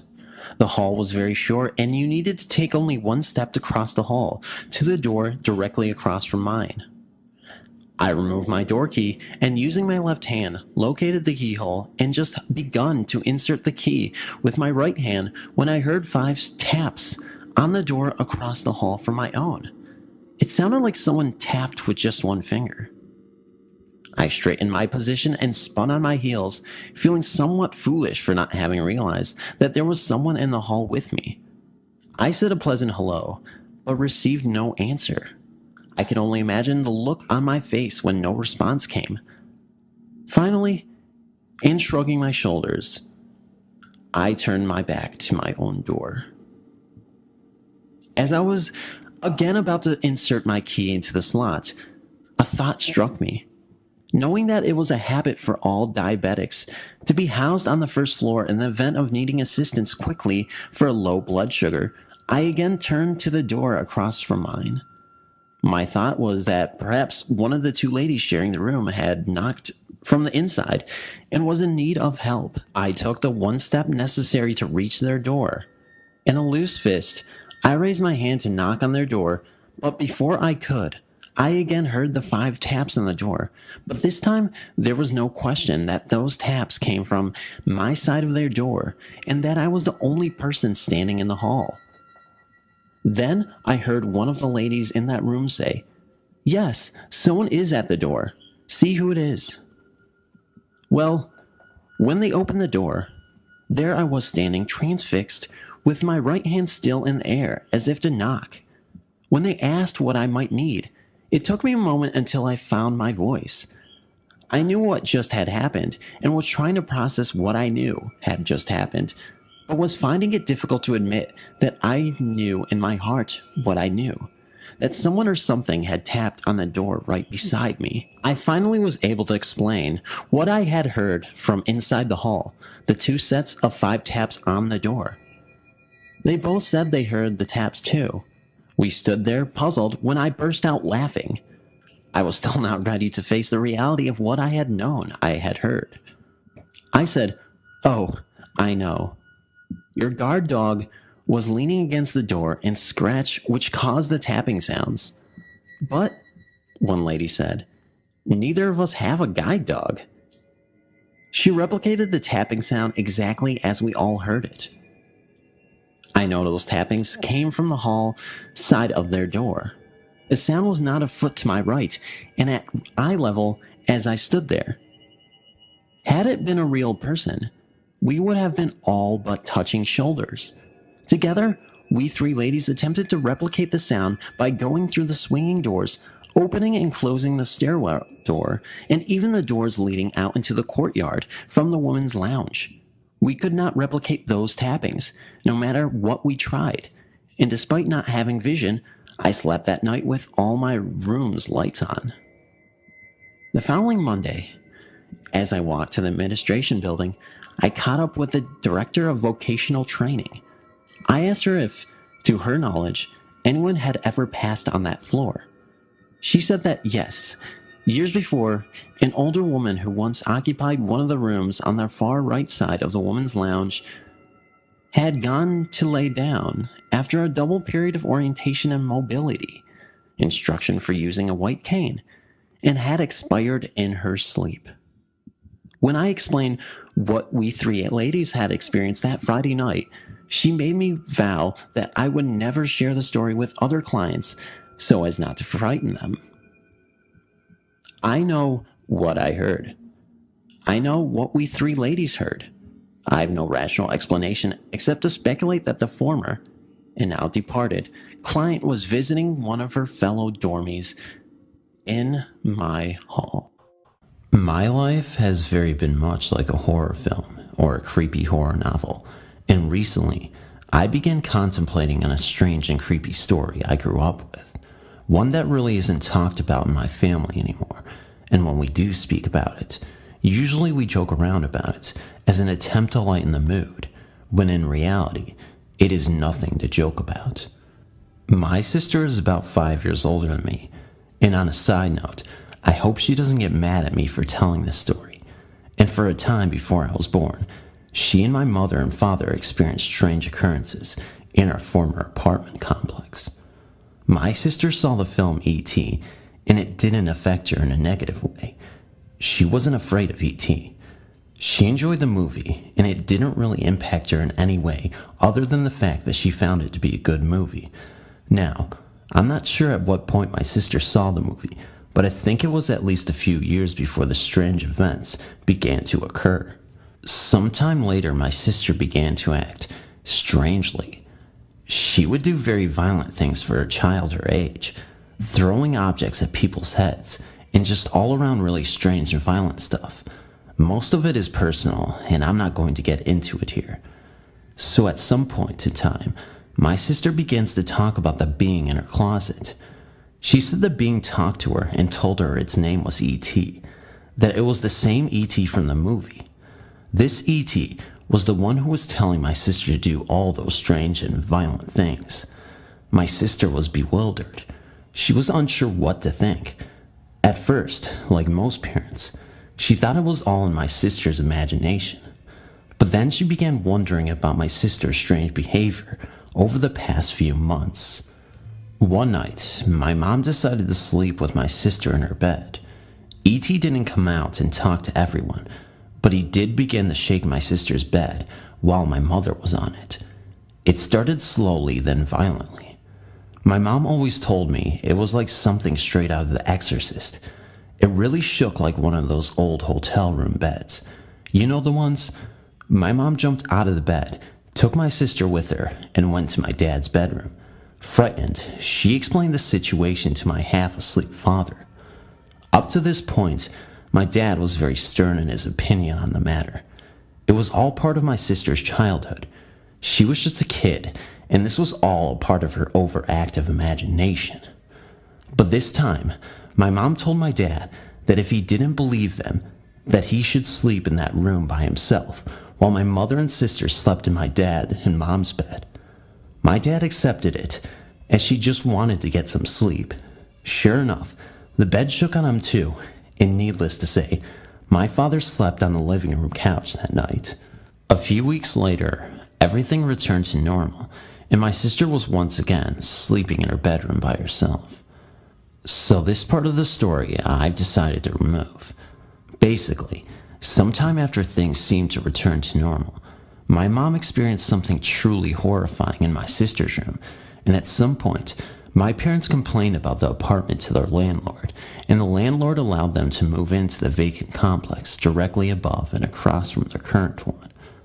After that, the events ended. My sister apparently still acted out from time to time, but it was really just normal kid stuff. Nothing as violent as those times in the old apartment. The old apartment sat vacant for a while. Eventually, a small family moved in, and to my mother's horror, they had 2 young sons. My mom waited a few weeks for them to settle in. Then one day, while at the washing machines downstairs, I think that's where it was, my mom asked the new woman who had moved in how she was liking the apartment. She had no complaints, but she found it strange that her younger son suddenly had an imaginary friend, and he claimed that this friend's name was E.T. And the funny thing about this was that the boy had never seen the film and had no idea E.T. the extraterrestrial even existed. This part of the story is where it gets fuzzy. As I said earlier, it's been a long time since my family and I have spoken of this story. Eventually, the boy stopped talking to E.T., but I'm not sure how long it was before he did. The family moved out of that apartment, but I don't recall how long it was. It may have been a few years. I think the family may have had a priest bless the place, but I'm not 100% certain. And eventually, my sister got a new bed, and that was when my parents found out where the bed had really come from. They had known that the bed came from my dad's parents' attic, but what they didn't know was that someone that my dad's parents had known had passed away on it. The person had died of old age, aka natural causes, but still one can't help but wonder if it had anything to do with the events. Maybe the bed was some sort of catalyst for what took place. The apartments we lived in weren't exactly old, and my family wasn't into the occult or anything like that. One theory my mom has is that maybe whomever lived in that apartment before us was into the occult and had invited some entity into the location. My sister was but a child, and we all know the theories around children and the paranormal, not to mention the bed someone died on, whether related or coincidence. Another theory is that something from my grandparents on my mom's side home had attached to her, but that's another story for another time. Thank you for reading.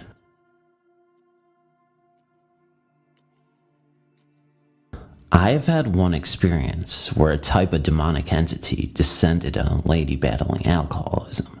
This lady told me point blank that this demonic came up out of her deceased uncle at the funeral she was attending. The uncle was also an alcoholic and had battled the disease most of his life. Her family backed her story, relating that the uncle had often spoke of this demonic being.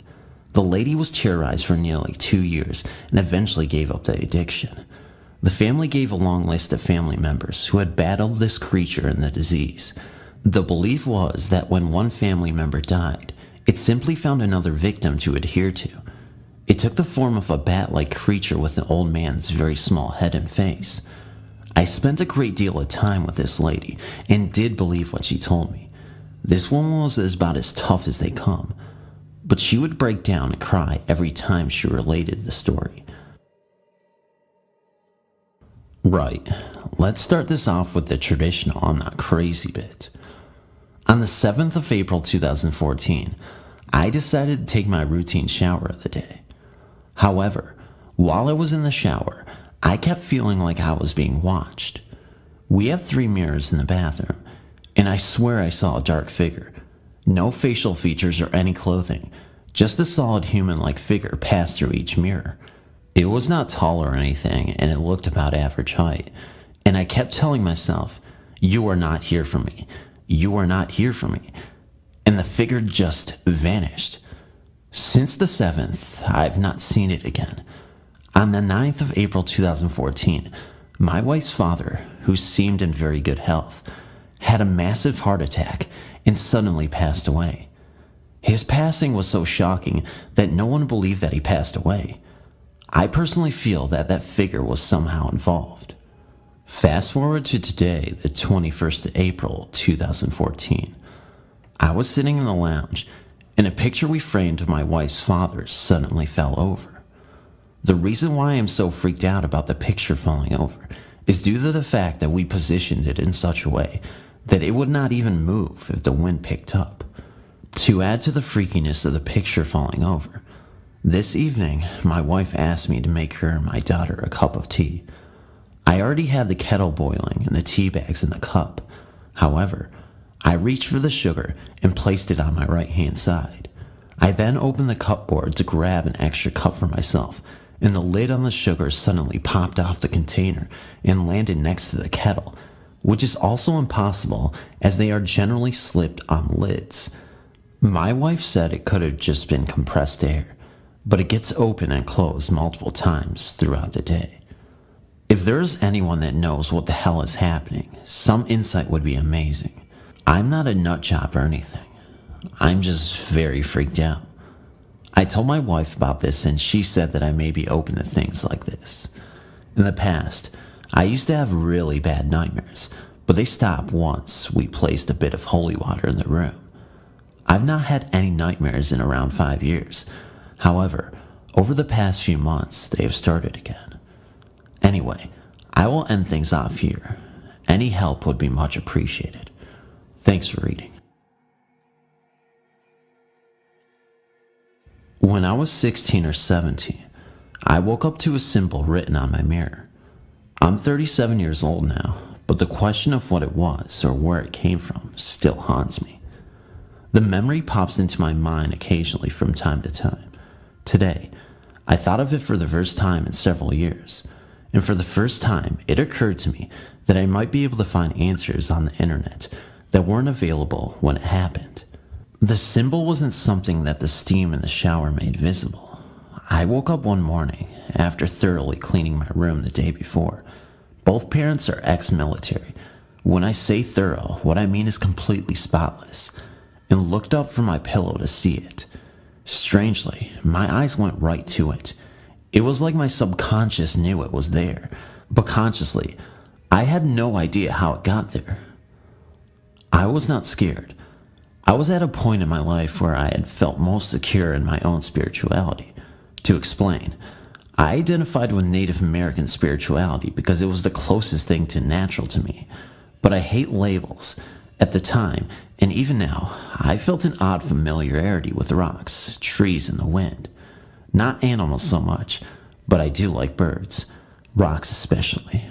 I know this sounds freaking insane, hence why I never bothered to explain it to people. It's just how I polarized. I wasn't scared, but I wasn't sure what it was.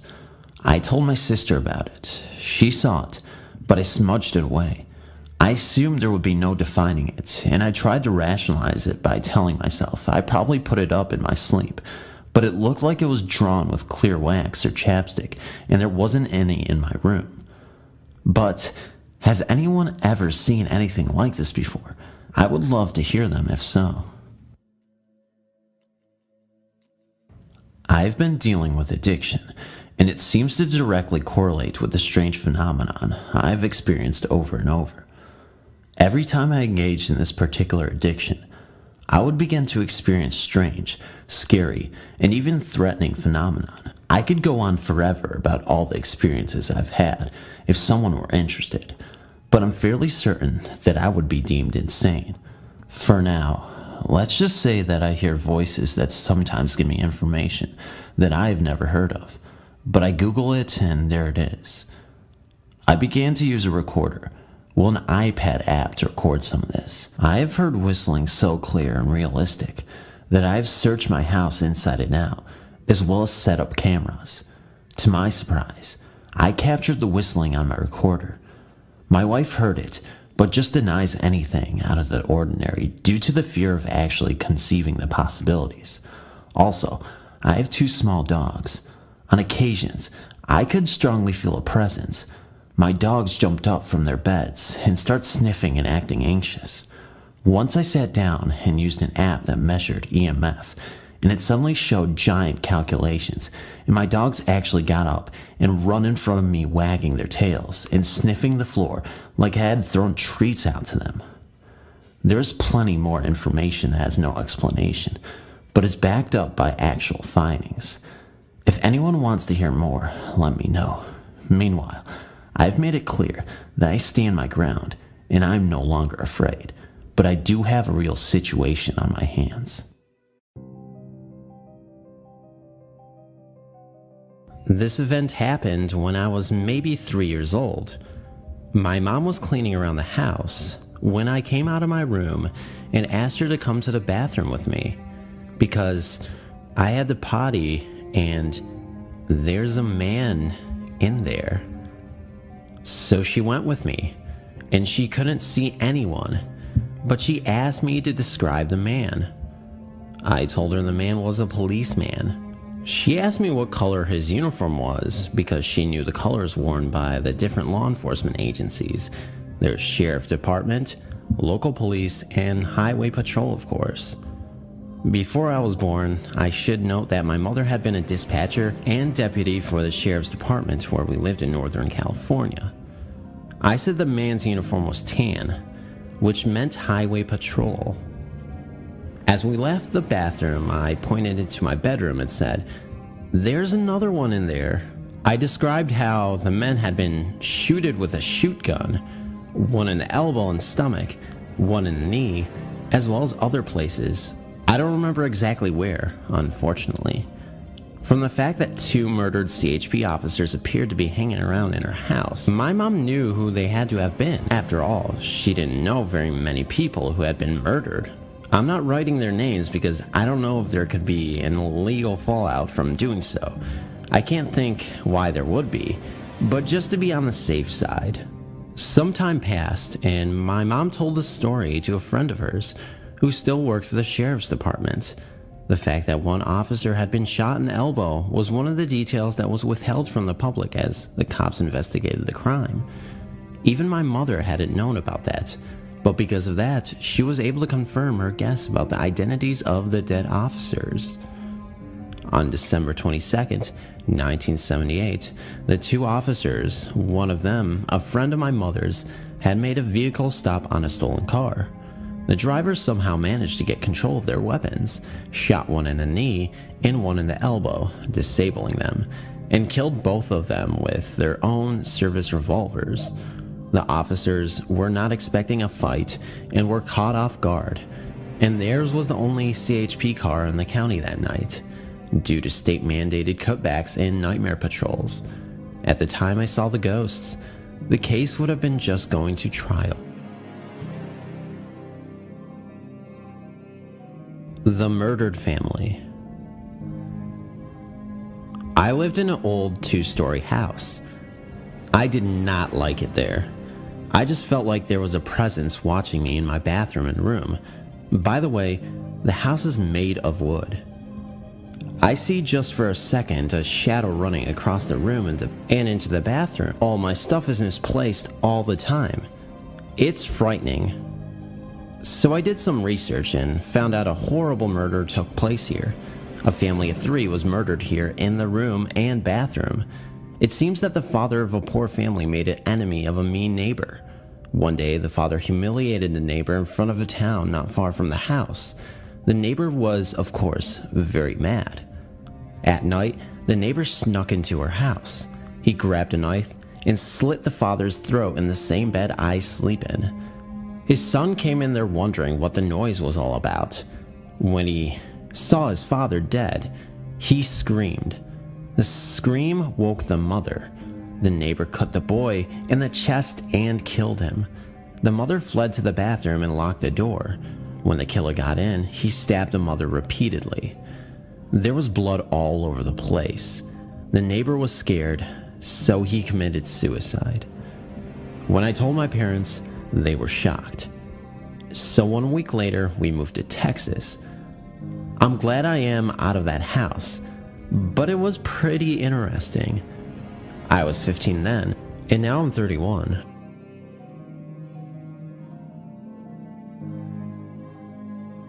Murdered friend is still about. I find it strange that I'm sharing a story that is so personal to me, but I would just like to get some understanding from it. I come from Manhattan, and I'm still currently living there. It starts from 2002 when my father, brought up in the Bronx, but moved to the Upper East Side, decided to give back to his community, since it has, he says, made him who he is today. He set up a graffiti club, as I should put it, where kids in rougher neighborhoods could come off and get off the streets and express their emotions through their art. It was pretty successful, some trouble here and there, but overall it went pretty great. I decided to go, of course, and I befriended some people who, if it wasn't for the club, I would never have thought they'd be friends with me. Cut the long story short, I really got on with Jay. Jay, not his real name, but for privacy's sake, with whom I could have so many laughs with. Tragically, in early 2003, he was shot down in Harlem, where he came from. It was a tragic blow to the club and me personally. It affected me more than I could ever explain. It hurts and still does now just to think about him. I visited the spot a few weeks later.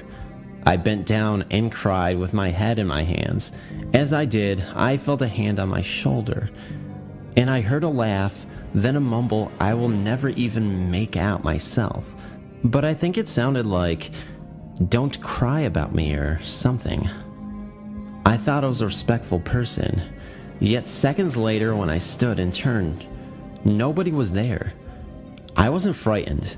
I just assumed it was someone who walked off fast. Driving back home, still crying, I stopped at a light. I wiped my eyes and looked out the driver's window at some girls playing double dutch. On the steps of the building beside them, I could have sworn I saw Jay. I was so convinced that I shouted his name. The kids were bewildered at who I was shouting at, and the man I saw didn't even look towards me. His eyes just stayed fixated somewhere over the top of the car. I drove off fast, sure that I was going crazy. It wasn't until the club stopped in 2005 that strange things happened once again. As I prepared food in the kitchen, my music player blasted a Tupac song. I think it's called Hold Your Head. It was an album from the Don Killuminati, the 7 Day Theory, which Jay persuaded me to buy, but I'd never listened to it since the day I'd buy it. This overwhelming feeling of happiness came over me, even though I knew I should be scared as for how a CD had got out of my bedroom closet into the stereo in my living room and then played by itself. I walked into the living room, smiling and silently laughing, and then I heard a laugh, very loud, coming from by the hallway. I then became scared, even though I was so familiar with that laugh. I just stood there, burst into tears, and that feeling, that gutted feeling I felt all those years ago. That night, as I got into my bed, my bedroom door opened. Thinking it was my cat, I got up and closed it, of course. Now this is the part that I find so unbelievable and disturbing to think about. Halfway down the hallway, a figure stood, just dark with no features at all. It stood directly in front of a picture Jay and another kid had created. For about a minute I stood there bewildered, too scared to move, staring at the figure that barely moved. Then I just slammed my door, ran to my bed like a child. Since then, I've never seen anything like that, but sometimes I don't feel alone in my home, and channels on TV have the tendency to switch to certain music channels. I've never told anybody except my best friend and my father. On here, I'm hoping people are more open-minded and help me understand what happened. Even though I never believed in the paranormal, I really do think Jay is around me at times, which makes me feel so happy to know. It really does scare me, the idea of a ghost, but if it is of Jay, I know he's only there to joke around and just see if I'm okay. But I can't help thinking that people become ghosts on Earth because they are stopped from going into the afterlife, because they have some unfinished business to attend to. Thank you for allowing me to share the story, which has been bothering me for so long. The Ghost Girl in the Mirror. This is a true story that happened when I was around 11 years old. It is so far the only ghost experience I have ever had, but it is one of the scariest moments ever. I was in middle school when this whole experience occurred. We have two bathrooms for girls and boys, the downstairs bathrooms and the upstairs ones. Everyone knows about the upstairs girls' bathroom. The reason is, whenever you go in there, you always feel really weird. It feels cold, and basically just gives you a feeling of distortion. Because I was with the older students, all our classes were upstairs. So if we needed the toilet, we had to use the upstairs ones. Anyway, one lesson, I needed to go really bad. I had no choice but to use the bathroom upstairs.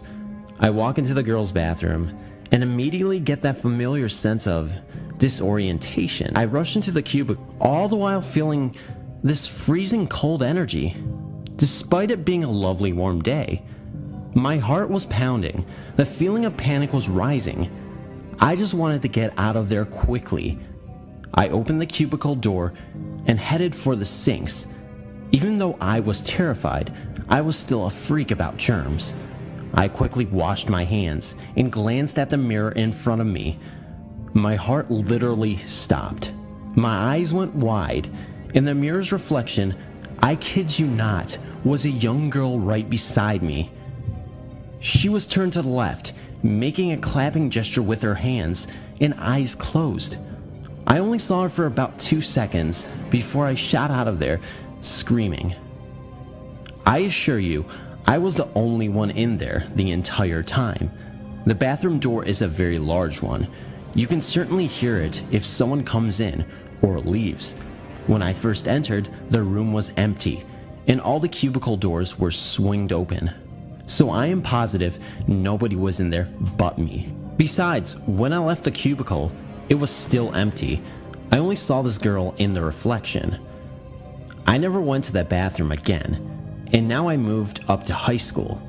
My friend has a familiar experience in the same bathroom, but that's for another day. In January 2000, we lost my dad because of a doctor's error during surgery. As we were all very close to him, this all hit us particularly hard. I decided to move back with my mom. I was 24 at the time, and I took care of her. I've been with her ever since. It has now been nearly 7 years since his death. Before my dad died, I didn't believe in anything paranormal. I believed in what I learned at church, but I did not believe in ghosts or hauntings, even though I had experienced a few inexplicable things myself. I brushed them all off as weird phenomena, but nothing to concern myself with, and certainly nothing to change my views about, until spring 2005. When my dad passed away, we began having trouble with people messing around the house. There were a few things stolen from my dad's work building, and there were 3 batteries stolen right from the vehicles while Mom and I watched out a window after placing a frantic phone call to the police. The police didn't show up until some time later, and by then, the burglars were gone. Occurrences of this nature would happen time and time again. Spring 2005, I was up late one night, 1 a.m. or later, studying for finals in my bedroom. Everything was quiet and dark. The only light on in my house was in my bedroom. We lived in a very rural area, so when it gets dark and quiet, it really gets dark and quiet. I was engrossed in my studying when my dogs began barking. I sighed, realizing that someone was probably out there, but there was really nothing I could actually do about it since we lived so far away from a police station. They had already stolen most of everything of any value, and they never had tried to get in the house before, so I went back to studying. I'd become engrossed in my studying to the point that I didn't even really notice the dogs barking anymore, when suddenly, my bedroom filled with the overwhelming scent of my dad's cologne. But it wasn't just the smell of the cologne. You know how different perfumes and colognes smell different on different people because of differentiating body chemistries? Well, this was my dad wearing the cologne. I looked up, fully expecting to see him, but nothing was there. The scent was getting stronger and stronger. It was then that I noticed the urgent pitch of the dogs barking and growling, and the rustling coming from outside underneath my bedroom window. There was someone out there. Suddenly, Daddy's scent centered at the window beside the bed where I was working, and seemed to become malevolent. Don't ask me how I know this, I just do. It's like the air seemed to crackle. It was then that I heard someone running away breakneck from the house, without even bothering to try to be quiet. The atmosphere in the room suddenly went from malevolent to peaceful, and Daddy's scent lingered for a moment and then was gone. I'm not sure how I feel about it, but I can't deny it. I would like to think that he's still here, watching over those he loves. It made me feel very safe and taken care of. Not once did I feel one bit of fear over the scent in my room. Thanks for reading. I've yet another story to tell. I guess I am susceptible to spirits and apparitions, as I've had other encounters with loved ones who have passed. This one was my very first encounter. I was going through a very bitter divorce, being only 28 and afraid to be alone with 2 very little boys. I didn't know which end was up, so to speak. It was in the summer. I had my 2 babies bathed and in bed. I decided to lay on the sofa and watch some television. I fell asleep, a pretty deep sleep at that. I was awoken by the static of the television. The station had gone off the air for the night. My baby of 10 months old had the bedroom right off of the living room. The sofa was facing his room, and he was sleeping soundly. I had a habit of keeping all of the bedroom doors open at night, so that if one of my sons cried, I would hear them. All of a sudden, the living room got so cold, like a very damp chill. A glowing light appeared at the doorway of my baby's room. Then a figure appeared, a woman, in a long white dress and dark hair. Her hair was up in an upsweep, but I couldn't make out her face. Her face was blurry, and I just couldn't see it at all. I was shocked, couldn't move, mind racing and heart pounding like crazy. I sat up on the sofa and just stared at this figure in the doorway of my baby's room. Then she spoke, only a few words, but she spoke. She said it will be all right. Then she vanished into thin air. That damp chill vanished along with the apparition. I was so shaken by this, not knowing who it was or what it was about. I eventually calmed down and put it out of my mind. A few days later, My mom and dad came up for a visit.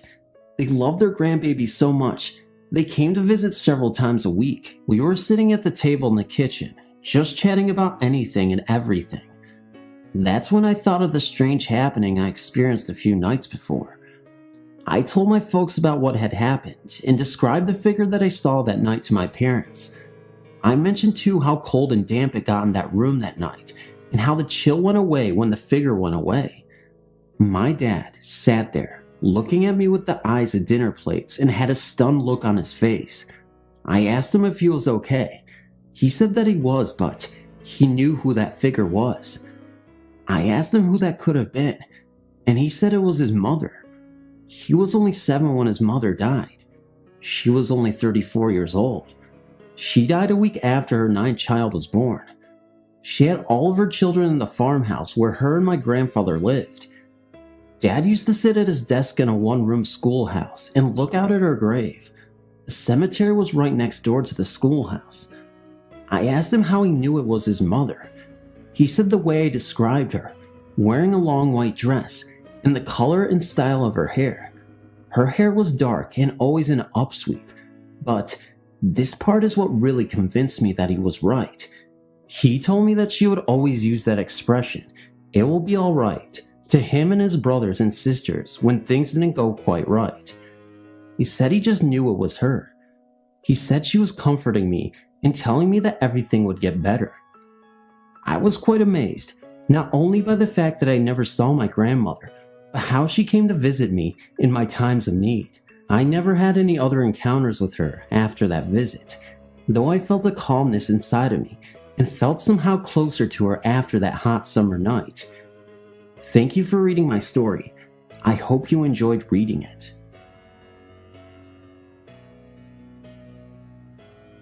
I had visited my mother on Monday afternoon, after she and I had a disagreement on the Saturday before. She had called me on a Saturday afternoon and told me she needed to come to her house. I lived in the country at the time, and she lived about 10 miles from me. I'd just been in town with my youngest 2 sons for baseball practice. I also had just taken my only transportation to the shop to have new tires put on, so I had no vehicle to take me anywhere for the day.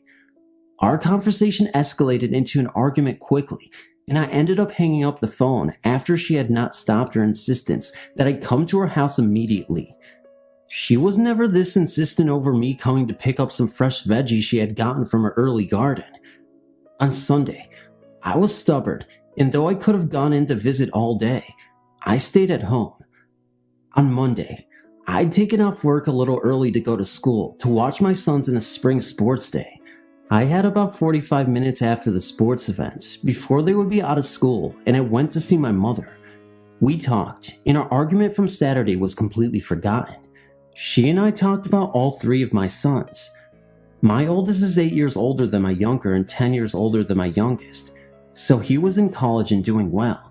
She told me that she had some problems with asthma lately, but she wasn't going to let it get the best of her. I told her she should really go to the doctor because asthma might not be something to ignore. She said she would be fine. On Tuesday morning, around 2 o'clock, I got a phone call that they were on their way to the hospital with her. I got up, dressed quickly, and drove into the hospital. About 20 blocks from the hospital, I was at a spotlight and thinking that I could run the light because I was the only car around, when I had a warm and comforting feeling fill me. Something told me to take it easy. She was okay and in heaven. Really, it was such a grateful feeling of peace. I got to the hospital, and I knew for sure the way the receptionist at the ER desk met me that she was gone. In the next week after the adjustments, I'd driven my sons to school and was on my way to work. There are some industrial sites at a cross street right before a spotlight, and it can get busy and bottled up. Also, there's a hill going down in the direction of where I was headed. I again felt a warm presence and felt her hand on my arm. Her voice said, "Vicky, look up."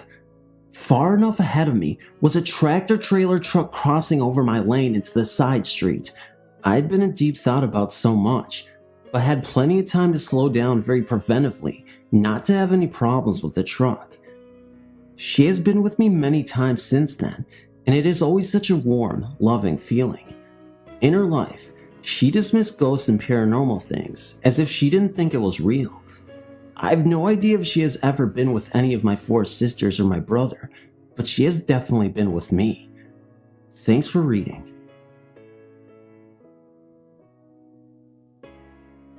When I was about 4 years old, I answered the front door. We had one of those bells that was a knob you would turn on the outside. There, in bright daylight, stood a woman dressed in all pale yellow, in a long dress and matching, colored big brimmed hat. This occurred in the 1950s, around 1959. I let her in. She asked for my mother. I told her I didn't know where she was. She was illuminated. I thought by the sunlight coming through the glass of the front windows and doorway. I was only about 4 years old. Not frightened by her, but rather I was fascinated and mesmerized. I followed her into our living room. She proceeded to sit on the antique Empire couch and kept asking where my mother was, and she seemed very concerned that I was left all by myself at a very young age. After what may have been an hour or so, she got up from the couch and said to me, "Tell your mother that Ada said it was very beautiful and don't be afraid." She then got up, walked to the front door with me following her, and left. When my mother came home, I told her about the lady in yellow named Ada and related her message. My mom almost fainted and fell down on the same spot where Ada sat. She asked me in a very unnerving voice, "Are you sure she said she was Ada?" To which I said yes. Then she said, "My cousin Ada just died a few days ago." At my age then, thankfully, I feared nothing. Ghosts were not in my brain tank, so to speak. Until about 7 years later, I was up in our attic. It was a very old house, looking for stuff to wear for Halloween, and came across the same dress Ada had worn when she showed up as a ghost many years before. It was a dress that had actually belonged to her from when she was young in the early 1900s. Also had a run-in when I was 19 years old. Old same house, with a sea captain. I was lying in my bed, daylight, and I was not asleep, just relaxing. Suddenly, I felt someone was there, next to me, and no one but me and my mom were home. My mom was downstairs watching TV. So, very reluctantly, I slowly looked to my left, and there, standing, was a tall man dressed in a blue uniform with brass buttons with anchors on them. He had no face, just like TV static for a face, but the rest of him was visible. He reached out a huge hand to me and said, "Don't be afraid. I only want to touch your blonde hair." It took me a while to not have a heart attack, until I found my voice. I screamed to my mom. She came running upstairs. I told her what happened, and she said, "You just had a bad dream." I explained to her I wasn't asleep. I knew what I saw, and I was very frightened. She then told me that my most male ancestors on her side of the family were sea captains, and some were lost at sea. She assured me that he didn't want to hurt me, but he almost killed me from fright. I've also had animal ghost visits, and those were of course sad, but that's a whole nother story. Didn't want to bore you. You may now go to sleep. Thanks for reading.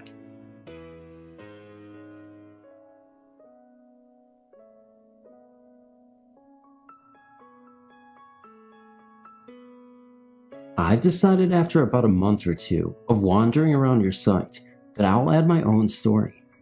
I noticed your last update was in 2003 or so, therefore, I'm not expecting immediate posting of my tale. Keep in mind, this is the first time I've ever written the story out, so excuse me if I digress or repeat myself. In other stories that I've read, I've noticed people apologizing for extensive background information, so here's my apology/disclaimer. There's a serious pity me. I've had a hard life story involved that needs to be told before the actual ghost story can be understood. Feel free to skip over it, but don't expect to get the whole situation if you do. Oh, and may I add that I'm not completely looking for sympathy or anything. So that being said, here goes. When I was 14, I was living in a predominantly African American suburb in Illinois. My best friend and I seemed to be the only white teenagers around. Something started one night when someone called my friend's, let's call her Jen's, cell phone. The number showed up on Jen's caller ID as private number, and Jen answered, thinking it might be her parents calling from the restaurant they had gone to. But the other person on the other end started ranting about how Jen was a slutty person and a nasty whore. The caller proceeded to tell Jen that she should just kill herself and get it over with, adding that if Jen didn't commit suicide, the caller and her friends would hunt her down and slaughter her. Jen told the girl to grow up and hung up the phone. She was obviously and understandably shaken up, but she had the sense to star 69 to call. She wrote down the number and informed her parents of the incident when they returned. The next day, Jen's father, being the military man he is, called the number. No one picked up, so he and Jen headed to the police station. The police force in that town was also predominantly black, and when Jen stated that she thought the caller was black because of the way she spoke, the officer behind the desk gave her a dirty look and said he'd look into it and call her in the morning. She never heard from him. Then again, she never got another threatening phone call either. About a month later, Jen and I were walking back to our place from a convenience store about 9 o'clock at night when we heard something walking behind us. We turned around and there was this black girl following us. We didn't recognize her from anywhere, and yet she started screaming the most obscene things I've ever heard, directed at Jen. To this day, and I'm 20 now, I've never heard such awful things come out of a human being's mouth before. This girl, who looked to be about our age, told Jen, "I told you to just kill yourself. I warned you that I'd get you if you didn't." She then stabbed my best friend in the stomach and chest. I was frozen with fear and shock, but I finally jumped on the girl and started punching her with such fury and animal rage that she backed off and ran, but in the scuffle, she slit my arm pretty badly and took off. I started to chase her, intending to tackle her to the ground, not knowing if I wanted to hold her down until someone came to help or if I wanted to just kill her for hurting my best friend. But I quickly decided that Jen needed me, so I went to Jen, ripped my t-shirt off, wrapped it tightly over her wounds, and told her to hang on. I ran back to the store we'd just left, in my bra, which made the most horrifying moment of my life also the most embarrassing, and begged to use the phone. I called the police and explained what had happened and where we were. Then I darted back to Jen, ignoring the blood dripping onto my jeans and the pain in my forearm. I sat there, with Jen's head in my lap, pressing the shirt against her injuries, telling her I loved her and everything would be okay, and that the police said they'd be there with the ambulance as soon as possible. It wasn't soon enough. Jen died in the ambulance. The stab wound to her chest punctured her left lung. She suffocated before even reaching the hospital. I didn't find out until the next morning. It was 2 summers later that I saw her.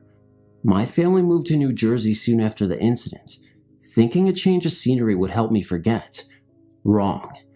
Our new home was down the street from a conservation area, where I liked to go and relax on nice days. There was one specific spot that I liked. There was a neat little clearing where just enough sunlight came through the thick trees, and there was a fallen tree that I'd sit on to read or write or whatever. On the other side of the clearing, though, there was a spot I wasn't too fond of. There were 6 saplings, taller than I, forming a triangle. I never had a positive vibe from that area. It just felt wrong, not like the rest of the clearing, where I felt peaceful and relaxed. If I walked through those trees, I'd have this overwhelming urge to burst out in tears and hurt something. I never knew why until one day, I was sitting on my tree, smoking a cigarette, and reading Shakespeare when that angry, depressing feeling came over me. The feeling I only got from that triangle of young trees. I ignored it and kept reading, but it grew and grew until I felt like I'd choke on it. So I looked up at the triangle and waited. For what? I had no idea. There was a little smoke coming up from the leaves on the ground, but I wrote that off as lit cigarettes someone had thrown. Then again, since I'd been there for quite a while and hadn't seen anyone around, how could someone have thrown a cigarette in there? So I shrugged it off and kept reading. Then I heard leaves rustling, and the feeling of deep depression intensified. There was no wind, the trees were not swaying, my hair wasn't blowing, but leaves were moving. I raised my head, and saw only leaves being pressed into the ground, as if an invisible person were walking across them, and they were coming towards me. Needless to say, I booked it out of there and sprinted home. That night, I woke up unable to breathe, with a searing pain in my stomach. I turned the light on, and just as I did, I caught a glimpse of those familiar blue icy eyes I knew and loved. My best friend. After a few minutes, the stomach pain went away, and I caught my breath and turned the light only to see those eyes again and feel presence on my bed like someone sitting down. I felt like she was sitting there watching me, the corners turned up a little, and something cold touched my cheek. I realized then that the angry/depressed feeling I often got was flashing back to the emotions I had the night she was killed. Angry at the killer and myself, and so very depressed that the best friend I'd ever had was taken away from me. And the pains I had moments before were the same feeling she had when she was taking her last gasp of air. I suddenly felt overpoweringly tranquil. She was here, and she was not angry with me. "I miss you," I said, and went back to sleep. Nothing has happened since, and it's been 3 years. I think she's watching over me every day now, except I know it's her, not by a feeling of extreme sadness, but by the overwhelming urge to smile and make the most of my day. Thank you for reading. I know this was heavy-hearted, but I appreciate you sticking through to the end. Thank you so much. It happened when I was a kid, maybe 7 or 8 years old, but I remember what I saw vividly. My little sister and I were ready to go to bed. At that time period, we always slept on the couch together in the living room. Living in an old farmhouse that was heated by a wood stove, the upstairs got a bit cold to sleep in, and we didn't have the luxury of electric blankets back then, so therefore we slept downstairs in the living room. I remember my dad saying goodnight and turning off the light, and I closed my eyes.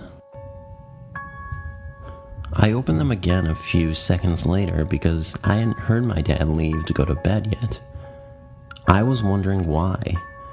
I assumed that he would still be standing there, but when I opened my eyes, he wasn't there, and neither was my sister, who previously was awake. She was sound asleep.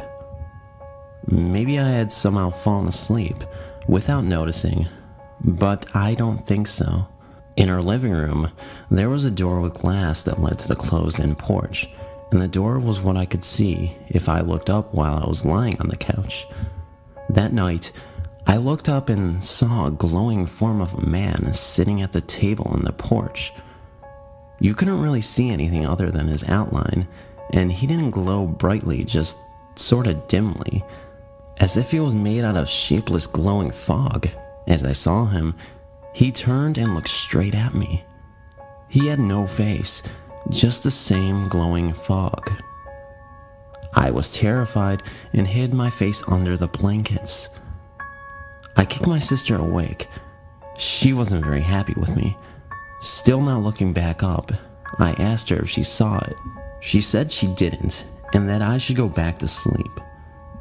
I convinced her to get up and investigate, and she got up, looked around, and found nothing. Years later, I told the story to my sister, asking if she remembered it. She said yes, and then asked me if she had ever told me about the time when she had seen a ghost. I hadn't. She then told me that one night she woke up in the middle of the night and heard the TV flashing on and off. Thinking her parents were still awake, she walked into the living room. What she saw was the TV turning on and off by itself. There was no one in the room. She looked over to the couch to find the remote, to turn it off, and that's when she saw it.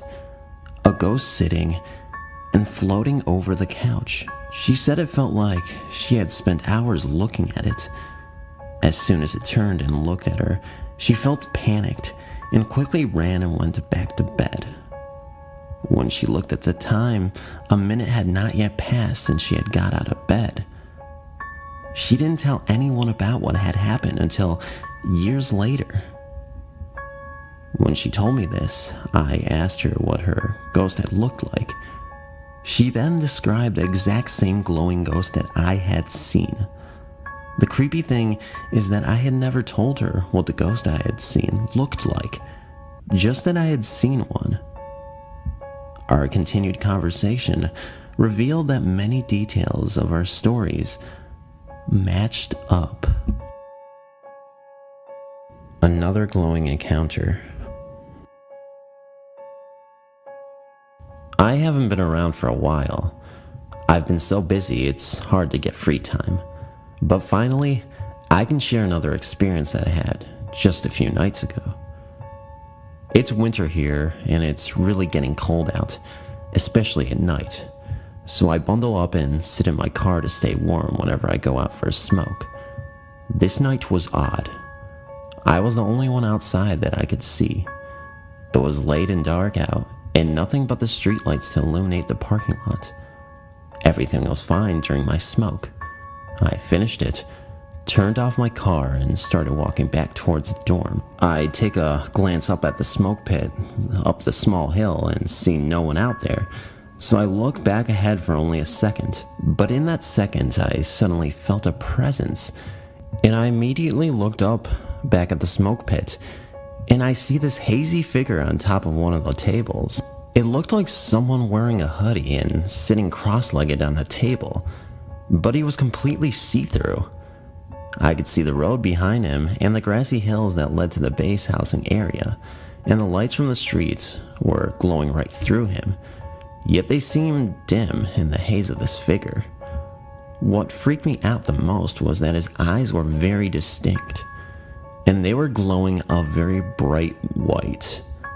The figure just stared at me, and I stopped dead in my tracks staring at him. I don't know why, but I could not move at all. Finally, after what felt like hours, but it was only a few minutes, the figure began to slowly fade away until it was completely gone. I felt like I was released from some invisible chain, and I could move again, and I ran back to my dorm room and made sure everything was locked. I've been seeing strange things all my life, and I understand that this weird ability can cause spirits to be attached to me. Most of the time, I just ignore it, but sometimes there are those moments that I am petrified, and I can't even explain why. I will say this though, this is the first time I have ever seen a figure with glowing white eyes. I've seen red, blue, and a strange haze of purple, but never bright white. Has anyone else seen something like this before? Thank you for reading. Creepy story number 3. When I was 7 years old, my mother, my brother, and I lived in a small 3-bedroom house in a nondescript little town in west central Illinois.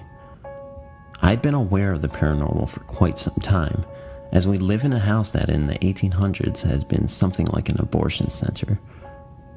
A summer after my birthday, my grandmother bought me and my younger half-sister a glow-in-the-dark Muppet shirt that were too big for us, so instead we used them as nightshirts. I loved this shirt and wore it all the time. That fall, though, after the leaves had fallen off the trees, I remember because I looked out the window. I became scared from that shirt for life. I had fallen asleep lying in my usual spot. I had a small bedroom with a bunk bed, and I slept on the bottom bunk, my head in line with the window, but on the far side of the bed, a twin-size mattress, that is. I remember waking up mentally, realizing that Bluey, my stuffed rabbit, had fallen off the bed. I had an attachment issue to him, so it was really a big deal. Still, I didn't open my eyes because I felt as though somebody was watching me. I remember through my eyelids, a bright green light, in the same color as my shirt. I figured it was just my shirt, but I still wanted to make sure, of course. I pulled the covers over my head and opened my eyes. I hadn't looked at my shirt yet, but I remember the light was definitely coming from the other side of my blankets. I looked down and was shocked, only to realize my shirt was plain white. No Muppets, no glow in the dark, just a plain white t-shirt. Without removing the covers, I took the shirt off and checked all sides of it. There was still nothing there. I pulled the shirt back on, sat up, and yanked the covers down over my head so I could see. There, sitting at the end of my bed, was a young boy, maybe 7 or 8 years old. He had pale hair and dark eyes, and honestly looked a lot like myself. We stared at each other for a few minutes. There was a smug look about him as he stared at me in a rather cool way, and I looked at him with what I'm sure horror mixed with curiosity. Horror because I knew he wasn't human, and curiosity because on his impish little body was my Muppet's shirt pattern. My Muppets were glowing at me from his spectral body, and they seemed scary at that point. I tried screaming for my mom, but my throat was tight, almost like I was paralyzed or mute. I can only describe it by saying it was like I was going to cry, but never did. After what seemed like an eternity, the spirit boy crawled over to me, his hands making little indentations on the bed as his weight shifted forward, and he sat on his knees in front of me, between me and the window. He sat there for a minute, our noses maybe 3 inches apart, and then he smiled, or bared his teeth. His teeth, I remember, were normal, except that where he should have had canines, he had fangs. Fangs as in the kind big dogs have. Pointy, sharp, kind of curved, but not so much.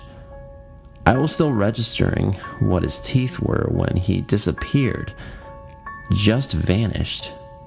No faded away, no transition at all. One moment he was there, the next he was gone. I felt like screaming, but still couldn't speak.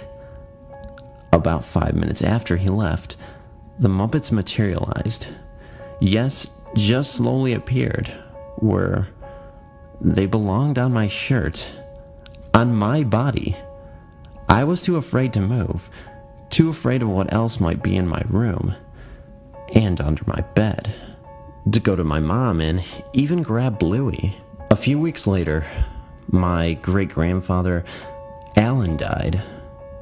I've seen him 4 times since then, each time preceding a major life-altering loss. I'd also like to point out that I've moved multiple times since then. I feel him a lot, but still haven't seen him, which I'm glad for, honestly. He never grew up, at least in appearance. The time he appeared to me before my boyfriend's car accident, though, he looked sad. I saw him in the mirror in my bedroom for a few seconds, looking as though he wanted to say something, but he disappeared before either of us could. Has anybody else ever experienced anything like this little boy? I don't think he's evil or good, but just there. I don't know. Had to share this though. First and foremost, let me say that I have never been a believer in the supernatural. It's not that I don't think that there's more to life than what we can physically see. It's just that I've never really had a ghostly encounter, and I'm just like most ordinary people, going about my business, paying bills, trying to make ends meet, and so forth. That was until Hurricane Katrina. I'm a military policeman in the Air Force Reserves in Texas. We were activated in August of 2005 at the behest of our governor to help the battered state of Louisiana. Part of our job was to patrol the streets of New Orleans with food, water, and what little medication we had left to offer the citizens of New Orleans. We were also there to offer transportation to those who wished to leave, but were stuck without a means to travel. Contrary to what the then Mayor Nagin stated on TV and radio, we were not there to harass black people. We were volunteers who were trying to help fellow Americans. That being said, I remember one evening we were patrolling near the 9th Ward. Not a very nice place, even before the hurricane hit. My squad and I were walking in the middle of the street, yelling out that we were military police. We had food, water, and a way out if anyone needed assistance. I could see every house had been boarded up to keep the looters out, and many people spray painted slogans on front and sides of their homes. You loot, I shoot, and you loot, you die were the ones that stuck out the most in my mind. Slowly, some people did emerge from their homes and asked for water, food, and medicine. We gave them whatever we had and asked them if they needed to be evacuated. Many refused to leave their homes for fear of losing what little they had left. Anyway, I noticed that all the houses on this particular block had been boarded up. It was a typical southern plantation-style home, which looked like it had been built around the time of the Civil War. A small figure of a little girl caught my eye as I looked up at the second floor. I smiled and waved at her, mainly to let her know that I was there to help and that she had nothing to fear. She seemed to smile and wave back from what I could tell. I called out to her to get her mommy or daddy, but she just stood there staring at me. It was then that a kind of cold shiver ran up my spine. I really couldn't understand why. It was my cop sense kicking in. 2 tours in Iraq and over 20 years as a sheriff deputy had developed this. So when it went off, I paid attention. Just then, an elderly man on a bike rode up on us asking if we could help evacuate his family of 7 out of New Orleans. I told him we'd be happy to help him out and asked him if he knew anything about the little girl and her family living in the old plantation home. He looked at me kind of puzzled and asked, "What girl?" I turned around and pointed to the second floor window, but she was gone. I told him that I had just seen a little girl at the window and she waved to me. His eyes widened a little and he just smiled and said, "So, you've seen her too?" He put his hand on my shoulder and said, "Son, there ain't nobody living in that house for over 100 years." I started to protest, but he just shook his head, laughed, and walked away. As he was leaving, I could have sworn I heard him say, "Some things about New Orleans are better left unsaid." I spent the first 18 years of my life living in a small Kansas town. Although there was little reason to stay, it was a great place to grow up, and I have many fond memories of exploring the nearby woods and rivers. A lot of strange things happened in and around that town, but I will only tell of one for now. This short story is about the Burns Ranch. The Burns Ranch was located about 5 miles west of town, situated at the base of a gently sloping hill, literally out in the middle of nowhere. A curving gravel road was the only way to get there, and beyond the house, this same road soon petered out into dirty ruts that faded into miles and miles of unused pasture land. The house itself was a 2-story Victorian that had to have been built in the early 1900s. It was old, but wonderfully remodeled and a beauty to behold. A smaller, more modern guest house stood behind it, and an ancient barn nearby completed things. All of this had been in the Burns family for generations, handed down from one son to the other, until finally Richard Burns inherited it. At the time of this story, Mr. and Mrs. Burns had a newborn baby girl and a son who was about 4 years younger than me. I was a family friend, and while in my high school years, would house sit while they were all away on business trips or vacations. This was a great gig for any teenager, and I always jumped at the chance to get away from it all and spend some time alone out there. One summer, they asked me to stay at their place for a few weeks. The first week, I was to be alone as usual, but the second week, their son Robert was going to be there. Although not much younger than me, they for some reason wanted me to keep an eye on him. We got along well enough, so this was all fine with me. I left for the ranch one late afternoon, just as the shadows of the day were starting to bend longer towards the east. Weaving through the curves of the road and over old, low water bridges, I finally crested a hill, made my way down to the last of the bridges, passed through a small forest, and then came out into the wide, open spaces of prairie land. About 100 yards further down the road was the house. No matter how many times I went out to the ranch, I could never fully get over the creepy feeling that would wash over me the minute the house came into view. It always seemed foreboding and spooky. The place looked haunted. One corner of the house formed a rotunda in which Robert's room was located on the second floor.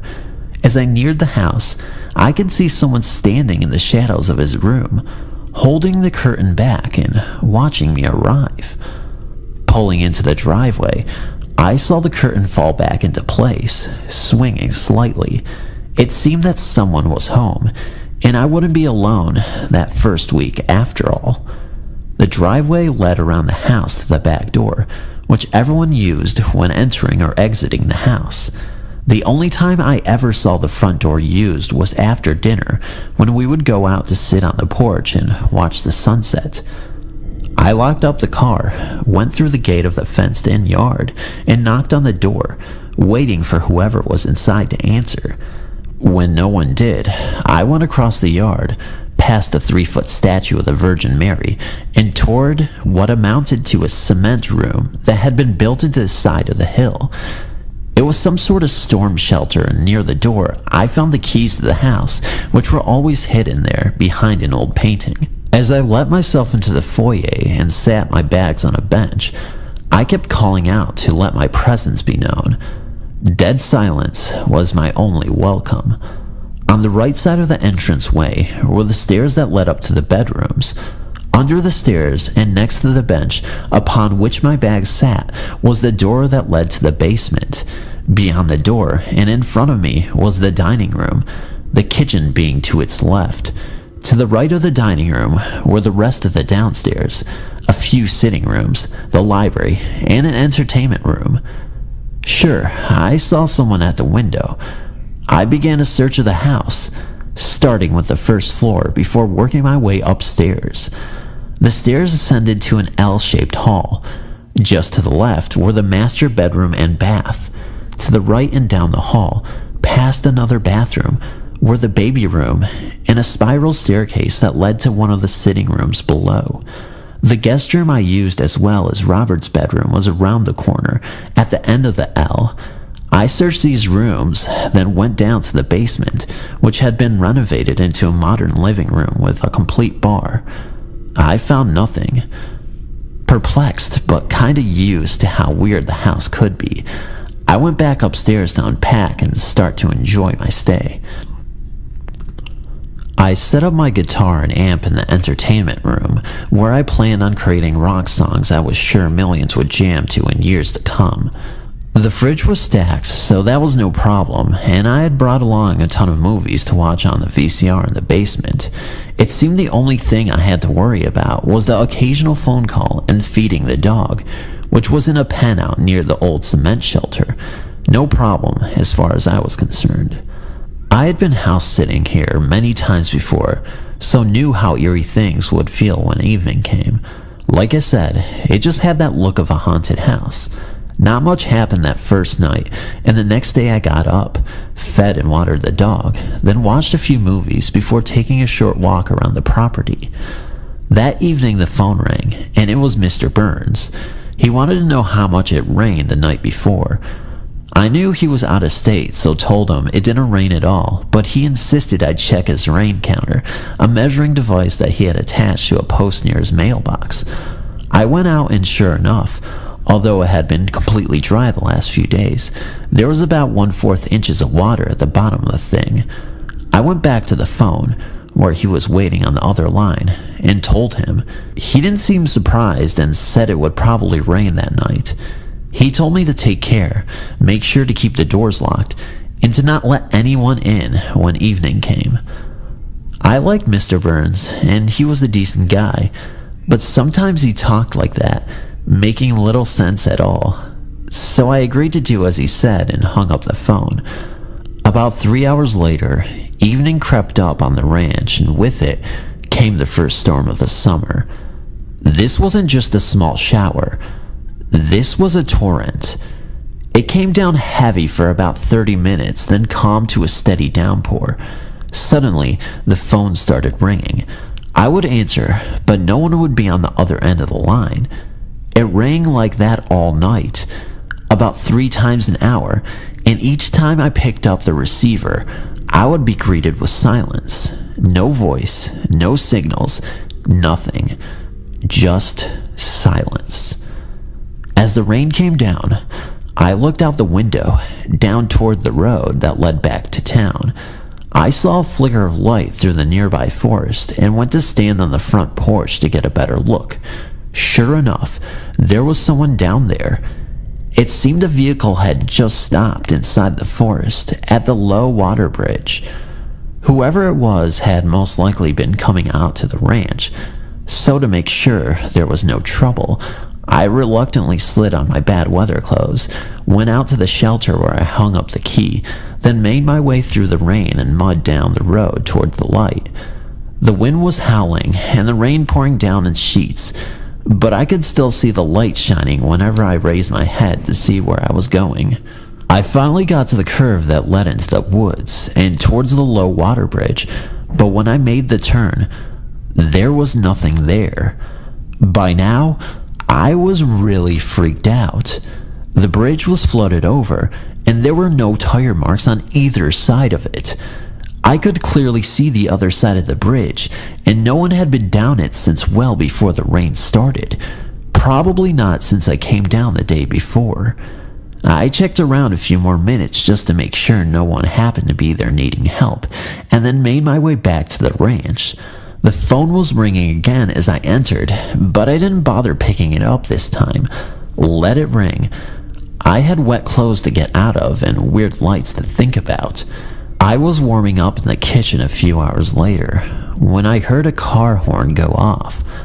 A steady drizzle was coming down now, and looking out the window again, I noticed the lights near the bridge were back, this time dancing around through the trees before turning up the road and coming toward the house. It was a car, and every few seconds the driver would toot the horn a few times.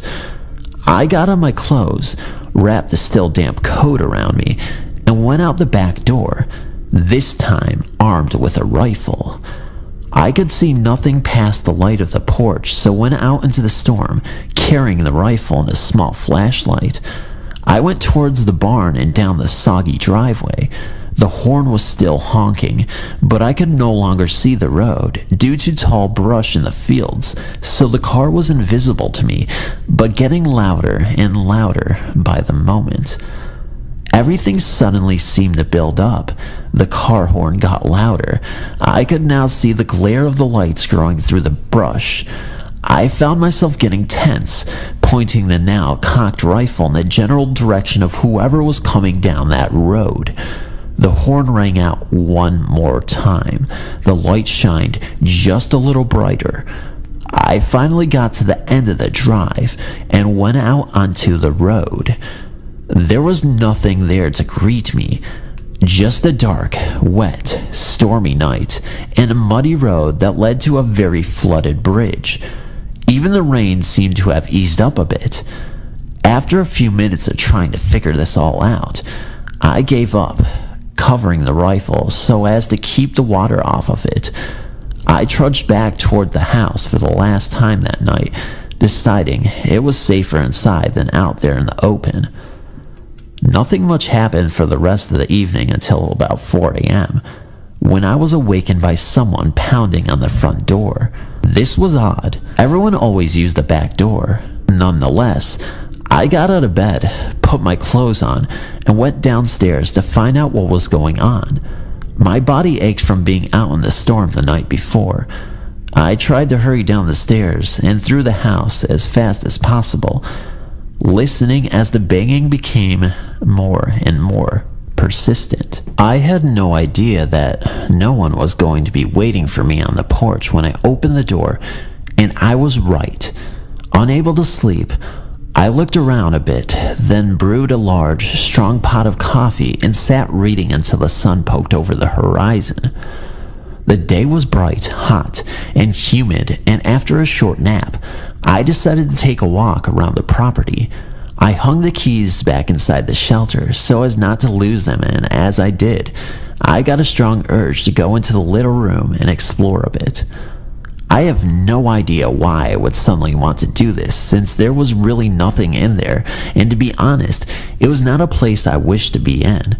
Still, it took a little more effort to walk away from the shelter. Something told me not to enter all the way, so I just stuck my hand in, quickly placed the keys beside the painting, and then I shut the heavy door. I took a long walk.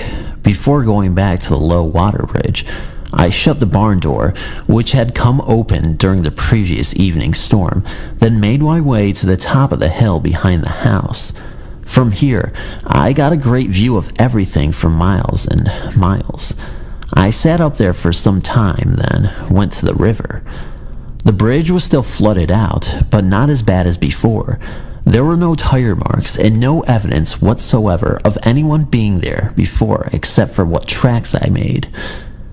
I still had no idea as to what had happened the night before. I would have thought it was all a prank, but the storm was a bad one, and beside, the bridge had been out. I went back to the ranch, and the first thing I noticed was that the barn door was open again. Already on edge, I peered inside, then closed the door, placed a large rock in front of it. Later that afternoon, while working out a few songs on my guitar, I kept getting a very strong feeling of someone standing right behind me. No matter where I would sit, the feeling was always there. Growing tired of it, I stopped what I was doing and said out loud, "Stop it! I'm trying to do something here." No sooner had I said this than the feeling stopped. It came back whenever I would start to practice my music, but went away when I told it to. The next day, I was upstairs going through some things when I heard, very loudly, someone downstairs yell out, "Hey!"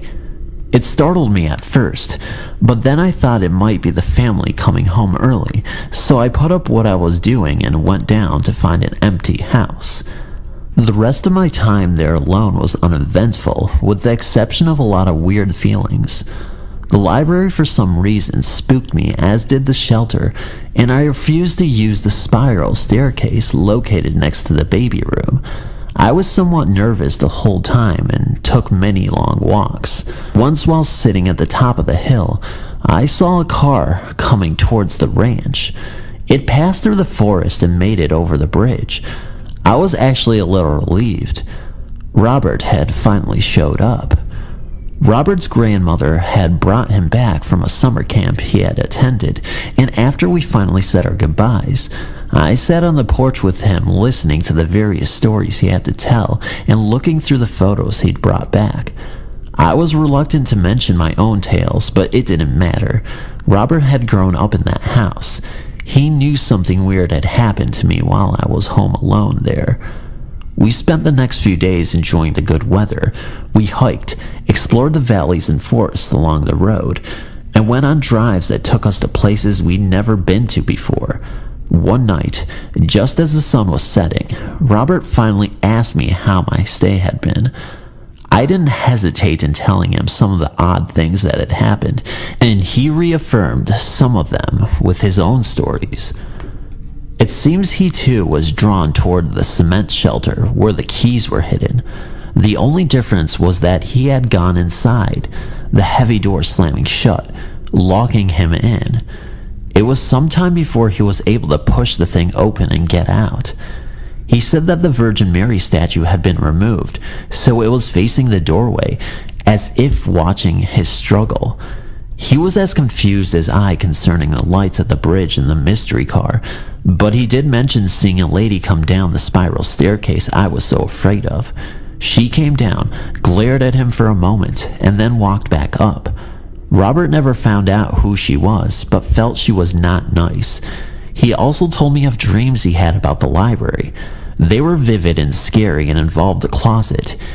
He had just recently discovered that a relative had been born in that room years ago and had died there as well. Above each bedroom door was a small window, and Robert said one early morning he woke up seeing the shadow of someone come down the hall and stand in front of his slightly open door. The person stood there for some time before Robert called out, thinking it was his father. When he got no reply, Robert screamed for his parents, and as they turned the corner in the hall, the shadow disappeared. That explained why I always felt watched whenever I tried to sleep in the guest room across the hall. As for Robert's room, I only went in there to get a CD now and then. I never felt comfortable in there ever since I saw someone looking out the window at me as I came up to the house that first day. Towards the end of my stay, Robert and I settled down one evening in the basement. We had movies to watch and were set for the night. There was a small bathroom between the foyer and the kitchen, and in it was an old-fashioned toilet that had a string you pulled when you wanted to flush it. The thing was loud, and as we sat downstairs watching our second movie, we could hear it flushing. We inspected it before finally turning off the water and returning to our movies.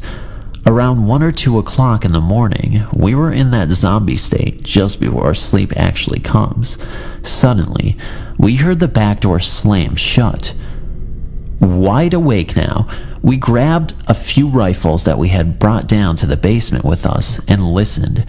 From right above us, we heard the unmistakable sound of boots shuffling across the foyer floor. They slowly came towards the basement door and stopped. Then we heard the door creak open. I admit, I finally came to understand the term shaking like a leaf. But Robert wasn't much braver. We were too scared to even try and pretend to be cool. For a moment there was nothing, and then whoever was above us came walking down the stairs. We could hear someone brush against the coats that hung on pegs along the wall. We could hear the firm, deliberate sound of boots making contact with the warped boards that were the steps. The stairway going down into the basement was hidden behind a wall, so that anyone who came down could not be seen until they reached the bottom. The third stair from the bottom always made a horrible squeaking noise, and when we heard that, we raised our rifles and waited and waited. Finally, when no one came into view, I told whoever was there we were armed and to leave. There was no sound at all. Eventually we gained a little courage and slowly peeked around the wall and up the stairway. No one was there. The door was shut. I was beyond scared at this point, and after going throughout the house and checking the doors and windows, we spent the rest of the night in the dining room talking about what had just happened. To this day, I am unsure what to think. We heard, without a doubt, the back door open and slam shut. But when we checked it, the key was still in the lock and the door was still bolted from the inside. Robert left the next day to go spend a few days at a friend's home. He wasn't surprised when I told him I was asking another friend of mine to come out and stay with me on my final night there. That night was quiet, except for the usual strange feelings. Even my friend mentioned it and left early the next morning. Rather than spend another day there alone waiting for Mr. and Mrs. Burns to return, I wrote a note telling them I had to leave early to run a few errands, placing it on the kitchen table. I packed up all my things, made sure the house was cleaned up, and then locked the door. A sudden sense of urgency overcame me as I walked to the shelter to put up the extra key. I came close to just tossing it into the room in my struggle to hurry, but managed somehow to put it back in its proper place on the hook. As I walked to the car, I noticed the barn door was open again, and although I tried to ignore it, I ended up going over and shutting it. The big rock I had put in front of it earlier was gone. No one ever said anything about me leaving earlier or asked how my stay was. Miss Burns would often laugh at the idea that her house could ever be haunted, but sometimes I think that laughter was a little forced. As for Mr. Burns, When I asked him how he knew it would rain in the evening, I checked the level of water in his gauge. He looked at me puzzled and swore he never even called me during that trip. I still don't know what to make of that place. Like I said, lots of strange things happened in and around the small town I grew up in, and that was just one of them. My name is Dino. I'm 32 years old, married, and work as a scaffolder for a small company in Cairns for North Queensland, Australia. I moved here from a small country town at the top of Victoria called Melindra roughly 8 years ago, with then my girlfriend of 3 years. I have always been very skeptical about ghosts and thought it was just a market to make money, until that day. It was the middle of summer, very hot and humid. Me and Angela, my girlfriend, jumped into my work vehicle and was going to get home and get some lunch, and she wanted to go to Job Hi-Fi to grab some CDs. With me driving and her in the front passenger seat, we were driving down the main road. It is called Captain Cook Highway. When to the left of us, on the side of the road, was a woman with dark hair and a beautiful white wedding dress. She had a very scared and troubled look on her face, and she was lifting up the bottom of her dress so it would not touch the dirty road. It looked like she had no shoes on, and it looked also as if she had her feet burnt to a crisp. Once I had driven past her, my girlfriend said, "Did you even see the woman in the wedding dress?" I replied, "Yes, let's go back and see if she is okay," as she looked really upset. So I turned around and headed back. It must have been no more than 40 seconds before we were back to where we spotted her, and she was completely gone.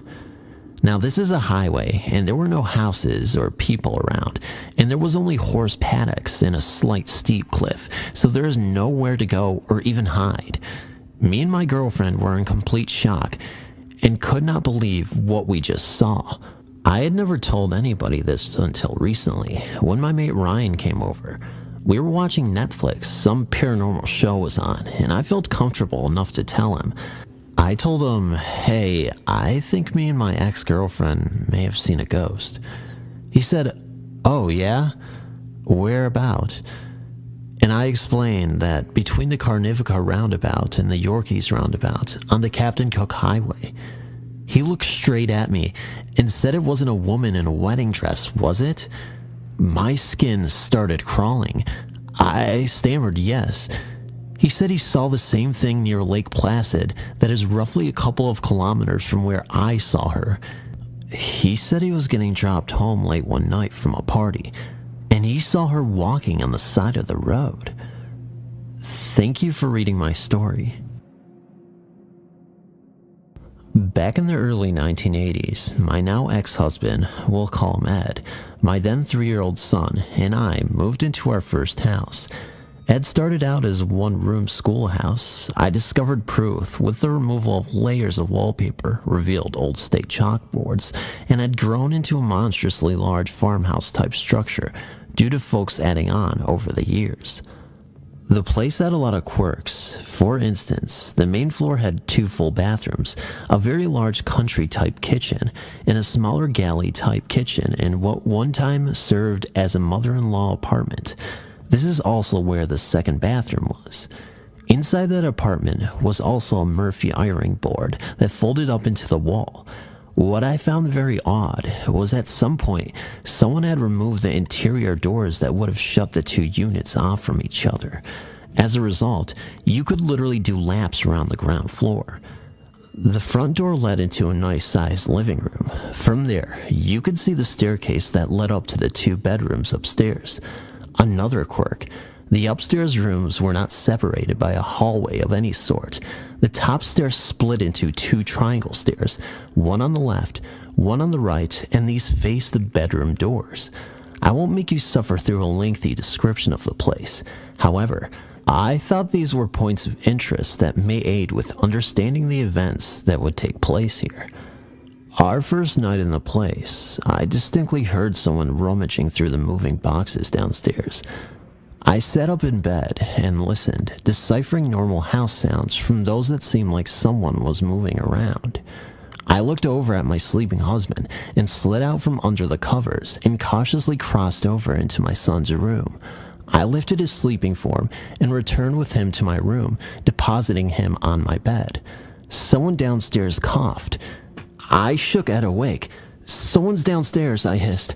"Go check it out." After a few groggy swears, he informed me that I could check it out for myself. Something downstairs toppled over. I about wet myself. If we had an upstairs phone, we would in later years, and this was pre-cell phone days, I would have stayed put and called the cops. As it was, I gripped my ball bat and made my way down the stairs, flipping on the lights as I went. I didn't want to surprise whomever had broken in, and I really hoped they'd just run away. I could see into the living room. Boxes were strewn about, giving voice that someone had been going through them. I made my way through the entire lower floor, leaving lights burning in my wake as I checked every nook and cranny while straining my ears. While I didn't wish to confront whomever it was, I didn't want them surprising me either. On my way, I double-checked the doors and windows to be sure they were shut and locked tight. Finally, there was only one room left, the bathroom in the apartment. I pushed the door open hard, and in the dimness, saw someone staring back at me. As I reached for the light switch, I saw them move towards me. I bellowed loudly, swinging the bat with all my might. There was a tremendous crash of breaking glass as shards went flying in all directions. I fumbled for the switch again, and as it came on, realized that I had slain a mirror that Ed had perched on the toilet tank. I wish he had told me. I fetched the broom and dustpan, feeling very foolish, and had just swept the bulk into a pile when there was a very loud banging at the front door. Neighbors hearing my scream had called the cops. Just try explaining that your own reflection had scared you that badly. At least they didn't laugh in front of me, but they grew very somber, learning that Ed, at 6'4", had stayed upstairs during the entire time and had only come down when their knock summoned us. I still recall them looking down at me, over at him, and back again with something that seemed to be a mixture of disbelief and disgust. "So you," one pointed at me, "came down to investigate, and you," he looked at Ed, "stayed upstairs?" Then things got weird. Cop A decided to see where this mirror was and check out the house to be sure it was secure, taking me in tow. Cop B stayed with Ed. I learned later that they had their own little chat, which left Ed feeling somewhat badly. As we approached the bathroom, I said, "Be careful, that glass went everywhere." But there was no glass to be seen, not a shard. The mirror sat on the toilet tank. Seeing it, in the light, I realized I had never seen this mirror before, but I knew I had broken it. I had heard the glass smash. The broom and dustpan still sat in the door where I had left them. Weird.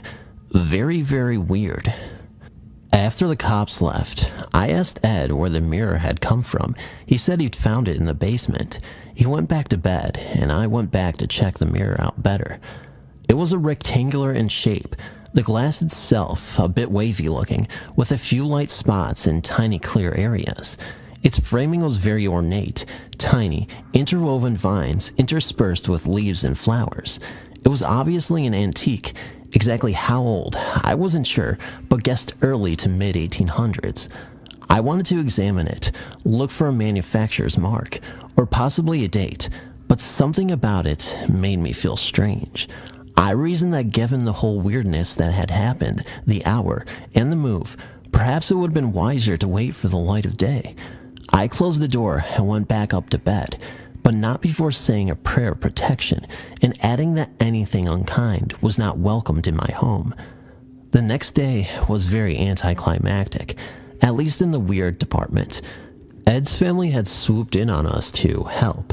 If you ask me, it was more of a way for his mother to dictate the way she thought we should decorate, complete with paint chips she thought would be just the colors we should use. And wouldn't that chair look better over there, I advise. She expressed an interest in the mirror when she saw it. The woman absolutely gushed over it, and before I could say one word more, Ed gifted it to her. I never saw it again, and oddly, whenever I'd bring it up, the subject would be changed. This morning, I woke up at about 3 a.m. I couldn't sleep for whatever reason.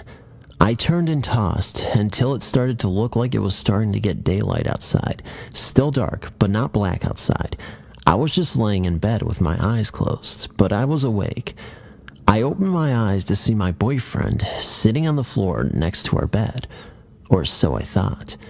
It didn't scare me at first because I thought it was actually him. I looked at him very inquisitively, but couldn't speak. He looked at me back like a confused dog or something, with his head all sideways. For some reason, the way he moved frightened me. I found myself leaping backwards to the other side of my bed, where I felt my boyfriend lay asleep. I thought to myself, is this real? I covered my eyes with my blanket because I was so scared. I thought it was because my eyes were adjusting. When I pulled the blanket back down and looked again, he hadn't moved, only reached towards me. I just lay there stiff as a board. I was too afraid to move or even speak. He sat there in the same position for what seemed like a very long time to me. The only thing that wasn't his were his eyes. They were black and white. He then laid down on the floor and was gone. When I felt like it wasn't coming back, I reached over to the light by our bed and flipped it on and just sat at the edge of our bed and wondered what just had happened to me. I'm afraid that it will keep happening. This has never happened to me before until last night. Someone please help me understand. What could this have been? What did it want? Someone was telling me that it was a bad thing, that other spirits like demonic things can form to look like loved ones. Is this true? It's been a few years since I've added any new experiences. The last thing I recall writing about were whispers heard around my home. Since then, my father passed away from cancer, and his spirit may be responsible for some strange happenings. My father passed away in early May 2003, and that summer, I had a very vivid dream. It was Sunday, July 20th, and I'd worked very early that morning.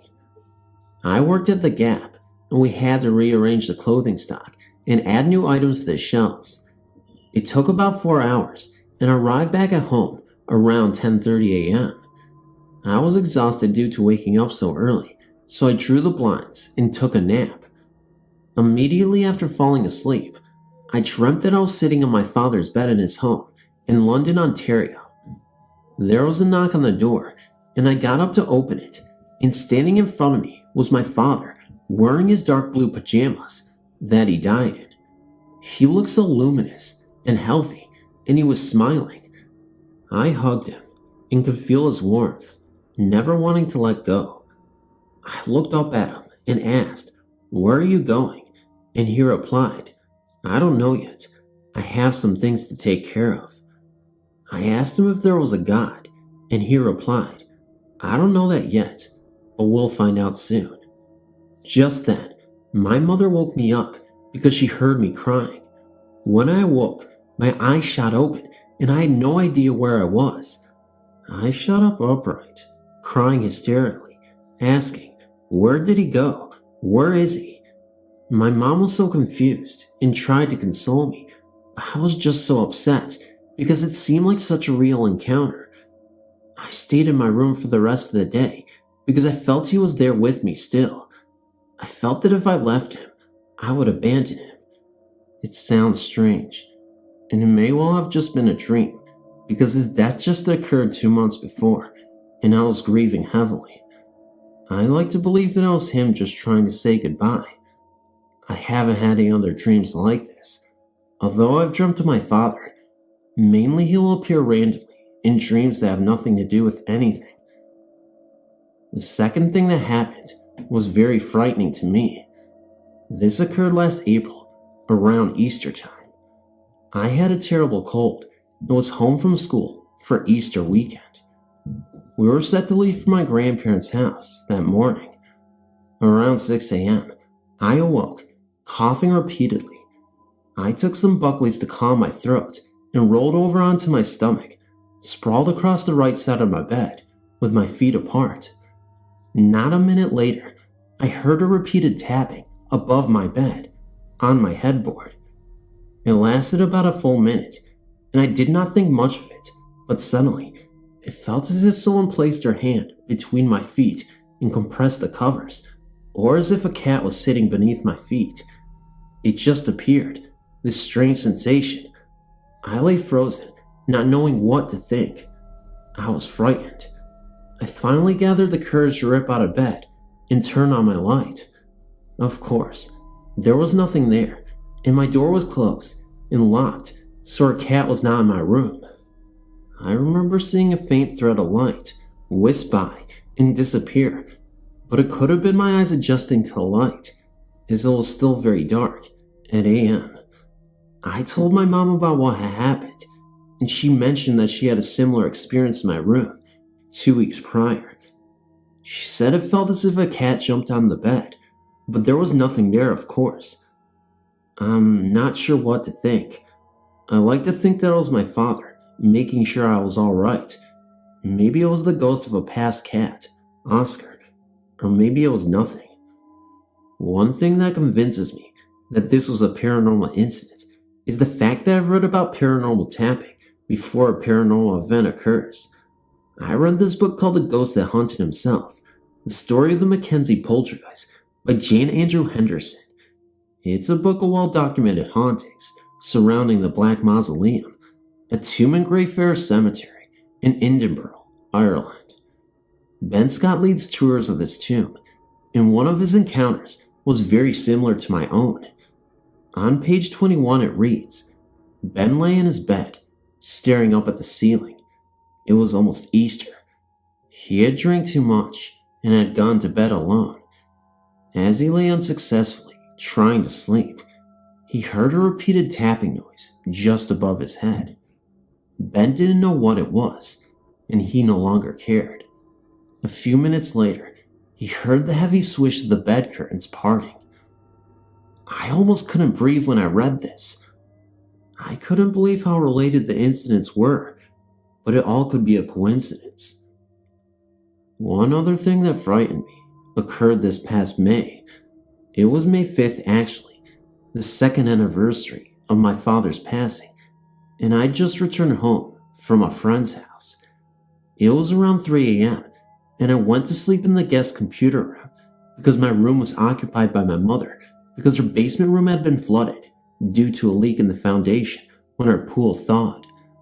I was dozing off when suddenly I heard something fall off the shelf of the computer desk onto the desk itself. It made a very loud noise and startled me awake. I was frozen and felt very threatened, like something was looming in the darkness, approaching me. I yelled out, "Go away!" not really thinking how ridiculous I sounded. I scrambled to open the door, proceeding to run out of the room and into my room to my mom. I jumped under the covers, absolutely quivering and crying. I get scared very easily, so she got up to check out the room. I went with her, and we turned on the light. A heavy compass that sat on the top shelf had fallen, and that's what the noise was. But how on earth did the compass itch off the shelf and fall into the desk is a complete and eerie mystery. Not too much else has happened since. Before we renovated the house over the summer, we would sometimes hear random knocks, and a picture of my father once gently fell to the floor when a plant was placed a little bit in front of it. My mother's diamond ring engagement ring from my father has disappeared and never is found to this day. But again, I guess these things happen.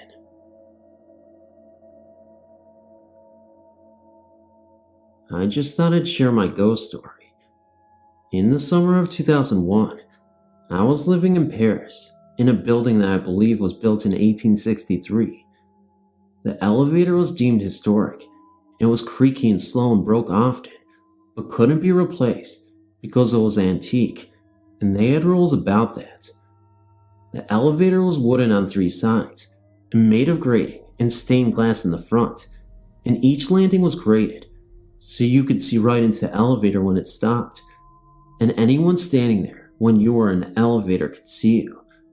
The elevator was very small, just big enough for 3 average weight people to stand inside.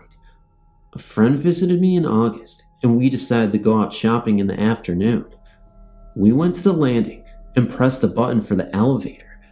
I might mention that I believe that we were probably just about the only people in this building at the time.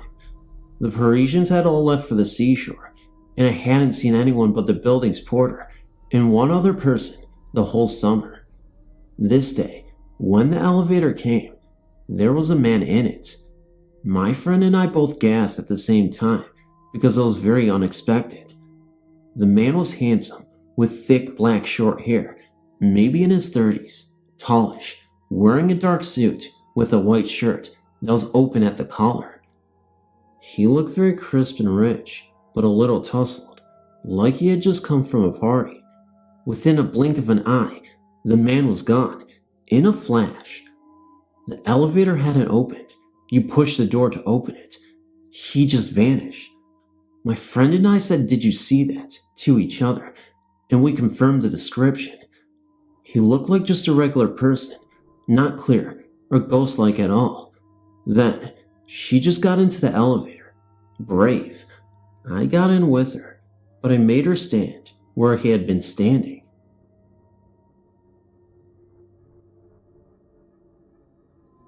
In June of 1988, my husband and I moved to a small town in Gloucestershire County, New Jersey, called Poulsboro. Poulsboro is situated along the Delaware River in Matena Creek. To get into town, you have to cross a small bridge over Matena Creek. We had a dog, and after a long day at the office, banging away at a keyboard, I enjoyed taking our little darling for a walk.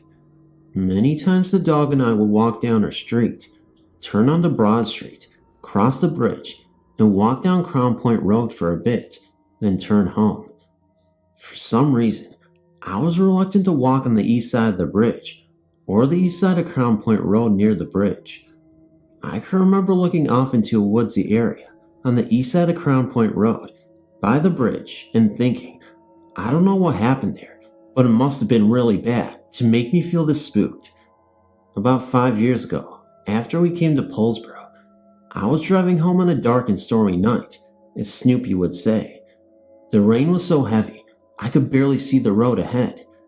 As I approached the bridge from Crown Point Road, I caught a glimpse through the murky weather of a house on the east side of the bridge where I knew no house was. It was that little woodsy area that always spooked me so much. The house was a ball of fire. Flames were shooting straight up into the air like the 4th of July, and the smell of wood burning filled the car. As quickly as I saw the house, it was gone, vanished, and the scent of charred wood disappeared with it. Yes, I was scared, even though the doors of the car were locked. Periodically, I'd be coming home from that direction, but only when it was stormy and late at night. I'd catch a 2 or 3 second glimpse of a house engulfed in fire, and the smell of the house burning, which is entirely different from the scent of something like leaves burning or a fireplace. This happened about 6 times over 10 years, and the experience really spooked me. A few years later, I learned that back in the 1930s or 1940s, can't remember the decade, but during that time period, there was a house located on that piece of ground. The family living there had either 5 or 6 children. I can't remember now how many, but it was more than 4. One night, when the father was working night shift, the house caught fire and all the children died in the blaze. Witnesses said the oldest girl, who was about 13, ran back into the house and up the stairs to save her littlest brother, who was a baby. Needless to say, now I understand why that spot always made me feel uncomfortable and where the scent of charred wood came from. What I think is interesting is that the ghost of this story isn't a person or an animal, but an inanimate object, a house that no longer exists and hasn't existed for over a half a century, but still blazes away like a Halloween pumpkin when conditions are just right. So, the next time there's an unusually dark and stormy night, come on down to Gloucestershire County, New Jersey, and head for Poulsboro on Crown Point Road. You may just be haunted by a house.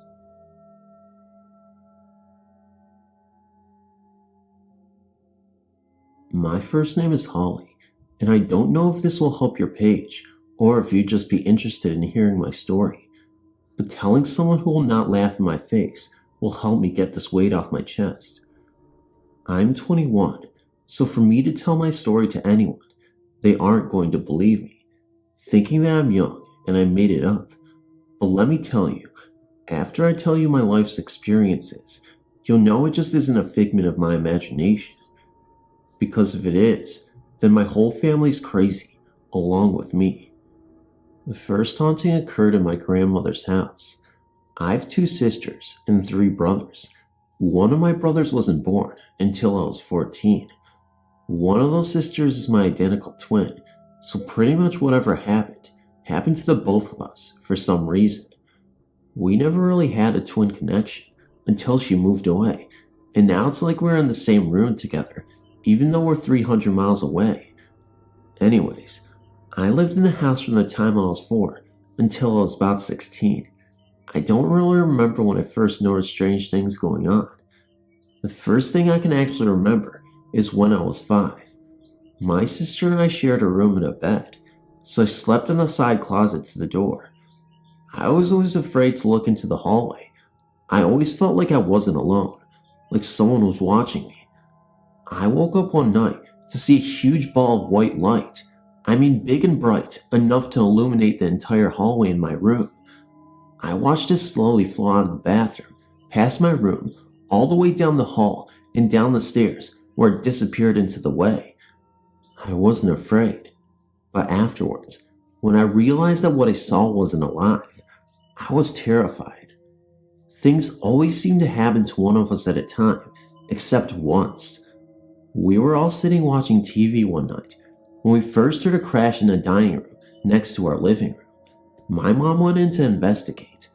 The picture was off the wall and sitting up against the wall on the floor. No broken glass, no nail missing from the wall. It was as if someone just took it off the wall and placed it on the floor. But that doesn't explain the loud crash that we all heard. We also had a wooden spoon, fork, and knife set that hung on the wall in the same room that liked to fall or go flying across the room. The older my sisters and brothers got, the more we realized this house wasn't your normal house. In normal houses, things don't go bump in the night. Strange voices don't call your name when you are home alone. Items don't disappear to be found years later on top of a shelf at eye level. Gusts of cold wind don't blow so hard that it makes your hair fly off your shoulders, and it smells of an odor of your grandfather that passed away before moving into the house. Or footsteps that come up the stairs, and right before it gets to where you can see the person, they stop. I remember I was always afraid of my grandmother's room because I had so many sisters and brothers, we had to share rooms. So when my brother came from college and got my room, I had to sleep on the floor of my grandma's room. I couldn't fall asleep because of the presence of a tall, thin man standing over my bed but looking at me. I couldn't actually see him, but I saw a shadow of him. I got the feeling he didn't like children because when I got to the age of about 11, I never saw him again. But I think there were also ghosts of children because once, when my twin and I were 13 and my older sister 15, we were out at a family party. My older brother was getting ready for a date when he looked into the mirror, which reflected off a mirror behind him so you could see into our grandma's room. And he saw what looked like a little girl, about 10 or 12, sitting on the bed. He said he thought it was me because I look younger than what I am, and came into the room to ask why I hadn't left yet, and nobody was there. He said she looked just like me. I really don't know if it's in our DNA or what, but almost every house and I that my sisters and brothers live in is haunted. I get the feeling that our original ghosts have followed us. When we moved into the next home, but one after my grandma's, but the next one, I never actually saw anything, but my little brother who wasn't born until I was 15 says he saw something. I was about 19 and he about 5. He would refuse to go to the bathroom alone, said he wouldn't go into the hallway because the little girl sitting on the floor crying scared him. I thought he was making it up, but I could hear him talking to someone in the hallway sometimes, and I asked him who he was talking to, and he would say, "The little girl who cries all the time," but nobody in the house could see her or hear her. When I was 18, my grandma, same grandma whose house is haunted, came to stay with us for a couple of months because her health wasn't too good. Anyway, I started hearing what sounded like footsteps, more like stomping, coming from upstairs. I thought I was imagining it until Grandma looks up at me and says, "Who's up there stomping around?" Mind you, I was the only one upstairs usually. The upstairs was one bedroom. After this house, my twin sister moved away and got married, and I went off to college. My older sister is living with her boyfriend. My older brother is living with his girlfriend and their baby girl. My oldest brother is living in an apartment, and my youngest brother is living with my mom and my stepfather in Indiana now. We are scattered across the United States, from Indiana to Texas to Pennsylvania and to New York. All of our houses are haunted, and I know because I've been to each one. First, I will start with my occurrence when I went to college. I went to a cheap college and lived on campus, so I wouldn't be home with it. That didn't work, because when I had a friend over to watch a movie with me, we were sitting on a bunk bed they provide for us, and the window behind us decided it wanted to be open all the way up and slammed back down. The window was closed and locked. Then sometime later, I was sleeping on the top bunk and my roomie was on the bottom. I had my hand hanging over the side like I usually do, and I felt someone tug on my hand, hard enough to jar me from my sleep and almost slide me off the edge. I said, "Hey, stop it," thinking it was my roomie, under me, being childish, until I heard a giggle that could only come from a little girl. Needless to say, I didn't sleep the rest of the night, and the next day, I moved out to a townhouse all the way across campus, but I guess the ghost wasn't alone. She or even he liked to go room to room, waking up girls and keeping them up all night, pulling their hair, turning the TVs on. I heard about it the next morning in the cafeteria at breakfast. Now I'm getting married to my college sweetheart, and once again, I get the feeling that I'm not alone. Door handles turn on their own. I keep seeing a shadow of a person in the hallway. My twin sister had her ghost tug on her earring while in her car. Toilets flush. It sounds funny, but it's true. Smells of perfume. Her 2-year-old who is looking up at something that isn't there and smiling. Or her waking up and trying to say someone jumbled up about a lady. My mom's house in Indiana is most uncomfortable. My little brother, who is now almost 7, new room, has his own computer in it. I was lying on the bed with him one night, trying to get him to go to sleep. He kept saying he didn't like the new computer and to take it out of the room, when all of a sudden, the keyboard started typing away on its own. He and I bolted from the room. The computer is now in the basement. It still likes to do that tapping crap, but at least it isn't in his room with him. As far as seeing anything, none of us in our new house has seen anything, but the odors, footsteps, things disappearing, and voices haven't left any of us. The only thing that I can think of was our uncle had been sick, and Mike, my older brother, was sitting in the living room of his house sleeping. Woke up to 3 balls of light coming from the ceiling forward downward until it came next to him and disappeared. His girlfriend, who is psychic, I know this all sounds strange, said that it was the spirit of our uncle coming to tell him he was safe and had passed on to the other side safe.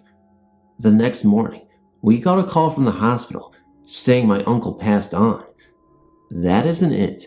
I don't know if this has to do with my mom's haunting, but a blackbird got into her sunroom. No doors or windows even open. It just sat there staring at her. Didn't fly or anything. Just was there. Didn't know how it even got there, but it was there all day long. That night, a close friend of the family died. Wasn't sick, just had a heartache at a young age, and died. My mom thought the blackbird was an omen and went to go see if it was still there, and it was gone. Same sort of thing happened to my aunt and uncle. A bird came into the house. They didn't know how, it wouldn't leave, and then just disappeared when something bad happened to their son. I don't know what the connection is. I've just moved into my new home on October 30th, 2005, and I am renting it. The night before, I was here painting one of the upstairs bedrooms. Around 10 p.m., I distinctly heard my patio door open in the dining room at the bottom of the steps and footsteps creaking the steps up to where I was painting. No one entered the room I was painting. I thought it was my boyfriend, but he didn't answer when I called his name. A minute later, my boyfriend called my cell phone from his house, and I thought it was nuts for even thinking so dumb. Now a month later, we have several other occurrences that have been taking place. My daughter felt and heard a whisper in her ear as she bent down to the empty dryer in the laundry room. Her bedroom lights go on and off often. Our wiener dog will not enter the room. If she puts her head in there, she scratches to get out after a few seconds. We hear two men's voices having a conversation in the living room, and there are no other radios or TVs on in the whole house. I like it quiet when I am home. The kids hear banging in the night in their rooms with the huge closets that they have. We hear what sounds like heavy items hitting the basement floor all the time, and there's nothing there when we run to look. There are many cold spots in the house. Just last night, December 7th, at 3:20 a.m., I got up to go to the bathroom at my usual 3 a.m. waking, for no reason at all, each night, and the bathroom door was not closed all the way. Since it was 3:20 a.m., I did not fear anyone would be coming in on me. Just then, the door started to pull open, and I yelled, "I'm in here," and the door closed and shut all the way. I looked at my bedroom door, just adjacent to my bathroom door, and my boyfriend was snoring away peacefully, and I awoke him and asked him if he was at the door, and he was angry at me for waking him with such a stupid question. I then went upstairs to my children's room and found them both sleeping peacefully soundly. This afternoon, my landlord called me about a cable installation problem, and I asked her if my house was haunted. She hesitated what felt like an eternity, and then she finally answered. "It's the man across the street. He watched over my girls. He hung out in my youngest daughter's room. That's why they slept together in my oldest girl's room. Her baby is 2, and her oldest is 4. She said they weren't scared of him. He was friendly. She couldn't remember his name, but that he killed himself in the house across the street years ago, and I should go ask her grandfather-in-law that works next door what his name was. I asked him, and found it to be Russell Lutz, and he shot himself in his basement as he was dying from cancer 25 years ago. She said to talk to him by name, and that they did. She was surprised I hadn't called her earlier about it, so she figured we weren't bothered by him. She has not awoke at 3 a.m. since she moved out of here, and the girls have not been visited by Russell Lutz yet. We're not afraid of him at all, and talk to him out loud all the time. The kids ask him to turn on things, and he doesn't. Ha! My kids are 14 and 16, and think it's awesome we have a haunted house. Last night my son and I went next door to work on an Xmas tree and wreaths they sell, and a path was shoveled from their door to my door with a shovel. It wasn't there when we just drove in the driveway from religious class, and stepped in the house to get gloves, and stepped back out to walk 160 feet to their door. Weird.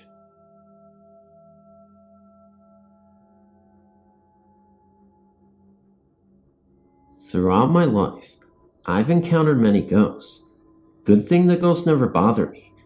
They walk away, as if I was not there, but I clearly see them, as clear and as clean as a window. Anyways, 1995, in Glendale, Arizona, we just moved into a house located near the downtown Glendale area. This area was a mess at the time, and in the middle of the housing area is a small cemetery. In my opinion, it should not be there, and should be moved. For crying out loud, it's a residence area. But all around Glendale, especially West Glendale, lies many scattered cemeteries. Anyways, back to my experience. One night I was home alone. Family went to California for a vacation, and left during the afternoon. Everything was fine, till night came. When night came, all hell broke loose. As usual, I would take a bath before I head to bed, and while I was bathing, I swore something walked through the door and started screaming. I got so scared, I popped out of the tub. My heart was racing. I felt so cold. I felt like time had frozen. My head was spinning, and the only thing I could think of was what the heck was that? When I was having my panic attack, the ghost, the thing, the whatever it was, backed up and passed the door. It was not screaming, but it said sorry. Anyways, I hurried and washed the remaining soap and shampoo off me and headed out looking around the house for the thing. At this time, I was not as scared because I got my iron rod. I don't know why this rod always made me feel safe. This rod is sacred to me. I call it my demon rod. Anyways, I searched the house. Nothing was found. I headed for bed and hoped morning came fast. I made it through the night and did not experience anything else. The thing at the time I saw, it didn't look like human.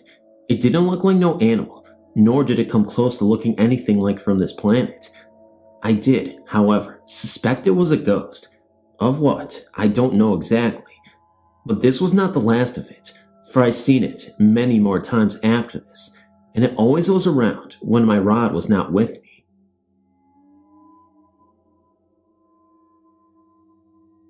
I submitted a story to you prior to this one a couple of years ago. I've had some recent occurrences that I would like to share with you, if that's okay. Here is my story. In the fall of 2001, my best friend Harley was killed in a tragic car accident, and I took his death very hard. When he first died, I felt that he was always around. When I was living in England, my dorm room would smell like his aftershave, and I continued to sense he was around, and occasionally he would come to me in a dream, but lately, things have been quiet until recently. A couple of months ago, I had a dream with Harley in it. We were sitting around a picnic table, and he just looked as healthy and happy as if he were alive. He told me to quit worrying about everything, and I would be alright. He would never stop taking care of me. And then this past Thanksgiving, I was driving to my boyfriend's house, and as I'm going along on the highway, I got this strange feeling like the car in the next lane was going to cut me off. So I backed off the car in front of me, and wouldn't you know it, that car cut in front of me with no warning at all. Now, how did I know that the car was going to do that before he even did it? Some people tell me it was my friend looking out for me, since his accident occurred on Thanksgiving. I know they are not big, spooky stories, but they make me believe that we do not die after death, and that we can still communicate with our loved ones here on Earth. Thanks for listening. This is a true story. No one believes me, but I know what I saw, and the following is an accurate accounting of that one summer night. In the summer of 1973, my baby was around 18 months old. We lived in an older wood-framed house in the South Texas coastal area. We had lived there since early 1972.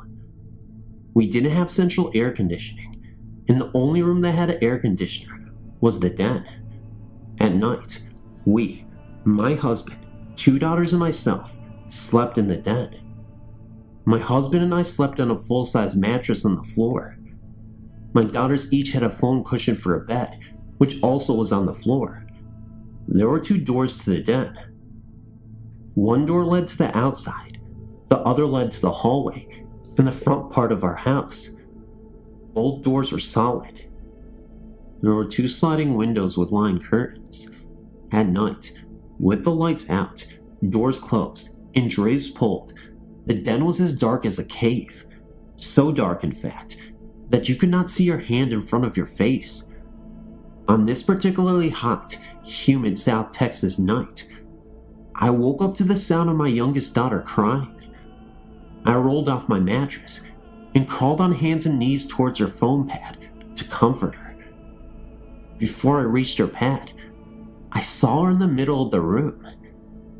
As I crawled towards her, she rolled away from me. It wasn't until I reached her sleeping pad that she stopped rolling away and sat up. At the same moment that she sat up, I touched her. She was asleep on her pad.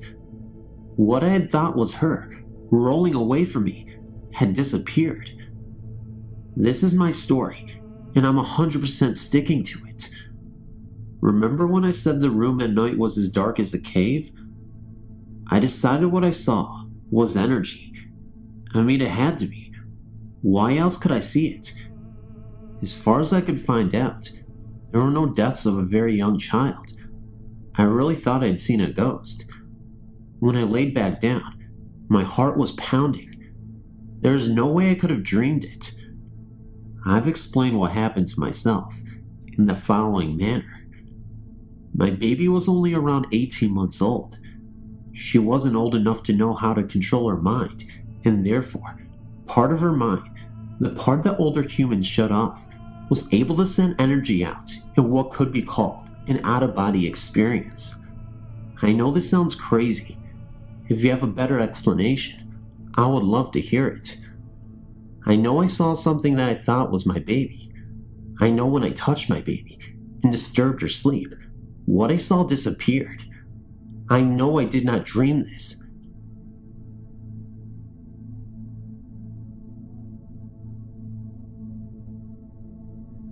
Last March, my husband, myself, our 2 daughters, 13 and 17, and toddler son, moved into a beautiful 3-bedroom condo.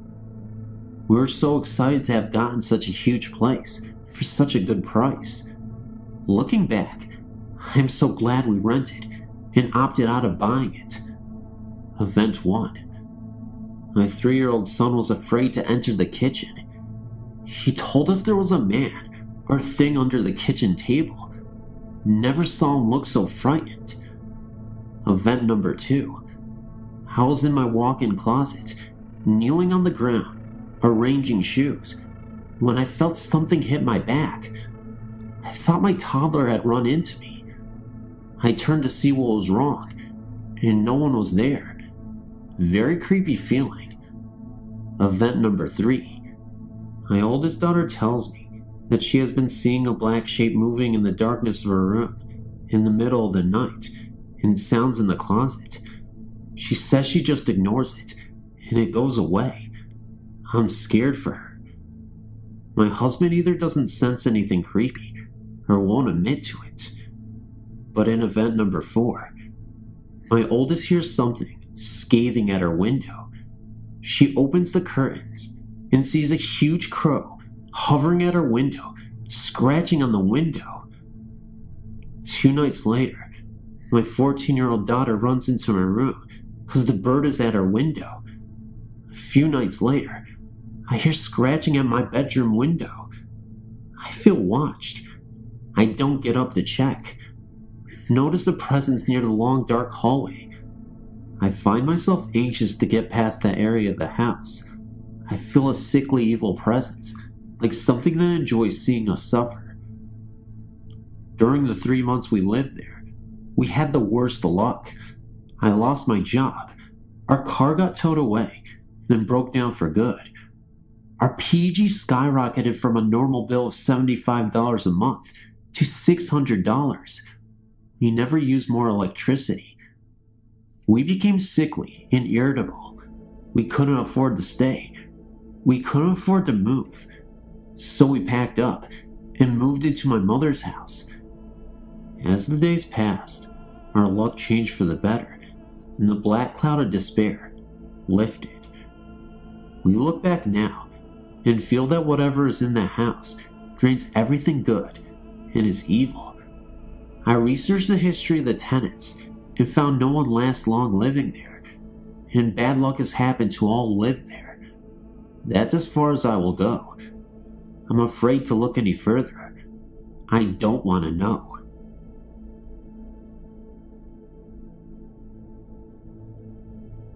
While I've never actually seen a ghost, something very strange occurred a few years ago that I cannot even explain.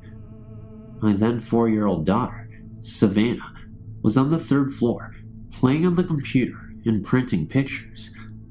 I had gone upstairs to call her down for lunch, and she started calling her father to show him her artwork. "Daddy, Daddy," she called. I had to remind her that Daddy was working and not at home, as was the norm, but she insisted he was here. After a few rounds of "honey, listen, He's at work. She asked me. Then who is that man? My daughter was not prone to imaginary friends, and I asked her, what man? Savannah replied, who was that man at the bottom of the stairs? Again, I protested that there was not a man, but she insisted. I asked her, what was the man doing? She replied, I was watching him, and he was watching the bathroom. When I asked her what happened to the man, because I certainly didn't see him, she replied, he disappeared. At that point, I was thoroughly spooked, but I let the issue drop. She had no idea of ghosts and wasn't afraid of the dark. The last thing I certainly didn't want to do is put any ideas into her head. Nothing more was said, but a few days later, out of the blue, my daughter asked, Mommy, what happens if the man comes back? I told her she should come call me if she saw him again, because he doesn't belong here. Fortunately, she never saw him after that. About 6 months later, my 5-year-old niece slept over and told me the next day about a nightmare she had. She had a dream that she saw a young man in my daughter's doorway. When I asked her what happened to the man, her reply was the same. He disappeared. She had a dream that she saw a young man in my daughter's doorway. When I asked her what happened to the man, her reply was the same. He disappeared. If this is a ghost, he's a very quiet ghost, because nothing out of the ordinary had happened, but I believe the children. If they say they saw something, then they saw something. Something I can't explain.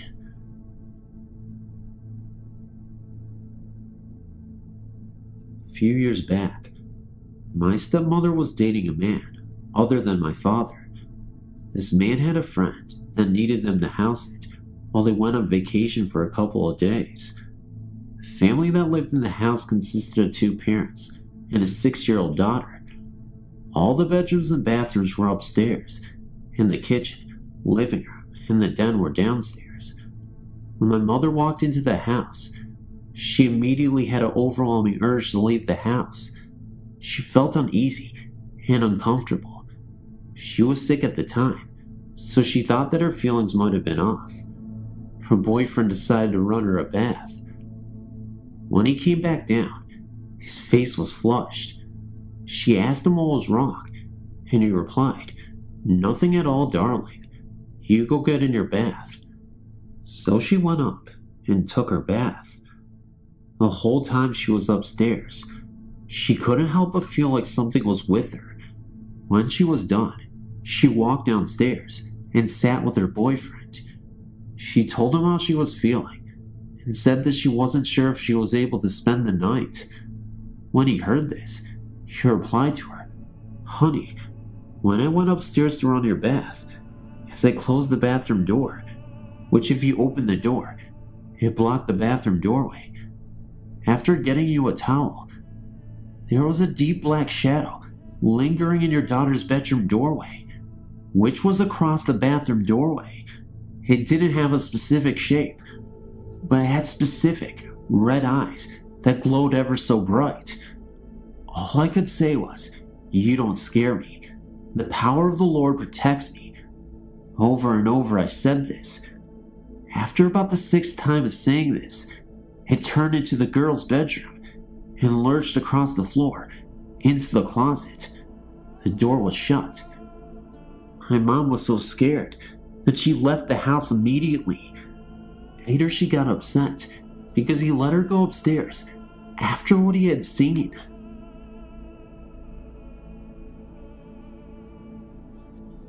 This is a pretty long one. I was around 9 years old when this happened. When my brother was born, we turned our garage into a toy room for him. It has a pull-out pouch in it, so when I had friends over, we would sleep there. I had a friend over one day, and we were watching TV in the garage while laying in the pull-out couch. We were getting so tired, so I turned off the TV. I closed my eyes again, but felt a weird chill pass over my body. I opened my eyes and looked back at the TV. I saw a lady sitting on top of it. She had brown hair pulled back into a really fancy bun and a really nice pink dress on. She just sat there looking at me for a while. Then she disappeared. At the moment, I was extremely tired, so I didn't think much of it. But then in the morning I woke up and remembered what happened. My friend thought it was a dream, but I know it wasn't. I have another experience with the same lady. I had a different friend over this time, and this was when we were older, so we didn't sleep in the garage anymore. I still have a fridge in there though. So my friend and I went in there to get a soda from the fridge at about 9 at night. We opened the door, and there was the same lady sitting on the same TV. My friend and I both saw her, so I know it wasn't a dream. We flipped the light on and looked back at the TV. She was gone. After this, I got kinda scared. My friend and I got soda and got the hell out of there. After that, I didn't see the lady for a while. But then about a year later, I was sick with a fever and a sore throat, and I was in my parents' bed, just laying there. They have a TV hanging from the wall. My parents were out at a dinner for my aunt's birthday, so I was home alone with my brother, who my parents had put to bed before they left. It must have been around 9:30 this time. I was just drifting off to sleep when I, for some strange reason, looked at the TV. I saw the same lady sitting on the corner of it. I was pretty delirious from the fever, so I ignored her and went to sleep. I woke up the next morning and was in my own bed.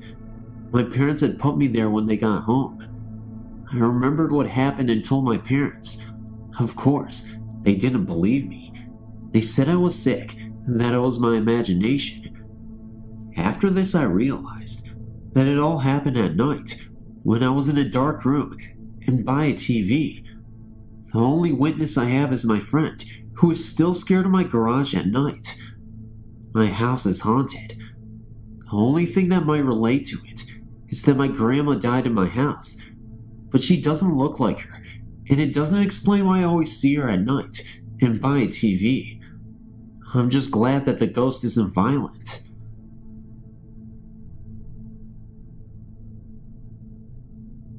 When I was about 4 or 5, my mom's husband moved us to Pueblo, Colorado. We moved into what I guess was an apartment building, but to me, it looked like a giant house. I think it was really old. My memory of what the outside of the house looked like is kind of blurry. It seemed like it was 2 or 3 stories, with a Victorian kind of build. At the same time, it looked Adobe style too, like the walls were made out of clay. Our apartment was in the lower right corner, if you were facing the house. We had a 1-level apartment and part of the basement down below. You could tell whoever owned the place tried making the basement into a room. It was completely concrete, but they had carpeted part of it and painted the concrete walls white. The other half of the room was the laundry area. On the side of the room that was carpeted, there was a giant hole in the wall. It was perfectly square and purposely put there. It ran the entire length of the wall, except for one side that ended at the stairway. It was about 3 feet off the ground, and I'm guessing maybe a foot from the ceiling. To this day, I have no idea what the purpose of that hole could have been. The moment I saw that hole, which was when the realtor lady was showing us the apartment, I was scared to death of that hole. I didn't know why. I just hated it. It was so dark inside that you couldn't tell where it ended. As it turned out, this basement room ended up being my room because it had the most space for all my toys and belongings. I hated it there. Every night I was frightened stiff. I would just lay there and try not to make the slightest move until I fell asleep.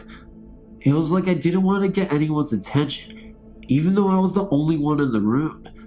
I'm not sure how long we lived in the house, but I would guess about a year. Nothing happened for the first few months, and I was starting to relax more in my room, though I still never stepped foot anywhere near that hole. I I remember watching my mom hang clothes up to dry in front of that hole and thinking how brave she must be. And then one night, when I was sleeping, I felt someone pull my hair. It wasn't just a little couple hairs getting caught under my head either. It was like someone grabbed a good lock and yanked it on very fast and very hard. It hurt quite a bit, and it jerked me awake. I automatically looked up towards the hole in the wall, and I saw from the back what appeared to be a very tall, very wide man. He was wearing a big black coat that looked old-fashioned. I'm not a fashion or history expert, but I would guess it was 40s style. This is kinda silly, but when I look back at the image of him I still have in my head, his coat kinda reminded me of Dick Tracy's style. That's the only example I can think of. He walked very slow and swayed from side to side, and as he did so, he walked straight into that hole. I immediately ran upstairs for my mom, but she worked graveyards at Dunkin' Donuts and wasn't home. It was just her jerk husband, and I didn't like him. So I went to lay on the couch in the living room, but before I got there, I got this feeling that I should stay away from the couch and the living room in general. So instead, I went and laid on the floor in front of my mom's bedroom door. I think I might have dozed off, I'm not sure, but eventually, I got really cold. I decided to be brave and sit on the very edge of the couch, closest to the kitchen, which is where I was. My mom's bedroom was on the opposite side of the kitchen, across from the living room. The couch had a blanket on it that I wanted to cover up with. As soon as I sat on the edge of the couch, the man appeared again. He walked through the door, literally right through it, and was moving slowly towards me. He wore the big black coat and had a long, bushy dark brown beard that covered almost all of his face. The hair on his head was shaggy and dark brown as well, and he may have been wearing some kind of cap. He had his arms stretched out and was pointing at me. He was either moaning or I just couldn't understand what he was saying, but it seemed more like he was trying to make words, but simply couldn't.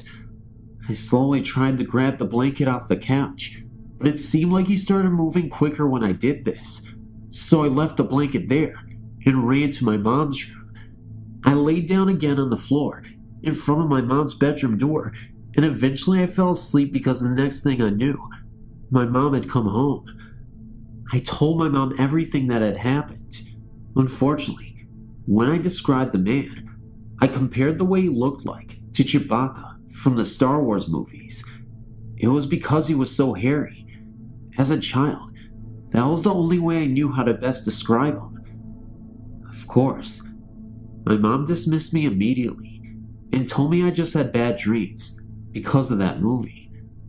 It seems like more happened in the house, but I don't remember anything else. I kinda think I might have blocked some things out because it scared me so much. As I said, we didn't live there long anyway, so my mother and I never spoke about the house until I was 12. I started telling my mom all kinds of memories I had from when I was very young, and I ended up telling her what happened that night with greater detail. She said that she remembered that night too, and that she had believed me, but didn't want to scare me any more than I already was, so she said it was nightmares. She said that quite a few strange things happened to her also, and that she had tried to tell her husband, but he didn't believe her. While none of my experiences were all that intense, there are several things that I have seen and heard that are more than real. I was born in a tiny town not far outside of the New York border. The town grew up as a railroad mining town. Our house was built at the edge of town, the owner liking his privacy. While everyone in town took him to be a bachelor that spent most of his time at the rail yards, it became apparent when the old man died that he did have a son. The son moved in and raised a family there, also working in the rail yard. The family produced 2 sons. Tintypes of the family were found in my bedroom closet wall when we remodeled. After this lineage, a daughter and son were born to one son. and the other died. It was this son's daughter that greeted me not long after we moved into the house. It didn't help that she had died almost 30 years before I was born. Through the back door, across the old linoleum floor to the staircase in the room at the top, I lay snug in my little bed. I'd been playing earlier that day and had left an old music box, found in the room when we moved in, open on my dresser. My parents were downstairs enjoying their television when they heard me scream. I had rolled over, disturbed by something in my sleep that I couldn't quite explain, and sat up.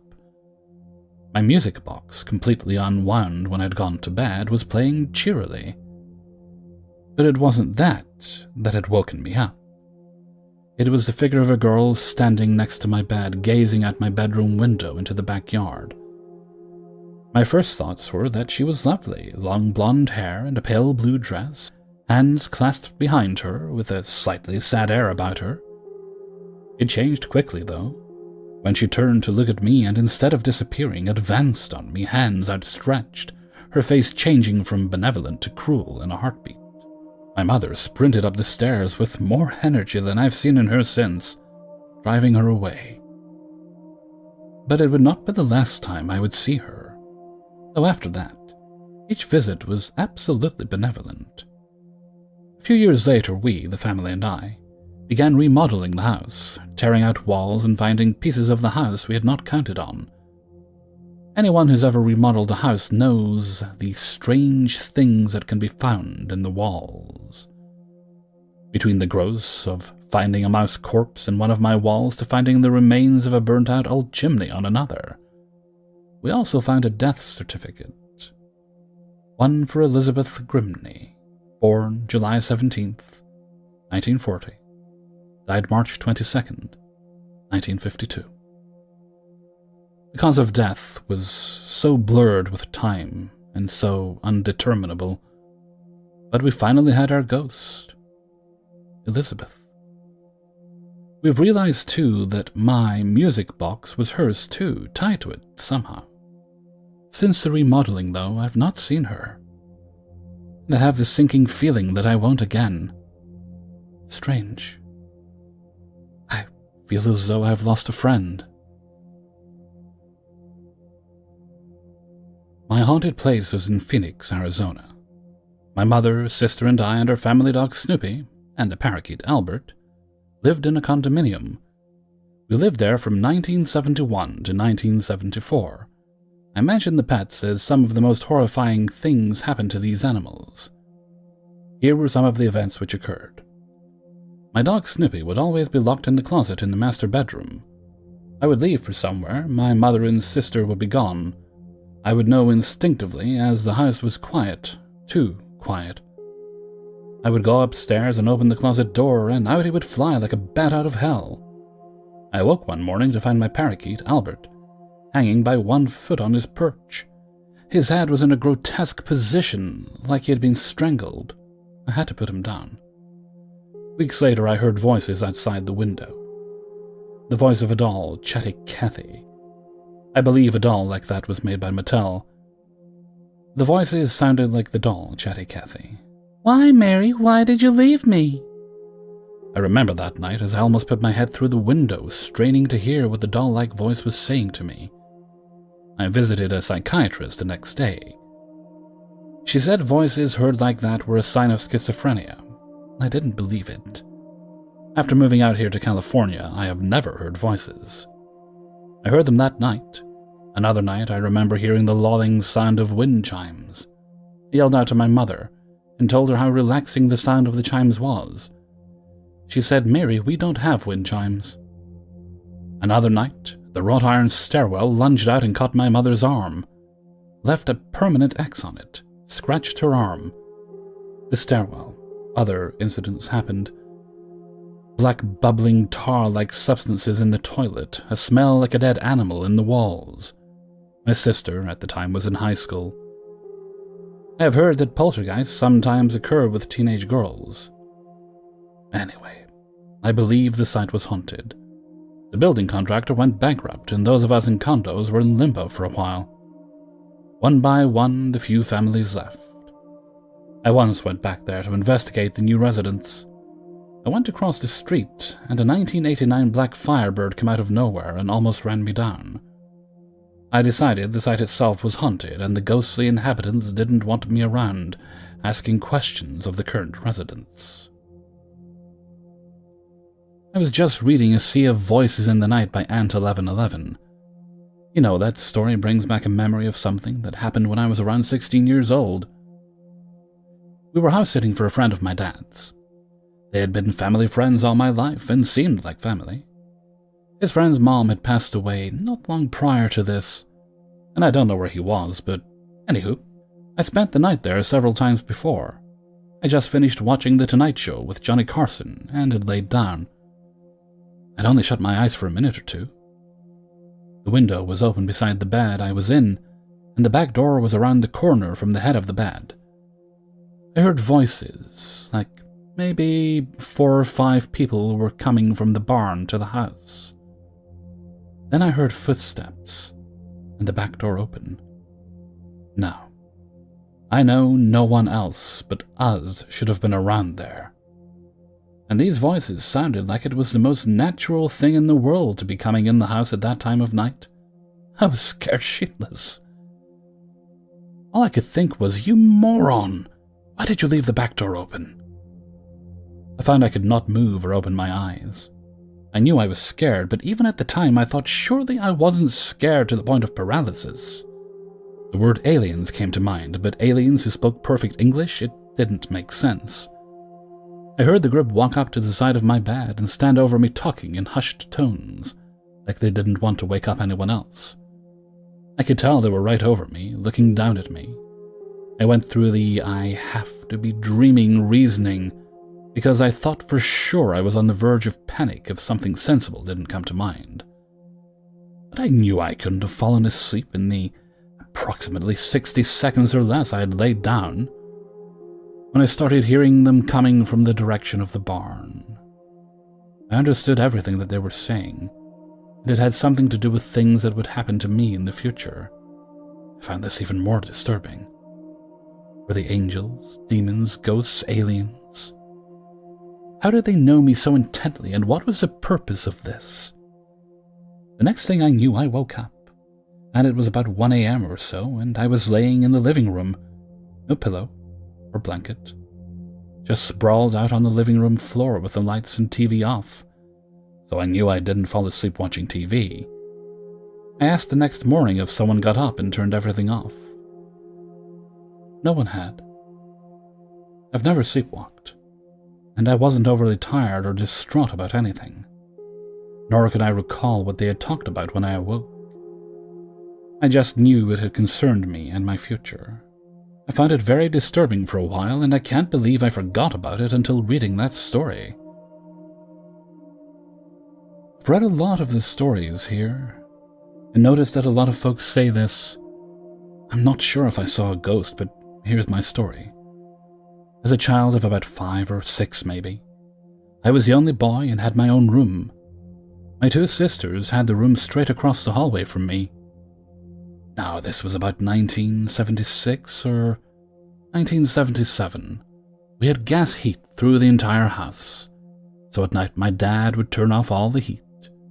As a child in Georgia, we used to have cold winters, so the house would be very cold at night. I felt a cool breeze blow over my face, and I woke up.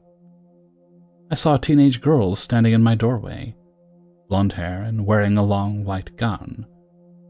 I thought it was my older sister, so I called out to her and said, "Ain't you cold?" Well, you can guess she didn't answer me. I called out again, and she just stood there watching me. Well, I quickly covered my head, and when I peeked out again, she was gone. And of course, when I ran across the hall, she was in bed, sound asleep. There were several things that happened in that old house. See someone run across the porch, and no one was ever there. Our bathroom had a hook to lock the door. One day, my middle sister and I were home alone, and the door was shut and locked. Okay, someone shut it, and the hook fell and locked. Not a chance. 10 minutes later, the door was unlocked and opened right up. I really don't know if I believe in ghosts or not, but I know what happened in that house. Feel free to write me, anytime. Around 1986, my family and I moved into a home in a city called Veneta. It used to house 2 residences. The upstairs had its own kitchen, bath, and bedrooms. The downstairs could house a bigger family. The side door that led out into the driveway was where I first saw a little old lady. We had such crazy paranormal episodes there that it never made any sense. My brother had made a remark about a cat that she used to own there. 2 hours later, a similar cat appeared with the exact same markings as a cat she had owned 13 years earlier, which of course fascinated me. Banging could also be heard from under the house that raised furniture off the floor. I never even entered the garage due to the bad vibes I would get there. After a few months of noises and mischief, we decided to move. About 2 weeks later, we drove back past the old house, and as I looked up into what used to be my room, there she was. It was the little old lady looking and staring right down at me. There was never an indication of an old lady who lived there. Not one that was alive at the time. Later, the side of the house burnt in both places where I had seen her.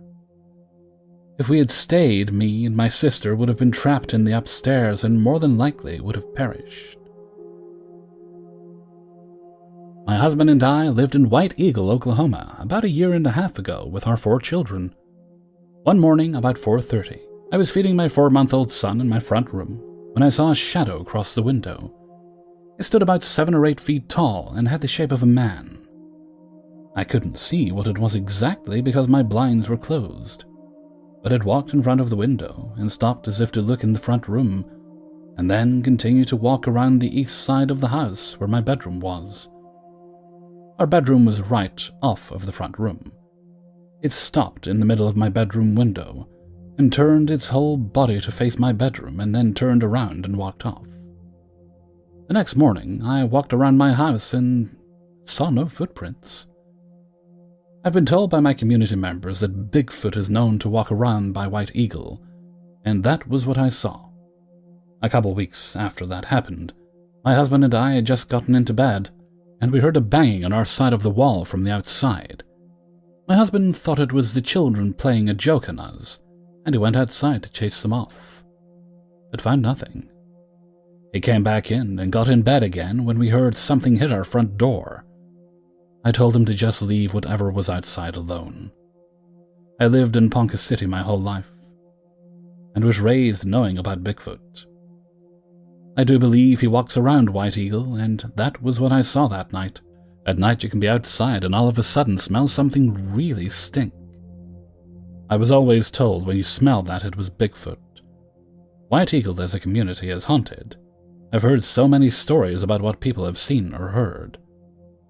Thanks for taking the time to listen to one of my stories. Many years ago, I lived in an old farmhouse. It was pretty big, and I was newly married. We would have friends stay periodically as they needed to. We had many things happen. The one bedroom always had flies in the window. I would spray, vacuum, and scrub the windows. The next day, the room was always full of flies. My best friend and her husband needed a place to stay for a while, and I let them choose the room they wanted. They chose the room of flies. This one night she was sleeping and felt someone pushing her to roll over.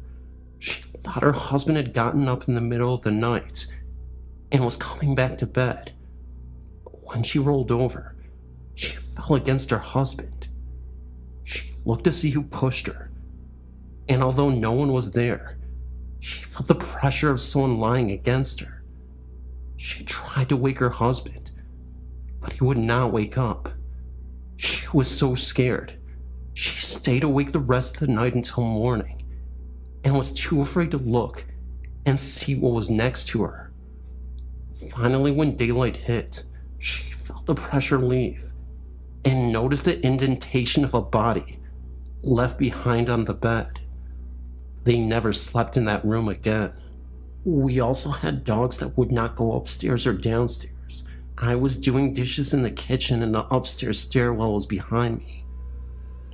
All of a sudden, my dog perked up and his hair stood on its back. He started to growl as if he was looking towards the doorway and suddenly bolted for the living room.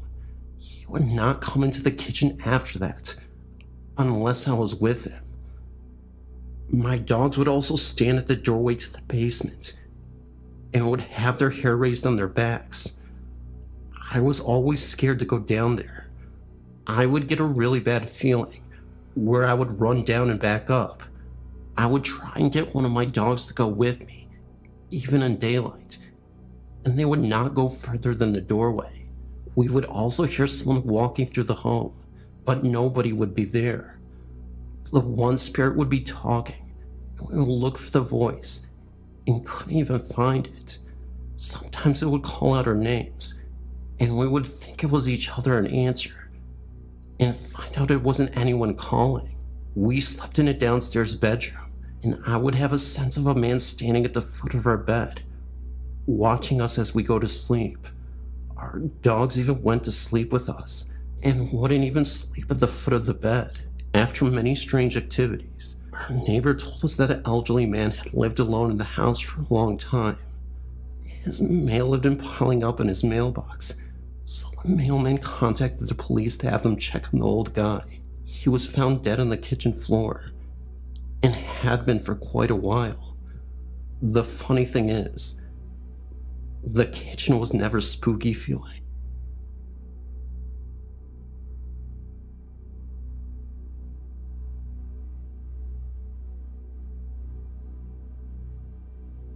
My name is Amy, and I want to share something that happened to my family about 9 years ago. I have some free time on my hands, so I thought I might as well. As I said, about 9 years ago, my husband and I and our 4 children, ages 12, 11, 9, and 5, moved into the small 4-bedroom home. From the day we moved in, we knew that there was something about this home. It wasn't really a bad feeling, but something different. The feeling was almost welcome, like we were meant to be there. We were happy to be there. It was a comfortable house for people who were used to living in apartments. We had bedrooms, a living room, bathroom, and a kitchen on the first floor, and a bedroom with a bathroom, and a small porch, plus a larger room with a smaller room off to the left, on the second floor. At one time, the house had 2 apartments. The upstairs had 1 bedroom with a bathroom, a living room, and a small kitchen off to the left. The first floor had 2 bedrooms and a bathroom, living room, and kitchen with access to a basement. At the time we found this house, it seemed like almost a godsend, since we were being evicted because we had acquired a dog. And this house had a nice sized yard, and the landlord didn't mind pets. Well, soon after we moved in, strange things started to happen. Well, since I was a stay-at-home mom most of the time due to being the parent of an ADHD child, I was the one to experience most of the phenomena. You see, while my husband was at work and the kids at school, I would hear light footsteps downstairs. But for anyone who has lived in apartments, your first thought is it's the neighbors, until you come to the realization that you are now living in a home, and there is no way you're going to hear the neighbor. It's a single-family home, for crying out loud. But I put it out of my mind, telling myself that I was so used to hearing the patter of small feet that I could still hear it when no one is at home. We had minor things happen, like the footsteps when there was only one person home, things disappearing and turning up somewhere you knew it shouldn't be, sightings by a friend who had never been to our house, and finally, the sound of a small die-cast toy car falling down the stairs and hitting the back door. For anyone who has small boys, you know what a Hot Wheel sounds like when it is hit by a surface because you've heard it before. Anyway, This is what my husband and I heard on a nightly basis. One day, about 8 months of living there, a friend of my husband brought over a new girlfriend for us to meet. As far as we were concerned, nothing out of the ordinary happened that day until Jimmy, my husband's friend, brought by his girlfriend China. At this point, I should explain a few things. The bedroom with the bathroom belonged to my husband and I. The large room that used to be a living room becomes our computer room, and the little room off to the left became our daughter's room. Secondly, we did not allow our kids to have friends over due to things disappearing whenever certain friends come over. Well, the next time the girlfriend came over, she asked us how many kids we had, and I told her 3 boys and 1 girl. Then she asked us who the little boy downstairs had been, and I asked her what little boy. She said the last time she had visited us, there had been a little boy in diapers playing Nintendo 64 with my kids, and I told her politely there was no other child but mine in the home.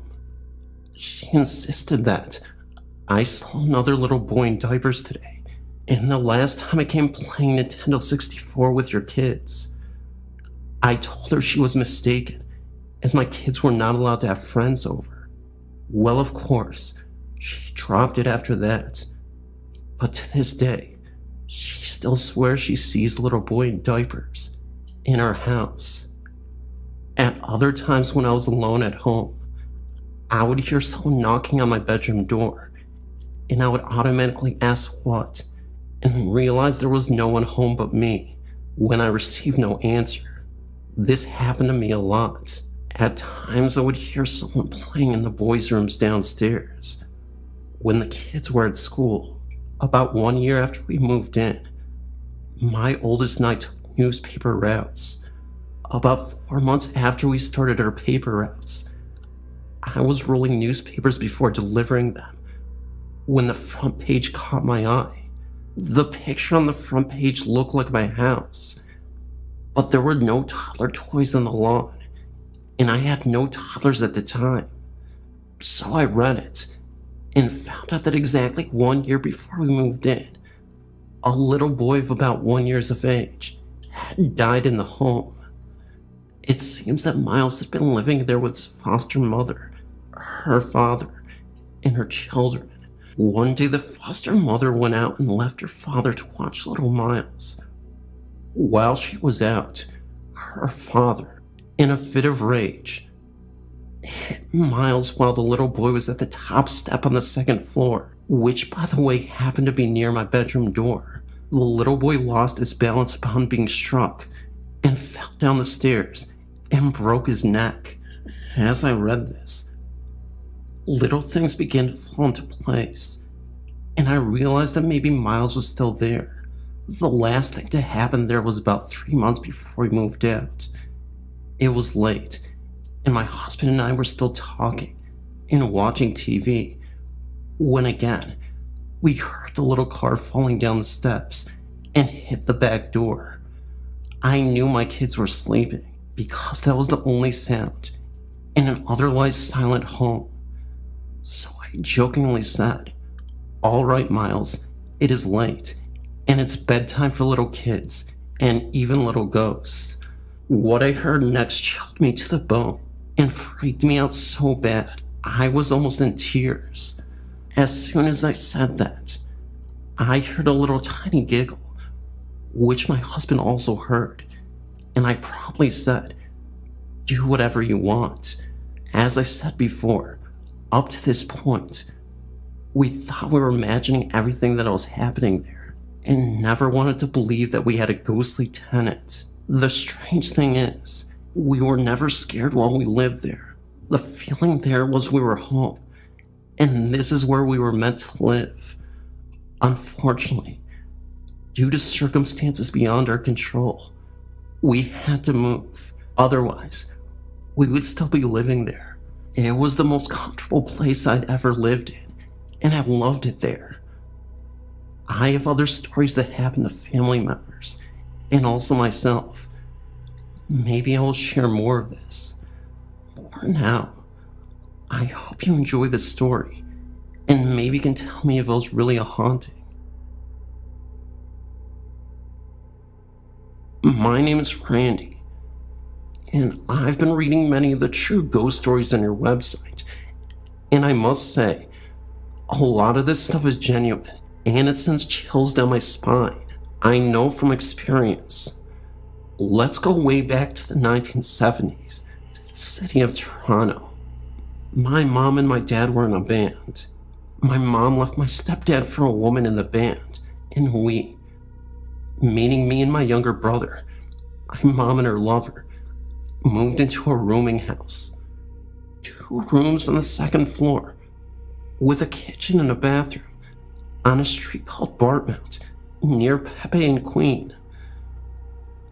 The first day we moved there, maggots came crawling out from underneath the baseboard of one of the walls of my room. My mom and her girlfriend, shrieking and squishing bugs.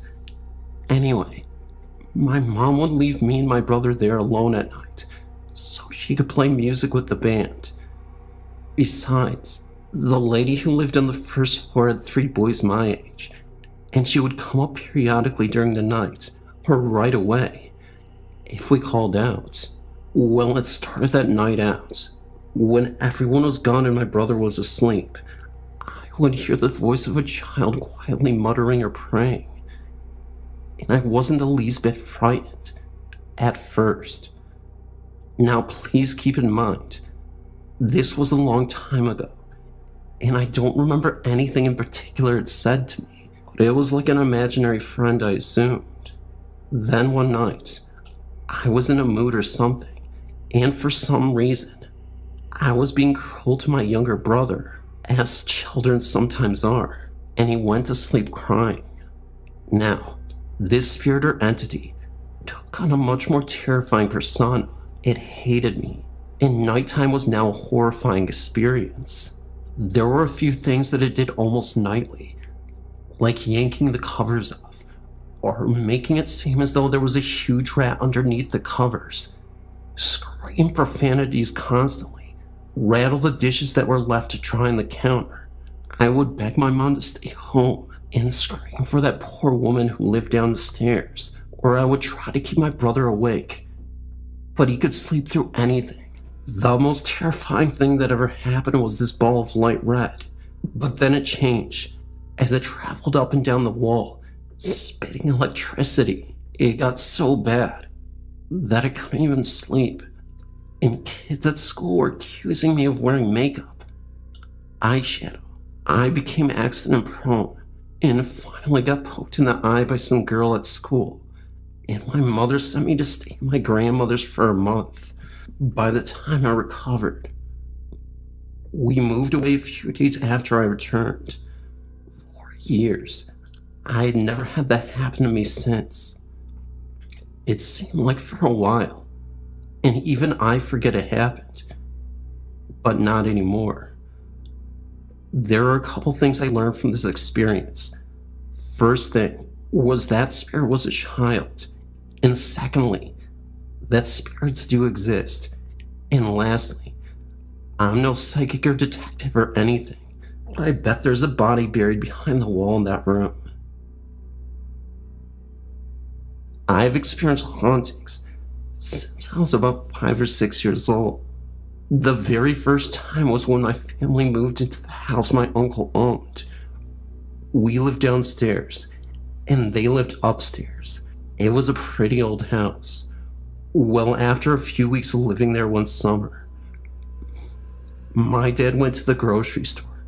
Though it's strange, my parents would leave me alone at the home because I hated leaving the home. The grocery store was on the corner anyway. That day I was alone, and I heard someone walking up the stairs, thinking it was my cousin or aunts. I went upstairs, where they always left the door open for us. I walked in, and no one was in the house. I checked the living and bathroom, the kitchen. No one was there, but I kept hearing someone behind me. Then out of nowhere, this doll appeared by the door. It wasn't there when I walked in.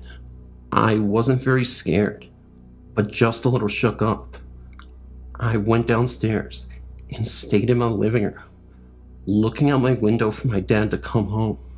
Well, we ended up moving 3 years later, when I was 8. This time we moved into a Victorian-style home. Cherry wood and old heaters. Very romantic, with a small chandelier. I fell in love with the home. I've always loved old homes. Months after moving in, I would hear someone in the bathroom rummaging or washing their hands. I would walk in there, and no one would be there. Everything would stop. Later, I would be sometimes sitting in the kitchen, eating cereal, and I saw a tall man with another oddly tall woman, not dressed in Victorian wear, but still old-fashioned, maybe 1930s or 40s. I saw them standing down the hall in there, looking straight at me. I looked at them for a little bit, and then they were gone. They were misty, and I remember seeing the sun shining through them. It was very calm. Other times that I stayed home alone in this new home, I would hear someone walking up the stairs, and then it would stop if I would call out. One day they didn't stop. I was watching TV. It then turned off, and I couldn't even figure out why. And then I sat on the couch playing with a little music recorder I talked into. I heard my name being called from the stairs.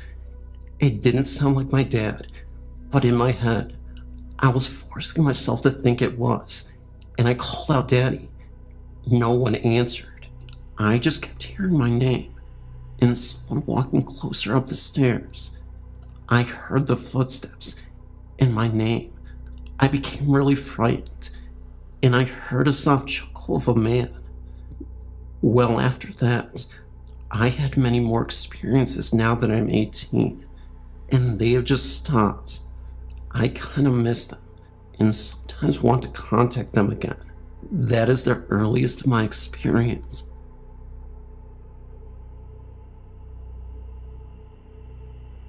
Just for the record, I'm not alone. I am normal, have a normal job, and I'm not crazy at all. I was staying at my friend's house. We all planned to sleep in the living room. Laura, Dave, and myself. I knew Dave was leaving early in the morning for work at 6 a.m. I woke to go to the loo in the night, and found Laura had gone to bed in her own room upstairs. So it was just me and Dave sleeping in the living room. It was getting light when I found myself awake, even though I felt tired. I awoke suddenly but peacefully, and I was very much awake. I didn't dream this. I was wondering why I was awake, in my head, not out loud, when I heard breathing, 2 sets of deep in and out heavy breaths. I instantly thought, oh, it's okay, it's Dave breathing. The next thing I thought was, hang on, Dave's not even here. He had left for work, and straight after that thought came, Laura said her house was haunted. Before I could even ponder that, I heard a voice. An older man's voice right in my ear, so close, I could feel him near me whispering. He said, I'll wrap you in my grave. He sounded full of malice, and just really hateful. I was terrified, and was stuck in that position. I was so afraid. After about 15 minutes, I held my hands over my ears, and screamed till Laura came down, but where I had my eyes closed, when she tried to get me to realize she was there, I thought it was the ghost, and then I screamed even more. She says I was hysterical for a while, until she calmed me down. It was not a dream. Laura then told me her sister used to wake in the middle of the night because she couldn't breathe and felt like someone was sitting on her chest. Laura's mom told me that Laura, when she was little, used to ask who the people in her house was when there was no one there but herself and her mom. I had trouble sleeping for months after, and still can't sleep on that side, or with the lights off alone. When he said the word rap, I had a visual image of cherries, which I thought was strange. It was like saying something in a German word you recognize when you only speak English. What he said doesn't make much sense. But when I told my mom, she thought he might have said the R-A-P-E word, and not rap. It sounded like rap though. Well, that's it. I really hope you didn't mind the story. When I was younger, I had quite a few paranormal experiences, as did my mom. The most direct contact either of us had with spirits was with her father. He died at home and lived with us when I was about 4. My mom was very close to him, and I was pretty close to him too for being so young.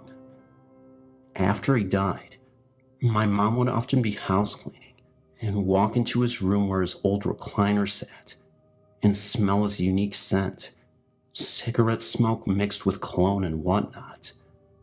She never saw or heard him, but she would know he was there and would talk to him for a while. When I was 6, we moved out of the house he died in and into the house where my mom still lives. I never had the type of encounters my mom had with them, but I was lucky enough to see him once. First, I need to explain the setup of our house. The front and back doors are directly parallel to each other, and both have glass panes in them. The front door opens into the dining room, and you can walk straight through to the kitchen, and then to the back door. You can look from the front porch all the way into the backyard through the glass in these doors. When I was about 7, I was standing in the kitchen, looking out the window of the back door, and I could see the reflection of the front door in the glass. Suddenly, I saw my grandfather walk by the front door in the reflection, as though he was walking across the front porch. He smiled and waved at me. The whole thing only lasted a split second, but he was very deliberately contacting me. I believe he chose to do it in such an indirect way, so as to not frighten me. Maybe he was saying goodbye, since I was too young to understand when he actually died. What's really strange, though, is that I described him to my mom as looking younger than he did when he died. And when she showed me some pictures of him in his 40s, I told her that that's exactly how he appeared to me. She thinks he must have been happiest during that time of his life, and so chose to appear that way. I think it was a couple years after that when my mom had her final encounter with him. She was house cleaning again, when she smelled his familiar odor. She was in a hurry, and she told him, "I'm sorry, Dad. I can't really talk right now," and left the room. When she came back in, the scent was gone, and she just knew that was the last time she would hear from him. She feels guilty that she didn't stop to talk to him, but I think she just realized that she was ready to move on, and that's why he didn't contact her again. We do believe that he stuck around for a while after that, because he would often lose a piece of jewelry or something small, only to have it turn up right under our noses a few days later. I've had other experiences unrelated to my grandfather, but his was the only human spirit I ever actually saw. Not long after we moved into the new home, I had several experiences with feline spirits. I once saw the hind legs and tail of a cat disappearing into, not up, the top of the stairs from the landing. I know it could have been our own cat, because it was pure white, and our 2 cats were black.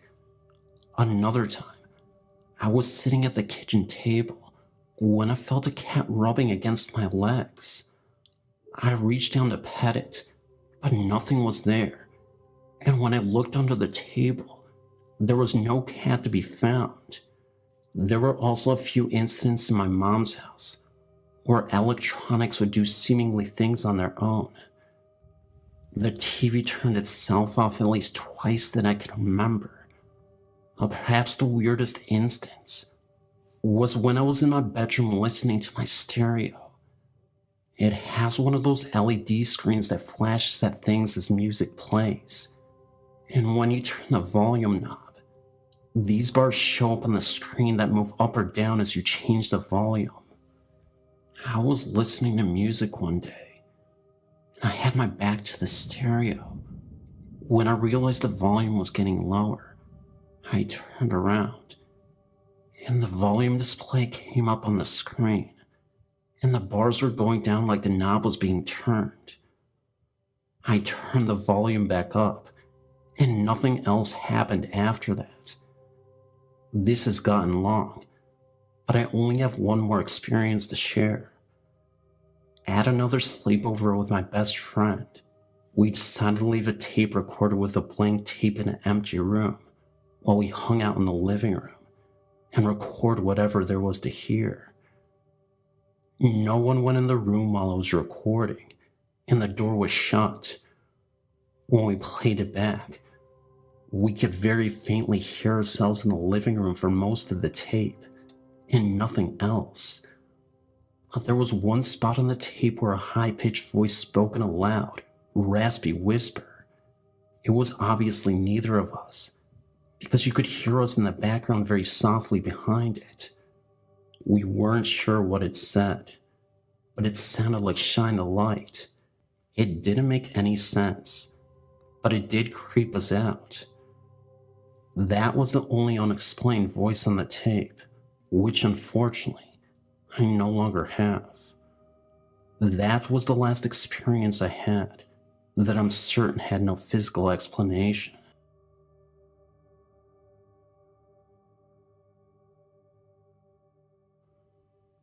This is a story about ghosts that I think is worth sharing. It's a little bizarre and not very detailed, but I think it would capture your interest. When I was young, I always heard ghost stories revolving around these red coat ghosts. These were entities that would often appear in our house. The home I lived in used to house British soldiers from Napoleon's time, so essentially the late 1700s. I remember one particular incident. It was late at night, and that's when I started to hear strange noises in my room. At first I brushed them off, not thinking anything of it, because you can always explain these incidents away as nothing more than just normal noises. Then, I started to hear noises which were very peculiar. I would hear faded whispers, like a group of people whispering when I would open my door to investigate the sound. It wasn't anything loud, and didn't last for too long. Of course, I ended up going down that staircase to find a root cause of these whispers. What I saw next was actually quite interesting to me. Not scary, although a bit unbelievable. After going downstairs and into the living room, I saw two redcoat soldiers for a second, just standing side by side as they quickly faded from the living room. They also had a foggy and faded quality to them to begin with, where you could barely tell a figure was there with the red colors. I'll never forget that moment the rest of my life.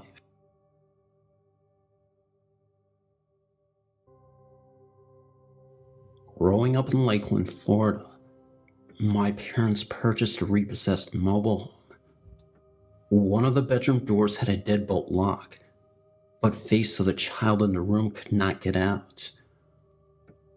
My elder sister had this room and reported a small girl about the age of 5 or 6 that would appear in a white nightgown carrying a teddy bear. She would sit at the end of my sister's bed and just cry.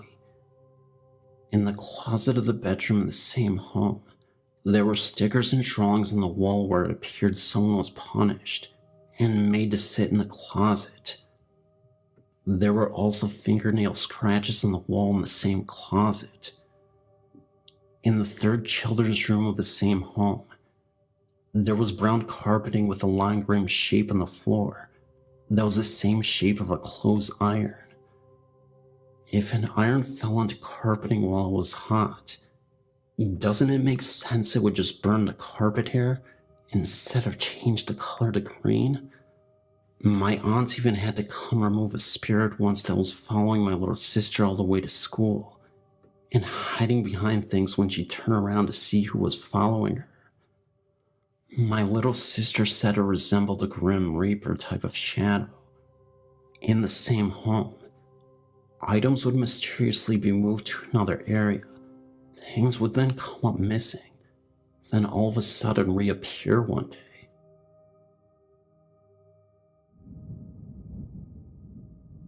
I truly believe that we are not living alone on this earth, and that spirits live among us. There are a lot of theories as to why this is, but to me, I believe that ghosts and spirits are almost other living forms trapped in another dimension. Even if we have loved ones who have passed and appeared to us, to me, it's like they are leaving this realm of existence to enter another one, and they behave much like we all do, often unaware of the world they just left. I believe that the ones that chose to bridge the gap between our world and theirs are messengers chosen by God to give us confirmation that we as human beings will not lose purpose once we have left this earth, and that our souls do live on. Even if you aren't a religious type, I do believe that if ghosts exist, then God must exist in some form. Otherwise, how do these souls still live on? And what power is allowing them to exist in the other universe? Anyway, my ghost experience comes at the time I was staying at my grandmother's. It was night, and I was 11 years old. I was watching TV in the living room when I heard what sounded like my grandfather, who was a heavy-set man, but tall, make his way through the home. Noticeable footsteps, as if he were wearing boots, and they were walking across the hardwood floor. At the time, I immediately recognized it was probably my deceased grandpa, so I yelled out to Grandpa Bunky to please stop scaring me.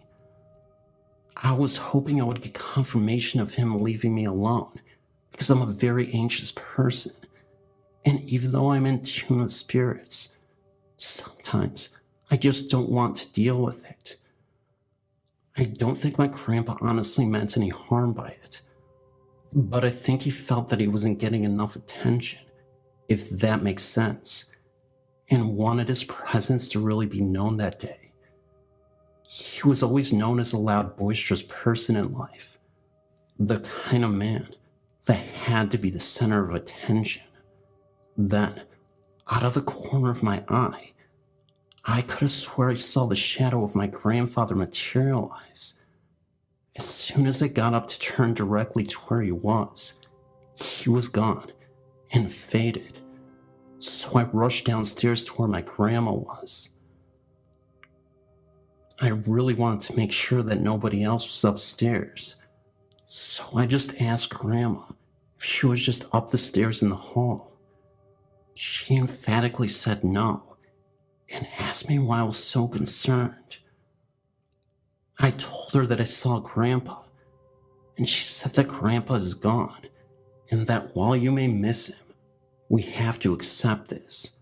She didn't believe in the afterlife. Funny thing was, about a year before this all happened, my great-uncle died of a disease in his lungs and kidneys.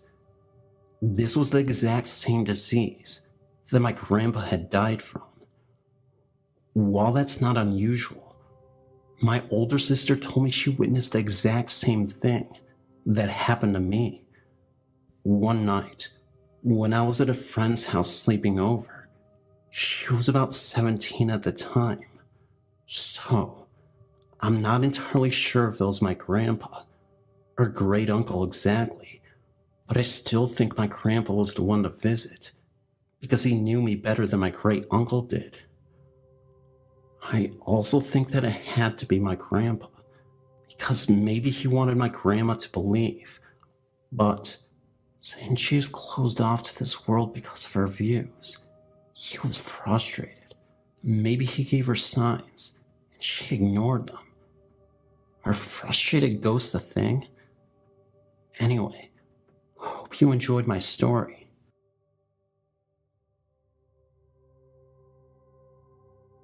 I have a crazy story to tell. I live in New Orleans. That's of course located in Louisiana, the deep south. One night, me and my girlfriend were at home, and I'm guessing it was around 5:30 in the morning.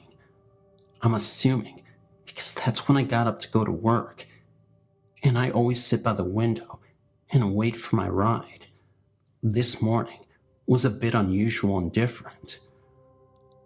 I was sitting there, and all of a sudden, I felt this overwhelming chill brush past me, like an undeniable cold air.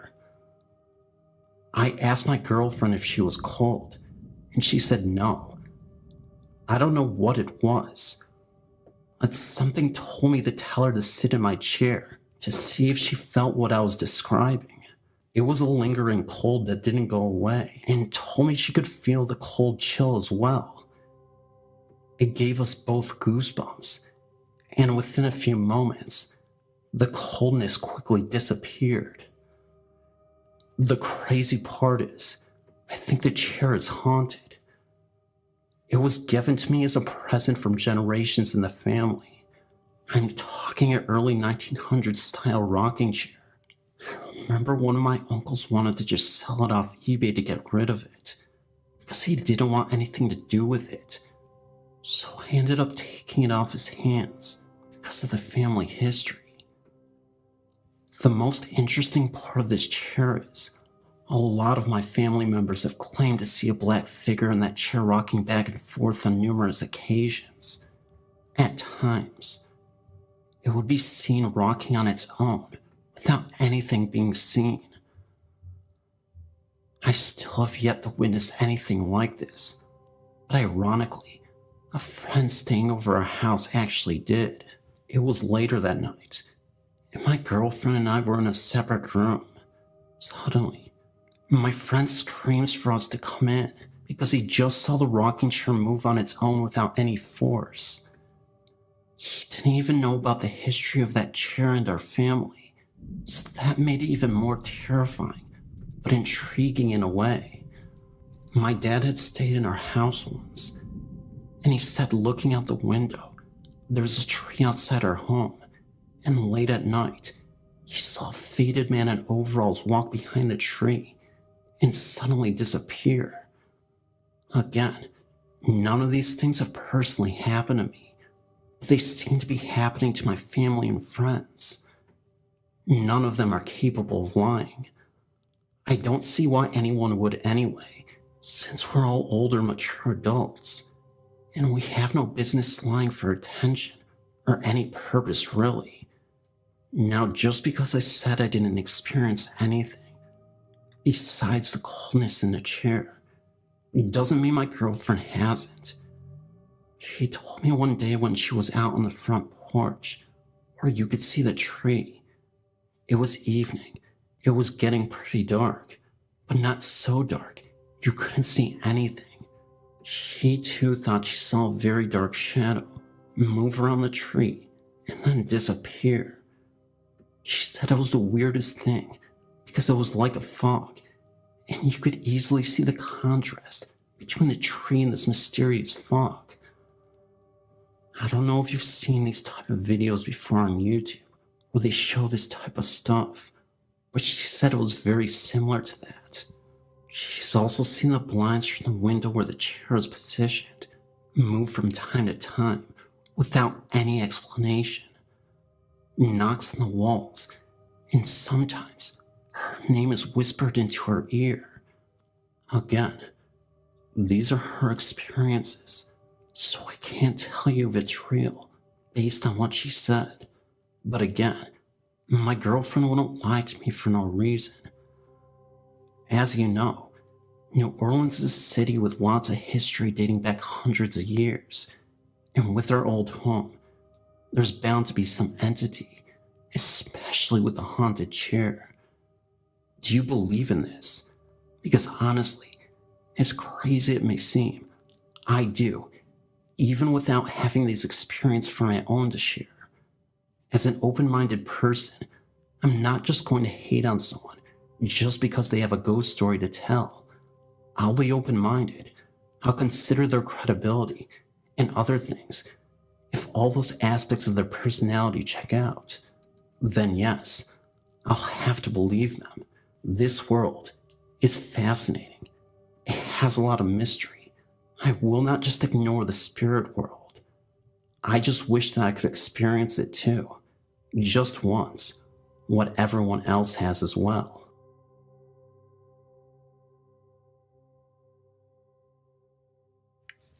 I used to live in the Theta Chi fraternity house as a brother. There were stories talking about the house had a fire in the attic and whole sorts of supernatural and paranormal happenings. I can confirm the fire in the attic was true, and strange things did happen too. Some even reported glowing eyes in the dark of the attic. However, one of the most common had to do with the lights. We had sensors installed to cut back on the brothers leaving the lights on. These sensors only react to the movement. These lights would go on and off all the time when nobody would be in the room. We would be several rooms away, far enough from the sensors that we wouldn't set them off, and they would suddenly go on and off. Also, there were times when we would be sleeping, and we would wake up to what sounded like a large social gathering downstairs. Several of us would go down there, thinking it was a group of brothers coming home from the bar, only to find the entire house empty, and no one would be around. Also, I used to work at Have a Nice Day Cafe, and the upstairs was indeed haunted. I would have to go up there every night to take down a banner that was thrown over the exterior of the building. To do this, I would have to go to the roof via the upstairs. It is full of rooms, completely empty. There was this long hallway that stretched the length of the building.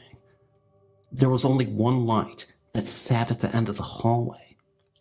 As you walked down the hall, you would get the feeling that you were being watched. Several bouncers have claimed to see a man up there.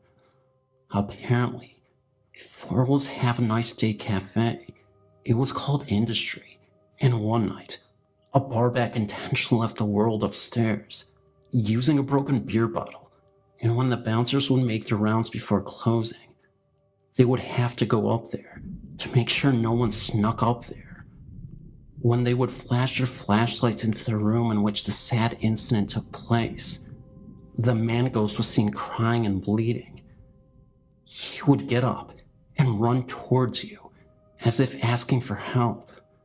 Many bouncers quit after they experienced it. I guess you could say they bounced after they saw that ghost.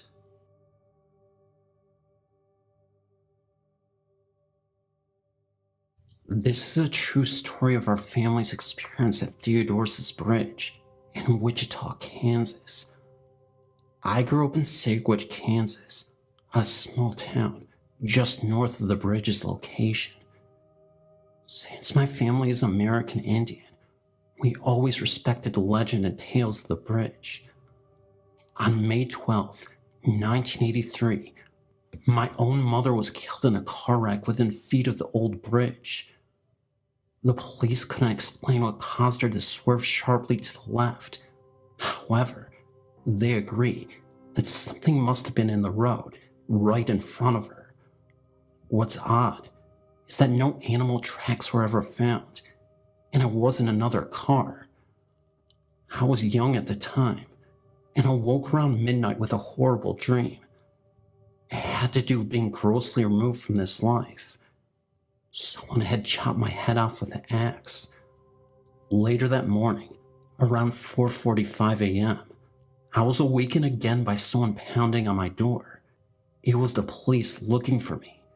Turns out, they found my driver's license in my mom's car.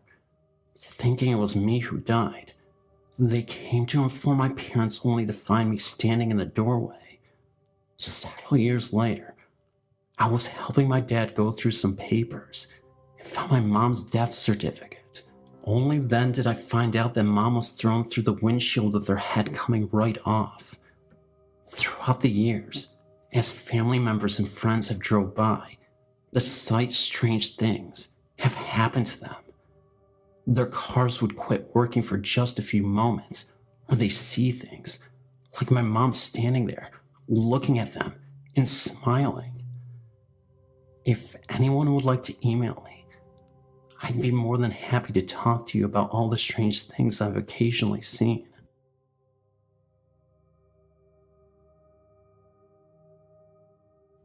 My name is Catherine. After the experiences me and my family have had, I know we have a ghost. It all started when I was 7. I couldn't get to sleep. I looked down from my bunk bed for a moment or two and saw, in my bedroom closet, which had no door, what seemed to be a little girl sitting in there, staring at me. She wore a white dress and was underneath either a white blanket or a duvet cover. Once me, my mom and my sister were watching a film in the dark, and suddenly, on the shelf, my picture was slammed down. One time my sister had said that she had seen the ghost. One night when we had our normal beds, she saw her walk from the closet to the end of the bed and just staring at her. Then she flew through the wall. The second time I saw her was when I was out in the kitchen. I saw her out the window, in the shadow window, smiling, but there would be 2 faces beside her this time. The scariest experience I've ever encountered was when I was watching TV. I was sitting down on one of the seats when I heard footsteps coming down the stairs. I got scared and turned off the TV to ask who was there. Then the door creaked open. Then there was a noise in the other seat, like someone was sitting down on it. I was so scared that I couldn't even move. Nothing else happened since then, but I know our house is haunted for sure. The girl just won't go away. Hi, my name is Kim. I'm 18 years old, and I have a few experiences I would like to share with you. Every summer, I used to go to my Nana's farm and help out. The last time I went was a few years ago. That was when I was 14, and something creepy happened that I've since tried to forget. I think it's about time I shared it with you all. It was a boiling hot July afternoon, and I was helping to clean out one of the barns. My Nana went on and on for about an hour, complaining that it was too hot for her liking, but I decided to stay to try and finish. About 10 minutes after my Nana left, I began to hear tiny pitter-patter of the feet in the hayloft. Thinking that it was just mice or something, I got on with my work. I began sweeping when I heard laughter and 2 voices, one of a boy and the other of a girl, talking in hushed whispers. I peered up the stairs, feeling slightly scared, and called again, but nobody replied. As I turned to get back to my work, the voice of the girl called up here. I was quite spooked. Nobody should be up here, but yet, there I was, hearing a voice. Sometimes, though, the other kids in the village muck around, so maybe I thought it was one of them. "Hey, you're not allowed up there," I shouted as I walked up the stairs. As I got up to the hayloft, I looked up to see two black shadows with hooks through their necks, almost hanging for a split second. This faded quickly. I completely freaked out and ran screaming to my Nana's house. My Nana later told me that two little people had died in that barn when they were playing around. My mom came to pick me up the next day, and as we drove away, I looked back at the barn and saw two little faces staring right back at me from the hayloft window. Needless to say, I never went back.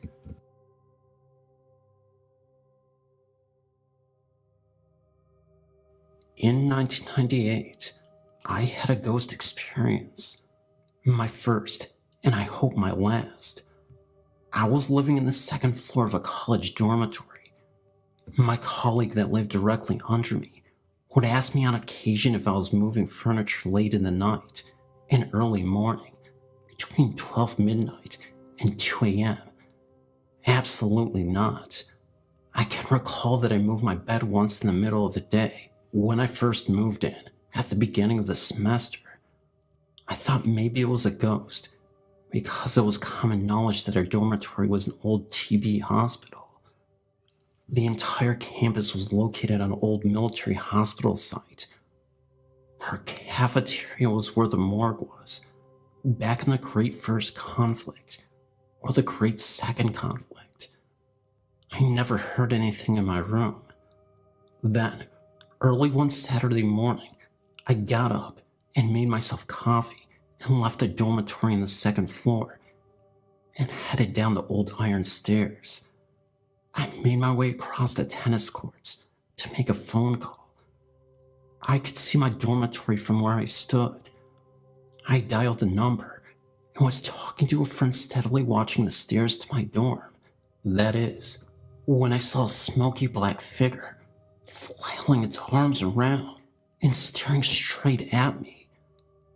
Then it went back into the locked closed doors of the second floor dorm. They lock behind each person that leaves, so I reported it to staff. That is when I started to hear many ghost stories from the Knights Guardsmen that patrolled the cafeteria and hallways. There are many dorm buildings on campus. Anyhow, I put it behind me and continued my life. Shortly after my brother died, due to a long illness, I returned to college, but got my own apartment and shared it with a friend. It would get so cold in there. Heat turned on all the way up and the fireplace on, yet it was 70 degrees outside. I was still grieving, so I withdrew from college and took my truck on a long drive across the country. In Nebraska while at a rest stop, my entire truck swarmed with flies. I'm very clean, and so wasn't my truck. I was eating, but still swarms of flies. I threw my food away and drove crying and screaming, trying to get them out of my truck. I stopped to wash my truck, then got a motel and shower. I returned 6 months later to my old apartment to ask around to see if the new renters had any problem. The lady that opened the door was really nice and said that she had to hire someone from another state to come and clear the ghost. She said that it was so bad that the person they hired had to have a partner come and help. She mentioned the freezing cold room temperatures, the feelings that someone was following her up the stairs, like I had. They said they do a certain ceremony and burn certain herbs to clear away the spirit, because she did minor ghost clearing work, but it was too much for her. She said that the people she hired said that the bowl they used to burn herbs caught fire. The flames reached the ceiling. It was the worst ghost cleansing they had to do in a long time. Then the lady did a ceremony over me, and the feeling that something hanging on my back just went away. Actually, I felt whatever it was kind of crawl up and out of me and move my spine involuntarily. I've never had a problem since. Mabel Castle, located in Ayrshire, Scotland, was built many hundreds of years ago and is reputed to have its fair share of ghosts. There have been many sightings over the years, one of which may be the young lady Jane, who had been imprisoned in the turret for falling in love with a gypsy. I recently have been invited to participate in a sponsored ghost watch at the castle, but chickened out at the last minute due to a recent visit by a ghost expert who reported the presence of at least 3 ghosts, one of which was a crying child who had been tortured and tied in the basement. There is regular paranormal activity reported, as the castle is still being used as offices. Anyway, I'm sort of 2 minds about losing my nerve, as the ghost watch had proved eventful. Crying had been heard from the basement. When the team left at 4 a.m., they made sure all the lights had been turned off. But in the car park, they looked back, and all the lights had been turned back on. When the cleaner came in the morning, the energy-conscious ghosts had turned them off again. Of course, such paranormal happenings are not rare in Scotland. I can quote hundreds from friends and family. These are just a few. My sister and husband walked into a bookshop housed in a very old building, where the books shot straight off of one shelf, one after the other. My youngest sister lived for years in a haunted house, possibly the spirit of a young child. There were occasional temper tantrums. This is a tragic but true tale. My youngest sister and her then boyfriend George had friends over for the evening. Of course, the talk turned to ghost stories in general, when suddenly, the door of the sitting room flew open with such force, it crashed against the arm of the sofa and slammed shut again. George jumped up and pulled open the door, but nobody was there. Everyone was shaken by the violence of the event. Later it was learned that at that precise moment in time, George's cousin and his friend had drowned in the River Irvine after a night of drinking and hijinks that went badly wrong. I remember reading about the drowning of these men in the local paper at the time, but did not learn of the connection to my sister's boyfriend until later. A friend heard the voice via baby monitor, which urged the baby to come. It was hard to be distinguished from the low guttural tone, whether it was male or female.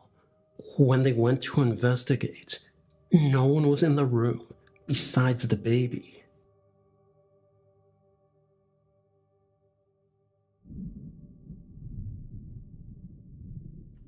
My name is Trisha, and I'm writing about one of the many few ghost experiences I've had in my life. I'm fortunate to have found the site to talk to many of those who have experiences with the supernatural. I moved to Bemis Point, New York from Woodbridge, Virginia on May 1st, 2004, into a house which, as to this date, I still call my dream home, because all my life, I always wanted to live in a home so big and so beautiful. This house had 5 bedrooms, 1 bath, a basement, and a beautiful yard. I want to explain why I've chosen to talk about this particular experience in this home, in Bemis Point, New York. Of course, I wasn't the only person living in a 5-bedroom home.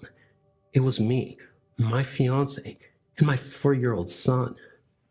My fiance's brother and father were going to live with us. However, that didn't really work out, so it was just the 3 of us for a while. Before we all actually moved into the home, my fiance and my father went to the house to drop off some belongings of ours, and my fiance had videotaped every room of the home. The home was just so extraordinary to us, like something we had never seen before. As of this date, we still hold in possession the tape which had been recorded of that home. One of the bedrooms had been painted with artwork from a very artistic person. That artwork is believed to have been finger painted and very unusual.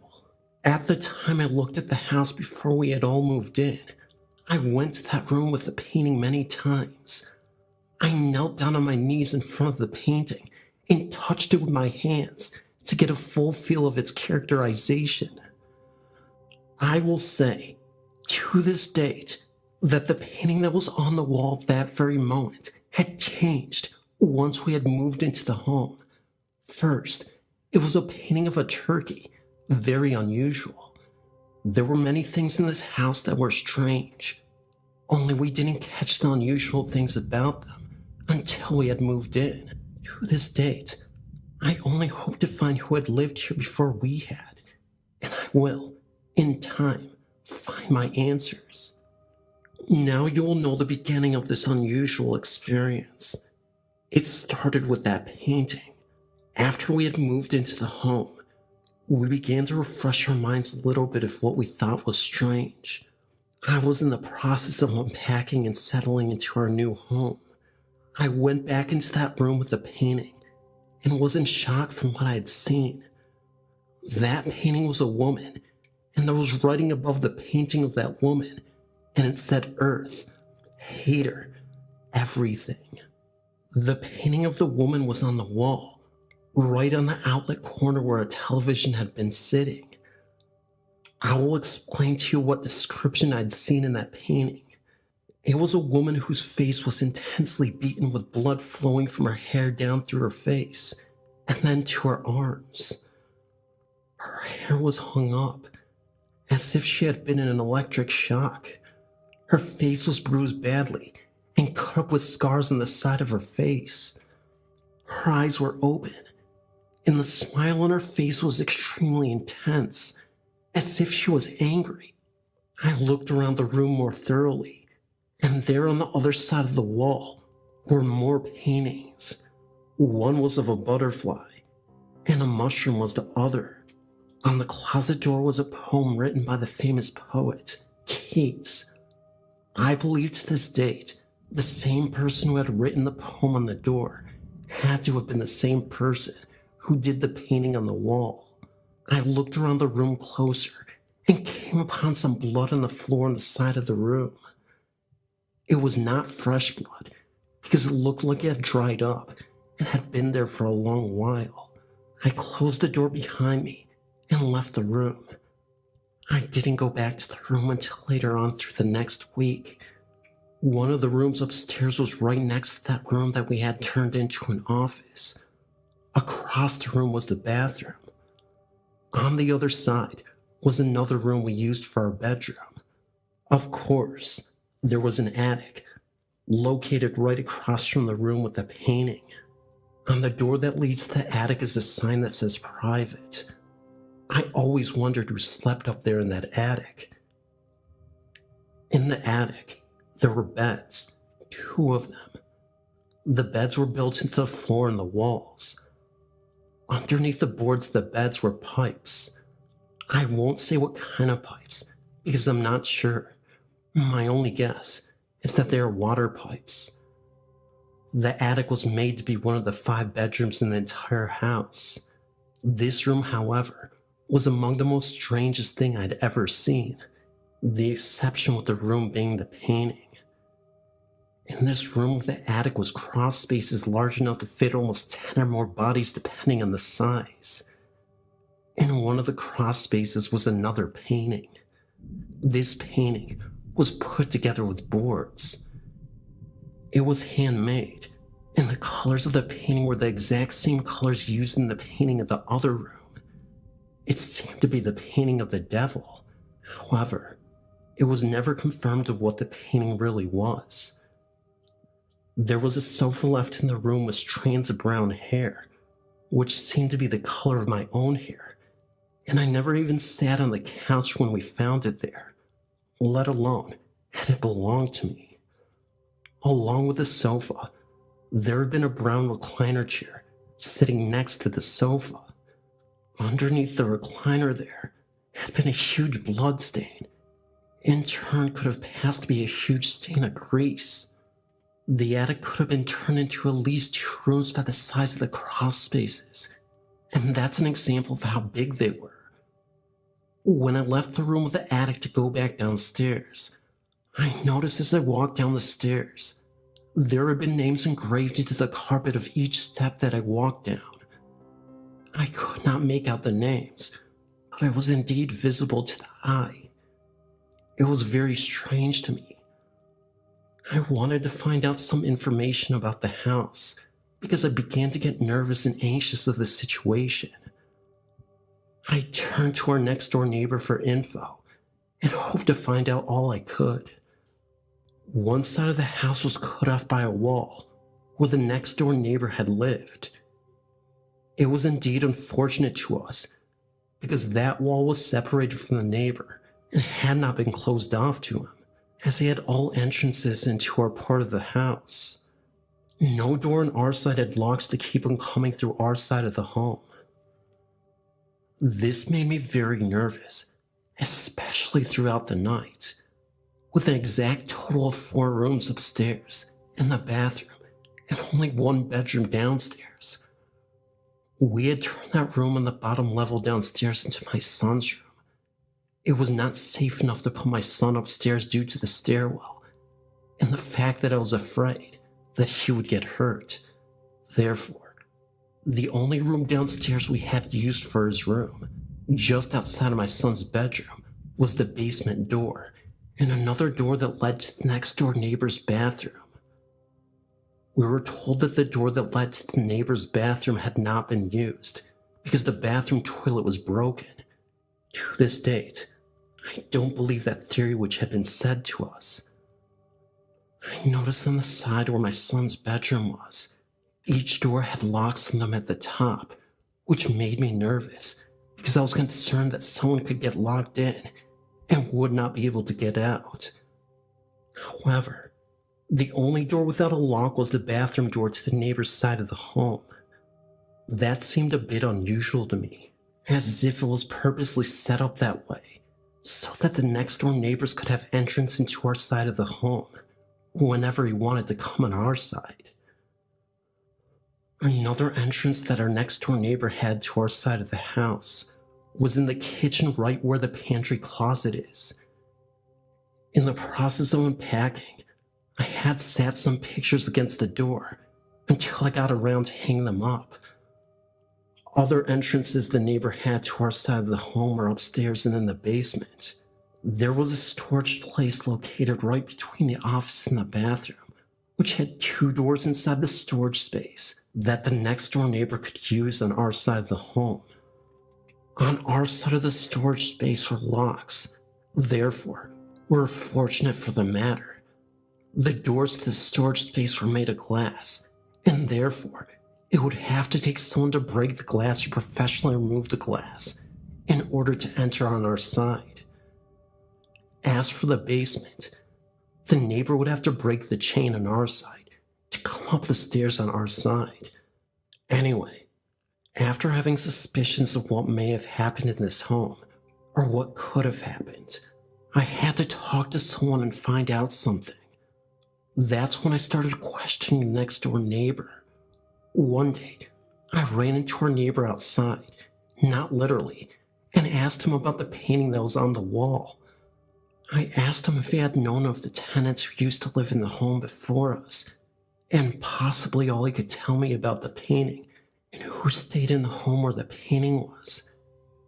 The neighbor claims that a girl by the name Anna stayed in that room at one time, and told me that she was the one who did the painting. At that very moment, I felt that there was more that he had known that I need to know now. With having a few supernatural experiences previously, the feeling that someone would lead me to some kind of answer clung to me, to ask him more about what he could tell me. He told me that Anna was about the same age as me, and knew that she had been involved in many serious circumstances with others dealing with Gothic rituals, practicing witchcraft, and had camped out with others in the back of the house at a campsite where most of the rituals are being performed. He offered to take me back to the campsite one day, although I never was able to get around to it. Thereafter, I insisted on letting him take a look at the painting himself, as well as the poem from Keats that was written on the door in the room. We also went to the attic to look at the stain that was on the floor. He could not agree with me that it looked like anything like a blood stain. I showed him the names engraved into the carpet on the stairs to the attic. He couldn't make a vision of what I had been seeing. Therefore, he wasn't able to discuss that matter with me. As far as the blood in the room on the floor of the room with the painting, he did in fact agree with me that it appeared to be bloodstains. However, he could not give me any explanation of why or how it got in there. The neighbor explained that he rarely paid any attention to anything in the home and hadn't been in the home but a few times to do some work to it. I didn't agree with that theory at all. I knew there had to be a lot of info missing that he wouldn't tell me then. The neighbor insisted on finding someone to come look at the painting. I told him that it would be a good idea for someone to come out to take a look at everything I'd seen and to examine the home in case there was any signs of supernatural crisis. When the neighbor left, I assumed that what he intended to do was not going to happen only because I felt that he knew more than he was willing to tell me at that time.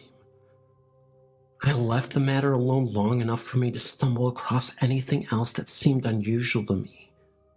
The day after, my fiancé and I, along with our son, left the home to take care of some business, and when we had returned to the home that evening, we saw the neighbor coming out of our house with a cooking pot.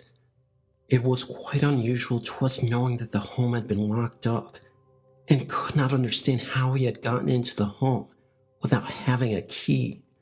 My fiancé and I got out of the car, and the neighbor walked over to us, explaining that he went into the house.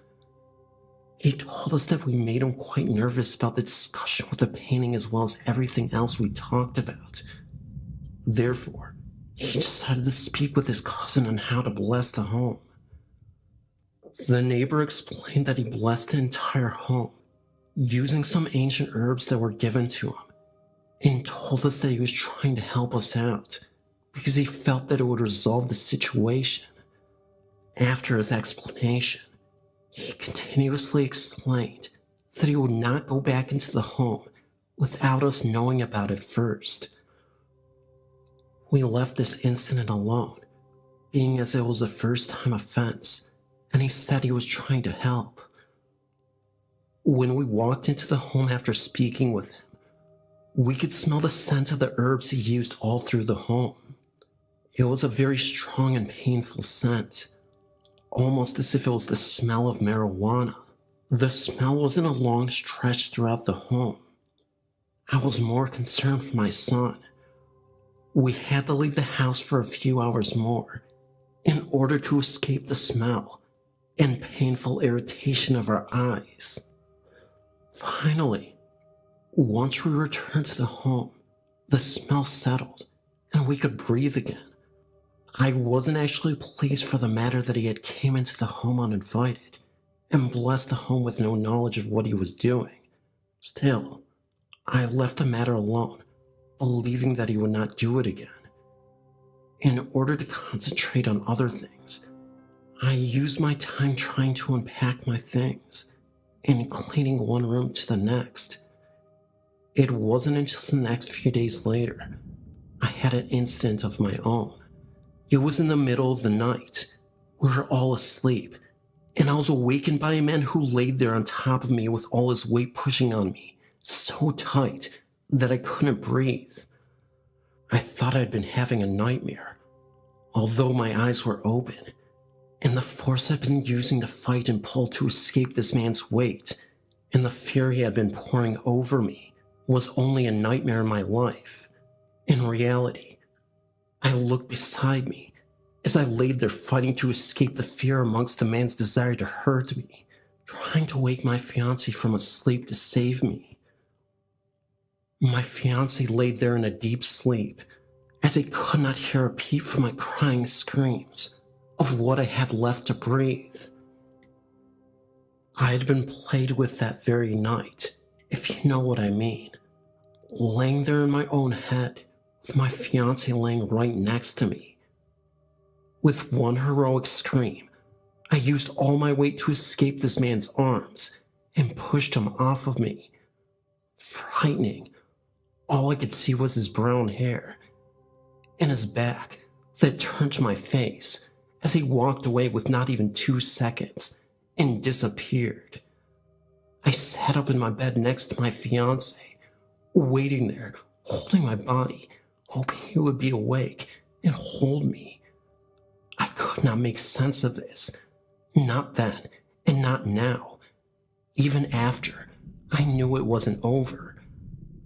I couldn't even call the police, because let's face it, I wouldn't be able to explain to them of such an incident. Even so, they wouldn't be able to believe me. Amongst other things, they would turn it on my fiancé, and I would not take that route. Not then, and not now. After my fiancé had awakened, I told him about what happened. He just held me tight, and he was worried. I'm thankful he believed me. After a while, I was too angry to sit there and do nothing. I was determined to get my answers. Even then, why me? I know I'm not the only person in the entire world who has had this exact same incident. There are others. I know, because I've read about them. I know that there are others out there who have been hurt multiple times in incidents like this. I've now moved out of that home and only live 2 minutes away from there. I've not been back since we moved. There are others who I'm aware who live in that same house right now as I'm telling you this. 4 of them I am aware of are girls. I fear for them. I worry for them. Even though this isn't the only incident that happened to me in that same home, they live in there as I speak. As there have been many incidents, not so much severe to this one. I worry for anyone who lives there. This will come back to me one day. In some form, some way, it will find me, and I will find my answers. I've had the experience of the supernatural ever since I was a young child, around the age of 7 years old. It has followed me. I'm 22 now. This house I lived in Buma Point, New York was said to be over 100 years old. The supernatural experiences I've had are real. It may be some kind of gift that I've been given, but it's frightening at the same time. I only seek to understand it. Even so, it's frightening to know the answers I'm looking for. I can only do what I can to accept this the best way I find reasonable. I will tell you that the man who messed with me that night is in no way comparison to any person I've ever met or come across my entire life. This will be one of the many experiences I will never forget. I know that there are others out there who wonder just the same as I do. Why me? Is there ever really an answer to that question? And if you ever wonder whatever happened to the painting or the handmade artwork that was found in those rooms, I won't be able to explain that to you. All I can tell you is that the neighbor that lived next door to me went into the house without telling us, carved that painting off the wall, literally, and told me that he burned it. As far as the handmade artwork made out of boards, I won't ever know. The neighbor took that too. To this date, that painting exists, as well as the handmade artwork made of boards. Everything in this house exists to me, and as far as the girl I was told that did the painting on the wall, Anna, what does she know? Where is she today? My last question, in regards to the landlord, John. Do you always allow your son to go into the home whenever he wants to, especially when other tenants are renting the home from you? Trust me, one day it could end up being a big mistake for him. My guess is there something to hide?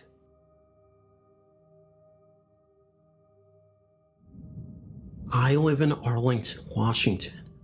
When I moved into my house, the forks started bending.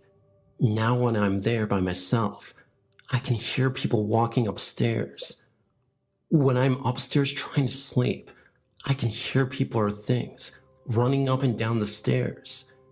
If I get up and look down the stairs, I can't see anything, but I can still hear it. Soon after we started moving into this home, our pets started disappearing. One of our cats came back, covered in what looked like blood. He was gone about an hour after he came back. All of our pets were inside pets. My aunt saw a little girl in my yard and in the house with blonde hair. Nobody I live with or live near has even blonde hair. When my mom lived with me, she saw her too. My sister loved to listen to her stereo, but then the stations started changing by themselves. We could actually watch the bar move back and forth across it. Recently, my dad's stereo started doing that too. I got an iZone sticky film camera for my birthday one year. I took a picture, and there was an orb in the corner of it. When I'm home alone, it can totally be silent. I'll be reading a book, and my dog will start barking. I can get her to calm down, but as soon as I sit down again, she starts barking again. My cousin and I got really big chills right before we hear any of the noises upstairs. We look at our attic doors, but every morning the lock is unlocked and sometimes on the ground. Sometimes at night, I can even hear faint talking. I had a friend stay with me once, and she tried to get out of bed, but she said she felt something heavy on her. There was nothing that I could see on her. My dad went into the kitchen in the middle of the night to get a glass of water, and the freezer was wide open. This all started in '88. My aunt even had someone come and bless the home. I guess it didn't work, because it is still happening.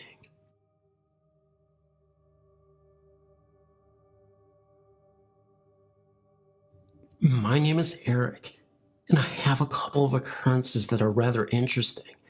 Nothing amazing, but definitely weird. I've always been interested by dark things.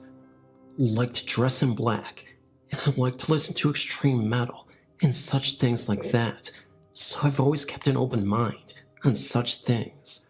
Well, anyways, when I was about 6 years old, me and some of my brothers slept in the floor of the living room for about a couple of years.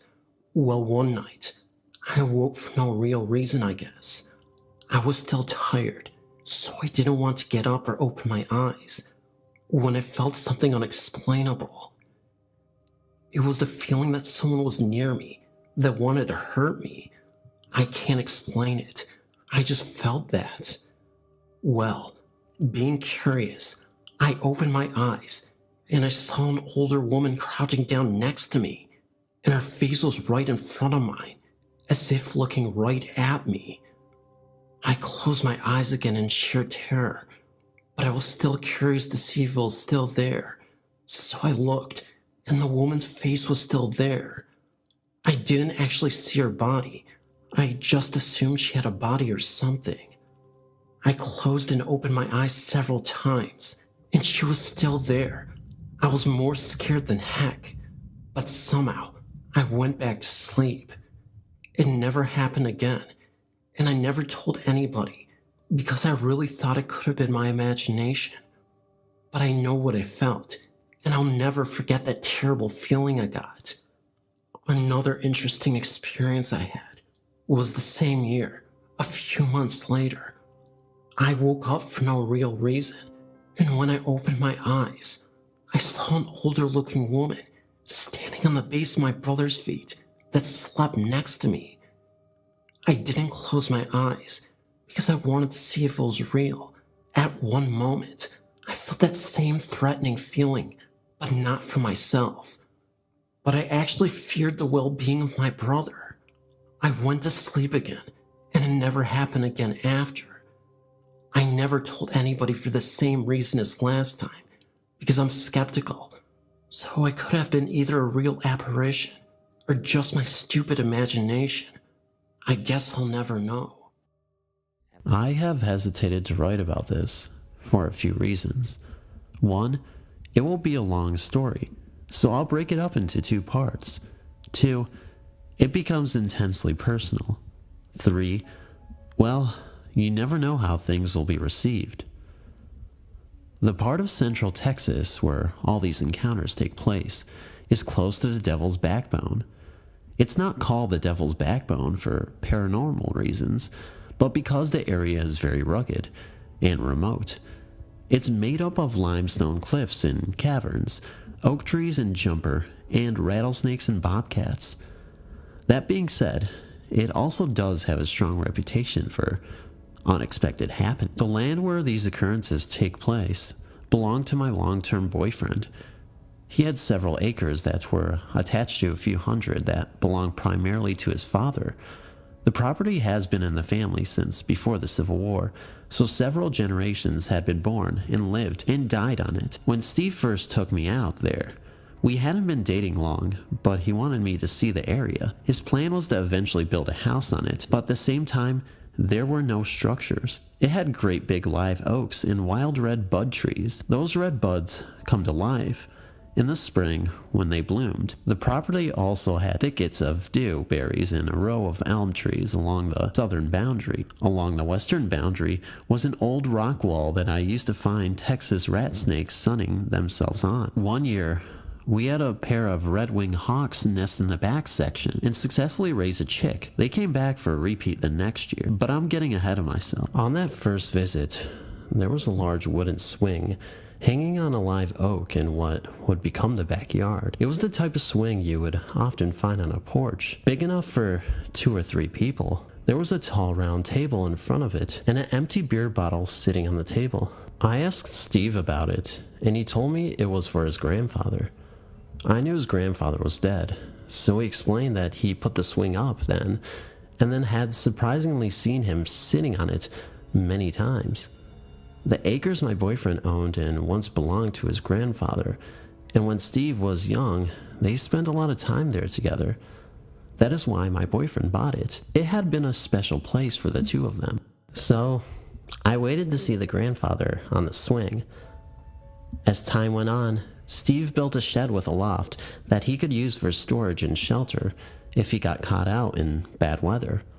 One day, he and his friend Jim rode out there, and as they neared the live oak tree, Jim asked who the man on the swing was. Steve told him it was his grandfather. Jim looked back to the swing, and the old man was gone. Jim initially was so frightened he didn't even want to get out of the truck, but eventually did. I wasn't with them that trip, so again, I waited to see the grandfather on the swing. We made frequent trips out to the country, and I was always hopeful I would see his grandfather, but it didn't come to pass. Sometimes Steve would see him, but always when I wasn't there. I finally started to accept the fact that, for some reason, the grandfather didn't seem to want to appear to me. I didn't know if that was a good or bad thing, but that was the way it was. As time passed, Steve moved in with me in Austin. One evening, I drove out to the country to pick him up at his sister's, and he wanted to stop by his property to check on everything.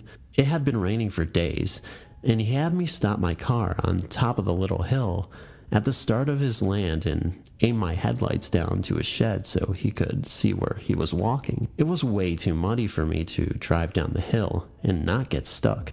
I watched him trudge off down the slope, and I got my dog out of the car to give him a break. My dog and I were messing around by a castle guard when something caught my eye. I glanced up and saw Steve walking a few feet away from me towards my car, so I turned back to call my dog. I was a bit puzzled, though, because Steve was coming from the wrong direction. He was coming from the west when he should have been coming from the north. I turned back again, but he was nowhere to be seen. He had just disappeared, and I was so confused. I had no idea what was going on at the moment. I suddenly realized the person I saw was wearing a dark shirt with dark pants. Steve was wearing a maroon shirt with faded jeans. I stood in the moonlight for a moment, then, with my dog, searched the whole area. Nothing. Nowhere. Nothing at all. Nada. No footprints and no person. Cash and I were quite alone. I loaded my dog up and sat in my car, waiting for my boyfriend while coming to the realization that I had finally seen the grandfather. Not on the swing, but I had seen him nonetheless.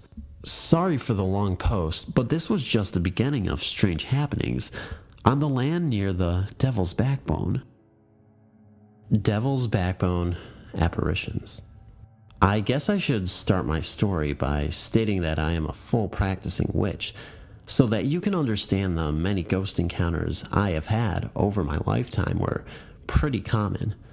But on this one occasion, while I was visiting my favorite camping area at Canyon Lake Park near the Devil's Backbone area, I had an encounter of so many ghosts and apparitions, it was a bit overwhelming for me to experience. Hearing cavalry horses and encounters with Native American apparitions as well.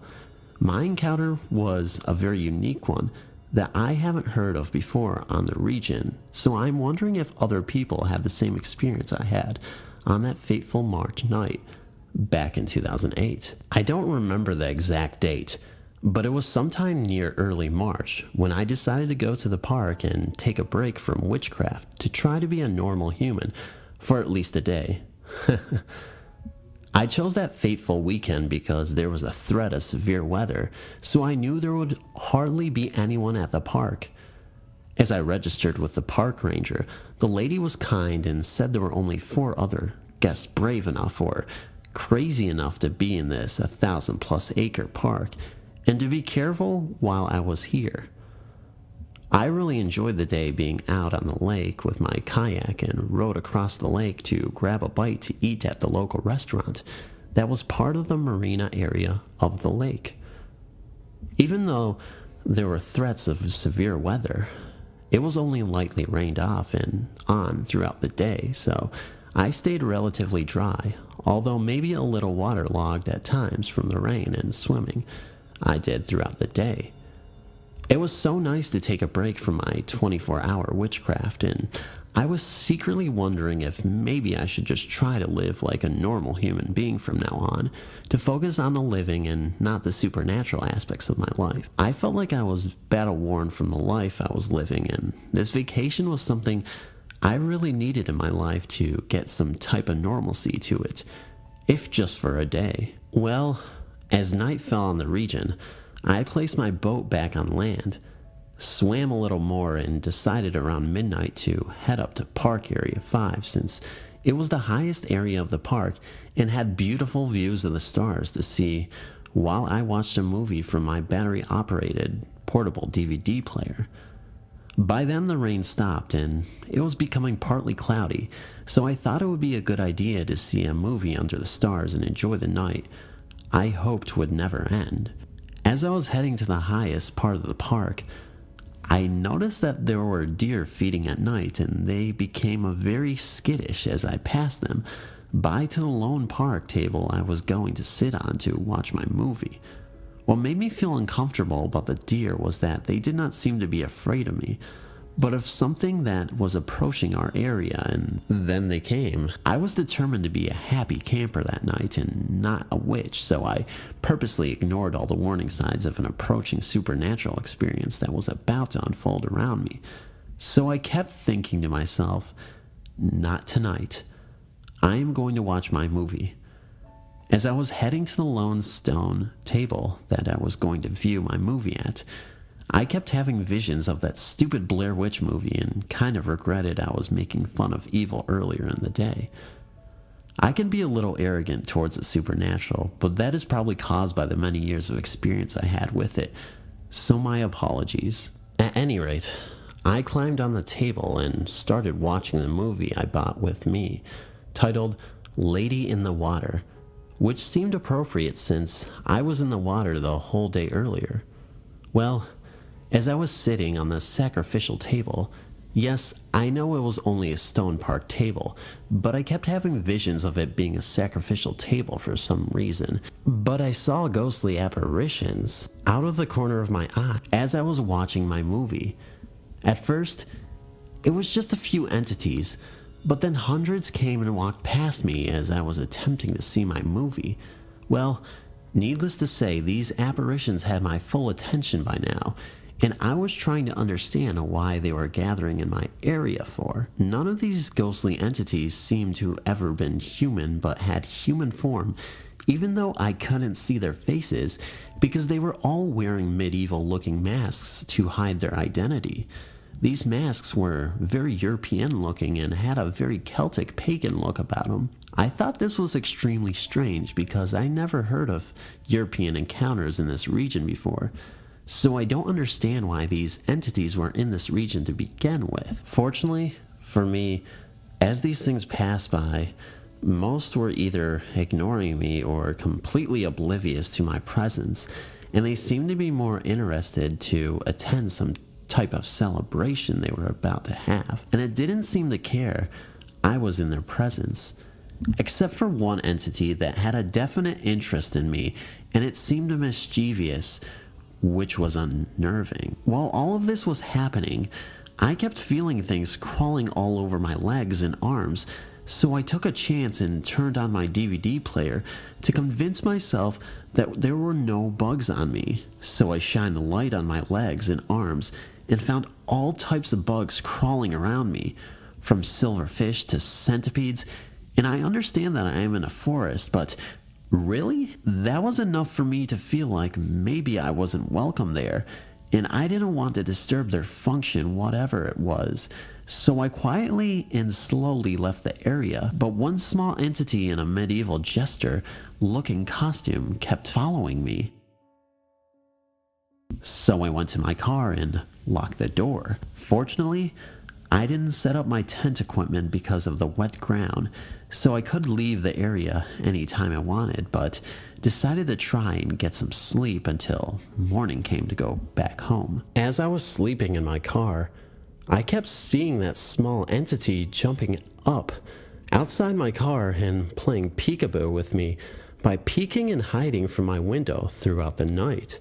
Well, after about an hour of this game, I had enough and decided to just drive to my home, which was over 70 miles away, to end this strange night. But that thing somehow followed me to my home and stayed there with me until dawn came. I still, to this day, do not know why this happened, and I'm so angry at myself by not staying there to find out why those things were there. I was just battle-worn and wanted to live a normal weekend for just once and stay away from the supernatural world when this happened to me. I still don't know what these things were celebrating because it was too soon for an Osteros celebration. Perhaps these entities do not celebrate human holidays, but have their own time clock for their own celebration? I have the feeling I will never know. Well, that is my story, and I'm glad I survived it. I just wish I had more information on why those things were there. Sometime in the future, I will return back to the area as a witch to fully investigate the scene of the crime, and hopefully find out once and for all why those things were there in the first place. I'm currently studying a Bachelor of Nursing. For our first year, we had a placement at a rest home where we were allowed to interact with patients and nurses alike to help us learn new skills. Among all of our duties, we each had a patient that we were to care for throughout the duration of our stay. My patient was called Mr. X. I changed his name for privacy reasons. Rest homes can be creepy enough, even at the best of times. This particular place I was situated at was an old villa that had been a hospice during the late 1930s, but was renovated in the early 90s and a rest home wing was added to the original structure. The laundry room was the worst place to be alone. In the far end of the original villa, the laundry was cold, dark, and always secluded. When asked to venture in there, I would always run in and run back out. Whenever I took Mr. X to the laundry to gather his belongings, he would say in an eerily casual voice, "Look, there's Steve, and he's here to see you today." He told me he loves when you visit him in here. It gets awfully lonely in the boiler room, and he would stare at the corner near the door that led to the old boiler room. It's just a storage space now. I could never tell whether Mr. X was joking or not, but I would laugh anyway, not wanting to seem afraid. Mr. X always joked around with me. He wouldn't let any of the other nurses look after him if I was on duty, because he always had so much to tell me about his week. He would tell me that I was his favorite nurse, and he was easily my favorite patient. One Tuesday I was doing my first night shift. I was very excited, as patients in the day are much different than at night. It was one of those nights where the dark seems to press in on every corner, almost like a blanket. I felt a little uneasy as I was doing rounds on my own in the original building. When I walked past the laundry room, I seemed to get the feeling I was being watched. Thinking of Mr. X, I chuckled to myself, trying to think of Steve as a joke. I finished my round and headed back to the nurse's station. When the charge nurse asked how my rounds had been, I told her about how I always feel uneasy when I go near the laundry. She laughed and told me not to be silly. She said, "As a nurse, you'll get used to creepy places. Our main concern is the living, not the dead." She and the other nurses laughed for a bit, then she looked at me again. "Since you love the laundry so much, there are some sheets that needed to be cleaned for tomorrow. You can run them down." I thought she was joking. Unfortunately, she wasn't. As a new nurse, you get picked on a bit. It's all fun and games, and you eventually learn to live with it. I decided to just get my trip to the laundry over and done with, so I decided to grab the sheets and went on my way. It was so dark in the old building. It wasn't a cold night, but the breeze snuck through the small gaps in the old panels, creating a chill. I pushed open the door with my foot and reached my hand through the door to turn on the light before I went in, not wanting to enter in the dark. I felt a small breeze on my hand. I figured it was just coming from the paneling and heard a small creak, which I again put down to the breeze against the old building. I walked into the room and, out of habit, looked toward the boiler room. To my surprise, the door was slightly ajar. Knowing that doors in a restroom should always be closed, I walked over it to close it. That was when, out of the corner of my eye, I saw something. A light move behind the door. As much as I didn't want to look, I peeked through the gap and saw a man sitting on a bucket with a wild grin on his face. I slammed the door shut and fled out of the room, leaving the sheets on the floor. As I sped around the corner, I ran into a very welcoming face. Mr. X smiled at me, startled, and asked what was wrong. When I was done explaining what I saw, he laughed and walked towards the laundry. I reluctantly followed. Mr. X walked up to the boiler room door and opened it. It was empty. "Nothing can hurt you, dear," he said. "You are well protected, I can tell." He winked at me. I smiled awkwardly and told him it must have been my eyes playing a trick on me. He laughed again and turned to me. It was at that point when I realized that Mr. X wasn't allowed to be walking around at night alone. I offered to walk him back to his room. He walked towards me, stopping first to pick up the sheets I had dropped. "What kind of wife will you be if you leave your sheets all over the floor?" he teased. I automatically chilled out and laughed. He knew how to make me laugh, Mr. X did. I walked Mr. X back to his room and got him settled before bidding him goodnight and telling him I would see him on Thursday. The last thing I saw as I closed his door was him smiling at me lovingly and then turned his head as though to talk to someone. Thursday morning, I showed up at placement ready to start my work day. At handover, the nurse didn't mention whether or not Mr. X was due for a shower, so I wanted to ask her. She looked at me with such surprise. "Mr. X passed away on Tuesday morning. I'm sure you must have been told when you had your night shift. Didn't you think it was weird he didn't come to see you?" She then smiled sadly at me and walked off. I didn't think it was weird he hadn't come to see me, because he had. I had 3 more weeks left at that particular placement. For those remaining weeks, I was no longer afraid of the laundry room. In fact, I felt a calm, warm feeling whenever I walked past. I'm sorry my story was so long. I hope it entertained you or gave you chills. It is 100% true, whether or not you believe it.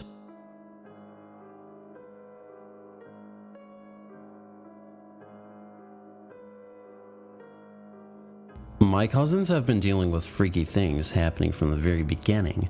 They first live in an old farmhouse where mildly scary things happen semi-regularly.